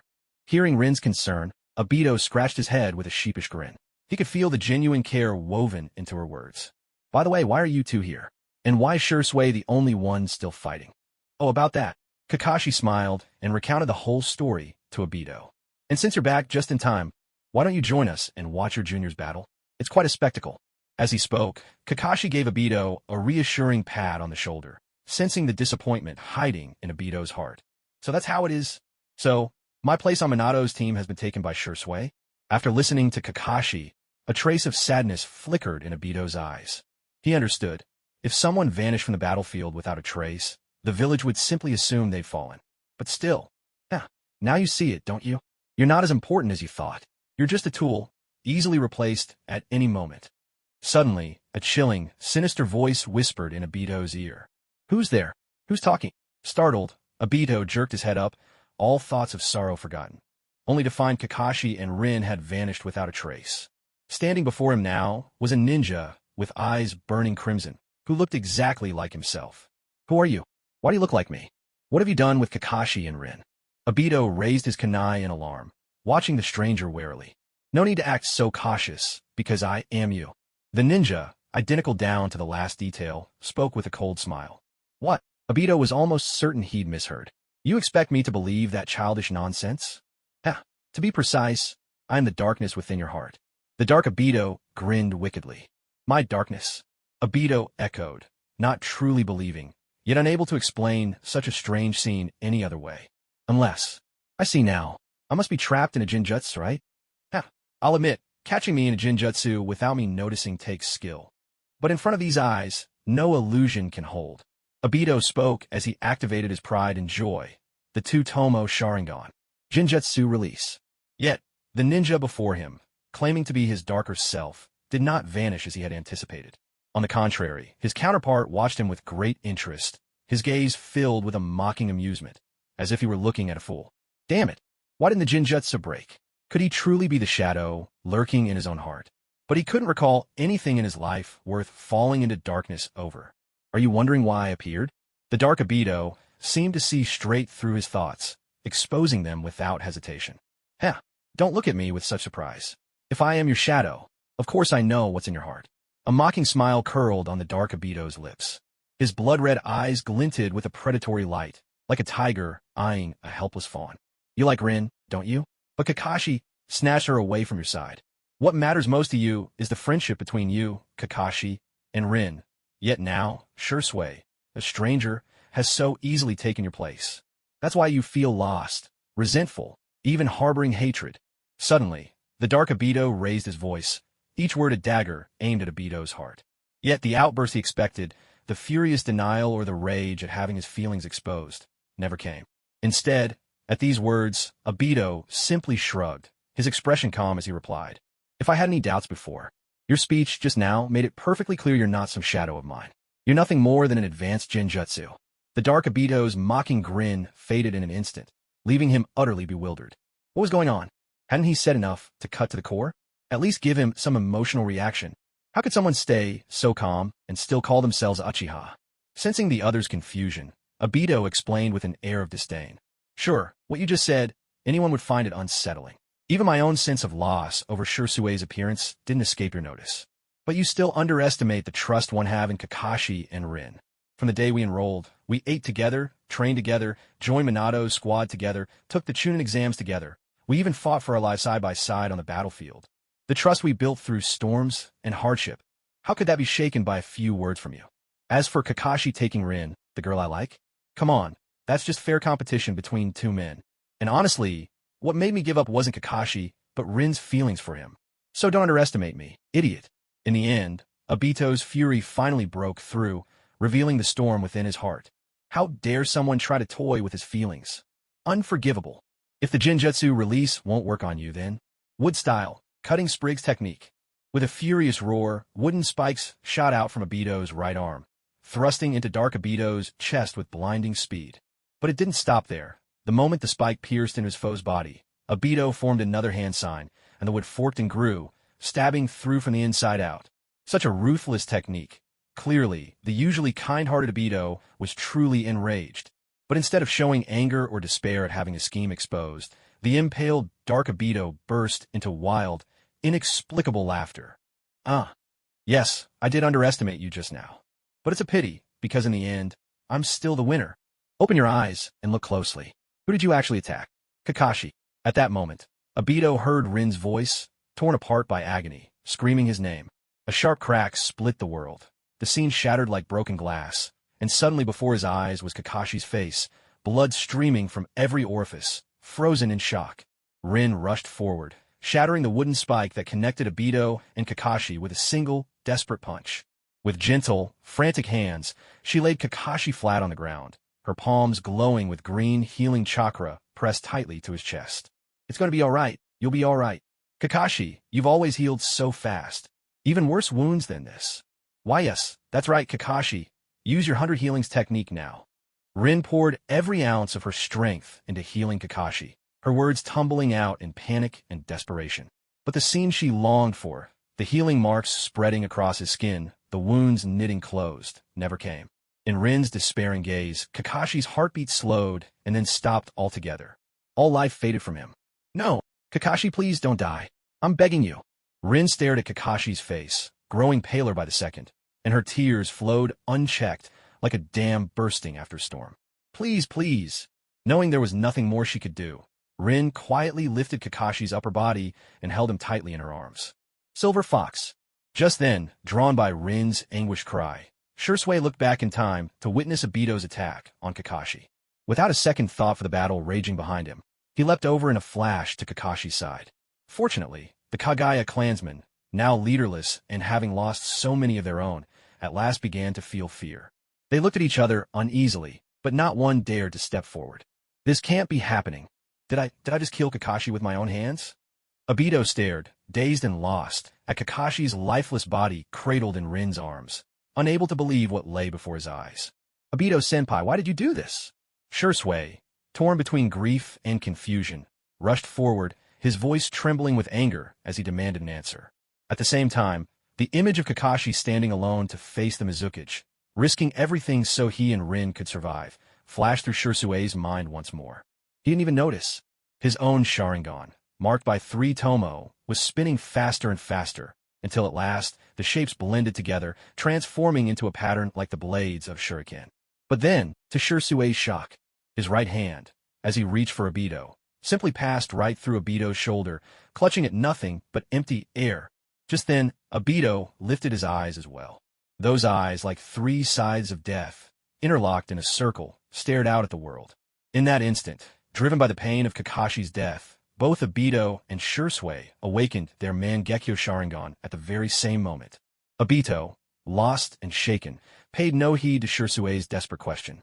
His gaze fixed only on Kakashi, he staggered forward, trembling, not even realizing he'd walked straight through Shursui. A few short steps felt as distant as the ends of the earth. Finally, summoning all his strength, Obito reached Kakashi's side. Slowly, he raised a shaking hand, just about to touch Kakashi's body. But Rin suddenly looked up, her eyes pure black and empty, hollowed of light, as if her soul had been wrenched away. That gaze stabbed straight into Obito's heart. Such utter despair, a look so hopeless that it killed the heart itself. Obito felt as though 1,000 arrows pierced his chest, the agony so intense it was as if he'd plummeted into hell. In that moment, he knew he no longer had the right to touch Kakashi's body. Drip, drip, blood-red tears streamed from his scarlet eyes, splashing into the puddles at his feet, blooming into crimson flowers upon the water. What have I done? Rin's empty gaze forced Obito to face the harsh reality, shattering the last illusion that he might still be trapped in a Jinjutsu. No, wait, there was still a chance. In the depths of his despair, Obito suddenly remembered Madara's words. That ultimate Jinjutsu. If he could only cast it, he could sweep away all ugliness and create a dream world of happiness for everyone. The infinite Tsukuyomi. Madara had promised, in the world of infinite Tsukuyomi, there would be no more conflict and everyone could find happiness. Even the dead could come back to life. Yes, if he could cast that technique, Kakashi could live again, and Rin could smile once more. He himself could return to Minato's team, to the days he cherished most. I'm sorry, Rin.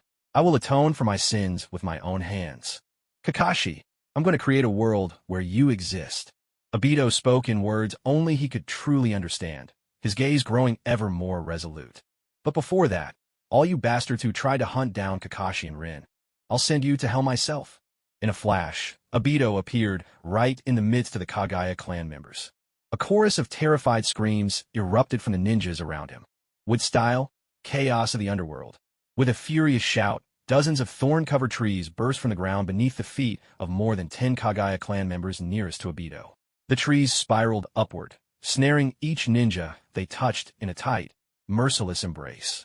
It was as if they'd been trapped inside an iron maiden.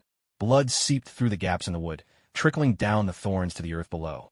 Within seconds, more than 10 Kagaya warriors, renowned for their formidable defenses, were brutally shredded, their desperate screams echoing in the air until silence fell. In that moment, every Kagaya clan member who witnessed this scene felt their scalps prickle and a chill run down their spines. To die in such agony, compared to that, falling instantly to the Uchiha boys' deadly strike moments ago would have been a mercy. At least that kind of death spared them this torment, a torture like being sliced apart thousands of times. But there is no medicine for regret in this world. Their nightmare had only just begun. Elsewhere, hidden quietly behind a tree in the surrounding woods by means of earth style, Kakashi watched everything unfold, his heart torn with conflict. That's right, ever since he sensed Obito's approach, he'd grown wary. Taking no chances, he had discreetly swapped his real body with a shadow clone. He even went so far as to plant a suggestion in Rin's mind, to avoid arousing suspicion, making her believe without a doubt that the person she saw was truly him. He had no choice. Even though the shadow clone technique was so flawless that not even Otsutsuki Kagaya herself could detect it, Rin, who knew him intimately, might still spot tiny inconsistencies that could expose his trick and ruin everything. As for Rin's safety, he wasn't worried. After all, Rin also carried a flying thunder god mark. The moment anything went wrong, he could appear beside her in a heartbeat to protect her. With everything arranged, he quietly observed from the shadows. But what happened next was beyond anything he could have imagined. First, Obito inexplicably attacked him, leaving him completely baffled. Then, Shirsue's eyes began to transform at the very same moment. As Kakashi puzzled over Obito's sudden assault, he caught sight of this and was inwardly overjoyed. After all, the Mangekyo Sharingan is also known as the eye that reflects the heart. Its powers are the embodiment of the wielder's deepest desires. This was precisely why Kakashi had set this elaborate trap. On one hand, he wanted to figure out how Madara's scheme would unfold. On the other, he hoped that the eye technique Obito awakened wouldn't veer off course. After all, in his previous life, the dual Kamui was always hailed as the strongest Mangekyo Sharingan ability. If his own butterfly effect caused Obito's reason for awakening his eyes to change, say, if Obito sought greater power and awakened Amaterasu instead, then it would truly be a great loss. To his surprise, not only did Obito successfully awaken Kamui, intangibility, even Shursui awakened his eyes as well. This turn of events, this is a huge win. Yet before he could savor his joy for long, he saw Obito's eyes weeping blood, and heard him declare, "Kakashi, I'm going to create a world with you in it." Kakashi's mature heart was inevitably stirred by those words. He had been planning for this day for so long. From the moment he became Tsunade's apprentice, to the days the three of them trained together, and then mastering medical ninjutsu, finally teaching Rin the creation rebirth technique. All of it, every step, was to avoid Rin's tragic fate and at the same time eliminate Madara as a threat. Now, success was within reach. If he could just send Obito, who had awakened the Mangekyo, back with White Zetsu, then once Madara had tied up his loose ends, he would soon unplug his own oxygen and bid this world farewell for good. Then, as long as he found Obito before the Nine-Tails rampage and took the chance to seal Black Zetsu, the greatest threat to the ninja world would disappear forever. But seeing Obito in such utter agony now, the profound despair as if he was trapped in hell, Kakashi simply couldn't bring himself to carry on with the plan. Yes, if he just let things proceed, odds were his plan would succeed. But what if? What if, by the time he found Obito, lost in darkness, had already committed unforgivable acts. How could Obito ever face himself again? Even if he did find Obito in time, the torment Obito would suffer in those endless, hopeless days. Was that really what he wanted to see? After all, Obito had always regarded him as his most important friend.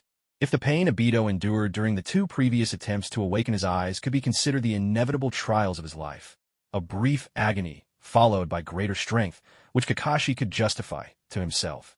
This time, he simply couldn't talk himself into it. That sunny boy, just like Rin and Guy, who had offered him a hand of kindness when he first arrived in this world, a stranger with no one to rely on. If Obito truly experienced everything at Madara's side, could he ever find joy or happiness afterward? If Kakashi really chose to sacrifice others for the so-called greater good, how was he any different from Danzo, the man he despised most? So be it, then he could always make new plans against Madara in the future. At worst, he'd just double his efforts and strive to grow stronger as soon as possible. Right now, all he wanted was to free Obito from the pain he was enduring. With his mind made up, Kakashi no longer hesitated. Just as he was about to reveal himself and explain everything that had just happened, 2 familiar figures darted out from between trees. It was Juzo Biwa and Raiga Kurisuke, and they weren't alone. Over 200 Mist Village ninja pursuers trailed behind them. Juzo Biwa swiftly surveyed the battlefield. The moment he realized that the silver-haired boy who had left such a deep impression on him was already dead, a sly grin crept onto his face. The terrifying man in green was nowhere to be seen, and the boy who had managed to kill Takusa, despite being besieged by all 7 of them, was now dead as well. All that was left was to bring back the girl Master Jan had requested, and the mission could be completed with ease. As for the kid on the other side who could control wood, he might look formidable, but with their overwhelming numbers and the combined strength of himself and Raiga, there was no doubt they would capture him too. Once they handed over the Bloodline Ninja, it would be another great achievement to their names. With this thought, Juzo Biwa wasted no time. He led the group briskly toward Rin. "Little girl, come with us quietly," he ordered. "As for that corpse, if you want it, you can keep it for yourself. It's a pity, really. He died too soon. I didn't even get the chance to kill him myself and avenge Takusa Ye." Juzo Biwa spoke as he shook his head, putting on a show of regret. The Mist Village ninja behind him, hearing this, all looked at him with admiration. Truly, Juzo Biwa of the 7 ninja swordsmen is the pride of the Hidden Mist. Off to the side, Raiga Kurisuke rolled his eyes in exasperation. "Kill him yourself? Back then, you were the first to run." Still, Raiga knew Juzo was simply seizing the moment to bolster his own reputation and restore the 7 swordsmen's standing in the village, so he kept silent and let it pass. At that moment, the girl who had been clutching the silver-haired boy like a statue finally stirred at Juzo's words. She slowly raised her head, her eyes burning with a hatred so intense it seemed to cut through the air, fixing her gaze on the Mist Ninja. At the same time, a deep, gurgling sound welled up from within her. A semi-transparent red cloak of tailed beast chakra began to seep out, first forming a shroud around her, and then morphing into a monstrous 3-tailed beast covered in dark red chakra. It was a state of partial-tailed beast transformation. With a thunderous roar, the 3-tailed beast, half-transformed, threw its head back and began to gather black chakra of varying sizes in front of it. In the next instant, a tailed beast ball the size of a basketball started to take shape. In a flash, "Watch out!" As the tailed beast ball shot from the monster's jaws, Juzo Biwa shouted a warning to the troops behind him. He raised his executioner's blade and swung it fiercely at the tailed beast bomb, trying to knock it away. A deafening explosion erupted, blasting Juzo Biwa straight into the air. The shattered executioner's blade ended up embedded right into Juzo Biwa's abdomen. It was clear he wouldn't survive. A furious roar tore through the air. Rin, now completely lost to her rage, did not stop. She formed another tailed beast bomb, over 2 meters in radius, this time vowing to annihilate everyone present. This is bad. Rin has lost control of her mind. Kakashi could hold back no longer. He created a shadow clone that darted toward Obito, while his true self instantly appeared behind Rin. A relentless barrage of explosions erupted.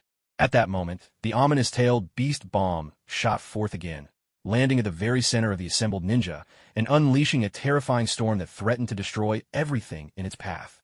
A giant sphere of energy appeared, engulfing more than 200 Mist ninja within its destructive embrace. But not only them. Rin herself, standing too close, was about to be caught in the blast as well.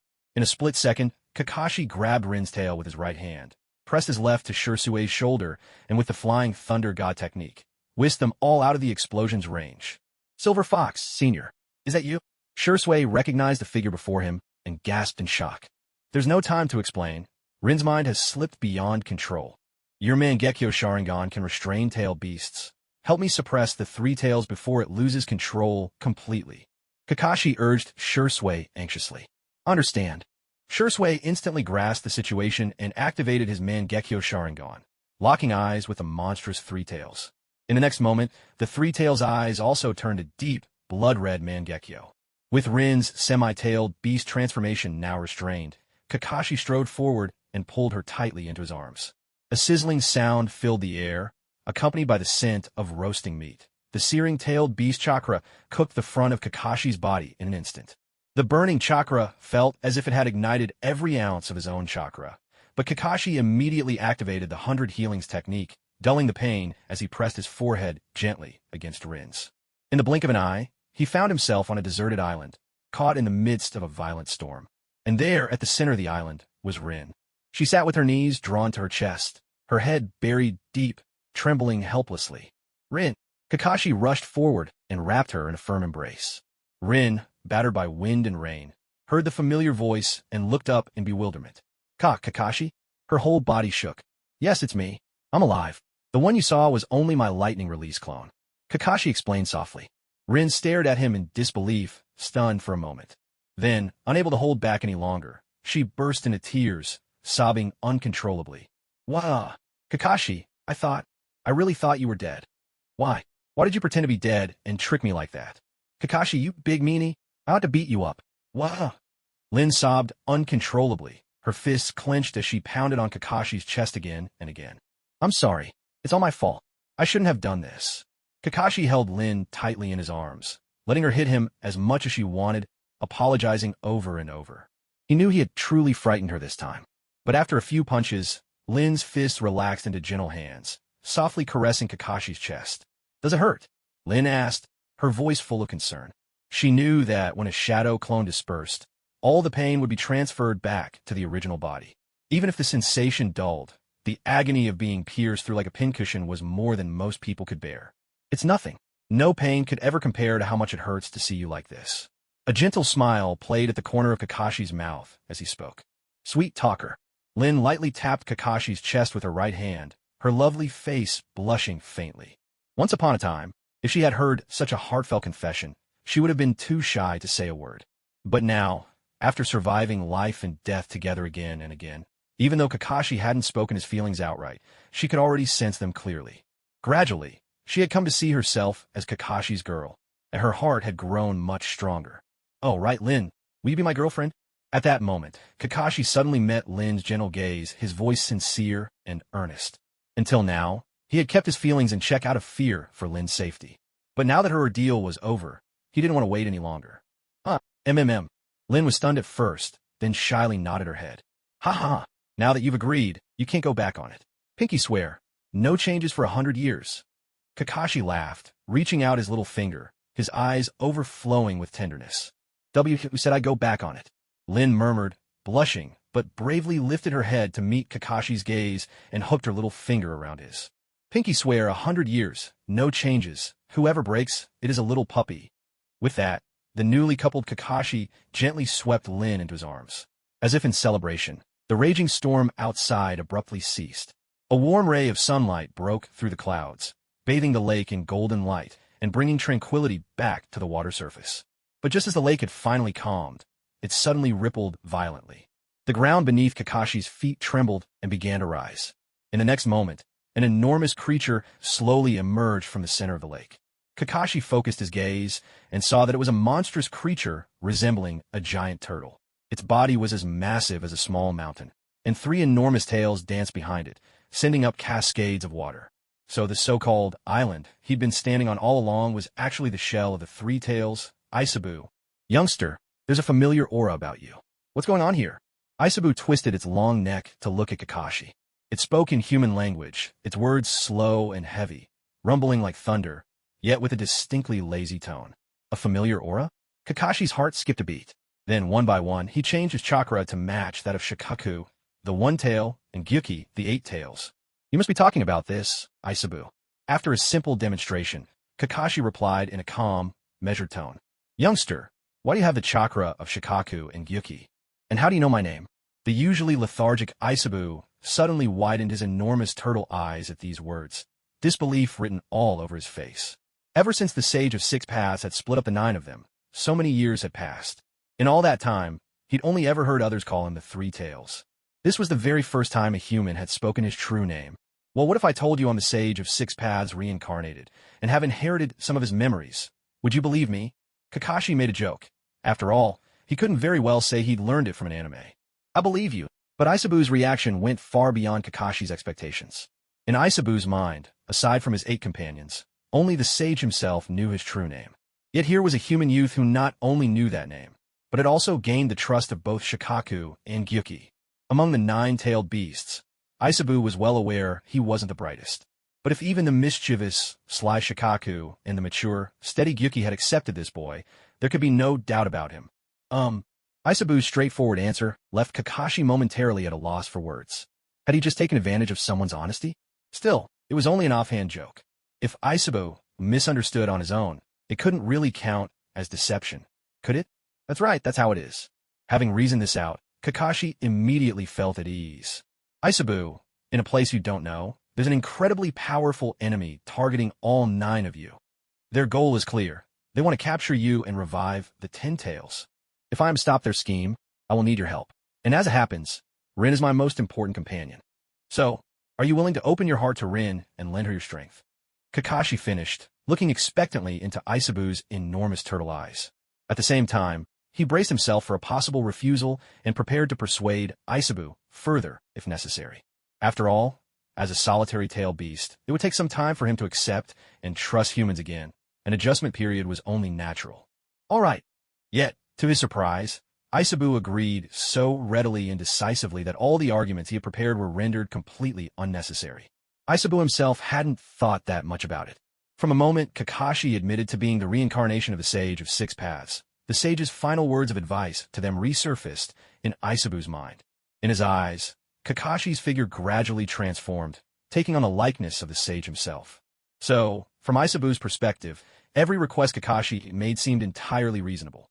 At that very moment, Sputter, an elderly man in white, lounging comfortably in the courtyard of the Pure Land while savoring his tea and curiously observing Kakashi's situation, was so startled by what he heard that he sprayed his tea everywhere.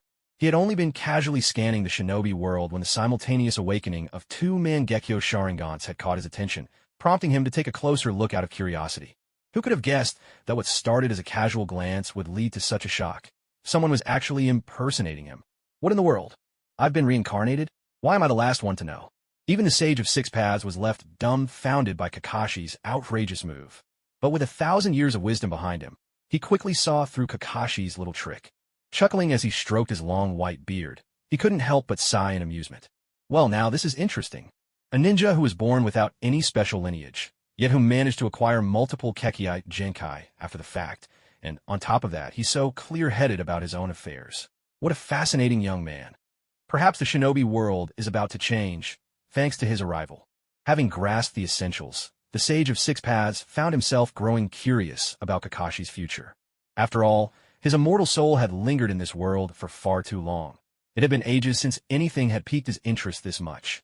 Then, could you help Rin revert from her tailed beast state first? Meanwhile, completely unaware that he had caught the Sage of Six Paths' attention, Kakashi seized the moment when Isabu agreed so readily to put forward his own request. It's already done, Isabu replied lazily. The only reason this girl named Rin had transformed into a tailed beast was because her heart, lost in darkness, had unconsciously drawn out his power. It wasn't something he'd done intentionally. With his easygoing nature, as long as he wasn't bothered, he had little interest in meddling with the affairs of the outside world. Now that Rin had been awakened by this young man, the tailed beast transformation had naturally been undone as well. Thank you, Isabu. Kakashi expressed his gratitude, then looked down tenderly at Rin in his arms. Let's go outside, Rin. Rin let out a soft, involuntary sound.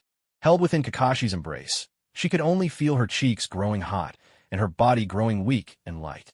At this moment, she was already lost in the tender gaze of Kakashi.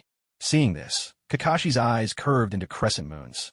He held Rin in his arms and took a steady step forward. The scenery around them shifted rapidly and in the next instant, he returned to reality. Just then, Kakashi, having just returned, received a message from his dissipated clone.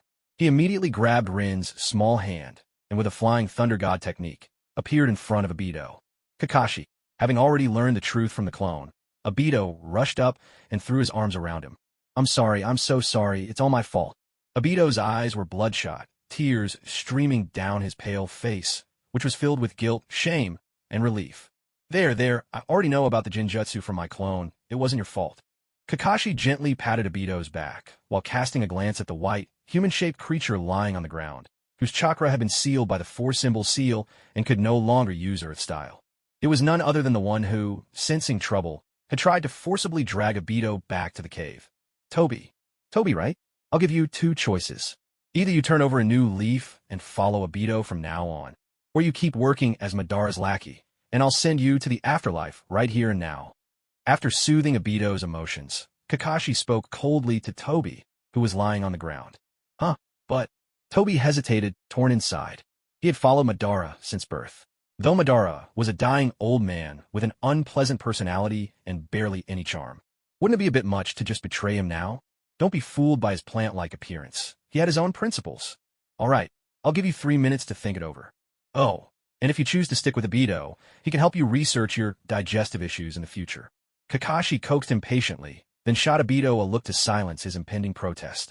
I mean, if it were Madara, he'd rather pull the plug on the spot than give you this kind of chance, right? I'm in.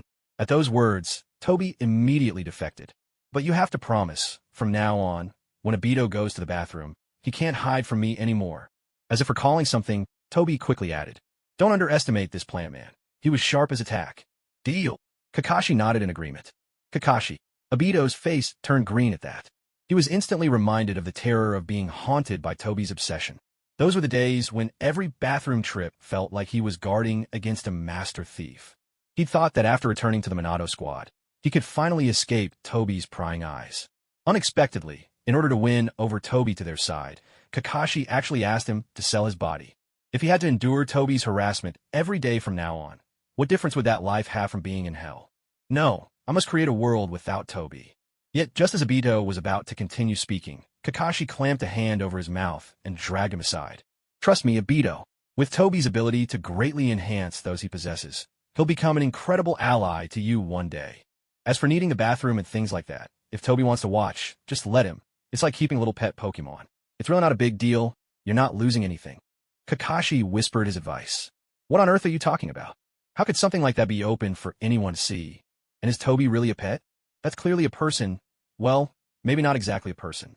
But still, he's a humanoid being. Obito rolled his eyes in exasperation at Kakashi, and the guilt he'd just felt vanished without a trace. Still, once he calmed down, he reluctantly agreed. After all, Kakashi's judgment had never failed him once. If he said Toby was useful, then perhaps he really was invaluable. Seeing Obito nod in agreement, Kakashi patted him comfortingly on the shoulder. Silly kid, you might be resisting with every fiber of your being right now, but one day you'll be glad you did this. In his previous life, Kakashi had grown curious about Toby's mischievous personality and had specially looked up information on him. So he knew very clearly that Toby was no ordinary white Zetsu. He was a mysterious child of chakra, born from the divine tree itself. His greatest advantage was that, once he possessed someone, their abilities would be massively enhanced. In simple terms, he was a permanent buff that could be attached or removed at will. Otherwise, with Yamato's level of wood release, how could he possibly perform the wooden golem technique? If all the white Zetsu were ranked by power, Toby, being the only one with his own name, would be the undisputed king among them.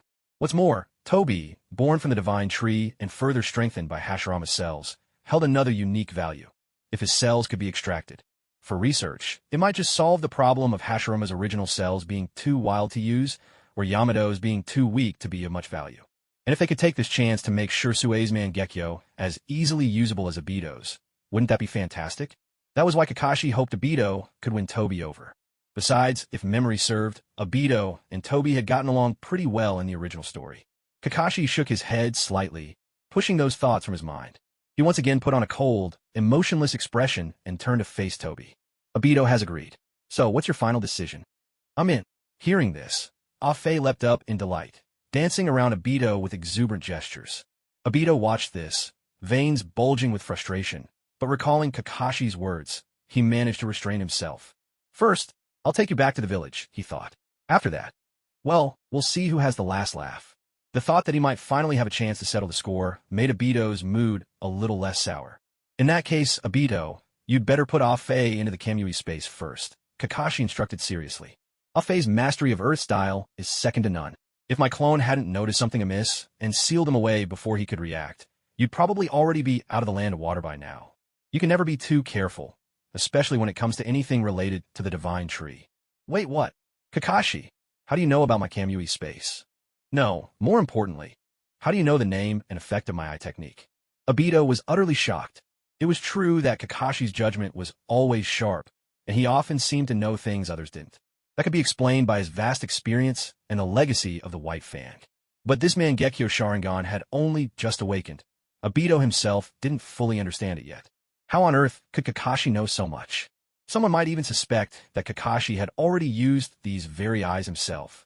Oh, it really wasn't hard to deduce, Kakashi replied, sounding almost casual. The Mangekyo reflects the heart. The abilities it awakens always relate to the state of mind at the moment it's opened. Knowing you as well as I do, I figured you'd want to escape reality, to find some hidden corner to cry where no one could see you. And since I'd already seen you use an intangibility ability, it wasn't much of a leap to guess you had your own personal dimension. Hearing Kakashi's perfectly reasoned, brilliantly logical deduction, Obito, Rin, and Shursui, who had just arrived, were all left speechless with amazement. To piece together the truth from such scant clues and in so little time, what kind of genius was this? Was this the true strength of Kakashi, their senior? Incredible. All right, that's not important right now. Obito, put Ah-Fei in there first. Let's hurry and get out of here, Kakashi said, noticing the stunned expressions on all three faces. He realized he'd unintentionally shown off a bit, and feeling a little embarrassed, he rubbed his nose and quickly steered the conversation away. Silver Fox Senpai, can you guess what my ability is? Taking advantage of the pause while Obito acted, Shursui asked curiously. If I'm not mistaken, at the very least, one of your eyes should be able to manipulate others' will with Jinjutsu, right?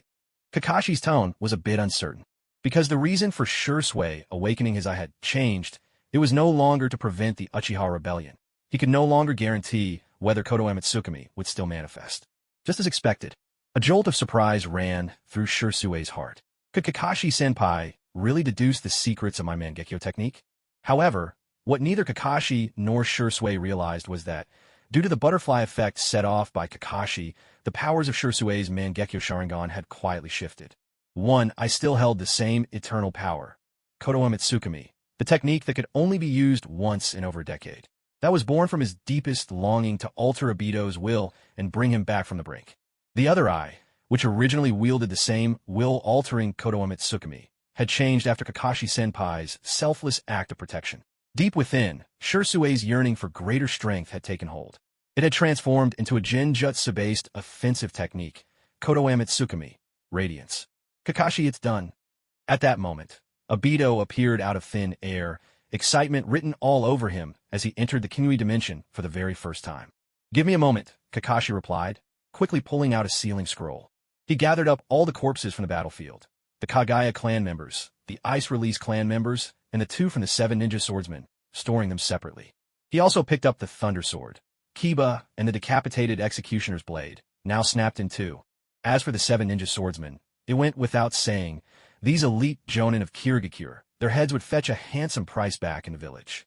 The bodies of the Ice Release clan weren't of much use to him personally, but they make a fine greeting gift for Orochimaru.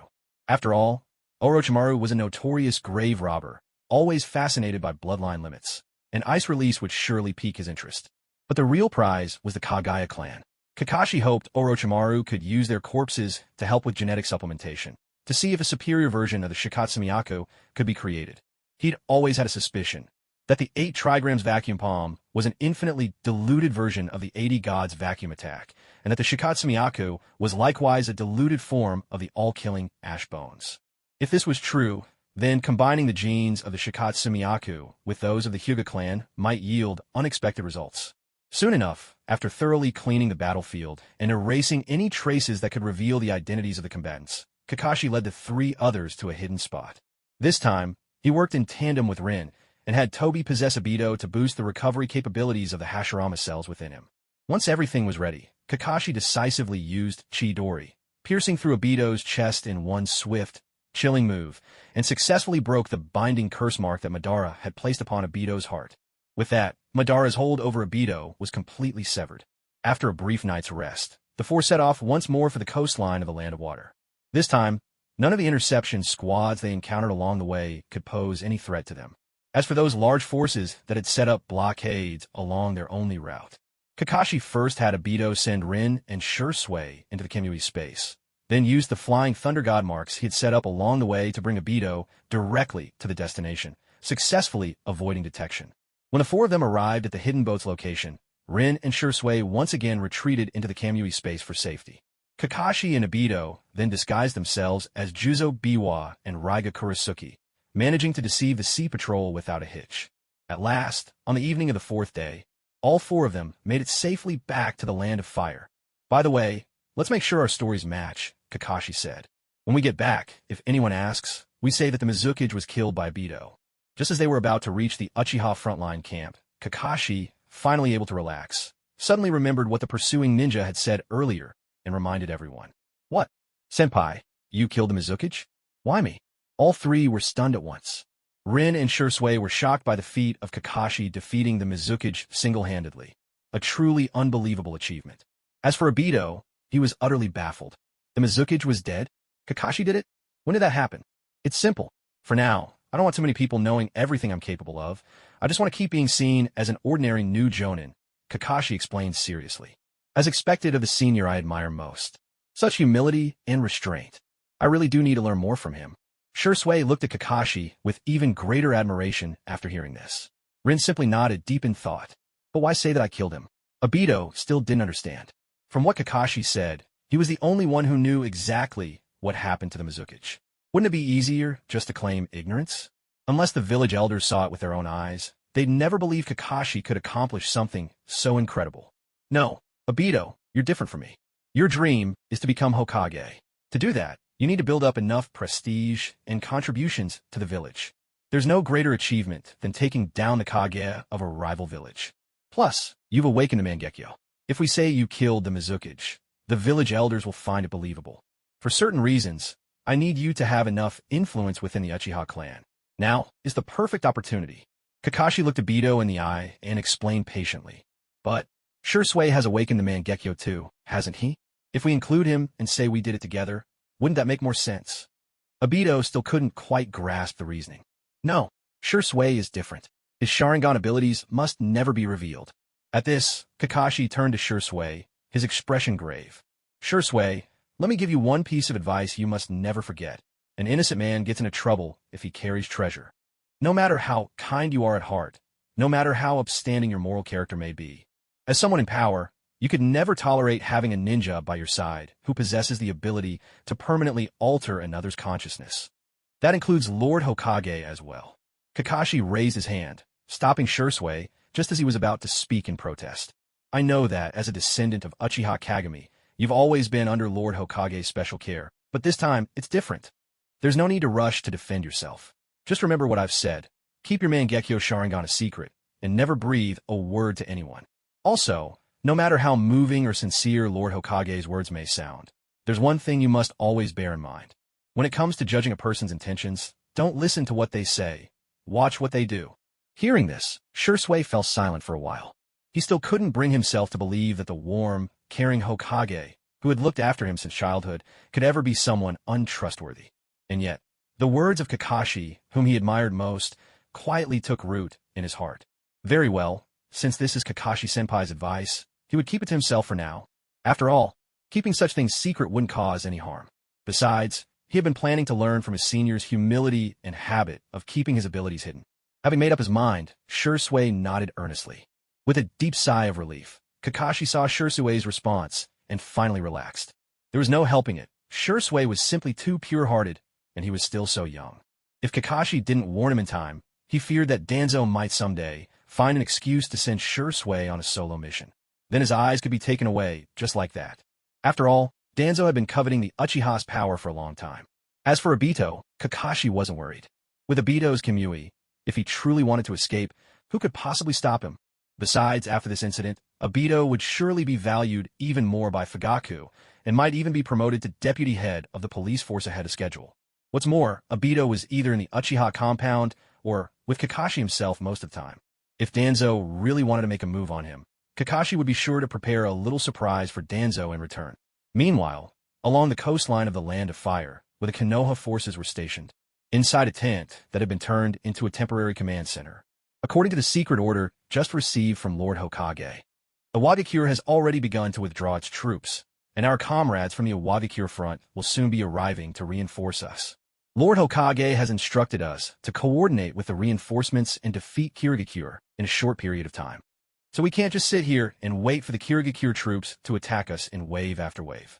We must find a way to take the initiative. Fugaku looked around at everyone before him. The vast majority present were elite members of the Uchiha clan, while the rest were squad-leading jonin like Chozo Akimichi. Can't we set up traps along the coastline? One of the more hawkish Uchiha voiced his suggestion. The coastline is too long. There's no way to predict where the enemy will land, and the nearshore waters are their territory. Doing this is pointless. It would just waste our manpower and resources. Fugaku dismissed the proposal without a second thought. But we Uchiha are each worth 10 foes. Even on water, we can crush them. The Uchiha pressed on stubbornly. All right then, I'll give you 100 men. Go out there right now and fight the mist on the open sea. If you're each worth 10, you should be able to wipe out 1,000, shouldn't you? When you're done, I'll personally celebrate your victory. At these words, the Uchiha immediately fell silent. Fugaku cast him a cool glance, making a mental note of his face. He knew that, thanks to deliberate hawkish propaganda, the notion of Uchiha invincibility had taken deep root among the younger generation. Many of them had become blinded by their clan's pride. Normally, he would have let such talk slide. But this was wartime. One wrong decision could cost the clan dearly. Someone with such poor judgment in battle could never be trusted with important tasks. Report. At that moment, an Uchiha sentry's voice called from outside the tent. Come in. Fugaku rubbed his temples and let out a weary sigh. He usually forbade interruptions during meetings. If a sentry was rushing in now, it could only mean the Mist were launching another wave of attacks. Clan leader Fugaku, Kakashi has returned from the Mist village with Sure Sway, Obito, and Rin Noera. The sentry saluted respectfully and quickly relayed the news. What? Hurry, bring them in at once. At this, Fugaku's heart leapt with joy, and he spoke in quick succession. He knew about Kakashi's mission to rescue Rin Noera, taking Sure Sway with him deep into the Land of Water. Unfortunately, by the time he'd given the order to stop them, the two were already long gone. He'd been furious then, lashing out at every Uchiha who'd been present at the time. Obito, who had awakened the double Tomo Sharingan, had vanished on the battlefield, his fate unknown. Now, the genius Sure Sway, who had just awakened the triple Tomo and joined Minato's team, set to become a new bridge between the Uchiha and the village leadership, had also gone off on a near-suicidal mission. How could Fugaku not be angry? To Fugaku, it was impossible for Sure Sway and Kakashi to return alive. If Minato's team were wiped out, and Minato came looking for answers, what could he possibly say for himself? If resentment grew in Minato's heart because of this, straining the relationship between the Uchiha and the new generation of Konoha's leadership, then the Uchiha clan situation would only become more precarious. Yes, at this moment, Fugaku no longer held out much hope for the old guard led by the third Hokage. He had staked everything on Minato. One could say that Minato was the key to easing the tension between the Uchiha and Konoha's leadership. Clan leader Fugaku, good afternoon. Just then, a young voice interrupted his thoughts. Fugaku looked up. It was Kakashi. Yeah, it's good to have you back. That's all that matters. Fugaku greeted him with a warm smile. He offered no words of reproach for Kakashi's boldness. The fact that Kakashi, together with Sure Sway, had managed to bring Rin and Obito back was proof enough of his ability. This young man had a promising future ahead of him. Someone, bring 4 more chairs. Hearing this, everyone in the room exchanged surprised glances. Those who had the right to sit in this chamber were the elite among elites. Didn't they see that even the younger newcomers could only stand and listen from the sidelines? Yet clan leader Fugaku was asking for seats for these 4. What made them so special? If it had just been Sure Sway and Kakashi, that would be understandable. Sure Sway, with his triple Tomo Sharingan, had already faced every challenger among the clan's youth and remained undefeated. And Kakashi had once bested the triple Tomo Sure Sway in the Chunin exams. Granted, Sure Sway had only just awakened his third Tomo back then and wasn't nearly as strong as he was now. but it was enough to earn Kakashi the respect of the younger Uchiha. But Obito? He was just a chunin with 2 tomo. What right did he have? As for Rin Noera, people barely acknowledged her. Who cared about the combat strength of a medical ninja? That was a joke. Still, she was a medic and Tsunade's apprentice at that. She might one day run the Konoha hospital. So those with any sense wouldn't offend her lightly. Clan leader, is this really appropriate? Forget the others, but what has Obito done to deserve a seat? The same clan member who had complained earlier now voiced his objection again.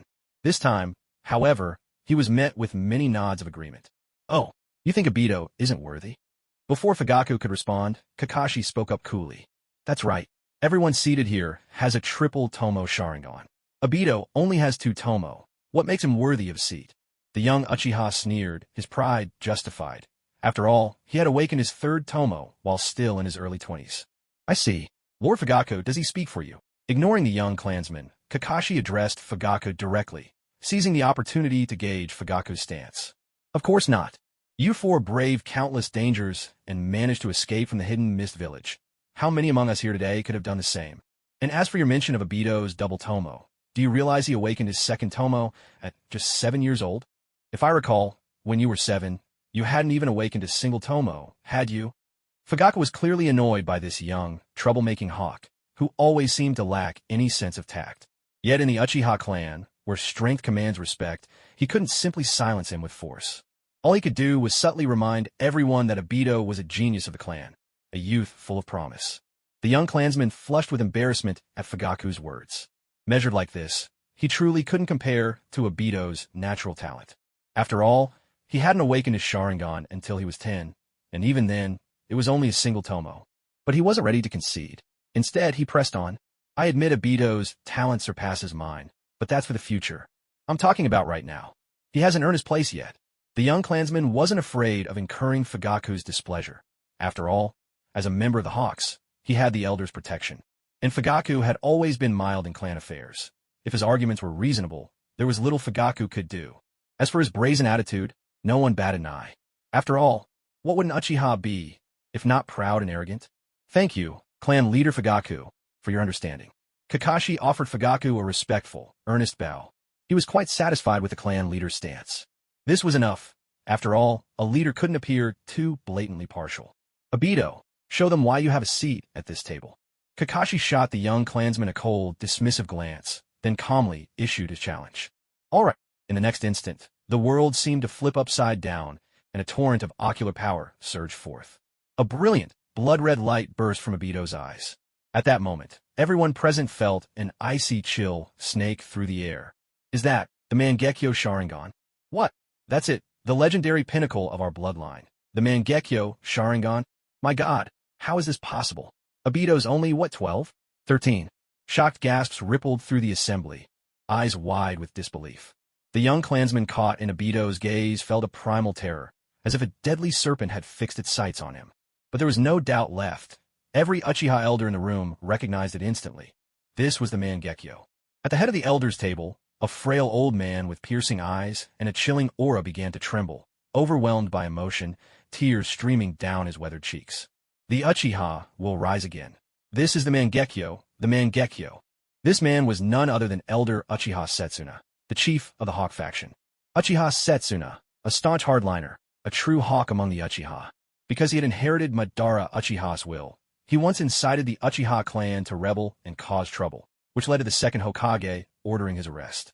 Since then, he had been imprisoned in jail.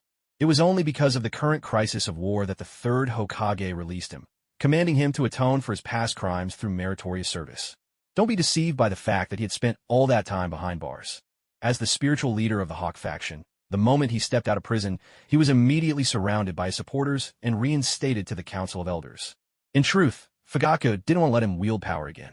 But the Hawk faction held greater sway within the clan, and Fugaku, who had always poured his heart and soul into maintaining internal balance and calming the clan's emotions, found it difficult to stop them by force. Under ordinary circumstances, if Fugaku saw such behavior from Uchiha Setsuna, he would have been on high alert. But at this moment, all those concerns were swept aside. He simply stared blankly at Obito, his heart roiling with shock. A second pair of Mangekyou. He never imagined that, during his tenure, he would witness the Uchiha clan producing not just one, but two pairs of Mangekyou Sharingan. Truly, the heavens are smiling upon the Uchiha. Obito. Fugaka looked at Obito with a complex gaze. Delight and relief mingled with helplessness and melancholy. If Obito had told him about awakening his eyes in private, Fugaka would have ordered him to keep it a closely guarded secret, never to breathe a word to anyone. As the only Uchiha to have climbed into the upper echelons of Konoha's leadership, he understood all too well how he and his clan were being subtly and overtly excluded from the village's core of power. Especially Danzo, Hamura Mitokado, and Kohoryudatane, they had always harbored deep hostility toward the Uchiha. He had brought this up in veiled terms more than once to the third Hokage, whom he admired. But every time, the third Hokage would express understanding and promise to pay close attention, only for the matter to be left unresolved. Of course, knowing the clan's history, he also understood the underlying truth. As a direct disciple of the second Hokage, Lord Third would never easily go against his predecessor's will and openly support the Uchiha, not if he wanted to preserve his own standing. So, whenever the Uchiha were called upon to fight, Fugaku would personally lead the troops, hoping to earn enough military merit to gradually elevate the clan's political status. By his estimation, when the third Hokage eventually retired, Minato would most likely succeed him. By then, thanks to his relationship with Minato and the Uchiha's contributions to the village, surely his clan would finally receive fair treatment. Perhaps, in the future, there might even be an Uchiha Hokage. Who could say for sure? After all, as one of the village's two founding families, the Uchiha's longing for the Hokage seat had built up over countless years. But now, with the Mangekyo Sharingan revealed for all to see, the already hostile village leadership would be reminded of the terror Madara once brought, and the Hawk faction's long-suppressed rebellious spirit might be ignited all over again. If things truly developed this way, the Uchiha clan situation within the village would only deteriorate rapidly, and they might even end up in direct conflict with the leadership. It was precisely out of fear of this that, to this day, he hadn't dared to let anyone, including his own wife, know that he had awakened the Mangekyo. That's right, Fugaku himself had also awakened the Mangekyo. So, does he now have the right to sit here? At that moment, Kakashi's calm voice interrupted Fugaka's thoughts. He can, of course he can. If even someone with the Mangekyo isn't qualified, who else here could possibly be? Before Fugaka could answer, Uchiha Shana spoke up first. Obito, what a good child. You know, when your father was little, I once held him in my arms. I never expected that in the blink of an eye, you'd grow up so much. Come, sit beside your grandpa. Uchiha Shana beamed with a kindly smile, beckoning Obito over to sit next to him. Witnessing this, everyone else couldn't help but twitch at the corners of their eyes. Goodness, is this really the same cold, stern, and taciturn hawkish elder we all know? You disgraceful brat. Aren't you going to apologize to your brother Obito? But just as suddenly, Shana's tone shifted, and he launched into a scolding tirade at the young clansman from earlier. Hearing this, the rest of the group immediately felt at ease. Ah, that's the elder Shana we're used to. Those earlier words were far too unsettling. This is much better. As for the young clansman being reprimanded, his face flushed bright red with shame. His proud nature made him want to crawl into a hole and disappear. But there was nothing he could do. He might be able to feign obedience to Fugaku, but if he ignored Elder Shana's words, no one would look out for him in the future. So, albeit reluctantly, he dragged himself in front of Obito, who was 7 or 8 years younger than him, gave a deep bow, and through gritted teeth, squeezed out 6 words. Brother Obito, I'm sorry. We're all family. There's no need for that. You're still young. It's understandable. Just be more mindful in the future. Obito gently raised his hand and helped him up, showing all the magnanimity of an adult forgiving a child. What's going on? Did Obito really just say something like that? Hearing this, Kakashi shot Obito a surprised look. He happened to catch Obito, when no one was looking, give him a playful wink. Heavens above, even simple, straightforward Obito has learned to put on an act. My childhood is shattered. So this is the kind of influence the legendary Uchiha for Laughing Devils have? How long has Obito even been around Madara? And he's already picked this up? Kakashi grumbled inwardly. But his job wasn't finished yet. Sensing that the atmosphere in the room was just right, he dropped another bombshell. Oh, and one more thing. The 4th Mizukage, Yagura Kuritachi, was also killed by Obito. Kakashi spoke again in his calm, muted tone. What did you just say? Obito killed the 4th Mizukage? That's the Mizukage we're talking about. Are you serious?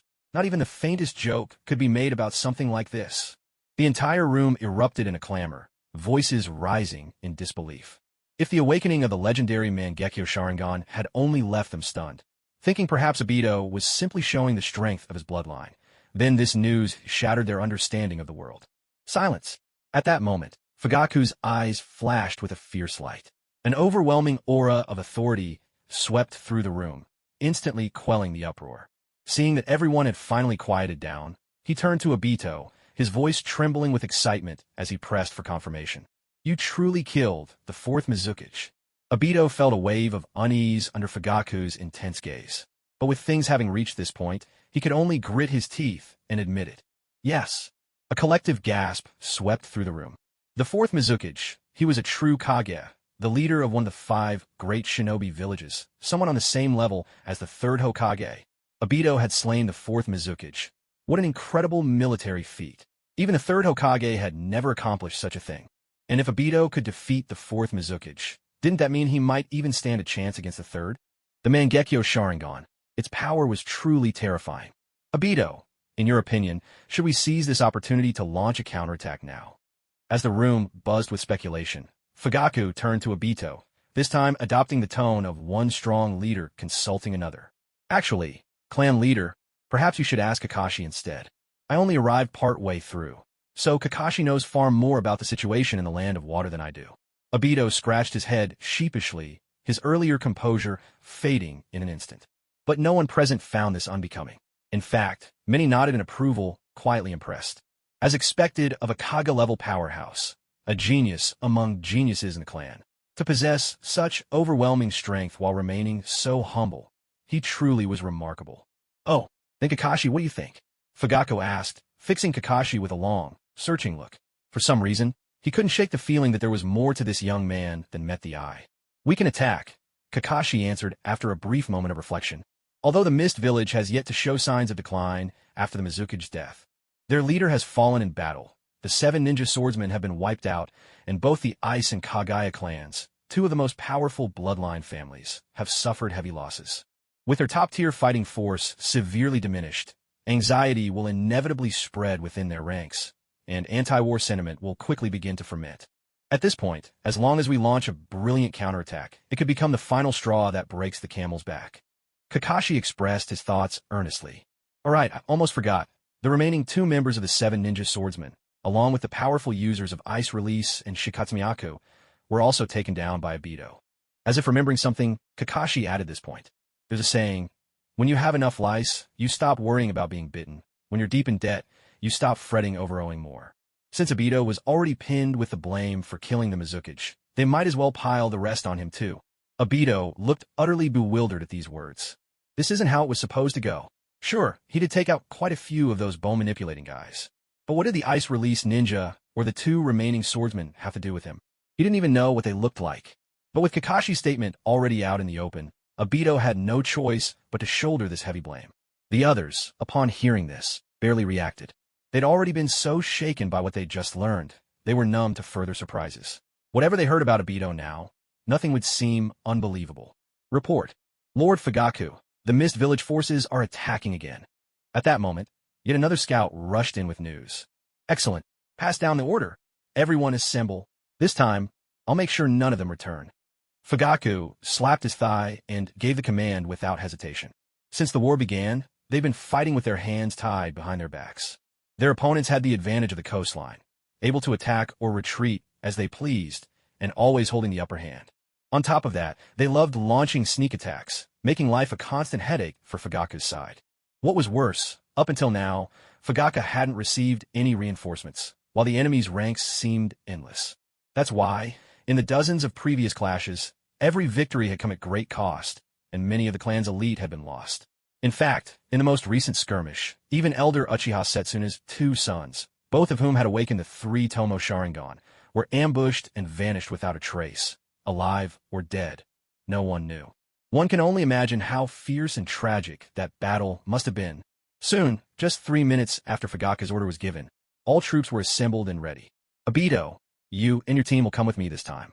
And remember, unless it's a critical situation, do not use your Mangekyo Sharingan. Fugaku looked at Obito, giving this instruction with grave seriousness. As someone who had also awakened the Mangekyo, Fugaku knew all too well the dangers it brought.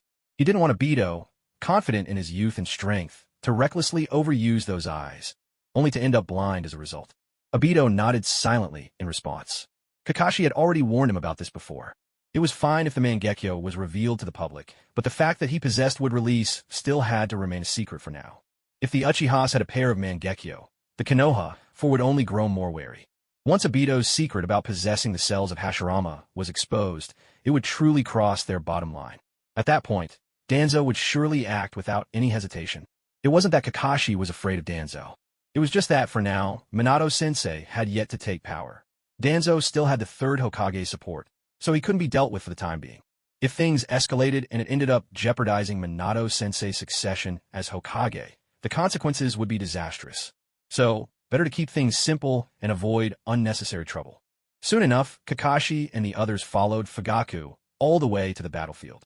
Chieftain of the Hozuki clan, the fourth Mizukage has already been slain by a member of the Uchiha. The 7 ninja swordsmen have all been wiped out by our strongest from Konoha. Even the Kagaya and Yuki clans have suffered heavy losses. Kirigakure is destined to lose this battle. If you surrender now, perhaps I'll consider sparing your lives. As soon as he spotted the Hozuki troops approaching, Fugaku shouted these words with authority. What? Lord Mizukage is dead?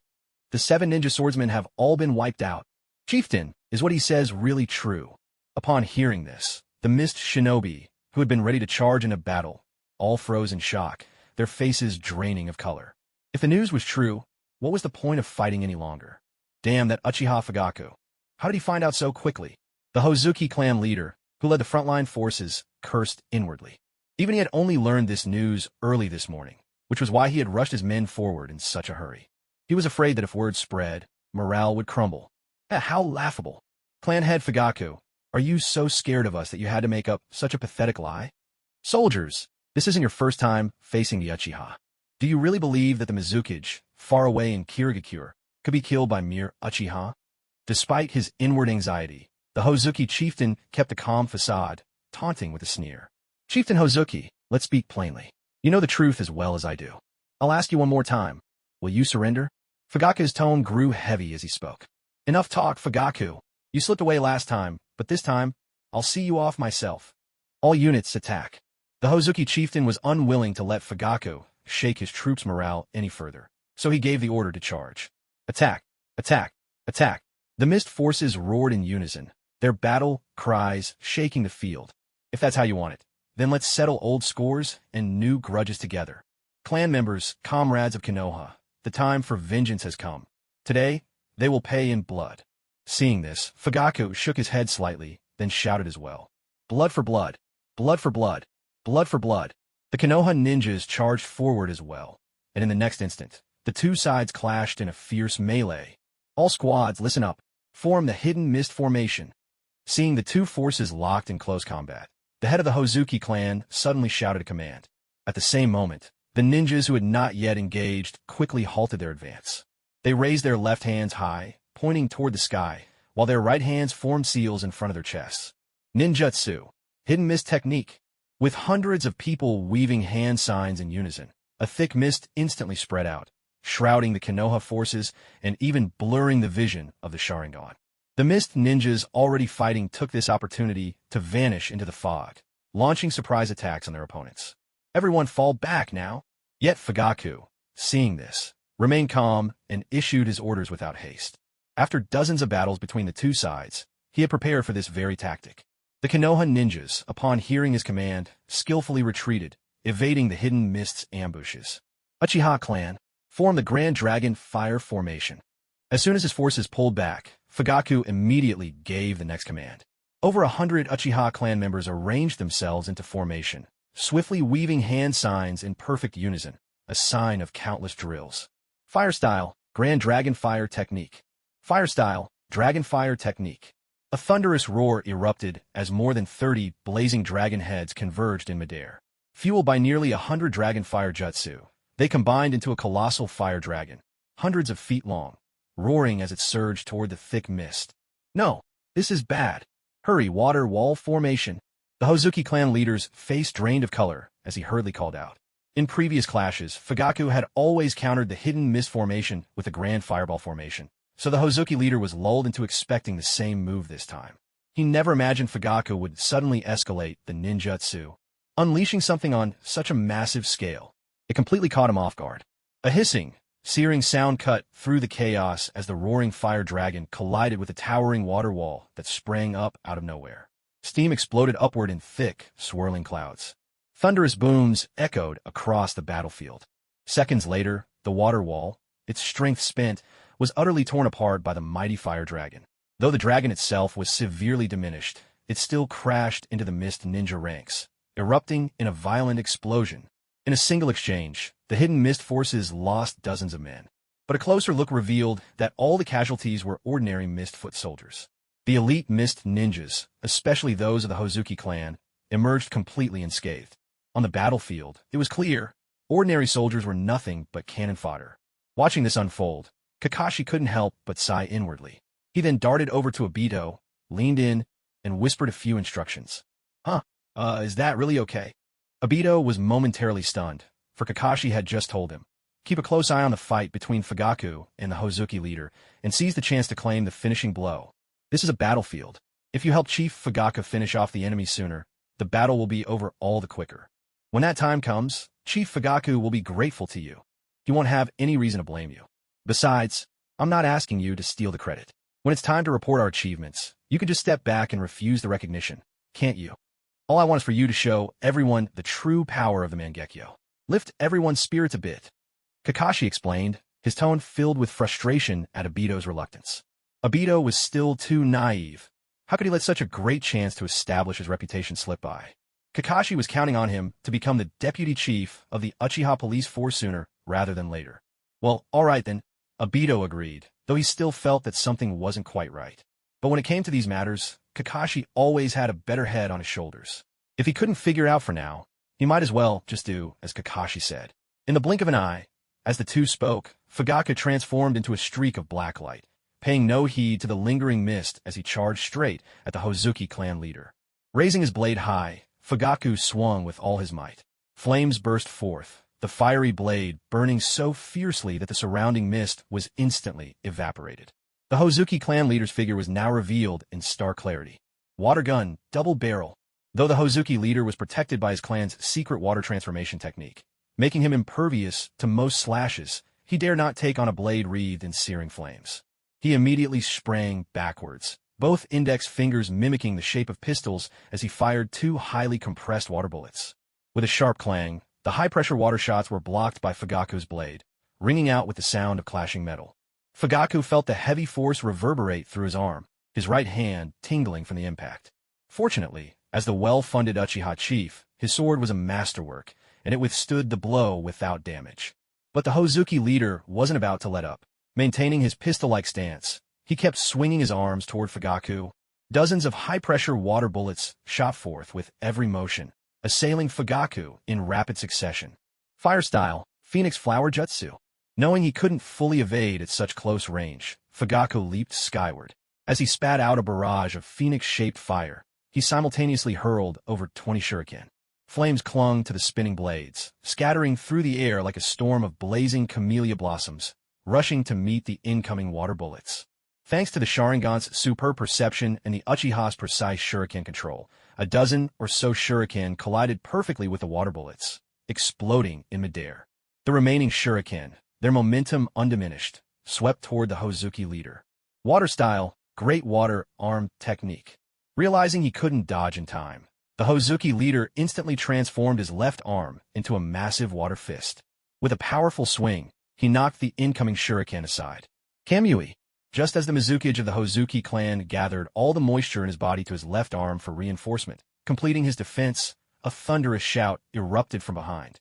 A jolt of terror shot through the Mizukage, his scalp tingling, an icy dread surging straight from his tailbone to the crown of his head. Instinctively, he activated his secret water transformation technique. Almost simultaneously, the space around his head twisted violently, and in the next instant, his entire head liquefied and burst apart. Oh, did he manage to dodge that? His reaction speed is impressive. Truly, one must never underestimate any opponent on the battlefield. Kakashi, witnessing the scene, could not help but sigh inwardly, then gave a slight shake of his head. However, against Obito, this level of defense is meaningless. Fire style, gale of explosive flames. At that very moment, seeing his first attack fail, Obito immediately used Kimui to distort the space, summoning a swirling vortex. He then unleashed a serpent of blazing fire from his mouth, creating a massive tornado of flames. The roaring inferno surged forth, instantly engulfing the Mizukage before he had time to reform his head. The terrifying heat relentlessly and ferociously roasted his liquefied body. Within the fiery whirlwind, the Mizukage's liquid form writhed and struggled, shrinking with each passing moment. At last, his chakra was spent, and he could no longer maintain his water form. Exposed to the scorching heat, his true form was revealed. A sizzling sound filled the air as the scent of seared flesh began to spread. Clan leader, damn brat. The members of the Hozuki clan, who had been full of confidence in their leader and focused on their own battles, instantly snapped. At that moment, they no longer cared about their own opponents. Their faces twisted in rage as they unleashed their jutsu at Obito. Water-style, water gun jutsu. Dozens of high-pressure water bullets shot toward Obito all at once. They were determined to slay this boy, one they had overlooked simply because of his youth, right on the spot. Watch out! Fugaku, seeing this, could not help but cry out in alarm. He flung more than 20 shuriken in quick succession, hoping to intercept the attacks and protect Obito. Yet, there were simply too many high-pressure water bullets coming at once. Despite Fugaku's efforts, most of the water bullets slipped through and continued to streak toward Obito. As the barrage closed in from all sides, Obito merely smiled, neither moving nor attempting to dodge. Anxious, Fugaku's Sharingan spun rapidly, the three Tomo swirling together in his blood-red eyes. This boy was the future hope of the Uchiha. Nothing could be allowed to happen to him. At that instant, Fugaku prepared to use the body flicker technique to shield Obito, even readying Susanoo to save him. As for the risk of revealing his Mangekyo Sharingan, he no longer cared. A sharp clap sounded. Clan leader Fugaku, you must have faith in Obito's strength. At that critical moment, Kakashi, who had been watching closely, flashed to Fugaku's side and placed a steadying hand on his shoulder. He needed Obito to leave an indelible impression on the battlefield for the clan, so of course he couldn't just stand by and watch Fugaku steal the spotlight. Kakashi. At those words, Fugaku's fierce eyes widened, and a peculiar pattern flashed across his pupils for an instant. But in the very next moment, his anxious expression relaxed. Amid the chaos, Uchiha clansmen startled by their leader's shout and the wild frenzy of the Hozuki clan. All eyes turned in shock to what was happening before them. Every water bullet passed straight through Obito's body, not leaving so much as a scratch. My god, is that Obito? How'd he do that? He killed the Hozuki clan leader. Many Uchiha, seizing the opportunity to strike at the demoralized hidden mist ninja, could not help but cry out in astonishment. The elite Uchiha who had attended the earlier meeting wasted no time. While their opponents were still frozen in disbelief, they struck with lightning speed, felling their foes. Once they had secured the upper hand, these elite fighters joined their brethren in battle, spreading word of Obito's extraordinary achievement wherever they went. Before long, every Uchiha on the field knew Obito had awakened the Mangekyo Sharingan and slain the fourth Mizukage. A feverish excitement swept through the ranks, passing from one clansman to another like wildfire. In that moment, the image of Obito's almost invincible presence was seared into the minds of the entire clan. Uchiha Obito, undisputed number one of the clan. This was exactly the effect they wanted. Kakashi, witnessing the scene, nodded in satisfaction and released his right hand from Fugaku's shoulder.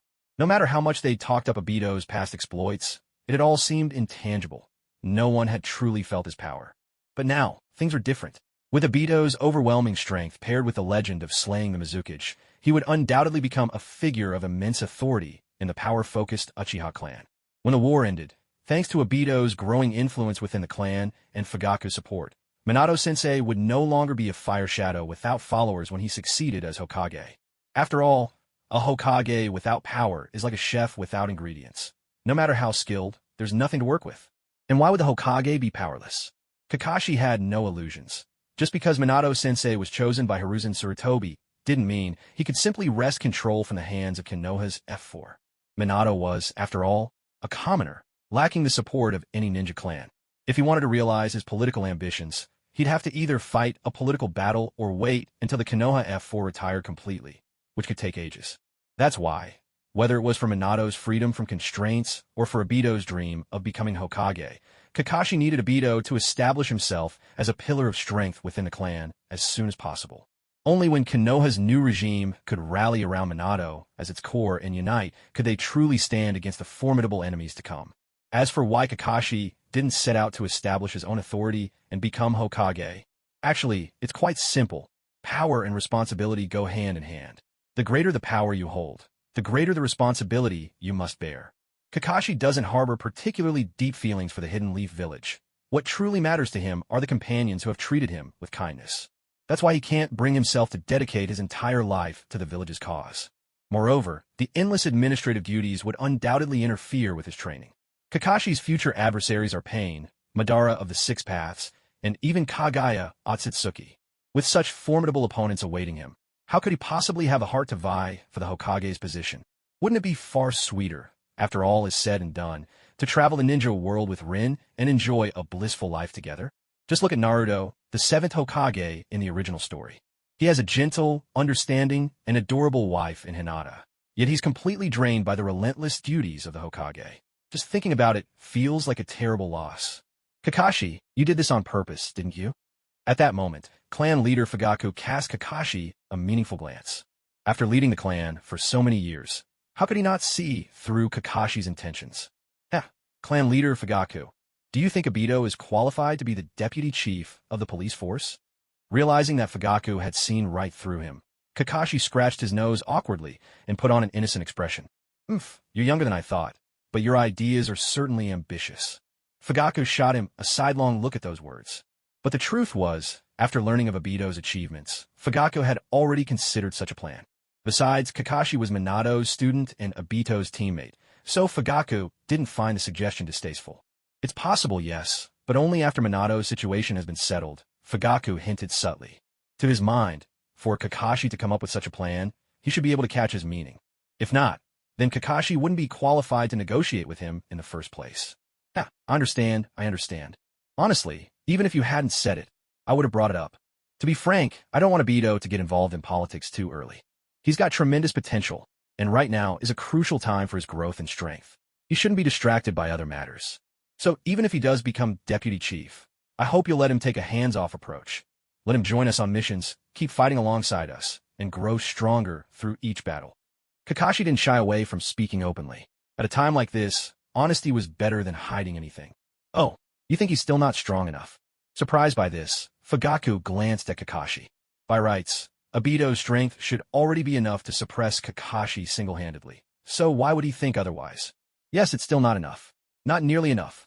Kakashi wore a rare look of seriousness, but he quickly hid it away, returning to his usual harmless smile. Don't you think, with Obito's potential, he might one day become as powerful as Madara Uchiha? The moment Madara's name was mentioned, the teasing smile vanished from Fugaku's face. He lowered his head, pondering for a while. If Obito truly grew to Madara Uchiha's level. No, even if he only approached that level, then the Uchiha clan would truly rise. Ever since Obito joined Minato's squad, Fugaku had often asked Minato about him. So he knew this child quite well, kind-hearted, passionate, and full of sunshine. Though a bit childish, Obito was one of the few who treated other villagers as equals, never considering himself superior just because of his Uchiha bloodline. If someone like him could really reach such heights, perhaps our Uchiha clan might truly see a Hokage of our own. At this thought, Fugaku made up his mind. I understand. I'll think over your request. But for now, we're still on a battlefield. Let's finish off the enemy before we talk about the future. Fugaku spoke in a deep voice, though his eyes burned with fierce fighting spirit. In that moment, he saw hope for the Uchiha clan. Hearing this, Kakashi nodded earnestly. He knew these things couldn't be rushed. It was a slow fire that needed patience. All right, then let's fight. Whoosh. I hope I'm not too late. Just as Kakashi was about to draw his blade and charge forward, a gentle voice suddenly sounded beside him. Sensei Minato. Brother Minato. Kakashi and Fugaku called out in unison, their voices brimming with delight. Brother Fugaku, thank you for holding the line so long. You've all worked hard. Kakashi, it's been a while. How are you and Rin holding up? Minato first offered his regards to Fugaku, then turned a gentle gaze to Kakashi. Don't worry, Sensei. Rin and I are both fine. Kakashi nodded quickly, taking the chance to sense Rin's location. Because Rin was a medical ninja, she was now in the camp tending to the wounded. For her safety, Kakashi had left a lightning clone by Rin's side, transformed as a nurse to assist her. If White Zetsu didn't show up, that would be ideal. But if he dared appear again, Kakashi would gladly accept the research material delivered right to his door. Oh, right, Sensei, look over there. Who do you see? Kakashi pointed ahead with his right hand, grinning. Oh, Minato raised an eyebrow, then followed Kakashi's pointing finger. That's Obito. Minato was stunned for a moment, then called out in joy. In the next instant, he vanished in a flash, appearing at Obito's side. Obito, where did you go earlier? When did you get back? Sensei Minato, you're here. Obito was weaving effortlessly through the battlefield, helping his clansmen defeat enemies, while also collecting their gratitude and admiration along the way. Suddenly, seeing his teacher Minato appear before him, he was overjoyed and rushed forward, arms wide, trying to embrace him. But to Minato's astonishment, Obito passed right through him, stumbling into thin air. What was that? A space-time ninjutsu? Minato's heart skipped a beat. As a master of the Flying Thunder God technique, he immediately saw through the essence of Kamui. He was just about to question Obito when he caught sight of the pattern in Obito's eye. 3 intersecting sides, like the rings of the Grim Reaper. Could it be? Is this the legendary Mangekyo Sharingan? Minato was truly stunned. He never expected that the legendary eyes once awakened by Uchiha Madara would now appear in his own student. As for Obito, who had just missed his teacher, he scratched his head in embarrassment and then released his Kimui's intangibility. Just then, a kunai darted toward Minato, seizing the opportunity. Minato instinctively moved to block it, but Obito's single eye focused, and the kunai vanished into a swirling distortion in space. That's a twisted space? You're courting death. Obito's joy at seeing his teacher was rudely interrupted, sparking a surge of anger. His single eye flared again, unleashing Kamui once more. In the next instant, the ambushing mist ninja was torn apart by the warped space, vanishing in a spray of blood. Haha, Sensei Minato, I missed you so much. Having dispatched the enemy in a blink, Obito turned to Minato with a goofy, heartfelt smile. You rascal, it's good to have you back. Truly good to have you back.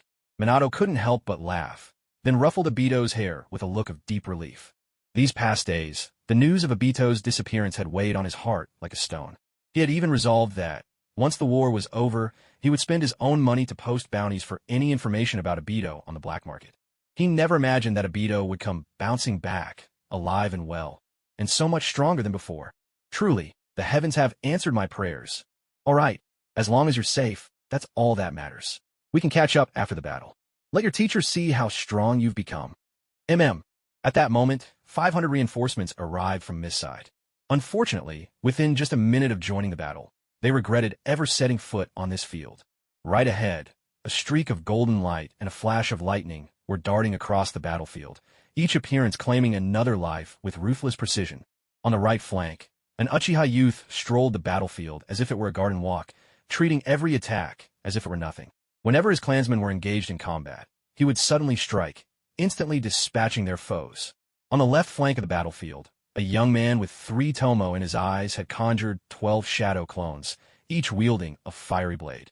He moved among the crowd with breathtaking agility, as graceful and elusive as a startled swan.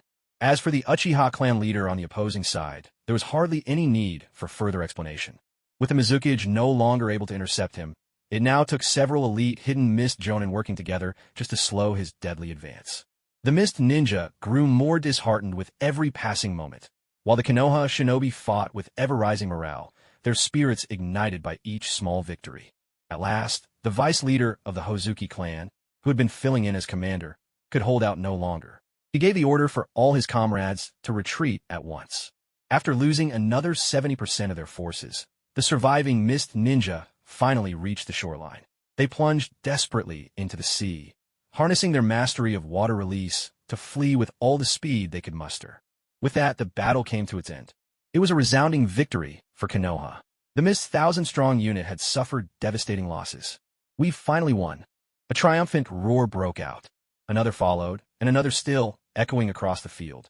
After so many stifling battles fought without a hint of reinforcements, the Uchiha warriors could contain themselves no longer.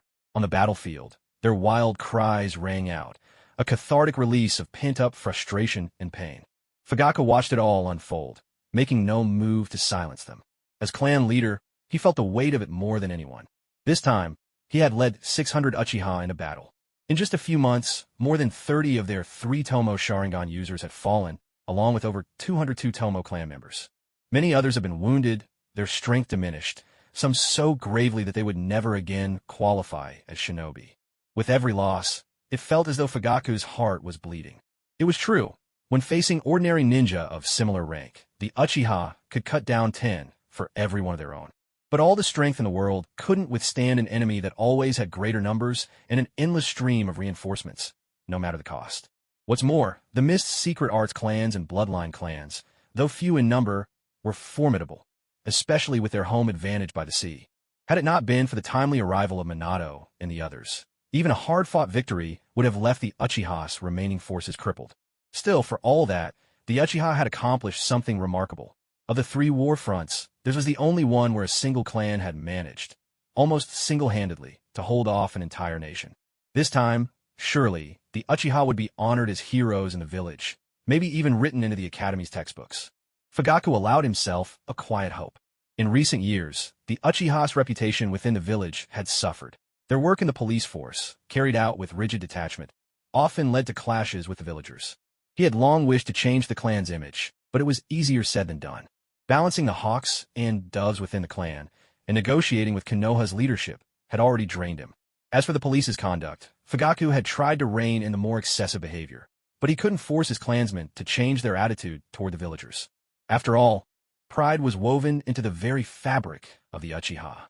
Nevertheless, as proud members of the Uchiha clan, they were known for their bravery and love of battle, never shying away from sacrifice, yet at the same time, they longed for the approval of the entire village. Fortunately, once this war was over and the Uchiha's heroic sacrifices spread throughout the village, the attitudes of ordinary villagers toward the clan would surely change significantly. That was Fugaku's hope. So Rin is now the Three-Tails Jinchuriki?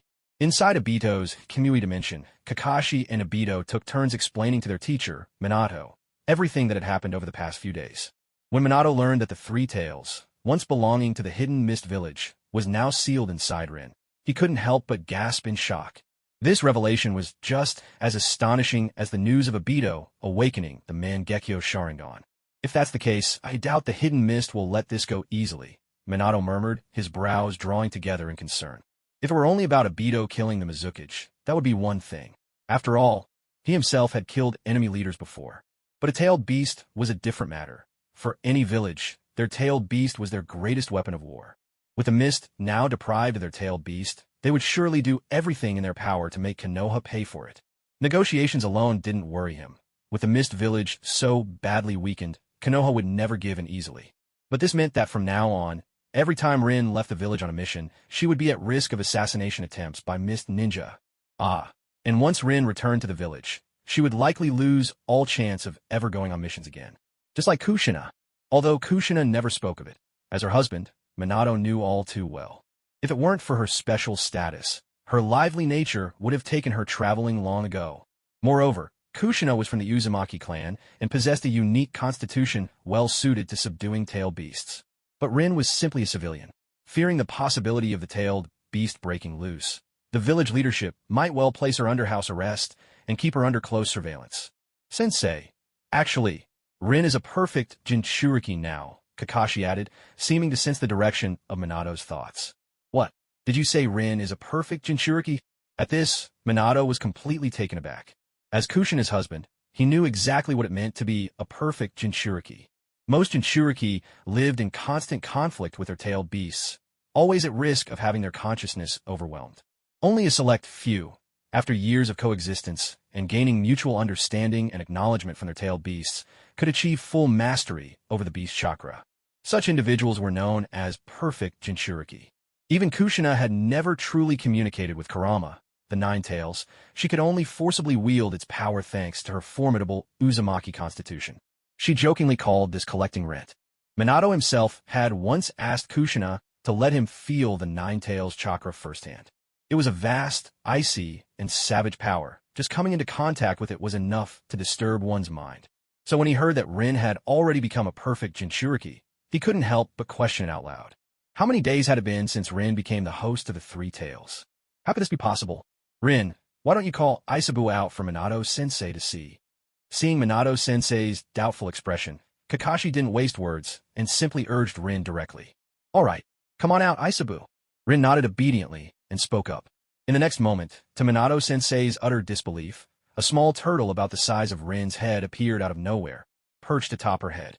It looked around curiously, then turned its gaze to Kakashi. Sorry, I was napping and didn't really catch what was going on. May I ask why you call me out? What else could you expect from a turtle? If it's not spacing out, it's sleeping. Oh, it's nothing important. I just wanted to introduce you to our teacher, Kakashi thought to himself, but kept a calm expression on his face. So, you must be Kakashi's teacher? Hello, human. At those words, Isabu politely greeted Minato, its three tails unconsciously swaying behind it. This is the three tails? Minato was stunned. They could just summon the three tails like this? And it could communicate normally, too? Was this really a tail beast?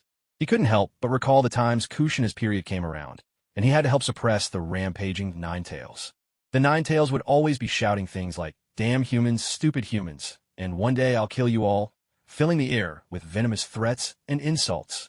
But now, the three tails had appeared before him as light as a feather and even greeted him politely. Minato felt as if reality itself was bending. Oh wow, this little turtle is adorable. Rin, when did you take him in? Obito, ever the scatterbrain, couldn't resist reaching out to touch the docile, cute three-tails shell. But before his hand made contact, a huge tail formed from beast chakra, swept him clean off his feet, and sent him flying. So, it really was the three tails. Seeing this, Minato's heart tightened. There was no mistaking that vast, overwhelming chakra. So Rin really had become a perfect Jinchuriki. Ooh, it's got quite a bit of spirit, doesn't it? Even after being sent flying by a tail, Obito wasn't upset. Instead, he circled the three tails, curiosity shining in his eyes. It was his first time observing a tailed beast from so close. To think that such a little fellow, along with its 8 companions, could combine to form the 10 tails and send everyone into a dream world. Obito couldn't help but click his tongue in amazement. Huh, so this is the three tails? Hey, do you know what it feels like to need the bathroom? At that moment, Deidara, who'd been wandering aimlessly in the Kamui space, suddenly ran over, curiosity piqued. Deidara shut it. Obito's expression darkened at his words. This disgraceful guy actually dared to ask such an embarrassing question right in front of Master Minato. And the key thing is, Master Minato already knows that he's the one who raised him. Will he think that it was me who taught Obito to be so curious? No way. I can't let the image of myself as a top-tier fighter, which I just established in Master Minato's mind, be ruined by this. Obito, is this what you meant by White Zetsu? The one Uchiha Madara created from the God Tree and enhanced with Lord Hashirama's cells. Minato, however, paid no mind to what Toby said and instead watched him with a serious expression. Anything related to Uchiha Madara demanded his full attention. Based on Obito's description of White Zetsu's abilities, Minato keenly sensed that White Zetsu was a mass-producible humanoid weapon. If Madara could truly manufacture an endless supply of White Zetsus and use them to launch a war, that would be even more terrifying than the current Shinobi World War. Obito, do you remember Madara's location? I need to go there right away to confirm a few things. Minato's expression was grave as he spoke. I usually enter and exit underground, so I'm not sure about the exact location, but Toby can lead the way.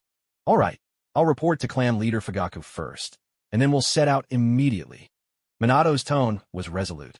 Although it couldn't be completely confirmed yet whether the Hidden Mist would fully abandon their invasion. Judging from the current intel, there was no benefit for them to continue the war any longer. Moreover, the Hidden Stone had already retreated, and the Hyuga clan's reinforcements led by Hizashi would arrive tomorrow. Minato couldn't think of any reason for the Mist to keep fighting after learning about the stone's withdrawal. But the matter with Madara couldn't be delayed. That man, who once stood alongside the first Hokage and single-handedly suppressed the 5 great nations, the demon of the shinobi world. If he was plotting anything, it would surely throw the entire world into chaos. Master Minato, this is the place, Obito said, finally arriving at their destination with Toby leading the way. Minato nodded slightly, studying the mountainside carefully. From the outside, there was no sign at all that anything had been hollowed out beneath it. As expected of Uchiha Madara, truly cautious. Minato pondered to himself. It was clear that all paths into the base had already been sealed off. If they tried to force their way in, it would definitely alert those inside. Master Minato, I'll use a clone to perform Earth release and sneak in to investigate. That way, if anything dangerous comes up, we'll have a heads up. Kakashi, who had just been released from the Kamui space by Obito, spoke up after seeing the situation. Yes, but be careful. Minato didn't refuse. He was well aware of Kakashi's skill with Earth release. After all, not just anyone could carve a dog's head onto an Earth wall. Don't worry, Sensei. Kakashi formed a series of hand seals, splitting off a lightning release shadow clone, which quickly burrowed underground. 10 minutes later, Kakashi's senses stirred. He'd received a message from his clone. The underground base has already been cleared out. Although he had suspected that Madara, who had exposed his own intel, would take precautions, he was still surprised.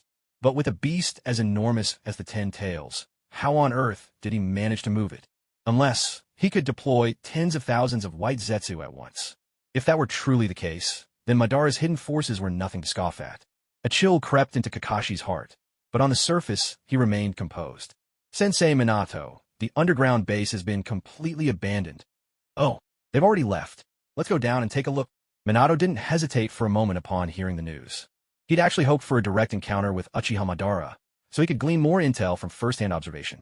But now that the enemy had retreated, they could only try to find some clues among what little remained.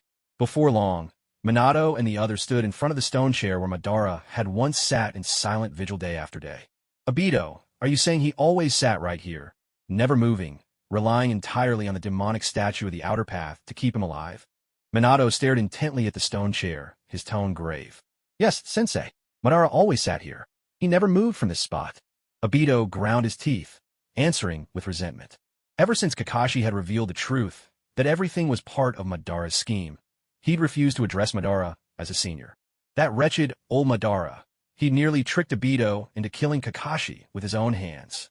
According to your description, the demonic statue is 1,000 meters tall, and Madara had long since exhausted his own life force, surviving only thanks to the statue. So there's no way he could have moved it himself, unless he had enough white Zetsu to help. Minato quickly pieced together what information he had, reaching a swift conclusion. As expected of Sensei Minato, even with so few clues, he could deduce the truth. Kakashi couldn't help but admire him inwardly. Tobi, before you left Madara, how many white Zetsu did he create? Minato turned to Tobi, who was wandering about, searching for traces of his kind. Let me think. 1, 2, 3, 4. Tobi paused for a moment, then began counting on his fingers in earnest. Everyone watching him was left speechless. Forget it. Let me ask a different question. If you had to move the demonic statue, how many of you would it take at minimum? Minato cut in, not wanting to wait an hour for Tobi to finish counting at that pace. Oh, I know this one. Tobi brightened instantly, practically bouncing on his feet. It'd take at least 6,000 of me. 6,000. Minato was shocked. On the way here, Abito had already told him that Tobi was different from the other white Zetsu. He was far stronger. Wouldn't that mean that, by a conservative estimate, Madara has at least 8,000 white Zetsu under his command? Maybe even 10,000 or more. Just imagine what 10,000 white Zetsu would mean. That's the equivalent of 10,000 Chunin, a force on par with what a major hidden village could muster. What's more, Minato had already witnessed Tobi's mayfly technique. Unless you're deliberately using sensory abilities, you'd never notice them, even if they're hiding right beneath your feet. They're practically the perfect spies. With so many at his disposal, Madara could eavesdrop on intelligence from all 5 great nations with ease. And if Madara ever decided to launch a surprise attack on any ninja village, sending his army of white Zetsu to infiltrate under cover of night while everyone slept, the devastation would be catastrophic, far beyond anything they could prepare for. Such a terrifying enemy. Yet Konoha currently has no way to track his movements. If the Hokage were to learn of this, he wouldn't be able to sleep at night. As for Lord Danzo, he'd probably seize this opportunity to take action against the Uchiha clan. If that really happened, Fugaku's situation would become. At the thought of the pressure his old friend was about to face, Minato couldn't help but shake his head and sigh. Minato-sensei, could we not report Madara Uchiha's involvement to the Hokage for now? Kakashi, who had been quietly observing Minato's expression, suddenly spoke up. Why would you suggest that? According to shinobi protocol, something this serious can't be concealed. Minato looked at Kakashi with a stern expression. Sensei, according to what Abito described, Madara's plan is to collect all 9-tailed beasts. But in his current condition, there's no way he could act personally. And just relying on those white Zetsu, it's far too naive to think he could abduct Jinchuriki from inside a hidden village. Madara would never be so reckless. Judging by how he kidnapped Abito, what he's really after is a successor to carry on his will. Someone who, obviously, must have Uchiha blood. Besides, with the war about to end, he'll barely have a chance to find another suitable candidate. And even if he does, it would take years to train them and set his plan in motion. It's not something that could happen overnight. So most likely he'll go back into hiding, biding his time, and building up his forces. That means, for now, we actually have plenty of time to prepare. Kakashi analyzed the situation carefully. But if we rush to inform the higher-ups in Konoha right now, the Uchiha clan will inevitably get caught in the crossfire. And Obito, having received Madara's teachings, will be subjected to strict surveillance. He might even lose his freedom entirely. Kakashi, Obito, who had been listening quietly, was taken aback. He hadn't expected Kakashi was thinking of him. Minato-sensei, the third Hokage, is already getting old. In my view, within a year after the war ends, he'll name you as his successor. And once you become Hokage, all these problems can be solved. This is best for you, for the Uchiha clan, and for Obito as well. Kakashi's clear, youthful voice echoed through the empty cavern, ringing out with conviction. Minato was taken aback by his words. He hadn't expected someone as young as Kakashi to see through the village's situation so clearly. Indeed, if things went as Kakashi suggested, Minato himself, already having Fugaku's support, would also stand to benefit. But if something critical were delayed because of this, wouldn't that be disastrous? Kakashi, you make a valid point, but rules are rules. First and foremost, we are shinobi of the Leaf Village. Sensei, isn't a shinobi someone who can endure what ordinary people cannot? Madara's plan is dark, massive in scale, and could very well destroy the world. If we reveal such a plan to Elder Danzo, do you really think he wouldn't use it as a reason to move against the Uchiha? At this point, Kakashi laid his cards on the table. That's right, Danzo was exactly who he was wary of. Kakashi, it's not right to make baseless assumptions about the elders. Elder Danzo also acts for the sake of the leaf. Minato refuted instinctively, but as he uttered the words for the sake of the leaf, his confidence was obviously lacking. Someone as sharp as him, who often communicated with Fugaku. How could he not see the truth? Sensei, you respect Lord Hokage and honor the elders. There's nothing wrong with that. But this matter could decide the very survival of the Uchiha clan. You must give it serious thought. And do you really think Lord Hokage would keep something like this from Danzo? Those two are as close as brothers, sharing everything. Even, Kakashi silently finished the sentence in his mind. Hearing Kakashi's words, Minato fell deep into thought. Though his personality was bright, and, at times even a bit naive, he was far from innocent. On the contrary, whether it was the tide of battle or the state of the village, his understanding was razor-sharp. His earlier decision to report to the Hokage was partly his duty, and partly because he still trusted the third Hokage. But now that Kakashi had pointed out the heart of the problem, he could no longer ignore the Uchiha's future. If his own actions were to provoke hostility toward the Uchiha, or even lead to something worse, that would go against his original intention, to unite all the people of the Leaf, and to root out prejudice and exclusion once and for all. Very well. After the war, I'll conduct a private investigation first, and decide whether to report further based on what I find. After a long moment of contemplation, Minato finally nodded his agreement. Thank you, Sensei. Seeing his teacher relent, Kakashi breathed a sigh of relief. He knew just how difficult this decision had been for Minato.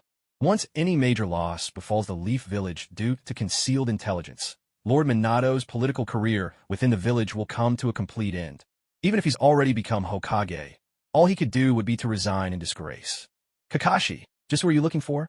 Obito, hurrying towards the hidden grass village alongside Kakashi, asked curiously. After the investigation, Kakashi had used the excuse that he'd once seen a member of the Uzumaki clan nearby to apply to Lord Minato for permission to search for the Uzumaki orphan. Trusting Kakashi and having confirmed there was no issue with his source of information, Minato agreed to the request. As for Minato and Rin, Obito had simply used his Kimui space to transport them directly back to the Uchiha frontline base. That's right. So long as Obito had marked a location with his eye technique, he could use the Kimui dimension as a relay station, allowing him to leap through space. When they learned that Kimui had such an overpowered ability, not only was Lord Minato stunned, even Kakashi was left speechless. You see, under normal circumstances, Kakashi could only use the Flying Thunder God technique to teleport up to 30 kilometers at a time. Lord Minato could teleport over 100 kilometers in one jump, but the chakra cost increased dramatically with distance. But Obito's spatial leaps simply ignored distance altogether. As long as he'd recorded the target location with his eye technique, he could jump there instantly. Of course, such a broken ability did require some time to activate. It wasn't like the Flying Thunder God, which allowed for instantaneous movement in close combat. But doesn't this mean, if Obito ever got a girlfriend, as long as he marked her place, he could visit whenever he wanted, no matter where he was? His actual location wouldn't matter one bit. Even if he was on a mission in another country, he could still return for a romantic evening and be back on duty the next morning. Let's not forget, He even had the Kamui space for secret rendezvous. With such a godlike dating technique, even someone as composed as Kakashi couldn't help feeling a twinge of envy. The Mangekyo Sharingan's abilities really are absurdly powerful. Thankfully, Obito was such a pure-hearted kid. Otherwise, he'd be a true master of time management. As for Lord Minato, the moment he learned of Kemui's powers, he'd already started devising all kinds of surprise attack strategies based on spatial jumps. Only Obito, sitting on such a treasure trove, remained oblivious. To him, it was just a faster way to get around. Oh, I'm looking for a red-haired lady. She should be about the same age as Sister Kushina. Kakashi pulled his drifting thoughts back and answered. They hadn't been far from the hidden grass village to begin with, so before long, the two of them arrived at the outskirts of the village. Obito, we can't risk revealing our identities. Put on your Toby disguise and go scout around. Just be careful not to get caught. All right, Toby, let's go. Upon hearing Kakashi's words, Obito released Zetsu from the Kamui space and let him merge with his body. Together, they sank into the earth and vanished without a trace. Kakashi, I found the woman you mentioned, the older sister. Those people truly deserve to die. Half an hour later, Obito erupted from the ground, his voice thick with fury. Oh, is that so? Did you see a girl with the same red hair as that sister? Kakashi had already guessed what scene Obito was describing, so he asked directly. No, but that sister is pregnant. Kakashi, you didn't see it yourself. Those ninja from the grass village actually lined up to drain the blood of that red-haired woman. Obito described the scene, his anger mounting until he wished he could have rescued her on the spot. Pregnant? Could it be that at this point in time, Karen hasn't been born yet? Kakashi was taken aback. He wasn't certain of Karen's exact age, but he'd always assumed she had already escaped to the hidden grass village by now. So, did Karen's mother flee to the hidden grass village, pregnant, to escape the war? And what about her husband?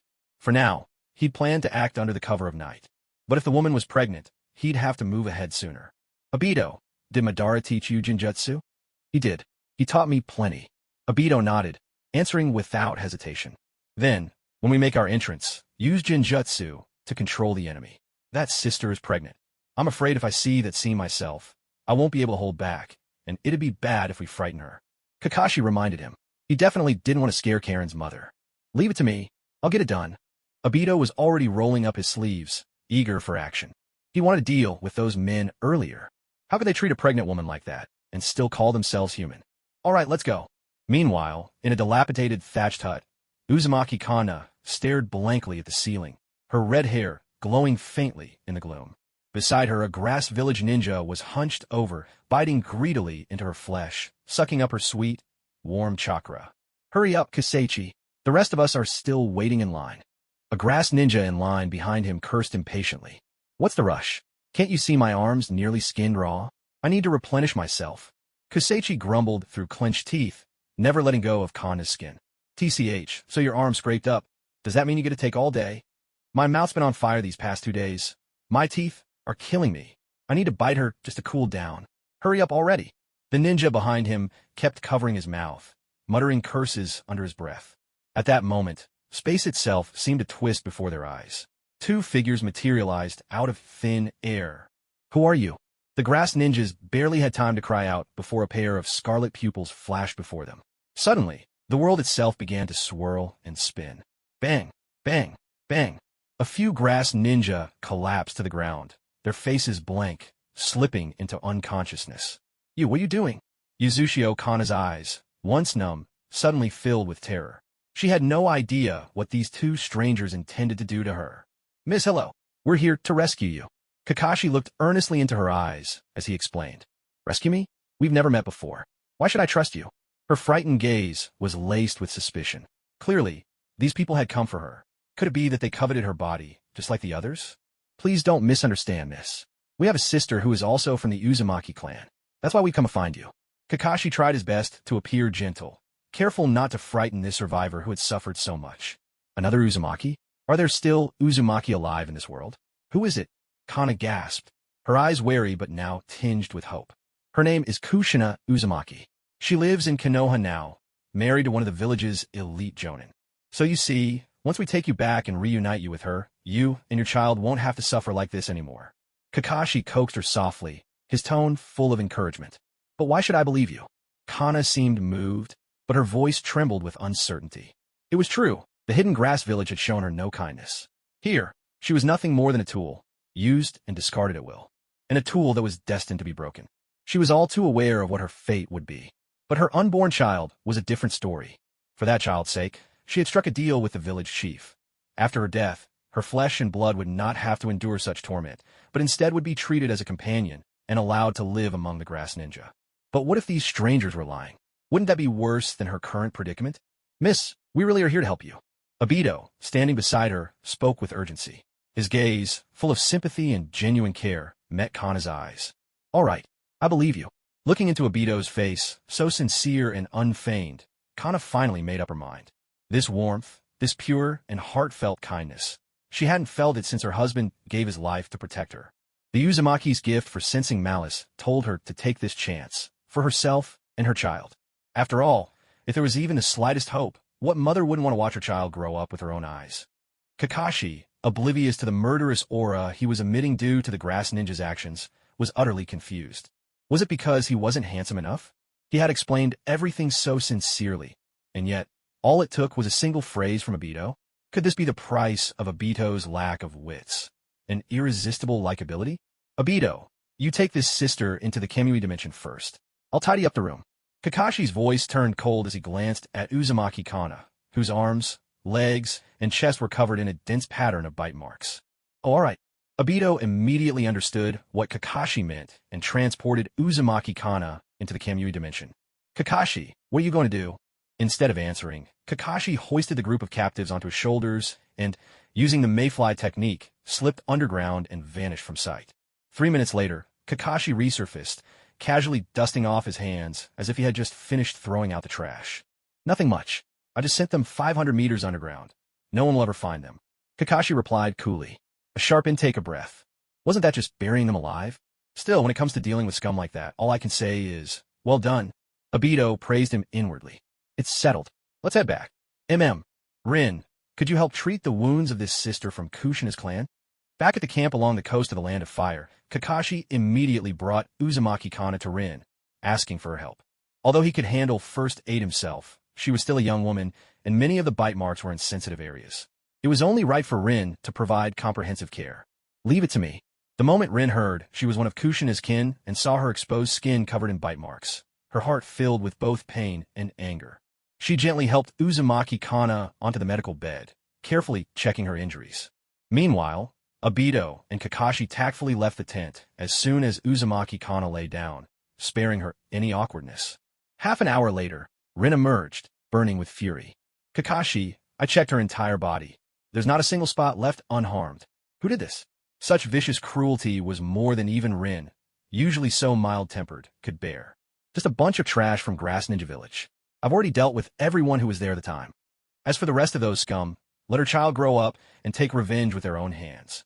Kakashi gently took Rin's hand, trying to soothe her anger. Oh, what are you doing? People are watching us. Rin's anger melted away the instant Kakashi took her hand. Blushing a little, she glanced around but didn't pull away. Let them look. I'm holding my girlfriend's hand. Perfectly natural. Who's going to say anything? Kakashi said with a grin, not bothering to keep his voice down. Oh, so you two are together now? Last time Kushina was still secretly asking me about you two. Looks like I'll have plenty to tell her when I get back. Just then, a gentle voice chimed in. Watergate-sensei. Kakashi quickly turned around, and sure enough, it was Minato, arriving with Sure Sway and Obito in tow. Despite his surprise, Kakashi didn't let go of Rin's hand, her small fingers trying to slip free out of embarrassment at being caught by their teacher. Rin, for her part, only made a token effort to pull away before blushing and letting Kakashi hold her hand. Honestly, Kakashi not backing down even in front of their teacher. He looked so cool. So, you two are officially together now, huh? Guess that means it's time to treat us all to dinner. Obito, having seen the whole thing, teased them with his usual cheerful bluntness. After everything they'd been through, he was no longer the sensitive, childish boy he once was. On the contrary, seeing Kakashi and Rin together now, he felt nothing but genuine happiness for them. Of course, no problem. Once we're back in the village, I'll arrange it. Watergate-sensei, you have to bring Kushina along, and you too, Sure Sway. Kakashi agreed without hesitation, just as open and relaxed. Sound good. I'll bring Kushina for sure. She'll be over the moon when she hears about this. Minato laughed warmly, then his tone shifted. By the way, I came to find you because I received a letter from the Hokage. Apparently, the Hidden Mist has sent a request for peace talks, but they're demanding both the surrender of the Three Tails and the person who killed the Mizukichi. So, the Hokage has ordered me to bring you all back to the village immediately to report in person. Looks like the higher-ups can't sit still anymore. Kakashi's mind raced at the news, but seeing how Minato still had the presence of mind to joke with him, things probably weren't too dire. All right. Oh, and let's bring Sister Kana back too. Kushina will definitely want to see her. Kakashi nodded, then made the suggestion. Oh, Kana, the Uzumaki you managed to rescue? That's fine. Minato agreed right away. Normally, foreign ninja entering the village would be subject to strict screening. But Uzumaki Kana was a survivor from the land of whirlpools, once Konoha's ally. As long as she herself was trustworthy, staying wouldn't be difficult. Kushina would be thrilled to see her, no doubt. All right, then let's not waste time. Everyone, get into Obito's Kimui space, and I'll use Flying Raijin to take us back. Yes, sir. Night fell. Outside the Hokage's office, two figures suddenly appeared out of thin air. Phew, we've arrived. Obito, let everyone out. Minato, sweat beading on his forehead and breathing a bit heavily, reminded Obito. Got it, sensei. Without hesitation, Obito released the four from the Kamui dimension. Whoosh. At that moment, the ANBU squads guarding the area appeared instantly before Minato. Lord Minato, welcome back. When he saw clearly who had arrived, the leader of the Umbu squad bowed respectfully to Minato. Having long heard of the Yellow Flash's incredible exploits while following the Hokage, they all showed Minato the utmost respect. You're too polite. I've returned on the Hokage's orders to report on our situation. You all go about your own duties, Minato said gently. Yes, Lord Minato, the Umbu ninjas replied, then vanished once again. Soon, Minato arrived at the entrance of the Hokage's council chamber and knocked softly on the door. Come in. Sarutobi Hiruzen's familiar voice sounded from within. Pushing open the door, Minato saw that on either side of the long conference table sat the Konoha F4, the Umbu captain, and the head of intelligence, all waiting for his arrival. Meanwhile, the sealing team stood behind the Hokage, ready to act at a moment's notice. Haha, Minato, you must be tired after your journey. Please, have a seat, said Hiruzen, who sat at the head of the table, smiling. With his deep grasp of the situation on the battlefield, he was more and more pleased with Minato every time he saw him. Ahem.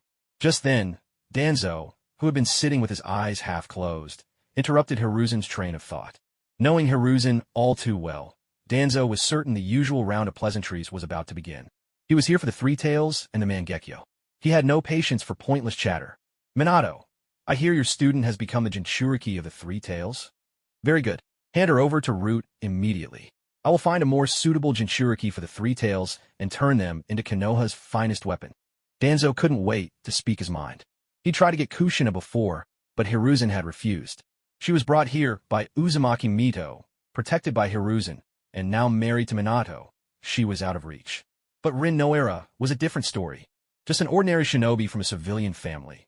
If she died, so be it. Even though she was Tsunade's apprentice and Minato's student, that meant nothing compared to a tailed beast. Elder Danzo, I'm sorry, but I must refuse, Minato replied calmly and politely, yet his words left no room for doubt. Oh, as the husband of the Nine Tails Jinchuriki, you should know better than anyone that ordinary people cannot control the power of a tailed beast. You're playing with fire. I know you're worried for her safety, but everything I do is for Konoha. As a shinobi of Konoha, she should be prepared to sacrifice herself for the village. Danzo's single uncovered eye glared coldly, his tone brooking no argument. I think Danzo is right. If a Jinchuriki loses control, it will surely endanger the village's safety. Before Minato could respond, Kohor Udatane chimed in, adding fuel to the fire. Danzo is right. Kirigakure must have some scheme in sealing the Three Tails inside her. Who knows what the hidden mist village might have done to that child? It would be much safer to choose a new Jinchuriki. Mitokado Hamura nodded in agreement. The third Hokage hesitated at these words, glancing over at Minato and his team. Rin Noera was Minato's student, and there was no way Minato would allow this. If Tsunade found out, she would surely return and cause a huge uproar. Yet, there was logic in Danzo's argument. The safety of the village was at stake. As shinobi, they were expected to be ready to sacrifice themselves for the village. Hokage-sama, there's something you don't know, actually. Minato's expression darkened. With his keen insight, he could easily tell that these three had already colluded in advance, simply waiting for his return to make their move. He was just about to explain, when Kakashi's cold, mocking laughter cut him off. Oh, how noble. Everything for the sake of the village. Then, may I ask, when we, just 11 or 12 years old, were sent to the battlefield, where exactly were you? The third Reikage, for instance, covered his troops' retreat by standing alone against 7,000 enemy shinobi. The fourth Kazekage also led from the front, risking his life for the safety of his village. Even the fourth Mizukage personally pursued Obito alone to reclaim the Three Tails and ultimately met a tragic end. Oh, my most respected Hokage-sama, don't get me wrong, this isn't directed at you. You have worked tirelessly, the pillars supporting our village, ensuring stability from the rear. No one can fault you for that. But why, may I ask, did Danzo, the Hokage's advisor, never take to the field? And what about you, Mitokado Hamura and Kohor-Udatain? Why did neither of you ever go to war? If you claim the three of you are too old, are you older than the third Reikage or Elder Chiyo? Kakashi's voice was icy as he looked at the three, every word sharp as a blade. Hokage-sama, I have always remembered the will of fire that you taught us. The burning leaves, you said, symbolize the heroic sacrifice of the older generation, while the new leaves represent the youth. The essence of the will of fire is that young people are the hope for the future, and the older generation must trust and protect them, even sacrifice themselves when necessary to nurture new growth. But on the battlefield, all I saw were young people dying, while these three simply watched from the safety of the village. Is it that, in your hearts, burning up the young for the sake of your own positions is what you truly believe the will of fire means? How dare you? Minato, control your student. Since when did a junior have the right to interrupt the meeting of the village's highest council? Has he no respect for order? Kohor-Udatain was the first to lose her composure, lashing out in anger. Mitokado Hamura also gave a cold snort of disapproval. They both stood at the very top of the power structure, second only to Hiruzen Sarutobi himself, the core of Konoha's leadership. Why should they listen to a mere brat who had just become a jonin? Hiruzen Sarutobi, however, took Kakashi's words to heart and fell into deep thought. Kakashi truly has inherited the will of fire. Though his words just now were sharp, there was nothing wrong with what he said. In fact, if the second Hokage hadn't, as he put it, burned himself out for their sake back then, the four of them might never have had the chance to sit here together today. But these three, these old friends, had all supported him on his path to secure the Hokage's seat, especially Kohor-Udatain and Hamura Mitokado. Over the years, they had neglected their training. The strength they once possessed as elite jonin had faded, and now, it was already admirable if they could maintain the level of special jonin. If the two of them were really sent to the battlefield now, how would that be any different from sending them to their deaths? As people grow older, their hearts only grow softer. These three are the only ones who have stayed by his side all this way. Losing any one of them on the battlefield was a pain he simply couldn't bear. If the day ever came when the three of them truly had to march to war, he would rather stand in front to shield them, just as the second Hokage had once done for them. But is that really fair to the young shinobi? The third was old, yes, but reason and principle were always dearest to him. Usually, no one dared to speak to them like this, so the third would subconsciously ignore such issues. Now, with Kakashi tearing away that polite veil and confronting him with his own logic, there was no way for the third to shamelessly deny Kakashi's words and contradict himself. My apologies, my lords. Rin is a close friend of Kakashi's. He spoke out of deep concern, not out of disrespect. Please, all three of you forgive him. At this, Minato, who had been silent, took a deep breath and spoke again. Very well then. In that case, let me take responsibility for Rin Nora. Danzo remained as calm and inscrutable as ever. Of all present, he was the least bothered by Kakashi's earlier barbs. Where there is light, there must be darkness. Root is the darkness that bears the weight of Konoha's light. Kakashi might be a prodigy, but his vision is still too narrow. How could he possibly understand the greatness of what I've done? One day, I'll have the chance to bring him into Root to personally guide and shape him. Only then will he truly understand my devotion to Konoha. The very thought made Danzo bristle with irritation. He had already invited Kakashi twice before, and both times he'd been refused, something that had never happened to Danzo before.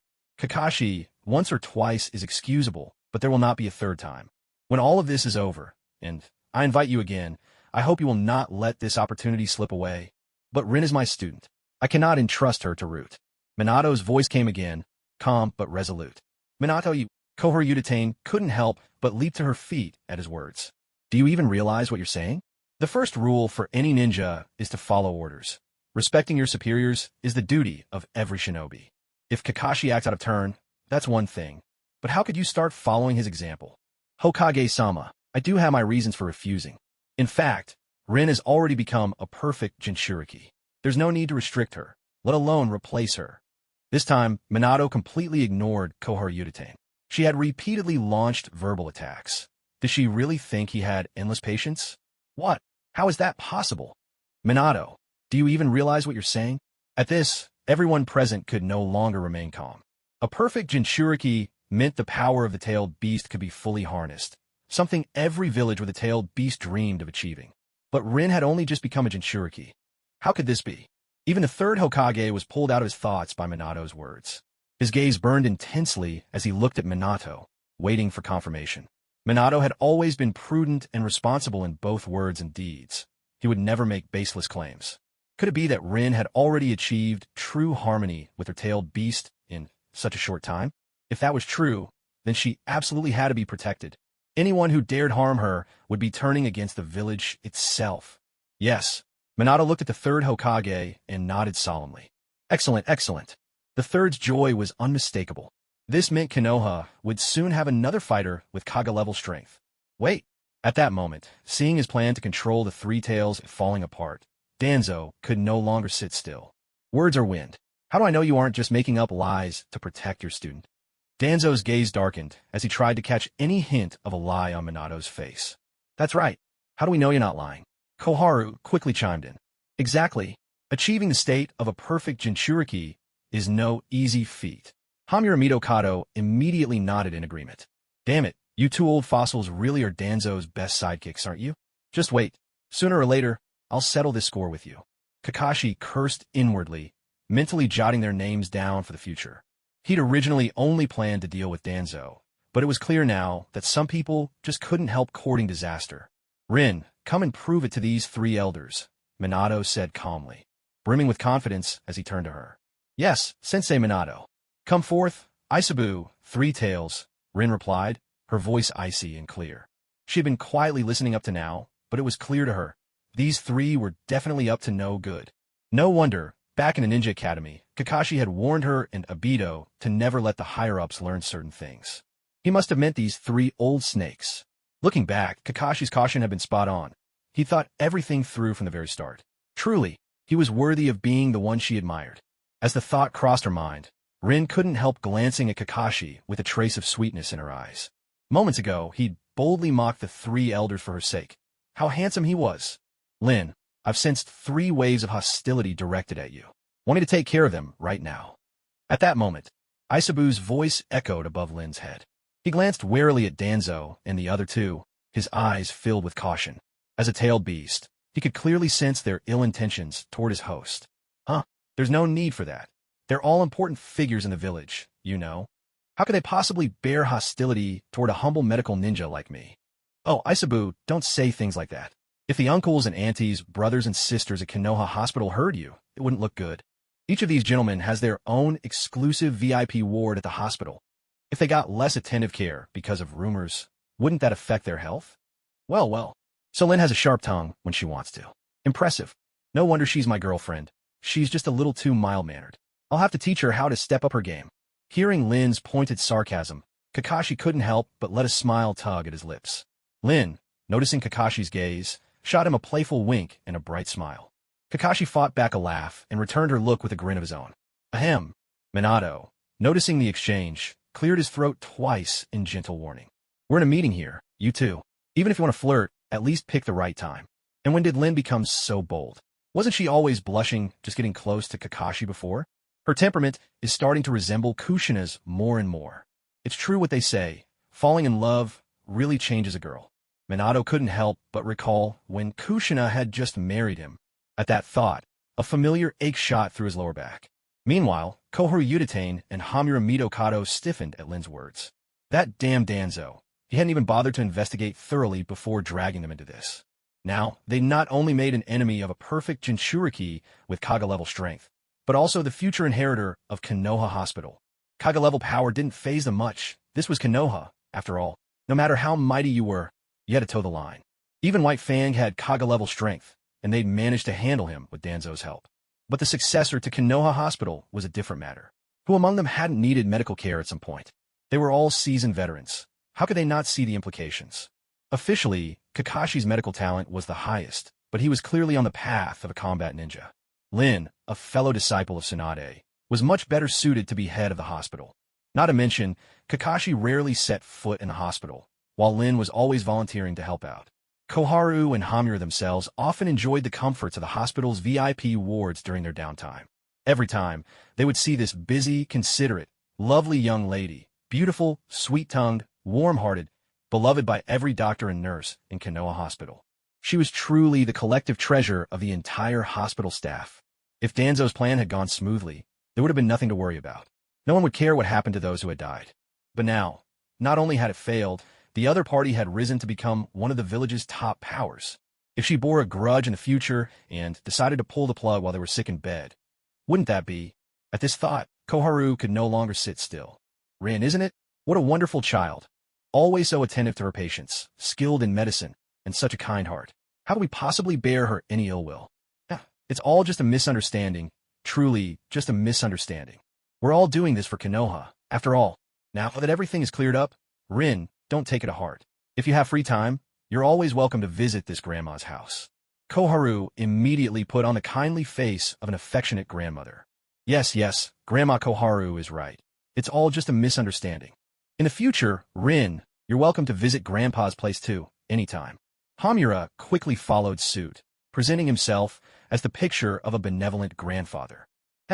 Thank you both for your kindness, but I wouldn't dare presume. Rin replied coolly, her tone lukewarm. Their sheer hypocrisy made her instinctively disgusted. Still, clever as she was, Rin realized this was not the time to turn hostile. Since they were backing down, she saw no need to press the issue. These two old fossils really are two of a kind. Why not just pair up and get it over with? Kakashi cursed inwardly. Alright, come to think of it, didn't Koharu have a thing for Hiruzen Sarutobi when she was young? Supposedly, she was rejected by him? Does Buwako Sarutobi know about this? Wait, no. The real question is, does Danzo know? Meanwhile, Danzo was cursing his two useless teammates in his heart. Useless, both of them, so quick to betray me. Thanks to their antics, Danzo was instantly forced into a passive position. Still, since the Three Tails plan was now impossible. I heard that Uchiha Obito awakened the Mangekyo Sharingan on the battlefield. Danzo didn't bother with apologies, but immediately shifted the target to Obito. As far as I know, only a Uchiha who has experienced intense trauma has a chance to awaken the Mangekyo, and such power almost always brings about a drastic change in personality. In light of this, I suggest we transfer him to my Root Division. I will personally ensure he becomes a loyal and unbreakable weapon for Konoha, one who could never betray us. Perhaps fearing that Hiruzen would start up with his usual rhetoric about every villager being a part of Konoha, Danzo cut him off directly. Hiruzen, don't forget Uchiha Madara. At the mention of that name, a heavy silence instantly fell over everyone present. Uchiha Madara, the man who once founded Konoha alongside the first Hokage, only to betray it and cause the first Hokage's death, the infamous leader of the Uchiha clan. He was the one known as the Shura of the shinobi world, someone the second Hokage deeply feared and resented. If what Danzo said was true, and another Madara had emerged among the Uchiha, then Konoha would have no godlike first Hokage to stand in their way this time. Danzo glanced at Hiruzen, who had fallen silent, and felt a surge of delight. Once Obito joined the Foundation, his fate would be entirely out of his own hands. Then it would just take a simple assignment. Send him on a solo mission, set up an ambush, and seize the opportunity to take his eye. Wouldn't that mean he could finally possess a pair of Mangekyo Sharingan? That would be leagues beyond the 3-Tomo Sharingan he currently had from Uchiha Kagami in his right eye socket. Hiruzen, what's your view? This time, Koryudatane had learned her lesson and wasn't about to put herself on the spot again. Danzo, perhaps there's a possibility in what you say. But I cannot deny the future of Konoha shinobi simply because of a supposed possibility. Obito is an outstanding ninja who inherits the will of fire, and so I choose to trust him. Sarutobi Hiruzen's tone was uncharacteristically stern. After all these years together, Danzo's intentions were as transparent to Hiruzen as if he'd already dropped his guard. He could let Danzo get away with his schemes on lesser matters. After all, he was his closest friend, and covering for him was almost a duty. But this was an entirely different matter. Was Danzo trying to force the Uchiha clan into open rebellion? If he really tried to coerce Obito into joining the Foundation, Uchiha Fugaku would likely storm back from the front lines to demand him back. The war wasn't over yet. Now was not the time for reckless moves. At the very least, such things would have to wait until after the war. No, even then it wouldn't be right. Admittedly, Hiruzen did hesitate for a brief moment at the thought of Madara. After all, the Mangekyo Sharingan was Madara's signature power, and his strength back in the day was truly terrifying. As a leader, the last thing you want is an uncontrollable force by your side that could threaten your own position. But in the next instant, Hiruzen dismissed that thought. Obito had been assigned to Minato by him in the first place, meant to bolster Minato's political standing. Now, with Obito's growing bond with Minato and his major achievement in defeating the Mizukage, Obito's rising strength only increased the Uchiha's influence, and by extension, Minato's sway over them. That was clearly a good thing. Besides, if he took action against Obito now based on nothing but suspicion, what would the other clans, especially the Hyuga, think? If the Hokage couldn't tolerate a powerful Uchiha, could they tolerate a powerful Hyuga? Hiruzen was getting old. All he wished for now was to quietly step back into the shadows, guiding Minato from behind the scenes to continue his political ideals. He had no desire for any sudden upheaval during his final days in office. So unless absolutely necessary, he would never take that step on his own initiative. Ultimately, the Uchiha clan is still a vital strength of the village. To move against them lightly would be like cutting off one's own arm. Utter folly. Oh, Kakashi was a little surprised to hear Hiruzen Sarutobi speak so decisively, but he quickly understood the reasoning behind it. This was not the time after the Nine Tails chaos, when Konoha's elite forces had been decimated, with so many dead or gone, leaving only the elderly Hiruzen, whose strength had greatly declined, to hold up the village. With a different situation, it was only natural that the judgment would be different too. Danzo, who had thought victory was within his grasp, was caught off guard by Hiruzen's unexpected stance. A surge of betrayal and anger welled up inside him. I have borne the village's darkness for you, allowing you to stand in the sunlight, enjoying the villagers' admiration as Hokage.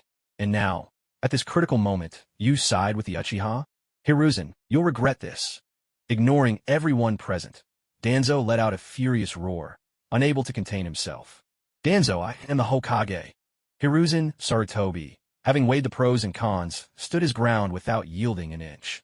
The matter of the tailed beast could be overlooked since it was for the village's greater good. But if you go after Obito as well, how will Minato view me? If that leads to Minato growing distant, how will I guide him in carrying on the will of fire in the future? Hearing this, Danzo's face grew darker and darker. He felt like he was about to explode with rage. Again, always the same. Just because, back then, when Lord Tobirama asked who was willing to sacrifice themselves to cover the retreat, you spoke up first? Ever since then, you've overshadowed me at every turn. Just wait, Hiruzen. Now that I possess the 3 Tomo Sharingan, and once Orochimaru's experiment with safely transplanting Hashirama cells succeeds, I'll show you who truly deserves to be Hokage. Though shaking with anger, Danzo did not forget his other objective. Suppressing his fury, he turned to Obito and questioned him. Obito, answer me. Every Mangekyo has its own unique dojutsu. What are your 2-eye techniques? Obito cast Danzo a sidelong glance, but didn't bother to respond. Everyone's secret techniques are their own business. Who would reveal such things to someone so openly hostile? Uchiha Obito, I order you, answer me. Seeing Obito dare to ignore him, Danzo's barely contained anger burst forth once more. Hiruzen is the Hokage, fine, I can tolerate that. But you, a naturally evil Uchiha brat, who do you think you are, daring to treat my words as nothing? Lord Danzo, is there really any need for you to ask about the power of Obito's Sharingan? Don't you already have a Sharingan implanted in your own, right eye socket? If I'm not mistaken, it's still just a 3 Tomo Sharingan. Since you already possess one yourself, why are you still so fixated on Obito's ocular powers? Could it be that you're eyeing Obito's Mangekyo Sharingan with envy, and you're plotting to make a move against him to upgrade your own eyes? Is that why you're so determined to uncover Obito's secrets? At that moment, Kakashi, standing to the side, spoke again in a cold, steady tone. How does he know that? Danzo was startled, his heart skipping a beat at the remark.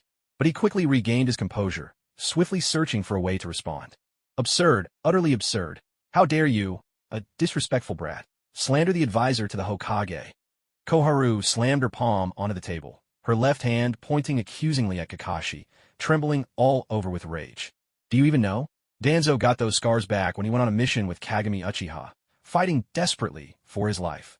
In that battle, Kagami died, and Danzo was gravely wounded. He barely survived at all. That was Danzo's contribution to the village, his medal of honor. And yet you, a mere youngster, dare to spout such wild accusations and insult a hero of Konoha to his face. How despicable. Hamura too was incensed, so much so that his eyes glistened with tears as he spoke with emotion. That's right. If not for the sacrifices made by their generation, the veterans who gave so much for Konoha, how could the younger generation enjoy peace today? He could tolerate being mocked along with Koharu just moments ago. But now, to stab at the deepest scars in Danzo's heart. How vicious. I trust my student. If he dares to raise these doubts, I'm certain he has his reasons. So, Elder Danzo, why not remove the bandages and prove your innocence? If Kakashi truly is mistaken, I will take full responsibility for everything. Minato suddenly stepped in front of Kakashi, shielding him from the seething glares of the two elders. From the moment Kakashi spoke, Minato had sensed trouble.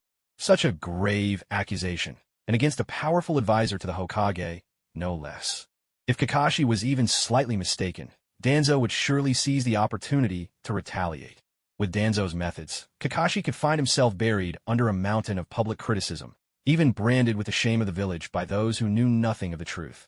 The villagers would believe he'd insulted a hero of Konoha, disrespected his elders, and was unworthy of being a ninja, just like what happened to the White Fang years ago. Minato was well aware of the consequences his actions might bring. If an advisor to the Hokage and two elders were to demand accountability from him at the same time, his dream of becoming Hokage might well be shattered. Yet, to be a person of integrity is the most important thing in life. Kakashi wasn't just his most promising student. He had once saved Minato's life on the battlefield against the sand. So as a teacher, he had to stand up for him. That is the true will of fire in his heart. Hiruzen Sarutobi, however, did not speak right away. His eyes narrowed slightly as he carefully observed his old friend. In that fleeting moment, Danzo's pupils contracted, a reaction that might have escaped others' notice, but not his own. It was a clear sign of panic stirring in his heart.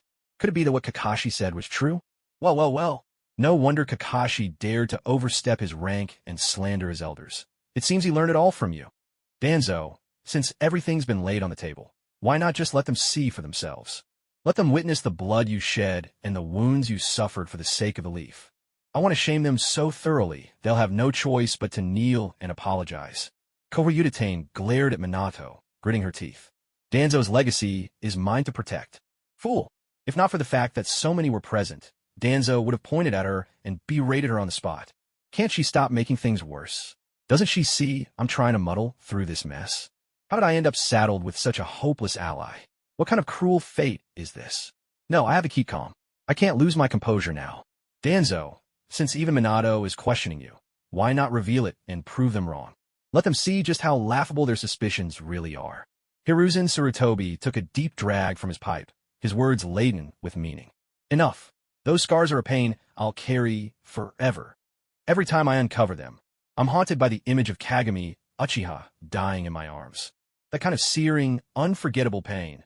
I refuse to relive it. As for being misunderstood, Root has always borne the darkness of the leaf, and so the villagers have always misjudged us. But what of it? My conscience is clear. Why should I explain myself to the next generation? Danzo slammed the table, preparing to storm out. Danzo, remove your bandages.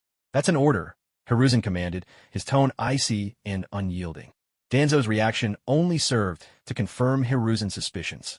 Coveting the village's bloodline limits was a grave crime, one that could shake the very foundation of the leaf. If Danzo really had secretly transplanted a Sharingan into himself, the mere rumor, even without proof, could set off a backlash from the Uchiha. If it came to that, he'd be in real trouble. Better to get to the bottom of this now, and be prepared for what may come. Hiruzen, you... Danzo realized he could no longer hide the truth from Hiruzen's resolute stance. With a sudden motion, he tore off the bandages from his face. Look, open your eyes wide and see for yourselves. This is the legacy of sacrifice the older generation gave for the leaf. Koryudatane looked proudly at Minato and the others, holding her head high. One might almost think those scars of blood and sacrifice were carved into her own flesh. Before she could say more, Hamura Mitokado, seated beside her, anxiously tugged on her sleeve. Koharu shook off his hand. What's the matter now? Can't you see I'm teaching these youngsters a lesson? I've been holding it in for so long. I'm not finished yet. Take a look at Danzo's, right eye yourself. Seeing that Koharu still hadn't noticed anything unusual, Mitokado Hamura lowered his head and spoke in a voice so soft only Koharu could hear. It's just a scar, isn't it? What so? Koharu froze in place mid-sentence. Her face suddenly twisted in terror as she stared at Danzo. Danzo, how did you get that? Well, Danzo, why don't you tell us how you came by that 3-tomo Sharingan in your right eye? Sarutobi Hiruzen, seeing his suspicions confirmed, couldn't help but shake his head with a heavy sigh. Oh, Danzo, what has driven you to become like this? Was it my own indulgence that allowed things to go so far? Oomph. There's nothing much to explain. Back then, Uchiha Kagami and I fought side by side against a formidable enemy. I never expected Kagami would be mortally wounded in battle. With his dying breath, he entrusted this right eye, the last one he had left, to me, along with the future of the Uchiha. That's why I've always cared so deeply about their clan. As for why I never spoke of it, Hiruzen, you know as well as I do, the Uchiha would never allow an outsider to possess a Sharingan. Honestly, I never wanted this transplant either, but it was Kagami's dying wish, his trust in me. I couldn't let him down. That's how I reluctantly took on this heavy responsibility. So I keep saying, the greatness of Root, the burdens we bear, aren't things these youngsters could ever understand. Danzo let out a cold snort, but as he spoke, his words grew ever more passionate, until by the end, he seemed positively radiant, exuding an almost holy aura. Clap, clap, clap. Just then, a burst of sudden applause echoed through the room. Danzo's brow furrowed as he turned toward the sound, only to see Kakashi shaking his head while clapping slowly. Impressive, truly impressive. There's no one like Lord Danzo. He can turn black into white and lies into truth with just a few words. A paragon for us all. Clearly, I've been far too concerned with appearances. I could never match Lord Danzo's level, not by a long shot. Kakashi spoke with heartfelt sarcasm. This was supposed to be my scene, and you just stole it right out from under me? There better be a bonus for this. That's enough, Kakashi. I know you still hold a grudge against Danzo because of what happened with Obito, Sarutobi Hiruzen said gently. But you don't understand the deep bonds between Kagami and the rest of us, so your misunderstanding is only natural. Kagami was never shackled by narrow family interests. He was the very embodiment of the will of fire, always placing the village above his clan. I believe he would have done exactly as Danzo says. I believe Danzo is telling the truth. With just a few words, Hiruzen settled the matter. However, Danzo, this was a matter of grave importance. By deliberately keeping it secret, you nearly sparked a disastrous conflict between the village and the Uchiha. In this, you were indeed at fault. Hiruzen turned his gaze on Danzo. Oomph. Danzo replied with a cold snort and said nothing more. He knew that Hiruzen Sarutobi was helping him by turning a major issue into a minor one, and letting the minor one quietly fade away. In light of the difficulties you've faced, your punishment is to temporarily step down from your position in the Foundation and spend a month in seclusion to reflect on your actions. You're also required to write an 8,000-word statement of assurance. I'll have someone from the ANBU come to collect it, said Hiruzen, his tone firm, but not without understanding. During this period, you are not to leave your residence, nor are you to give any orders to the Foundation. With that, Sarutobi delivered his sentence. That's settled then.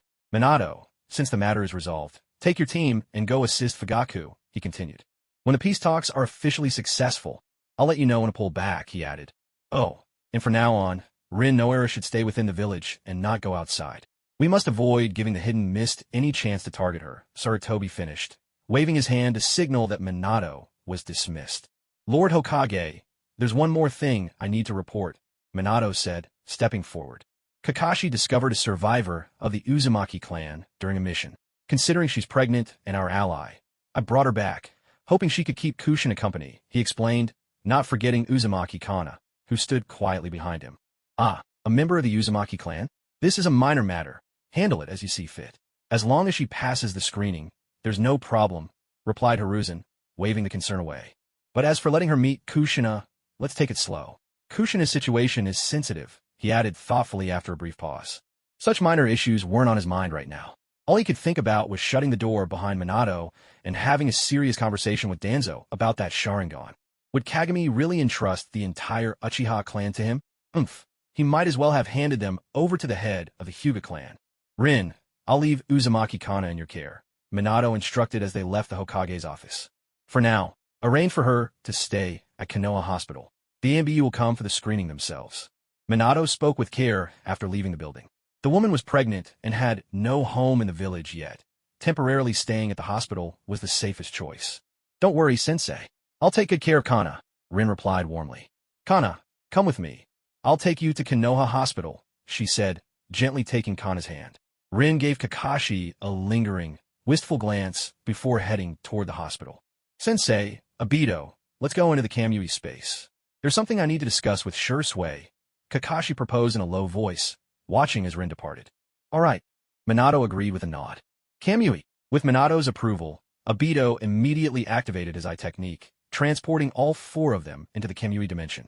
No one can overhear us here, so I'll get straight to the point, Kakashi began.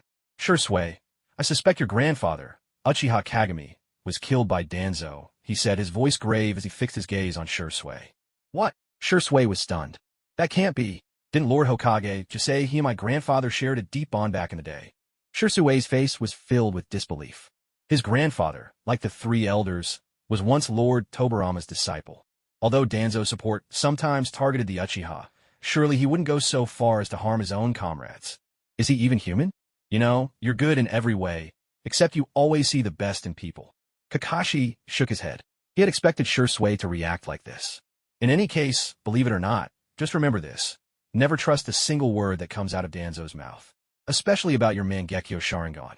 Never let him know about your eye techniques, particularly not both of them. Kakashi, but Lord Danzo is still the Hokage's advisor. Without evidence, we can't just make wild accusations. If word gets out, you could get into trouble. At that moment, Minato spoke up. However, Kakashi does have a point. The details of Sure Sway's eye techniques must not be revealed. Yes, for safety's sake, we should also keep it from the Hokage. After a moment's thought, Minato added, not because he doubted the Hokage's trustworthiness. He simply knew too well. If the Hokage knew, Danzo would know as well. Now that Sure Sway was part of Minato's team, he couldn't just stand by when it came to his own student. Upon hearing this, Sure Sway fell silent. If what Kakashi said could be dismissed as resentment toward Danzo, then Minato-sensei's agreement made it impossible for him not to believe. Kakashi, seeing that Sure Sway had no further objections, knew his words had gotten through. He rubbed his nose and spoke in a serious tone. So, Minato-sensei, you see, now that Awagakure has withdrawn its troops and Kirigakure is trying to negotiate peace. At this rate, there'll be hardly any battles left along the Fire Country's coastline. And although Rin is a perfect Jinchuriki, she's only recently bonded with the tailed beast and can't control its power smoothly yet. How about I stay in the village a while longer to help Rin master her tailed beast strength? I can head to the front once the real fighting starts. It's easy to come and go anyway. Obito can handle that. Oh, so after all that roundabout talk, you just want to spend more time with Rin, don't you? Minato looked at Kakashi's earnest expression and couldn't help but chuckle. All right, I approve. Next time, just ask me directly. No need to go in circles. Minato waved his hand, smiling, signaling Kakashi that he could go. Minato-sensei, you're the best. Kakashi, realizing Minato had seen right through him, scratched his head in embarrassment. Then, with Obito's help, he was sent out of the Kamui space. In a flash. The next moment, Kakashi used the Flying Thunder God mark on Rin to appear right in front of her. Kakashi, why didn't you come with Minato-sensei? Rin exclaimed, delighted to see him suddenly appear. Ahem. Well, since there's nothing happening at the front right now, I thought I'd spend a bit more time with you. Kakashi raised an eyebrow, casting a playful glance at Rin and letting out a soft chuckle. But wouldn't this be a little inappropriate? Rin's voice wavered, a hint of hesitation in her tone. After all, the war wasn't over yet. Wouldn't Kakashi's behavior count as slacking off? Then I'll just leave. At her words, Kakashi turned as if to walk away. No, don't. Rin quickly reached out and grabbed his arm. Looks like you don't really want me to go, do you? Kakashi turned back, grinning mischievously at her.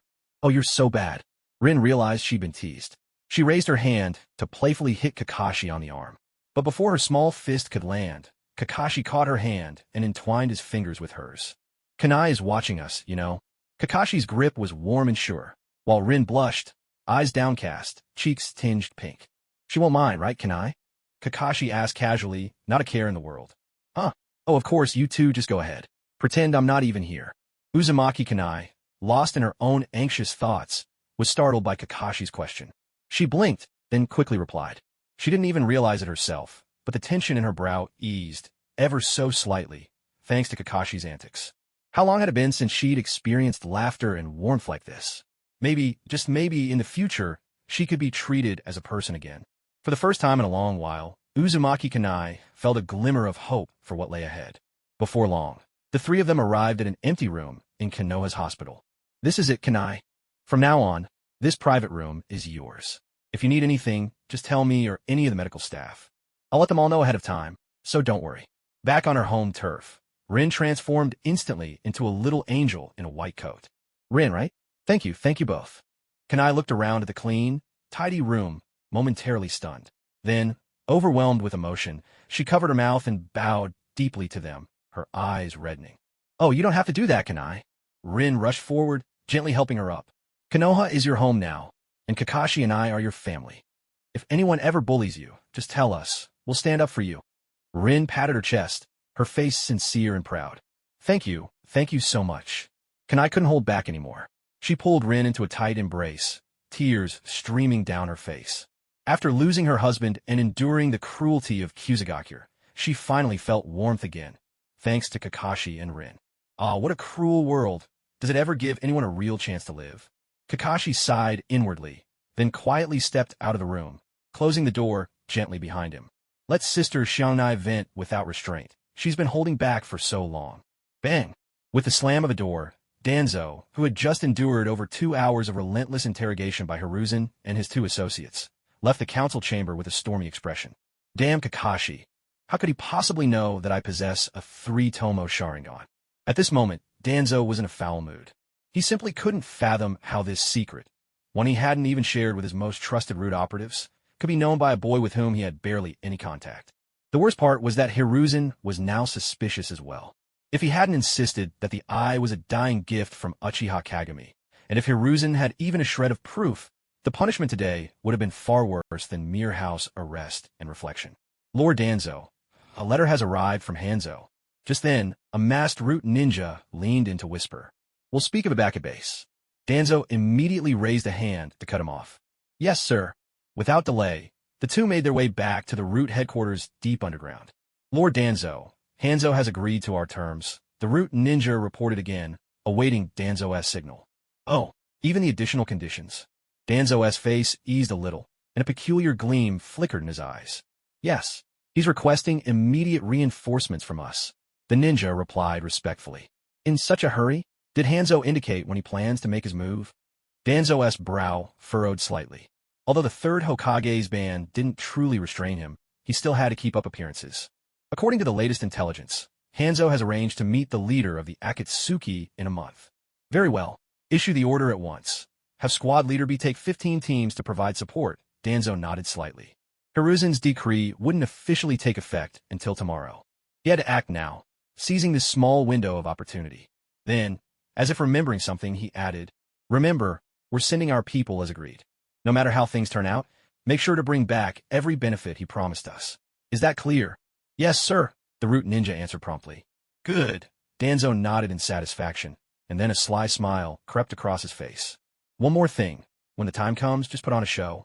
Focus on keeping our people safe. Remember, only a chaotic land of rain is a useful land of rain. Find a way to make them bleed themselves dry, so that when their strength is spent, the land of rain will have no choice but to bow to me.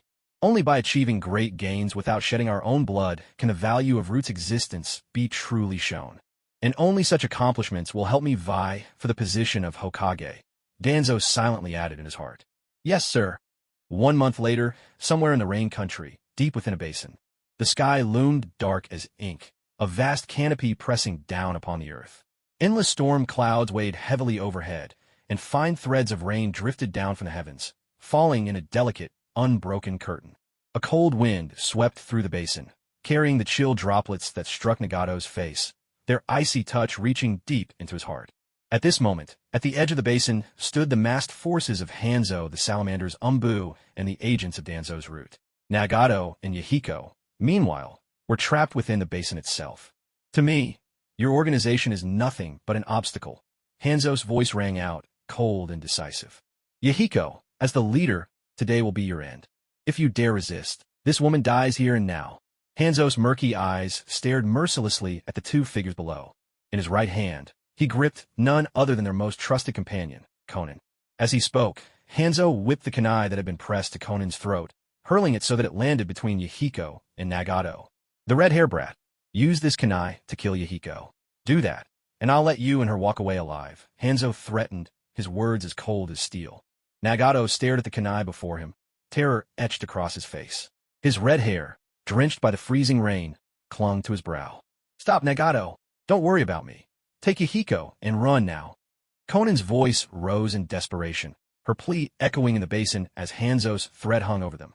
Nagato, Yahiko, silent until now, seemed to have made up his mind. He turned to Nagato, his resolve unshakable. "Kill me." "No!" Conan's cry rang out, a desperate protest filled with heartbreak. If Yahiko died, what meaning was left for her life? "Hurry up. Does it mean nothing to you if this woman dies?" Hanzo's voice remained unmoved, his threats relentless. Nagato gasped for breath, his chest tight, the world closing in around him. A bone-deep chill invaded his core, leaving him trembling uncontrollably. Slowly, he forced his leaden feet forward, each step shaky and heavy, until he reached the kunai and picked it up with trembling hands. He looked to Conan, his eyes filled with hopelessness and despair. "Conan!" Suddenly, without warning, Yahiko lunged toward Nagato. In Nagato's widened eyes, Yahiko seized Nagato's hand, the one gripping the kunai, and drove the blade straight into his own heart. A spray of warm blood splattered across Nagato's face, and he froze in utter shock. He stared, horror-struck, at his dearest friend, struck down by his own unwilling hand. Despair flooded his heart, threatening to drown him. "Live on with Conan. No matter what, you must survive. You are this world's savior. Your words, they will..." Blood trickled from the corners of Yahiko's mouth as he forced out his final words. With the last of his strength, he closed his eyes, his head falling limply onto Nagato's shoulder, life leaving him in that moment. "Yahiko!" The sound of Conan's anguished cry echoed from above, a heart-wrenching scream, sharp as a blade, piercing straight through Nagato's heart. In that instant, every moment he'd shared with Yahiko and Conan flashed before his eyes like scenes from a film. He remembered losing his parents to Konoha ninja, and, with barely any food left, leaving home all alone. When hunger left him too weak to move, it was Conan who found him, taking both him and the little one back to the mountain cave where she and Yahiko hid. There, for the first time in a long while, he found a new home. In this war-torn, tiny country, there were no shelters for orphans, for children with nowhere to turn. Survival meant stealing food from the streets. Nagato, small and frail, always the slowest to run, often ended up bearing the brunt of beatings. Every time, Conan would tend to his wounds with gentle care, while Yahiko, pretending to be annoyed, would hand over the food he'd just managed to steal. Yet even in such dire circumstances, Yahiko never gave up hope. Yahiko tried everything he could, and at last led them to become students of Jiraiya, learning ninjutsu to protect themselves. Later, after seeing they could now fend for themselves, Jiraiya-sensei decided it was time to leave. Before he departed, he made a promise with them. One day, when they were grown, they would meet again. After that, with Yahiko as their leader, they set out together and founded the Akatsuki. They strove to build peace without relying on violence, and their ideals won more and more followers. Akatsuki's strength grew steadily. Everything seemed to be moving toward their dreams, and Nagato began to believe that the peace Yahiko spoke of would, at last, arrive. But now, in this single moment, everything was brutally shattered. "Nagato, do you have a dream?" "A dream? I won't die here." Not Ina. Heart-wrenching scream echoed from above. Conan's cry of agony tore through the air, sharp as a blade, piercing straight into Nagato's heart.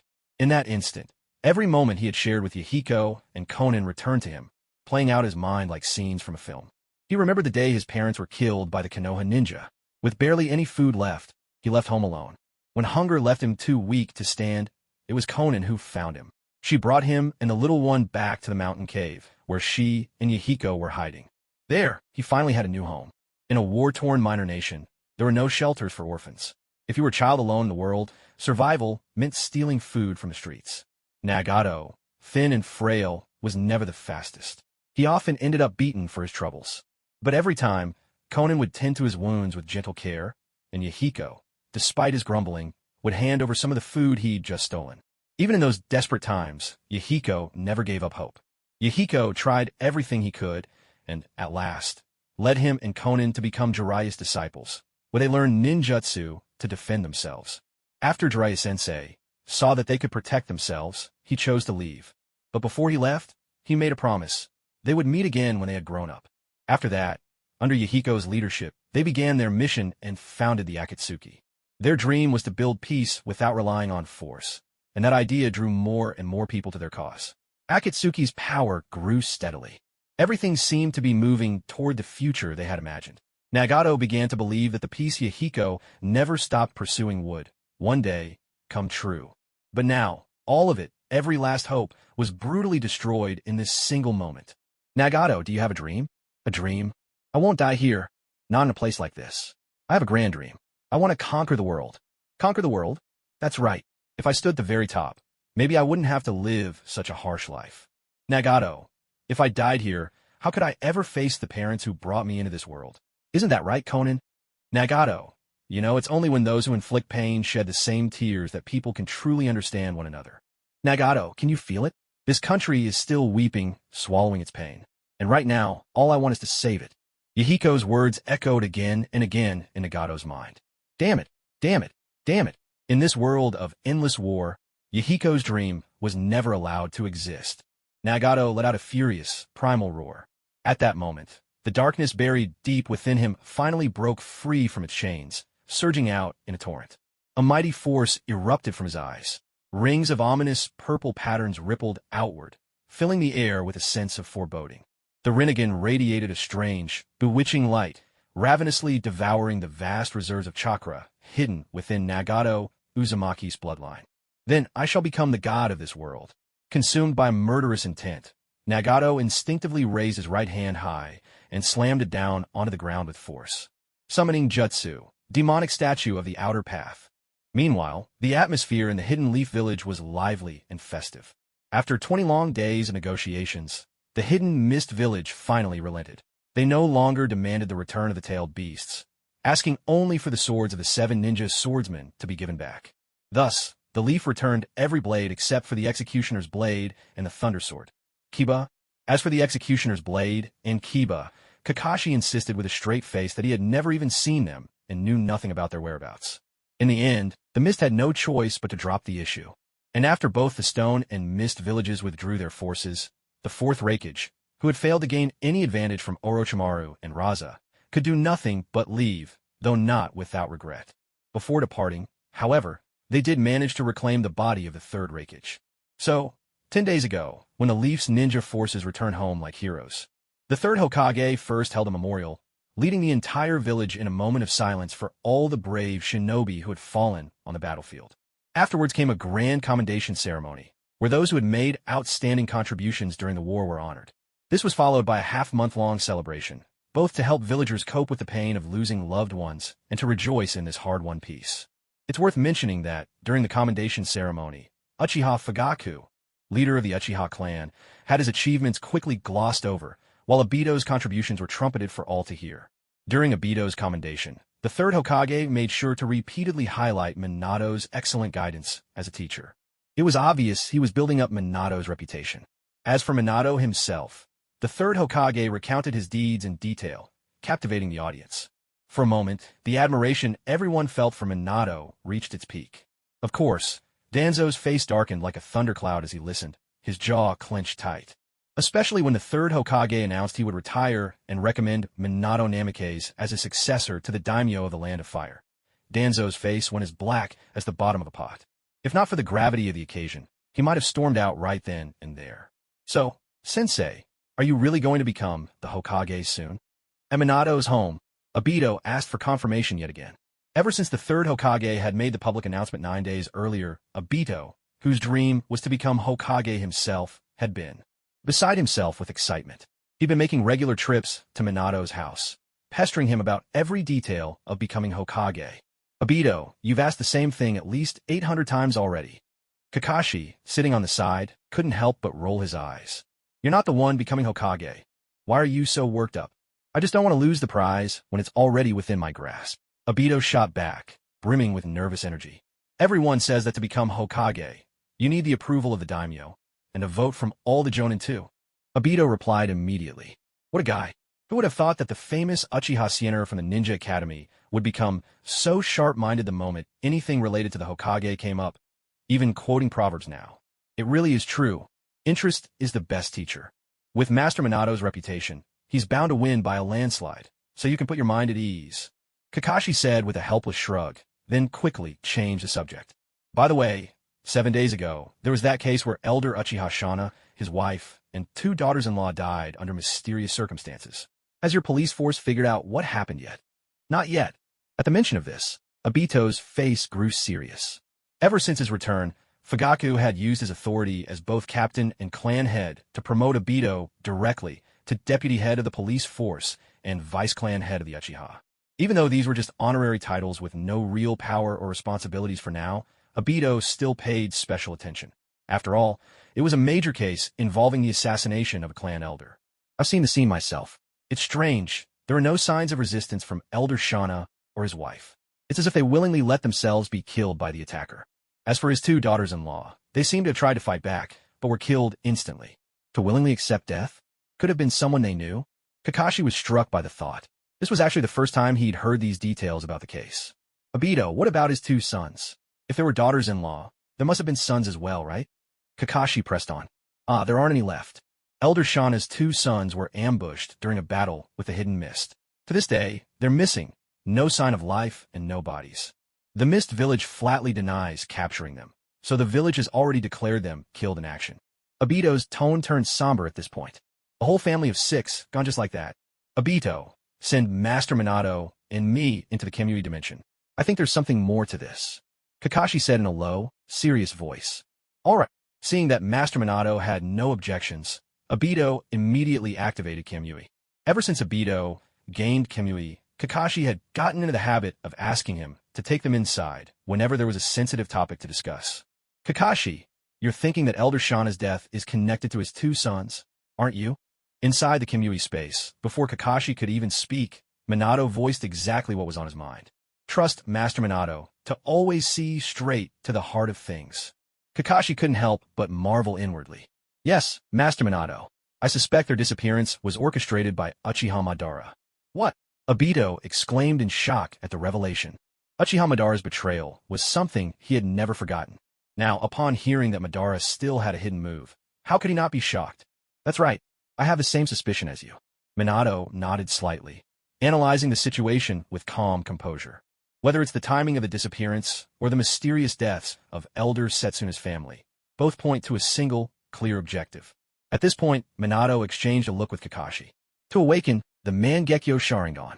This, how could that be possible? Obito's face was filled with astonishment at these words. With his kind-hearted nature, he simply couldn't comprehend how anyone could kill their own parents or loved ones just to awaken a Mangekyo. Those were the people closest to you. If everyone you cared about was gone, what meaning would there be in awakening the Mangekyo at all? Uchiha Setsuna. Why does that name sound so familiar? At that moment, Kakashi murmured under his breath. Suddenly, as if something dawned on him, he quickly asked, Obito, what was Elder Setsuna's attitude towards the village? Elder Setsuna was known as a hardliner in the clan. Back then, he was even imprisoned in the guard's prison for inciting rebellion among the Uchiha, following in Madara's footsteps.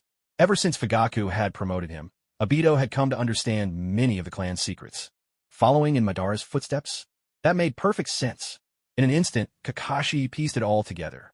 Elder Setsuna's beliefs would inevitably have influenced his sons, and if his two sons ever encounter the real Uchiha Madara, they might well become his fanatic followers on the spot. After all, Madara's skills in brainwashing were second to none in the shinobi world. Sensei Minato, it seems we're destined to fight for those we love. Kakashi looked earnestly at Minato. Yes, I understand what you mean. But when the enemy comes, we'll meet them head-on. If they dare threaten us, I swear I'll be the first to drive them back. Minato's promise was firm and unwavering. Knowing Madara's plans, how could he not realize? If the enemy strikes, their true targets will surely be Kushina and Rin. Count me in too. At that moment, Obito, who had finally understood everything, spoke up in haste. The three exchanged a knowing smile. No words were needed. The capital of the Land of Fire, at the daimyo's residence. At that very moment, in a lavishly decorated estate, a long table was flanked by a dozen or so figures in positions of power.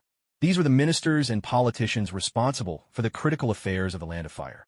At the head of the table, naturally, sat the leader holding the highest administrative and military authority, the daimyo of the Land of Fire.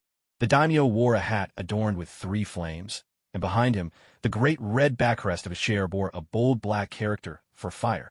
Ho ho ho ho! Since the third Hokage is stepping down, it's only right that I see for myself who the new candidate will be. The feeble-looking lord gently waved the fan in his hand, his tone playful as he glanced at Hiruzen Sarutobi. To be honest, he was reasonably satisfied with Hiruzen, since the man rarely disturbed his daily life. Now that a new candidate for Hokage had emerged, he couldn't help but feel a bit curious about the man's character. I believe that, among the legendary Sannin, Orochimaru is the most suitable choice. Before Hiruzen could respond, Danzo, who stood nearby, suddenly spoke up. What does the third Hokage think? Yet the Lord didn't consider Danzo's suggestion directly, and instead continued to look toward Hiruzen Sarutobi. Danzo's face darkened at this. The Lord was hinting that he still wasn't qualified enough. Orochimaru is certainly a genius, and his accomplishments in battle are considerable. But his heart isn't with the villagers. If he were to become Hokage, I wouldn't feel at ease. That's why I recommend Minato Namikaze. He was the key to our victory in this war and has earned the recognition of both the young and old in the village, a truly outstanding inheritor of the will of fire. Seated in his chair, Hiruzen Sarutobi slowly picked up the teacup before him, took a sip of green tea, and then spoke calmly. Oh, you mean the so-called yellow flash of a leaf? The Lord raised his eyebrows and looked toward the blond man beside Hiruzen. The other officials immediately turned their attention to Minato Namikaze as well. Though they weren't shinobi themselves, they had always kept a close watch on major events in the ninja world. Naturally, they had heard of this brilliant blond young man whose reputation echoed throughout the land. If Minato Namikaze is to succeed as the fourth Hokage, I can't imagine a better choice. At that moment, a portly, prosperous-looking middle-aged man was the first to voice his agreement. This was Bunta Fujiwara, chairman of the Land of Fire's Merchant Association. He was a strategic partner of the Nara clan's herbal business and the Akimichi clan's military food pills, and he knew that Minato had close ties with Choza Akimichi. Now that Minato was set to become Hokage, he was happy to go along, as it would smooth the way for further cooperation with the Leaf in the future. For instance, he'd always been interested in the Uchiha clan's weapons business. No sooner had Bunta Fujiwara finished speaking than the other ministers and politicians began voicing their agreement as well. Since no one has any objections, from this moment on, the position of Hokage and the peace and stability of the Land of Fire are officially entrusted to you. The Lord, abandoning his usual air of extravagance, spoke in a voice that was grave and dignified. The security of the Land of Fire had always been entwined with the strength of the Hidden Leaf Village. Only if the person chosen as Hokage was truly reliable, and the village itself strong enough, could the Lord's own position remain secure. Thank you for your trust. I will do my utmost to fulfill my duties and protect both the village and the peace of the Land of Fire. Minato rose from his seat and bowed respectfully. Good, very good. The Lord nodded, fully satisfied. After receiving the appointment letter personally signed by the Hokage, Hiruzen and Minato wasted no time and immediately returned to Konoha. By the time Minato arrived home, it was already the afternoon of the following day. Just as he pushed open the door, bursts of colorful streamers rained down on him. Congratulations, Sensei Minato. Kakashi, Rin, Obito, and Shursui were the first to shout out their cheers. Congratulations, little brother Minato. Oh wait, I should call you Lord Fourth Hokage now. Fugaku had also brought Mikoto and little Itachi to offer their early congratulations. Choza Akimichi and Shibi Aburame followed closely behind, offering their well wishes as well. Minato was momentarily taken aback by the scene, but quickly regained his composure. We're all friends here. No need for such formality. Please, everyone, come inside and make yourselves at home. As he spoke, Kushina, beaming with joy, came up to gently remove the streamers from Minato's shoulders, then linked arms with him and led him inside. Soon, the living room was filled with laughter and cheerful voices. When the ceremonial Hokage cloak, custom-tailored and delivered early by the ANBU, arrived, the excitement in the room reached its peak. Seeing that the celebration had come to a close, Kakashi quietly took his leave after greeting his teacher, Minato, and made his way alone to Orochimaru's laboratory. So it's you, Kakashi. Hearing the sound, Orochimaru turned around, and for a brief moment, a trace of disappointment flickered in his eyes. Lord Orochimaru. Kakashi greeted him with respect. Orochimaru gazed thoughtfully at Kakashi for a long moment before finally speaking. You're not here to persuade me on behalf of Minato, are you? Feeling the weight of Orochimaru's gaze, Kakashi scratched his head awkwardly. Yes and no. Minato-sensei didn't ask me to come. I came entirely of my own accord. Oh. Orochimaru looked at him, slightly surprised.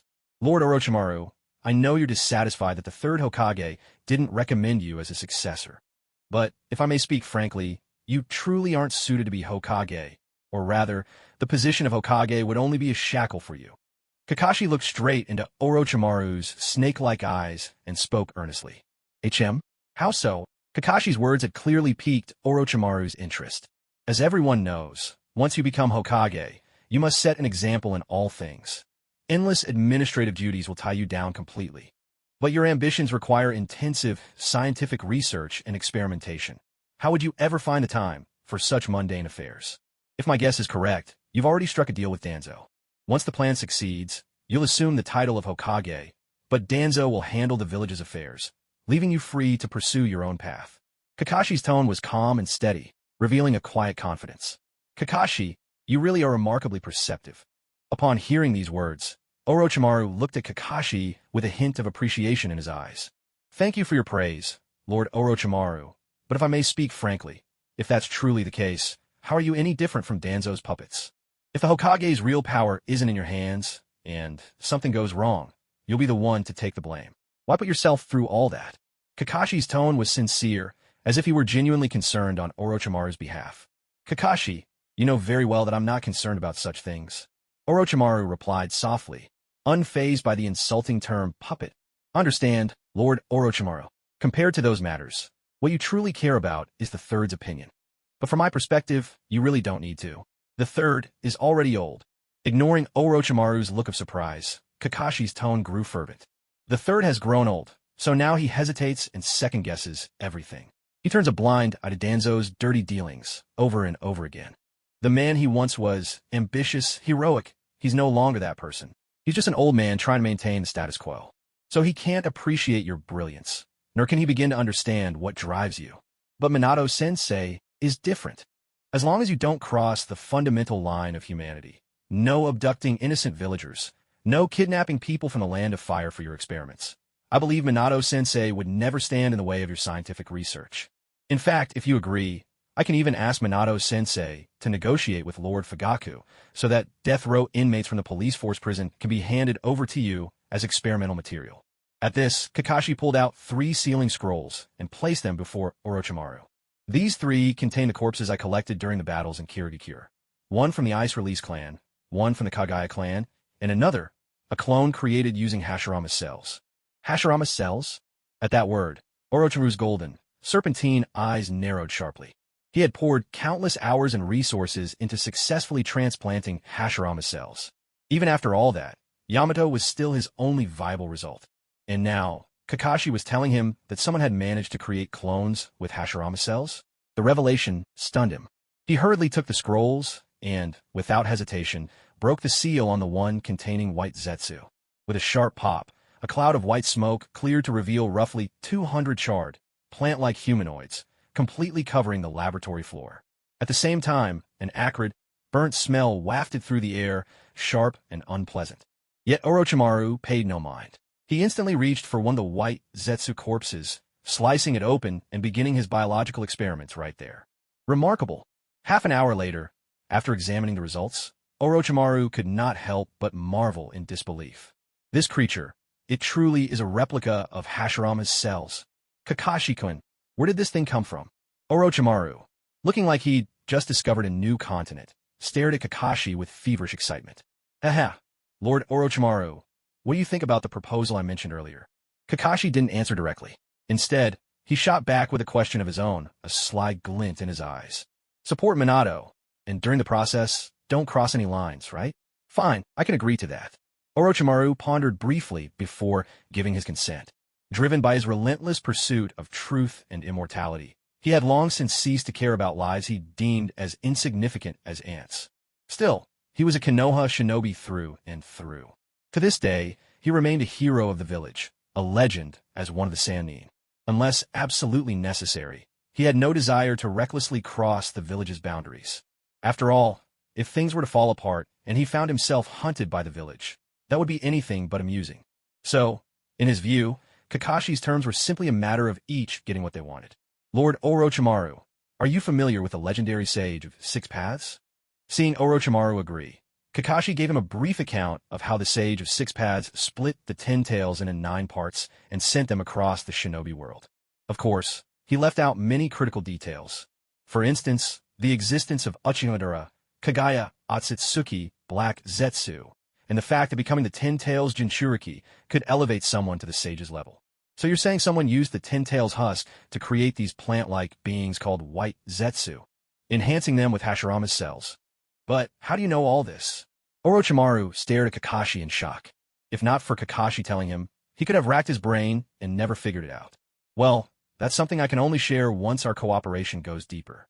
And you must promise me, everything I've just told you, including all these experimental materials, must be kept absolutely secret from Danzo. In fact, any breakthroughs or results you achieve based on this must never be used on Danzo. Kakashi raised his eyebrows, not giving a straight answer, but instead making his own demands. Oh, it seems you know even more than I imagined, Kakashi-kun. Very well, I accept. At this, Orochimaru licked his crimson lips, his gaze at Kakashi full of intrigue. He could hear the unmistakable disdain in Kakashi's tone, but that was none of his concern. Truth be told, as long as he got the information he craved, he wouldn't even rule out helping deal with Danzo, if need be. Compared to the mutual suspicion and naked self-interest of his relationship with Danzo, he found this partnership with Kakashi far more to his liking. In his eyes, Kakashi was also someone relentlessly pursuing the truth. On this long and lonely path, Kakashi was the only one who could truly understand him. Hearing these words, Kakashi knew he had gambled correctly. He understood that someone like Orochimaru, who had almost abandoned everything and devoted himself entirely to scientific research, would hardly bother to lie. And now, having shown enough sincerity and holding the secrets of the shinobi world, Kakashi was confident that Orochimaru would have no reason to refuse cooperation. Of course, this was also thanks to Kakashi intervening early. Orochimaru had yet to embark on those crazed schemes from the original story. Otherwise, even if Kakashi desperately needed Orochimaru's scientific expertise, he wouldn't have dared to work with him. After all, once you cross certain lines, there's no turning back. It's either never or countless times. Orochimaru-sama, come to think of it, you and my teacher were fellow disciples, right? By seniority, that makes you my uncle. How about I just call you Uncle Snake from now on? Now that the partnership was secured, Kakashi began to close the distance between them. Yeah, that's fine. Orochimaru chuckled softly in response. He didn't mind Kakashi's slightly more intimate form of address. Great, Uncle Snake. Uncle Snake, there's something I'd like your help with.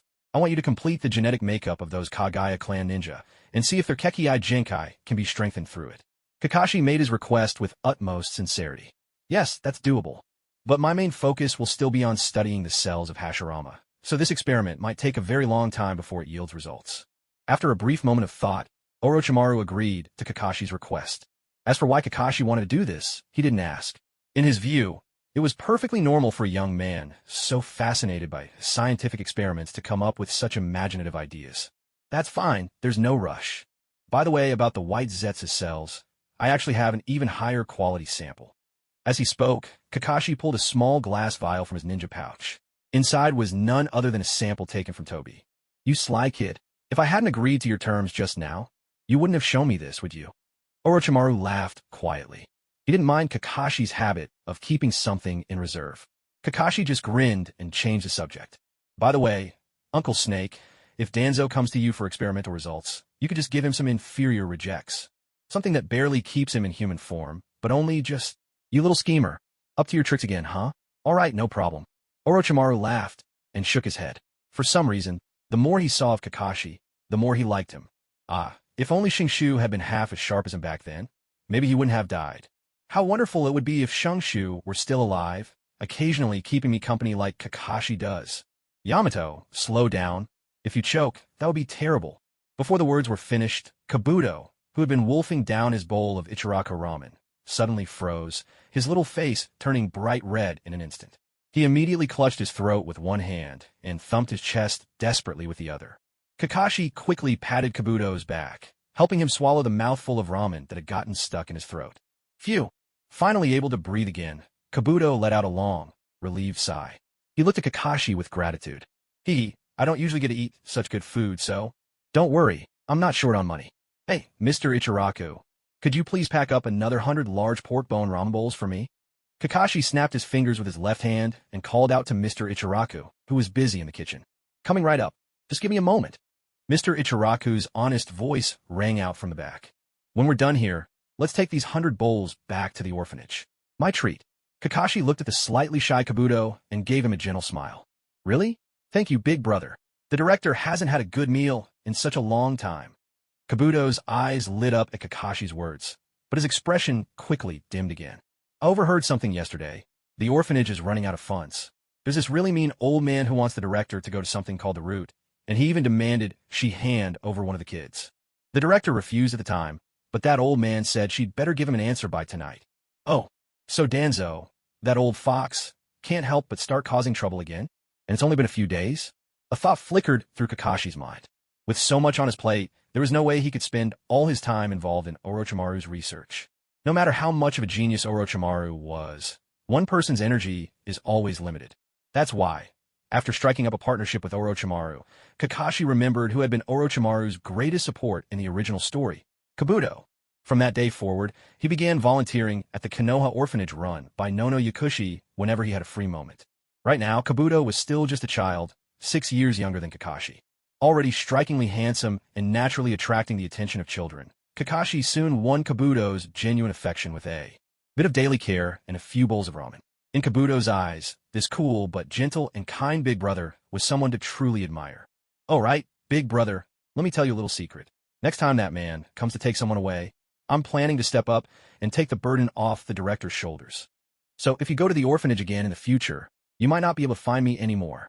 But don't worry, I promise I'll never forget you." Kabuto forced a smile, but the disappointment in his eyes was impossible to hide.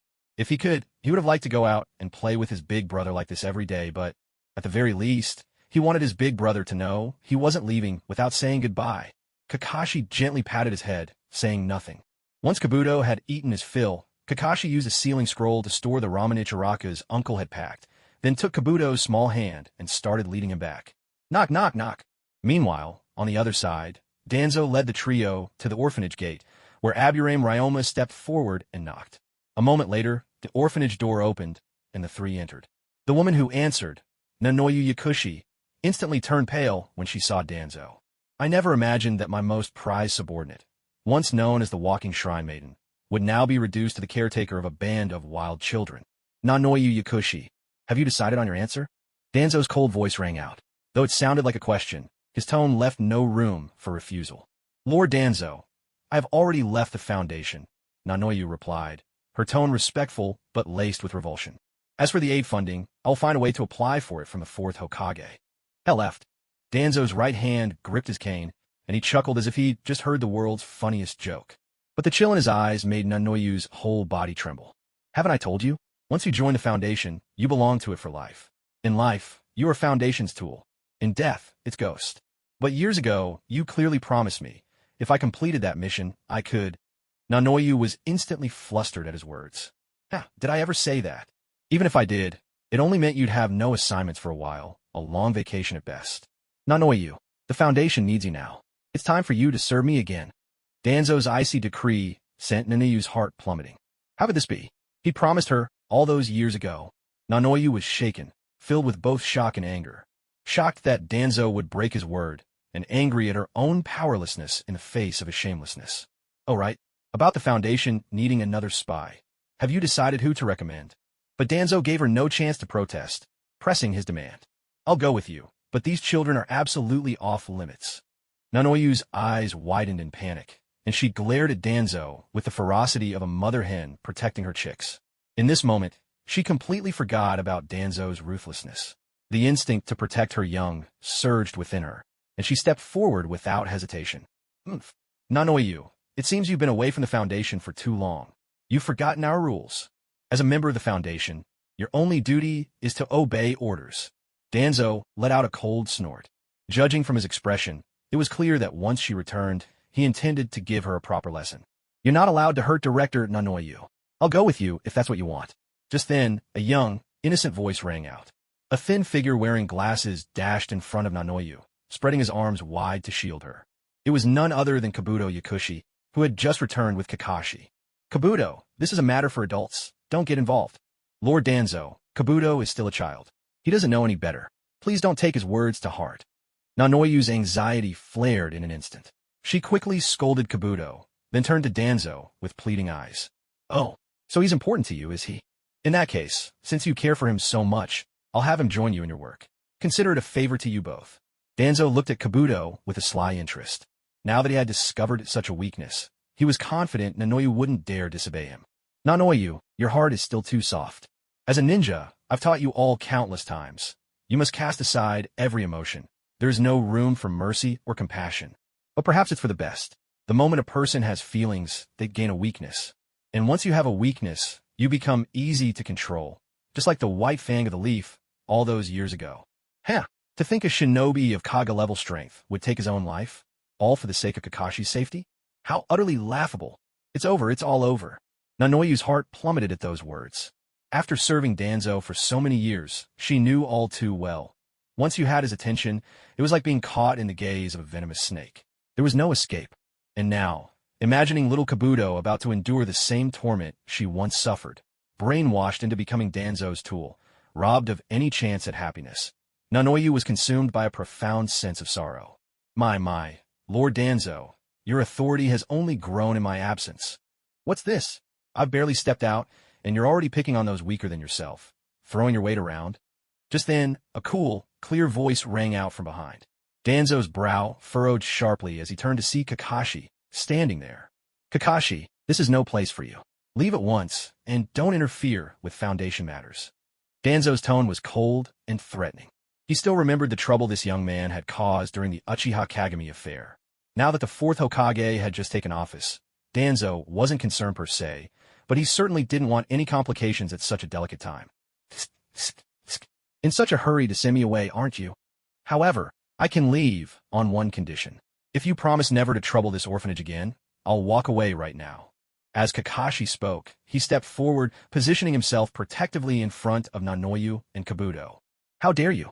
Since when is it your place to speak when Lord Danzo is handling matters? Before Danzo could respond, Aburame Ryoma barked out a reprimand from the side.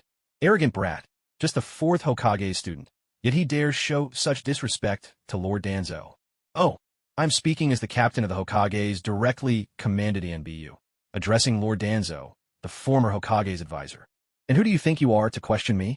With a dismissive air, Kakashi dug his left pinky into his ear, his tone dripping with contempt. Just a dog raised by Danzo. Your master hasn't spoken, yet you're already baring your teeth? When did you become ANBU captain? Danzo looked genuinely astonished. While Root was, in truth, his own private force, even the third Hokage found it difficult to interfere with its affairs. On paper, Root was still a part of the ANBU, even serving as its training division. In that light, Kakashi interfering wasn't entirely without basis. That was just a few days ago. For a former Hokage's advisor like yourself, it's understandable you wouldn't know. Kakashi answered flippantly, putting heavy emphasis on the words former advisor. Indeed, the very first thing Minato did after becoming Hokage was to strip Danzo of his advisory position. And what of it? Root has always been under my personal management. Even Hiruzen wouldn't dare meddle lightly. And you, an ANBU captain, dare point fingers at Root? Be careful. A careless misstep, and you might just meet with a little accident one day. Danzo snorted coldly, his voice thick with threat. Thank you for your concern, Lord Danzo. Kakashi retorted with a mocking smile. But you'd best watch out yourself. Old age can be unforgiving. Imagine if one day you tripped over a branch and ended up paralyzed, incontinent. Now, wouldn't that be a shame? A buzzing tension filled the air. Unable to bear any further humiliation to his revered Lord Danzo, Aburame Ryoma finally lost control. A swarm of black insects poured from his body, swirling like a living cloud, aiming to engulf Kakashi. In a flash, Kakashi seized Nanoyu and Kabuto, whisking them to safety before replying with a light, almost careless tone. So this is the Aburame clan's Kikaichu? How terrifying. Fire style, majestic destroyer flame. Like a tidal wave, a raging sea of fire burst forth from Kakashi's jutsu, roaring toward the cloud of insects. In a heartbeat, the deadly swarm was reduced to ashes, consumed entirely by the inferno. No way was Kakashi, who knew about the chakra-devouring abilities of the destruction bugs, going to stand there and foolishly wait for the swarm to close in on him. In the very next instant, a sea of flames swept forward, engulfing the corpses of the insects and surging straight at Ryoma Aburame. A furious buzzing filled the air as a mass of black bugs shot up, half of them forming a wall to block the fire, while the rest took the chance to scatter, an insect clone technique. Enough! Just as Ryoma prepared to strike again, Danzo's sharp command rang out, halting him immediately. Ryoma instantly withdrew, returning to Danzo's side. He bowed respectfully and said no more. A pity, Kakashi thought inwardly with a sigh. From the start, he'd seen through Danzo's intent to test his strength using his own subordinates. Otherwise, these Root members loyal to Danzo to the core would never have acted so recklessly. At the same time, Kakashi wanted to use the opportunity to gauge their abilities. After all, he and Danzo were destined to clash someday. Kakashi, you're the captain of the Umbu. That's the only reason I'm sparing you today. But what happens here is not something you have the authority to interfere with. Danzo raised his head slightly, his gaze fixed on Kakashi with the self-assured look of someone convinced of his own victory. How much have you even had to drink? You really think the three of you alone have this in the bag? Kakashi let out a cold laugh. Just then, a golden flash appeared before Danzo's eyes, out of thin air. Danzo, Director Nanoyu, and I have come to an agreement. From this day forward, every orphanage in Konoha will be under her full care. The village will provide all necessary funding. As for your route, the list of members will be handed over to the Hokage's office tomorrow. There's no need for this department to exist any longer. The newcomer, clad in the ceremonial robes of the Hokage, was Minato Namikaze himself. Fourth Hokage. Danzo was completely thrown off by these words. It said that every new leader makes their mark with bold reforms, but he hadn't expected Minato's very first move to be aimed right at him. Minato, you're still young. In time, you'll see. There are things only Root can do, things that need to be done in the shadows. That's why Root cannot be abolished. At that moment, Hiruzen Sarutobi, the third Hokage, arrived as well, his tone calm and measured. But third Hokage Danzo, Minato hadn't thought his very first reform would encounter such fierce resistance. Haha, Minato, I understand what you're trying to do. But for many things, you need to listen to us old-timers a bit more. After all, we've eaten more salt than you've walked miles. It's for your own good. Hiruzen stroked his goatee, his words weighted with experience and advice. I understand, third Hokage, Minato replied, unable to hide a note of resignation in his voice. There was nothing he could do, though he had successfully succeeded the role of Hokage. The third showed no intention of relinquishing his hold on power. Any decision of even moderate significance required him to seek the third's approval beforehand. Otherwise, the administrative departments would find all sorts of excuses to stall and shirk their duties, outright refusing to comply. Though Minato resented this, for now, he had no good solution. He could only proceed gradually, step by step, to complete the transition of power. Danzo, you were out of line in this matter as well. A talented person like Nanoyu is perfect for managing the orphanage. As for selecting people from the orphanage, let's set that aside for now. Seeing Minato bow his head, Hiruzen turned to rebuke Danzo. The underlying message was clear. Minato had only just taken office. If you want to play dirty, at least keep a low profile. Don't get caught, and put me in an awkward position. Danzo, realizing his scheme had fallen through, ignored Minato entirely and swept out of the room in a huff. Hell well, I'll be heading back too. I'm getting on in years. My old bones can't take much more of this. Satisfied that his balancing act had succeeded, the third Hokage chuckled and waved to Minato before turning to leave. Minato-sensei, if not for your timely intervention, I don't know what would have happened. Kakashi gave a sheepish laugh, looking up at his teacher. You little rascal, don't butter me up. If your clone hadn't come to inform me, I wouldn't have known what was happening here. Well, since things are settled, I'll get back to work. Minato shook his head with a smile. Then, glancing at the third's departing figure, his expression turned serious. If Kakashi hadn't warned him, he'd have had no idea what was happening here. Yet the third knew everything and arrived the instant Minato showed up. With such control over the village's affairs, any changes he hoped to make in the future would be even harder than he'd anticipated. It's all settled now, Kabuto. With the fourth Hokage himself stepping in, you won't have to worry about your friends at the orphanage going hungry anymore. Kakashi watched as Minato vanished with the flying thunder god, then turned back to Kabuto, gently patting his head in reassurance. Thank you, big brother. The clever Kabuto immediately realized the Hokage had come because of his big brother and thanked him sincerely. Oh, by the way, Kabuto, if I found you a teacher, someone who could pass on their skills and help you take control of your own fate, so you'd never be manipulated again, would you want that? Seizing the moment, Kakashi posed a question, his eyes full of hope as he looked at the frail boy. Of course, if Kabuto refused, he wouldn't force him. Otherwise, he'd be no different from that old dog Danzo. Yes, I'd like that. Kabuto's answer was immediate and unwavering. He nodded without a moment's hesitation. After going through this ordeal, he had come to see many things more clearly. Only by becoming strong enough himself could he protect the orphanage and Director Nanoyu. Kabuto.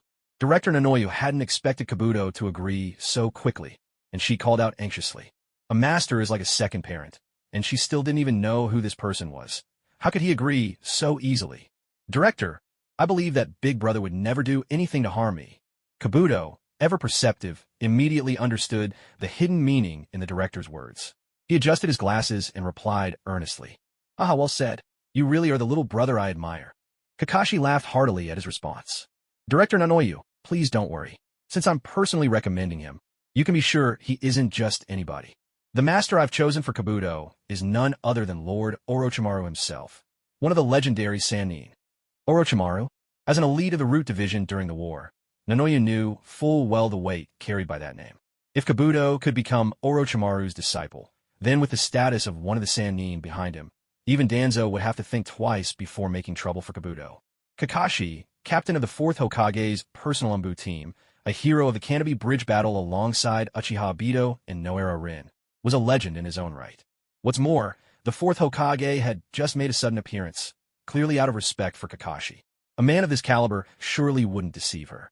After a brief moment of thought, as she weighed the pros and cons, Nanoyu looked at Kakashi with gratitude shining in her eyes and offered him a deep, respectful bow. "Kabuto is in your hands, Captain Kakashi." "Please, there's no need for that, Director Nanoyu." Kakashi quickly stepped forward to help her up. "Someone like you, who selflessly cares for these young children and shields them from harm, deserves the village's protection. Why get back? I'll let the Umbu and the police force know. If anyone ever tries to give you trouble again, just go straight to them for help.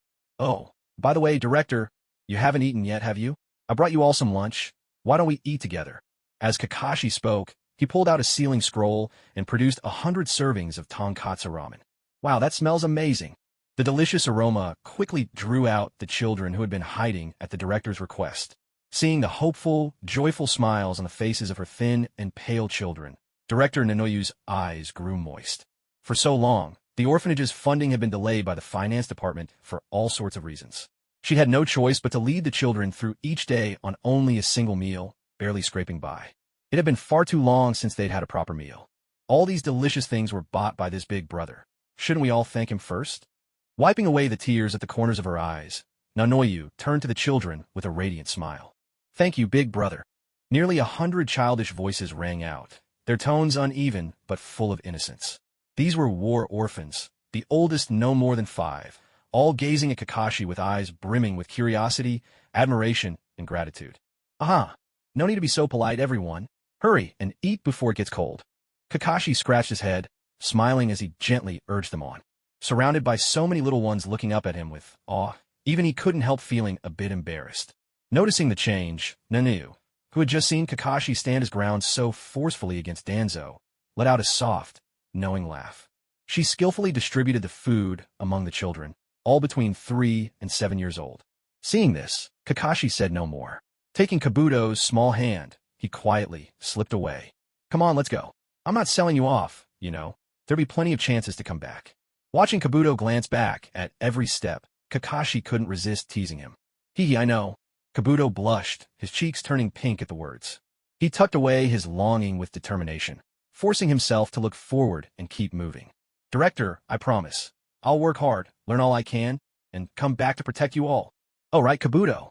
I'm going to introduce you to a teacher, but whether he accepts you or not depends on your own efforts." Just as Kabuto's heart was swelling with excitement, Kakashi's voice broke in. Kabuto froze for a moment. Wasn't this supposed to be a sure thing? But he quickly made sense of it. He had nothing to offer, not even the customary gift for a new mentor. Big Brother was already doing him a huge favor by making the introduction. Whether the other party would take him as a student would be up to him to prove his worth. "Yes, I'll do my best to earn Lord Orochimaru's approval." Kabuto raised his little fist to his chest, giving himself a silent pep talk. "Ha, good. Big Brother believes in you." Seeing Kabuto's fighting spirit, Kakashi couldn't help but ruffle the boy's hair affectionately. Honestly, he wasn't worried about Orochimaru rejecting Kabuto. With Kabuto's talent, it was only a matter of time before Orochimaru took notice, so long as he spent some time apprenticing at his side. After all, this was the very Kabuto who would one day command an army of reanimated shinobi and master the powers of Ryuchi Cave sages, a true dreamweaver from the original story. In terms of ninjutsu and scientific prowess, Kabuto was a genius among geniuses. Of course, just a step below himself, Kakashi thought with a touch of pride. Before long, the two arrived at the laboratory. When confronted with Orochimaru's blunt refusal to take on mediocrity, Kakashi needed only a single sentence to make Orochimaru reconsider. "Orochimaru, this child's talent is on par with your own. Elsewhere, in the courtyard of the third Hokage, at the center of a pond, a pavilion stood, and on the low table within, for cups of tea sent wisps of steam curling into the air.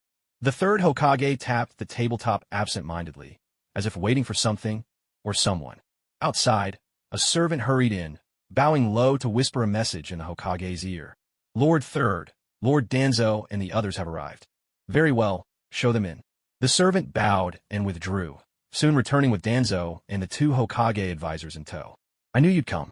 Come, have a taste of the tea I just brewed. This is premium Yame Gyukuro, a special supply from the daimyo's estate. Truly a rare treasure. Hiruzen greeted them with a cheerful smile.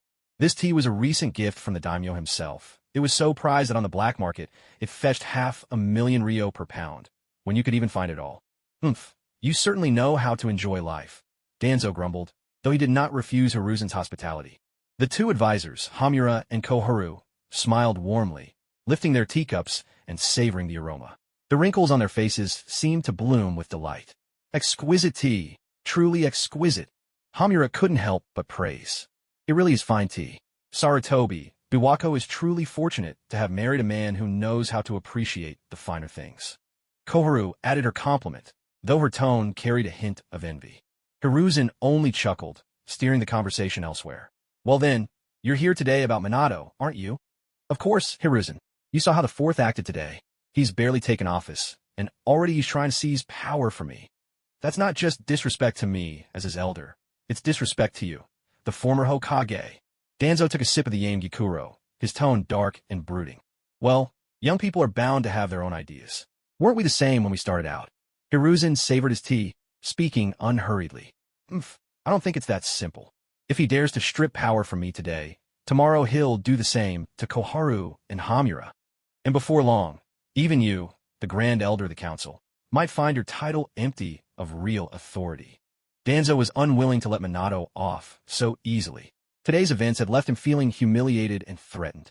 Though for now he still looked down on Minato as little more than a puppet. Minato's closeness to the Uchiha clan could easily lead to unforeseen changes if allowed to continue. Indeed, Hiruzen, one can never be too cautious. Beware of raising a tiger who'll turn on you. Koharu and Hamura exchanged glances, then spoke up as well. This incident had made even these long-entrenched leaders sense the threat to their own power. Power breeds greed, and greed tempts people toward darkness. Having grown accustomed to wielding authority, they were loath to let it slip from their grasp. Unlike Hiruzen, the fourth was not their old comrade. They were not united by the same bonds. For them, Danzo's interests aligned with their own, while the fourth's did not. Indeed, Minato's approach was lacking in tact. I'll have a word with him and make sure he understands. Hiruzen paused in thought for a moment, grasping the concerns of his three old companions. The third Hokage never doubted that Minato, whom he had personally supported in rising to power, would one day defy him. Yet, he still felt compelled to acknowledge the opinions of his old friend. As for Minato, well, young people always benefit from a bit of tough love. Day by day, time slipped away. In the blink of an eye, Kakashi had already been working in the ANBU for more than half a year. Thanks to his astonishing efficiency in completing missions, Kakashi quickly earned the respect of every member of the ANBU. He was just a teenager, yet his completed missions outnumbered even the second most diligent ANBU by tenfold. Truly, he was a tireless workhorse. And today happened to be a rare day off for this so-called work emperor. Early that morning, he arrived at the Konoha Hospital staff room. Well, if it isn't our Captain Kakashi. It's been a while since your last visit. Rin talks about you all the time, you know. A young nurse greeted Kakashi with a teasing smile as she spotted him. Yeah, I've been out on missions a lot lately. Things have been busy. Kakashi scratched his head sheepishly. He wanted nothing more than to spend every day by Rin's side. But with so few people Minato-sensei could rely on, and with Kakashi himself being the ANBU captain, he naturally had to set an example. Just then, hurried footsteps echoed through the corridor. Suddenly, Kakashi felt a weight on his back. Rin had leaped onto him, clinging tight like a little sloth. Kakashi, it's been 16 days since you last came to see me. I wish I could go on missions with you too. Rin's face was full of frustration. Ever since becoming the Three-Tails Jinchuriki, she had completely lost her freedom. Not only was she forbidden from leaving the village, but even when she stepped outside, the NBU shinobi would always watch her from a distance. She had tried appealing to Minato-sensei to lift the surveillance, but even he could only shake his head helplessly. Those assigned to monitor her were the third Hokage's direct ANBU, and not even Minato could overrule them. Even Kushina couldn't set foot outside her door without being watched. Constantly under surveillance, Rin found herself increasingly stifled. If it weren't for the nurses, doctors, and other staff at the hospital doting on her, and for Kakashi visiting her whenever he could, she'd be utterly miserable by now. There. Not letting you leave the village is only for your own safety. Look, I brought you something. Kakashi gazed affectionately at Rin, who was perched on his shoulder and lifted a gift in his right hand. Wow, what's this?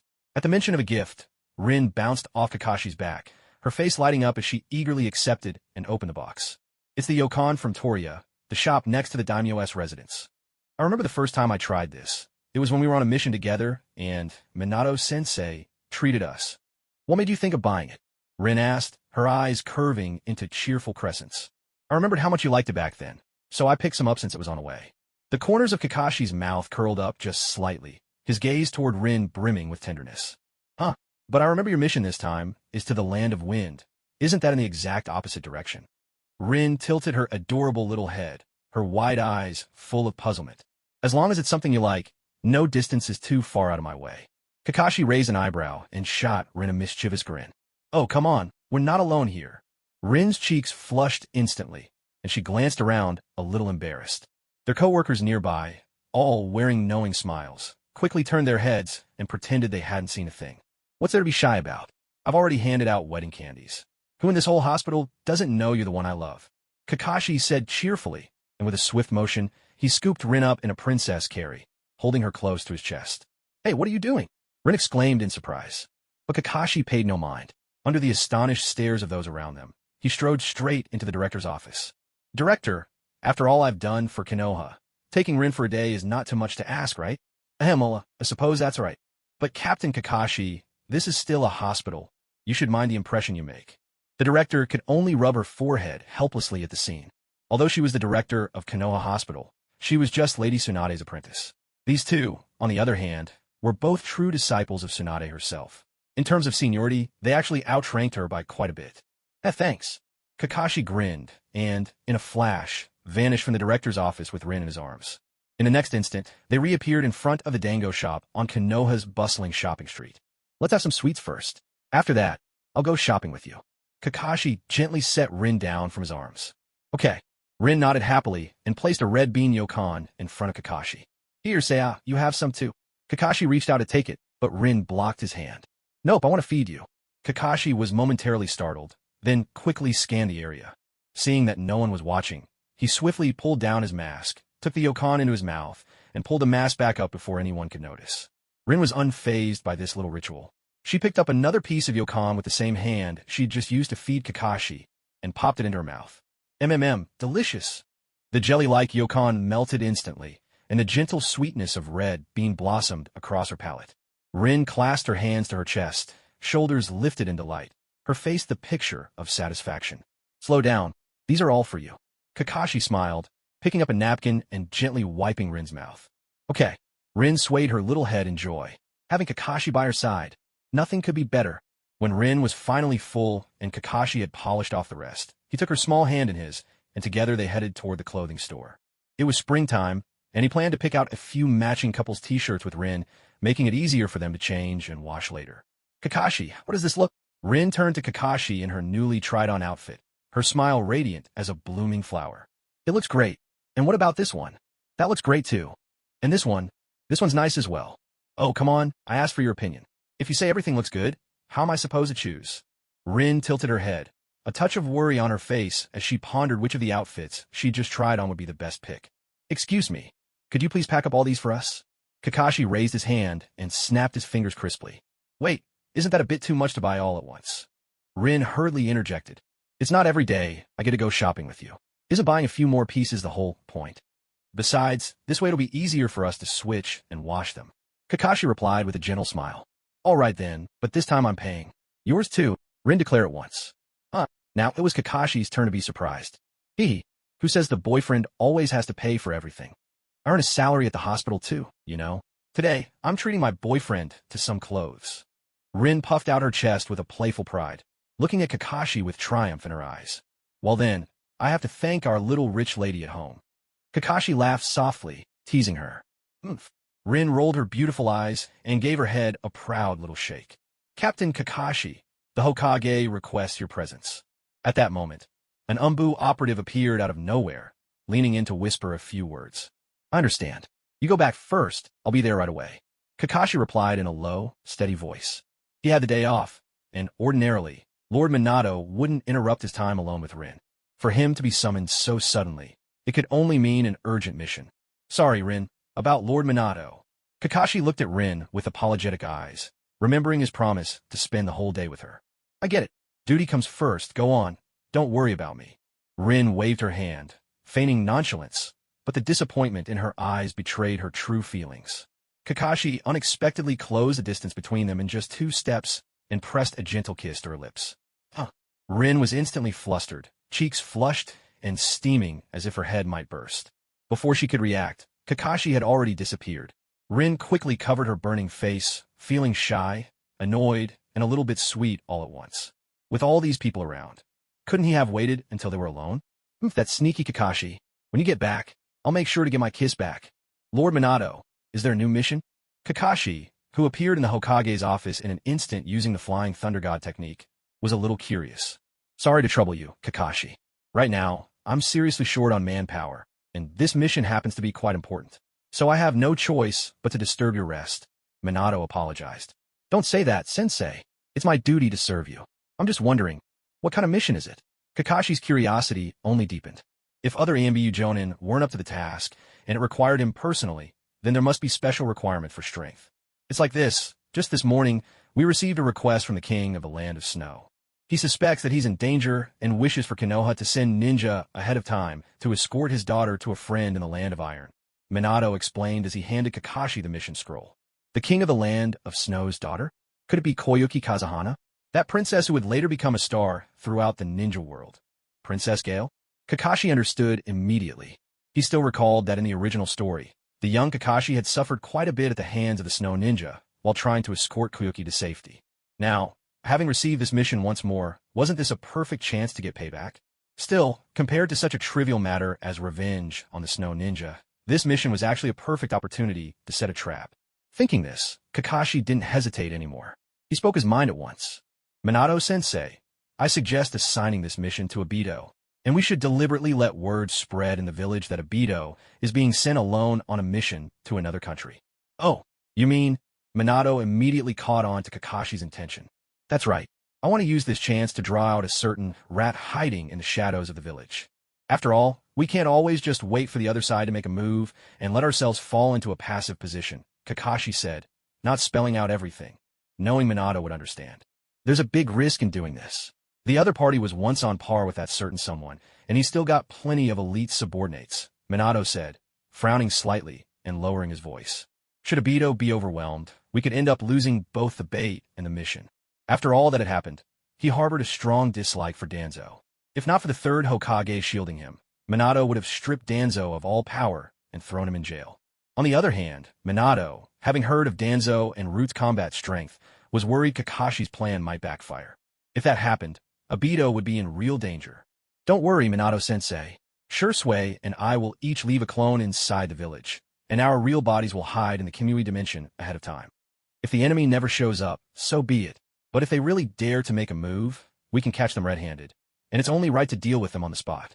Kakashi, on the other hand, looked brimming with confidence. With 2 pairs of Mangekyo Sharingan and his own Sage Mode, if they still couldn't take down Danzo, that would be downright embarrassing. Alright, sound good. And one more thing. If anything seems off, have Obito bring me in immediately. I'll take matters into my own hands. Minato paused for a moment, calculating their chances of success. The odds looked promising, so he agreed to Kakashi's plan. Alright then, I'll go fetch the 2 of them right now. With that, Kakashi used his Flying Thunder God Seal to locate Obito. In the next instant, he teleported straight into the Uchiha clan's training grounds. Kakashi, senpai, what brings you here? Obito and Shursui spoke in surprise, their voices overlapping. Kakashi took a closer look and realized the 2 of them were teaching Itachi ninjutsu. Hello, Kakashi and I. Seeing Kakashi appear out of nowhere, Itachi instinctively pressed his legs together. He just couldn't help it. This kind-looking big brother had left a mark on him. When he was nearly 2 years old, that evil big hand had given him a childhood trauma. Ever since then, every time he saw Kakashi, he'd get a chill down his spine. Oh, Itachi's memory is that sharp? He can recall things from when he was barely a year old. Truly a prodigy of the Uchiha clan. Kakashi almost laughed at Itachi's unconscious reaction. But with business to attend to, he didn't linger on the matter. Obito, Shursui, take Itachi home first. I have something important to discuss with you both. He didn't spell things out in front of Itachi. No need, Kakashi and I. You guys go ahead. I can get home by myself. At this, Itachi quickly spoke up. He didn't want to be treated like a helpless child who couldn't make it back without his big brothers. Is that so? Well done, Itachi. Head home early, all right? Don't keep your parents waiting. With a smile, Kakashi ruffled Itachi's hair, turning his stylish long bangs into a tangled mess. Itachi was about to protest, but the memory of that evil hand made him endure in silence. Obito, Shursui, you two, come with me. Satisfied with his handiwork on Itachi's hair, Kakashi clapped his hands and led the two into the dense woods. Once the trees hid them from Itachi's view, Kakashi immediately activated the Flying Thunder God and whisked the pair straight to the Hokage's office. All right, this time, we're definitely taking him down. After hearing Kakashi's plan in full, Obito clenched his fist in excitement. He remembered all too well how Danzo had tried to force him into his ranks last time. Not to mention, Danzo's attempt to replace the Three Tails Jinchuriki had directly cost Rin her life. A grudge Kakashi no doubt still carried in his heart. I have no objections either. Shursui nodded earnestly in agreement. After receiving guidance from Senior Kakashi and Master Minato, he had also sought out clan leader Fugaku for a private conversation. When all the pieces of information came together, he uncovered a shocking truth. It was that Danzo, all these years, had been targeting the Uchiha.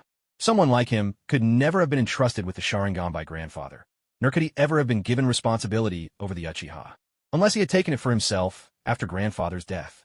In fact, it was very likely that grandfather's death was his doing. If that was truly the case, then this was the perfect chance to avenge grandfather. Unlike the original story, Shursui now was still an outstanding inheritor of the Will of Fire. But this Will of Fire was the one embodied by the fourth Hokage, a truly open and upright Will of Fire, not the third's, which only appeared bright, while hiding shadows beneath. Seeing that neither of the two objected, Kakashi and Shursui each left behind a shadow clone. The clones would escort Obito to the village gate, then quietly return home. Their true bodies, meanwhile, hid within the Kamui space. At the same time, the news that Obito had left the village alone on a mission began to spread among the Jonin. Before long, Root caught wind of it, and the report was delivered to Danzo. You're saying Obito is carrying out the mission alone, without anyone accompanying him? Inside Root's shadowy lair, Danzo once again confirmed the report with a ninja who had just delivered the message. Yes, Lord Danzo, Obito is alone. Kakashi and Uchiha Shursui only escorted him to the village gate. But our people have checked repeatedly. Both of them have returned to their homes. The Root ninja, kneeling on one knee, reported respectfully. Excellent. Providence is on my side. Upon hearing this, Danzo slammed his cane hard against the ground, eyes gleaming with excitement. Ever since Minato took office, for more than half a year, Obito and Shursui had never left the village. His assassination plans had never found an opening. He never imagined today would finally bring the chance he'd been waiting for. There was no way he would let it slip by. Once he seized those two Mangekyo Sharingan and combined them with the Hashirama cells Orochimaru had recently transplanted for him, who in all of Konoha could possibly stand against him. The seat of 5th Hokage would be his for the taking. Even Hiruzen Sarutobi wouldn't be able to stop him. He was certain of it. Aburame Ryoma, gather all the Root Jonin immediately. Have them split into small groups and slip past Konoha's barrier. Rendezvous outside. This time, I'll lead the squad myself. Danzo made his decision without hesitation. He would not underestimate the Uchiha's cursed eyes. After all, those eyes had once belonged to Uchiha Madara himself, a power even Lord Tobirama had deeply feared. Meanwhile, Obito was leaping forward at an unhurried pace. Hey, Tobi, do you really think that scoundrel Danzo will show up? Since both Kakashi and Shursui were trapped in the Kamui dimension, Obito, bored out of his mind, could only chat with Zetsu, who was currently attached to him. Huh? Who's Danzo? A dog, maybe? Obito, when did you start keeping a dog behind my back? Zetsu sounded genuinely puzzled. He'd rummaged through Obito's entire house and hadn't seen any sign of a dog. Could it be Kakashi's dog? But wasn't that dog named Pakin? Danzo isn't a dog. Wait, that's not quite right. Danzo actually is a dog. No, that's not it either. Forget it. Even if I explained, you wouldn't get it. Obito tried to clarify, but soon realized he had no idea how to explain to Zetsu that Danzo was a dog in every sense except the literal one. Suddenly, the soft rustle of movement swept through the nearby woods. A crowd was moving through the trees. "Who's there?" Obito halted at once, perching atop a tree branch, the three tomo of his Sharingan spinning in his eyes. One by one, figures emerged from the shadows, surrounding him. At the front stood a man with his head and right arm wrapped in bandages, only one eye exposed. It was none other than Shimura Danzo. "Uchiha Obito, I'll give you a choice. Join Root now, and I'll spare your life." Danzo's words dripped with condescension, authority radiating from every syllable. "Join Root." Obito let out a cold chuckle. "I'm the Uchiha clan's deputy head and vice captain of the police force. Why would I stoop to being a dog for Root?" He glanced at the masked ninja behind Danzo, making his meaning plain. As expected, the Uchiha clan is innately evil. Even facing death, you show no remorse. I'll personally cut you down and rid the village of future trouble. Danzo's voice turned icy as he fixed his gaze on Obito. "Danzo, you really dare to kill me. Don't you realize what you're doing is outright treason?" Even though Obito had anticipated Danzo's ambush, the man's audacity still infuriated him. To murder a fellow ninja, one of the Uchiha leaders, no less. How could he dare? Attack. Danzo had no interest in further talk. At his command, over 20 elite Root shinobi surged forward as one. Yet every single attack passed harmlessly through Obito's body, without leaving a mark. So, this is Kamuyui's intangibility, is it? Only lasts 5 minutes, though. Let's see where you run once your time is up. Danzo's expression darkened as he watched Obito, arms folded, a look of contempt on his face. The last time Danzo had tried to pry information about Obito's eye technique, he'd been flatly refused. But later, by pressing the third Hokage for details, he'd managed to glean a few hints about Obito's abilities. After all, Minato, who wasn't Hokage back then, could brush off Danzo's questioning, but he couldn't ignore the third's demand. Still, thanks to Minato's deliberate secrecy, Danzo had no idea that Obito possessed the Kamui dimension, or that Kamui allowed for actual spatial teleportation. Otherwise, he would never have chosen to take action in this way. So the information really has been leaked, hasn't it? It seems Kakashi was right all along. Hiruzen and Danzo are cut from the same cloth. Obito's heart stirred at these words. Even after he had made it clear that he would refuse Danzo, Hiruzen still secretly revealed his abilities to him. The implications were obvious, needing no further explanation. Fortunately, to guard against a scenario like this, Kakashi had Watergate-sensei deliberately understate the duration of his intangibility by half. He even claimed that the activation time for Kamuyui's warping was 3 seconds instead of being instantaneous. That's right. Now that Obito possessed both Mangekyo Kamui, the upper limit of his ocular powers far surpassed what he had in the original story with just one. Still, even though Obito was confident he could take Danzo down one-on-one, he decided to play it safe and release Kakashi and Shursui first. Otherwise, during the inevitable post-battle review, Kakashi would surely tear into him. As the space in front of him twisted and distorted, the Root shinobi instinctively stepped back, wary of getting caught up in this strange ocular jutsu. Then, they saw two familiar figures emerge. Kakashi Hitaki? Shursui Uchiha. Why are you here as well? Could it be? Danzo's pupils shrank the moment he saw them. A wave of foreboding washed over him. Luckily, the one person he dreaded seeing most was not among them. If he were, Danzo wasn't at all confident he could win this fight. Don't bother searching. Minato-sensei isn't here. Kakashi saw right through Danzo's thoughts and said coolly. Before Danzo could even relax, Kakashi followed up with another line. Because you're not even worthy of making Minato-sensei, take action. You, what a sharp-tongued brat.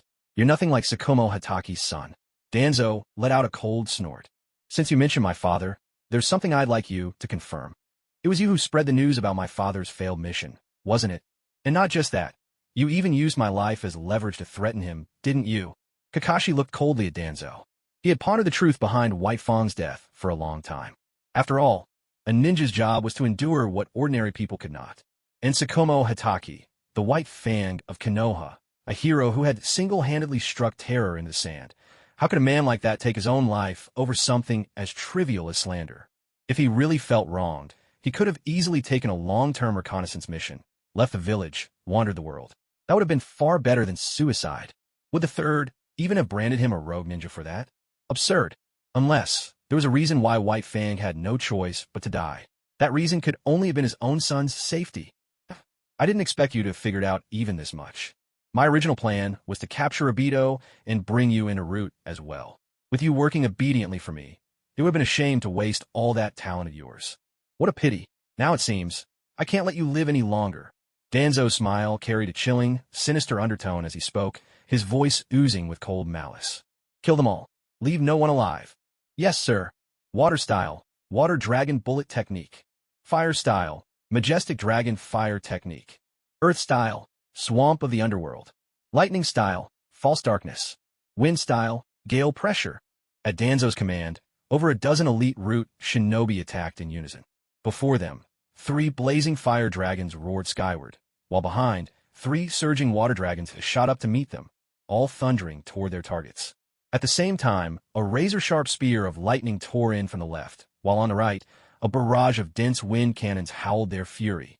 And as if that wasn't enough, the ground beneath the 3 adversaries instantly transformed into a deadly, sucking mire, eager to swallow them whole.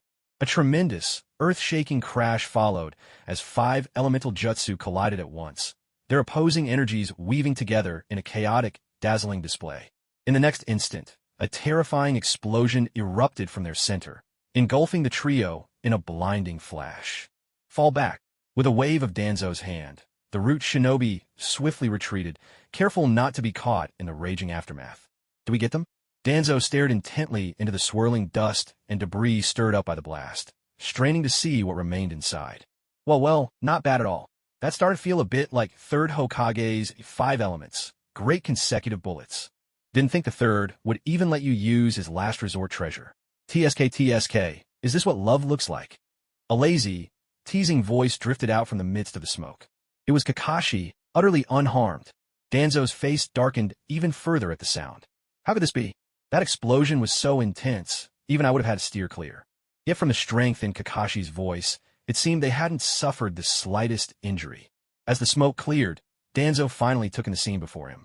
Obito was bracing Kakashi's shoulder with one hand and gripping Shursui with the other. 3 figures phasing in and out of reality. Damn it, this Mangekyo ability is more troublesome than I thought. Danzo cursed inwardly, his gaze upon those eyes growing ever more covetous and greedy. Danzo, I'll give you a chance to fight me one-on-one. Don't send your men to their deaths. These are all jonin you spent a fortune to train. What a waste it'd be if they died.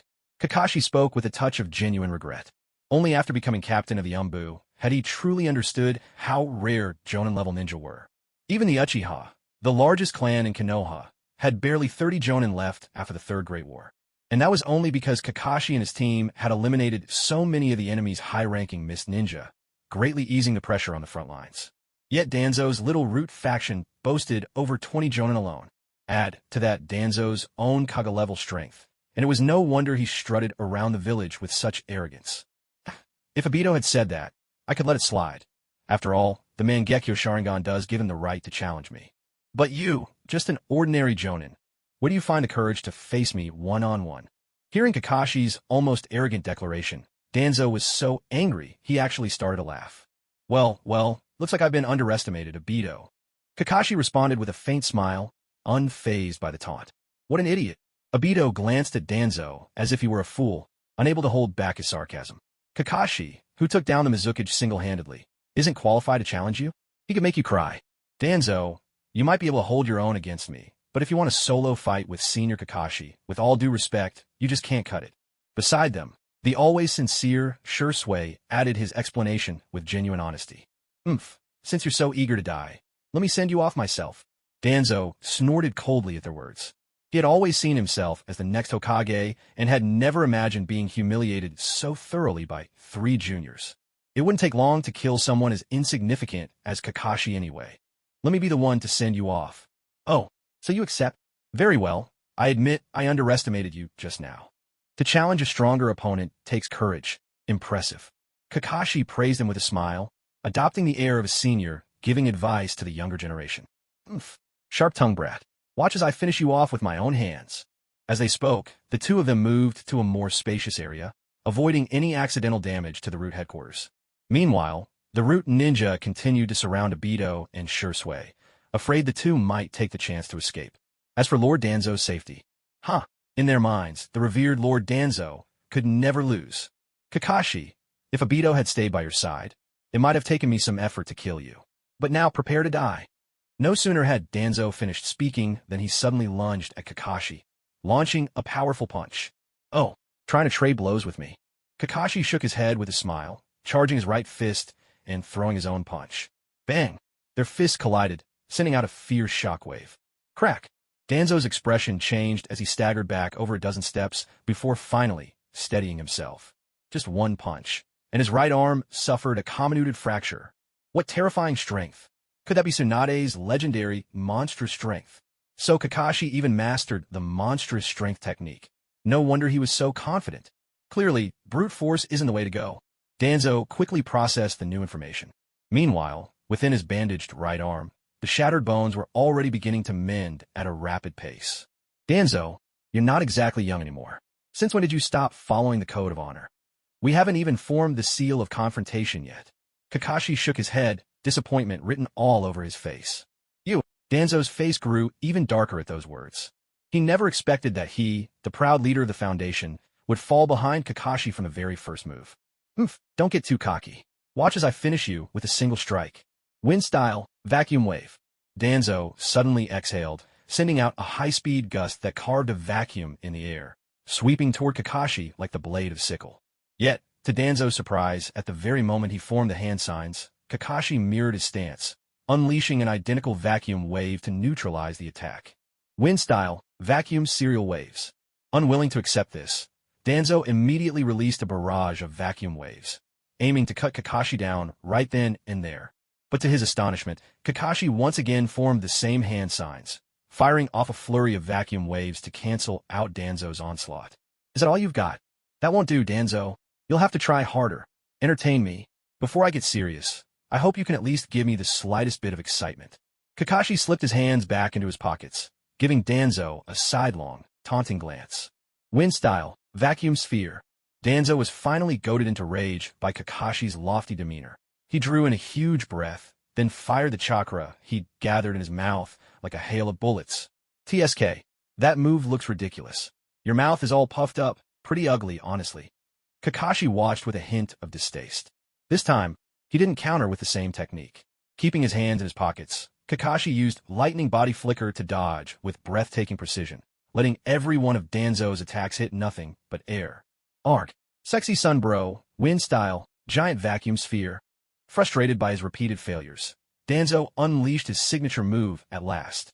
A massive, high-pressure sphere of wind barreled toward Kakashi. Its terrifying force radiated danger long before it even reached him. A palpable sense of crisis filled the air. Let's see you dodge this. Danzo's triumph lasted less than a second. To his shock, Kakashi simply grinned and melted into the ground, vanishing without a trace. Boom! The high-pressure wind sphere hurtled through the spot where Kakashi had stood, tearing into the forest behind him and reducing a swath of trees to splinters. What terrifying power! I'm honestly impressed, Kakashi said sincerely, resurfacing from the earth. Damn it! Danzo was trembling with fury at Kakashi's infuriatingly glib tone. He could feel the mockery radiating from Kakashi, even more unbearable than the earlier contempt. Summoning Jutsu. Dream Taper. In a swirl of smoke, a massive creature appeared, its head wrapped in bandages like Danzo's and its body towering like an elephant. It's Lord Danzo's summoning beast, cried one of the Foundation shinobi, who had begun to worry after Danzo's repeated setbacks. The moment Dream Taper appeared, it opened its enormous, blood-red maw and lunged straight at Kakashi. A terrifying force of suction erupted from the mouth of the Dream Taper. The suction created a fierce gale, sweeping up Kakashi, who hadn't managed to evade in time, and pulling him straight into its maw. We did it, as expected of Lord Danzo. A young root ninja, seeing this, couldn't help but cheer aloud. There's no way Lord Danzo would lose. When we return, you'll be punished for ever doubting him. Ryoma Aburame snorted coldly. Yes, sir. The root ninja immediately bowed his head and dared not speak another word. I never would have guessed Danzo's summoning beast was the Dream Taper. According to the complete encyclopedia of summoned beasts, the Dream Taper feeds on dreams, devouring and recreating dream worlds. It's an exceptionally powerful summon. Shursui watched the Dream Taper, frowning slightly. Who cares what it is? Kakashi won't lose, no matter what. Obito remained utterly confident in Kakashi. Haha, of course. Shursui couldn't help but laugh at Obito's words. He too believed in Kakashi-senpai's strength. Meanwhile, Danzo allowed himself a relaxed smile. After all that boasting, and now you're defeated in a single move by me? With those words, Danzo turned and strode purposefully toward Obito. Kakashi was nothing more than an appetizer. Obito was the true main course of tonight's banquet. Rasengan! Boom! But just as Danzo turned his back, in that very instant, Kakashi suddenly emerged silently from the earth behind Danzo, slamming a Rasengan straight into the middle of his back. With the Rasengan's tremendous, spiraling force, Danzo's organs were shredded in an instant, catching him completely off guard. Blood gushed from his mouth, flecked with bits of torn flesh. He was clearly beyond saving. At the same time, the Dream Taper, which had just swallowed Kakashi's lightning clone, was fried inside and out by the electricity, vanishing on the spot in a puff of smoke. Ordinarily, a creature as powerful as the Dream Taper should never have met such a fate, unless, perhaps, it truly despised Danzo, and took the opportunity to make an escape. Yet Kakashi didn't press the attack.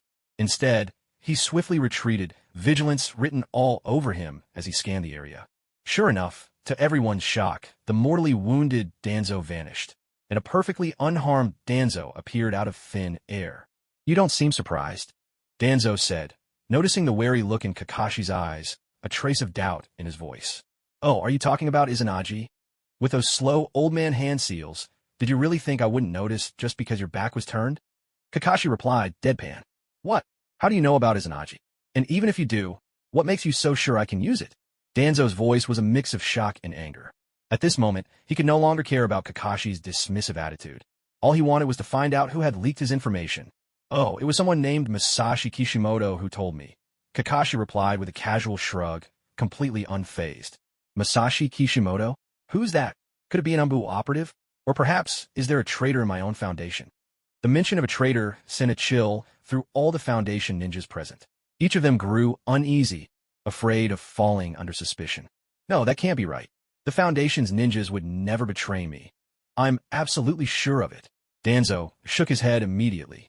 He would sooner believe the Uchiha could become Hokage than accept the idea of betrayal from within his own ranks. "The only thing you're relying on is that cursed tongue eradication seal, isn't it?" Kakashi seized the opportunity to sow more discord. "But how can you be so certain that Minato-sensei, a master of sealing techniques, hasn't already broken it?" With that, Kakashi's words hit their mark. After all, with Danzo's suspicious nature, the slightest hint of treachery would compel him to tear the Foundation apart in a thorough investigation. The Foundation ninjas nearby were already trembling with fear. Of course, Danzo wouldn't have a chance to make it back alive anyway. Sure enough, Danzo's eyes narrowed sharply at those words. If Minato himself, with his mastery over the Uzumaki clan's secret arts, had intervened, even the cursed tongue seal might not be enough to guarantee loyalty. No, once this mission is over, I must conduct a thorough sweep of the Foundation. I need to see who might have come into contact with Minato. If I find even the slightest clue, I'd rather eliminate the innocent than let a traitor slip by. But for now, Kakashi needs to be eliminated first. With that thought, Danzo whipped out 2 shuriken, spinning them rapidly between his fingers.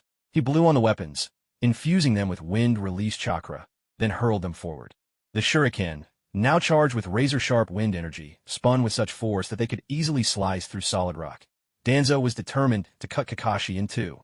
At the same time, he produced a kunai, channeling wind-release chakra into it, until it formed a blade as sharp as a sword. Danzo himself then lunged forward, aiming to strike Kakashi directly. Wind release, shuriken and wind release. Vacuum blade, huh? The thought flashed through Kakashi's mind. Looks like aside from the self-sacrificial curse seal and the reverse 4-symbol seal, Danzo has already played all his best cards. Well then, it's time to get serious. In seal, release. With practiced ease, Kakashi unleashed the power of the In seal and flung more than a dozen flying thunder god kunai ahead of him. In a blur, just as the wind-infused shuriken were about to strike him, Kakashi vanished. A heartbeat later, he reappeared in midair behind Danzo, using the airborne kunai as his marker. Rasengan. A thunderous impact echoed through the air, a second strike, swift and decisive. Kakashi chose not to use Chidori. He didn't want to risk physical contact with Danzo, who was already on high alert. He was equally well-versed in sealing techniques, and he knew all too well that the precondition for casting the Curse of Self-Destruction Binding Seal was physical contact. At this point, there was no way Danzo would hold back against him just to ambush Obito. In the next instant, Danzo once again transformed his injuries into mere dreams, returning from illusion to reality and lunging at him with renewed ferocity. Because he wasn't of Uchiha blood, even with the suppressive power of Hashirama cells, Danzo's use of Izanagi could only grant him invincibility for 1 minute. It was important to remember, this Danzo, who had never experienced the night of the Uchiha massacre, didn't have a stockpile of Sharingan at his disposal.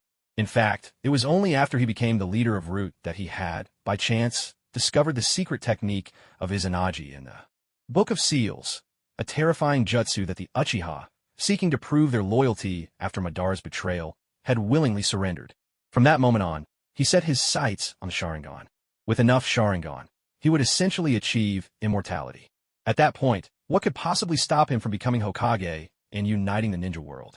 Yet Kakashi, who understood Danzo's abilities inside and out and could appear and vanish without a trace thanks to Flying Thunder God, simply refused to engage him during his window of invincibility. Danzo could do nothing but watch helplessly as the seconds ticked away. When the invincibility finally ended, the second Sharingan on his right arm closed forever. Now, all he had left was Uchiha Kagami's pair of eyes. Attack! Danzo roared. He no longer cared about anything else. Compared to the precious 3-Tomo Sharingan, the lives of Root's shinobi were expendable. If it came to it, he could always find another chance to kidnap members of other clans. However, his order was met with utter silence. He quickly turned to look behind him. More than 20 Root shinobi stood frozen, their faces blank, paralyzed as if turned to stone. Had they all been caught in Jinjutsu? Seeing this, Danzo's pupils contracted in alarm. Who could possibly control more than 20 Root shinobi at once? At that moment, his desperate search for the culprit brought his gaze into direct confrontation with a pair of terrifying eyes. A 4-pointed shuriken pattern spun rapidly within those dreadful pupils, with threads of blood seeping from their corners. Uchiha Shursui, you've awakened Mangekyo as well. The moment he saw Shursui's Mangekyo, Danzo's heart sank like a stone. He had thought that, with over 20 elite Root Jonin at his side, he could easily take down Obito. He never imagined that what seemed like a sure victory could be so swiftly overturned by the wild cards of Kakashi and Shursui. Even with his overwhelming confidence, Danzo knew he couldn't handle Kakashi and 2 pairs of Mangekyo at the same time. Kakashi, seeing all this, allowed himself a faint, knowing smile. Kotoe Mitsukami, Radiance, a brand new technique Shursui gained when his resolve for awakening shifted. With it, he could instantly pull an entire group of people into the world of illusion. In the world forged by Shursui, he was not only able to directly attack and sever the souls of his opponents, but could also forcibly read and permanently erase their memories. In this illusionary realm of Shursui, he was nothing less than a god. Of course, since it was an area of effectability, it didn't work as well against ninjas whose wills were as unyielding as iron, or whose strength rivaled Shursui's own.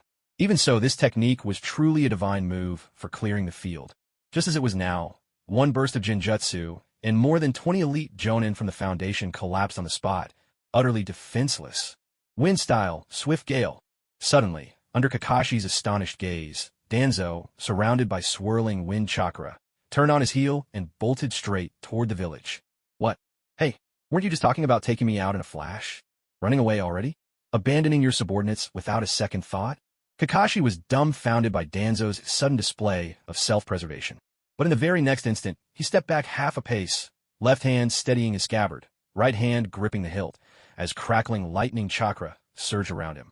Hataki sword style, thunderbolt flash, Godspeed. With a thunderous burst, Kakashi launched himself forward, vanishing from sight as if he had become pure lightning itself. In the blink of an eye, he tore through the space right in front of Danzo.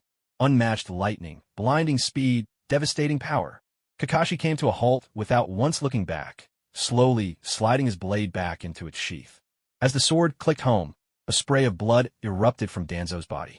At that same moment, his torso and legs, split at the waist, began to shift and separate. How could it be so fast? Snapping back to reality from his nightmare illusion, Danzo stared at Kakashi, his expression dark and seething. He never imagined that, even after activating wind style to boost his speed, Kakashi would still strike him down, overtaking him in an instant. Abandoning your men, fleeing the battlefield. And you think you're fit to contend with Hiruzen Sarutobi for the title of Hokage. Kakashi turned, his gaze cold and unyielding as he looked at Danzo. You! Kakashi's words pierced Danzo's heart like a sharpened blade. At that moment, Danzo's mind flashed back to the battlefield, to the memory of Lord Tobirama asking who among them would volunteer to act as decoy. He had been the first to react, and he'd even felt a surge of pride, convinced he would outshine Hiruzen. But just as he was about to step forward and declare, "I'll do it," a wave of bone-deep terror swept over him. His fists clenched, eyes wide, his whole body trembling uncontrollably. "Move! Just move already!" Danzo screamed inwardly. He truly wanted to say to Lord Tobirama, "Let me be the decoy." But the shadow of death chilled him to the core, paralyzing him with fear and cowardice. Until at last, Hiruzen's voice rang out, "Sensei, I'll go." Only then did he secretly breathe a sigh of relief. But when teacher Tobirama said, "Monkey, from now on, you will succeed me as Hokage," his heart plummeted straight into the abyss. Shame, unwillingness, regret, and pain. Countless emotions tangled together, fueling his jealousy of Hiruzen to its peak. Why? Why could Hiruzen do it, but I couldn't? Why, at such a critical moment, was I so cowardly? Inwardly, Danzo vented his frustration in silence, his tightly clenched fingers digging deep into his palms. From that day on, Hiruzen became the Hokage who represented the light, while he was left as the root in the darkness. Life was supposed to go on like that, day after day, until one day, he was startled to realize Hiruzen had grown old. Hiruzen's heart had grown old. The man who was once called the ninja hero had, after countless compromises and attempts to maintain balance, become timid, slowly losing himself beneath the title of strongest Hokage that others had dressed him in. He was no longer that fearless monkey. The moment he realized this, Danzo was inwardly ecstatic. He started to harbor thoughts of taking Hiruzen's place. That's right, back then, it wasn't that he lacked the courage. He'd simply reacted too slowly, allowing Hiruzen to seize the opportunity first. The title of Hokage of the Leaf should have belonged to him. Countless nights, Danzo spoke to his reflection in the mirror, over and over again. In the end, he convinced even himself. But now, Kakashi's cold words had torn open the wound he'd always been so careful to hide, the one he never wanted to touch. What do you know? This is what I call a strategic withdrawal. Danzo snapped back with a furious huff, masking his shame with a show of contempt. The foundation can always be rebuilt, but Konoha cannot do without me. The brief turmoil in his heart was quickly suppressed. As long as he could get back alive, with Hiruzen still around, Kakashi could do nothing to him. As long as he stayed alive, there was still hope for everything. That's why in this life, you'll never measure up to Hiruzen Sarutobi. Seeing this, Kakashi shook his head slightly. If Danzo had truly dared to fight him to the death, he might have looked at the man differently. But now, Danzo's cowardice and fear of death, his refusal to admit it, even compared to the original story, where Hiruzen experienced a final moment of clarity before dying, the difference was worlds apart. "Obito, let's do this together." Kakashi called out to Obito, no longer willing to waste another moment on Danzo. Such an opponent wasn't worthy of respect in a life-and-death battle. Coming. Obito, hearing he could finally help finish Danzo, dashed over with excitement. If he hadn't wanted to avoid disrupting Kakashi's fight, he would have taken action himself and avenged Rin long ago. Wind release. Vacuum Great Sphere. Seeing this, Danzo hurriedly attacked the two, hoping to seize the initiative. Wind release. Crushing destruction. Fire release. Exploding wind dance. Obito first bent the space with Kimui, creating a swirling vortex storm, then merged it with a spinning serpent of fire, giving rise to a massive whirl of flames. At the same time, Kakashi unleashed his high-density storm cannon, which fused with Obito's blazing vortex, forming a dense tornado of fire. With a thunderous roar, the wind fed the flames, and this awe-inspiring firestorm instantly devoured Danzo's vacuum great sphere, surging toward him with searing, terrifying heat. Realizing he couldn't withstand the assault, Danzo immediately used wind-style techniques to escape the range of the fiery tornado. Kamui. Obito, seizing the moment, locked his gaze on Danzo's head. The space twisted, and Danzo's body froze in place. In the next instant, Danzo's head exploded on the spot, and his body was engulfed by the raging flames. After the inferno faded away, Danzo once again returned to reality from within the dream. Now his breath came in short bursts, and his gloomy eyes bore into Kakashi and Obito with unwavering intensity. Moments later, the Sharingan beneath the bandage over his right eye finally closed forever. At this point, all four of Danzo's Sharingan were completely exhausted. What should he do? What options did he have left? Danzo's mind raced with frantic calculations. Wind style? He'd already used every wind style technique he was skilled in. Taijutsu? He could never match Kakashi's monstrous strength. Cursed seal of binding? But Obito could simply pass through attacks, and Kakashi was as slippery as an eel. He couldn't even lay a finger on them. Even if by some miracle he caught one, by the time he activated the seal, the other would have already struck him down. And as for his last resort, the secret reverse four-symbol seal, could he really expect that to devour Kakashi, who could teleport with Flying Thunder God, or Obito, who could become intangible? He wasn't that naive. The more Danzo thought, the more anxious and desperate he became. But Kakashi and Obito weren't about to give him any more time. Fire Style, Majestic Dragon Fire Technique. Fire Style, Gale Flare Dance.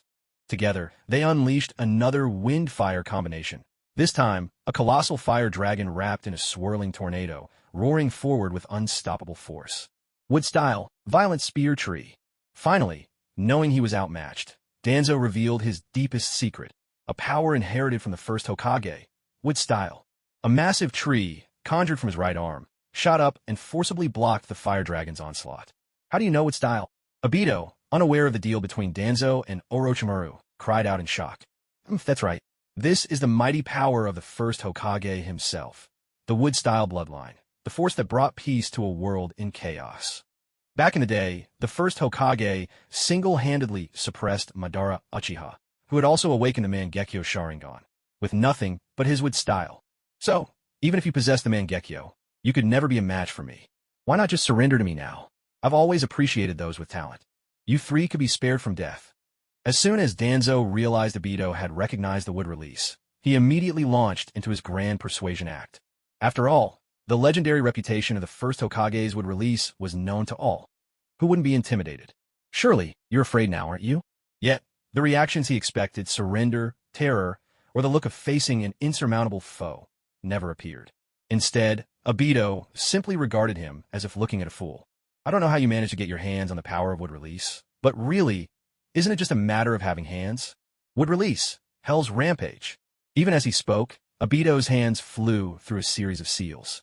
From massive, thorn-covered trees erupted from the ground beside Danzo, spiraling upward in an instant. Before Danzo could even react, the trees twisted together, trapping him and piercing his body. A ragged, guttural cry escaped him. How can you use wood release? Blood sprayed from Danzo's lips as he stared at Obito, his eyes wide with shock and terror. Is it really that rare? I'm not the only one. Kakashi can do it too. Obito shrugged, imitating Kakashi's signature nonchalance. This is impossible. Danzo stared at the two of them in utter disbelief. Wood release, the power he had coveted for years, suffering through unimaginable pain to obtain. And now these two boys possessed it so easily? Yeah, Obito's right. Kakashi added, reaching out his right hand to summon a sapling in his palm. Oh, and in a while, sure Sway should be able to master it too. As if reminded of something, Kakashi threw in the remark. A strangled cry burst from Danzo's throat. The word struck him like a blow, and he coughed up blood once more. With his Sharingan's suppression gone and his life force rapidly draining, he could no longer withstand the invasion of Hashirama cells. His right arm began to transform into wood. He wanted to sever his arm to survive. But the thorny forest held him fast. Escape was impossible. By the way, I forgot to mention, the stuff he used was just leftover scraps from the experiments. Orochimaru has a much better Hashirama cell serum. The original material came from me. I just never let him give it to you. These were the last words Danzo heard before he was completely consumed by Hashirama cells.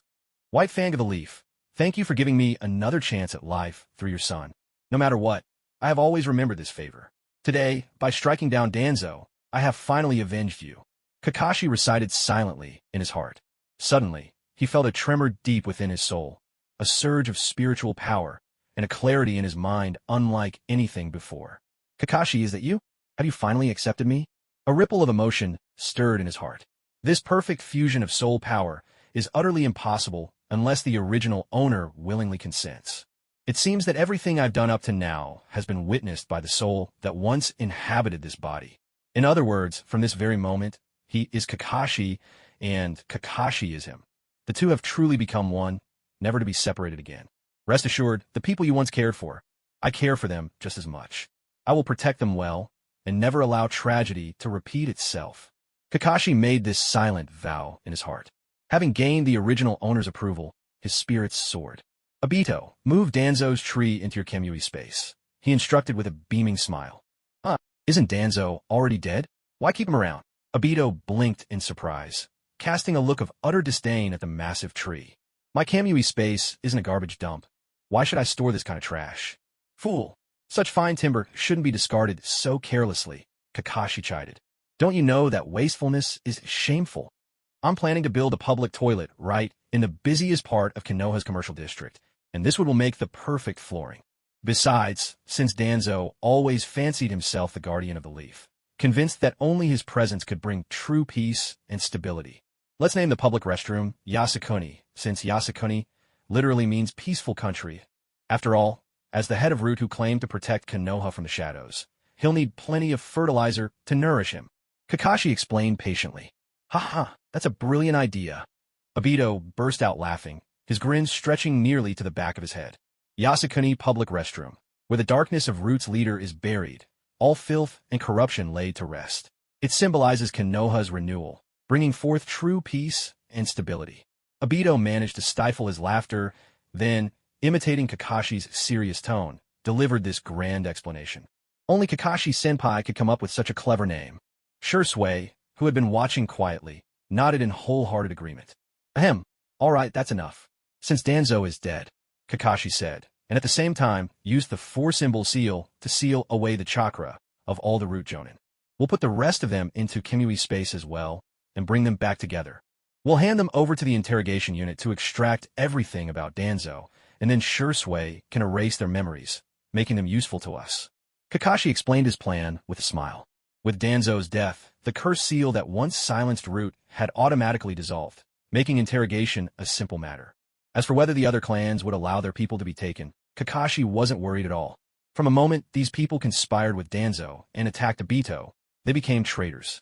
They would either have their memories forcibly erased and be retrained to redeem themselves, or be executed on the spot as missing Nin. In this situation, any clan leader would know exactly what choice to make. Lord Minato, that's the full report. Kakashi, having returned to the Hokage's office through his Kamui space, had just finished his briefing. So you killed Danzo? Minato's brows furrowed slightly at the news. He didn't particularly care about Danzo's death. But Danzo was, after all, the close friend of the third Hokage. For him to die so suddenly would surely cause a stir within the village. Very well. Since Danzo is dead, gather enough evidence to make the case airtight. Don't leave him any chance to clear his name. Only then can we withstand the questioning from the elders that's sure to come. Kakashi, lead the ANBU to raid Root immediately. Secure the scene, and make sure no one has a chance to destroy any evidence. Minato made his decision without hesitation. Since things had reached this point, he intended to step forward himself and face off against the third Hokage. As for Kakashi and the two others who had killed Danzo with their own hands, as their teacher, how could he not shelter his student from storm? Yes, sir. Kakashi bowed and accepted the order. He left a shadow clone behind to remain with Minato, while his real body quickly led the ANBU towards Root. Minato immediately understood his intentions. As someone directly involved, and also his own subordinate in ANBU, Kakashi's account of the events would be far more convincing than that of two Uchiha victims. There's no time to lose. Kakashi, Obito, Shursui, you three are coming with me. Yes, sir. Meanwhile, Hiruzen Sarutobi was quietly enjoying tea in his courtyard. Suddenly, an ANBU directly under the third Hokage appeared before him, leaned in, and whispered a few words. Clatter. His pipe slipped from his hand, clattering onto the table before falling to the ground. Hiruzen stared in shock at the messenger, unable to believe what he'd just heard. Minato had posted an official notice on the bulletin board, branding Danzo a rogue ninja. Danzo had led Root in betrayal of the village. Kakashi was now leading a raid on Root. Namake's Minato, just what are you trying to do? Hiruzen's face turned dark in an instant. Hurry, send word to the two Hokage advisors, and call all ANBU to assemble. Head to Root at once. Yes, sir. Deep within the shadowy, labyrinthine Root base, Kakashi had already subdued all the Root shinobi. With the curse mark of tongue removal no longer binding them, and realizing Danzo was dead, the Root members offered little resistance in the face of the fourth Hokage's official forces. After all, in their minds, joining Root had always been for the sake of Konoha. Now that Danzo was dead, to defy the Hokages would be outright treason against the village. So the disarmed Root shinobi quietly submitted to the interrogation of the ANBU's skilled questioners. The information they revealed left the members of the Umbu present utterly shocked. According to the Root Ninja's confession, every ninja who joined Root, whether they volunteered after brainwashing or were forced into it after joining, had to endure a brutal elimination process. As their leader, Danzo would pair them off in twos and subject them to 6 months of hellish training. This training included, but was not limited to, learning how to obtain information by any means necessary, how to endure interrogation, and even how to sacrifice a teammate in a crisis if it meant getting the intel out. When the training finally neared its end, Danzo would command the group members to turn on each other in deadly combat. Only those who survived would be considered true Root members. If the survivor was a female ninja, there was an additional trial. She would be forced to climb into Danzo's bed, whether by seduction, flirtation, or desperate pleading. In short, she had to do whatever it took to give Danzo pleasure. It was said that this was a graduation ordeal Danzo specifically devised for female ninjas. Its purpose was to strip away all sense of shame, so that when facing a target, the kunoichi could use seduction without hesitation to extract information or carry out assassinations. In this test, Danzo was the sole judge. If anyone failed to satisfy him, he would simply gesture, summoning all the elite Root shinobi to line up and torment her. Danzo would stand by and watch coldly. Only when the woman's performance met Danzo's twisted standards would he finally call a halt. As for those who never managed to meet his expectations, they would be reduced to playthings for the Root Ninja, tormented day after day until they died. Danzo, you are truly unworthy of being called human.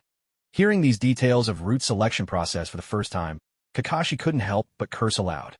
Though he had always known the ninja world was steeped in blood and darkness, Kakashi, with his still human sense of morality, felt a wave of revulsion. These were comrades from the same village. How could anyone be so vicious toward their own? And yet, this was only the tip of the iceberg when it came to Root's darkness. Danzo used missions as a cover to murder fellow villagers, then disposed of their wives and daughters to wipe out their bloodlines. He manipulated public opinion, suppressing and sidelining any war heroes who might threaten the rule of the so-called F4. As the investigation into Root deepened, countless bloody crimes and conspiracies gradually surfaced. With evidence like this, even the third Hokage, let alone one who had already stepped down, would be powerless to protect Danzo. Even if the second Hokage himself were to come back from the dead, there would be no saving him. Of course, knowing the second Hokage's temperament, if he learned of all the filth Danzo had committed, he'd probably be the first to purge his own house. Kakashi Taishu, the third Hokage, is on his way with a team. Just then, Yugao Yuzuki arrived to report. Ever since her boyfriend, Hei Geku, joined the Umbu, Yugao had volunteered as well and become one of Kakashi's subordinates. So they've come, just as expected. Kakashi felt a stir in his heart. Root was Danzo's stronghold, a place overflowing with secrets that could never see the light of day. If Minato-sensei got his hands on all of it, Danzo's case would be airtight. There'd be no way out for him. So Kakashi was sure the third Hokage would rush over to try to stop them. All right, you keep searching. Leave the third to me. I'll handle him personally. Kakashi's voice was low and resolute as he gave the order. Then, in a blink, he moved to the entrance of the Root base, standing guard alone.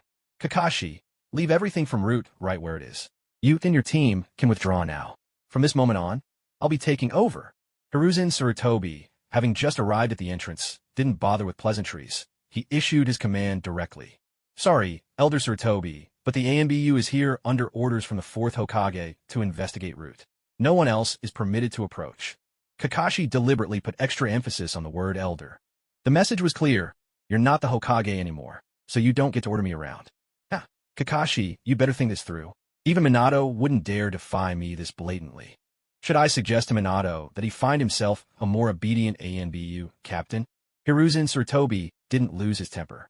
As someone who'd held power for so long, he'd mastered the art of keeping his emotions hidden.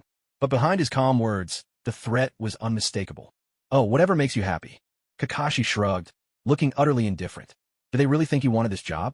If Minato-sensei weren't so desperately short-handed, he'd have quit a long time ago. The ANBU captain's pay was barely above peanuts, and they didn't even offer proper benefits. What was the point? Kakashi, you've got some nerve. Ignoring the orders of a former Hokage and the current head of the Elders' Council. Step aside now. Just then, Kohoro Yuditane and Hamura Midokado, the two Hokage advisors, arrived in the nick of time. At their words, Kakashi pulled his left hand out of his pocket and cleaned his ear with his pinky, as if something distasteful had gotten in. Kohoro Yuditane was furious at being so blatantly ignored. Kakashi, are you rebelling? Hamura Midokado barked angrily. Rebelling? Rebelling against who? I'm acting under direct orders from the 4th Hokage. Who dares accuse me of rebellion? Or maybe, are you two the ones planning to rebel? Kakashi looked at them with open disdain. With evidence of their crimes in hand, he no longer needed to show any courtesy. Hiruzen, look at him. Unable to out-argue him, Koharu turned to Sarutobi for help. No need to get upset, you two. Kakashi's just doing his job. That's what we want. We'll wait here for Minato to arrive. Hiruzen Sarutobi smiled as he spoke. With a wave of his hand, the ANBU under his direct command swiftly surrounded the root base. No one is allowed to leave before Minato arrives. In an instant, Kakashi understood his intention. But are you so sure that Minato-sensei will still follow your orders? There's no need to wait, Lord Third. I'm already here. At that moment, Minato's voice sounded from behind. Hiruzen turned his head with a cheerful smile, but his expression quickly changed. Behind Minato was a group of people. Choza Akimichi, Shikakanara, Inoichi Yamanaka, Shibi Aburame, Hayashi Hyuga, and Fugako Uchiha. Among them, Fugako Uchiha had even brought along the elite members of the police force. Minato, what are you? Hiruzen asked in a low, serious voice, a sense of foreboding rising within him. Lord Third, today, Danzo led Root in a covert attack on Obito Uchiha, attempting to seize the Uchiha's bloodline limit. That is already an act of betrayal against the village. After Kakashi and Shursui rescued Obito, they discovered that Danzo had secretly kidnapped shinobi from various clans, brainwashing them into his private soldiers. I've asked all the clan leaders to gather here today, so that everyone can be a witness. Let's see just how many shameful deeds our Root leader, former advisor to the Hokage, has been hiding from us. Minato met Hiruzen Sarutobi's gaze, his voice unwavering and righteous. What? Danzo attacked Obito? Koharu Udatane and Hamura Mitokado exclaimed in shock. The power of bloodline limits had always been a taboo among the clans. And Obito Uchiha, who had awakened the Mangekyo Sharingan, was not only a hero of the Third Great Ninja War, but also a senior member of the Uchiha. For Danzo to target him like this, it was practically asking for death. At the same time, Hiruzen Sarutobi's face was clouded with anger. On the day of Kagami's Eye incident, he had harshly scolded Danzo. He had hoped Danzo would restrain himself, but unexpectedly, Danzo had gone even further, setting his sights on the Mangekyo Sharingan. Worst of all, he had failed and been caught red-handed. Now that the matter was being laid bare before all the clan heads, it would be nearly impossible to protect Danzo any longer. Danzo, how could you be so reckless? Hiruzen sighed inwardly. In his mind, Danzo's absence could only mean that Minato had already taken him into custody. Minato, what Danzo did was certainly against the village rules, but after all, there's been no real harm done, has there? He shed blood for Konoha, made great contributions. Shouldn't his merits offset his faults? Isn't it too harsh to declare him a rogue shinobi?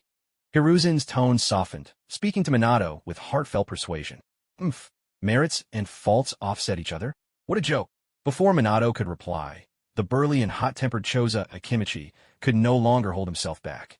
Hiruzen, I turn a blind eye to the dirty little secrets the four of you kept, for the sake of our old ties as fellow disciples. I didn't even step in to interfere when Danzo would come to us, excusing himself in the name of the village, and forcibly demand people from the Inoshikacho clans. But that wasn't enough for him. Not only did he take our clan members, he even dared to kidnap our young ones and brainwash them into Root's death soldiers. He truly deserves to die. Akimichi Torafu jabbed a finger at Hiruzen's nose, cursing him in fury. Akimichi Torafu, like Hiruzen, was a disciple of the second Hokage and a member of the same illustrious team that protected the village, the Konoha Four. Back in the day, he often went on missions with Kagami, and the two shared a close bond. When Kagami died in the line of duty, Torafu mourned him deeply for a long time. But just now, Minato had come to his door in person and revealed the truth. Kagami had been murdered by Danzo. Minato also showed him Akimichi Dingley, once known as one half of the Akimichi twins, alongside Choza, who mysteriously disappeared during a secret mission, as well as other talented young ninja from every clan who had supposedly died or vanished during missions. Only then did he finally understand everything. No wonder so many promising, gifted young ninja had disappeared mysteriously, never to be seen again. It was all part of Danzo's conspiracy. He was digging up the very roots of every clan, and not just Torafu. When the other clan leaders heard this, their faces, too, darkened with indignation. They had all seen, among their own people, the faces of talented youths who'd supposedly died in action, now reappearing before them. This, Hiruzen felt a chill run through his heart at these words. Plotting to steal Kekiai Jinkai within the village, kidnapping fellow ninja. Any one of these crimes was more than enough to warrant a death sentence. If it were anyone else, he could have simply let them go, playing the impartial judge, earning a reputation as a Hokage who stood for justice and would even cut down his closest confidants for the sake of the village. But this was Danzo. Danzo, who had helped him hold onto the Hokage's seat for so many years, allowing Hiruzen to enjoy the glory of the sun's warmth without ever worrying about the shadows. Danzo was his dearest friend, a brother in arms. How could he possibly bear to watch him die? The two Hokage advisors standing nearby were left utterly speechless by this revelation. Having held high office for so long, they were experts at wielding the greater good as a weapon, but now they knew. Danzo's actions had crossed a line no one in the village could accept. I understand, since Danzo's crimes have been confirmed. Then he shall be taken into custody and held in the police department's prison, where he can truly repent and seek to change his ways. Hiruzen's voice was heavy with sorrow, his expression full of grief. Anyone else hearing these words would surely have been moved by his willingness to sacrifice a beloved friend for the sake of the village. But before he could say anything more, a cold, clear voice shattered his last shred of hope. There's no need for all that trouble, Elder Hiruzen. When Danzo ambushed Obito, we killed him on the spot. Oh, and there's no need to thank me. After all, it's the ANBU's duty to protect the village. Eliminating a traitor, nothing could be more righteous. Kakashi's impassioned speech stirred the crowd, and the clan leaders, victims themselves, could barely restrain their urge to applaud him on the spot. What? Danzo, he's already dead? When this terrible news reached Hiruzen's ears, the world seemed to spin around him. His body stumbled, but fortunately an ANBU behind him caught him before he fell. The two Hokage advisors nearby exchanged shocked glances, sharing the sorrow of one who has lost an old companion. Hiruzen, now steady on his feet, wore a face clouded with shifting emotions. After a long, heavy silence, he sighed and looked first at Kakashi, then turned his gaze toward the fourth Hokage. What Danzo did has truly enraged everyone. His death was deserved. I suppose if I tried to have him honored at the memorial stone, none of you would accept that. So be it. I am old now, and have few friends left from my generation. No matter what Danzo did in the past, his death has paid his debts. Could you at least entrust his remains to me, so that I may personally see him off? As for the sins he committed, let me bear the blame in his place. With those words, Hiruzen bowed deeply to Minato and the assembled clan leaders, his voice heavy with grief. In that moment, he was no longer the former Hokage, nor the esteemed elder leading the council. He was simply an old man, broken by the loss of a dear friend. The room fell silent, everyone exchanging uncertain glances. Faced with such a sorrowful elder, many began to remember the good in the third Hokage. What a perfect way to say, death settles all debts. What a masterful retreat to advance. Truly, a politician seasoned by long years at the top. Kakashi sighed inwardly. Hiruzen's words rang with sincerity. His humility before the fourth and the clan heads gave them every bit of respect. If Minato-sensei insisted on pursuing the matter now, people would remember only that he was willing to do anything for power, forgetting the gratitude owed to those who raised him. It would plant a seed of distrust between Minato-sensei and the other clans. But if Minato-sensei let it go, that would mean the matter ended here, never to be investigated further.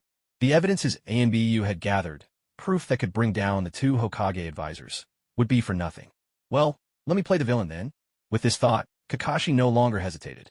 He spoke in a calm, measured voice. My apologies, Elder Hiruzen. Danzo, in seeking the Sharingan, also transplanted the cells of the first Hokage into his own body, gaining the power of wood release. Unfortunately, the first cells were too overwhelming. In his final moments, Danzo's body could not withstand them and was completely consumed, turning into a great tree. So, there is no body left to recover. What? Danzo not only secretly transplanted Uchiha Kagami's Sharingan, but also the first Hokage cells? The moment these words were spoken, the clan leaders, who had just been moved by the third Hokage's emotional display, suddenly snapped back to their senses. The Uchiha's Mangekyo Sharingan and Hashirama Senju's would release. These were the legendary powers that once shook the world, wielded by Madara and Hashirama themselves, powers closest to those of the gods. And yet, Danzo had been scheming in the shadows all along, trying to obtain both of these powers, and nearly succeeded? What exactly was he planning? If he had truly gotten his way, with his habit of treating the young elites of every clan as if they were vegetables in his own private garden, ripe for the picking whenever he pleased, would he not have stripped every clan bear in the end? He might even have gone so far as to enslave the clan leaders themselves. Was that really so far-fetched? Let's not forget, Danzo once demanded the Aburame clan hand over their own designated heir, Shibi Aburame. If the Aburame hadn't immediately reported this to the third Hokage, who knows how it would have ended? It's entirely possible the current Aburame clan head would be nothing more than Danzo's lapdog by now.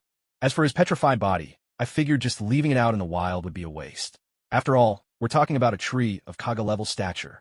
Coincidentally, the public restrooms in the shopping district are getting pretty old, so I brought him back, handed him over to the construction crew, and had them turn him into planks to floor the new restrooms.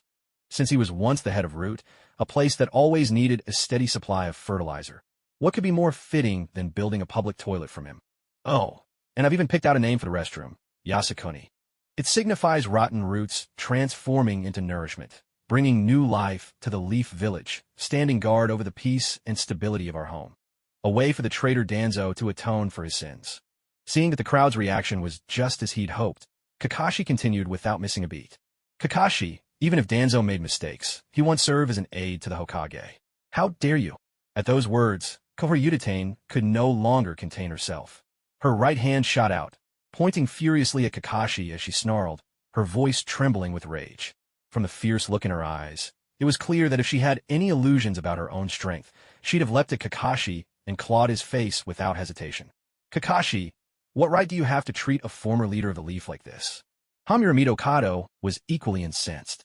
This was Danzo, after all. During the third Hokage's reign, he was second only to the Hokage himself. If even Danzo could end up in such a humiliating state, what did that mean for him and Koharu? Suddenly, a loud burst of laughter cut through their angry protests. Everyone froze, then turned to stare at Choza Akimichi, who was roaring with laughter. Uncle Choza, we all know you're bold and carefree, but please, read the room. Right now, your attitude represents the entire Inoshikicho alliance. Standing off to the side, Shikaka Nara could only shake his head in exasperation.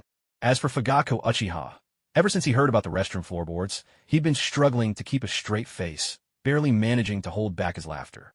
Now, seeing Akimichi Chikafu act so brazenly and unruly, he bit his tongue hard, desperately holding back his laughter.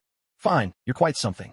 Upon hearing the news that his close friend had been stuffed into a public toilet, the third Hokage's defeated and helpless demeanor changed instantly. His face grew completely dark. The look he gave Kakashi turned icy cold. Kakashi, you avenge your best friend by killing Danzo with your own hands. That's reasonable, and I can accept it. But as Danzo's friend, I simply cannot tolerate you humiliating and desecrating his body in this way. Since you had the strength to kill Danzo yourself, then facing me won't be bullying the weak. So from this moment on, I, Hiruzen Sarutobi, will put aside my status as elder. As a private individual, I formally challenge you to a duel to the death. Whoever wins shall claim Danzo's remains. With Hiruzen Sarutobi's furious roar, a surge of overwhelming presence erupted from him.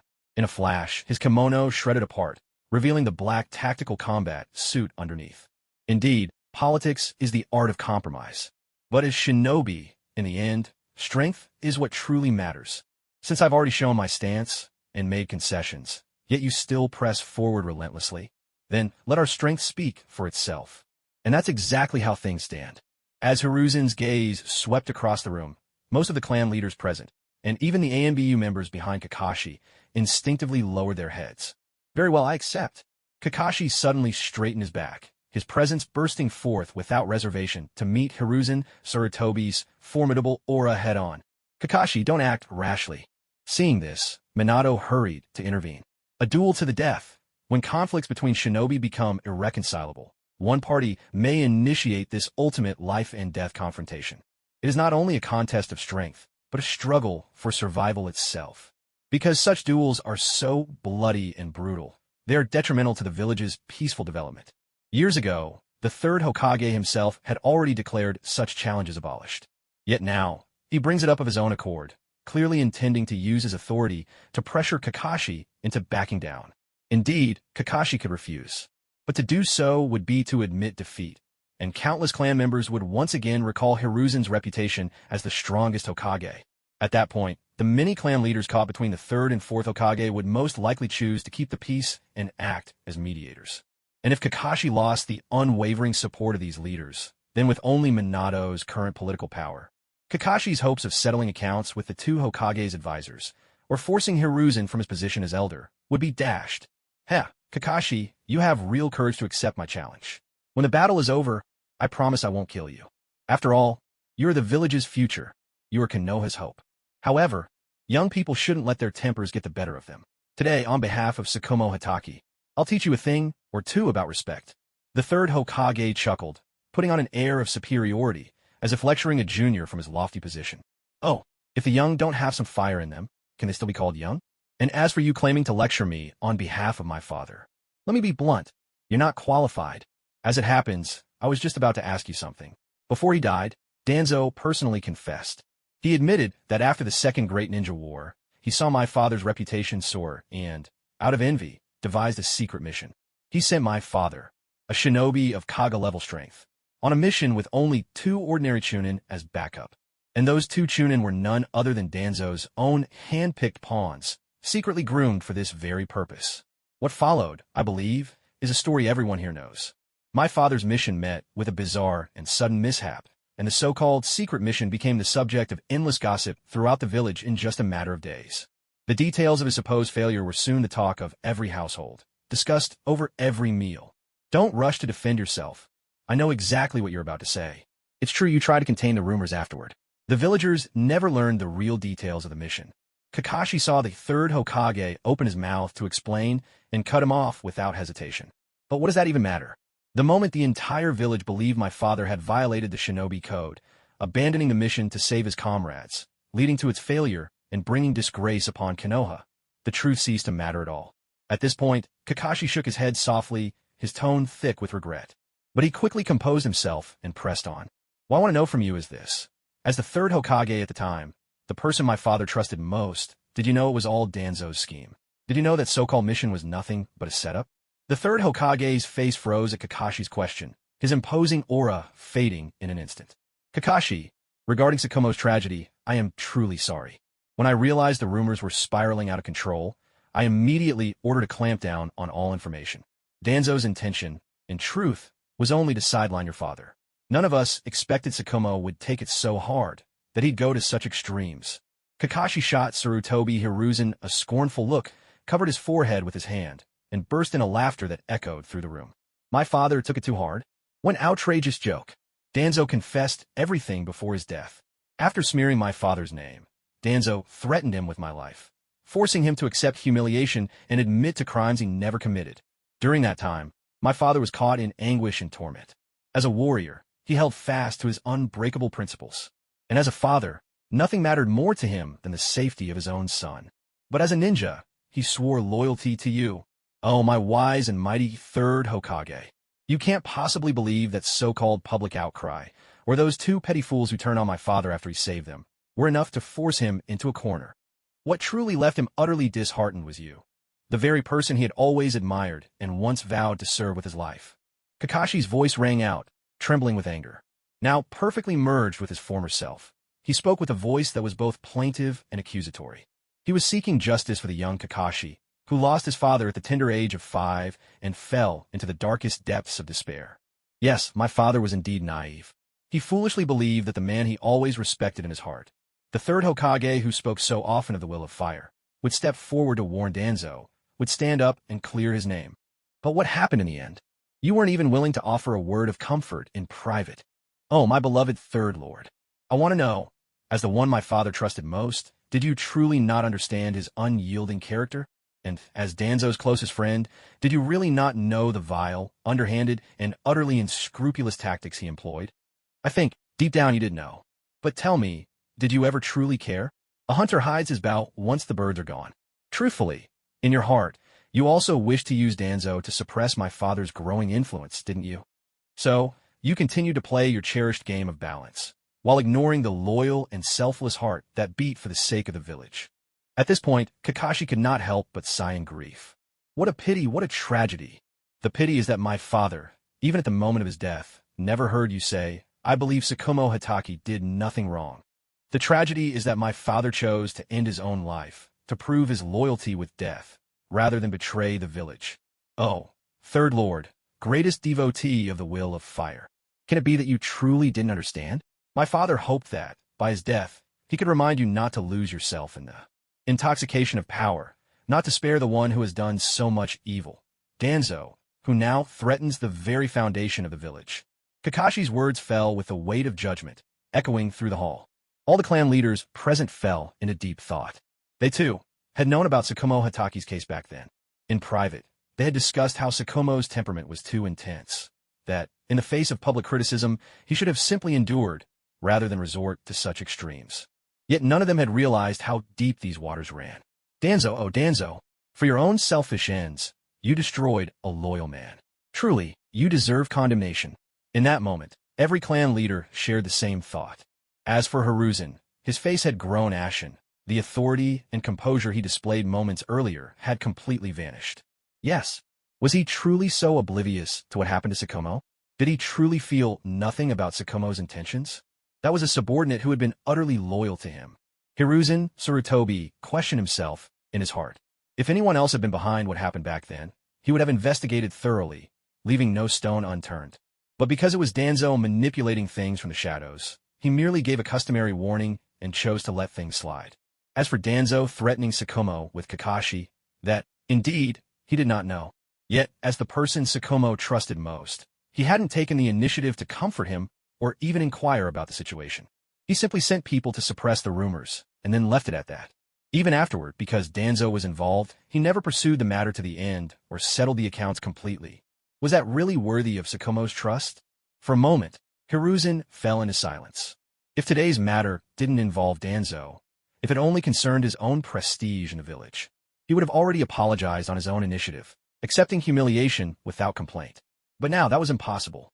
If he backed down now, all the darkness hidden within Root would be dragged into the light. When that happened, the village's entire system of power would inevitably be purged, and he would lose control over the village. Not only that, judging by Kakashi's attitude, he might even bring down Koharu and Hamura, along with Danzo. He knew perfectly well that Koharu and Hamura had all kinds of private dealings with Danzo. Otherwise, how could the Midokado and Udatain clans have risen so quickly? As for himself, as the third Hokage, of course he had never abused his power for personal gain. But he couldn't prevent the elders of the Sarutobi clan from making their own deals with Danzo in secret. Regarding this, Hiruzen could only turn a blind eye. What else could he do? Without the unwavering support of these clans. When Lord Tobarama had only appointed him verbally, with no written proof, he would never have held on to this position. Having received such great favors from the four clans, there was no way he could just stand by and watch them suffer now. He may have been the Hokage, but in the end, he was only human, and as long as he was human, he could never bring himself to destroy his own clan. Having finally convinced himself, Hiruzen offered a silent apology to Tsukumo deep in his heart. Then, steeling himself, he turned to Kakashi and said in a low voice, "Kakashi, I understand your desire to clear your father's name, but words alone are not enough. Besides, even if Danzo truly did meddle behind the scenes, Tsukumo did abandon his mission on the battlefield, which caused losses for the Land of Fire. Putting aside Danzo's actions for the moment, did Tsukumo himself do nothing wrong? Classic, absolutely classic. No wonder you're the third Hokage. It's no surprise you can sit securely atop the village and bask in everyone's praise. With your gift for sophistry, in a world of ninja, where actions always speak louder than words, and most people are mediocre at verbal sparring, you're on a whole different level."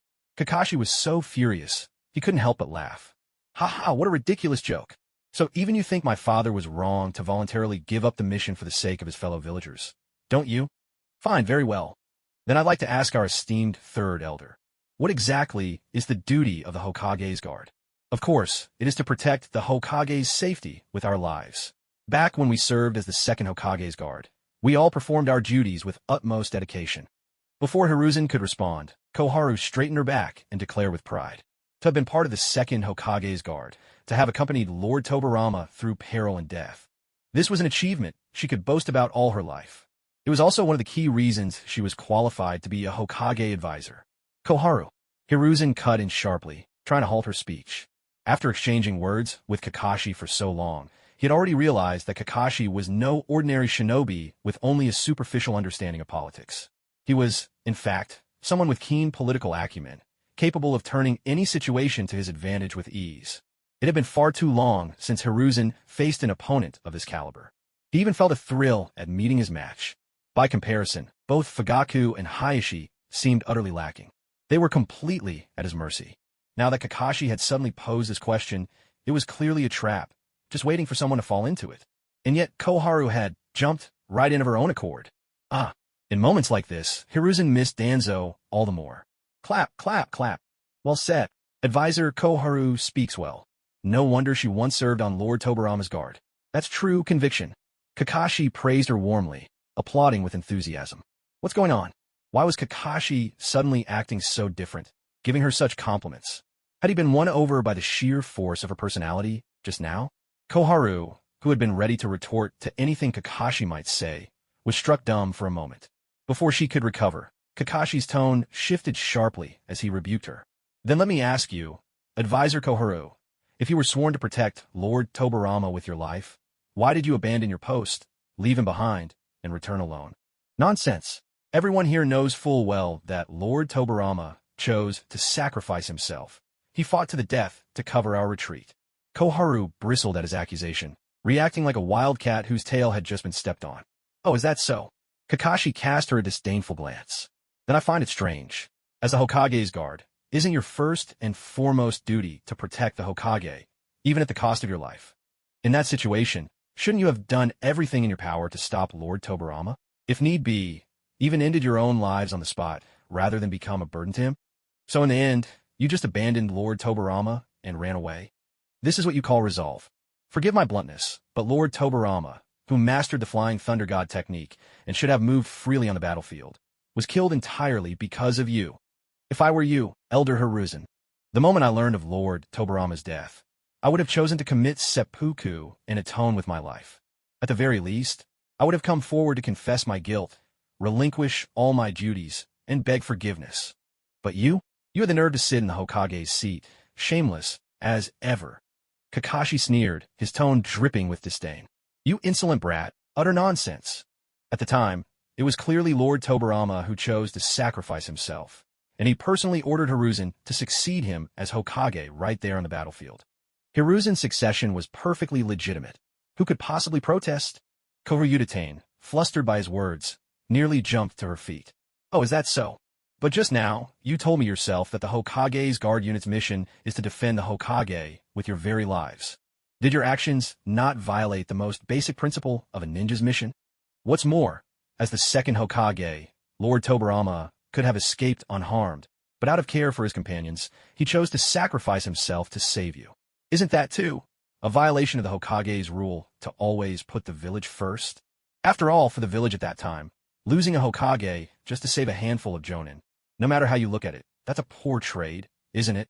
So, can I conclude that the second Hokage also abandoned his original mission to save his comrades? If that's the case, then I truly don't understand. Why is it that when my father made the same choice as the second Hokage, giving up the mission to save his comrades, he was condemned, his name dragged through the mud, and unable to find peace even after death? But the second Hokage is celebrated, Hiruzen Sarutobi becomes Hokage, and the two of you rise to be his advisors. Kakashi's rapid-fire questions left Koharu trembling with rage. She pointed at him, quivering with anger. You dare to slander Lord Tobarama. Oh, did I say a single word against Lord Tobarama? Advisor Koharu, I'm only talking about the ninja code. The same ninja code that condemned my father and nailed his name to the pillar of shame. Or is it that this so-called ninja code doesn't apply to the few of you, and is merely a tool to control other ninja? Well, I suppose that makes sense. After all, you were all personally mentored by Lord Tobarama, childhood friends who shared everything. So, am I to understand that the ultimate interpretation of the ninja code belongs to the third Hokage? When the third Hokage needs it, everyone else must obey, no exceptions. If Lord Third no longer needs it, then isn't it just a decoration? Kakashi shrugged, looking perfectly innocent as he replied with a question of his own. Upon hearing this, the heads of the various clans present exchanged uncertain glances. Indeed, Kakashi's words might have sounded harsh, but he wasn't wrong. Weren't all of you once Lord Tobarama's personal guards? Wasn't it your sworn duty to protect him with your lives? Yet when Lord Tobarama fell in battle, you all ran back to the village with barely a scratch. Not only that, each of you ascended to high positions within the village. Hiruzen even became Hokage. If that were all, it might be forgivable. But then you all turned around and condemned White Fang, who made the very same choice, branding him with disgrace. Such blatant double standards. Do you have no shame at all? Enough! Sarutobi Hiruzen cut off Koru, who was about to speak again. At this moment, he finally understood Kakashi's intentions. He had tried to corner Kakashi with a ninja code, but Kakashi was using that very code to question whether Hiruzen himself was even qualified to be Hokage. What a deft move, striking right at the foundation. He had truly underestimated him. No, judging by the looks on the other clan leaders' faces, it was clear they were seriously considering Kakashi's words. If this continued, he would be utterly defeated. The past has nothing to do with today. I'll ask one last time. Will you hand over Danzo's body or not? Do I, Sarutobi Hiruzen, have the authority to handle this matter? Hiruzen's voice was laced with barely restrained fury, his eyes cold and sharp. Even if politics is the art of balance and compromise, it still requires the strength to make others abide by the rules. No, I will not. Kakashi replied without flinching, meeting Hiruzen's threat head-on. Very well, very well. Kakashi, in the end, you're nothing more than Minato's subordinate. Minato, hand over Danzo's body to me. And as for subordinates like this who dare to overstep their place, you should discipline them more strictly. Hiruzen's gaze turned icy as he looked at Minato. In this world of Hokage, where hierarchy and rank are everything, those above naturally command those below. And insubordination is the greatest taboo. First, Hiruzen dismissed Kakashi's status as unworthy to oppose him, then publicly admonished Minato for failing to keep his subordinates in line, seeking to embarrass him. If Minato were the petty sort, he might have taken the bait right then and there, distancing himself from Kakashi and ceasing to favor him. After all, to those in power, a subordinate can be foolish, reckless, timid, or even greedy and lustful, just not disobedient. Elder Hiruzen, Kakashi is my direct umbu captain. He speaks for me in every official capacity. And besides, I am the Hokage.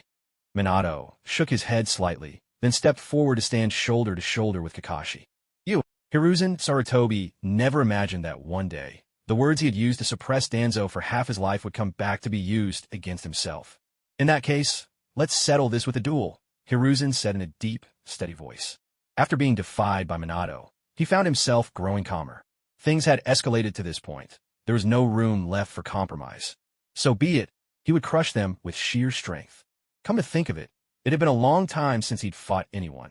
So long, in fact, that he'd almost forgotten his title as Shinobi Hero. After all, that title was one he'd earned, step by step, with his own hands. Kakashi is my subordinate. The order to eliminate Danzo was given by me. He was only carrying out my command. If Elder Hiruzen wishes for a duel, then as the one who made the decision, let me face you myself, Minato declared, realizing that Hiruzen truly intended to fight. He worried something might happen to Kakashi, so he took full responsibility and stepped forward in Kakashi's place. Lord Hokage, it's just a duel with an elder. There's no need for you to take the field yourself. If Elder Hiruzen wants to stretch his muscles a bit, I'd be happy to oblige, Kakashi said, pressing his palms together, rolling his neck, every bit the picture of anticipation and readiness. Kakashi, this is no time for games. Minato quickly cautioned in a low voice. He knew Kakashi wanted to bolster his reputation, but Hiruzen Sarutobi was the strongest Hokage, a master of all 5 elemental jutsu. Kakashi had provoked him to this extent. If anything went wrong in the heat of battle, don't worry, Sensei Minato. I'm just warming up. If things really go south, I'll know when to retreat, Kakashi replied, feeling a warmth in his heart. He understood Minato's concern for his safety. Seeing Kakashi so resolute, Minato finally nodded in agreement. Still, he added immediately, if you sense anything off, abandon the fight at once. If it comes to a real crisis, I'll step in myself. At worst, I'll just hand him back his beloved Danzo. Minato, too, was quite displeased with how the third Hokage had put Danzo above the village's well-being. Understood, Kakashi replied earnestly with a nod. Then, turning to face Hiruzen Sarutobi, he formed the sign of opposition with his hands and declared, Elder Hiruzen, please teach me. Very well, Hiruzen answered, forming the same sign before striking the pose of a senior instructing a younger generation, thoughtfully stroking his goatee. Clearly, he still didn't take the current Kakashi seriously. In his view, no matter how much of a genius Kakashi was, there was no way he could break past the level of Jonin and touch the threshold of Kaga-level ability in such a short time. Even considering his most brilliant student, Orochimaru, as a reference, Kakashi was at best among the very top of elite Jonin. With strength like that, Hiruzen felt he could suppress him single-handedly. As for what Kakashi said just now about killing Danzo, that was nothing more than self-aggrandizement. If his guess was correct, Danzo's death was most likely the work of Obito, or perhaps even Minato himself. At best, Kakashi was probably just there to assist, maybe to deliver the finishing blow. It wasn't that he looked down on Kakashi. On the contrary, he had always recognized Kakashi's exceptional talent. But the fact remained, at just 14 years old, Kakashi was still too young, and he lacked the kind of supreme bloodline that supported someone like Obito. Reaching the level of an elite jonin was already the height of genius for someone like him.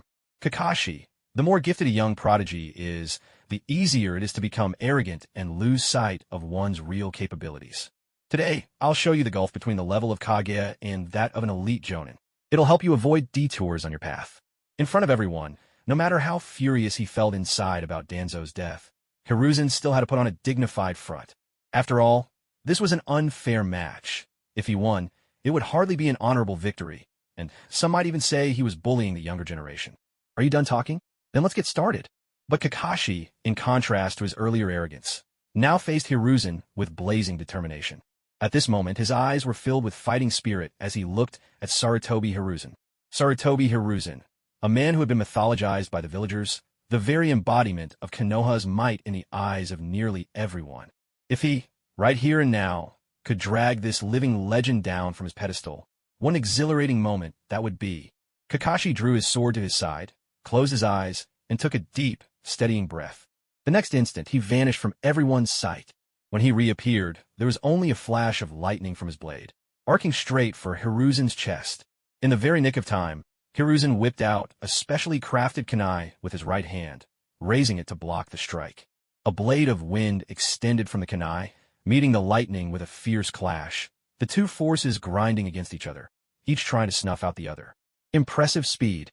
To have mastered the Hataki sword style to this degree at your age, I have to say, Tsukumo truly raised an outstanding son.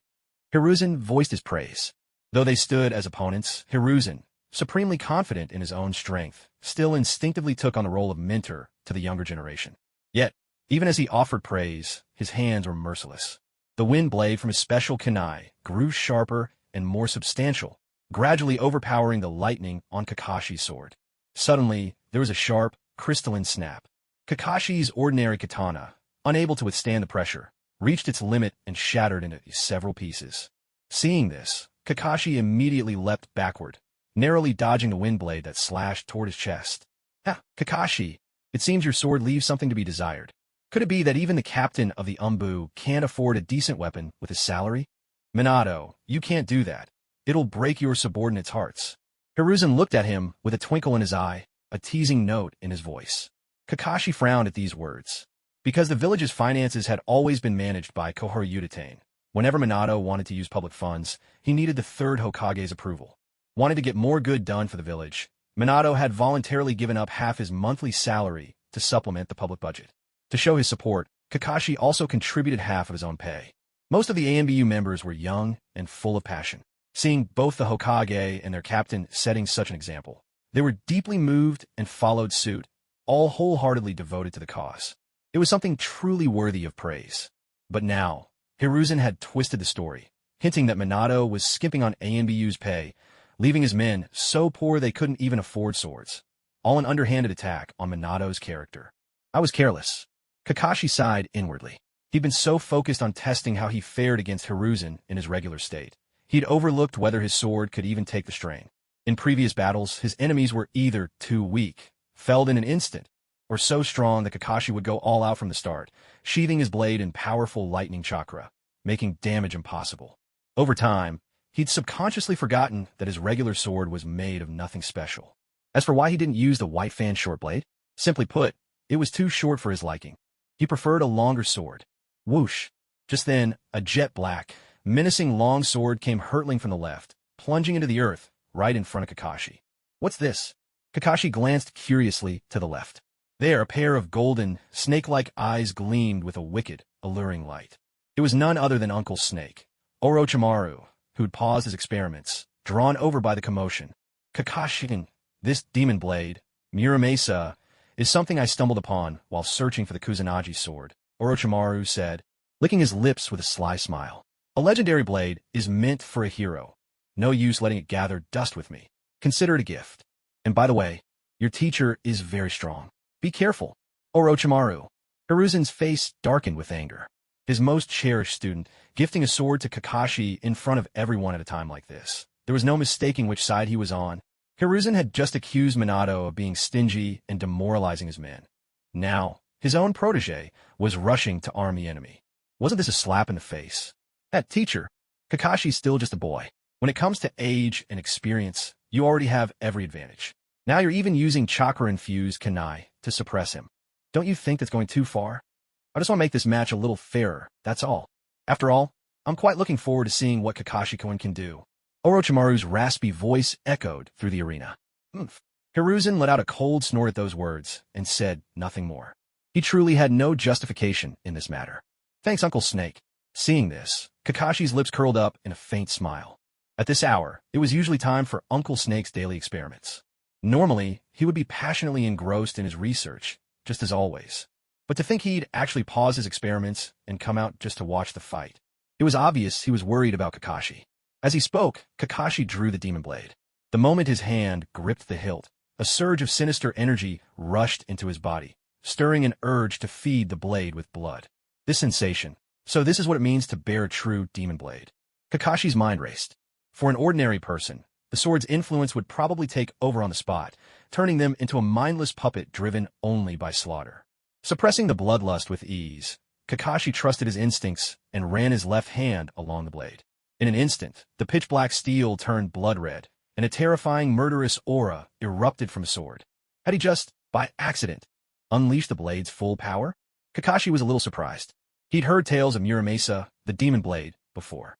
It was said to be a weapon shrouded in mystery, one that could endlessly absorb the blood and vitality of those it killed, transforming it into energy for its wielder. But the blade's thirst for blood was insatiable, and a careless user could easily fall into madness. Seeing in action today, it truly lived up to its reputation. Still, Uncle Snake, you just handed me this sword. Not even a friendly warning? You must really have faith in me. Kakashi shrugged, helpless but slightly amused. Then again, it felt good to be trusted like this. Since that's the case, the third gate of life, open. In seal, release. Sage mode, activate. Sage art, lightning release armor. Brilliant blue lightning crackled across Kakashi's body. His hair stood on end, and arcs of electricity continuously danced from his body to the blade in his hand. Is this Sage mode? Hiruzen's eyes narrowed. The Kakashi before him, shrouded in lightning armor, with sage marks on his brow and around his eyes, radiated such overwhelming power that Hiruzen felt a faint sense of danger. Before he could process how Kakashi had mastered Sage mode, Kakashi's figure vanished from sight. So fast, Hiruzen's heart skipped a beat. Even with his lifetime of battle experience, he could barely track that terrifying speed. A split second later, with a wet, slicing sound, Hiruzen was cut in two at the waist, blood spraying everywhere.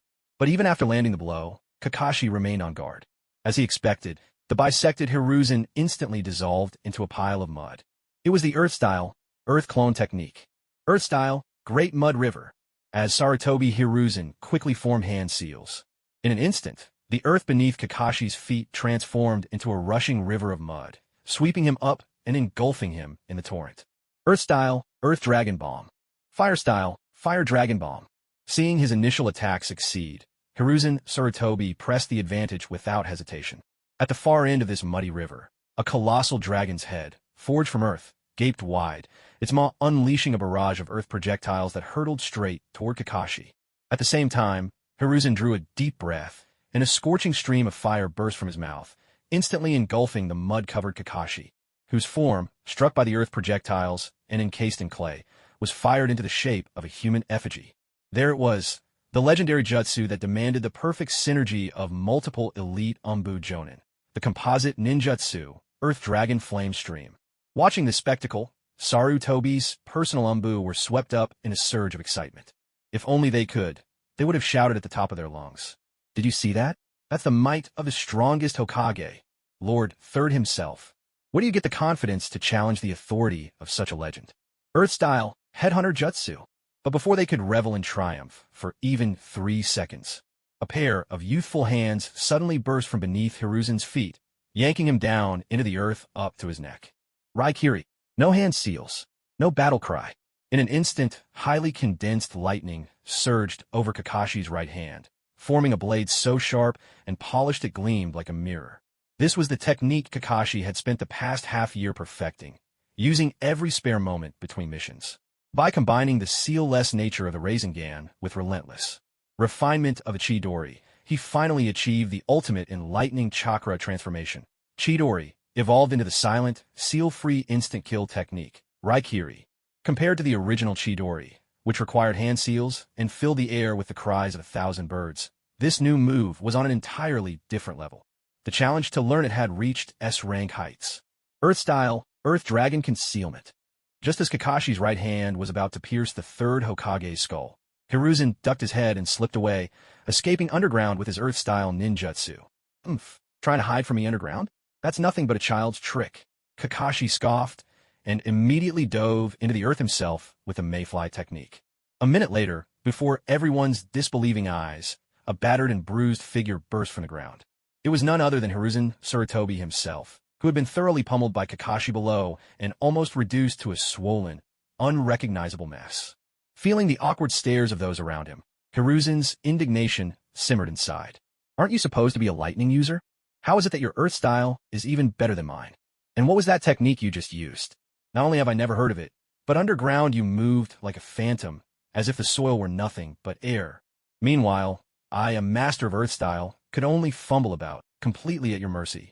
It was as stifling as could be. Now, truly provoked, Hiruzen Sarutobi no longer cared about the impropriety of an elder bullying the young.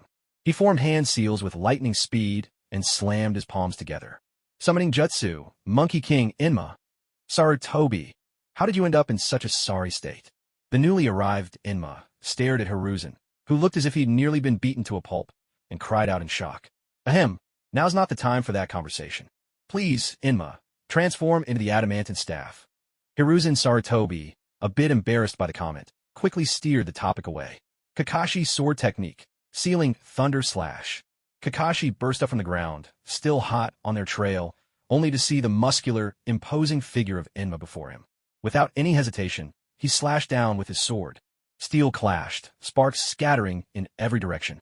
To Kakashi's surprise, his blade left only a faint white mark on Inma's neck.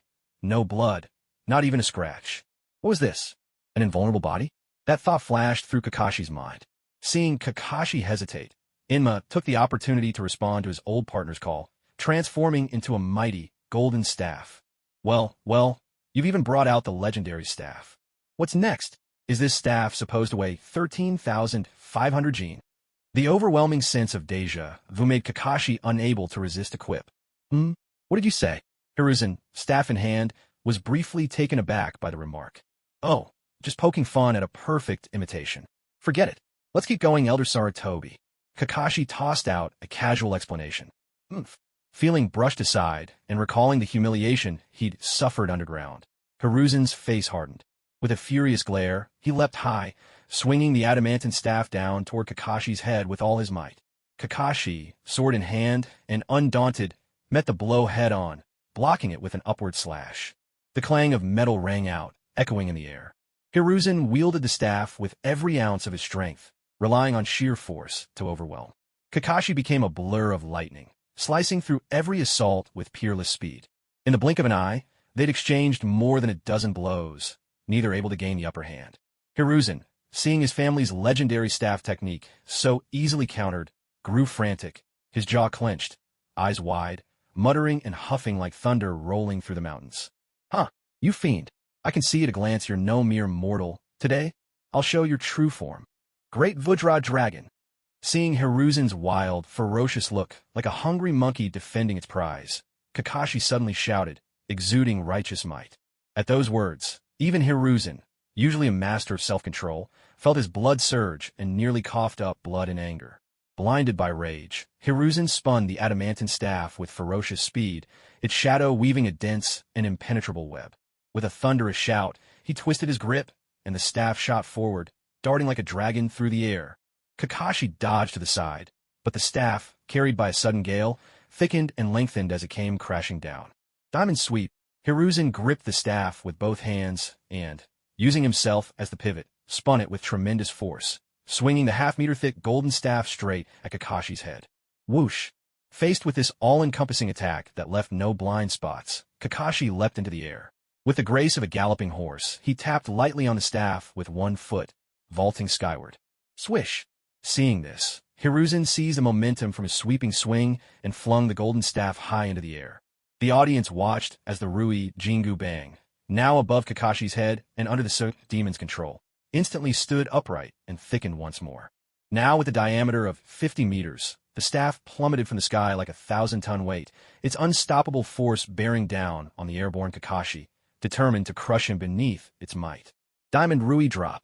A deafening crash thundered across the land as the staff slammed down, where Kakashi was landing, shaking the earth and sky. Everyone felt the ground tremble beneath their feet. The terrifying impact sent shockwaves surging outward, flattening swathes of trees and kicking up a cloud of dust and debris. As the dust finally cleared, it became apparent that not a single tree in the surrounding forest had been spared. What was once dense woodland now lay as a vast, open field. Huff, huff, huff. Did I get him?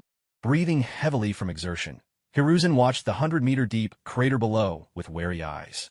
But inside, there was no trace of Kakashi's crushed body. Sage Art, Great Fire Annihilation.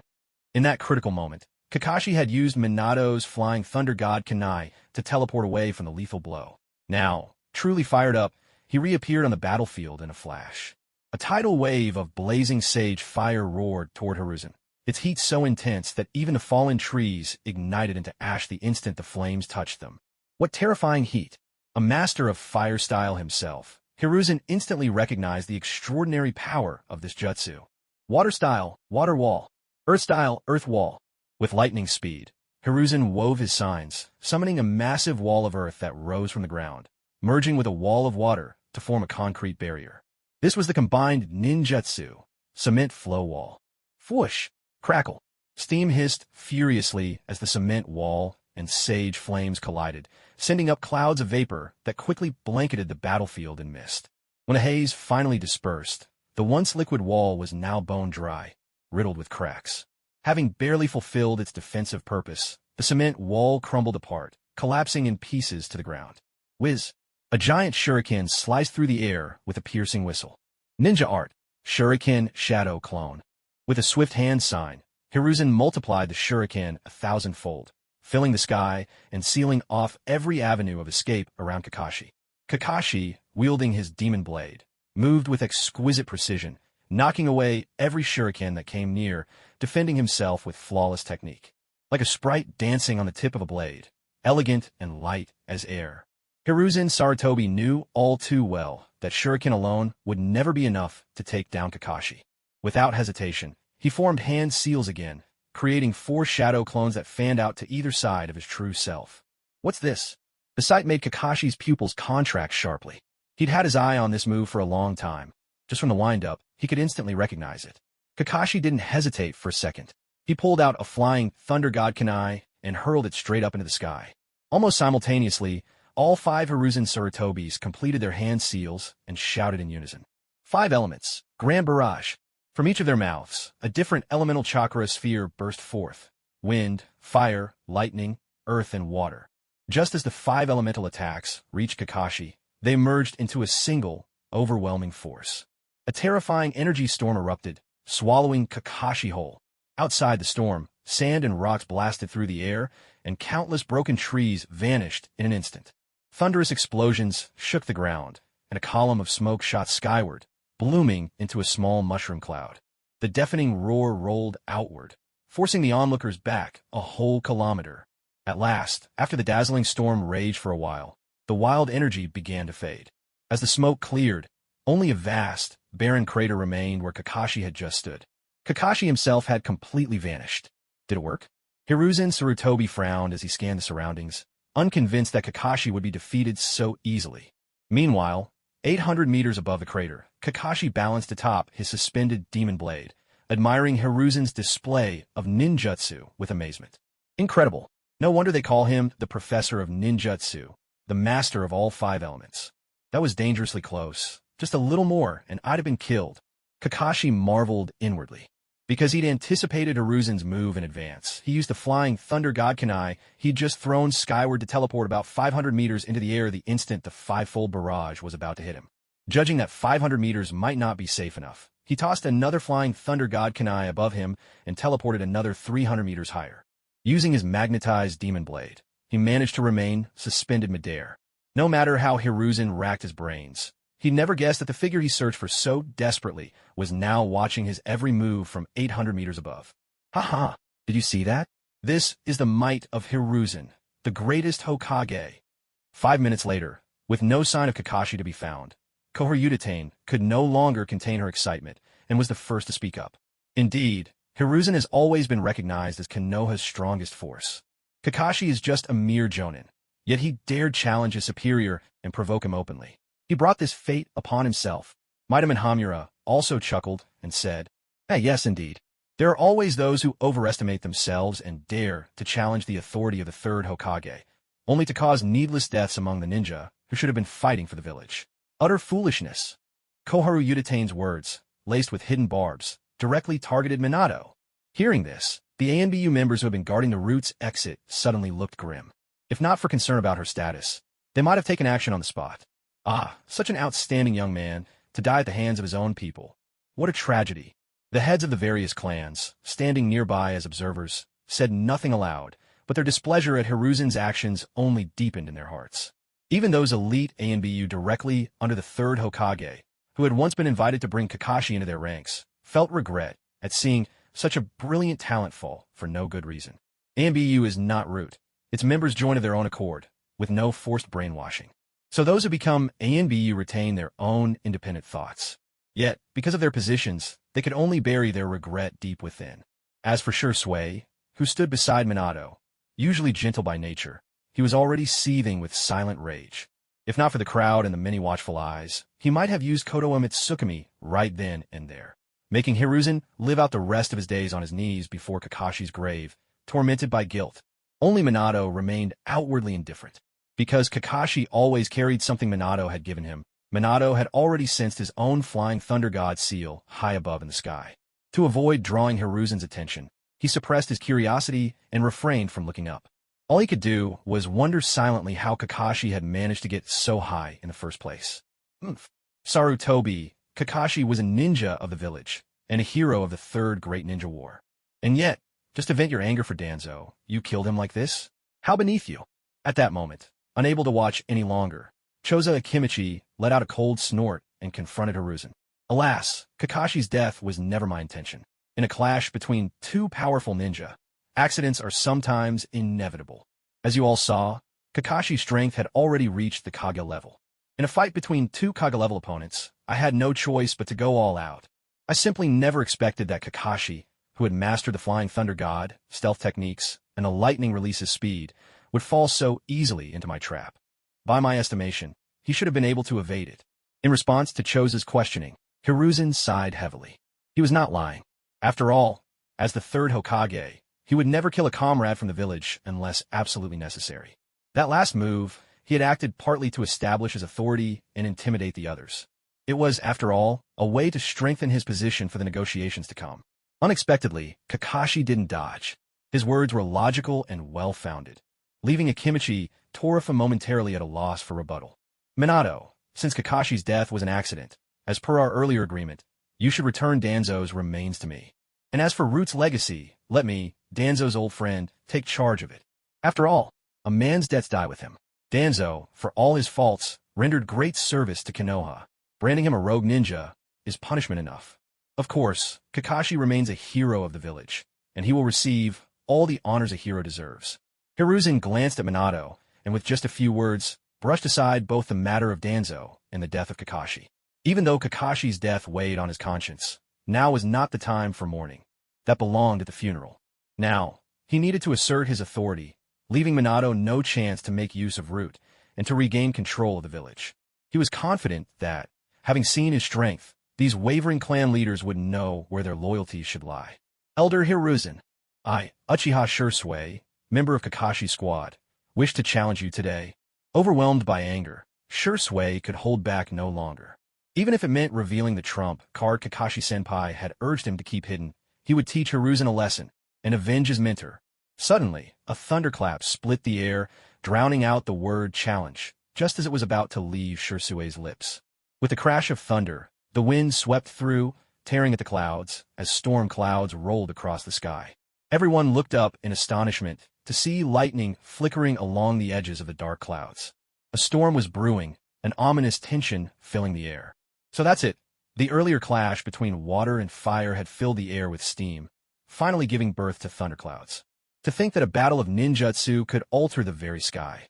What a spectacular confrontation. What a pity.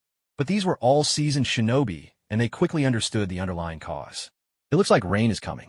Since matters here are settled, perhaps everyone should disperse for now. The rest, leave to me.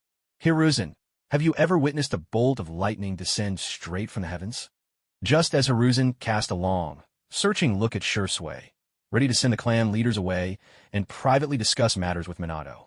Suddenly, a voice thundered from the sky itself, carrying the force of a storm and sending a shudder through everyone's heart. That voice was Kakashi. Sarutobi Hiruzen snapped his head up, pupils contracting in shock. There, within the churning clouds, the vague outline of a gigantic beast made entirely of lightning could be seen, its massive fangs gleaming menacingly. And atop the monstrous head, Kakashi stood with his hands in his pockets, gazing down at the crowd below with a look that seemed to survey all of humanity from above. A wild wind whipped Kakashi's sleeves. Bathed in the glow of 1,000 bolts of lightning, his silhouette, like a thunder god descended to earth, burned itself into everyone's memory. Suddenly, the massive beast at Kakashi's feet let out a roar that shook the heavens. Arcs of lightning, crackling with the might of the skies, danced across its fearsome fangs. Hiruzen stared grimly at this formidable force, powerful as a divine judgment, feeling his heart plummet into despair. Such mastery of lightning release. Even he, who prided himself on his lightning techniques, had to admit defeat before it. Hiruzen, are you ready? A thunderous voice boomed again from above, echoing across the battlefield. Damn it! In that instant, Hiruzen understood Kakashi's intent. Moments ago, he himself had unleashed the overwhelming 5-nature grand assault as a show of force before the crowd. Now, Kakashi intended to answer him in kind, with a terrifying jutsu of his own, aiming to crush him head-on. Worse yet, Kakashi wasn't attacking from the shadows. Hiruzen couldn't simply turn and dodge. He had to face this challenge directly. Otherwise, he'd be exposing his own weakness for all to see, undoing the invincible image he'd worked so hard to build in their minds. Sarutobi Enma. Understood. The Monkey King instantly grasped Hiruzen's thoughts. He reverted from his staff form and transformed again, this time into a mighty suit of armor that settled upon Hiruzen's shoulders. The legendary adamantine armor, Enma's ultimate defensive form, now encased him. Monkey King armor. Earth style, earth flow wall. But the armor alone wasn't enough. Hiruzen quickly summoned 5 earthen walls, each 10 meters thick, enclosing himself from every direction, front, back, sides, and above. A smart move, not using water formation wall, since water conducts electricity. Still, does he really think stone walls will stop this? After all, lightning overcomes earth. Elder Hiruzen, let's see if the strongest Hokage can withstand this strike. Lightning release, Kirin. In the next moment, Kakashi charged down atop his mythical beast, descending like a thunder god from the clouds. The Kirin, wreathed in celestial lightning, crashed down from the heavens like a river of stars.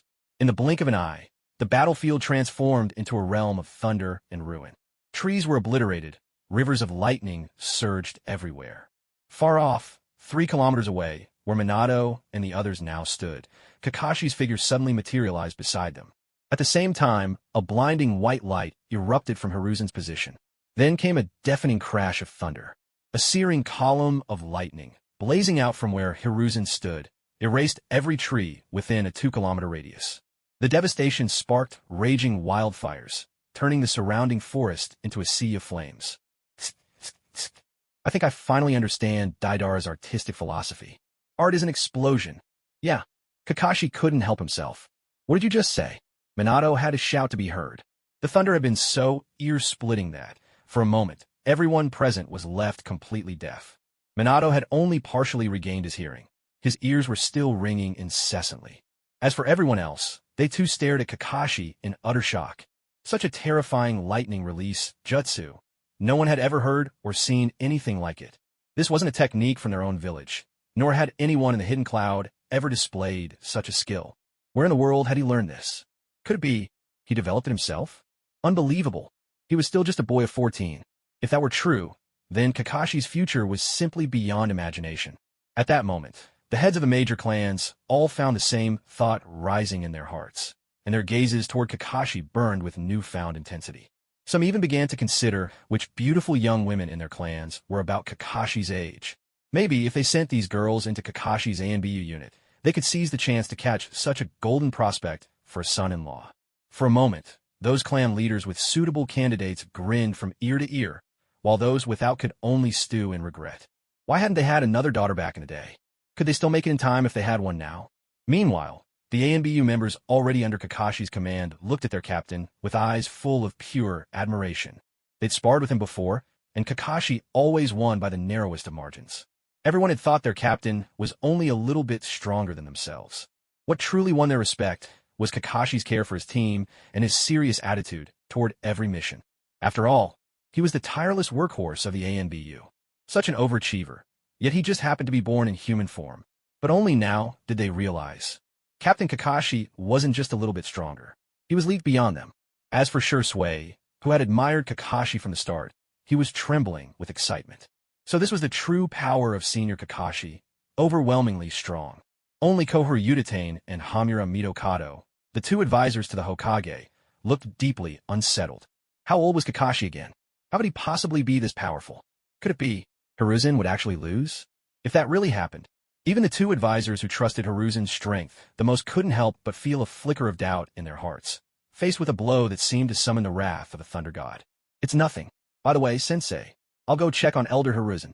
If I take him somewhere else, please help me keep the Third's personal ANBU away. Kakashi shook his head, then made his request earnestly. Of course, but you must remember, under no circumstances should you go too far. If you bear the crime of slaying a Hokage, you'll never be able to live peacefully in this village again. Minato cautioned him sternly. Don't worry, Sensei Minato. I understand that much. Kakashi nodded seriously. He knew perfectly well. Hiruzen's greatest crime was shielding Danzo, but it wasn't a crime deserving death. Moreover, over the years, he had been diligent and conscientious, earning considerable respect and authority among the village's ninja and villagers alike. If he were to kill him just like that, who knows how many people would come to hate him? Of course, that wasn't something he particularly cared about. But after all, as the captain of the Umbu, directly under Minato, every move he made represented the will of the fourth Hokage. For the new Hokage to slaughter his predecessor so soon after taking office, well, that was hardly something to be proud of. It would only give people more reason to seize upon the issue and stir up trouble.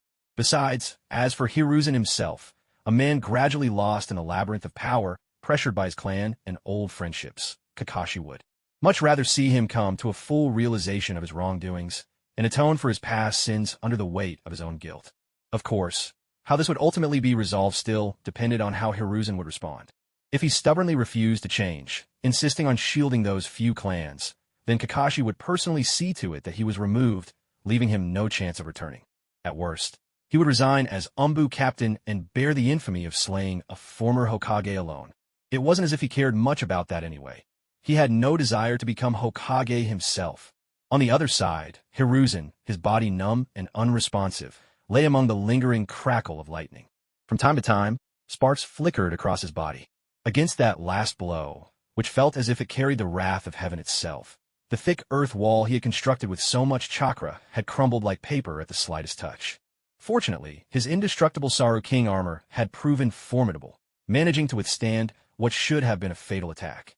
However, Inma, who had taken the brunt of the strike, was drained of all strength and had no choice but to retreat to Mount Huagua and recover. Hiruzen's body, meanwhile, was largely unscathed, but his chakra and stamina were all but depleted. Paralyzed, he had no strength left to pick himself up. Suddenly, at that moment, a figure appeared in a flash, and Hiruzen's heart sank to the depths. Well, if it isn't Elder Hiruzen. Still alive, I see. Kakashi, one hand in his pocket, lifted his right hand with a casual smile and greeted Hiruzen. In that case, let me take you somewhere special.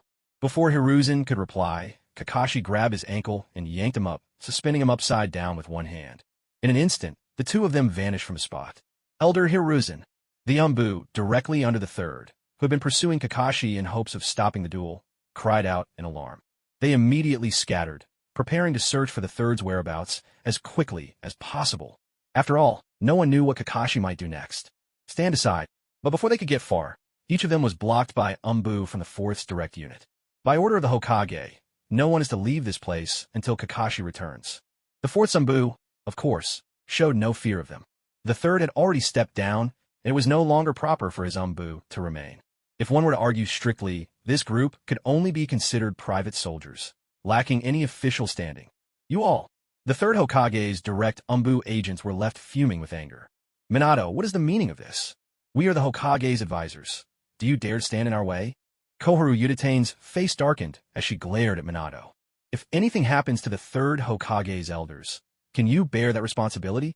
Hamura Mitokado joined in, pressing his question. Hokage's advisors.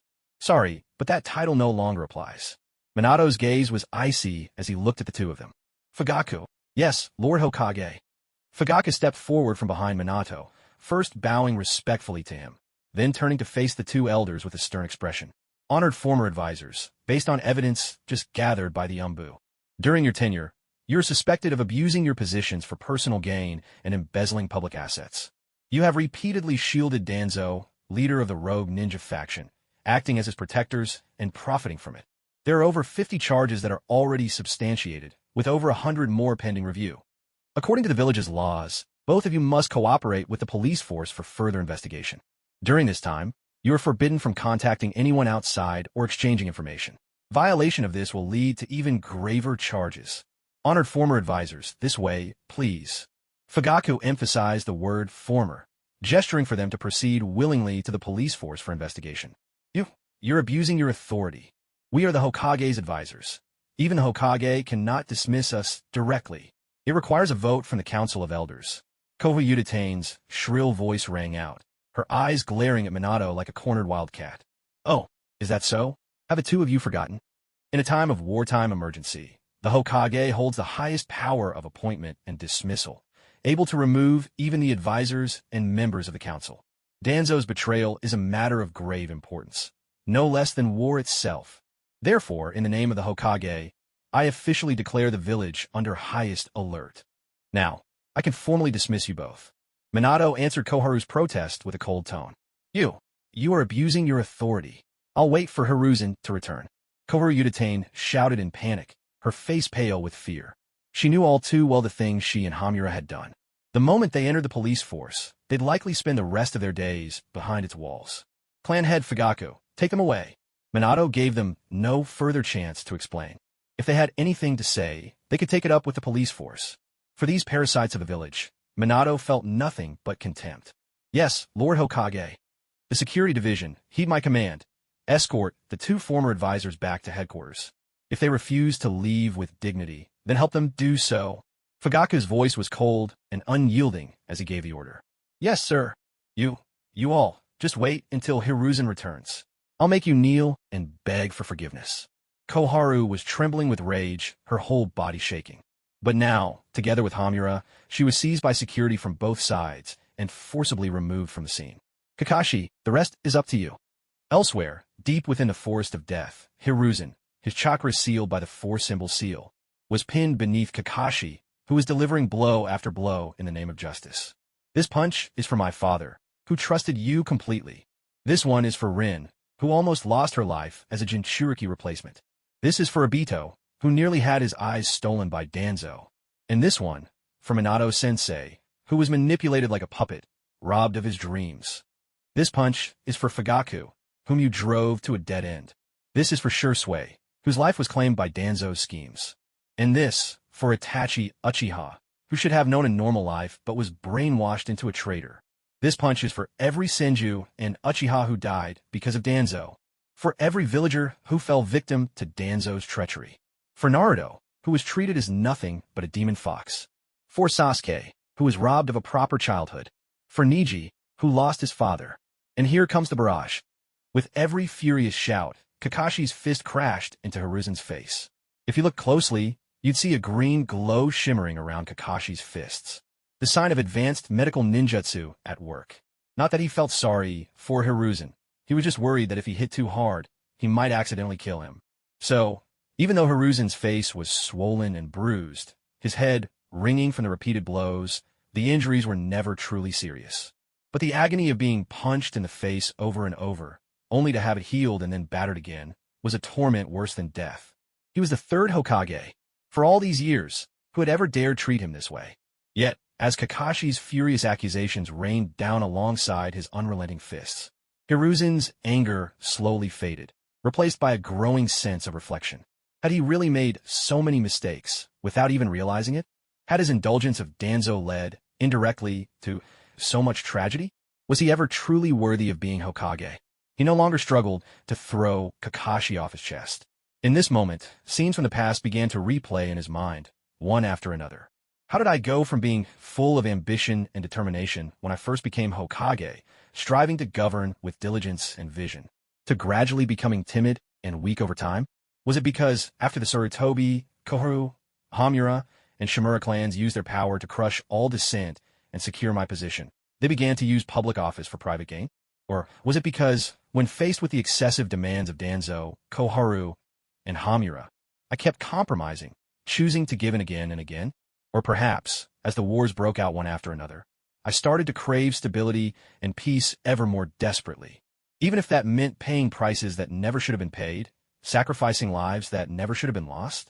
For the first time in all these years, Hiruzen tore away the shining cloak he'd wrapped himself in, exposing his heart with brutal honesty. No longer did he hide behind empty phrases like the will of fire or for the sake of the village. This time, he truly, deeply reflected on what he had done wrong. As for what Kakashi said afterward, about Shursui, about Itachi, and even those he'd never heard of like Naruto and Neji, he no longer cared. The accusations laid before him already weighed heavy enough for his own judgment to be passed. A long, shaky breath escaped him. Half an hour later, Kakashi, finally having vented all his anger, rolled off Hiruzen and lay flat on his back, exhausted. My hands are numb. This is the first time I've been so worn out from throwing punches. Kakashi let out a long sigh, unable to hide his amazement. Kakashi, was I really that terrible? Hearing Kakashi's words, Hiruzen snapped out of his dazed, unfocused state and murmured, "Huh? Wait, had he heard that right? Could it be that Hiruzen, whose face now looked like he'd gone several rounds with a wild boar, was actually reflecting on himself? Maybe he'd been beaten senseless. If he brought an idiot back to the village, well, maybe that wouldn't be so bad. Or perhaps he'd finally master Naruto's famous talk no jutsu. So the secret was to beat someone down until they had nothing left, and then break through with words?" Kakashi's mind ran wild with sarcasm, though his expression remained perfectly calm. "Yeah, you finally figured it out," Kakashi replied in a flat, even tone, acknowledging Hiruzen's realization. "So it really is true. I understand now, Kakashi. When we return, I will commit seppuku to appease Tsukumo's soul in the afterlife. From now on, the village's future will be in your hands." Utterly despondent, Hiruzen began to set his affairs in order, speaking as if leaving his last will. Now truly awakened, he understood all too well, Minato, armed with the evidence of his crimes, would soon trigger a massive backlash, and his own existence would become a tool for the four great clans to unite against Minato. Some might even rebel in his name, even though he could now see the darkness lurking in the hearts of the four great clans. After all, this was the clan that had once shown him kindness. In the end, he simply couldn't bring himself to personally suppress them, to cast them into the abyss. Since that was the case, why not use his own death to put an end to all this decay? Perhaps this could count as the last thing he did for the village. Wishful thinking. Yet, just as Hiruzen spoke with sincerity, Kakashi cut him off without a hint of mercy. "Kakashi, you don't understand. If I stay alive, the elders from those clans will surely use my name to oppose Minato head-on. When that happens, the village will be in real danger." Hiruzen hurried to explain, his tone urgent. "Yeah, you're giving those four clans behind you far too much credit." Kakashi let out a scornful laugh. Those four clans, none of whom, apart from Hiruzen himself, had even a single Kaga-level powerhouse among them. Did they really think they could stir up a storm in the leaf? What a joke. I know you want to atone with your death, but you're still a Kaga-level ninja, and you've mastered all the standard ninjutsu in the shinobi world. Do you think it's easy for the village to cultivate a talent like you? If you just throw your life away now, wouldn't that be a total loss? Kakashi's voice was cold as he rebuked Hiruzen. "So, you make a mistake and you think you can just run from it by dying? Since when has the world ever been so generous?" But Hiruzen, too, understood that simply dying was a way to evade responsibility. If you truly want redemption, then live on, and prove it through your actions. I can give you two choices. First, you voluntarily resign from the Council of Elders and relinquish all your positions within the Sarutobi clan. Cut ties with your family completely. Live as an ordinary villager, and experience firsthand the village you used to look down on from above. I'll arrange for you to become a regular instructor at the Ninja Academy.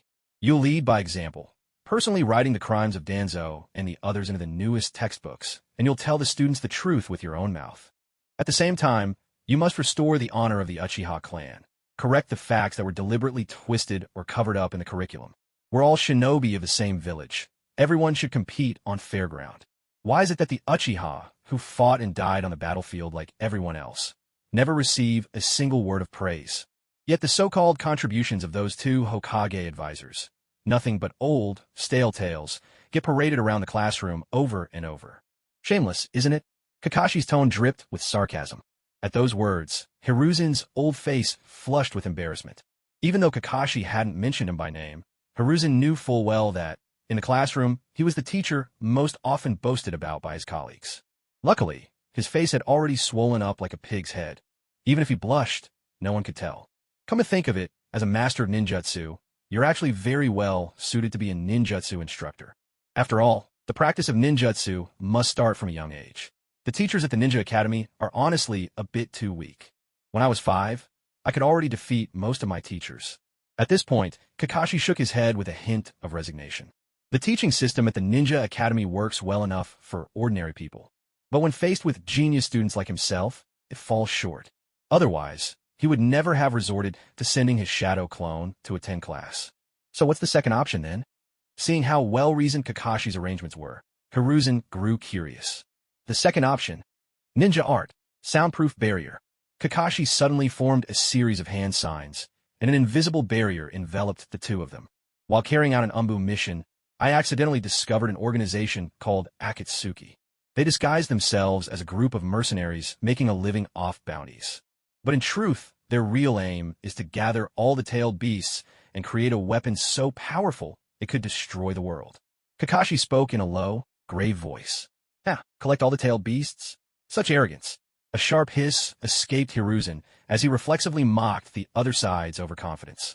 But as soon as he spoke, the movement tugged at his swollen facial muscles, and he drew a sharp breath from the pain. It does sound ridiculous, doesn't it? Kakashi cast a cool glance his way. But what if I told you their leader possesses the legendary eyes of the Sage of Six Paths, the Rinnegan? What? The Rinnegan actually exists? Hiruzen's face was a picture of shock. Oh. Looks like Jiraiya never told you about this. Back during the Second Great Ninja War, he took in 3 disciples. One of them possessed the Rinnegan. TSK. Just look at you. None of your 3 students fully trust you. Kakashi seized the opportunity to twist the knife. Hiruzen almost felt as if Kakashi had stabbed him straight through the heart. Still, his attention was quickly drawn back to the Rinnegan. If it really is the Rinnegan, then the threat is beyond measure. But if the leader is Jiraiya's student, why would they turn against the 5 great nations? I trust Jiraiya's character. As he taught his disciples, he certainly would have passed on his belief in peace. Hiruzen declared with utter conviction. He had complete faith in Jiraiya's integrity. Aside from that little tendency to peep into women's bathhouses, of course. As for that particular habit, it was quite possible Jiraiya picked it up after catching him, as a child, using the telescope jutsu for a little spying. Naturally, this was something he would never admit. Besides, Jiraiya's approach was far too clumsy. Who goes all the way to the bathhouse door to peek? Isn't it nice to just sit comfortably in the office and watch, like he does? Hiruzen couldn't help but grumble inwardly. He subconsciously ignored the fact that it was only because he possessed the crystal ball linked to Konoha's barrier that he was able to do this at all. You should ask your good friend, Danzo, about that. Kakashi let out a cold snort. Hearing this, Hiruzen was completely baffled. How could this have anything to do with Danzo? Just how many things had Danzo done behind his back? Originally, the Akatsuki was led by Jiraiya's 3 disciples and was a group that believed in achieving peace through nonviolent means. But Danzo, seeking to stir up chaos in the land of rain and profit from it, deliberately murdered Hanzo's subordinates and framed the Akatsuki for it. Hanzo was already a suspicious man by nature. After Danzo's manipulation, Hanzo mistakenly believed that the Akatsuki was only using the banner of peace to grow its own power. In the end, he thought their true aim was to seize control of the land of rain from him.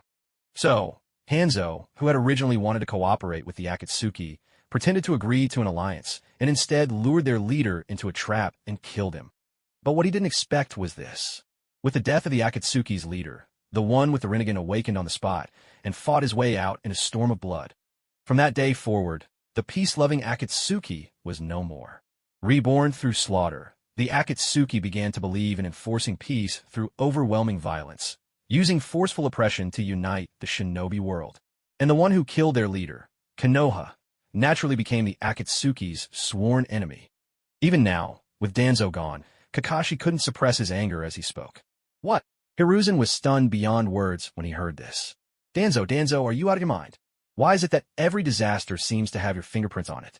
You always claimed it was all for Konoha, yet you've managed to create such a deadly enemy for us. Even as Danzo's old friend, Hiruzen was at a loss for words over what he had done. He instantly saw through Danzo's motive. Wasn't it just a ploy to make a great achievement and use it to vie for the Hokage's seat against Minato? Ridiculous. Why couldn't the head of Root simply devote himself to Konoha? Why couldn't he just keep out of trouble for once? So, you want me to infiltrate the enemy and gather intelligence? Hiruzen asked in a low voice. After being Hokage for so many years, he was all too familiar with this routine. That's right. I need to keep track of their movements and prevent the village from being ambushed. But if you do this, your status will... Kakashi looked at Hiruzen seriously. This kind of thing could only be done willingly. There could be no coercion. I'll become a rogue ninja, right? I accept. Yet before Kakashi could finish, Hiruzen gave his answer without hesitation. Elder Hiruzen, you should think this through. Once you're labeled a rogue ninja, you will forever bear the scorn of your village and comrades. You can never return. Kakashi fixed his gaze on Hiruzen with a grave, unwavering look. There was no room for even a trace of hesitation in matters like this. I understand. But this is what the village truly needs from me, isn't it? I once stood in the sunlight, basking in the villagers' admiration. Yet I made so many mistakes. Now all I want is to be a good man. Even if I must sink into darkness, as long as I can protect Konoha from the shadows, that will be enough. Hiruzen declared emphatically, his words firm and resolute. In that moment, the frail, weary old man seemed to vanish. The aura of a legendary shinobi returned to him, burning bright once more. Very well, I understand. Seeing that unwavering resolve in Hiruzen's eyes, Kakashi offered no further objection. From this moment on, I will be your sole contact. Apart from me and Lord Minato, no one else will ever know about this. There will be no written records, nothing left behind. Now, bring out the summoning contract for manhwareccap. I will form a pact with it here and now. For absolute security, all future communications between us will be delivered by our summoned beasts. Also, since you claim you seek atonement, your code name from now on will be Sin. As for me, you may call me Fox. Kakashi instructed him with utmost seriousness. All right, that's fine. Though Kakashi was clearly taking advantage of the situation, eager to claim Inma for himself. He wasn't wrong. Using summoned beasts to transmit messages was by far the safest way. Still, the thought stung. His own son had yet to make a contract with manhwareccap, and now that privilege would go to this sharp lad, Kakashi. Hiruzen grumbled silently to himself, but his hands moved without delay. Soon enough, once the contract was sealed, Kakashi helped Hiruzen restore his boar form and undid the four-symbol seal for him. Aren't you worried I might take the chance to attack you? Hiruzen stretched out, enjoying the relief in his body, and chuckled. Attack me? Against someone who's mastered over 1,000 jutsu, you wouldn't stand a chance. Kakashi shot him a cool, sidelong glance. So, you really do underestimate me. Hiruzen found himself at a loss for words. Then, shaking his head, he gave a rueful laugh. It's true. Heroes have always belonged to the young, and the young should be brimming with this kind of spirit. Looking at himself by comparison, he realized just how old he'd become. Still, with talents like Kakashi emerging in the village, Konoha was destined for greatness. Oh, here, take this. Suddenly, Kakashi reached into his ninja pouch and tossed Hiruzen a small, exquisitely crafted box. And this is... Hiruzen looked puzzled. This is the latest Hashirama cell injection developed by Orochimaru, leagues ahead of the rubbish Danzo used. Of course, since time was limited, the product is still far from perfect, and using it comes with significant risks. If one day you find yourself in desperate straits, with your life hanging by a thread, you can stake your life on it. Kakashi spoke with a grave expression. Oh, is this Orochimaru's handiwork? As expected of a disciple I once held in the highest regard. Hiruzen looked down at the box in his hands with deep emotion, his eyes filled with memories. Suddenly, a sharp sound broke the moment. Kakashi slapped Hiruzen squarely on his bare back, leaving behind the mark of the flying thunder god.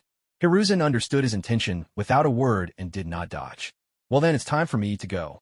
Casting one last, heartfelt look in the direction of the Hidden Leaf Village, the place he had poured half his life and deepest love into, Hiruzen turned away resolutely, walking off without a backward glance. Take care, old friend. Confronted with Hiruzen's somber silhouette, Kakashi couldn't hold back any longer and called out. Don't worry, I will. I'll leave the village in your hands, and Minato's. Hiruzen paused, just for a moment, at Kakashi's words. The next second, he leapt into the air, bounding through the forest like a nimble monkey, vanishing from sight in a heartbeat. Who would have thought that Hiruzen would ultimately choose the very path he once forced Itachi to walk? Is this fate's way of balancing the scales? Kakashi shook his head and sighed. He quickly composed himself and used the flying thunder god to return to Minato's side. Since Hiruzen had chosen atonement, then Kakashi was all the more determined not to let the parasites who had thrived on Hiruzen's accomplishments continue to wreak havoc in the village. At that thought, a cold glint flickered in Kakashi's eyes. Tonight, none of the four great clans would know sleep. What? Elder Hiruzen defected? Impossible, absolutely impossible. Kakashi, did you use this as a chance to kill the third Hokage and frame him with these accusations? The clan heads stared at Kakashi in utter shock, eyes wide with disbelief. The Umbu loyal to the third were even more incredulous, some suspecting it was all part of Kakashi's plot. Believe what you want. The truth is what it is. Kakashi shrugged, exasperated. What nonsense is this? They actually suspect I killed the third in secret? Did they forget about the dead demon consuming seal? Besides, it was a life-or-death duel from start. If Kakashi had truly wanted to kill the third, he would have done it in front of everyone. There was no need for theatrics. By the way, I'll be forming a pursuit squad to track down the third. If you don't believe he defected, you are welcome to volunteer and ask him yourself. As for those unwilling, you are dismissed for now. Wait for the investigation. Kakashi spoke with calm composure. I volunteer. As soon as the words left his mouth, Elephant, who had once served as Kakashi's opponent during the Jonin exam, was the first to volunteer. I volunteer as well. Seeing Elephant take the initiative, the other members, concerned for the third's safety, hesitated no longer and signed up on the spot. Very well. In that case, head over to Yugao Yuzuki and register your identities. Afterwards, Elephant will act as captain of the pursuit squad, leading you in the hunt for the third. Remember, no matter if he's dead or alive, you must bring him back. As he spoke, a chilling intent radiated from Kakashi, causing everyone present to straighten up with alertness. Yes, sir. A person living under another's roof has no choice but to bow their head. Elephant understood that from this moment on, they had become Kakashi's subordinates. Yet in his heart, he secretly vowed that he would find Lord Third and get to the bottom of everything. More importantly, he was determined to bring Lord Third back alive. Go then.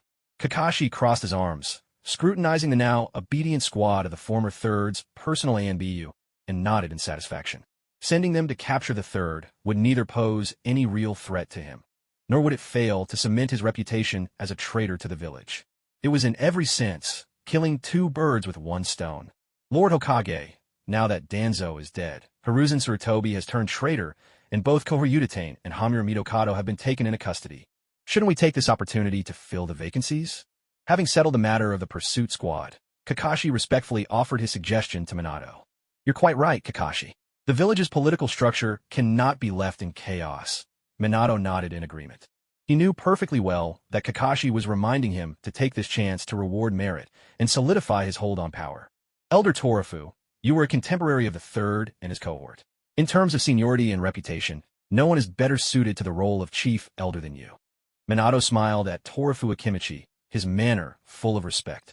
While the Hokage held the highest authority in the village, Torafu was, after all, a venerable elder, and proper decorum had to be observed. Ho ho ho, I'm but a rough old fellow, hardly worthy of such honor from the Hokage. But since you have extended the invitation, I would be remiss to refuse. Torafu let out a hearty laugh. Elder Torafu, you are too modest. Over the years, you have tirelessly overseen the village's defenses. Your contributions are immeasurable. With you as chief elder, there could be no better choice. Minato responded with a gentle smile. He then turned his gaze to Fugaku Uchiha and Hayashi Hyuga. Chief Fugaku, Chief Hayashi, I would like to invite both of you to serve as Hokage advisors. What do you think? Haha, I'm honored.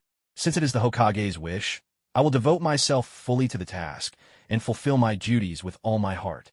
Fugaku, unable to contain his excitement, was the first to answer. He had made the right bet. For so many years, the Uchiha had been marginalized and ostracized by Konoha's leadership. Having personally experienced this sense of estrangement, Fugaku, after losing faith in the third Hokage, chose to place all his hopes on Minato, someone who held no prejudice against the Uchiha. Even his visit today, bringing the entire police force along, was meant to show support for Minato. Yet, even after staking everything on Minato, he had only expected him to leverage Danzo as a bargaining chip to reclaim some of the power that rightfully belonged to the Hokage from a third. Never did he imagine that events would unfold in such an utterly unexpected way. In just a single day, those four figures who had once loomed over the Uchiha like mountains, denying them any chance to rise, were utterly annihilated today. And now, Fugaku had finally obtained the coveted ticket to the inner circle he'd always dreamed of. As for Hayashi, who had contributed little yet would enjoy the same authority as him, he didn't care much about that. After all, for Minato right now, winning hearts and minds and sweeping away the old regime were the most urgent tasks.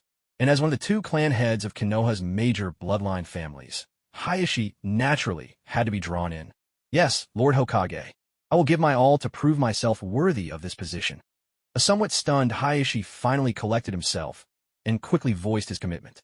He hadn't expected that, after playing such a minor role in this storm, he would be entrusted with such a high rank. But since Fugaku had accepted, he had no reason to refuse. After what had just transpired, things had become crystal clear to him. From this day forward, the village belonged to the fourth Hokage. If he didn't pick a side now, he'd have to be out of his mind. Ha ha ha, excellent. Then I'll be counting on both of you as my advisors from now on, Minato said with a warm smile. As for Chief Shikaku, I would like to invite you to be my Hokage's aide. What do you think? Seeing that Fugaku and Hayashi had both agreed, Minato turned his attention to Nara Shikaku. Though the Ino-Shikacho trio of clans had always naturally supported the Hokage, the Nara clan was something special. Every head of the Nara, bearing the name of a deer, was a brilliant strategist with a genius intellect. To not appoint someone like that as the Hokage's aide would be a terrible waste of talent. So, as soon as he became Hokage and began to plan his leadership team, Shikaku was the first person Minato thought of. Since Lord Hokage asks, I shall not refuse. I will serve with all my strength. Shikaku replied, bowing with scholarly grace and making his promise. He had waited so long for this very day. Even the finest steed needs a true judge of talent to recognize it. Though he always complained about trouble and inconvenience, he'd long held resentment toward the third for favoring Danzo, using Shikaku's strategic acumen only in times of war and treating him as little more than an ornament. For a strategist with ideals and ambition, nothing is more galling than having one's talents wasted. Now that he'd found a wise and worthy leader, he would dedicate himself fully, holding nothing back, until his last breath. Very well, with your assistance. Minato will surely govern the Hidden Leaf with order and prosperity. Minato was overjoyed when he heard this. He then entrusted the finance department to Shikakanara, the education department to Fugaku, the interrogation department to Inoichi Yamanaka, the defense department to Choza Kimichi, and the intelligence department to Shibi Aburame. Thus, the fourth Hokage's leadership team, with Minato at its core, was officially formed. Once everything was properly arranged, Minato's expression grew solemn. Kakashi, take the Umbu and go with clan leader Fugaku at once. Seize all illegal assets belonging to the Sarutobi, Koharu, Hamura, and Shimura clans, and arrest everyone involved. If anyone dares resist arrest, you have my permission to use force. Yes, sir. Kakashi, what do you think you're doing? In the Sarutobi household, Asuma glared at Kakashi as he led the Umbu in, demanding an explanation. By order of the fourth Hokage, from this day forward, all illegal gains of the Sarutobi clan are to be confiscated. Asuma, do not interfere with official business. Kakashi's voice was cold and commanding. Although he and Asuma had a decent relationship in private, thanks in part to Rin and Kurenai being close friends, this was a matter of duty with all eyes on them. He had to maintain a stern demeanor. Besides, this would keep anyone from suspecting that Hiruzen's escape was aided by an insider. Kakashi, you must be mistaken. My father is the third Hokage. There's no way he would abuse his power for personal gain. When he heard it was an order from the fourth Hokage, Asuma hurriedly pressed for clarification. Whether the rogue ninja Hiruzen abused his power isn't for you or me to decide. Only after the conducts a thorough investigation will we have the truth. Kakashi shook his head gently, his tone softening a bit. What did you say? Rogue ninja, Hiruzen? You're saying my father betrayed the village? He's the third Hokage. The Hokage turning traitor. How could that possibly be? Asuma instantly caught the key words in Kakashi's response and exploded with disbelief. Yes, you heard correctly. Just an hour ago, Hiruzen Sarutobi fled the village and has officially been declared a rogue ninja. Kakashi spoke in a deep, somber voice. There was a hint of regret in his eyes as he looked at Asuma. But in the next moment, he composed himself and returned to his official, business-like tone. A bitter, hollow laugh escaped Asuma. Kakashi, that's a terrible joke. But when he saw the unwavering seriousness on Kakashi's face, all traces of humor drained from him, leaving his face ashen. Step aside, Asuma. Danzo the rogue ninja has already met justice, and both Koharu Yutane and Hamura Mitokado have been apprehended by the security force. Now, only Hiruzen Sarutobi remains at large. The village has already formed a pursuit squad to hunt him down, Kakashi said in a low, steady voice. Let them in, Asuma. Before Asuma could say another word, Buwako Sarutobi, Hiruzen's wife and Asuma's mother, stepped out from the main house and spoke. But mother, Kakashi just said. I've heard everything, Asuma. Buwako raised her hand to stop him from continuing, then turned to face Kakashi. You must be Captain Kakashi of the correct? For the sake of the village, we are willing to cooperate with your investigation.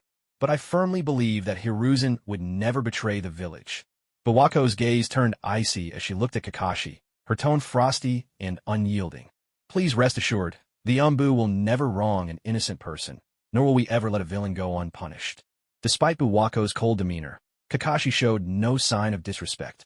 In his heart, he still held a measure of respect for Buwako Sarutobi, who, in the original story, had tragically lost her life helping Kushina during childbirth. What's more, with Hiruzen so often preoccupied with village affairs, it was surely his wife's influence that had shaped Asuma into such an upright man.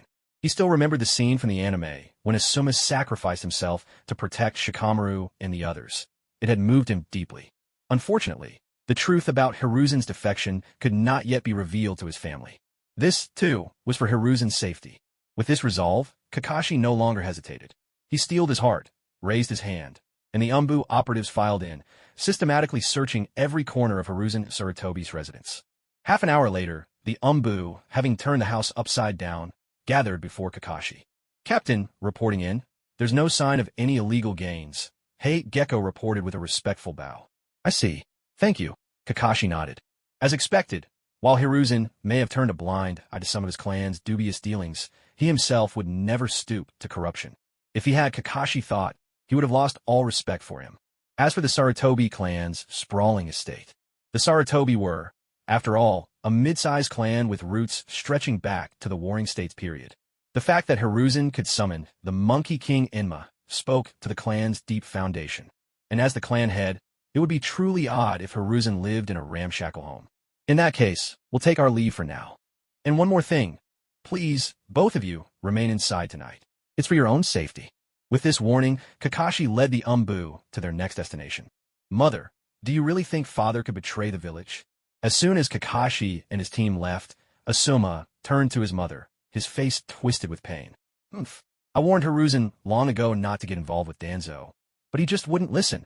As she spoke, a flash of anger appeared in Sarutobi Buwako's eyes. How could she not know what kind of person Danzo was, having grown up alongside Hiruzen since childhood? And as for Koharu Yutane, she was no better. Back in the day, she even had the audacity to compete with her for Hiruzen's affection. Then there was Hamura Mitokado, that coward who'd nursed an unspoken love for Koharu for most of his life, yet never once dared to confess. Koharu got away with so many foolish acts, all because Hamura indulged her every whim. And now, with her secrets exposed, the scandal had even dragged Hiruzen's reputation down with them. The more Buwako thought about it, the angrier she became. Some outsiders might simply see this as another round of political infighting. But as Hiruzen's wife, she knew full well what kind of man Minato was. That boy Minato. He wasn't the type to betray his friends or turn his back on the village. For things to spiral out of control like this, Danzo had to have been up to something truly dirty behind the scenes, crossing some fundamental line, and Hiruzen, as always, had rushed in to clean up his mess. I believe in Hiruzen. He may make mistakes, but he would never betray the village. There must be more to this than meets the eye. But Asuma, From today onward, I don't want you to get involved in this matter anymore. Having finally calmed herself, Biwako spoke with grave sincerity. Why? I don't understand, mother. Father clearly. Asuma blurted out, unable to hide his agitation. Are you going to ignore even your mother's words, Asuma? Biwako's face turned cold in an instant, her tone sharp and commanding. Asuma was still just a child. There were things he was not yet ready to face. Keeping him out of it was her way of protecting him. I understand, mother. After a moment's struggle, Asuma replied, unwilling but resigned, biting down so hard that his lips began to bleed. Then, without another word, he stormed off to his room, slammed the door shut, and locked himself inside. With a heavy sigh, Biwako watched him go, her feelings a tangled knot inside. She walked over and quietly bolted the front door. From the way Kakashi had acted just now, she had a rough sense of what was coming. Tonight, those elders of the Sarutobi clan would likely not escape disaster. Knock, knock, knock. Who's there this late at night? Inside the residence of Sarutobi Teru, the clan's elder, a servant called out from behind the door. Open up. AMBU inspection. Kakashi's voice rang out from outside. The lock clicked open. Go on, go on. It's the middle of the night. Don't you know you're disturbing the master's rest? Whatever it is, come back tomorrow. The servant waved them off impatiently, making no effort to hide his annoyance. After all, with Hiruzen Sarutobi having never relinquished his authority, everyone in the Sarutobi clan knew the fourth Hokage had no real power. Since the head of their clan is the third Hokage, the elders of the Sarutobi family naturally held no respect whatsoever for Minato, and even their servants looked down on others with contempt. Smack! Before the servant could say another word, Kakashi slapped him to the ground with a single swift motion. Without sparing him a second glance, Kakashi raised his hand and ordered curtly, "Search." Yes, sir. Receiving their orders, the AMBU operatives filed in, pouring into the house. Hey, what do you people think you're doing? Do you even know whose house this is? The Sarutobi family's steward hurried over as soon as he heard the commotion, scolding Kakashi and his men while pointing accusingly at them. Yet before he could even reach Kakashi, his vision blurred for a split second. The next moment, he was sent flying by a casual wave of Kakashi's hand, crashing into a pile of ornamental rocks, where he lay groaning in pain. Ow, master, please come out and see. The ANBU are killing people. The steward wailed in a shrill, desperate cry. Insolence! Disheveled and flushed, Sarutobi Taro finally stumbled out, hastily pulling up his trousers, and shouted furiously. How dare the mere ENBU under the fourth barge into my home? You're nothing but a pack of dogs raised by the fourth Hokage. Such outrageous audacity. Do you realize, even if Hiruzen himself came here, he'd have to show me some respect? Whoosh! Before Sarutobi Taro could bluster any further, Kakashi vanished from sight in a flash. Not good. A chill of terror shot down Sarutobi Taro's spine. The instinct of a seasoned jonin made his pupils contract in alarm. A frigid dread exploded from the base of his spine, flooding his entire being in an instant. Bang! Before he could react, Kakashi, hands still in his pockets, kicked him squarely to the ground, then stomped down hard on his spine. Crack! Gah! With the sickening snap of his backbone, Sarutobi Taro spat a mouthful of blood, writhing for a moment in agony before he realized he could no longer move his legs. Damn you, you bastard! I'll tell Hiruzen about this. I'll have him cripple you and tie you up outside my door, forced to kneel and beg for forgiveness. Sarutobi Taro's voice dripped with venom and hatred. He, who was used to wielding power and living in comfort, had never endured such humiliation. At this moment, he wished nothing more than to tear Kakashi limb from limb. Oh, then I suppose I should thank you for giving me such a brilliant idea. Kakashi cast a cold glance at the man beneath his foot, his tone indifferent. What are you planning to do? I warn you, I am the Grand Elder of the Sarutobi clan. If you cross me, not even Minato can save you. The moment those words left his mouth, Sarutobi Taro was seized by a dreadful premonition. But Kakashi said nothing more, ignoring Sarutobi Taro's venomous curses as he kept his foot firmly planted. Half an hour later, after thoroughly searching the entire estate, the AMBU ninja stepped forward to report to Kakashi. Captain, after our search, we found that Sarutobi Taro's illegal assets amount to as much as 600 million ryo. At this point, even the ANBU ninja's voice was tinged with anger. That's 600 million in dirty money. And that's just from a single person. You have to realize, in a world of the Hokage, only S-rank missions command a price of over 1 million ryo. Meanwhile, the lowest D-rank missions pay anywhere from 5,000 to 50,000 ryo. And for every mission accepted through the village, 70% gets taken off the top by the village itself. So even for most elite jonin, 600 million is an astronomical figure. To put in perspective, even the Kage from the 5 great nations have bounties on the black market. And Sarutobi Hiruzen, back when he was Hokage, only had a black market bounty of 300 million. It's easy to imagine just how many nefarious deeds Sarutobi Taro must have committed behind the scenes to amass such a fortune. Get a rope, loop it around his neck, and drag him to the next house. Kakashi's cold voice sent Sarutobi Taro's heart plummeting into despair. No, you can't do this. I'm the grand elder of the Sarutobi clan. If you treat me like this, Hiruzen will never forgive you. His pleas were abruptly cut off as the ANBU, having secured the rope, yanked it tight, instantly constricting his throat. He struggled desperately, but with his spine shattered and his limbs utterly numb, all he could do was watch helplessly as he was dragged away. The words he wanted to shout caught in his throat, stifled by the choking dust and his own lack of air, leaving him gasping and nearly suffocating. Kakashi continued this method relentlessly, rounding up every member of the Sarutobi clan involved in the case. Meanwhile, the other 3 clans were simultaneously raided by teams led by Uchiha Fugaku, Uchiha Yatsushiro, Uchiha Teka, and Uchiha Shursui, each swiftly apprehending the suspects from their assigned families. As for those who tried to resist with violence, the Uchiha police force showed no mercy, breaking their limbs on the spot and leaving them permanently disabled. 3 hours later, all suspects from the 4 great clans have been taken into custody. The Sarutobi clan topped the list in terms of the amount involved, with more than 4 billion ryo seized. The Koharu and Midokado clans followed closely, each with roughly 2 billion. Only the Shimura clan had the smallest sum, barely reaching 300 million. Confronted with these results, even Kakashi was left speechless. You had to admit, Danzo the Pot Shadow had truly been ruthless. Not only had he raised all the promising ninja in his clan to be his loyal followers, he hadn't even left a single coin for his own family. No wonder, in the original story, the Shimura clan faded into obscurity once Danzo was gone. Just look at the Sarutobi clan. In the 4th Great Ninja War, they could muster an entire army. But thinking about it, it makes sense. Danzo was always too overbearing, and in his extreme selfishness, there was room in his heart for no one but himself. Hiruzen, on the other hand, was the complete opposite. Pulled in every direction by the great clans, he was noticeably weaker and less decisive when it came to personal matters. This is precisely why the elders of the Sarutobi clan always paraded themselves as the great benefactors who secured Hiruzen's seat as Hokage, never missing a chance to profit from it. Clan leader Fugaku, I'll leave the Sarutobi suspects in your hands.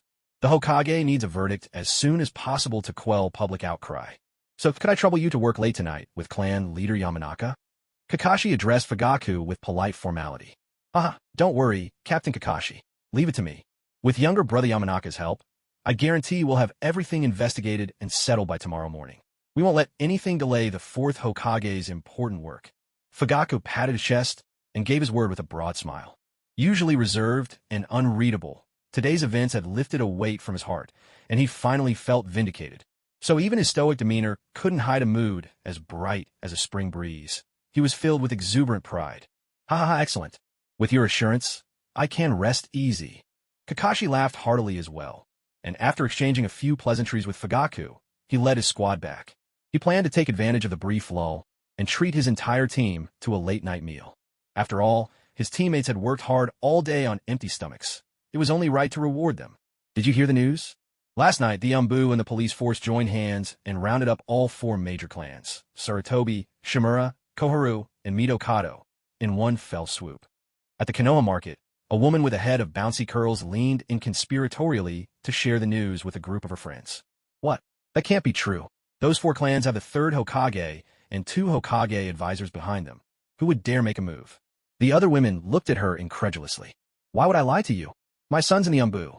He came home from duty last night and told me himself. They were so busy with this that they didn't even have time for a sip of water all day. Luckily, their captain is a good man. He booked out several private rooms at Barbecue Q and treated the whole team to a feast. My son told me their captain even ordered a special cut of A5 Wagyu for each of them. The curly-haired woman spoke with pride shining in her eyes. She'd been upset for days when her son volunteered to take only half his salary. But yesterday, she heard he'd not only received a bonus, but his pay would soon double. And on top of that, his captain had generously treated them all to a sumptuous meal. She was so delighted she couldn't stop smiling. So, bright and early this morning, She came to the market just to show off and boast a little to her friends. As for the confidentiality of this information, she had already checked it over and over with her son. He said it was fine to talk about it. The more people who knew, the better. Grilled A5 Wagyu, you know. Each piece costs at least 800 taels. How could your son's captain afford that much money? Don't tell me he's embezzling. A heavily made-up woman chimed in with a sour tone. Oh, stop it. Don't talk nonsense. Their captain is a war hero. He's made countless contributions. My son says their captain isn't even that old, but he handles S-rank missions as easily as drinking water. A powerhouse like that could save up a small fortune just for mission rewards. What's a fancy meal to him? The woman with the curly, instant noodle hair jumped in to defend the AMBU captain. Given her status, there was no way she could know the true details about the AMBU captain. But the fact that he'd gotten her son a raise immediately raised his standing in her eyes. What a bunch of narrow-minded old ladies. With something this big going on, and all you care about is what her son eats for a midnight snack. Those are the 4 great clans, led by the 3rd Hokage himself. Who would dare cross them on a normal day? If what you're saying is true, the whole village could be turned upside down.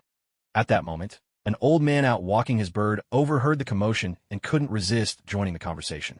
What's wrong with old ladies? Weren't you born from one? And besides, all you do is garden and walk that bird all day. If it weren't for us old ladies, you wouldn't even have dinner on your table. The curly-haired woman wasn't about to let him off easy, firing right back at him. You, I won't stoop to your level. But tell me, are you sure about what you just said? With something this big happening in the ANBU, and the 3rd Hokage hasn't made any move at all, the bird-walking old man was nearly left speechless by her retort. Normally, he'd have stormed off in a huff. But the news was just too shocking, and as someone who loved nothing more than gathering with his old buddies to discuss village gossip, he just couldn't resist. Now, want to know? Call me Big Sis first. The curly-haired woman shot him a scornful look and made her demand. You. The old man trembled with indignation at her words. But to be the first to get such hot news, standing out as the brightest among all the old men in the village, he swallowed his pride. Emil, Big Sis, would you please just tell me? He forced down his disgust and managed to say it. EW, Big Sis, huh? That's disgusting. The curly-haired woman gave full vent to her sharp tongue. But before the old man could explode, she began her explanation. Danzo was branded a rogue ninja yesterday. You know that, right? That I know. The village announced it on the notice board yesterday. All his 100-some crimes are listed out. He really is the village's disgrace. The old man answered in quick succession. When the topic turned to Danzo's crimes, his self-proclaimed sense of justice flared up, and he couldn't help but explode with righteous indignation. Do you know what happened? Just yesterday, the 3rd Hokage defected from the village, and both Kohyudatane and Hamur Midokado were thrown into the Guard Division's jail. Auntie Perm, with her signature curly hair, announced the news. What? The 3rd Hokage, a traitor? That can't be right. Are you sure you're not mistaken? Uncle Birdwatcher's exclamation drew the attention of all the uncles and aunties from the market stalls around them. Everyone stared at Auntie Perm in utter disbelief. After all, that was the 3rd Hokage they were talking about, the man admired by all, and a towering figure in the hearts of the common folk. Why would the Hokage betray them? Now, why would I lie to you? My son told me there'll be an official announcement today, putting the 3rd on the S-Class Rogue Ninja list. Auntie Perm said with a look of pride. Politics didn't interest her in the least, but this feeling of being the center of attention she absolutely relished. The 3rd Hokage, could he have been framed? Or is this a battle for power between the old and the new, a clash of 2 Hokages? Uncle Birdwatcher analyzed sternly, as if he were seeing through everything and holding the truth in his hands. Why are you starting with your conspiracy theories again? Auntie Perm shot him a look of pure annoyance. Uncle Birdwatcher was known for acting the righteous hero. Whenever there was even the faintest whiff of trouble, he'd gather the other uncles to analyze it from every angle, spinning conspiracy theories that had made him famous among their circle. You know about Danzo's crimes, right? All of them were committed while the 3rd was in power, and with his tacit approval. And you'd never guess. Last night, the AMBU and the Guard Division joined forces and seized nearly 10 billion Rio in illegal assets from the 4 great clans. Of that, just the Sarutobi clan alone swallowed over 4 billion. That money was meant for the village's development, and some of it belonged to the families of ninja who died on missions. It was the inheritance left to their wives and children. And what happened? Those ninjas' wives and children all suddenly went away on vacation and never came back. Auntie Perm's voice quivered with anger. What? Nearly 10 billion in dirty money? That's outright robbing the dead. Hearing this, the onlookers could no longer hold back. They erupted in protest. The changing of leadership didn't matter much to them, but the village's funds were a different matter entirely. In a way, the money for building the village belonged to all of them. Now, to find out that almost 10 billion had been embezzled by the four great clans, that was like snatching cash straight from their own pockets. Who could stand for that? And Annie Perm was right. Danzo had always been the Hokage's advisor. If he committed those crimes right under the third's nose, could the Hokage really not have known? If he did know, that meant he and Danzo were in it together. If he truly had no knowledge of this, then as Hokage, he has failed his duties in the most serious way. So whether he knew or not, the third Hokage cannot escape responsibility. Besides, if it weren't for the Sarutobi clan relying on the third Hokage's position, how could they have managed to siphon off over 4 billion from the village? Who would ever believe otherwise? No, I have to spread this news immediately and let everyone know the true face of the third Hokage. The old man who usually walked his bird was so shocked by this that he forgot about his daily stroll and hurried off to the usual gathering spot, where folks chatted about everything under the sun. As the most dedicated guardian of justice in the village, he felt it was his duty to see the third Hokage's name forever etched on the pillar of shame, all for the sake of justice. Almost at the same moment, similar conversations were spreading through the crowds gathered all around the village. In a flash, public outrage boiled over. Even when a few people tried to speak up for the third Hokage, they were immediately besieged by the furious masses, who accused them of surely having benefited from the four great clans. Very soon, anyone with even the slightest doubt about the situation stopped voicing their thoughts and joined the frenzy, hurling curses at Konoha's F4. And so, the Konoha F4 were well and truly nailed to the village's pillar of disgrace. Not long after, thanks to Kakashi's deliberate arrangements, news of the third Hokage's defection spread throughout the entire ninja world. The entire shinobi world was left stunned, unable to comprehend what had happened in the Hidden Leaf village. For a moment, every faction was in turmoil.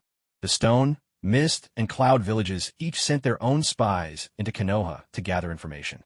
The daimyo of the Land of Fire wasted no time in sending a letter of inquiry, and their ally, the Sand Village, dispatched the envoy Maki to offer their condolences.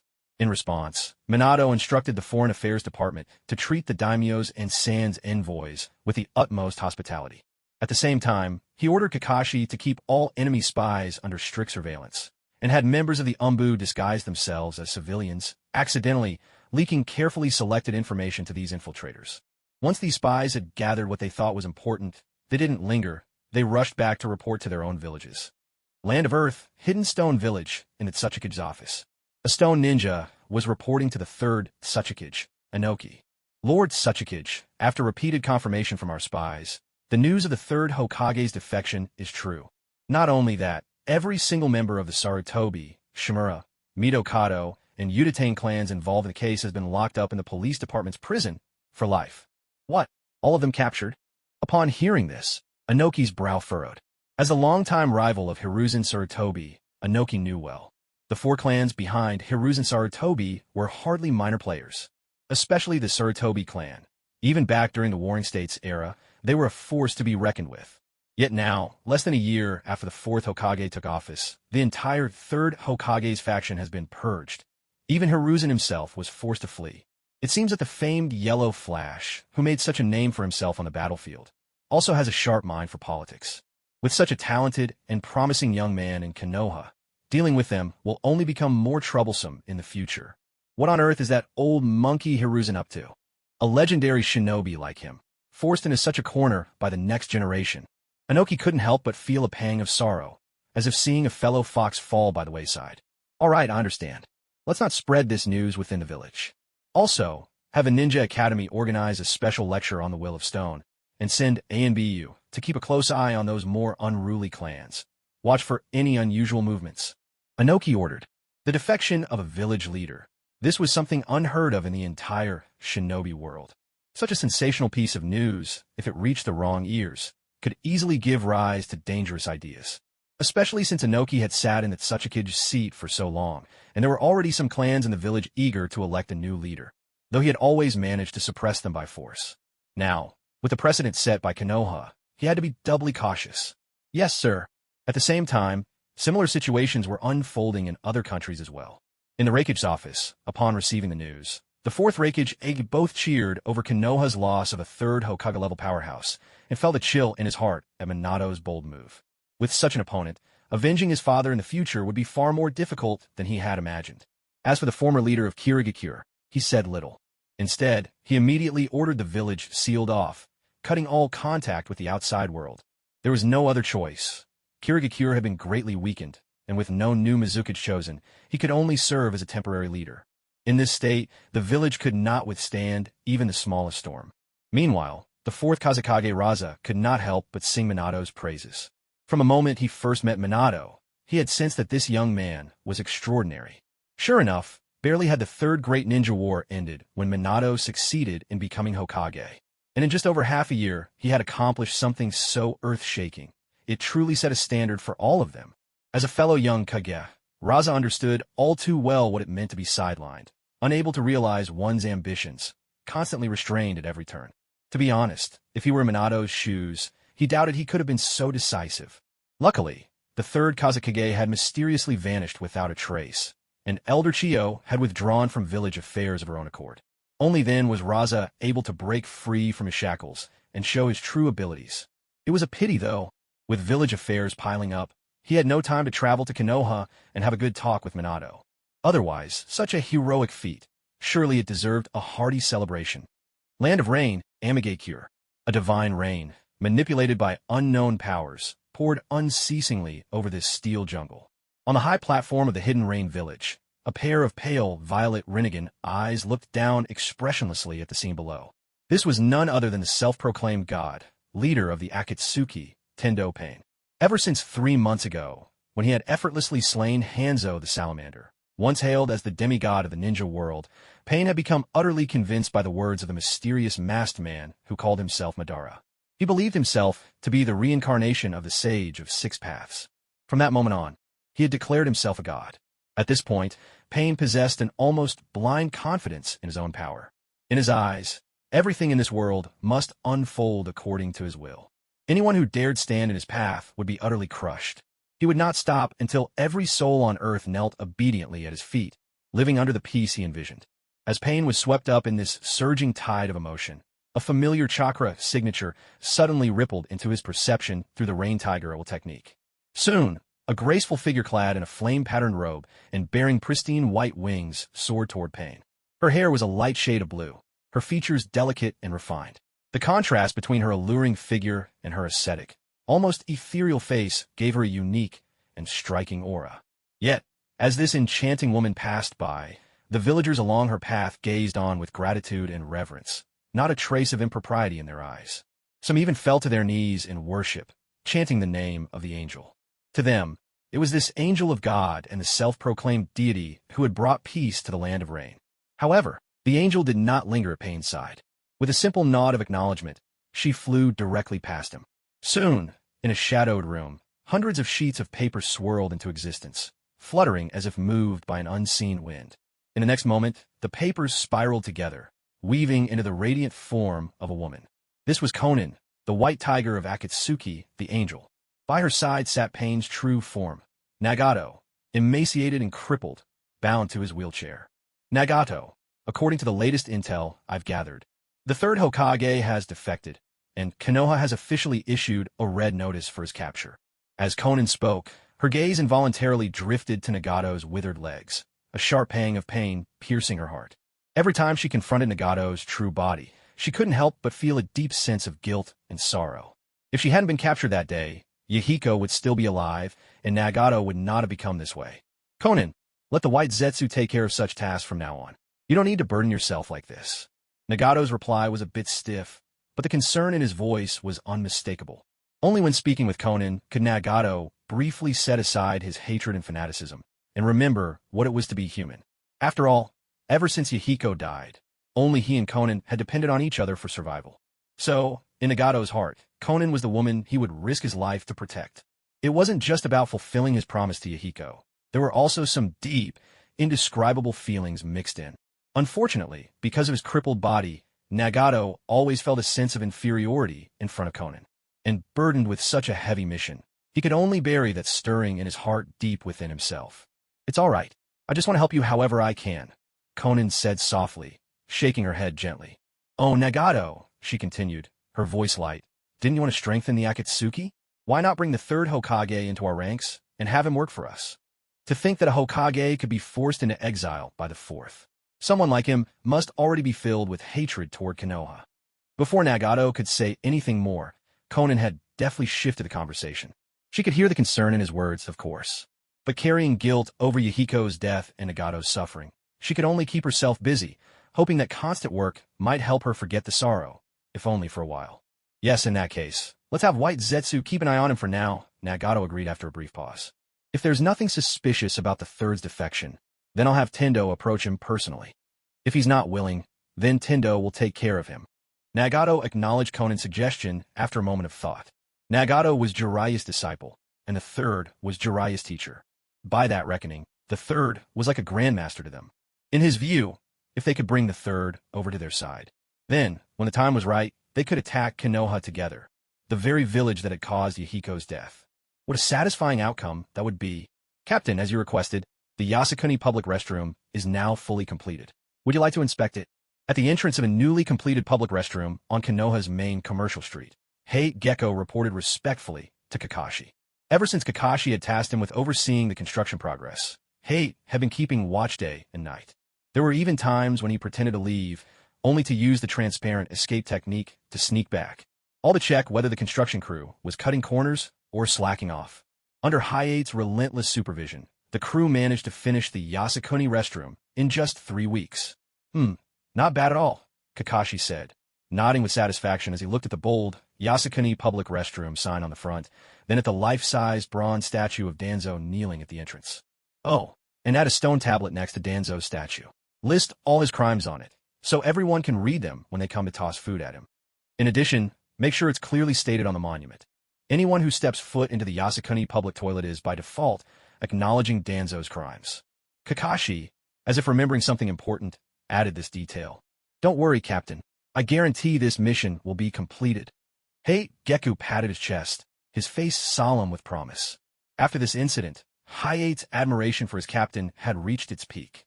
Anything Kakashi instructed, he was eager to execute as quickly and perfectly as possible.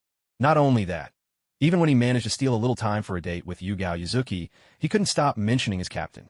To an outsider, it might have seemed as though the ANBU captain was actually a significant other. Yet, despite how absurd this might sound, something that would have caused trouble in an ordinary couple, Yugao Yuzuki didn't mind in the slightest. On the contrary, whenever Hate brought up his captain, the two of them would dive into an enthusiastic discussion. You couldn't blame them. Having such a powerful and reliable leader was a point of pride.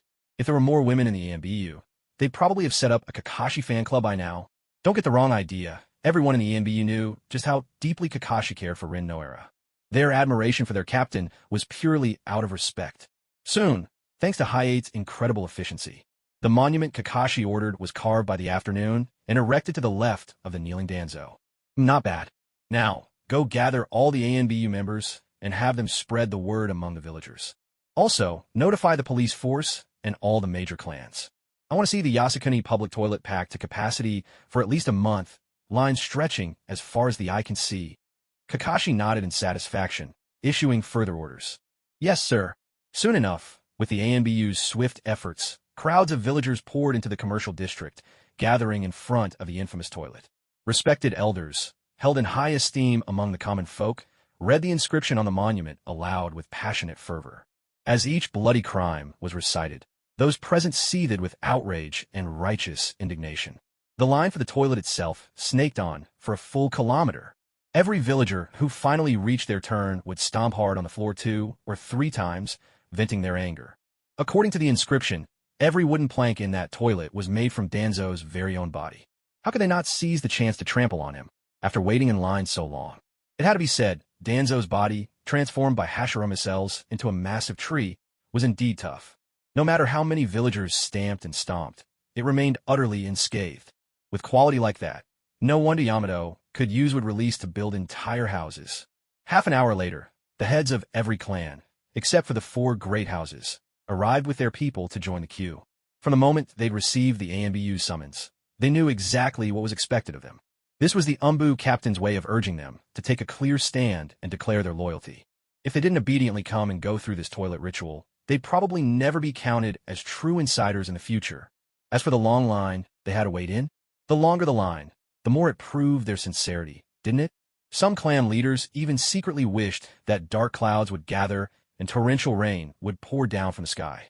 Only by enduring through the storm could they truly display the depth of their dedication and the firmness of their resolve. From that day on, a new tale began to circulate in the Hidden Leaf Village. The Umbu captain invited every clan leader to the restroom, and not one dared refuse. For a time, the Umbu captain's reputation among common folk soared to new heights.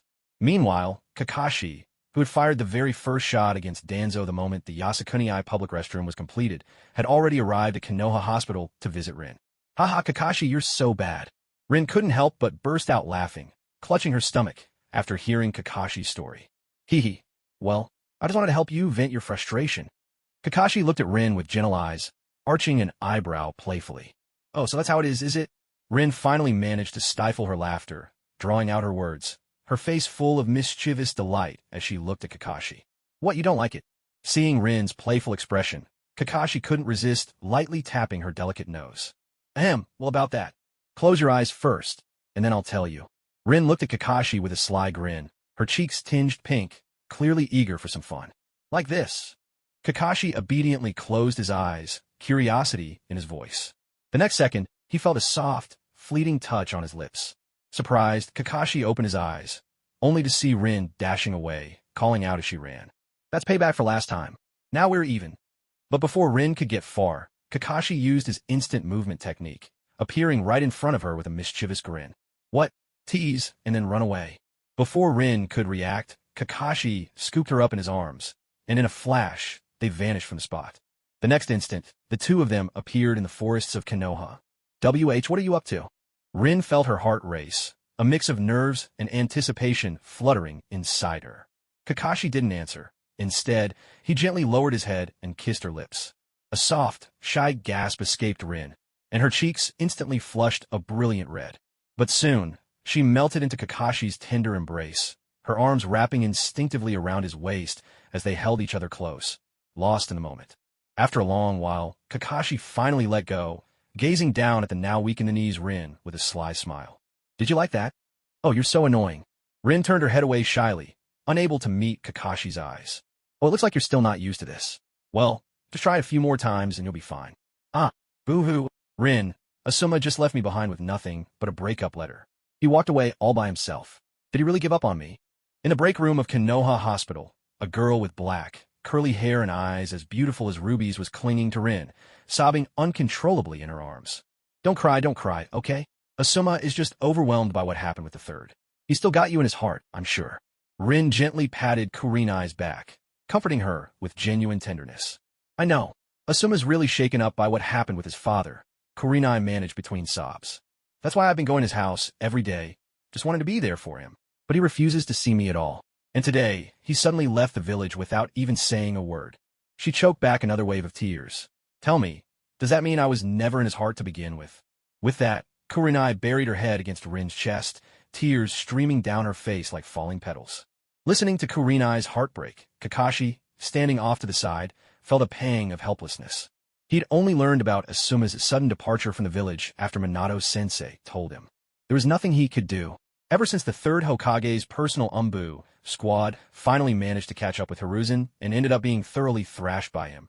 In fact, even Hiruzen's own eldest son, Asuma's older brother, Sarutobi Shinnosuke, was beaten so badly he couldn't get out of bed for 2 months. Asuma had completely withdrawn into himself. As a friend, Kakashi had tried to visit, but Asuma wouldn't even open the door. Kakashi could understand that, though. In a way, it was Kakashi's actions that had forced Hiruzen down the path of a traitor. It was only natural for Asuma to feel some resentment toward him. With too many duties piling up, Kakashi had no choice but to set the matter aside for the time being. He'd planned to wait until Asuma was ready to move past the shadow of his father, and then go see him. But, to his surprise, Asuma had gone straight to Minato-sensei, applied for a long-term leave from the village to clear his head, and then left Konoha without looking back. Since Minato knew the truth about the third's defection, he made an exception for Asuma, hoping to be considerate of his feelings and approve the request. There was nothing wrong with that. But what Kakashi hadn't expected was that Asuma left the village without even saying goodbye to Kurenai. leaving her only a breakup letter. Come on, man. Kurenai's such a wonderful girl, and you don't even realize what you're giving up? Is it because you think that, as the son of a traitor, you're no longer worthy of her, that you'd rather let her go than drag her into your troubles? But that's not it. Kurenai never fell for you because you were the son of the second Hokage in the first place. Otherwise, when the third Hokage got into trouble, she would have kept her distance. Would she still keep coming to see you every day, even after being turned away again and again? Kakashi couldn't help but want to crack open Asuma's head to see what exactly he was thinking. If he remembered correctly, in the original story, during Asuma's rebellious phase, he also ran off for a long time to serve as one of the 12 Guardian Ninja. And even then, Kurenai waited quietly for his return in the village, never giving up on him. A girl as good as that, and this is how you treat her? Kakashi, can I join the Umbu? At that moment, Kurenai suddenly brushed away a tear, lifted her head from Rin's shoulder, and turned to look at Kakashi. I can arrange for you to take the entry test. But first, you'll need to give me a convincing reason. Hearing this, Kakashi frowned slightly. As the Jinjutsu prodigy of the Yuhi clan, Kurenai certainly had potential. But joining the Umbu was a serious matter, not something to take lightly. If she couldn't give a proper reason, he would never agree, no matter how close she was to Rin. I want to prove to Asuma that even without him, I can still live just fine. Kurenai spoke angrily. You're doing this just out of spite. Umbu missions are frequently high risk. One wrong move, and you could die. If you're not prepared to give your all for the village, I can't accept you. Kakashi shook his head, turning her down. To give all for the village, right? My father once served in the third Hokage's personal Umbu. If he could do it, so can I. Kurenai didn't back down in the face of Kakashi's rejection. She lifted her chin and met his gaze, her eyes growing steadily more determined. Yuhi Shinku, wasn't it? The same man who, on the night the Nine Tails attacked in the original story, blocked Guy, Kakashi, and the other younger ninja, ordering them to stay back before heading out to confront the beast himself, and died in the fight? If he remembered right, it was from that moment on that Kurenai inherited her father's will of fire, gradually growing from a delicate, adorable girl into an excellent jonin of the leaf. All right then, I'll give you a test. In a bit, I'm planning to invite a certain boy to join the Umbu. If he can break his Jinjutsu, I'll let you join as well. After a moment's thought, Kakashi laid out his challenge. No problem, it's a deal. Kurenai immediately agreed without hesitation when she heard it would be a contest of Jinjutsu. Was he kidding? She was Kurenai Yuhi, from the clan most skilled in Jinjutsu in all of Konoha, a true prodigy. And Kakashi wanted her to go up against some kid in Jinjutsu? Wasn't this basically handing her the win? In that case, let's get going. Yuhi Kurenai agreed so decisively that Kakashi didn't say anything more. He simply led her straight to the Uchiha compound. Before long, the two of them arrived at Shirsue's front door. What is this place? Kurenai had never been inside the Uchiha compound before, so her curiosity was only natural. Knock, knock, knock. Shirsue, open up. Kakashi went right up to the door and tapped lightly. Coming. Is that you, Kakashi-senpai? Inside, Shirsue was preparing lunch. As soon as he heard the familiar voice, he put down his kitchen knife in a hurry, flashed to the door, and opened it. It really is Kakashi-senpai. Please come on in. Shirsue's voice was filled with delight at seeing Kakashi. Hello, Kakashi-Nizan. Just then, a young, slightly childish voice piped up from behind Shirsue. Kakashi glanced over and saw it was none other than little Uchiha Itachi, also wearing a cute apron. Well, if it isn't little Itachi, you're here too. Shirsue, that's a nice apron you've got. Where'd you get it? The apron Shirsue and Itachi wore, decorated with cartoon ninja cats, instantly caught Kakashi's eye. He was, after all, someone who liked cooking himself. Ihio, these? I had them custom-made by Granny Cat. If you like, senpai, I can give you one. Shirsue grinned sheepishly, rubbing his nose. That's all right, I'll pay for my own. Do they have ones for couples? I'd like to order two, so I can wear them with Rin when we cook together. Kakashi chuckled as he spoke. Couple aprons? No problem. I'll take you to Granny Cat's later, so you can pick them out. Shirsue agreed at once. Since Kakashi-senpai wanted to buy a matching set, he wisely dropped the idea of gifting one. Gifts like that aren't really appropriate. Shirsue had enough social sense to know that. Sounds good. Oh, right. I actually came to see you today for two reasons. First, I want to formally invite you to join the ANBU as a squad leader. Interested? Kakashi's tone was light, but his eyes were serious. Of course I am. I wanted to join for ages. Weren't you the one who said I couldn't join the ANBU just yet, senpai? At this, Shirsue shot Kakashi a look tinged with mock disappointment. Kakashi winced inwardly, feeling a chill go down his spine at his little admirer's wounded expression. Wasn't that just so you and Obito could spend more time with Itachi? to guide him with the right values and keep him from going astray? Kakashi grumbled to himself in silence. Ahem, you know how things were before. Those circumstances just weren't right for you to go on missions outside the village. Kakashi tossed out a casual excuse, then turned serious as he looked at Shursui. But now the crisis is over, and I need your help. Will you do it? I will. Shursui agreed on the spot, not a moment's hesitation. Then it's settled. You're the squad leader of Umbu Team 1 from now on. Kakashi was visibly delighted to have gained such a formidable member under his command. As of today, with himself included, the Umbu now had 2 Kaga-level powerhouses. As for Obito, he was already a high-ranking member of the Uchiha clan, making him less suitable for the Umbu. Besides, Obito was still part of Kakashi's own squad. If anything needed doing, he could simply assign Obito tasks as the team captain. By the way, Senior, what was that second matter you mentioned earlier? Shursui asked, curiosity piqued. Oh, it's like this. Kurenai Yuhi also wants to join the Umbu. So I've set up a test for her. If she can break free from your Jinjutsu on her own, she passes the evaluation. Kakashi collected his thoughts and shared the second item on his agenda. Huh? Shursui was momentarily taken aback. When he entered earlier, he'd already noticed the beautiful woman with ruby-red eyes standing behind Kakashi. But since they weren't well acquainted, he'd only seen her compete during the Chunin exams. He hadn't thought it appropriate to ask. Since Kakashi hadn't introduced her, he'd held his tongue. Now, hearing this, he couldn't help but study Kurenai more closely. If he remembered correctly, this beautiful senior was highly gifted in Jinjutsu. Her falling cherry blossoms illusion at the tournament had been nothing short of dazzling. Still, wasn't it a bit much for Kakashi-senpai to have him cast Jinjutsu on her? Wasn't that stacking the odds against her? Wasn't this just setting her up to fail? But wait, if he truly didn't want her to pass, there was no need for a test at all. He could have just refused her outright. So did he want her to pass, or not? Should he hold back, or give it his all? Shursui found himself tangled in indecision. Kurenai, you should give up. Against Shursui's Jinjutsu, you don't stand a chance. At that moment, Itachi, who had been quietly listening like the well-mannered boy he was, couldn't help but chime in helpfully.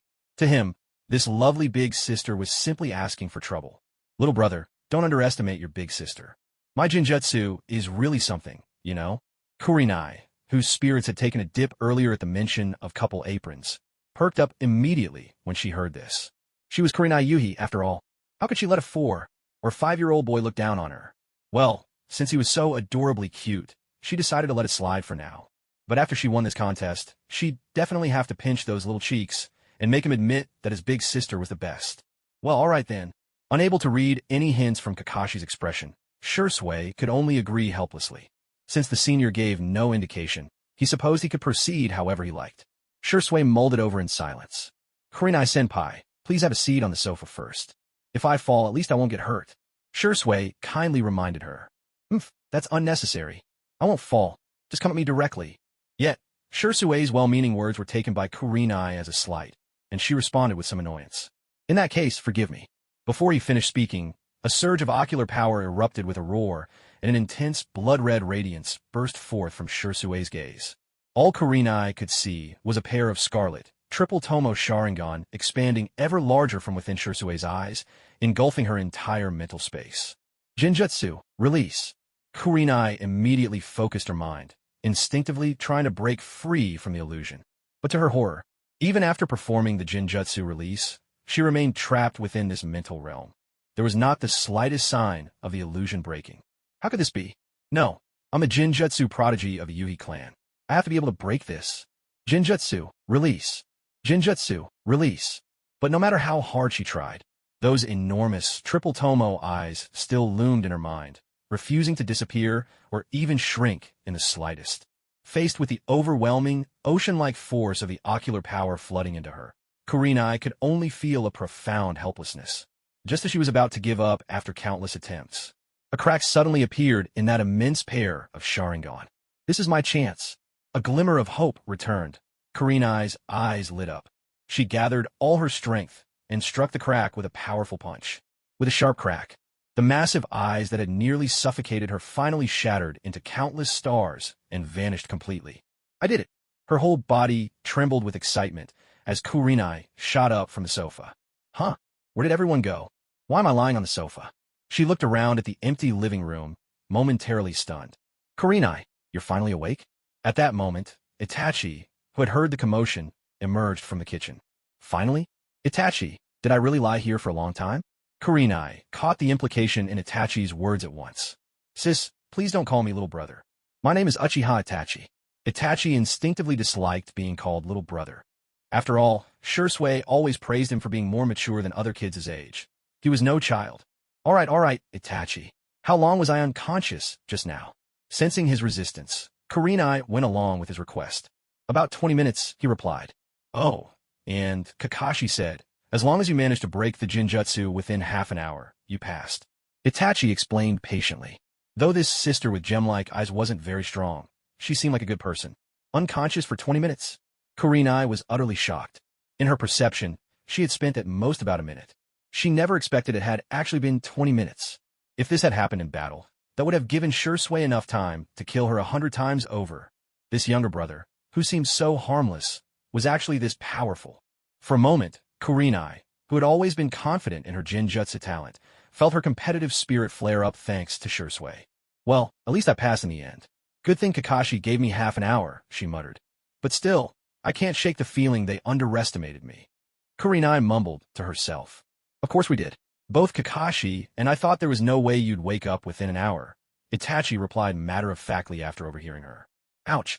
Kurenai felt as though her fragile heart had just taken 1,000 blows. Hey, you're already awake? Not bad.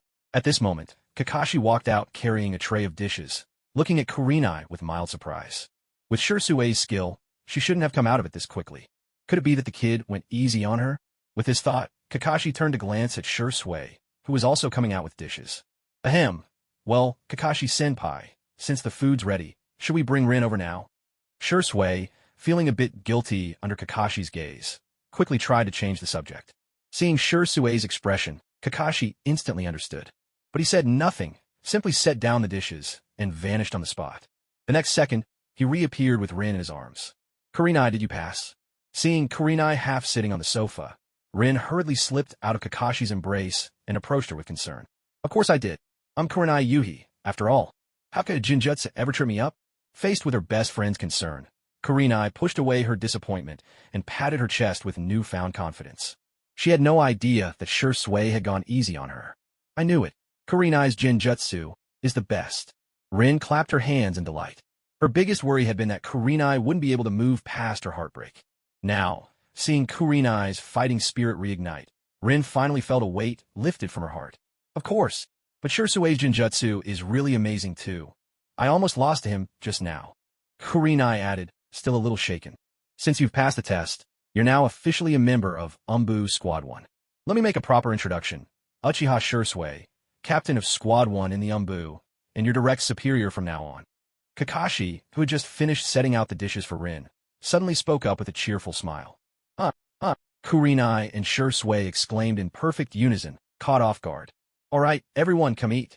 Work talk can wait until after dinner. Kakashi cut off any further discussion, leaving them no room to argue. Shursui, oh Shursui, I came to you for help because I wanted Kurenai to realize the gap between her and you, so she would give up on her own. But you, kid, actually let her pass? Well, there's nothing I can do now. Since you're the one who let her through, you'll have to take responsibility for it to the end. After leaving Shursui's house, Kakashi first took Rin back to the Konoha hospital, then led Shursui and Kurenai to the ANBU lounge. Captain's here. Hello, Captain. Along the way, every ANBU member greeted Kakashi with respect, and he nodded back to each of them. Seeing this, Kurenai, who was following behind Kakashi, couldn't help but feel secretly astonished. She hadn't expected Kakashi's prestige within ANBU to be so tremendous. As for Shursui, he found all of this perfectly natural. This was the legendary Kakashi-senpai, who had defeated the third Hokage. How cool was that? As they entered the lounge, Kakashi glanced around at everyone present and clapped his hands together, calling out, "Everyone gather up." "Yes, sir." The response was crisp and unified. In the blink of an eye, the ANBU members who had been chatting and laughing just moments before now stood before Kakashi in perfect order, lined up by height. Attention! Every ANBU member instantly stood ramrod straight. Right face. Front face. At ease. Greetings, comrades. Hello, Captain. Thank you for your hard work, everyone. For the fourth Hokage, after a routine inspection of their appearance, Kakashi nodded in satisfaction. Thanks to more than half a year of his training, These ANBU members could now maintain strict discipline and execute orders without hesitation. Let me introduce the two new members behind me who have just joined ANBU. This is Uchiha Shursui, famed as Shursui of the Body Flicker from the Third Great Ninja War. I'm sure none of you are strangers to the name. From today onward, he will serve as the captain of ANBU Team 1, codename Blink It. The other team assignments will be shifted accordingly. Are my instructions clear? Kakashi's voice rang out loud and clear. Yes, sir. ANBU team numbers were ranked according to their captain's strength. Being the captain of Team 1 meant you were the strongest in ANBU, second only to Kakashi himself. Ordinarily, with Shursui being so young, there might have been some resistance. But Kakashi's authority in ANBU was simply unshakable. No one dared question his orders. As for this one, she's the Genjutsu prodigy of the Yuhi clan, Kurenai Yui. Her codename will be Illusion. From now on, she's officially part of ANBU and a member of Team 1. Kakashi gave a brief introduction of Kurenai, then smiled and said, I know some of you must be questioning Blink's abilities. So, to make our future cooperation smoother, all current ANBU team captains, step forward and face him together. As long as you can defeat Shun, my earlier decision will be revoked. Hearing that Captain Kakashi was letting them gang up on someone, the group couldn't help but exchange uncertain glances. They trusted Kakashi's judgment without question. But a whole group ganging up on a boy not even 10 years old, that just felt like bullying. Even if they won, there'd be nothing honorable about it. They were, after all, captains in the Umbu. In front of their own subordinates, they had to maintain some dignity. What's wrong? Are you afraid to take him on together? Don't disappoint me. Seeing their hesitation, Kakashi immediately switched to a taunting tone. Yes, sir. That did it.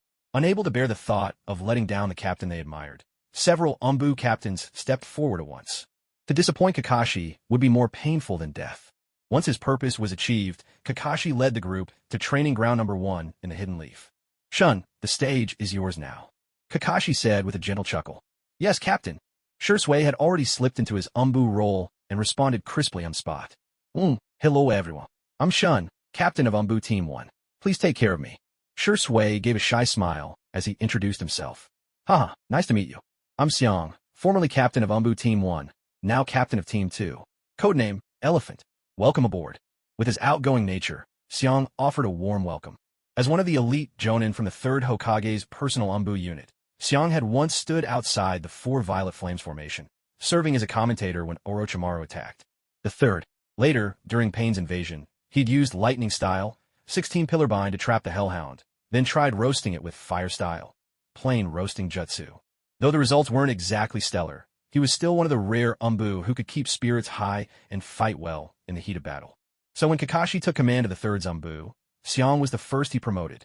Former captain of Umbu Team 2, now captain of Team 3. Codename, Fly. Aburame Ryoma, once Danzo's right hand, was as succinct as ever.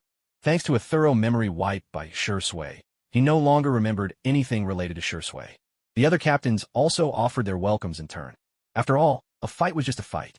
In the end, they'd be colleagues, relying on each other. No need to let things get personal. Now that everyone's acquainted, let's begin the match. Kakashi stepped into his role as referee. My apologies in advance.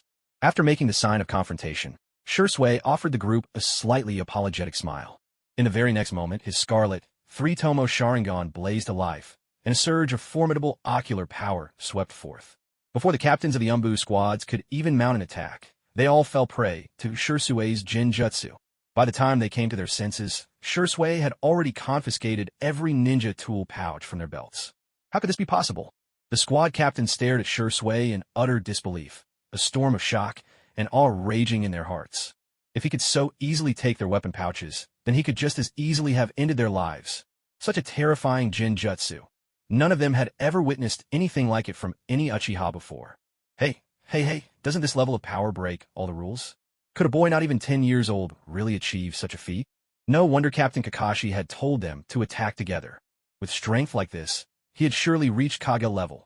Every gaze fixed on Shursui grew grave with respect. With just a single move, Shursui had won over everyone present. Meanwhile, Kurenai, who had been watching from the sidelines, was left utterly stunned by Shursui's Genjutsu prowess. They were all elite Jonin, after all. If she were to face them herself, given such an overwhelming gap in skill, her own Genjutsu would be useless. Yet her unassuming, gentle-mannered younger brother had just taken him out in an instant with Genjutsu. Could she really break free from such formidable jinjutsu in under half an hour? Was her little brother holding back on her during the earlier test? For the first time, Kurenai began to doubt the fairness of their previous jinjutsu trial. Nearby, Kakashi, acting as referee, couldn't help but sigh inwardly. Amazing, he thought, Shursui truly lives up to his reputation as the wielder of the most powerful jinjutsu, Kodo Amatsukami. Even jinjutsu cast with just the 3-tomo Sharingan was this overwhelming. He had managed to ensnare several elite jonin at once. Though they broke free soon after, still, it was only the 3-tomo. What if he used the Mangekyo Sharingan? Well done, Shun, Kakashi said with a warm smile. Kakashi never hesitated to praise his comrades. Haha, Shursui replied, rubbing his button nose shyly. Every time he was praised by his idol, he couldn't help but feel happy. In that case, Tenzogai stepped forward. From now on, you'll join the first squad under Shun's command. Yes, sir. The two men called step forward at once. They were none other than Yamato, whom Kakashi had recently recruited, and Guy, who had all but moved into Kakashi's home, pestering him day in and day out for a spot in the Umbu, until Kakashi's ears nearly developed calluses. All right, now that everyone's acquainted, Elephant, lead them in the squad anthem. Yes, sir. Come on, everyone. Let's show our new teammates how it's done. Elephant, ever the exuberant one, wasted no time in livening up the group. As the Umbu's resident songbird, singing the squad anthem was his absolute favorite thing to do. No problem. The other members of the Umbu were equally stirred. Ready, sing. They say you must rid yourself of your wildness, as if wiping away a stain. They say you must ascend the steps, but the price is to bow your head. Then let me know, I will ride the wind. You too, remain proud, with that solitary courage. Who says facing the ordinary makes you any less a hero? I love you for walking alone through dark alleys. I love you for never kneeling. I love you for staring down despair and refusing to weep. I love you for coming from the wilderness, living your whole life without borrowing anyone's light. You will build your own city upon the ruins. Will you go? Go. Chasing the most humble of dreams. Will you fight? Fight, pursuing the loftiest of dreams. To the sobs and roars in the darkness, who says only those standing in the light can be called heroes. The impassioned voices of the Umbu members rang out across Konoha's first training ground. Each member sang at the top of their lungs, fists raised in excitement. Even the usually aloof Ryoma Aburame wasn't immune. Yes, who says only those who stand in the light are heroes. Wasn't it the Umbu who, for the sake of protecting Konoha and the fourth Hokage, had to hide their true names and faces, always wearing masks while on duty? No matter how dangerous the mission, they were always the first to go in. Yet, when it came time for rewards and recognition, their greatest contributions were classified secrets, never to be celebrated in public. Some of the Umbu who came before them had even given their lives on undercover missions, dying without the world ever knowing their names. In these lyrics, they were the truest reflection of an Umbu member's daily life. That's why, when Captain Kakashi first taught them this song, every single one of them was deeply moved. Tears welled in everyone's eyes, and each of them fell in love with this song. Even now, after who knows how many times they'd sung it in private, their hearts still surged with pride. As for Guy, who always loved burning youth and hot-blooded passion the most, he was already weeping uncontrollably. Meanwhile, Shursui and Kurenai, who were listening nearby, felt a profound sense of awe. Shursui was trembling with excitement. Kurenai's eyes were red with emotion. So this was the Umbu, the same Umbu her father once served in. Father, you are the greatest pride of my life. Father, from today, I too am officially a member of the Umbu. I hope I can become your pride as well. Ahem, since today is your squad's first day together, why don't we all go out for dinner after work? 5 minutes later, seeing that Shursui and Kurenai had finally calmed down, Kakashi smoothly made a suggestion. He was no stranger to the emotional impact of this song.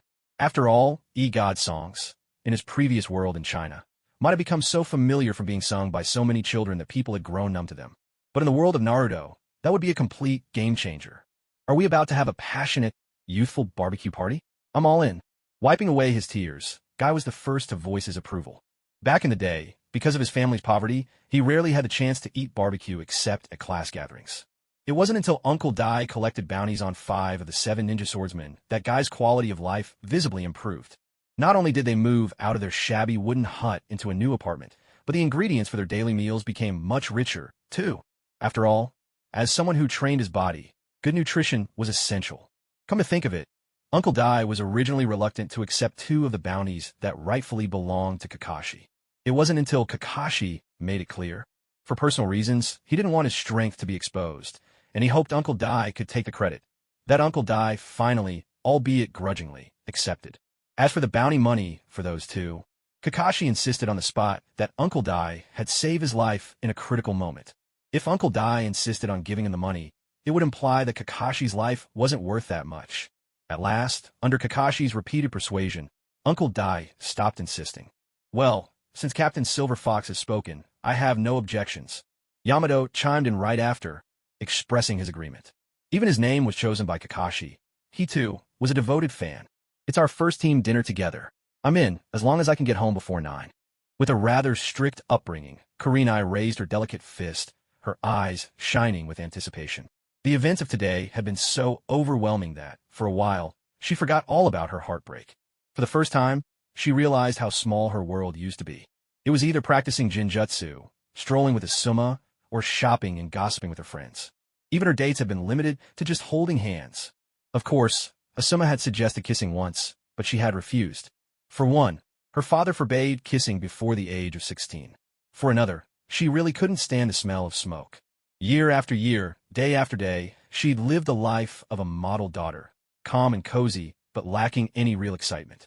In fact, the boldest thing she'd ever done was joining the mysterious ANBU, without telling her father first. And now, being part of ANBU felt like a door to a whole new world had been thrown open for her. From today forward, she, too, was a ninja who could take on secret missions for the village. Kurenai couldn't help but look forward to what the future held. All four of them turned their eyes to Shursui. I'm into. Still moved by the music, Shursui's voice trembled with excitement. In that case, by tradition, let's head to the barbecue place on the east side of the village. Our new captain's treat. Kakashi spoke as if it were only natural.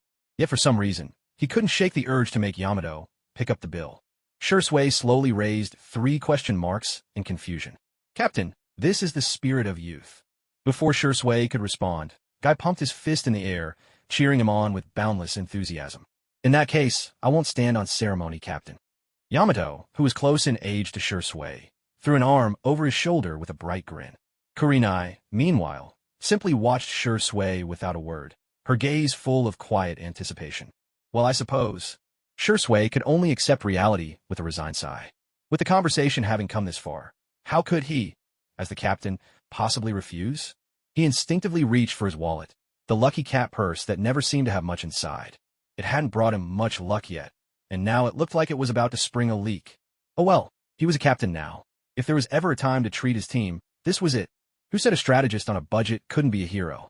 When evening came and work was done, the four, Kakashi and his friends, agreed to meet at Barbecue Q. Then, each of them headed home to change into their casual clothes. Before the others could make it home, Kakashi had already used his Flying Thunder God technique to get back, change into matching outfits, and instantly reappeared at Konoha Hospital to pick up Rin after a shift. But, to his surprise, he saw a familiar figure standing next to Rin, Obito, who had just returned from a mission. That wasn't all. Beside Obito stood a young girl in a flowing purple dress, her black hair styled in twin tails. Her delicate, childish face was strikingly pretty, and her big sapphire eyes sparkled with innocence. She was the very picture of adorable youth. Perhaps because she was still so young. The girl was petite and dainty, standing by Obito's side like a little kitten, small, obedient, and sweet. Wait a minute. That's Koyuki Kazahana? Kakashi stared at Obito in disbelief. Well, I send you to escort the princess of the land of snow. And you bring her home with you? Nicely done, Obito. You always seemed so straight-laced, but when it matters, you don't hesitate at all. Impressive. Well, I was planning to deliver Yuki to the land of iron as the mission required. But as soon as I arrived, I saw Kazahana Dotu attacking Uncle Asayuki. In that urgent moment, I stepped in to block the attack and brought the badly wounded Uncle Asayuki and Yuki back here. After all, when it comes to healing, our village is second to none. Obito scratched his head awkwardly under Kakashi's meaningful gaze, trying to explain. My, it hasn't even been that long, and you're already calling her Yuki? Kakashi teased, a mischievous glint in his eyes. You're not allowed to tease Big Brother Obito. It was Yuki who wanted him to call her that. Big Brother Obito saved my father and me. He's the best person in the whole wide world. As soon as she heard this, little Shue, who had been quietly clutching Obito's sleeve and listening obediently like a porcelain doll, immediately burst out in anger at Kakashi. All right, it was my fault. I shouldn't have said anything about your big brother Obito.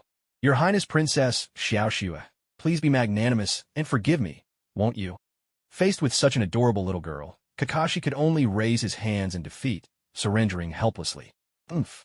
Since you're begging for mercy, I suppose I'll let you off this time. Xiaoxue huffed, her voice sweet and proud. By the way, Obito, how much younger is Xiaoxue than you? Kakashi suddenly turned to Obito with this question. About 5 years, I think. Why do you ask all of a sudden? Obito was caught off guard by the question about their age difference and looked confused. Oh, it's nothing. By the way, Rin, how is Xiaoxue's father doing? Kakashi didn't answer Obito directly, but shifted his attention to Rin. Xiaoxue's father was badly injured. Fortunately, Obito brought him in just in time, otherwise. But his condition is stable now. He's in a coma at the moment. Once he wakes up, he'll need another 2 months to recover fully. Rin replied seriously, her eyes filled with sympathy as she glanced at Xiaoxue. Such an adorable little sister, and an age meant for carefree joy. How could she be caught up in such a dramatic family tragedy?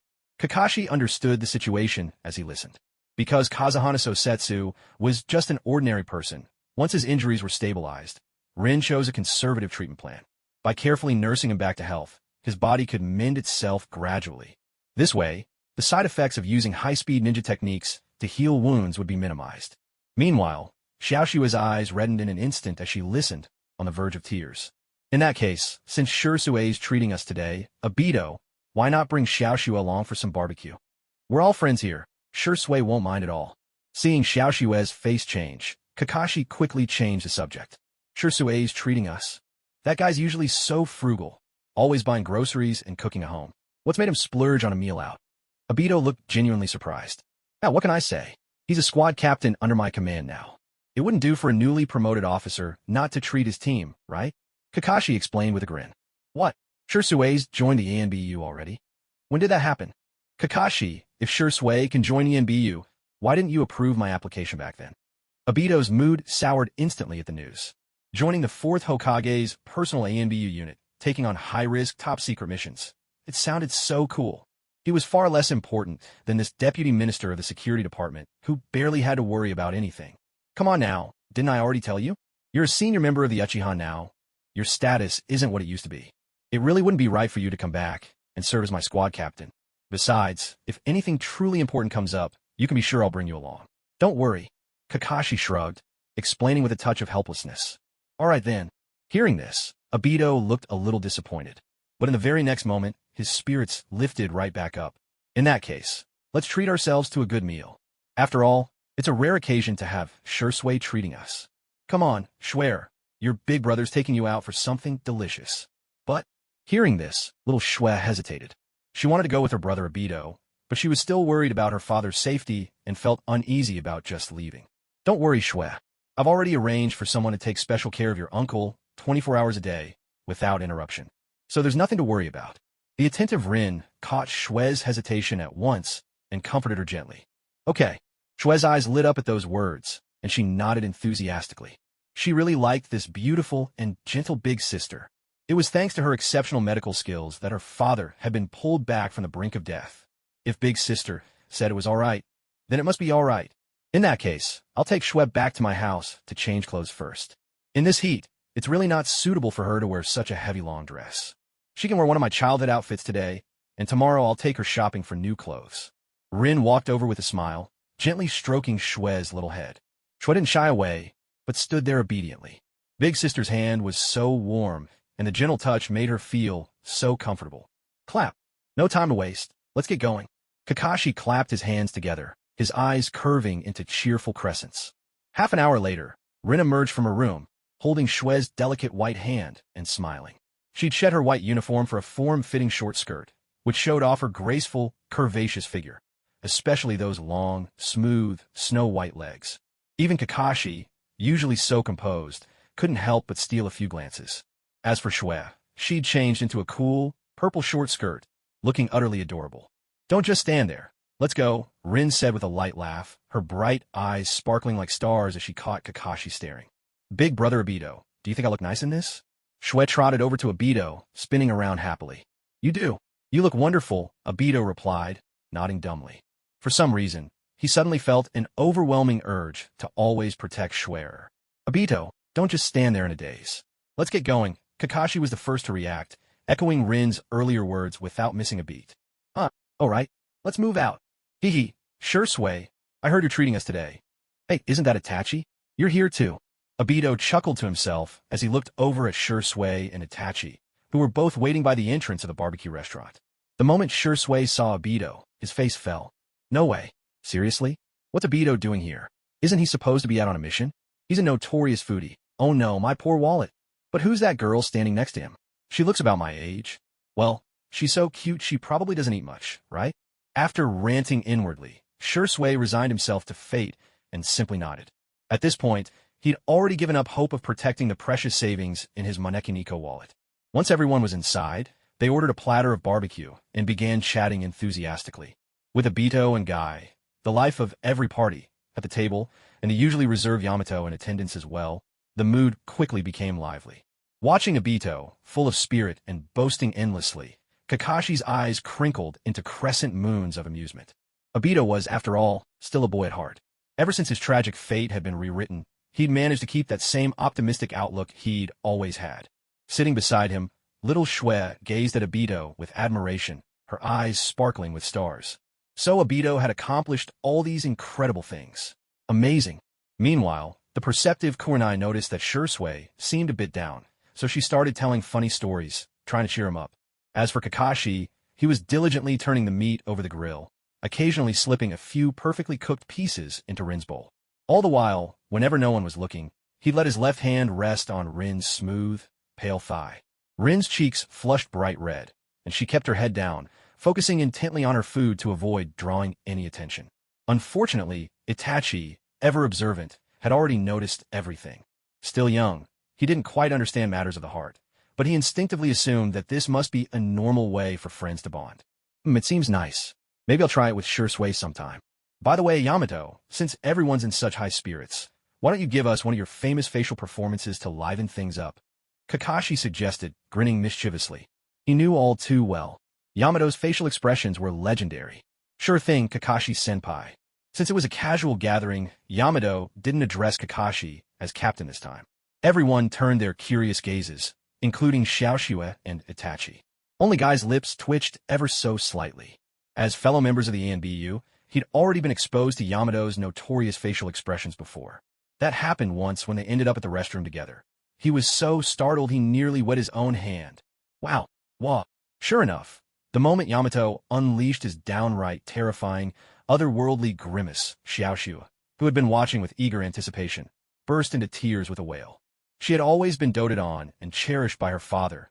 Never before had she encountered anything like this. It was simply too frightening. There, don't cry, Shua. Obito quickly shot a glare at Yamato, then turned to Xiaoxue, his tone gentle and full of affection as he comforted her. And it had to be said, Xiaoxue really responded to this kind of care. With just a few soft words, her tears vanished and her smile returned. TSK, Obito, you really are proof that fortune favors the simple-hearted. If memory served, even though Xiaoxue now looked so delicate and adorable, things would be different when she grew up. She'd transformed from a sweet little girl into a striking and admired princess, beloved by all. Kakashi chuckled inwardly at the thought. He noticed Obito's budding feelings and, as a friend, felt genuinely happy for him. Of course, Xiaoxue was still young, her understanding of such feelings vague and innocent. And Obito's emotions, though awakening, were still mostly unconscious. But that was fine, as long as they kept things as they were now. In 10 years' time, when Xiaoxue came of age, who knows, maybe there'd even be a chance to celebrate their wedding together. As for the issue of distance between them, what a joke.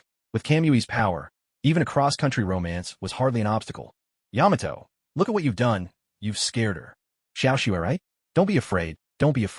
Yamato might not be much to look at, but he's actually a great guy. How about this? Big brother will sing you a song.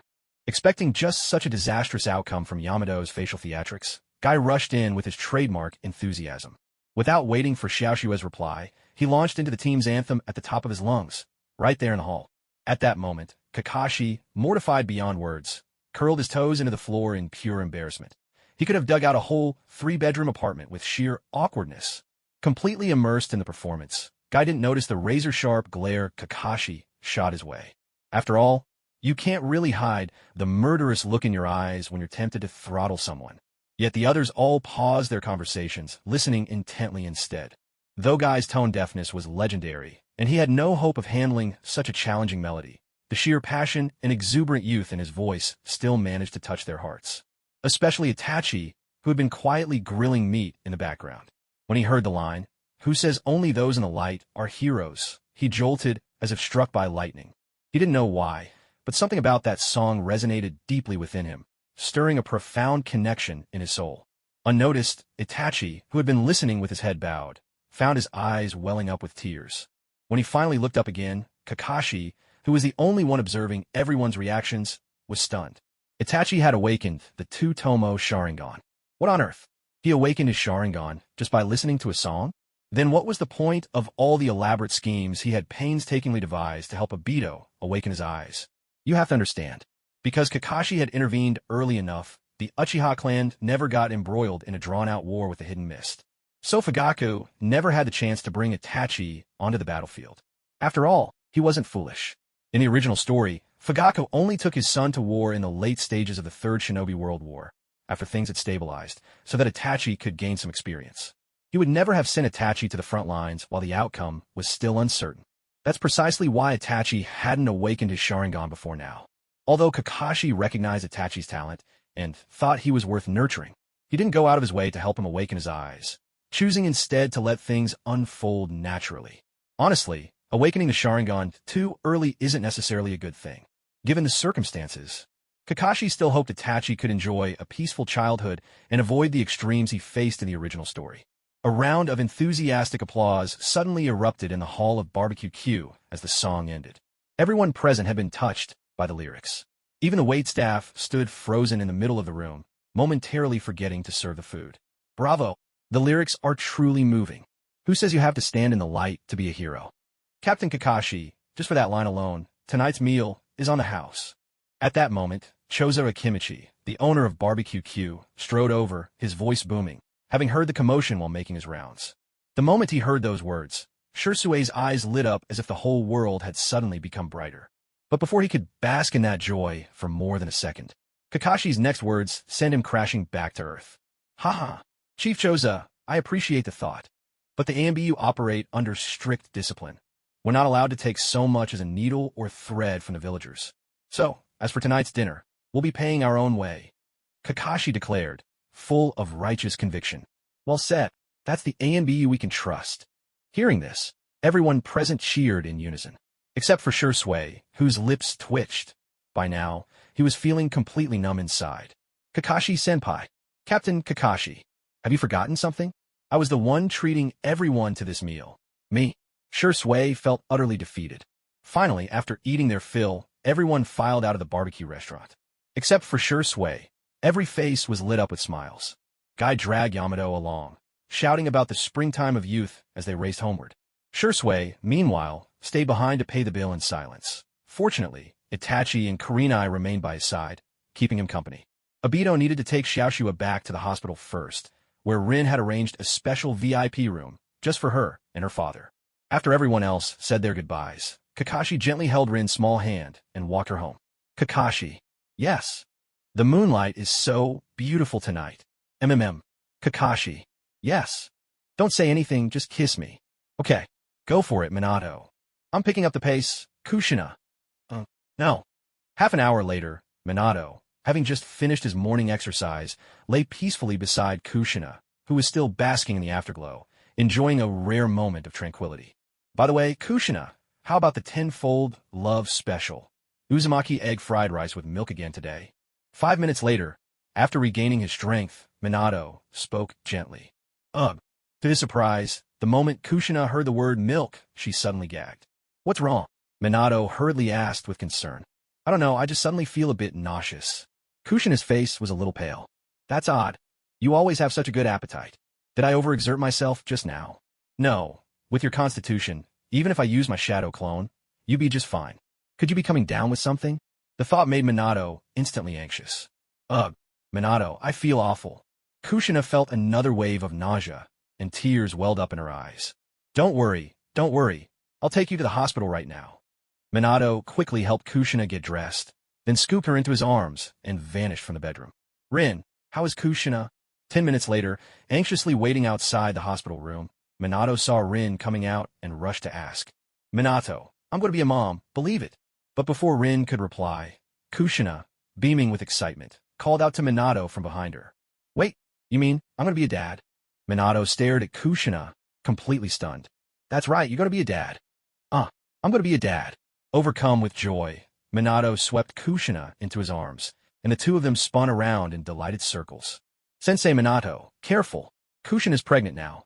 She shouldn't be jumping around. Rin, dressed in a doctor's white coat, quickly reminded them. Yes, no more jumping. Minato nodded repeatedly, looking just like a schoolboy being scolded by his teacher, making both Kushina and Rin burst out laughing. But Minato was too overjoyed to care. He gently knelt down, pressing his head to Kushina's belly, quietly savoring the miracle of new life growing inside. A blissful smile lit up his face. Seeing this, Kushina gently stroked Minato's head, gazing tenderly at the man who would soon make her mother. In that moment, both of them were surrounded by an overwhelming sense of happiness. That very afternoon, Minato called Kakashi into the Hokage's office. Kakashi, I have an extremely important task to entrust to you. Minato's face was radiant with joy, his happiness almost overflowing. At this timing, could it be that little Naruto was about to be born? The thought flashed through Kakashi's mind. Kushina is pregnant. Sure enough, Minato's next words confirmed Kakashi's guess. Congratulations, Minato-sensei. Kakashi offered his heartfelt congratulations. Thank you, Kakashi. From now until Kushina gives birth, I want you to be her personal bodyguard and ensure her safety. When a Jinchuriki goes into labor, the seal containing the tailed beast weakens, and there's a chance the nine tails might break free. Minato's expression turned grave as he spoke. He had always remained vigilant against that fox with its foul breath. Don't worry, Minato-sensei. I'll protect Kushina-sensei and your child with everything I have. Kakashi nodded solemnly, making his promise. In truth, even if Minato hadn't asked, Kakashi would have volunteered to be Kushina's bodyguard. After all, although Obito's fate had changed, those two Uchiha brothers who mysteriously disappeared on the battlefield of the Hidden Mist still weighed heavily on Kakashi's mind. According to intelligence gathered from Sai, who had infiltrated the Akatsuki and passed along by Enma, there was often a man by Pain's side, a deeply mysterious figure who wore a white mask. Kakashi was almost certain that this was one of the missing brothers. The only question was, had both brothers awakened the Mangekyo Sharingan, one in the light and one in the shadows? Or had one sacrificed himself for the other to obtain the eternal Mangekyo? If it was truly the eternal Mangekyo combined with the power of Hashirama cells, that would spell real trouble. By the way, Minato-sensei, let's have Shursui join us as well, Kakashi suggested. At a time like this, the more strength Kushina had by her side, the better. Good idea, Minato agreed with a nod. With those eyes of his, Shursui can help keep the nine tails in check if it tries to break free. He quickly understood the importance of Kakashi's suggestion. Oh, that reminds me. When I took Kushina for her prenatal checkup this morning, we happened to run into Fugaku in Mikoto. Who would have thought?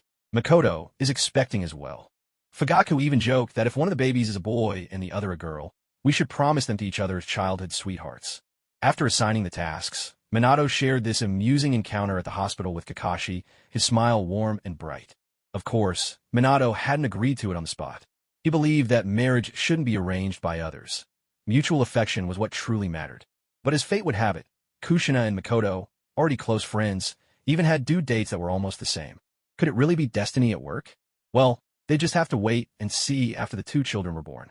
If genuine feelings blossomed between them, and the two families became in-laws, that would be quite wonderful. Minato couldn't help but muse over the thought. Clan leader Fugaku really did have a keen eye. Kakashi felt a flicker of realization in his heart. What a pity. Both Naruto and Sasuke were lovable goofs, not real troublemakers. Otherwise, if Azura and Indra, bound by a connection spanning 1,000 years, had become true companions, loving and challenging each other in equal measure, and even had a child who became the sage of 6 paths, then perhaps the greatest crisis in the ninja world might have ended before it even began. Kakashi sighed inwardly. 3 months later, outside Minato's house, Kakashi and Shursui kept watch in the shadows, alert to their surroundings, while their clones sparred relentlessly at the Konoha training grounds, all to avoid falling behind in their training. Ever since their mission began, The two had maintained this intense routine of clone battles. With each passing day, their combat experience grew richer. Just then, a figure with white hair strolled along at a leisurely pace. Before he even reached Minato's door, he cast a subtle glance toward Kakashi and Shirsue's hiding spot. It was none other than Minato's mentor, the Toad Sage, Jiraiya. Wait, he spotted us already? As expected, Uncle Jiraiya's senses were razor-sharp. Kakashi felt a thrill of tension.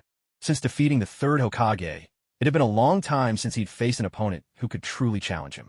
Even his bouts with Shirsue were limited to standard forms or the three Tomo Sharingan. But now, he could sense a real threat from Jiraiya. No wonder he was the strongest force in Konoha before Naruto's era.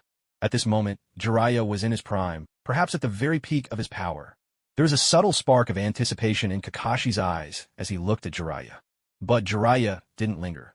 He simply knocked on the door, and Kushina, her belly round with pregnancy, came to answer. "Thank you for your hard work, little Kakashi and little Shirsue. Come inside and have something to eat." After Jiraiya went in, Kushina warmly invited the two to join them as well. "No, thank you, Sister Kushina. We'll stay outside and keep watch," Kakashi replied as he always did, shaking his head. He appreciated her kindness. But, truth be told, he just wasn't brave enough to face Kushina's cooking. Hearing this, Kushina could only sigh helplessly. For the past 3 months, Kakashi and Shirsue had devoted themselves to their duty. They took turns on guard, keeping watch around the clock. Every time she tried to coax them inside for a break, they always shook their heads and politely refused. Honestly, their dedication was touching and a little heartbreaking. You know, you really can't work on an empty stomach. Food is as essential as iron and steel. Here, these are some snacks I made just for you. Kushina turned back into the house, grabbed the pastries, and, without giving Kakashi any chance to protest, pushed the box into his hands. Without another word, she closed the door behind her, leaving Kakashi no room to refuse. Once Kushina disappeared inside, Kakashi and Shirsue both let out a sigh of relief. "By the way, Shirsue, whose turn is it today?" Kakashi broke the silence. "Obito had his turn the day before yesterday, Yamato yesterday, so it should be Guy's turn today," Shirsue replied at once. "Perfect, he's our guy." Kakashi skillfully tucked the pastry box away. When lunchtime came, he planned to send a shadow clone to deliver the snacks to Guy. As the saying goes, every grain on our plates comes from hard work and toil. No matter how unappetizing the food might be, it should never be wasted. As for him and Shirsue, he imagined Rin and Kurenai were probably preparing a loving lunch together for them right now. Once inside, Kushina served tea. "Master Jiraiya, have some tea." Ever since marrying Minato, Kushina had called Jiraiya Master, just as Minato did. "Huh, Minato isn't here. Well, I suppose the Hokage is always busy these days. In that case, why don't you take a look at this, my proudest work?" Jiraiya's face lit up with pride as he pulled a book from his bag and handed it over. Kushina accepted it with a look of barely concealed distaste, eyeing the yellow cover and hesitating to open it. She'd heard plenty about Master Jiraiya's so-called research trips to the bathhouse. Could this book really be based on those escapades? Reluctant but curious, Kushina glanced first at the title, Tale of a Resolute Ninja. She let out a quiet sigh of relief. With a theme like perseverance, there shouldn't be any problems. Still, was this really the same Master Jiraiya she knew, writing such a serious novel? Curiosity piqued, Kushina began flipping through the pages. Before long, she was completely absorbed, swept away by the story. Seeing her so engrossed, Jiraiya let out a satisfied chuckle and settled onto the sofa, sipping his floral tea with an air of leisure. This was, after all, his masterpiece. He'd been inspired to write it ever since the great Toad Sage of Mount Myaboku first prophesied to him. But years of travel, missions, and the search for the child of prophecy had delayed its completion until now. Well, who would have thought? Master Jiraiya, for someone known as the gallant pervy sage, you've managed to write something so moving. I'll have to see you in a whole new light. Kushina's praise was heartfelt. "Ha ha, I knew you'd love it." Jiraiya set down his teacup, leaned back with his arms draped across the sofa, and roared with a carefree laugh. He felt quite pleased with himself after hearing Kushina's praise. After all, Kushina had always looked at him with suspicion before, even warning Minato several times in Jiraiya's presence not to let himself be led astray. Hey, come on now. All he was doing was pursuing art. Why don't you have to make him sound so shady? Truly, the road to the halls of art is always a lonely one. Jiraiya could only sigh at this. He didn't dare argue with Kushina. Otherwise, she'd run to Tsunade and complain in no time. "I've decided. If the baby in my belly is a boy, I'll name him Naruto. Suddenly, Kushina clapped her left fist into her right palm, her expression serious and determined. Haha, that would be a great honor for me. Jiraiya's eyes lit up with excitement at her words. If Minato's son were truly to be named Naruto, it would be the highest recognition his work could ever receive.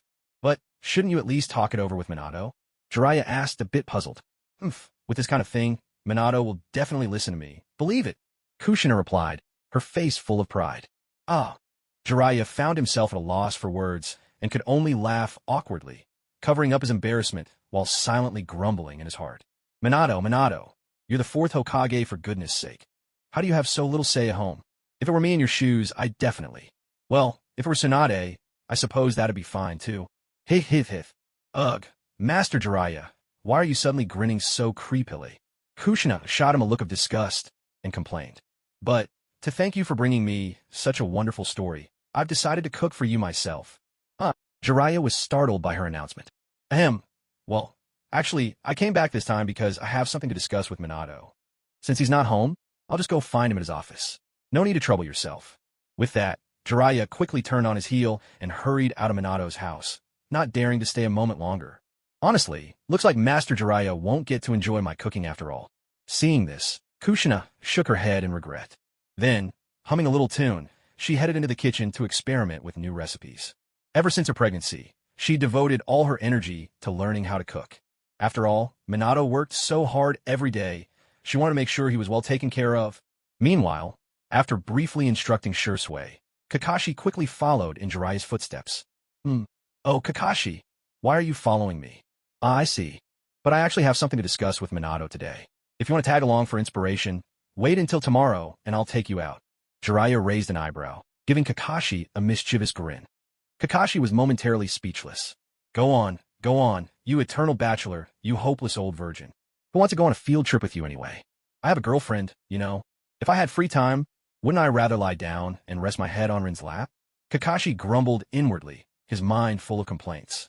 Still, since the other party was his teacher Minato's master, he maintained his manners and said politely, Lord Jiraiya, I actually came to you because I have something important to discuss. Since you happen to be looking for Sensei Minato, let's talk in detail at the Hokage's office. That sounds good. Upon hearing it was official business, Jiraiya immediately put away his mischievous grin and nodded solemnly. At least when it came to serious matters, he could be relied upon. Uncle Jiraiya, in the month leading up to Sister Kushina's due date, I hope you can stay in Konoha and keep her safe the entire time. In addition, to ensure everything is secure, I'll also bring Sister Tsunade back when the time comes. Inside the Hokage's office, with the door firmly closed, Kakashi got straight to the point. All right, October, right? I'll be back as promised. Jiraiya thought for a moment, then agreed without hesitation. As Minato's teacher, he knew all too well that the birth of a Jinchuriki was the most dangerous moment. Even the slightest mistake could unleash the Nine-Tails' wrath. Thank you, Uncle Jiraiya. Kakashi thanked him sincerely.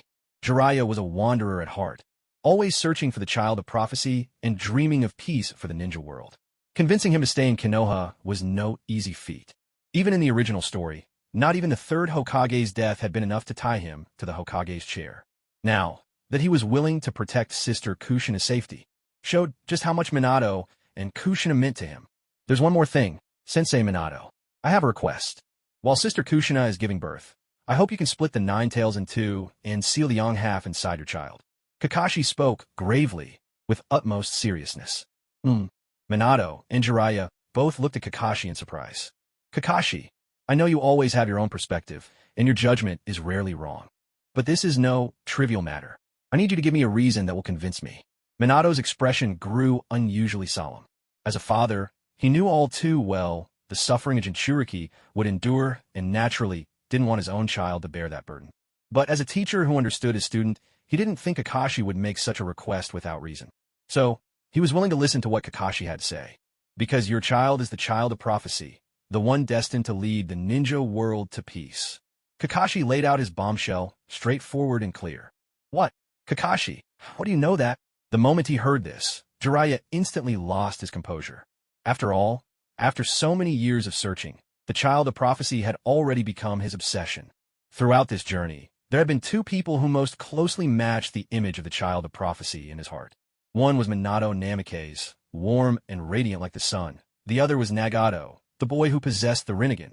But now, Kakashi was confidently telling him that Minato's child was actually the child of prophecy? How could that be possible? I've already received confirmation from the Three Tails. In fact, I am the reincarnation of the Sage of Six Paths.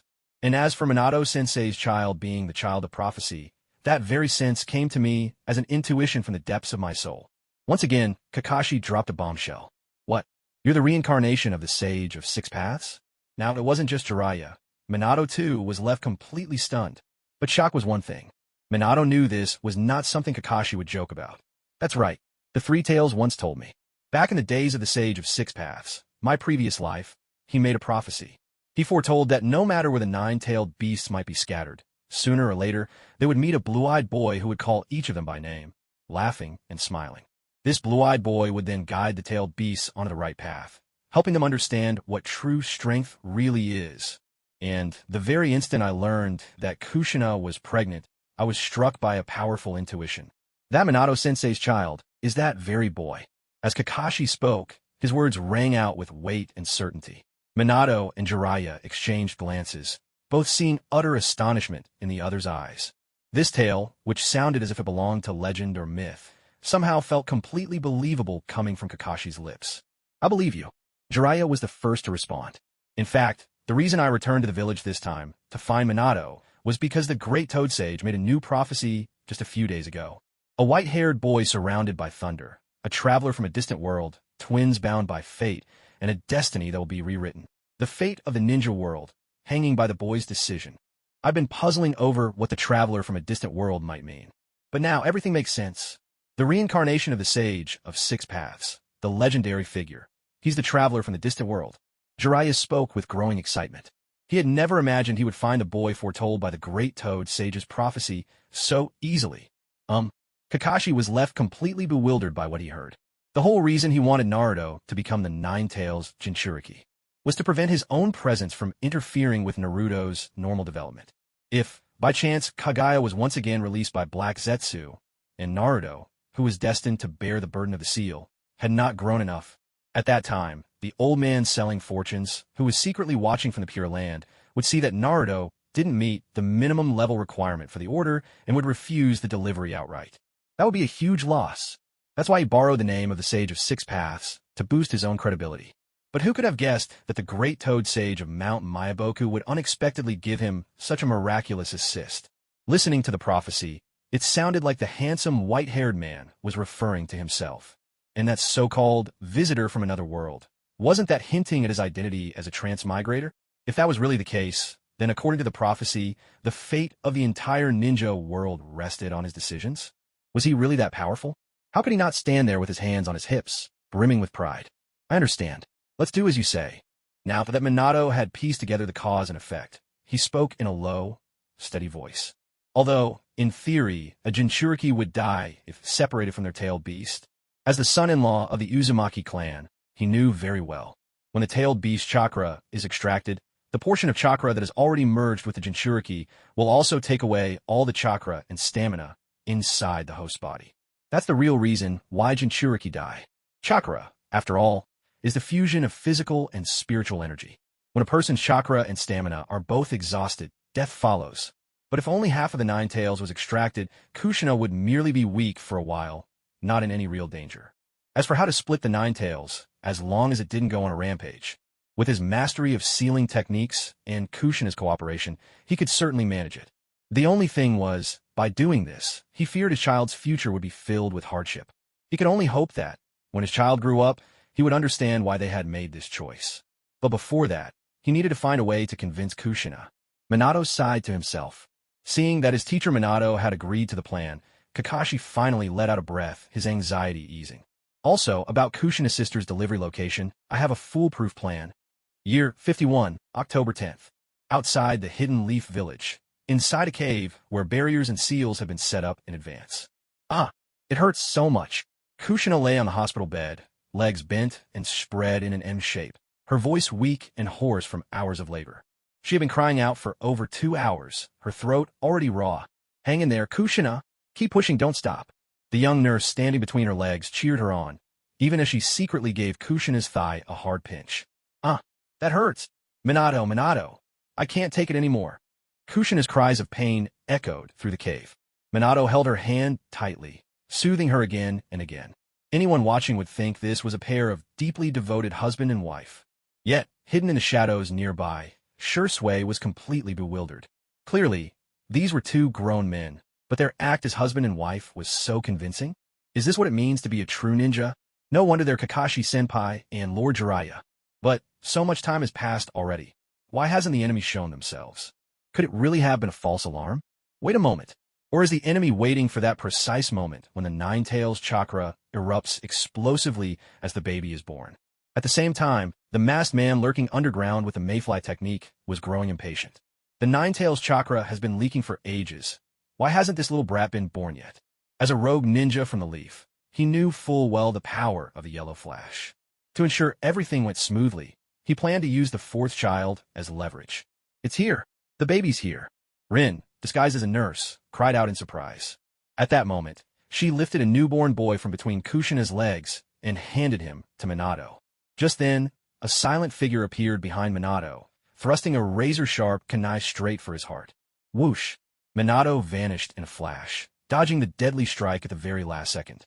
But in that instant, the masked man seized the opportunity and snatched the baby from Rin's arms. As expected of the Yellow Flash, "Your reflexes are impressive," the masked man said, a hint of regret in his voice, disappointed his ambush had failed. "But if I were to kill this child right now, what would you do then?" Cradling the baby in his left arm, the masked man raised his kunai with his right, aiming for the child's forehead. This foolish village that betrayed Lord Madara's will. Let the blood sacrifice begin with the fourth son. Bang! A burst of smoke cleared, revealing that the baby in the masked man's arms had turned into an explosive tag. Boom!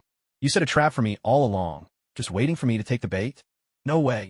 Caught completely off guard, the masked man looked disheveled and stared at Minato in shock. "It was just a precaution, but I didn't expect to catch such a big fish," said Kakashi, dropping his transformation and revealing himself in Minato's place. "It's you?" The masked man's eyes widened in astonishment at Kakashi. He remembered hearing Lord Madara mention this man. Thinking back, if Kakashi hadn't disrupted Madara's plans, he wouldn't have become Madara's stand-in the first place. Bang! At that moment, Jiraiya and Rin also dropped their disguises, and Shursui stepped out from the shadows. "You're Jiraiya." The masked man's heart sank to the bottom. As arrogant as he was, he couldn't deny that Jiraiya was a formidable opponent. Whoosh! But Kakashi, who had already spread sealing techniques throughout the cave, had no interest in conversation. In an instant, he teleported behind the masked man, his right hand surging with a crackling chidori, and thrust it forward. Not only that, but Shursui, who had been standing by, seized the perfect moment to unleash Kotoame Tsukumi. Radiance, instantly dragging him into a world of illusion with no chance to dodge. With a sickening squelch, Kakashi's attack pierced straight through the masked man's head. Against such a formidable foe, who had most likely transplanted Hashirama cells, Kakashi certainly wouldn't foolishly aim for the heart. Just think, why did Konohamaru's Rasengan pack such a punch right after he first learned it in the original story? Because he knew to go for the head. However, just as everyone thought the strike had landed true, the masked man's head regenerated on the spot, completely unscathed. With a white mask shattered, his true face was revealed for all to see. It was none other than Uchiha Naruto, eldest son of Uchiha Setsuna. "Uncle Jiraiya, seal the area." Sensing something was gravely wrong, Kakashi shouted without hesitation. Summoning Jutsu, Toad Gullet Bind. A veteran of countless battles, Jiraiya instantly understood Kakashi's intent. He immediately summoned the stomach walls of the Miyaboku Rock Lodging Toad, trapping all 5 of them inside. What has happened? Now that Jiraiya had successfully taken control of the scene, Kakashi began to analyze their opponent's abilities. His own lightning blade had just shredded the man's head to pieces. By all logic, that strike should have been fatal, enough to kill Uchiha Naruto outright. Yet, even such a deadly wound regenerated in an instant, leaving not the slightest trace of injury. Could it be Izanagi? No, there hadn't been any sign of the forbidden Sharingan technique, Izanagi. No, there simply wasn't enough information yet. He'd have to engage the enemy again to figure it out.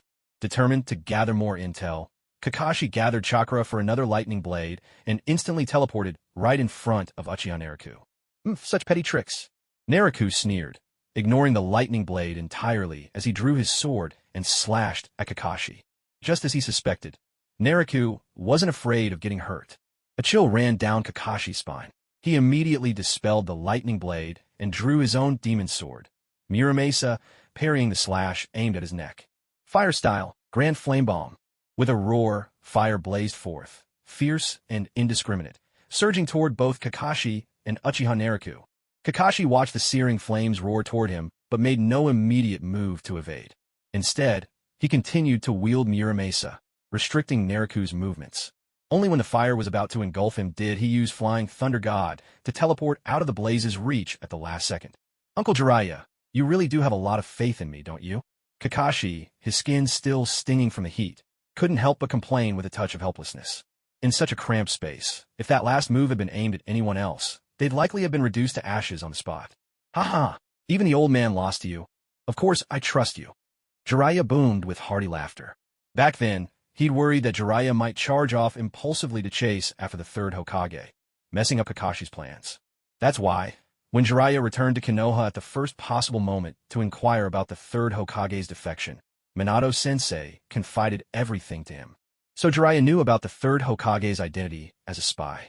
Suddenly, a blur shot out from the blazing flames, streaking toward Kakashi like an arrow loosed from a bow. So fast, Kakashi drew his blade once more to meet the attack. The clash of steel rang out, sharp and crisp, echoing within the rocky chamber. This guy's swordsmanship is impressive. As Kakashi exchanged blows with Uchiha Naruto, he couldn't help but be secretly alarmed. This level of sword technique, he'd only ever seen it from Shursui. So it's true. After successfully awakening the Mangekyo Sharingan, the Uchiha clan's dynamic vision improves so much that even their swordsmanship becomes fiercer. Damn it, he's actually this strong? Even as Kakashi reeled in shock, waves of astonishment surged in Uchiha Naruto's heart as well.